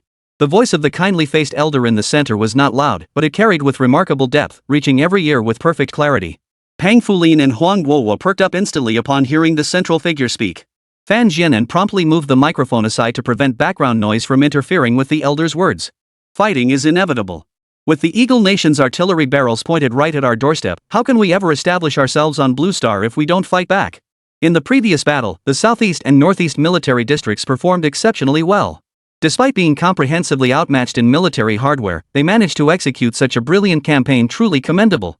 Now that we possess anti-ship ballistic missiles, we no longer need to hesitate when facing their aircraft carriers. Therefore, my stance is clear: we must fight. And we must fight with style and skill. The crowd perked up at his words, Li Feilong especially, his excitement palpable. This was precisely the statement he'd been waiting for. Luo Yunfei also felt a slight sense of relief. He had truly feared that Britain would ultimately be allowed to establish military bases in Korea. Once the Eagle Nation's Aegis defense system was fully deployed, their anti-ship ballistic missiles would likely be compromised. Moreover, with military bases in Korea and Japan serving as springboards, the pressure on the southeastern and northeastern coastal regions of the Dragon Nation would become immense. At that point, they could very well use the military bases in both countries to launch a war against the Bay Area Peninsula. Currently, due to historical issues, most nations on Blue Star recognize the Bay Area Peninsula as belonging to the Dragon Nation, yet disputes persisted. The Eagle Nation could exploit this dispute to assert control over the Bay Area Peninsula and establish military bases there. Once military bases on the Bay Area Peninsula are completed, the Dragon Nation would be completely constrained by the Eagle Nation. Without maritime dominance, its air force would become largely ineffective. At that point, Dragon Nation would be constrained by Eagle Nation in every aspect. These were Luo Yunfei's calculations. He had already prepared to voice his opinion: they must fight. At that moment, Li Feilong suddenly interjected: once hostilities commence, I have an idea. The others perked up at Li Feilong's words. Fly Dragon, just speak your mind freely, Fan Jianen urged. I want to bring Rao Siyuan over to join the fight. Li Feilong's words startled everyone present. The name Rao Siyuan was familiar to all. Even the kindly-faced elder in the center raised his eyebrows slightly at the mention. You're out of your mind. Rao Siyuan is merely an 8-year-old child. How could he possibly participate in war? Fan Jianen slammed the table in anger. Li Feilong was startled by Fan Jianen's fierce reaction, but he pressed on regardless. During the Battle of Whale Island, it was thanks to Rao Siyuan's timely assistance and extraordinary bravery that we repelled the warships of the Fusan Empire and the Eagle Nation. Without him, Whale Island would have fallen under their control. Li Feilong's words sent shockwaves through the assembled crowd. None had anticipated that it was Rao Siyuan who had assisted the Southeast Military District in reclaiming control of Whale Island. Wang Hetian's fingers fidgeted nervously as he had already received the synthetic heavy brigade design proposal brought by Heisey. After a day of meticulous calculations by experts from the Central Military District, the conclusion was that the design was entirely feasible.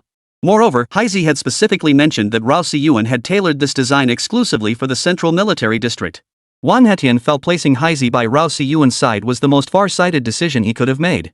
Having reviewed the composite heavy brigade design himself, he could only describe it as astonishing. It wasn't the design itself that was astonishing, it was Rao Siyuan himself. Sometimes Wang Hetian found himself wondering what exactly was inside Rao Siyuan's mind to make him so brilliant.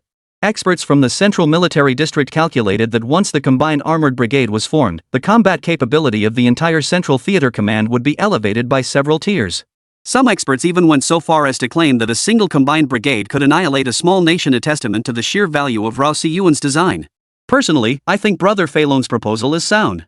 This young man, Rao Siyuan, cannot be judged by ordinary standards.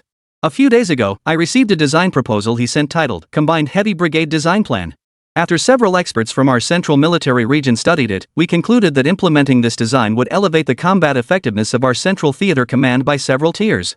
Hearing Wang Hetian's words, everyone sucked in a sharp breath. Note that Wang Hetian didn't use the term level, but rather tier. This signaled not a minor improvement, but a significant leap forward.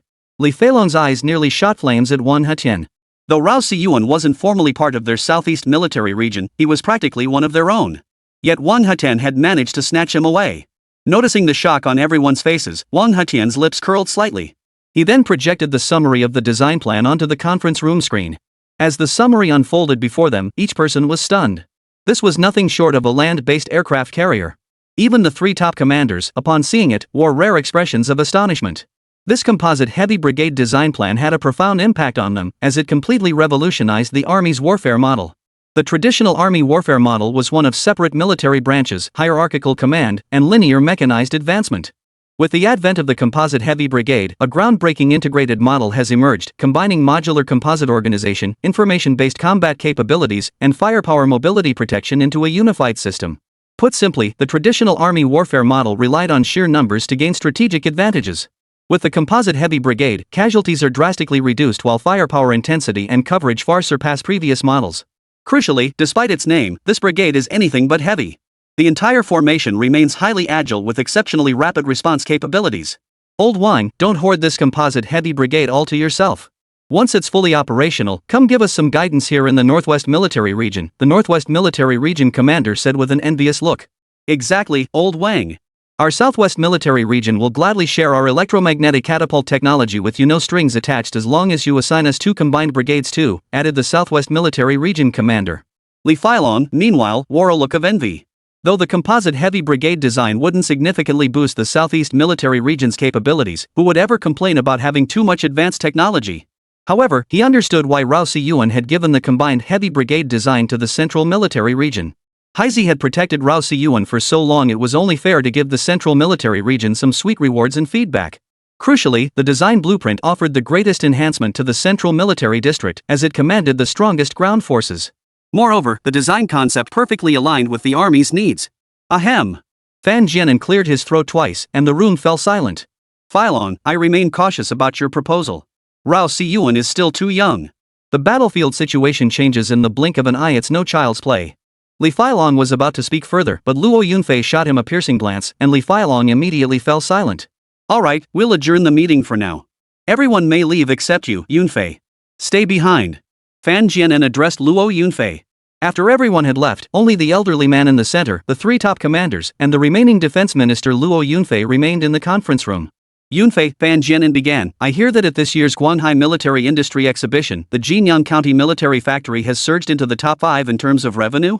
Luo Yunfei nodded upon hearing this, though he was puzzled as to why the leaders would take notice of a military exhibition, which wasn't exactly a major event. The Shenlong Bureau recently uncovered that agents from Fuso had procured a batch of micro-robots from the Jinyang County Military Factory at the exhibition. This individual has close ties to Fuso's base of operations in Guanhai City, though the exact location of the base remains undiscovered. I suspect they have ulterior motives. Have the Jinyang County Military Factory keep a close watch.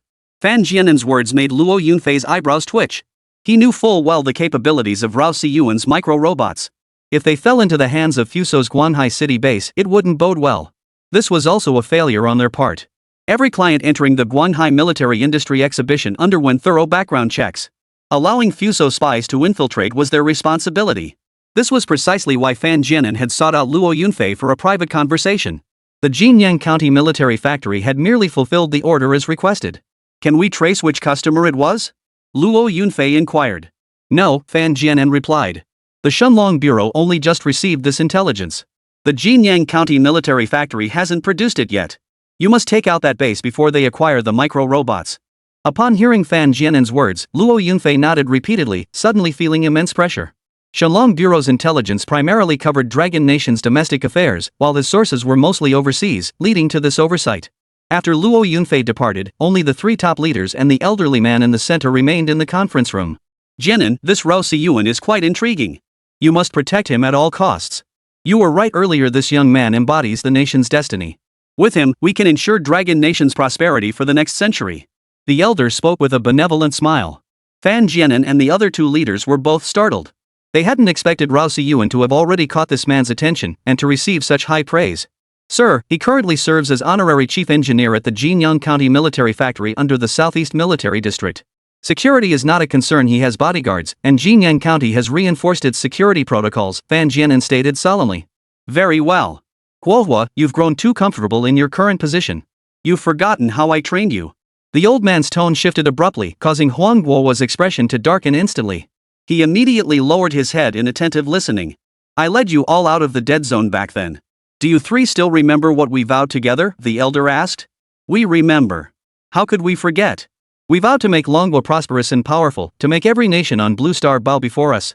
Fan Jianan slammed his hand on the table, his voice brimming with excitement at the memory. Though the dragon nation isn't yet prosperous and powerful, we can see the light at the end of the tunnel now. The old man nodded at Fan Jianan's words and continued. During the Gao relief campaign, armed only with militant rifles, we forced back the allied forces of over a dozen Blue Star nations. The hardships endured then are incomprehensible to many. While others may forget, we must never forget.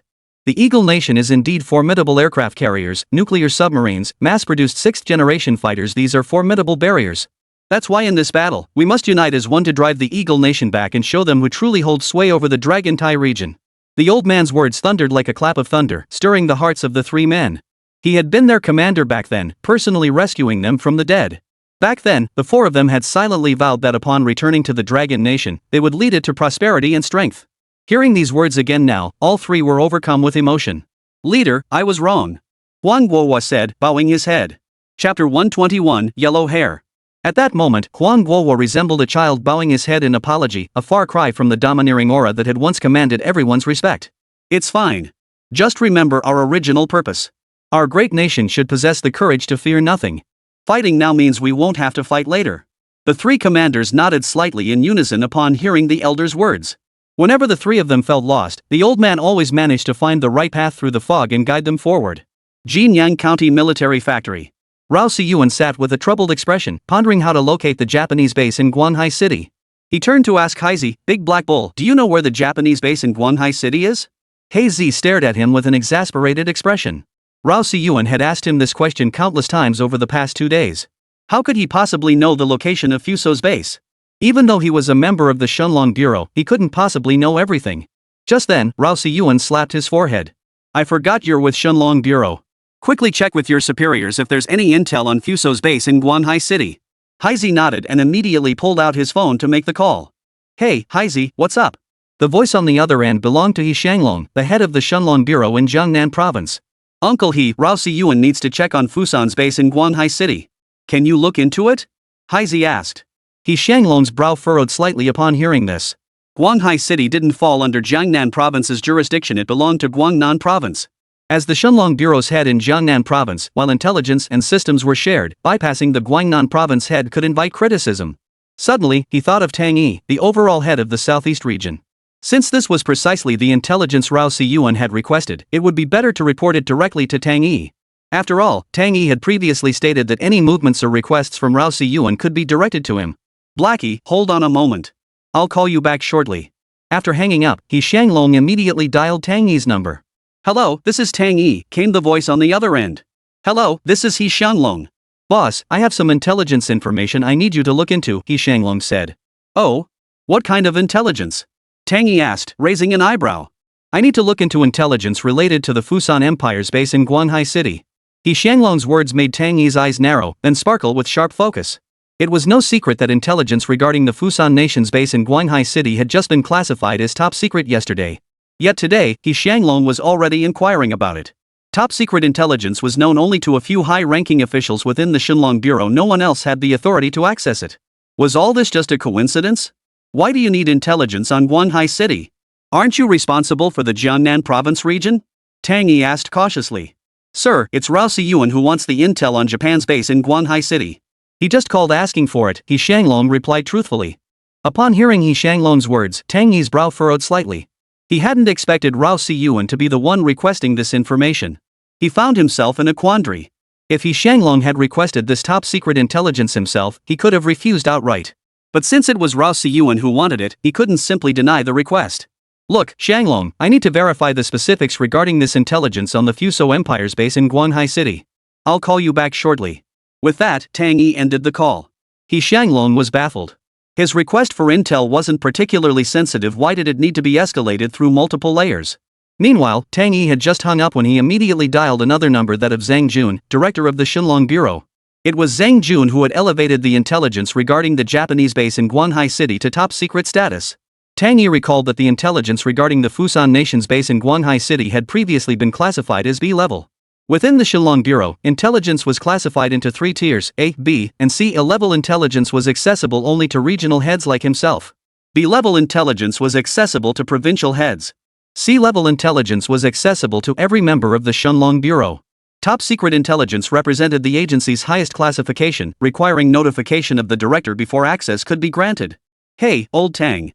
On the other end, Xing Jun immediately answered Tang Yi's call. Brother Jun, I need to report something. The Jiangnan province head just contacted me. Rao Siyuan wants to access intelligence on the Fusan Nation's base in Guanhai City. Tang Yi's words made Zhang Jun jump up from his office chair. He said urgently, who do you say wants to access intelligence on the Japanese base in Guanhai City? Rao Siyuan, Tang Yi replied truthfully. At the mention of Rao Siyuan's name, a sharp gleam flashed in Zhang Jun's eyes. Fan Jianan, one of the 3 top leaders, had just instructed him to pay special attention to Rao Siyuan. Fan Jianan had specifically mentioned that someone else was also paying close attention to Rao Siyuan. You can look into it. Skip He Shanglong entirely and pass the intel directly to Haizi. Understood? Zhang Jun made his decision on the spot. Though he didn't know why Rao Siyuan suddenly wanted intelligence on the Fuso Nation's base in Guanhai City, his instincts told him Rao Siyuan must have his reasons. And it all seemed too coincidental. Just yesterday, his informant had uncovered some clues about the Fuso Empire's base in Guanhai City, and that intelligence had been upgraded to top secret status. Then today, Rao Siyuan showed up to investigate. Could this really be a coincidence? Zhang Jun found it hard to believe. He kept recalling something Fan Jianan had told him: Rao Siyuan couldn't be judged by ordinary standards. It was highly likely that Rao Siyuan had also uncovered information about the Fusan Empire's base in Guanhai City. After all, he had a proven track record of dismantling such bases. Tang Yi immediately requested intelligence on the Fuso base in Guanhai City. What he discovered left him stunned. The record showed that spies from Fuso had been present at every military industry expo held in Guanhai City over the years. However, their disguises were so effective that no specific individuals had ever been identified. Moreover, the latest updates from their military expos were consistently relayed back to Japan. One piece of intelligence made Tang Yi's eyes widen in shock: a spy from the Fuso base in Guanhai City had passed background checks and gained access to the military exhibition. Not only had they infiltrated the exhibition, but they had also placed an order for micro-robots at the Jinyang County military factory. This intelligence left Tang Yi deeply shocked. He finally understood why the intelligence from Japan's Guanhai City base had been upgraded to top secret status. If the Fuso spy station in Guanhai City successfully obtained Rao Siyuan's miniature robot invention, their intelligence gathering in Longwa would become even more effortless. He immediately dialed Koriko's number. Seeing the caller ID as Tang Yi, Koriko felt a twinge of suspicion. Hey Z, is this about Rao Siyuan requesting intelligence on the Fuso base in Guanhai City? Tang Yi asked. Yes, I was just in contact with Supervisor He. Why are you calling, Director Tang? Hey Z asked, sounding puzzled. Don't worry about that. I'm sending all known intelligence on Fuso's base in Guanhai City to your phone via an encrypted channel. Remember, this information is classified as top secret. Do not disclose it to anyone except Rao Siyuan. Tang Yi's words startled Haizi.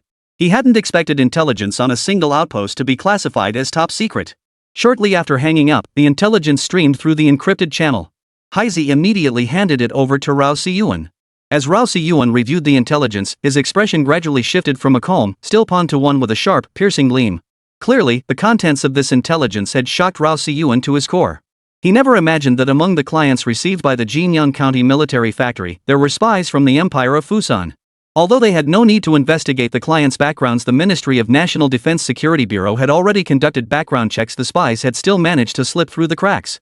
Fortunately, due to production capacity constraints, the Jinyang County military factory had yet to begin deliveries. Had this spy been among the first batch of recipients, the damage would have been incalculable. He knew exactly how technologically advanced his micro-robot technology was. If they were to be used for stealing military intelligence, the repercussions would be severe. While the Ministry of Defense bore the greatest responsibility for the background check failure, the Jinyang County military factory would likely suffer collateral damage. Eliminating the Fuso Empire's base in Guanhai City before the shipment would perfectly resolve this crisis. Coincidentally, the system mission also targets the Fuso Empire's base in Guanhai City.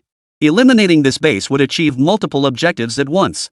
Intelligence data indicates that Shenlong Bureau agents traced a man codenamed Harris, but the trail went cold after him. The latest discovery indicates that this Harris appeared in Guanhai City's Bay District, specifically at a place called Ziasanuan. Rao Siyuan had heard of this place, a notorious foreigner hangout in Guanhai City. However, it was also notorious for its chaos, and many locals avoided entering Ziasanuan's territory. A crucial detail in the intelligence report was that Harris had a very distinctive feature on the inner side of his left forearm, a tattoo. This tattoo was not a common design, but rather a type of stigmatic symbol. Tattoo symbols were more common in Southeast Asia but relatively rare in Longwa. This intelligence was crucial.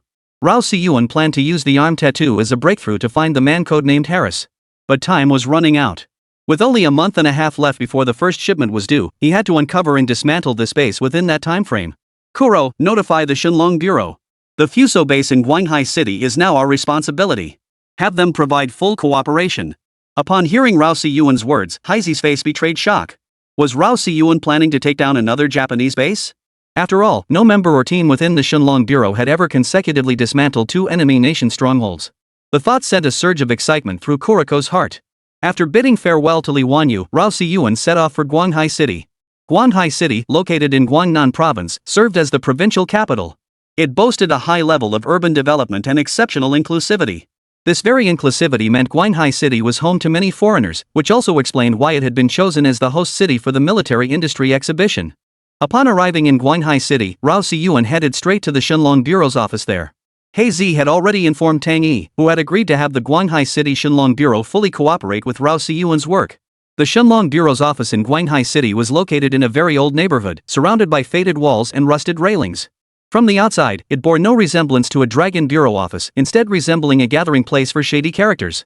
Seeing this, Rao Si-yuan inwardly marveled at the Dragon Bureau's choice of location.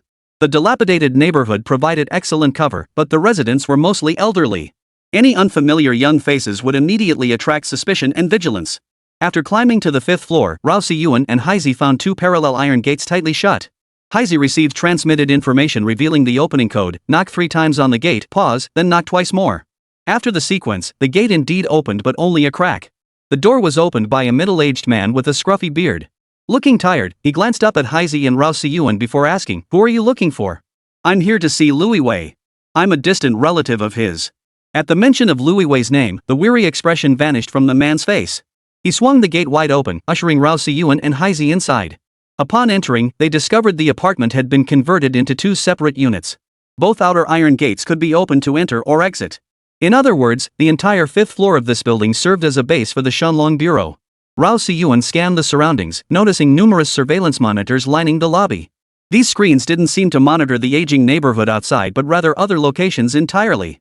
At that moment, a short-haired woman reclined on the lobby sofa, a long snake tattooed on her arm, giving off a streetwise vibe. "Newbies?" The woman glanced at Heizi and Rao Si-yuan, then tossed a cigarette to Heizi. "Cicely, these two are here for Supervisor Liu." "Watch your tone," interjected a middle-aged man with a scruffy beard. At that moment, Rao Si-yuan could only sense that this Dragon Bureau outpost had a distinctly underworld atmosphere, completely different from his previous impressions. The unshaven middle-aged man approached a room, knocked a few times, and called out, "Supervisor Liu, someone's here to see you." After several minutes of waiting, the door finally opened. A young man still in his pajamas emerged. He had a head of blonde hair, was extremely thin, and had a sharp, monkey-like face. Chapter 122, The Third Yuan. If someone like this walked down the street and encountered a cop, the officer would have to question him. Yet surprisingly, this very man was the regional director for the entire Guangnan province, the head of the Shenlong Bureau. Rao Si-yuan suddenly felt intrigued by Shenlong Bureau's outpost in Guanghai City. The blonde-haired man emerged, yawning incessantly, then plopped down on the sofa. He wrapped his arm around the short-haired woman and asked, "What do you want with me?" Seeing his state, Heizi frowned slightly and said, "We're here to dismantle the Fuso Nation's base in Guanghai City. Director Tang should have informed you, right?" The blonde-haired man nodded, then shrugged indifferently. "Yeah, I got the notice yesterday." "So? Then you should cooperate fully with us too. Got it?" Before Heizi could finish, the blonde burst into derisive laughter. He doubled over laughing, and the short-haired woman beside him joined in, unable to stop giggling. "You two think you can take down Fusan's base in Guanghai City? Without me, you wouldn't even know if your munitions factory was haunted. You two are seriously out of your league." Huang Mao's words instantly made Heizi's face flush with anger. Just as he was about to speak, Rao Si-yuan stopped him. "Hello, I'm Rao Si-yuan. If it were just the two of us, eliminating the base would indeed be difficult. Therefore, this operation requires your support to succeed. I hope you'll cooperate." Rao Si-yuan extended his plump palm toward the blonde-haired man, causing him to pause slightly. After scrutinizing Rao Si-yuan, the blonde-haired youth finally confirmed that this was indeed the renowned prodigy Rao Si-yuan from the internet. "Kid, don't think that just because you've got some prodigy title, you can boss people around here. Old Tang did say we should fully cooperate with you too, but you better remember any action you take has to be reported to me first. Got it?" Huang Mao's words instantly ignited Heizi's fury. Huang Mao's demeanor was already infuriating enough, and now he was adding insult to injury. Coming from a military background, he valued discipline above all else. Obedience to orders was paramount, and he couldn't stand this kind of lawless, rough and tumble attitude. Seeing Heizi's boiling rage, Yellow Hair turned to Rao Si-yuan and said, "Kid, your buddy's got a bit of a temper." Not really my cup of tea. Like a big black bull, he's quick to flare up. Rao Si-yuan gave a slight nod. As newcomers, they saw no need to provoke conflict with this blonde punk. Mission completion came first. Through the blonde-haired man's brief introduction, Rao Si-yuan gained a general understanding of the Shunlong Bureau's office in Guanhai City. Turns out this blonde guy's real name was Gao Nan. Originally a local thug in Guanhai City, he'd met the previous regional head of Shunlong Bureau in Guangnan Province by chance. The blonde-haired man had joined the Shunlong Bureau, continuously providing intelligence to the former head. Back then, he was well connected throughout Guanhai City, knowing many people in the underworld. Later, during a mission, that leader was fatally wounded. On his deathbed, he recommended Huang Mao as his successor. After becoming the head, Huang Mao gradually demonstrated his capabilities, providing significant intelligence support to the Shunlong Bureau. The information about the Fuso Nation's base in Guanhai City this time also came from Huang Mao. Even the characteristics of the individual codenamed Harris were provided by the Blondie. According to the Blondie, Fuso's base in Guanhai City had actually existed for quite some time, though it was only recently discovered. The previous leader had focused primarily on dealing with those monkeys from the mercenary nation, paying little attention to Fuso. Through this conversation, Rao Si-yuan gained a new perspective on the Blondie. Despite his slacker demeanor, he proved remarkably reliable. Though the entire base only had 5 members, each had a clear role. Moreover, Huang Mao's network of informants outside numbered over 50. None of these informants knew Huang Mao's true identity, as he presented himself externally as a gang leader with his own social clique. Naturally, Huang Mao was the leader of this clique, which explained why he moved so effortlessly through Guanhai City, consistently securing crucial intelligence. It was precisely this steady stream of intelligence that had convinced the higher-ups at Shunlong Bureau to fully trust Huang Mao's capabilities. "Kid, see all these monitors?" Yellow Hair pointed to the array of screens lining the living room. Rao Si-yuan nodded. A smug look spread across Huang Mao's face as he continued, "These surveillance locations are all in urban rural fringe areas in places like Xiasanyuan. These spots are the favorite hiding places for those spies. Of course, we don't just monitor these lower-class areas, we also cover regions where the wealthy like to hang out, though there are fewer cameras there." Listening to Huang Mao's explanation, Rao Si-yuan couldn't help but admire him. Establishing such a comprehensive intelligence network in Guanhai City was no small feat. After all, the identity of the Shunlong Bureau couldn't be revealed casually. Doing so would invite resistance from all sides. Take Heizi, for instance. Unless absolutely necessary, he never reveals his Shunlong Bureau affiliation under normal circumstances. "Then how did you discover that a spy from Fusan had placed an order at my Jinyang County military factory?" Rao Si-yuan inquired. Yellow Hair's lips curled slightly as he replied, "I have a guy working at Xiaosanyuan Electronics Repair. The other day, a man wearing sunglasses and a mask came into his shop asking if they could fix a robot like the one in this video. My guy looked at it and said the tech was too advanced, so he wasn't sure he could fix it. The guy left. Later, my guy casually mentioned it to me. The moment I heard robot, I got interested. I checked the surveillance footage and saw the video was from the military exhibition performance." Upon hearing Huang Mao's explanation, Rao Si-yuan gained some insight. The man was likely taking precautions, seeking out a shop that could repair micro-robots in advance. Once the Jinyang County military factory shipped the units, their base could start using them immediately. Even if they broke down, they could be sent for repairs. The footage the man retrieved from the surveillance indicated he had likely gained access to the military exhibition itself, otherwise, he wouldn't have been able to capture live footage. But a question lingered in Rao Si-yuan's mind. The contracts between Jinyang County military factory and these clients all specified overseas delivery locations. How had they managed to transfer them from abroad to China? After all, security and customs would conduct multiple screenings. These micro-robots had been upgraded by the Long Nation government to the same control level as firearms. Our Jinyang County military factory contracts all specify overseas delivery addresses, Rao Si-yuan said doubtfully. What channels did they use to reship these micro-robots back into the country? Huang Mao was momentarily stumped by Rao Si-yuan's question. He hadn't considered this angle. "I haven't yet uncovered the exact method used to bring them back into the country," he admitted. "But one thing is certain, your military factory's robots are being purchased through other channels by the Eagle Nation, the land of the rising sun, the land of the morning calm, and the land of servants." Rao Si-yuan agreed with Huang Mao's assessment. With so many orders, it was inevitable that some would exploit the situation to inflate prices and profit. Such practices were beyond control. He possessed the original code. Even if they deployed these robots in warfare, Rao Si-yuan had a way to ensure Dragon Nation's radar could detect the faint signals emitted by the micro-robots. He knew their signal frequencies. "Maozi, wake up, Duck and Gotzi. We should be heading out." Huang Mao addressed the middle-aged man with the scruffy beard. Rao Si-yuan silently noted the man's nickname, so he was called Maozi. Soon, a lean young man and a burly, tall, and heavy man emerged from the two rooms. The lean young man had a full sleeve tattoo on his arm, clearly looking like someone from the underworld. "Don't mind us, guys. It's just for the disguise," yellow hair said with a grin. Rao Si-yuan nodded in understanding. The two men, upon seeing Rao Si-yuan and Heisey, grew curious, especially the burly man called Gotzi. He seemed to recognize Heisey. "Blackie, is that you?" Gotzi stammered hesitantly. Heisey looked at the fat guy and asked in confusion, "You know me? I'm Wang Xiaotian from the Southwest Military Region. You don't remember me? We were even on the same team during the army-wide martial arts competition." Gotzi grinned, stepping forward to throw his arm around Heisey's shoulder. After hearing Gotzi's words, Heisey thought carefully for a moment and finally remembered. "Xiaotian? Weren't you super skinny back then? How come you're so fat now?" Heisey immediately looked him up and down in surprise. "Ah, don't mention it. After losing to you in that military competition, the military district assigned me here to handle their security. Who knew it'd basically be eat, sleep, eat? Slowly, I just got fatter." Gotzi scratched his head sheepishly. Huang Mao and Rao Si-yuan were both taken aback. They actually knew each other? "Gotzi, you know this big black bull?" Huang Mao asked, a hint of surprise in his voice. "Yeah, back when I was in the army, during the military-wide competition, I was the one Blackie knocked out. Brother Heisey is incredibly skilled. I only lasted 3 moves before he took me down." Gotzi's words sent shockwaves through Huang Mao's face. He knew Gotzi's skills despite his bulk. The kid was incredibly agile. Once, late at night while hanging out in the urban-rural fringe, they ran into a group of local thugs. The thugs demanded tips from them, threatening to hold them back otherwise. At the time, there were only 3 of them, Yellow Hair, Duck, and Gotzi. Opposite them stood 6 or 7 thugs. They were outnumbered. Without a word, Gotzi took down all 6 of them, giving Huang Mao a whole new appreciation for his skills. Huang Mao had assumed Gotzi only knew basic boxing or military combat techniques, but he was genuinely impressed by Gotzi's skills. So from then on, Huang Mao would almost always bring Gotzi along when he went out. It gave him a sense of security. "Since you already know Gotzi, I won't introduce him," Huang Mao said, pointing to the lean young man. "This is Duck. He's our tech wizard, absolutely brilliant with computers. He set up all these surveillance systems himself. She's my woman and the only female in our team. She doesn't have any other special skills, but her facial recognition is incredibly accurate.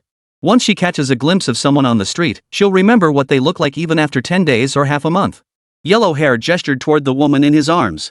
But as he introduced her, she remained glued to the surrounding screens, clearly engrossed in monitoring the feeds. Rao Si-yuan noticed this too. These guys might seem like slackers, but they were actually pretty dependable, at least when it came to paying attention to details. Moreover, each possessed unique strengths that complemented one another. This synergy was precisely why Guanghai City's intelligence data had consistently ranked among the top in the Shenlong Bureau over the past year. "Alright, are you two coming with us or staying behind?" the blonde-haired man asked Rao Si-yuan. Rao Si-yuan looked puzzled. "What are you guys going to do?" "Business, of course. The 4 of us opened a shop in Zayasanyuan." Yellow Hair replied. "Opened a shop? What kind of shop?" "A second-hand pineapple phone shop. You know, British pineapple phones are all the rage in our country, so I set up a storefront as a cover and to make some extra cash on the side. I've got dozens of guys working for me, sourcing phones from all kinds of channels." Rao Si-yuan's mouth twitched at this. This sounded exactly like the backpackers from Earth before his time travel. And from what Yellow Hair said, it seemed like many of the phones came from shady sources. They were responsible for laundering them. Rao Si-yuan was speechless inside. This Yellow Hair was quite the talent. "Alright, we'll go with you. If you're coming, wear a mask. Your appearance is too conspicuous. You are a viral internet sensation after all," the blonde-haired guy said irritably, then tossed a mask to Rao Si-yuan. With that, the 6 of them headed out together toward the Zayasanyuan district. Shaosanyuan was one of Guanghai City's most chaotic districts, home to large numbers of Southeast Asians and locals. Some Southeast Asians and locals, taking advantage of their international status, frequently engaged in petty theft. Thus, the entire Zayasanyuan area could be described as a sanctuary for the gray zone. Many goods of dubious origin were laundered through Zayasanyuan, stolen or looted British pineapple phones, luxury jewelry, watches, and designer handbags. With its diverse methods of laundering goods, Zayasanyuan gradually became a gathering place for idle individuals. After a half-hour drive, we arrived at the Shaosanyuan district. The entire area functioned as a village within a village, nestled right in the heart of the urban village, with a grid layout of 4 vertical and 3 horizontal streets. At the heart of this urban village, all 4 vertical and 3 horizontal streets belonged to the Shaosanyuan area. Rao Si-yuan's first impression was that the place felt incredibly oppressive. Though described as 4 vertical and 3 horizontal, the surrounding alleys were countless, densely packed beyond counting. Moreover, the surrounding buildings were tightly packed together, each structure pressed close to the next. The sky was squeezed into a narrow slit, making it difficult for sunlight to penetrate. For those living in the upper floors, unless they were on the top level, they could say they saw no sunlight at all. A damp, musty odor hung in the air, causing Rao Siyuan to frown slightly. Chapter 123, Calling the Police. He never imagined that in Guangnan province, the economic powerhouse of the Dragon Nation, the provincial capital city of Guanghai would harbor such a place that felt utterly out of place within the city. Beneath Guanghai City's glossy exterior, rats and cockroaches were ubiquitous in the urban villages, while the stench of rotting food waste wafted from the open sewers. He also noticed the people passing by, their faces looking dull and weary. This was likely the most authentic portrayal of the nation's lowest strata. Despite the country's prosperity, the grassroots population still teetered on the edge of subsistence. After passing through a long alley, they reached one of the cross streets in the grid of 4 vertical and 3 horizontal roads. Huang Mao pointed to a shop directly across the alley and said, "Kid, this is the shop we all run together." Rao Siyuan looked closely. The shop was named Ah Huang's Gadget Shop. Seeing the name, Rao Siyuan's mouth twitched slightly. He hadn't expected yellow hair to be so unique even in naming. Stepping inside, Rao Siyuan immediately sensed that though compact, the shop was fully equipped. Though compact, it offered everything from phone repairs and recycling to sales, even products unsuitable for minors. This yellow hair sure had some nerve, selling all sorts of things. It seemed this little San Yuan really was different from the outside world. Rao Siyuan glanced at the surrounding shops. Many dealt in luxury goods recycling and similar phone trade-ins. Some brightly dressed women stood at the alley entrance, scanning the area and batting their eyelashes at passers-by. Though only 8 years old, Rao Siyuan instantly understood what these brightly dressed women were up to. After all, his soul is 30 years old. Is this little trinity so brazen?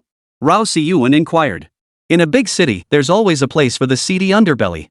If you don't provide such a venue, it'll just spread everywhere, and that's not good for the image. Huang Mao's words made Rao Siyuan nod thoughtfully. There seemed to be some truth to that. Huang Mao had barely opened the door when several similarly dyed-haired, tattooed youths entered the shop. "Brother Huang, we've got 3 pineapple phones here. Can you hook us up?" Huang Mao lifted his eyelids slightly to glance at the trio. 200 each, 600 total. Cash up front. "Brother Huang, we're a bit strapped for cash right now. Could we pay you back after you fix these phones and we sell them? Would that work?" The leader of the trio immediately spoke in a low, pleading tone, his face etched with desperation. "Yang, I'm giving you 600 because you're a regular customer. Normally, this kind of work goes for 300. Don't bite the hand that feeds you. Cash on delivery, no credit." Huang Mao flicked his nearly finished cigarette butt at the trio and barked angrily. The leader, Yang Zai, flinched slightly before forcing a smile. "All right, we'll get the money together right away." After that, the 3 left. Not long after, they returned, tossing 600 yuan bills onto the counter in front of Yellow Hair. Yellow Hair frowned slightly but said nothing. He pocketed the cash and took the phone the trio handed over. "Come back in 2 hours," he said, then ignored them. After leaving, the trio exchanged glances before quickly slipping into a nearby alley. They signaled to 2 men lurking inside. The 2 men, their faces bulging with muscle and radiating menace, immediately approached Yang Zai and asked, "So? I handed over your phones and Koen Ji's phone to that kid Huang Mao. In half an hour, you 2 just go straight there and start trouble. Didn't Brother Koen want that shop? I heard he wouldn't sell it even for 2 million yuan.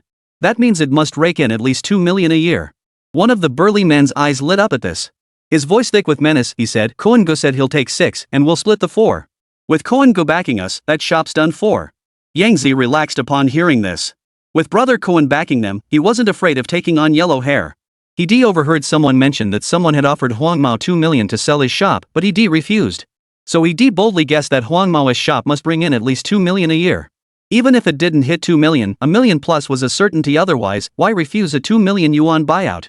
That's why he immediately thought of Brother Koen, the biggest local powerhouse in Shaosan Yuan. After sharing the news with Brother Koen, the latter essentially told him to figure out a way to set Huang Mao up. After all, Huang Mao had some influence in Shaosan Yuan, so they couldn't just act recklessly. He hatched a plan, recruiting 2 others from Fanglingjiao, another lawless fringe area on the urban-rural border of Guanghai City. The 5 of them pooled their heads and devised this scheme. They were already desperate, and this plan was only conceived because Brother Koen had hinted at it. Even if they couldn't seize the shop, they could still extort a large sum from Yellow Hair. Plus, Koen had assured him that if the cops got involved, Huang Mao wouldn't come out ahead. Koen had connections with the police too. Half an hour later, 2 burly men with intimidating faces entered Ah Huang's repair shop. The moment they stepped inside, one slammed his hand on the counter and bellowed, "Who runs this place?" Huang Mao, who had been chatting with Rao Siyuan in the back, instantly furrowed his brow. The tone of their demands seemed unusually aggressive. Meanwhile, Duck was busy wiping the data clean from the 3 phones. Huang Mao stepped behind the counter and inquired, "I'm the owner. What can I do for you?" "You're the owner? I just tracked my stolen phone using my wife's phone. It's in your shop. You're the thief, aren't you?" The burly man's face twisted into a menacing expression as he slammed his hand on the glass counter, instantly cracking the surface. Huang Mao's expression shifted slightly upon realizing this man had come for the 3 phones of Yang Zai and his crew, phones of dubious origin. In Zaya Sanyuan, there was an unwritten rule: phones sent for laundering had to come from owners who weren't locals. Now that someone had come looking, it meant Yang Zi had broken the code. This realization sent a surge of anger coursing through Yellow Hair's veins. His immediate concern wasn't confronting Yang Zai, but dealing with these 2 burly men first. "Hello," he said, snatching the 3 phones from the table Duck was working on. "You're referring to these 3 phones, right?" The 2 burly men nodded immediately upon seeing the phones. "That's right, these 3 phones are ours. How dare you steal them? You tell us how to resolve this. If we don't get a satisfactory solution, we're calling the cops right now." Huang Mao's expression shifted slightly at the mention of the police. Though he laundered stolen phones for others, it wasn't exactly a respectable line of work. Rao Siyuan heard the commotion outside and peered through the slightly ajar door. He saw 2 burly men with intimidating faces demanding answers from the blonde-haired guy. Rao Siyuan found it odd, though. Why would those 3 bring the phones straight here for laundering the moment they got them? And why did the thugs show up so quickly less than half an hour after the theft? "Hold on, gentlemen. These 3 phones are right here. We're not the ones who stole your phones, someone handed them over to me. If you don't believe me, I have surveillance footage. I can pull it up for you both to see." Yellow Hair said, his expression unchanged. Though the 2 threatened to call the police, Yellow Hair wasn't afraid. At worst, the shop would close for a few days if things got messy. "Oomph. Just because you say you didn't steal them doesn't mean you didn't. The phones are in your possession now. If you don't offer a reasonable solution, this isn't over." The 2 burly men, their faces twisted with anger, seemed to have him by the throat, demanding a satisfactory resolution. Yellow Hair finally caught on these 2 were likely hired by Yang Zai specifically to cause trouble for him. "Guys, how about this? I'll return these 3 phones to you, plus compensate each of you 3,000 yuan. What do you say?" Though he knew Yang Zai was behind this, he couldn't track down the trio right now. He had to get rid of these 2 first. The 2 burly men visibly wavered at the mention of 3,000 yuan.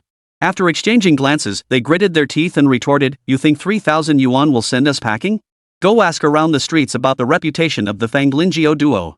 Yellow Hair's expression tightened slightly.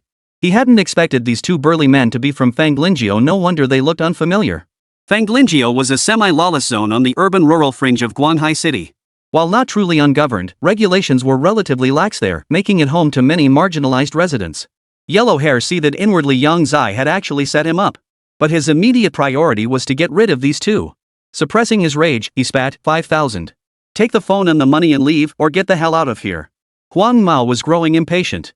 Being set up was one thing, but the real insult was Yang Zai's refusal to accept his offer and instead jacking up the price, something Huang Mao couldn't tolerate. Inside the back room of the shop, Rao Siyuan overheard Huang Mao's exchange with the 2 burly men. Just as he'd anticipated, these were the troublemakers Yang Zai had summoned. Yet Rao Siyuan remained puzzled. These 3 were clearly long-time fixtures in the Shao Sanyuan area. They crossed paths constantly. Why would they suddenly set Huang Mao up? After all, Yellow Hair held some influence in the area. Provoking him would be a losing proposition unless the trio was paid 5,000 yuan to never return. Moreover, hiring these 2 burly men to stir up trouble clearly came at a cost. In the long run, it was obviously not worth it. When the 2 burly men heard Yellow Hair could only offer 5,000 yuan at most, they quickly calculated, if they took down Yellow Hair's shop, they could secure a steady income stream far exceeding 5,000 yuan. Their resolve hardened once more. "Ha! You think 5,000 yuan will buy off the Fanglingio duo shusha? I'm calling the police right now to handle this." With that, one of the thugs smoothly pulled his phone from his pocket and dialed the police. Yellow Hair's face paled again as he hurriedly pleaded, "Guys, do you really want to make things ugly for everyone? 8,000. If you agree, I'll pay you right now." Yellow Hair's face was grim. He felt helpless against the 2 burly men. After all, he was in the wrong. Even if Yang Zai had set him up, he had to swallow this loss. "No way. At least 100,000. Give us the money and we'll leave. Otherwise, we'll see you at the police station." The burly men showed no intention of settling, demanding 100,000 outright, which infuriated the yellow-haired man. Upon hearing the 100,000 yuan demand, Rao Siyuan finally confirmed that Yang Zi and his 2 accomplices must have been acting under someone's orders. Clearly, paying 100,000 yuan was out of the question. Yet these 2 thugs genuinely demanded the full amount, proving they weren't seeking a settlement. Yet they came to the shop confronting the blonde-haired guy without wanting a settlement, a contradiction in itself. They could have called the police first before confronting him in the shop. This revealed their gamble. They were testing whether Huang Mao would pay the 100,000. If he did, they'd simply take the money and leave. This demand exceeded the amount offered by the person backing Yang Zai. revealing that someone was targeting Huang Mao. When Yellow Hair heard the men mention 100,000 yuan, his face betrayed utter disbelief. He hadn't expected these two to make such an outrageous demand. 10,000? Why don't you just rob me outright? Or go take a nap and dream about it? Anything's possible in your dreams. The blonde-haired man promptly pocketed the 3 phones, ignored the 2 men entirely, and retreated into the back room. Seeing Huang Mao refuse, the 2 burly men immediately picked up the phone and dialed the police. Rao Siyuan saw the yellow-haired guy boiling with rage and immediately said, "Calm down. I feel like someone's out to get you." Rao Siyuan's words made the blonde-haired guy pause slightly. After calming down a bit and recalling the series of events, he suddenly understood. Damn it all to hell. Yang Zai actually dared to scheme against me. Next time I see him, I'll beat him to a pulp or I'll change my surname. Rao Siyuan shook his head and continued. You're overestimating that Yang Zai. There's probably someone else pulling the strings behind him. Huang Mao's pupils contracted at Rao Siyuan's words. He clearly hadn't considered that angle. He'd assumed Rao Siyuan was referring to Yang Zi as the one plotting against him. But then he thought, how could Yang Zai possibly dare to target him? Rao Siyuan's words made sense. Just as he pondered this, the sound of police sirens echoed outside. Huang Mao knew the big guy had called the cops. His expression turned grave as he stepped outside and entered the store. Who called the police? 2 officers stepped out of the patrol car and inquired inside the shop. Hello, officers. We're the ones who called. The 2 big guys said obsequiously. What's the nature of your report? The officers inquired. This shop owner stole 3 phones from us, and we caught him red-handed. The big guy pointed at the yellow-haired guy and said. The officers exchanged surprised glances at the blonde-haired guy. They recognized him. He seemed to have been in the station a few times before. Another officer whispered in his ear, this guy with the yellow hair is Huang Hao. He's got some clout in the Shao Sanyuan area. He gave a slight nod, already forming a plan in his mind. Were they telling the truth? The blonde-haired man immediately shook his head and explained. That's not how it happened. These 3 phones were given to me by a guy in Shao Sanyuan called Yang Zai. His real name is Lu Xingyang. I took 600 yuan from them to help launder these 3 phones. Later, these 2 came to my shop. Hearing the blonde-haired man's words, the 2 burly men's mouths twitched slightly. This fleeting expression was swiftly caught by Rao Siyuan through the door crack. Chapter 124, Pinpointing the Mastermind. Rao Siyuan's heart skipped a beat. Could it be that yellow hair had truly been set up by them? And was he following their script? The thought sent a chill through him. Wait, what did you just say? You helped Lu Xingyan launder 3 phones of unknown origin? One of the officers quickly latched onto the crucial detail. The blonde-haired man instantly realized he'd slipped up, his face turning deathly pale. Huang Hao, since you've admitted to laundering 3 unregistered phones for Lu Xingyang, you'll be coming with us. The officer's words sent a chill through Huang Mao. He knew full well that once he stepped foot in the police station, the charges would likely stick. Officer, there must be some misunderstanding here. I was just misled by those 2. Huang Mao grew frantic, his words becoming incoherent. Rao Siyuan watched the scene unfold clearly from the back room. He sighed softly, then gave Haizi a subtle nod. Haizi understood immediately, pushed open the door, and stepped out. Brother, what's all the commotion outside? Haizi opened the door and asked the blonde-haired man with a puzzled look. He then turned to the 2 officers and asked, looking puzzled, Brother, why are the police at your shop? The blonde-haired man was momentarily flustered by Haizi's questions, but quickly regained his composure. Brother, he said, it's just a minor issue. You don't need to get involved. You should go back. Bro, did you get into trouble? Haizi asked, glancing at the 2 officers. The officers, seeing Koriko's dark complexion, initially assumed he was a foreigner, but Haizi's pure Dragon Country dialect dispelled their thoughts. They addressed him, what's your relationship to Huang Hao? I'm his cousin. What's wrong with my cousin? Your cousin is suspected of concealing criminal proceeds. He needs to come with us, one officer stated. Hearing this charge from behind the door, Rao Siyuan breathed a slight sigh of relief. The key element of this charge was intentional concealment. Huang Mao hadn't deliberately hidden anything. If Haizi could negotiate with the 2 officers, they might be able to turn a major issue into a minor one and resolve it quietly. In that light, Huang Mao's earlier slip of the tongue had actually worked in his favor. After all, the officers were equipped with body cameras. I distinctly recall my cousin stating from the outset that he only helped launder the phones after Lu Xingyang repeatedly requested it. Moreover, he had stated from the outset that he was merely assisting in wiping the phones and had no subjective knowledge of their illicit origins, thus not constituting concealment. The 2 officers' expressions shifted slightly. It seemed this shady-looking guy actually knew a thing or 2 about the law, regardless of his subjective knowledge. We still need to take him back to the station for questioning. After all, he's a suspect, the officer insisted stubbornly. Haizi's brow furrowed slightly. Under normal circumstances, these two officers should be pursuing Lu Xingyang, yet they were fixated on Huang Mao. Something didn't feel right. Rao Siyuan, listening behind the door, also sensed something off.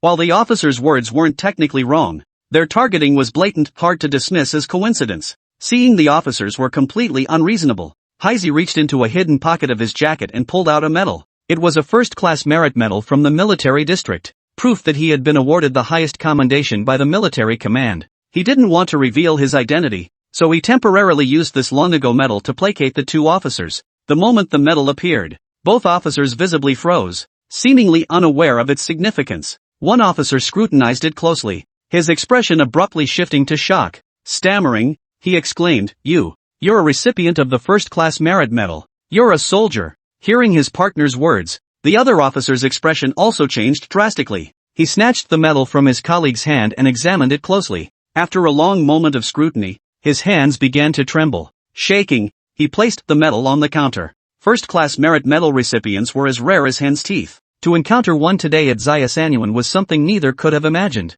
Moreover, they had carefully examined it and confirmed the medal was genuine, not a fake. A first-class merit medal signified the highest recognition from the Dragon Nation's top leadership, conferring immense social prestige. Even their own bureau chief would have to treat the recipient with utmost courtesy. But the most critical point was this: a first-class merit medal holder wielded immense influence within the military district. If they caught the attention of the military district, the police bureau would face serious trouble. Just as the two officers were about to back down, the two burly men stepped outside, made a phone call, and then returned to the shop. Moments later, one of the officers received a call. It was their chief. Upon answering, the officer's expression shifted slightly at the chief's words before quickly regaining composure. After hanging up, a look of conflict flashed across his face. He gritted his teeth, then produced his credentials and stated firmly, "I'm sorry, but even if you are a recipient of the first-class merit medal, we must still carry out our duties according to procedure. We appreciate your understanding."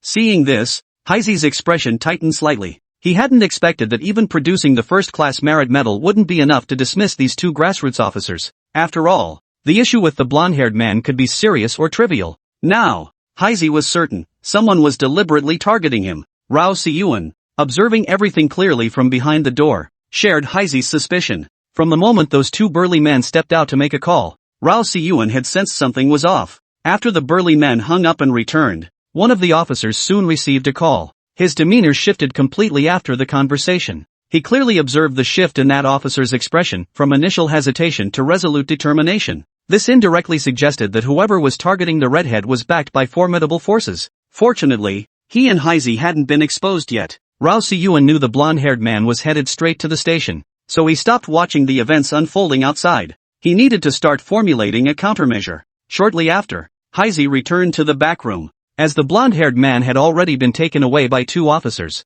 But before leaving, Heisey warned the officers, if they dare to use any coercive interrogation methods on Huang Mao, their entire police station would vanish from Manhwa. Hearing Heisey's words, the two officers felt a slight chill in their hearts. They dared not say anything more and left immediately. They knew Heisey was likely not bluffing, so they wisely kept their mouths shut and relayed his words verbatim to the chief. After all, it wasn't their call to make. Rao Siyuan immediately summoned Duck and Mao into the room and asked directly, who had yellow hair offended at Xiaosanyuan. He needed to quickly understand Huang Mao's social connections at Xiaosanyuan to pinpoint the figure behind the police department. Upon hearing this, the two fell into deep thought. Moments later, Mao Zi spoke up. Brother Chung from Xiaosanyuan had a conflict with Brother Huang before, though it wasn't anything major. Rao Siyuan's eyes lit up slightly. He inquired, "What's Brother Cheng's background and influence?" Mao Zi shook his head. Brother Cheng's connections are fairly ordinary. The conflict with Brother Huang arose because Huang stole his business. Truth be told, Brother Cheng's connections aren't as strong as Brother Huang's.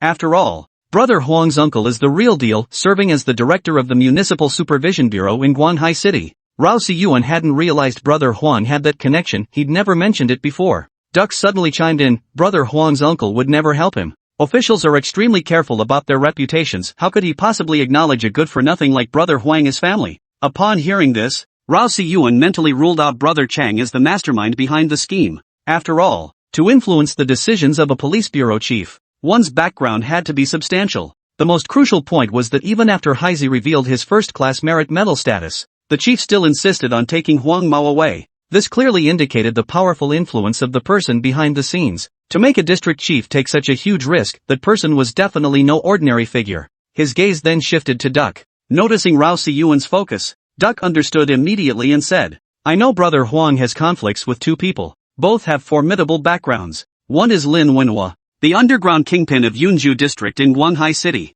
The other is the most powerful figure in our Xia Sanyuan area, Wu Xingkuan. Rao Siyuan's eyes lit up again upon hearing this. One of these two was highly likely the mastermind behind the attack on Yellow Hair. Duck, give me the full story, the whole backstory of this conflict. After a pause, Duck continued, this Lin Wenhua operates in both the legitimate and criminal worlds. Don't underestimate Brother Huang's influence, he used to be a major player in Xia Sanyuan. 3 years ago, Brother Huang owned 3 Pineapple brand mobile phone stores in Yunju district, while Lin Wenhua also started out selling electronic devices. Later, Lin Wenhua leveraged his multiple shareholders to wage a price war against Brother Huang. Ultimately, Brother Huang's 3 stores couldn't withstand the financial strain and closed down. He then moved to Xiao Sanyuan and opened this place, Huang's Gadgets. Upon hearing this, Rao Siyuan gained a new perspective on Huang Mao. He hadn't realized Huang Mao had such a history, no wonder the young man carried himself with such unexpected maturity. However, from Duck's account, it was clear that Lin Wenhua was highly suspicious. After all, it was Lin Wenhua who had driven Huang Mao's 3 stores into bankruptcy 3 years ago. What's become of this Lin Wenhua now? Rao Siyuan inquired. Duck hesitated, then gritted his teeth and said, it's just as I mentioned earlier. After Lin Wenhua ruined Brother Huang's shops, he completely monopolized the mobile phone market in Yunju district. Using mobile phones as his first venture, he made his initial fortune. He then expanded into entertainment, real estate, and electronics, eventually becoming a powerful figure who controlled both the legitimate and underground worlds in Yunju district. Hearing this, Rao Siyuan's brow furrowed slightly. Something didn't sit right with him based on Duck's account. If Duck was correct, then this Lin Wenhua had already become one of Guanghai City's top power players. Normally, he wouldn't bother with Huang Mao's petty operations. Moreover, the conflict between Yellow Hair and Lin Wenhua had occurred 3 years prior. It seemed odd for him to suddenly target Yellow Hair now. For Lin Wenhua now, crushing Huang Mao was as easy as squashing an ant. Judging by what happened at the phone store earlier, it was clearly a meticulously planned trap, waiting for Yellow Hair to walk right into it. If Lin Wenhua had wanted to take down Huang Mao, he wouldn't have needed to go to such lengths. What about the other guy? Rao Siyuan pressed. Wu Xingkuan, nicknamed Brother Cohen, was known by that name among the Little Sanyuan crew. The conflict between Brother Huang and Wu Xingkuan had also occurred 3 years prior. 3 years ago, Brother Huang had closed all 3 of his shops, left with only the 800,000 yuan from selling them. Back then, the core area of Xiao Sanyuan wasn't where it is now, but 2 streets over on Xinmin Street. Brother Huang used his last 800,000 yuan to buy this shop and gradually built it up. Over time, Xiao Sanyuan evolved, and its core area shifted. Now, the heart of the district is right around here. Later, Wu Xingkuan approached Huang Gu, offering 2 million yuan to buy this shop from him. Huang Gu refused. Hearing this, Rao Siyuan fell deep in thought. From a motive standpoint, Wu Xingkuan was highly suspicious and fit the profile of someone who would target Huang Mao. Once Huang Mao's crimes were fully confirmed, Wu Xingkuan would have both the justification and opportunity to transfer the shop lease to someone else. Brother Huang knew he couldn't let go of this shop. The money earned was secondary, the main value lay in the valuable intelligence gathered through it. You might also notice that the surrounding shops and people were the most numerous. So over the past 2 years, Brother Huang had made a decent amount of money through Huang's illegal activities. However, most of Brother Huang's earnings went toward intelligence gathering and maintaining his small crew. Rao Siyuan nodded. Duck had laid out the entire sequence of events in meticulous detail. From this account, he was already 80% certain this was a setup orchestrated by Wu Xingkuan. But now that Yellow Hair was in the police station, the situation was extremely unfavorable for them. Their top priority was to get Yellow Hair out of the station. If the police confirmed Huang Mao's guilt, it would be the end. Heizi's first-class merit medal was useless. Rao Siyuan considered the peerless national hero medal Wan Yuan had given him, but after careful thought, he abandoned the idea. The primary reason was that neither he nor Heizi could risk exposure. If their identities were discovered by untrusted parties, it could easily alert the Fusan spies. They dared not take that risk, so neither Rao Siyuan nor Heizi could reveal themselves. Looks like we have no choice but to find that Lu Xingyang, Rao Siyuan stated. I know your backgrounds are no ordinary matter. I beg you, please save Brother Huang. He sacrificed so much for the bureau. Duck pleaded urgently to Rao Siyuan. Duck had long noticed that Black only took orders from Rao Siyuan.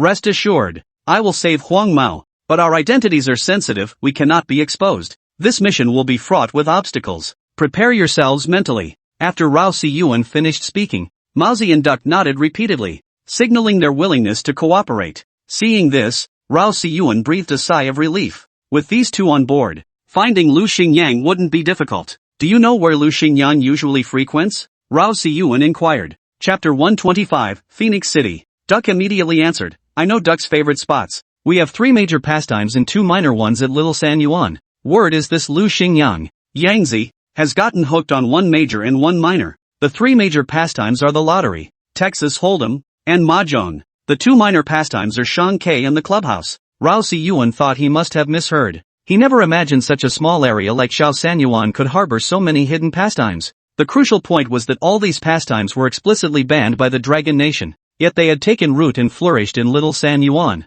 Duck, hold on a sec. You mentioned the lottery, Texas Hold'em, and Mahjong. Are these common in the Little 3 Yuan? Duck nodded upon hearing this. Exactly. Phoenix City and Sky Entertainment City are the 2 major entertainment hubs in the area, offering one-stop services for business karaoke, private clubs, gambling, and lottery draws. There are also many smaller venues, most covering a few major and minor activities. Yang Zai Lu Xingyang had developed addictions to both gambling and K-club activities. Word was this guy frequented Phoenix City twice a week. Rao Siyuan felt a jolt of shock. He hadn't expected the glamorous Xiaosanyuan district of Guanghai City to conceal so many secrets, and judging by current circumstances, this seemed to be widely accepted as normal. If these venues were in the UK or Japan, Rao Siyuan wouldn't find them unusual, but this was in China. The lottery, Texas Hold'em, and gambling that Duck mentioned were all illegal, especially gambling, which faced the strictest crackdowns. Countless police officers had sacrificed their lives in the fight against this drug, and judging by this situation, the 2 entertainment businesses, K and the club, were definitely not clean either. Duck, tell me, Rao Siyuan pressed, who are the real powers behind Phoenix City and Tianyu City? Honestly, I don't know much either, but I heard from Brother Huang that Phoenix City has 3 bosses behind it, one of whom is Wu Xingkuan. As for Tianyu City, I'm not entirely sure, but rumors circulating among the people say it's protected by a super big shot in Guanghai City. That's why no one dares to investigate Tianyu City now. You have to understand, Phoenix City has been investigated several times, though nothing incriminating was ever found. Tianyu City has never been touched. Rao Siyuan narrowed his eyes. Both Phoenix City and Tianyu City seemed shady, but Tianyu City was clearly more mysterious. Alright, Rao Siyuan said, turning to look at Mauzi and Yazi. Which one of you is the least familiar face around here? Me, Duck replied. I mostly stay in my room and rarely go out. I'm practically a stranger at Shao Sanyuan. Alright, you'll come with me. You and Heizi will take me to Phoenix City. See if we can find Yangzi. I must wear a mask. If anyone asks, tell them I'm a kid visiting relatives. Just seeing the sights. After hearing Rao Siyuan's plan, the others nodded slightly. Soon, the 3 of them set off toward Phoenix City. Though Xiaosanyuan wasn't large, its winding alleys made navigation tricky. After Duck led Rao Siyuan through several twists and turns, they finally reached one of the main streets. At the intersection of that main street stood a towering skyscraper over a dozen stories high. As evening fell, the building shimmered with neon lights, drawing all eyes toward it. At its pinnacle, the 3 characters Phoenix City shimmered brightly. The building's entire aura, visible from the outside, held an undeniable allure, tempting one to step inside. Rao Siyuan gazed at the brightly lit Phoenix City, his eyes narrowing slightly. As evening had just fallen and the nightlife hadn't yet begun, the parking lot below Phoenix City wasn't heavily occupied. Yet, concierges and doormen already stood at the entrance, awaiting the arrival of guests. Just then, a luxury car pulled up before Phoenix City's gilded entrance. Rao Siyuan had never seen this model before, but Yazi whispered beside him, "That's a ghost. Several million yuan apiece." Rao Siyuan inwardly gasped. His miniature robots sold for 50,000 yuan each. The single car could buy dozens of them. As the ghost entered, Rao Siyuan observed several more luxury vehicles pull into Phoenix City. These cars were all in the multi-million-dollar range, clearly belonging to Guanghai City's elite. Moreover, Rao Siyuan spotted not only license plates from Guanghai City but even plates from their own Jiangnan province. After over an hour of observation, Rao Siyuan had formed some conclusions. Phoenix City was indeed no ordinary place. No wonder it had operated undisturbed for so many years in Xiaosanyuan. As Duck had mentioned earlier, Phoenix City had been around for 6 or 7 years. Initially, it only operated as a commercial KTV and club, gradually evolving into its current structure of 3 major divisions and 2 smaller ones. Moreover, Phoenix City predated Sky Entertainment City by a year, boasting deep-rooted influence in Zayasanyuan and Guanhai City, with a complex web of connections. Let's go inside and see what's really going on, Rao Siyuan said. The three of them then entered Phoenix City. Since none of them had driven there, the doormen and greeters mistook them for low-level customers and offered no warm welcome. A key reason Phoenix City had thrived in Zayasanyuan for so many years was its policy of welcoming everyone. In stark contrast, its rival, Tianyu City, operated on a membership system. Access required invitations from at least 3 existing members to secure a spot. This effectively filtered out a large segment of patrons. Thanks to its membership system, Tianyu City enjoyed exceptionally loyal members with substantial spending power. Phoenix City's clientele spends noticeably less than Tianyu City's, but it wins with sheer numbers. Upon entering the resplendent lobby, a woman with a beautiful face and graceful figure immediately approached them. What would you like to play, sirs? She automatically ignored Rao Siyuan, who looked like a child, keeping her gaze fixed on Duck and Blackie.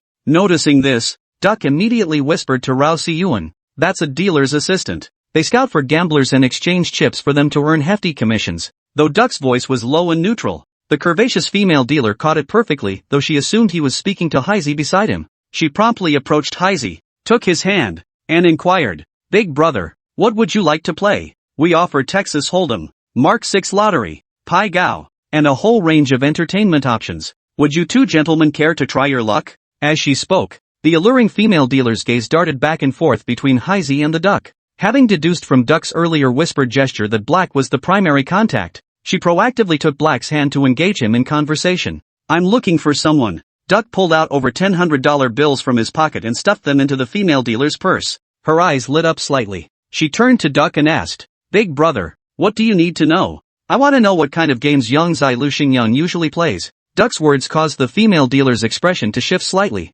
followed by a look of caution. She knew that although Yang Zai Lu Xingyang frequently visited Phoenix City, his relationship with Brother Cohen was exceptionally close. Otherwise, Brother Cohen wouldn't have personally arranged $1 million credit line for him earlier. In Phoenix City, $1 million credit line was reserved for big shots. Yang Zai Lu Xingyang was just a low-level henchman for Xiao San Yuan. There was no way he could have secured such a massive credit line. That's why she suspected Yang Zai and Cohen Go had a deep connection. "What's your relationship with Yang Zai?" The female dealer no longer wore her earlier cheerful expression, replaced instead by a look of alert caution. Rao Siyuan naturally noticed the female dealer's shift in demeanor, but he remained silent, continuing to observe coldly from the sidelines. He was curious why her attitude had shifted so dramatically upon hearing the name Yang Zai. "We were referred by Yang Zai. He said there's wheat here, right?" Duck asked tentatively. The curvaceous female dealer's expression softened slightly upon hearing Yang Zai's name, and she immediately greeted them with a welcoming smile. "Bro,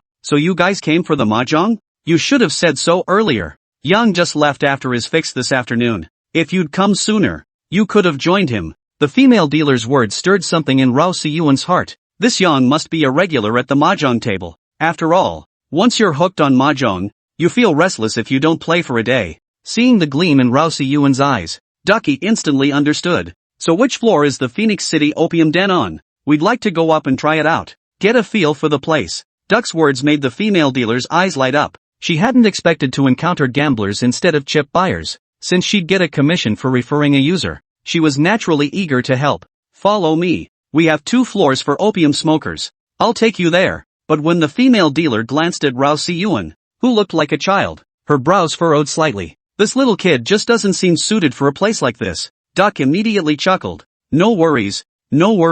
He's just curious. He's a kid from a relative's family, brought along to see the world. Please forgive us." Hearing this, the female dealer's frown eased slightly. Phoenix City was famously tolerant. After all, she gave a slight nod. "All right, follow me. We'll take the elevator to the 6th floor." After speaking, the female stacker led Duck and the other two through a series of winding passages until they finally reached a hidden elevator. As she swiped her card to open the elevator doors, Rao Siyuan noticed the floor buttons. The highest level displayed was only the 6th. Yet judging by the exterior facade, Phoenix City clearly had at least 20 stories. Rao Siyuan surmised the building must have multiple elevator banks, likely divided into separate elevators for different purposes. But now wasn't the time to ponder such things. The immediate priority was to go up and see what was going on with this pockmarked guy. After all, he still had to apprehend Yang Zai Lu Xingyang later, and that would be on the territory of that guy called Cohen Go. He absolutely had to get a feel for the layout first. Upon reaching the 6th floor,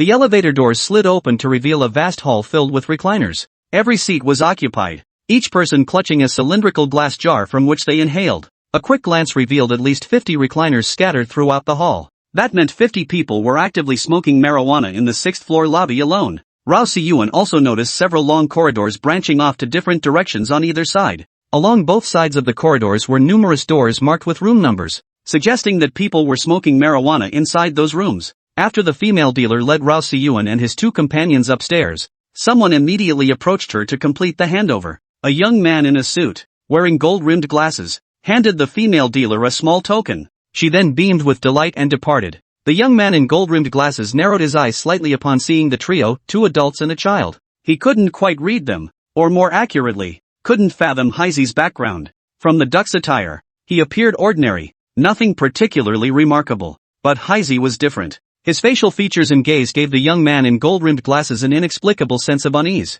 He prided himself on his ability to read people. Yet Heizi's gaze was one that made him feel pressure. Rao Siyuan, however, was automatically overlooked, masked and appearing childlike. "Gentlemen, fancy a round of facial treatments?" The bespectacled youth promptly approached to strike up a conversation, then whispered softly into Blackie's ear. Heizi nodded blankly. The young man in gold-rimmed glasses immediately understood and said, "This way, please." With that, he led Heizi and the other 2 into a moderately sized room. Inside were 3 recliners, but their size was worlds apart from those in the living room. The lounge chairs in the outer hall were barely large enough for one person to lie down on, while the ones inside the room could comfortably accommodate 2 people snuggled together. Moreover, the material was soft and comfortable to lie on. The room also featured a private bathroom, a television, and even a dedicated soaking tub. "Gentlemen, I'm Wan Xiaolin, manager of the 6th floor at Phoenix City. You look like new faces here. I assume you're here to try the drawing hemp experience?" Wan Xiaolin said with a light chuckle after closing the door. "Naturally. Get on with explaining it to my crew," Duck said, his face lighting up with impatience. While Phoenix City is known for its inclusivity, we maintain clear-tiered distinctions. As you just witnessed, the conditions in the outer lobby are subpar. Even in the lobby, you still have to queue for the massage. After all, the prices are lower, and our lobby's profit margins are thinner. Rao Siyuan listened to Wan Xiaolin's explanation and found it quite convincing. Wan Xiaolin wasn't lying. He had noticed long ago that many people were queuing in the hall. Once addicted to opium, most families would squander their fortunes. Eventually, unable to afford opium, they'd save money to smoke in the hall. After all, they had no other channels to obtain drugs, so Phoenix City was their only option. "Allow me to explain the pricing for opium smoking on the 6th floor of Phoenix City," Wan Xiaolin said, bowing with a flicker in his eyes. Chapter 126, Locating the Base. The cheapest option is naturally our hall's opium smoking booths. Each booth costs 200 yuan for 4 hours. With opium consumption billed separately, we offer 3 grades of ma. The highest grade, with the purest and most potent effects, costs 50,000 yuan for half an hour. The mid-tier option costs 10,000 yuan for half an hour. The lowest grade and the most popular among those in the main hall costs 1,000 yuan for half an hour. Upon hearing this, Rao Siyuan was secretly startled. The profit margin on this cannabis was even higher than that of the Jinyang County military factory. No wonder Phoenix City could dominate both the legitimate and underground markets. The enormous profits generated were likely funneled into bribes and kickbacks. Outside, over 50 recliners were constantly in high demand. The chair rental alone netted 10,000 yuan every 4 hours, requiring virtually no overhead. Combined with profits from opium sales and private rooms, the 6th floor of Phoenix City generated at least 100,000 yuan in daily net profit. In other words, Phoenix City's 6th floor alone generates no less than 3 million yuan in monthly profits. Meanwhile, the Jinyang County military factory, operating at maximum capacity without expansion, could only produce over 500 micro-drones per month. Each micro-drone yielded a profit of around 10,000 yuan, meaning the factory's current monthly profit was only about 5 million yuan. Although the robotics orders are substantial, they pale in comparison to Phoenix City's profits. The profit from just the first floor alone nearly matched the entire military factory's earnings. If all 20-plus floors were added together, Rao Siyuan estimated Phoenix City could generate at least 30 to 50 million yuan in monthly profits. After finishing his explanation, Wan Xiaolin paused briefly, observing Heizi and Yazi's expressions. Seeing no unusual reactions on their faces, he continued, "The private room we're in is a 3-person VIP suite. The rate is 5,000 yuan per 4 hours, with a minimum consumption requirement of mid-tier massage services. You two can also request a massage attendant, and let me tell you, our attendants here are all top tier. Wan Xiaolan's words were highly persuasive, causing Duck to involuntarily crack a smile. Black, however, remained unmoved. Only after Rao Siyuan patted Black's leg from behind did he snap out of it and say, "We'll rest in the private room for now. We'll contact you when we need something." "Oh, and Yangzi referred us. What time does he usually come here to smoke? We actually have something to discuss with him." Haizi's words made Wan Xiaolan pause slightly. Then his face immediately lit up with delight. "So you were referred by Yang Zai? I should have upgraded you to a deluxe 3-person private room. Yang Zai usually comes here every afternoon to play mahjong and takes his midday nap here. Since you were referred by Yang Zi, I'll give you a discount later. I hope you'll continue to choose me, Wan Xiaolan, for your service next time." Their primary purpose this time was to scout the 6th floor's environment and layout. That way, when they came back to catch Yang Zai and Lu Xingyang, they wouldn't be discovered. Seeing the trio tacitly agree to book this VIP triple room, Wan Xiaolan felt a flicker of satisfaction. He then respectfully closed the door and departed. After Wan Xiaolan departed, Duck immediately turned to Rao Siyuan, who stood behind Haizi, and asked, "What's the next move?" Rao Siyuan pondered briefly before instructing, "You two go scout the surrounding terrain. Make sure you cover every detail." Haizi and Duck promptly exited the private room to conduct their reconnaissance. Once Haizi and Duck were gone, Rao Siyuan immediately began inspecting the room's surroundings for listening devices or cameras. Finding none, he felt slightly relieved. Just as Rao Siyuan was about to relieve himself, he suddenly noticed a raised, peeling section of wallpaper near the bathroom wall. A sharp gleam flashed in his eyes. He walked over to the peeling section, crouched down, and gently pulled back the wallpaper. To his surprise, he discovered a narrow door gap behind it. Judging by the narrow gap, Rao Siyuan immediately concluded that a hidden door lay behind the wallpaper. However, he dared not tear the wallpaper completely. Doing so would inevitably draw Phoenix City's attention once they left. After several back-and-forth reconnaissance trips by Haizi and Yazi, they finally mapped out the layout of Phoenix City's 6th floor. It turned out that the 6th floor of Phoenix City, besides the main hall and private rooms, also contained numerous hidden chambers. These chambers concealed secret doors that led to the 7th floor. Hearing Haizi's words, Rao Siyuan began to formulate a plan. It seemed Phoenix City had multiple layers of security. Not only were there hidden rooms, but these rooms themselves had a secondary safeguard. Even if a hidden room was discovered, one could still escape through the secret door within it, leading directly to the 7th floor. Judging by their current private room, it was highly likely that every private room contained such a hidden door. What piqued Rao Siyuan's curiosity was the purpose of this 7th floor. "There's a hidden door behind our private room too, concealed behind the wallpaper. We have two options now. The first is to stay here and wait for Yang Zai to arrive tomorrow. The second option is to leave now and return tomorrow afternoon. What do you two think?" Rao Siyuan asked Duck and Blackie. Haizi shook his head, signaling he'd follow Rao Siyuan's lead. Duck, however, frowned deeply, his expression filled with hesitation. Clearly, neither of them knew what to do. "Here's what we'll do, we'll extend our stay until tomorrow afternoon and wait here for Lu Xingyang to arrive. If Wan Xiaolan gets suspicious and asks why we haven't started smoking yet, you two just say we're not ready and want to wait for Yangzi to join us. Then remind Wan Xiaolan to notify them once Yangzi arrives." Hearing Rao Siyuan's plan, both men nodded vigorously in agreement.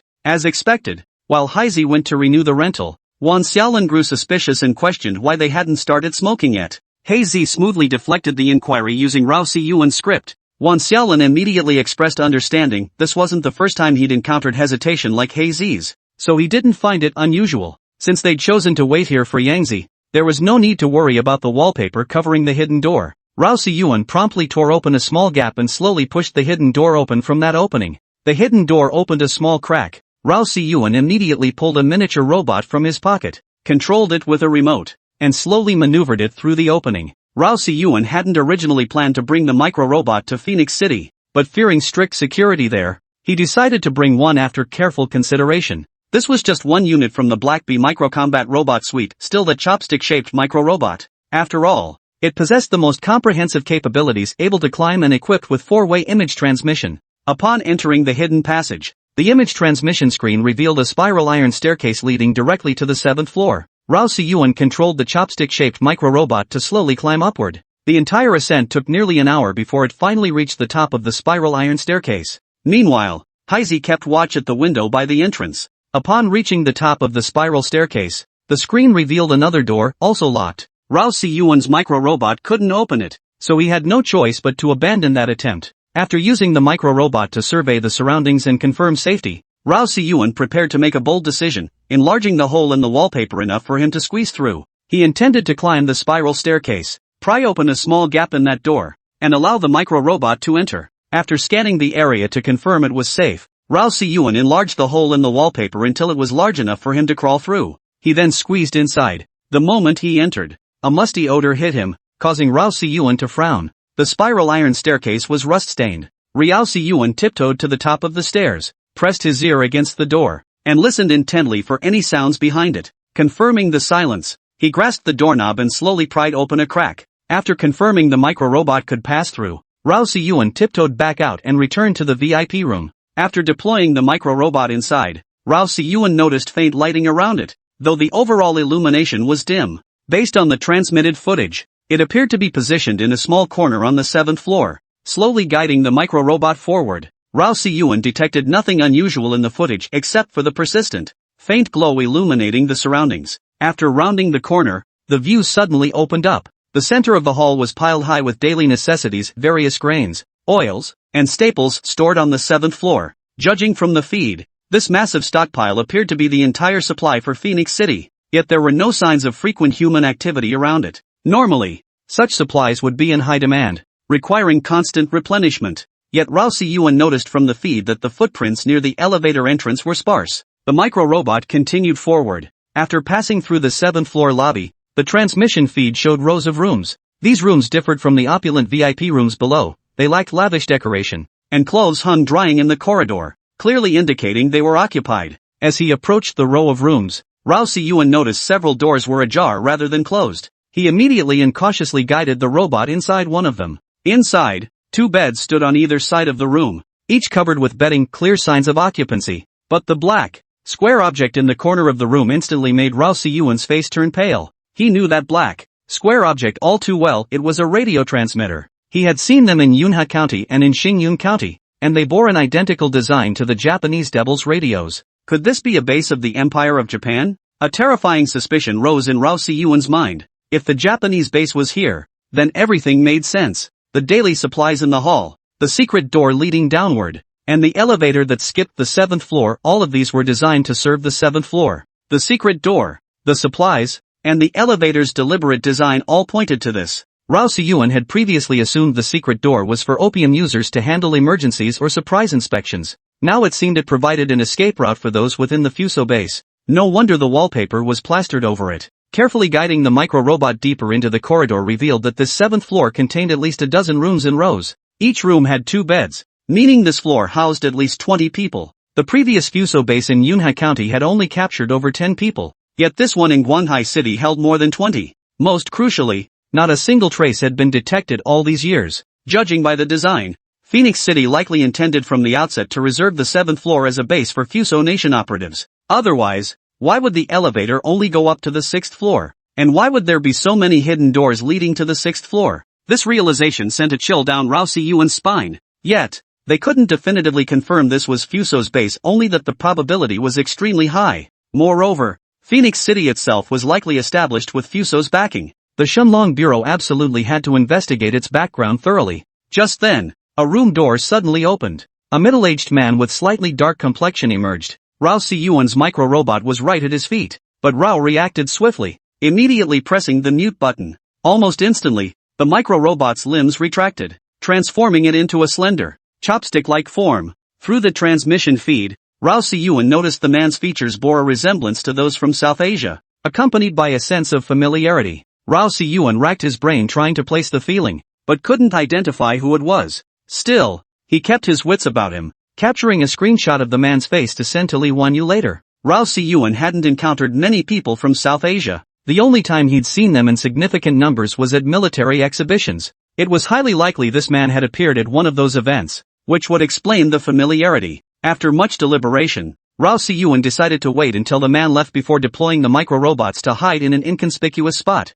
He would investigate further later. The immediate priority was to apprehend Lu Xingyang and rescue the blonde-haired man. After stashing the micro-robots, Rao Siyuan and his companions began a long wait. Soon, it was noon the following day. Suddenly, a knock sounded at their door. Opening it, they found Wan Xiaolin standing there. "Gentlemen, Yang Jai is here." He just arrived at the Phoenix City gate. Should I bring him over to meet up with you? Wan Xiaolan's words brought a flicker of hope to Rao Siyuan's heart. Having Wan Xiaolan bring Yang Zai in would be ideal. Yang Zai didn't recognize him or Haizi, but he knew Yazi. It wouldn't be wise for them to approach him directly. If Wan Xiaolan brought Yang Zai in, they could use Brother Kuan's name as an excuse to temporarily keep Yang Zai. Rao Siyuan gave Haizi a knowing glance. Haizi immediately understood and said, "No problem. Bring him over. I was actually hoping he could help me with an introduction." Chapter 127, Mayor Wu. Though Wan Xiaolan was puzzled by the mention of an introduction, he didn't ask further questions and left. After Wan Xiaolan departed, Rao Siyuan immediately had Duck hide in the VIP room's bathroom. Once Duck was concealed, Wan Xiaolan indeed returned with Yang Zai. Behind Yang Zai followed another man, the same individual who had accompanied Yang Zai to Huang Mao's shop that day. "Brother Wan, who's looking for me?" Lu Xingyang, trailing behind Wan Xiaolan, scanned the room before his gaze settled on the dark-skinned, shaggy-haired man. "Brother Yang, this boss is looking for you. They say you two are old acquaintances." Wan Xiaolan's words made Lu Xingyang look puzzled. He was certain he'd never seen Haizi before. Haizi immediately flashed a rare smile, stepping forward to grasp Yang Zai's hand. "Brother Yang, how's Brother Kuan been lately?" As he spoke, Haizi gave Wan Xiaolan a subtle nod. Wan Xiaolan immediately understood and closed the door before leaving. Lu Xingyang's expression shifted slightly at the mention of Brother Kuan. He scrutinized Haizi carefully, confirming he was unfamiliar with him before cautiously asking, "You know Brother Kuan?" Haizi nodded, then placed his hand on Lu Xingyang's shoulder. "Brother Kuan is my benefactor. Could you take me to see him?" Only then did Lu Xingyang sense something was amiss. Once Haizi's hand settled on his shoulder, he found himself unable to shake it off. Just as he tried to cry out, Haizi's hand clamped down, pinching the acupoint on his throat that silenced speech. With his vocal cord pinched by Haizi's single finger, Lu Xingyang tried to make a sound but found no voice coming out. His face instantly turned pale. He tried to break free, only to find himself completely immobilized. Haizi had him locked down tight. Just then, Duck emerged from the bathroom, glaring at Lu Xingyang with fury. Seeing Duck, Lu Xingyang turned deathly pale. He finally understood why these men had come for him. It must be about yellow hair. He recognized Duck, the guy who fixed phones at Yellow Hair's shop. "Long time no see, Yang." Duck delivered a kick straight to Lu Xingyang's stomach. The blow sent Lu reeling, his face contorting in pain. Duck grabbed Lu Xingyang's sleeve by the collar. His face twisted with fury as he snarled, "Speak! Why did you betray Brother Huang?" "I don't know what you're talking about. When did I ever harm Brother Huang?" Lu Xingyang tried to wriggle out of it, but Duck wasn't about to give him a chance. He shoved a toilet brush from the private room into Lu Xingyang's mouth and started jamming it around violently. Soon, Lu Xingyang's mouth was covered in blood, unable to close properly as it dripped constantly. "Why did you target Brother Huang?" Duck pressed. "Now." Lu Xingyang's face was twisted with fear as blood and saliva mixed in his mouth, making it impossible for him to speak clearly. It was Brother Kuan who told me to take down Yellow Hair. It was Brother Kuan." Lu Xingyang stammered. A cold glint flashed in Duck's eyes. He had suspected it might be Wu Xinkuan before, but lacked proof. Hearing Lu Xingyang admit it now, his rage was palpable. After all, he regarded Yellow Hair as a brother. Ever since arriving in Guanghai City, Yellow Hair had treated him like a blood brother. "Let's go. Take us to Wu Xinkuan," Duck roared. Rao Siyuan, standing nearby, frowned slightly. Seeing Duck's near-frenzied state, he sighed softly and said, "Duck, calm down. Now isn't the time to confront Wu Xinkuan. I'm certain I can get Yellow Hair out of this. Ask him, why did Wu Xinkuan target Yellow Hair?" Rao Siyuan's words slightly calmed Duck, though anger still flickered in his eyes. "Why did Wu Xinkuan target Brother Huang? Be honest. If you don't talk, I'll keep feeding you toilet brush." Duck raised the toilet brush, ready to shove it into Lu Xingyang's mouth. Lu Xingyang instantly broke out in cold sweat. Fear etched on his face as he stammered, I'll talk, because I often get my hands on phones, and Brother Huang would clean them for me. So Brother Kuan gave me 50,000 yuan, telling me to take down Brother Huang at Shaosan Yuan. I figured Brother Huang never thoroughly inspected the phones, so I hatched a plan. After telling Brother Kuan, he refined it. The rest, you already know." Upon hearing this, Duck flew into a rage, delivering a kick straight to Lu Xingyang's face that knocked out one of his back molars. The pain instantly drained the life out of Lu Xingyang. Seeing this, Rao Siyuan stepped in to stop Duck. "Cut it out. Keep this up and he might pass out." Duck spat at Lu Xingyang and snarled, ******ing, unlucky bastard. Best if he really does pass out." Rao Siyuan pulled Duck aside and asked Lu Xingyang, "Is that all the reasons Wu Xinkuan went after Huang Mao? What else is there?" Lu Xingyang was surprised by Rao Siyuan's childish appearance, but he answered honestly. Brother Cohen has his eye on Brother Huang's shop. Huang's shop might look like an ordinary little place, but the profits are substantial. Its location is prime too. Run it right, and making 3 or 4 million a year is entirely possible. Cohen saw the potential in this shop, so he wanted to get Huang involved, forcing Huang to eventually sell it. Upon hearing Lu Xingyang's explanation, Rao Siyuan nodded slightly. He knew Lu Xingyang was likely telling the truth. From the start, he'd suspected Wu Xinkuan probably had his sights set on something specific about Huang Mao, which was why he'd targeted him. After all, Wu Xinkuan was practically a tyrant in Xia Sanyuan. Even if they had past grievances, he wouldn't have gone to such lengths to target Huang Mao. Only when interests were involved would he scheme against him. Hey Z, call the Guanghai City SWAT team and have them surround Phoenix City. No, call the armed police brigade. Have them surround Phoenix City. Rao Siyuan motioned for Heizi to crouch down, leaned close to his ear, and whispered the instructions. Heizi nodded upon hearing this, then entered the restroom to make the call. Moments later, Heizi emerged. Just then, Lu Xingyang seemed to muster all his strength and charged straight toward the VIP room door. Duck, standing closest, tried to stop him but was too late. Rao Siyuan's face turned pale. Despite having his hands and feet bound and a cloth ball stuffed in his mouth, Lu Xingyang still possessed surprising strength. He Zi, the most agile of them, had just emerged from the restroom and was furthest from Lu Xingyang, unable to intervene in time. With a loud thud, Lu Xingyang crashed through the VIP room door. He rolled several times on the floor, his muffled sounds echoing from behind the cloth in his mouth. The staff on guard duty in the hallway saw a bloodied figure in torn clothes thrashing on the floor. Their expressions immediately darkened. After exchanging a few words over their walkie-talkies, they approached to investigate.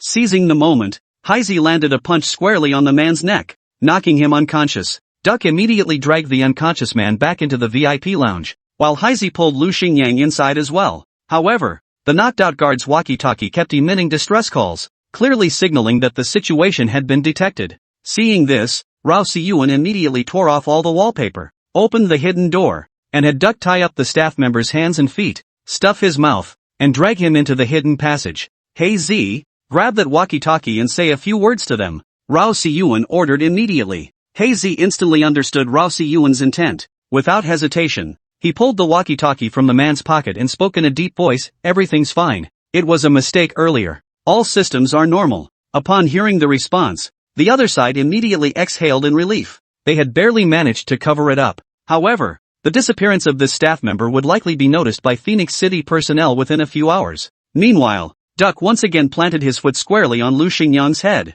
shifting his weight as he declared, "Think you can pull a fast one? Fine, let's play games." As he spoke, the toilet brush was shoved into Lu Xingyang's mouth. Once inside, it was relentlessly rammed deeper, causing Lu Xingyang's eyes to bulge out in obvious agony. Only after Rao Siyuan intervened did Duck ease up slightly. Without Rao Siyuan present, Duck would have tortured Lu Xingyang to death. Hey Z, have you notified the armed police? Rao Siyuan inquired. I've notified them. I sent Tang Yi to coordinate, but he said it'll take at least 2 hours to surround Phoenix City. Tang Yi? Who is he? Rao Siyuan asked in confusion. A high-ranking official from the Shenlong Bureau who cares deeply about you. Heizi's words surprised Rao Siyuan slightly. He hadn't expected someone from the Shenlong Bureau's upper echelons to show such concern for him. Generally speaking, when Heizi said someone cared, it meant they cared deeply. Considering his own father had been looked after by Shenlong Bureau personnel, he made a mental note of Tang Yi's name. He would definitely express his gratitude properly in the future. Duck, have him call Wu Xinkuan and tell him to come over. Duck nodded immediately, kicking Lu Xingyang in the stomach as he barked. Lu Xingyang, call Wu Xinkuan right now. Tell him you're on the 6th floor of Phoenix City smoking weed. Huang's gadget shop has new developments, tell him to come over. At that moment, Lu Xingyang felt nothing but a dizzy haze in his head, the pain already fading. Though he heard Duck's words clearly, his body refused to obey. Gritting his teeth against the discomfort, Lu Xingyang struggled to his feet and fumbled his phone from his pocket, preparing to call Wu Xinkuan. Duck grabbed Lu Xingyang by the collar and growled, "Talk straight, no tricks, or I'll use this toilet brush to open your back door." Lu Xingyang shuddered at the thought. Getting his rear end opened with a toilet brush would be worse than death. Facing Duck's fierce glare, Lu Xingyang nodded frantically. Once Duck released his collar, Lu Xingyang dialed the number. The call connected, and moans from a woman echoed through the line. Wu Xinkuan was clearly in the thick of things. "Yang, spit it out already." After Wu Xinkuan spoke,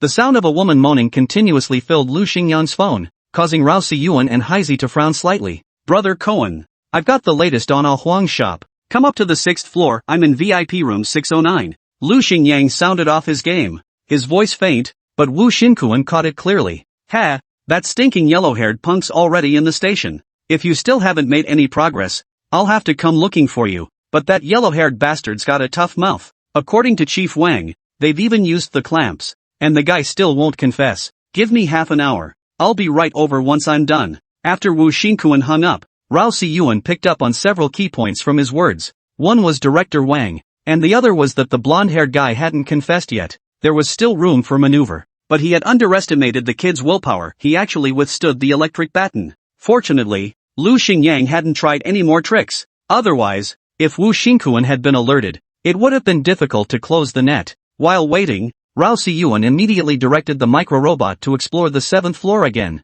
Soon, it made a new discovery. Besides the radio station, there were carrier pigeons. These carrier pigeons were clearly professionally trained for intelligence transmission. The paramount importance of carrier pigeons lay in their security. They couldn't be intercepted or eavesdropped upon. Further exploration yielded more discoveries, such as surveillance equipment and intelligence-gathering devices. Rao Siyuan spotted these devices through half-open doorways. They weren't new either, they looked quite old. This further indicated that these Fuso spies had established this base in the Dragon Kingdom long ago. This indirectly confirmed that Phoenix City's original design had already accounted for Japan's base of operations within the Dragon Nation. Currently, Rao Siyuan only knew that Wu Xinkuan was one of the 3 individuals behind Phoenix City. The identities of the other 2 remained unclear. Rao Siyuan used micro-robots to photograph all the evidence on the 7th floor. These images would later deliver a fatal blow to Phoenix City. Meanwhile, at the Yunju District Public Security Bureau in Guanghai City, Huang Mao had now gone a full day and night without sleep. The continuous forced wakefulness had pushed his mental state to the brink of collapse. He clung stubbornly to the belief that Rao Siyuan would definitely rescue him. He refused to budge, knowing that once he admitted to the crimes, there would be no chance to retract his confession. Those behind the scenes plotting against him would certainly solidify the charges against him, leaving him no room for maneuver. Wang Guanghua, chief of the Yunzhou District Public Security Bureau, watched Huang Mao through the one-way glass outside the interrogation room, his brow furrowed. Just then, his phone rang. His expression shifted slightly upon seeing the caller ID. He immediately returned to his office, glanced around the empty corridor, closed the door, and pressed the answer button. Hello, Mayor Wu. Well, has that kid confessed yet? A deep, oppressive voice came from the other end of the line. The kid's mouth is too tough. He just won't admit it. We've tried everything. Wang Guanghua said with a fawning smile. Are all of you at the Yunzhou District Public Security Bureau useless? Is it really that hard to get this kid to confess? I just got word that the armed police in Guanghai City have moved, and their target is the Shao Sanyuan area. Tell Ah Cohen to be careful. With that, the phone disconnected with a beep. Chapter 128, Phoenix City under siege. Earlier on the call, Mayor Wu mentioned that the armed police in Guanghai City had mobilized, targeting the Xia Sanyuan area. Upon hearing this, Wang Guanghua's brow furrowed slightly. Under normal circumstances, the armed police rarely took action. They only mobilized during major incidents or significant events. Take the recent military industry exhibition in Guanghai City. The armed police were essentially there to maintain order. Moreover, Shao Sanyuan's area fell under his jurisdiction. The fact that they had headed there without notifying him first clearly signaled something was amiss. A sense of foreboding rose in Wang Guanghua's heart. He immediately pulled out his phone and dialed Wu Xinkuan, but the call went straight to busy. Wang Guanghua grew restless. He flung open his office door and began calling out to the division chiefs in the hallway. Within moments, several division commanders gathered in his office. Director Wang, what's wrong? One of them asked immediately, having just noticed the urgency in Wang's voice clearly. Something serious had happened. Assemble your teams immediately and head to the area near Phoenix City in Xia Sanyuan. Wang Guanghua's words caused the faces of all the division chiefs to turn pale. They knew Phoenix City well and were fully aware of what was happening there. Every month, they received a small share of the profits from Phoenix City. Though modest, it was significantly more than their regular salaries. If Phoenix City got into trouble, they would all be implicated. And most crucially, the dirty deeds Phoenix City was involved in were capital offenses. If exposed, the entire city of Guanghai would be shaken to its core. Understood. We'll assemble and depart immediately. The men responded promptly before leaving the office. Seeing the squad leaders leave, Wang Guanghua closed the door and picked up the phone again, dialing Wu Xinkuan's number. Hello, the number you have dialed is unavailable. Please try again later. The persistent automated message grew increasingly ominous to Wang Guanghua. His expression darkened with unease. Ultimately, he dialed Mayor Wu's number again. Hello, Guanghua. What's wrong? Mayor Wu felt a sense of unease as Wang Guanghua called back, prompting him to ask urgently. Mayor Wu, things aren't looking good. I've tried calling Wu Xinkuan several times, but I can't get through. Mayor Wu's expression shifted slightly at Wang Guanghua's words. After a moment's thought, he said, Guanghua, call old Su and tell him to leave Guanghai City immediately. At the same time, have your people depart right away and surround Phoenix City first? Mayor Wu, I've already dispatched my men, but they may not arrive before the armed police. Mayor Wu sighed softly before saying, Guanghua, since you joined me, how have I treated you? Mayor Wu's question caught Wang Guanghua off guard, and his face drained of color. Mayor Wu has treated me like his own nephew. I could never repay his kindness in a million lifetimes. I know what I must do. Without waiting for Mayor Wu's response, Wang Guanghua hung up. He then deftly removed the SIM card from his phone, snapped it in half, and flung it out the window. Wu Xinkuan was curled up in the VIP room 609 on the 6th floor of Phoenix City. He now hated Lu Xingyang intensely and blamed himself for his lack of caution.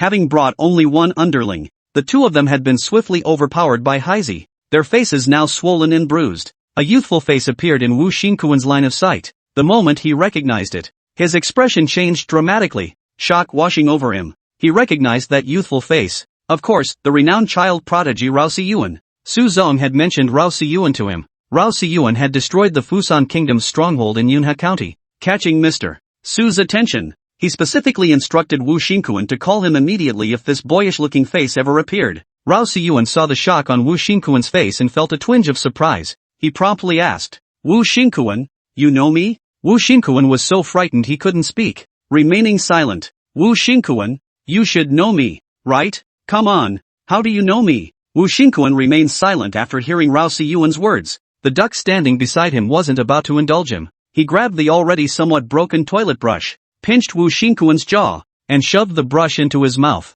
twisting it around. Simultaneously, a foot pressed down on Wu Xinkuan's stomach, shifting with relentless force. Pain made sweat bead on Wu Xinkuan's forehead as tears and snot streamed uncontrollably down his face. I said, stop hitting me. I saw you online. I saw your face online, and it left a deep impression on me. Wu Xinkuan's words caused Rao Siyuan's brow to furrow slightly. Wu Xinkuan's reaction clearly went beyond mere recognition from an online image. If he had seen it online and remembered his appearance, he shouldn't have looked so shocked. Even if he had been shocked, his facial expression wouldn't have changed so dramatically. Duck, he's not telling the truth. Hit him harder. With that, he turned away, refusing to look back. Upon hearing Rao Siyuan's words, Wu Xinkuan immediately grew flustered and hurriedly protested. It's the truth. Honestly, it's the truth. Duck couldn't care less. With Brother Huang arrested, he hadn't vented his anger yet. He scrubbed even harder with the toilet brush in his hand. Soon, Wu Xinkuan ended up like Lu Xingyang, his mouth gaping open, blood and saliva seeping out continuously. Blood and saliva mingled, filling the VIP room with a pungent, bloody stench. Rao Siyuan had actually been reluctant to resort to such extreme measures, but the situation demanded it. Besides, these two had committed treasonous acts for personal gain, taking money from the Dragon Nation while aiding the Sang Nation's agenda. Such scummy traitors deserve to be torn limb from limb. Genius. I'll tell you, it was Mr. Su. Mr. Su mentioned you to me. Rao Siyuan's eyes lit up slightly as he stepped forward to question him. Speak clearly. Who is this Mr. Su? With that, Rao Siyuan signaled for Duck to stop, then instructed him to give Wu Xinkuan some water. After forcing down a sip of water, Wu Xinkuan replied, Mr. Su is the biggest boss in Phoenix City. He has deep connections. You'd be wise not to cross him. Rao Siyuan's confusion deepened. Why would the Su boss specifically mention him, and specifically to Wu Xinkuan? Normally, as a researcher, he should have no connection whatsoever to their line of work. Yet, this Su had taken notice of him. Clearly, something was amiss. Rao Siyuan pressed further. Why would that Mr. Su mention me? I'm just a researcher. While I have some special recognition, it shouldn't matter to your line of work, right? Rao Siyuan's words made him break out in a cold sweat, his fingers trembling slightly. Though he knew the reason, he couldn't and wouldn't dare say it. Most outsiders knew Phoenix City only for its 3 minor entertainment ventures. Only a select few were aware of the 3 major ones. Even if all 5 entertainment ventures were uncovered, Mr. Su's background would likely afford him some leeway. But the charge of treason was a whole different ballgame. It could very well spell the end for Mr. Su himself. Thus, despite Rao Siyuan's relentless questioning, he refused to budge. If the 7th floor operation were exposed, not only would his family have no chance of recovery, but even that certain someone might be implicated. Seeing Wu Xingquan unmoved, Rao Siyuan ordered Duck to keep pressuring him. After Duck's relentless prodding, Wu Xingquan remained silent. Observing his unyielding stance, Rao Siyuan's eyes flashed with sharp calculation. Wu Xingquan, what are you hiding? I advise you to answer honestly. Otherwise, you alone won't be able to bear the consequences. If you cooperate now, we can spare your family some dignity when the final reckoning comes. But if you resist and they suffer the consequences, don't come crying to us later. Rao Siyuan's words sent shivers through Wu Xingquan's body, yet he remained stubbornly silent. Seeing that Wu Xingquan wouldn't budge until the last moment, Rao Siyuan cut to the chase and flung the photograph in his hand toward Wu Xingquan. The sight of the radio station in the photo made Wu Xingquan's face turn ashen. Terror etched across his features. Moments later, a pungent urine smell filled the VIP room. Staring intently, Rao saw that Wu Xingquan had wet himself. Seeing Wu Xingquan slumped on the floor, trembling uncontrollably, Rao Siyuan's face twisted with disgust. Such a traitorous, self-serving creature, so arrogant when exploiting his own people. Now that he'd been exposed, he was like a filthy rat in a sewer, utterly repulsive. Wu Xingquan, I'm giving you one last chance to organize your thoughts. Tell me everything you know. Wu Xingquan seemed oblivious to Rao Siyuan's words, still trembling violently as his head jerked from side to side. Yazi fetched a basin of cold water from the bathroom and dumped it directly over Wu Xingquan, causing him to shudder violently. I'll talk. The Fuso base on the 7th floor was arranged by Mr. Su. I only hold a small stake and am responsible for managing Phoenix City for Mr. Su. Please spare my family. They had nothing to do with any of this. I beg you. Wu Xingquan clung to Rao Siyuan's pant leg, pleading desperately. The Fusan base, when exactly were they all in this building? Also, how many people were in the entire base? Are there other bases? Hearing Rao Siyuan's questions, Wu Xingquan immediately began sniffling and tearfully explained, the 7th floor base has 3 of us from Longhua, 4 who snuck in from Fusong, and 2 South Asians. Every night after 10 o'clock, all of them return here. Rao Siyuan's interest piqued slightly. He inquired, which country are the 2 South Asians from? Wu Xingquan looked pensive, then shook his head, indicating he didn't know. Just as Yazi was about to teach Wu Xingquan a lesson, Wu Xingquan suddenly said, I remember now. From their conversation, it sounded like they were speaking the language of the White Elephant Kingdom. At the mention of White Elephant Kingdom, Rao Siyuan's eyebrows arched slightly. If they were from White Elephant Kingdom, then everything made sense. The White Elephant Kingdom already maintained good relations with the Land of the Rising Sun, so it was entirely possible they were purchasing on its behalf. Moreover, at the previous military equipment exhibition, there had been at least a dozen buyers from the White Elephant Kingdom, with contracts ultimately signed by about 5 companies. Having previously sent the photo of that South Asian man to Li Wanyu without receiving a reply, Rao Siyuan decided to call her immediately to inquire. When the call connected, Li Wanyu's slightly weary voice answered. The Jinyang County military factory had been running at full capacity lately, essentially operating around the clock to meet deadlines. As the chief engineer, Li Wanyu was naturally exhausted. Sister Li, about that photo of the South Asian man I sent you earlier, do you remember who it was? Li Wanyu's heart skipped a beat. She had been so busy lately that she had completely forgotten about Rao Siyuan's request. Only now, when he brought it up, did it come back to her? She immediately pulled out her phone. Seeing the photo of the South Asian man Rao Siyuan had sent, Li Wanyu's expression changed instantly. This man had been the first to sign a contract with the Jinyang County military factory at the Defense Industry Exhibition, paying half the deposit at the time. Moreover, half of his order had already been produced and was in the shipping process, poised to be dispatched at any moment. Upon hearing Li Wanyu's words, Rao Siyuan instantly recalled this first client who had left a deep impression on him. Since it was him, the shipment would proceed as normal. Li Wanyu listened, somewhat puzzled, but didn't press for details. Rao Siyuan, having ended the call, let a faint smile touch his lips. He hadn't expected it to be this man. Everything would fall into place now. With over 3 hours remaining until 10 p.m., Rao Siyuan immediately instructed Haizi to notify the armed police unit, hold off on entering the Zaya Sanyuan area for now. Remain on standby at the perimeter to avoid alerting the target prematurely. Wu Xingquan, what's the real name of this Su boss you mentioned? Rao Siyuan inquired. Wu Xingquan shook his head, his voice numb.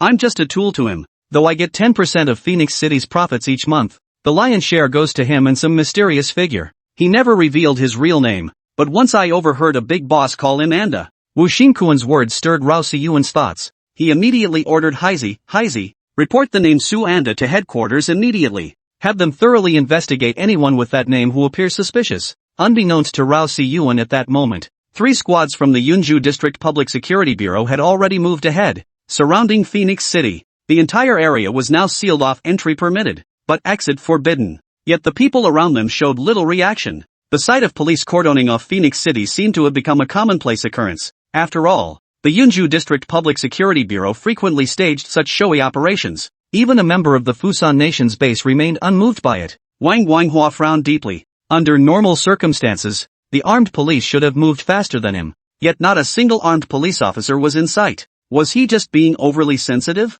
Wang Wanghua muttered to himself. He picked up his phone again and dialed Wu Xinkuan, but still no answer. He immediately summoned the 3 squad leaders and ordered, "Send several men into Phoenix City to search for Wu Xinkuan. Keep the perimeter around Phoenix City sealed until he's found."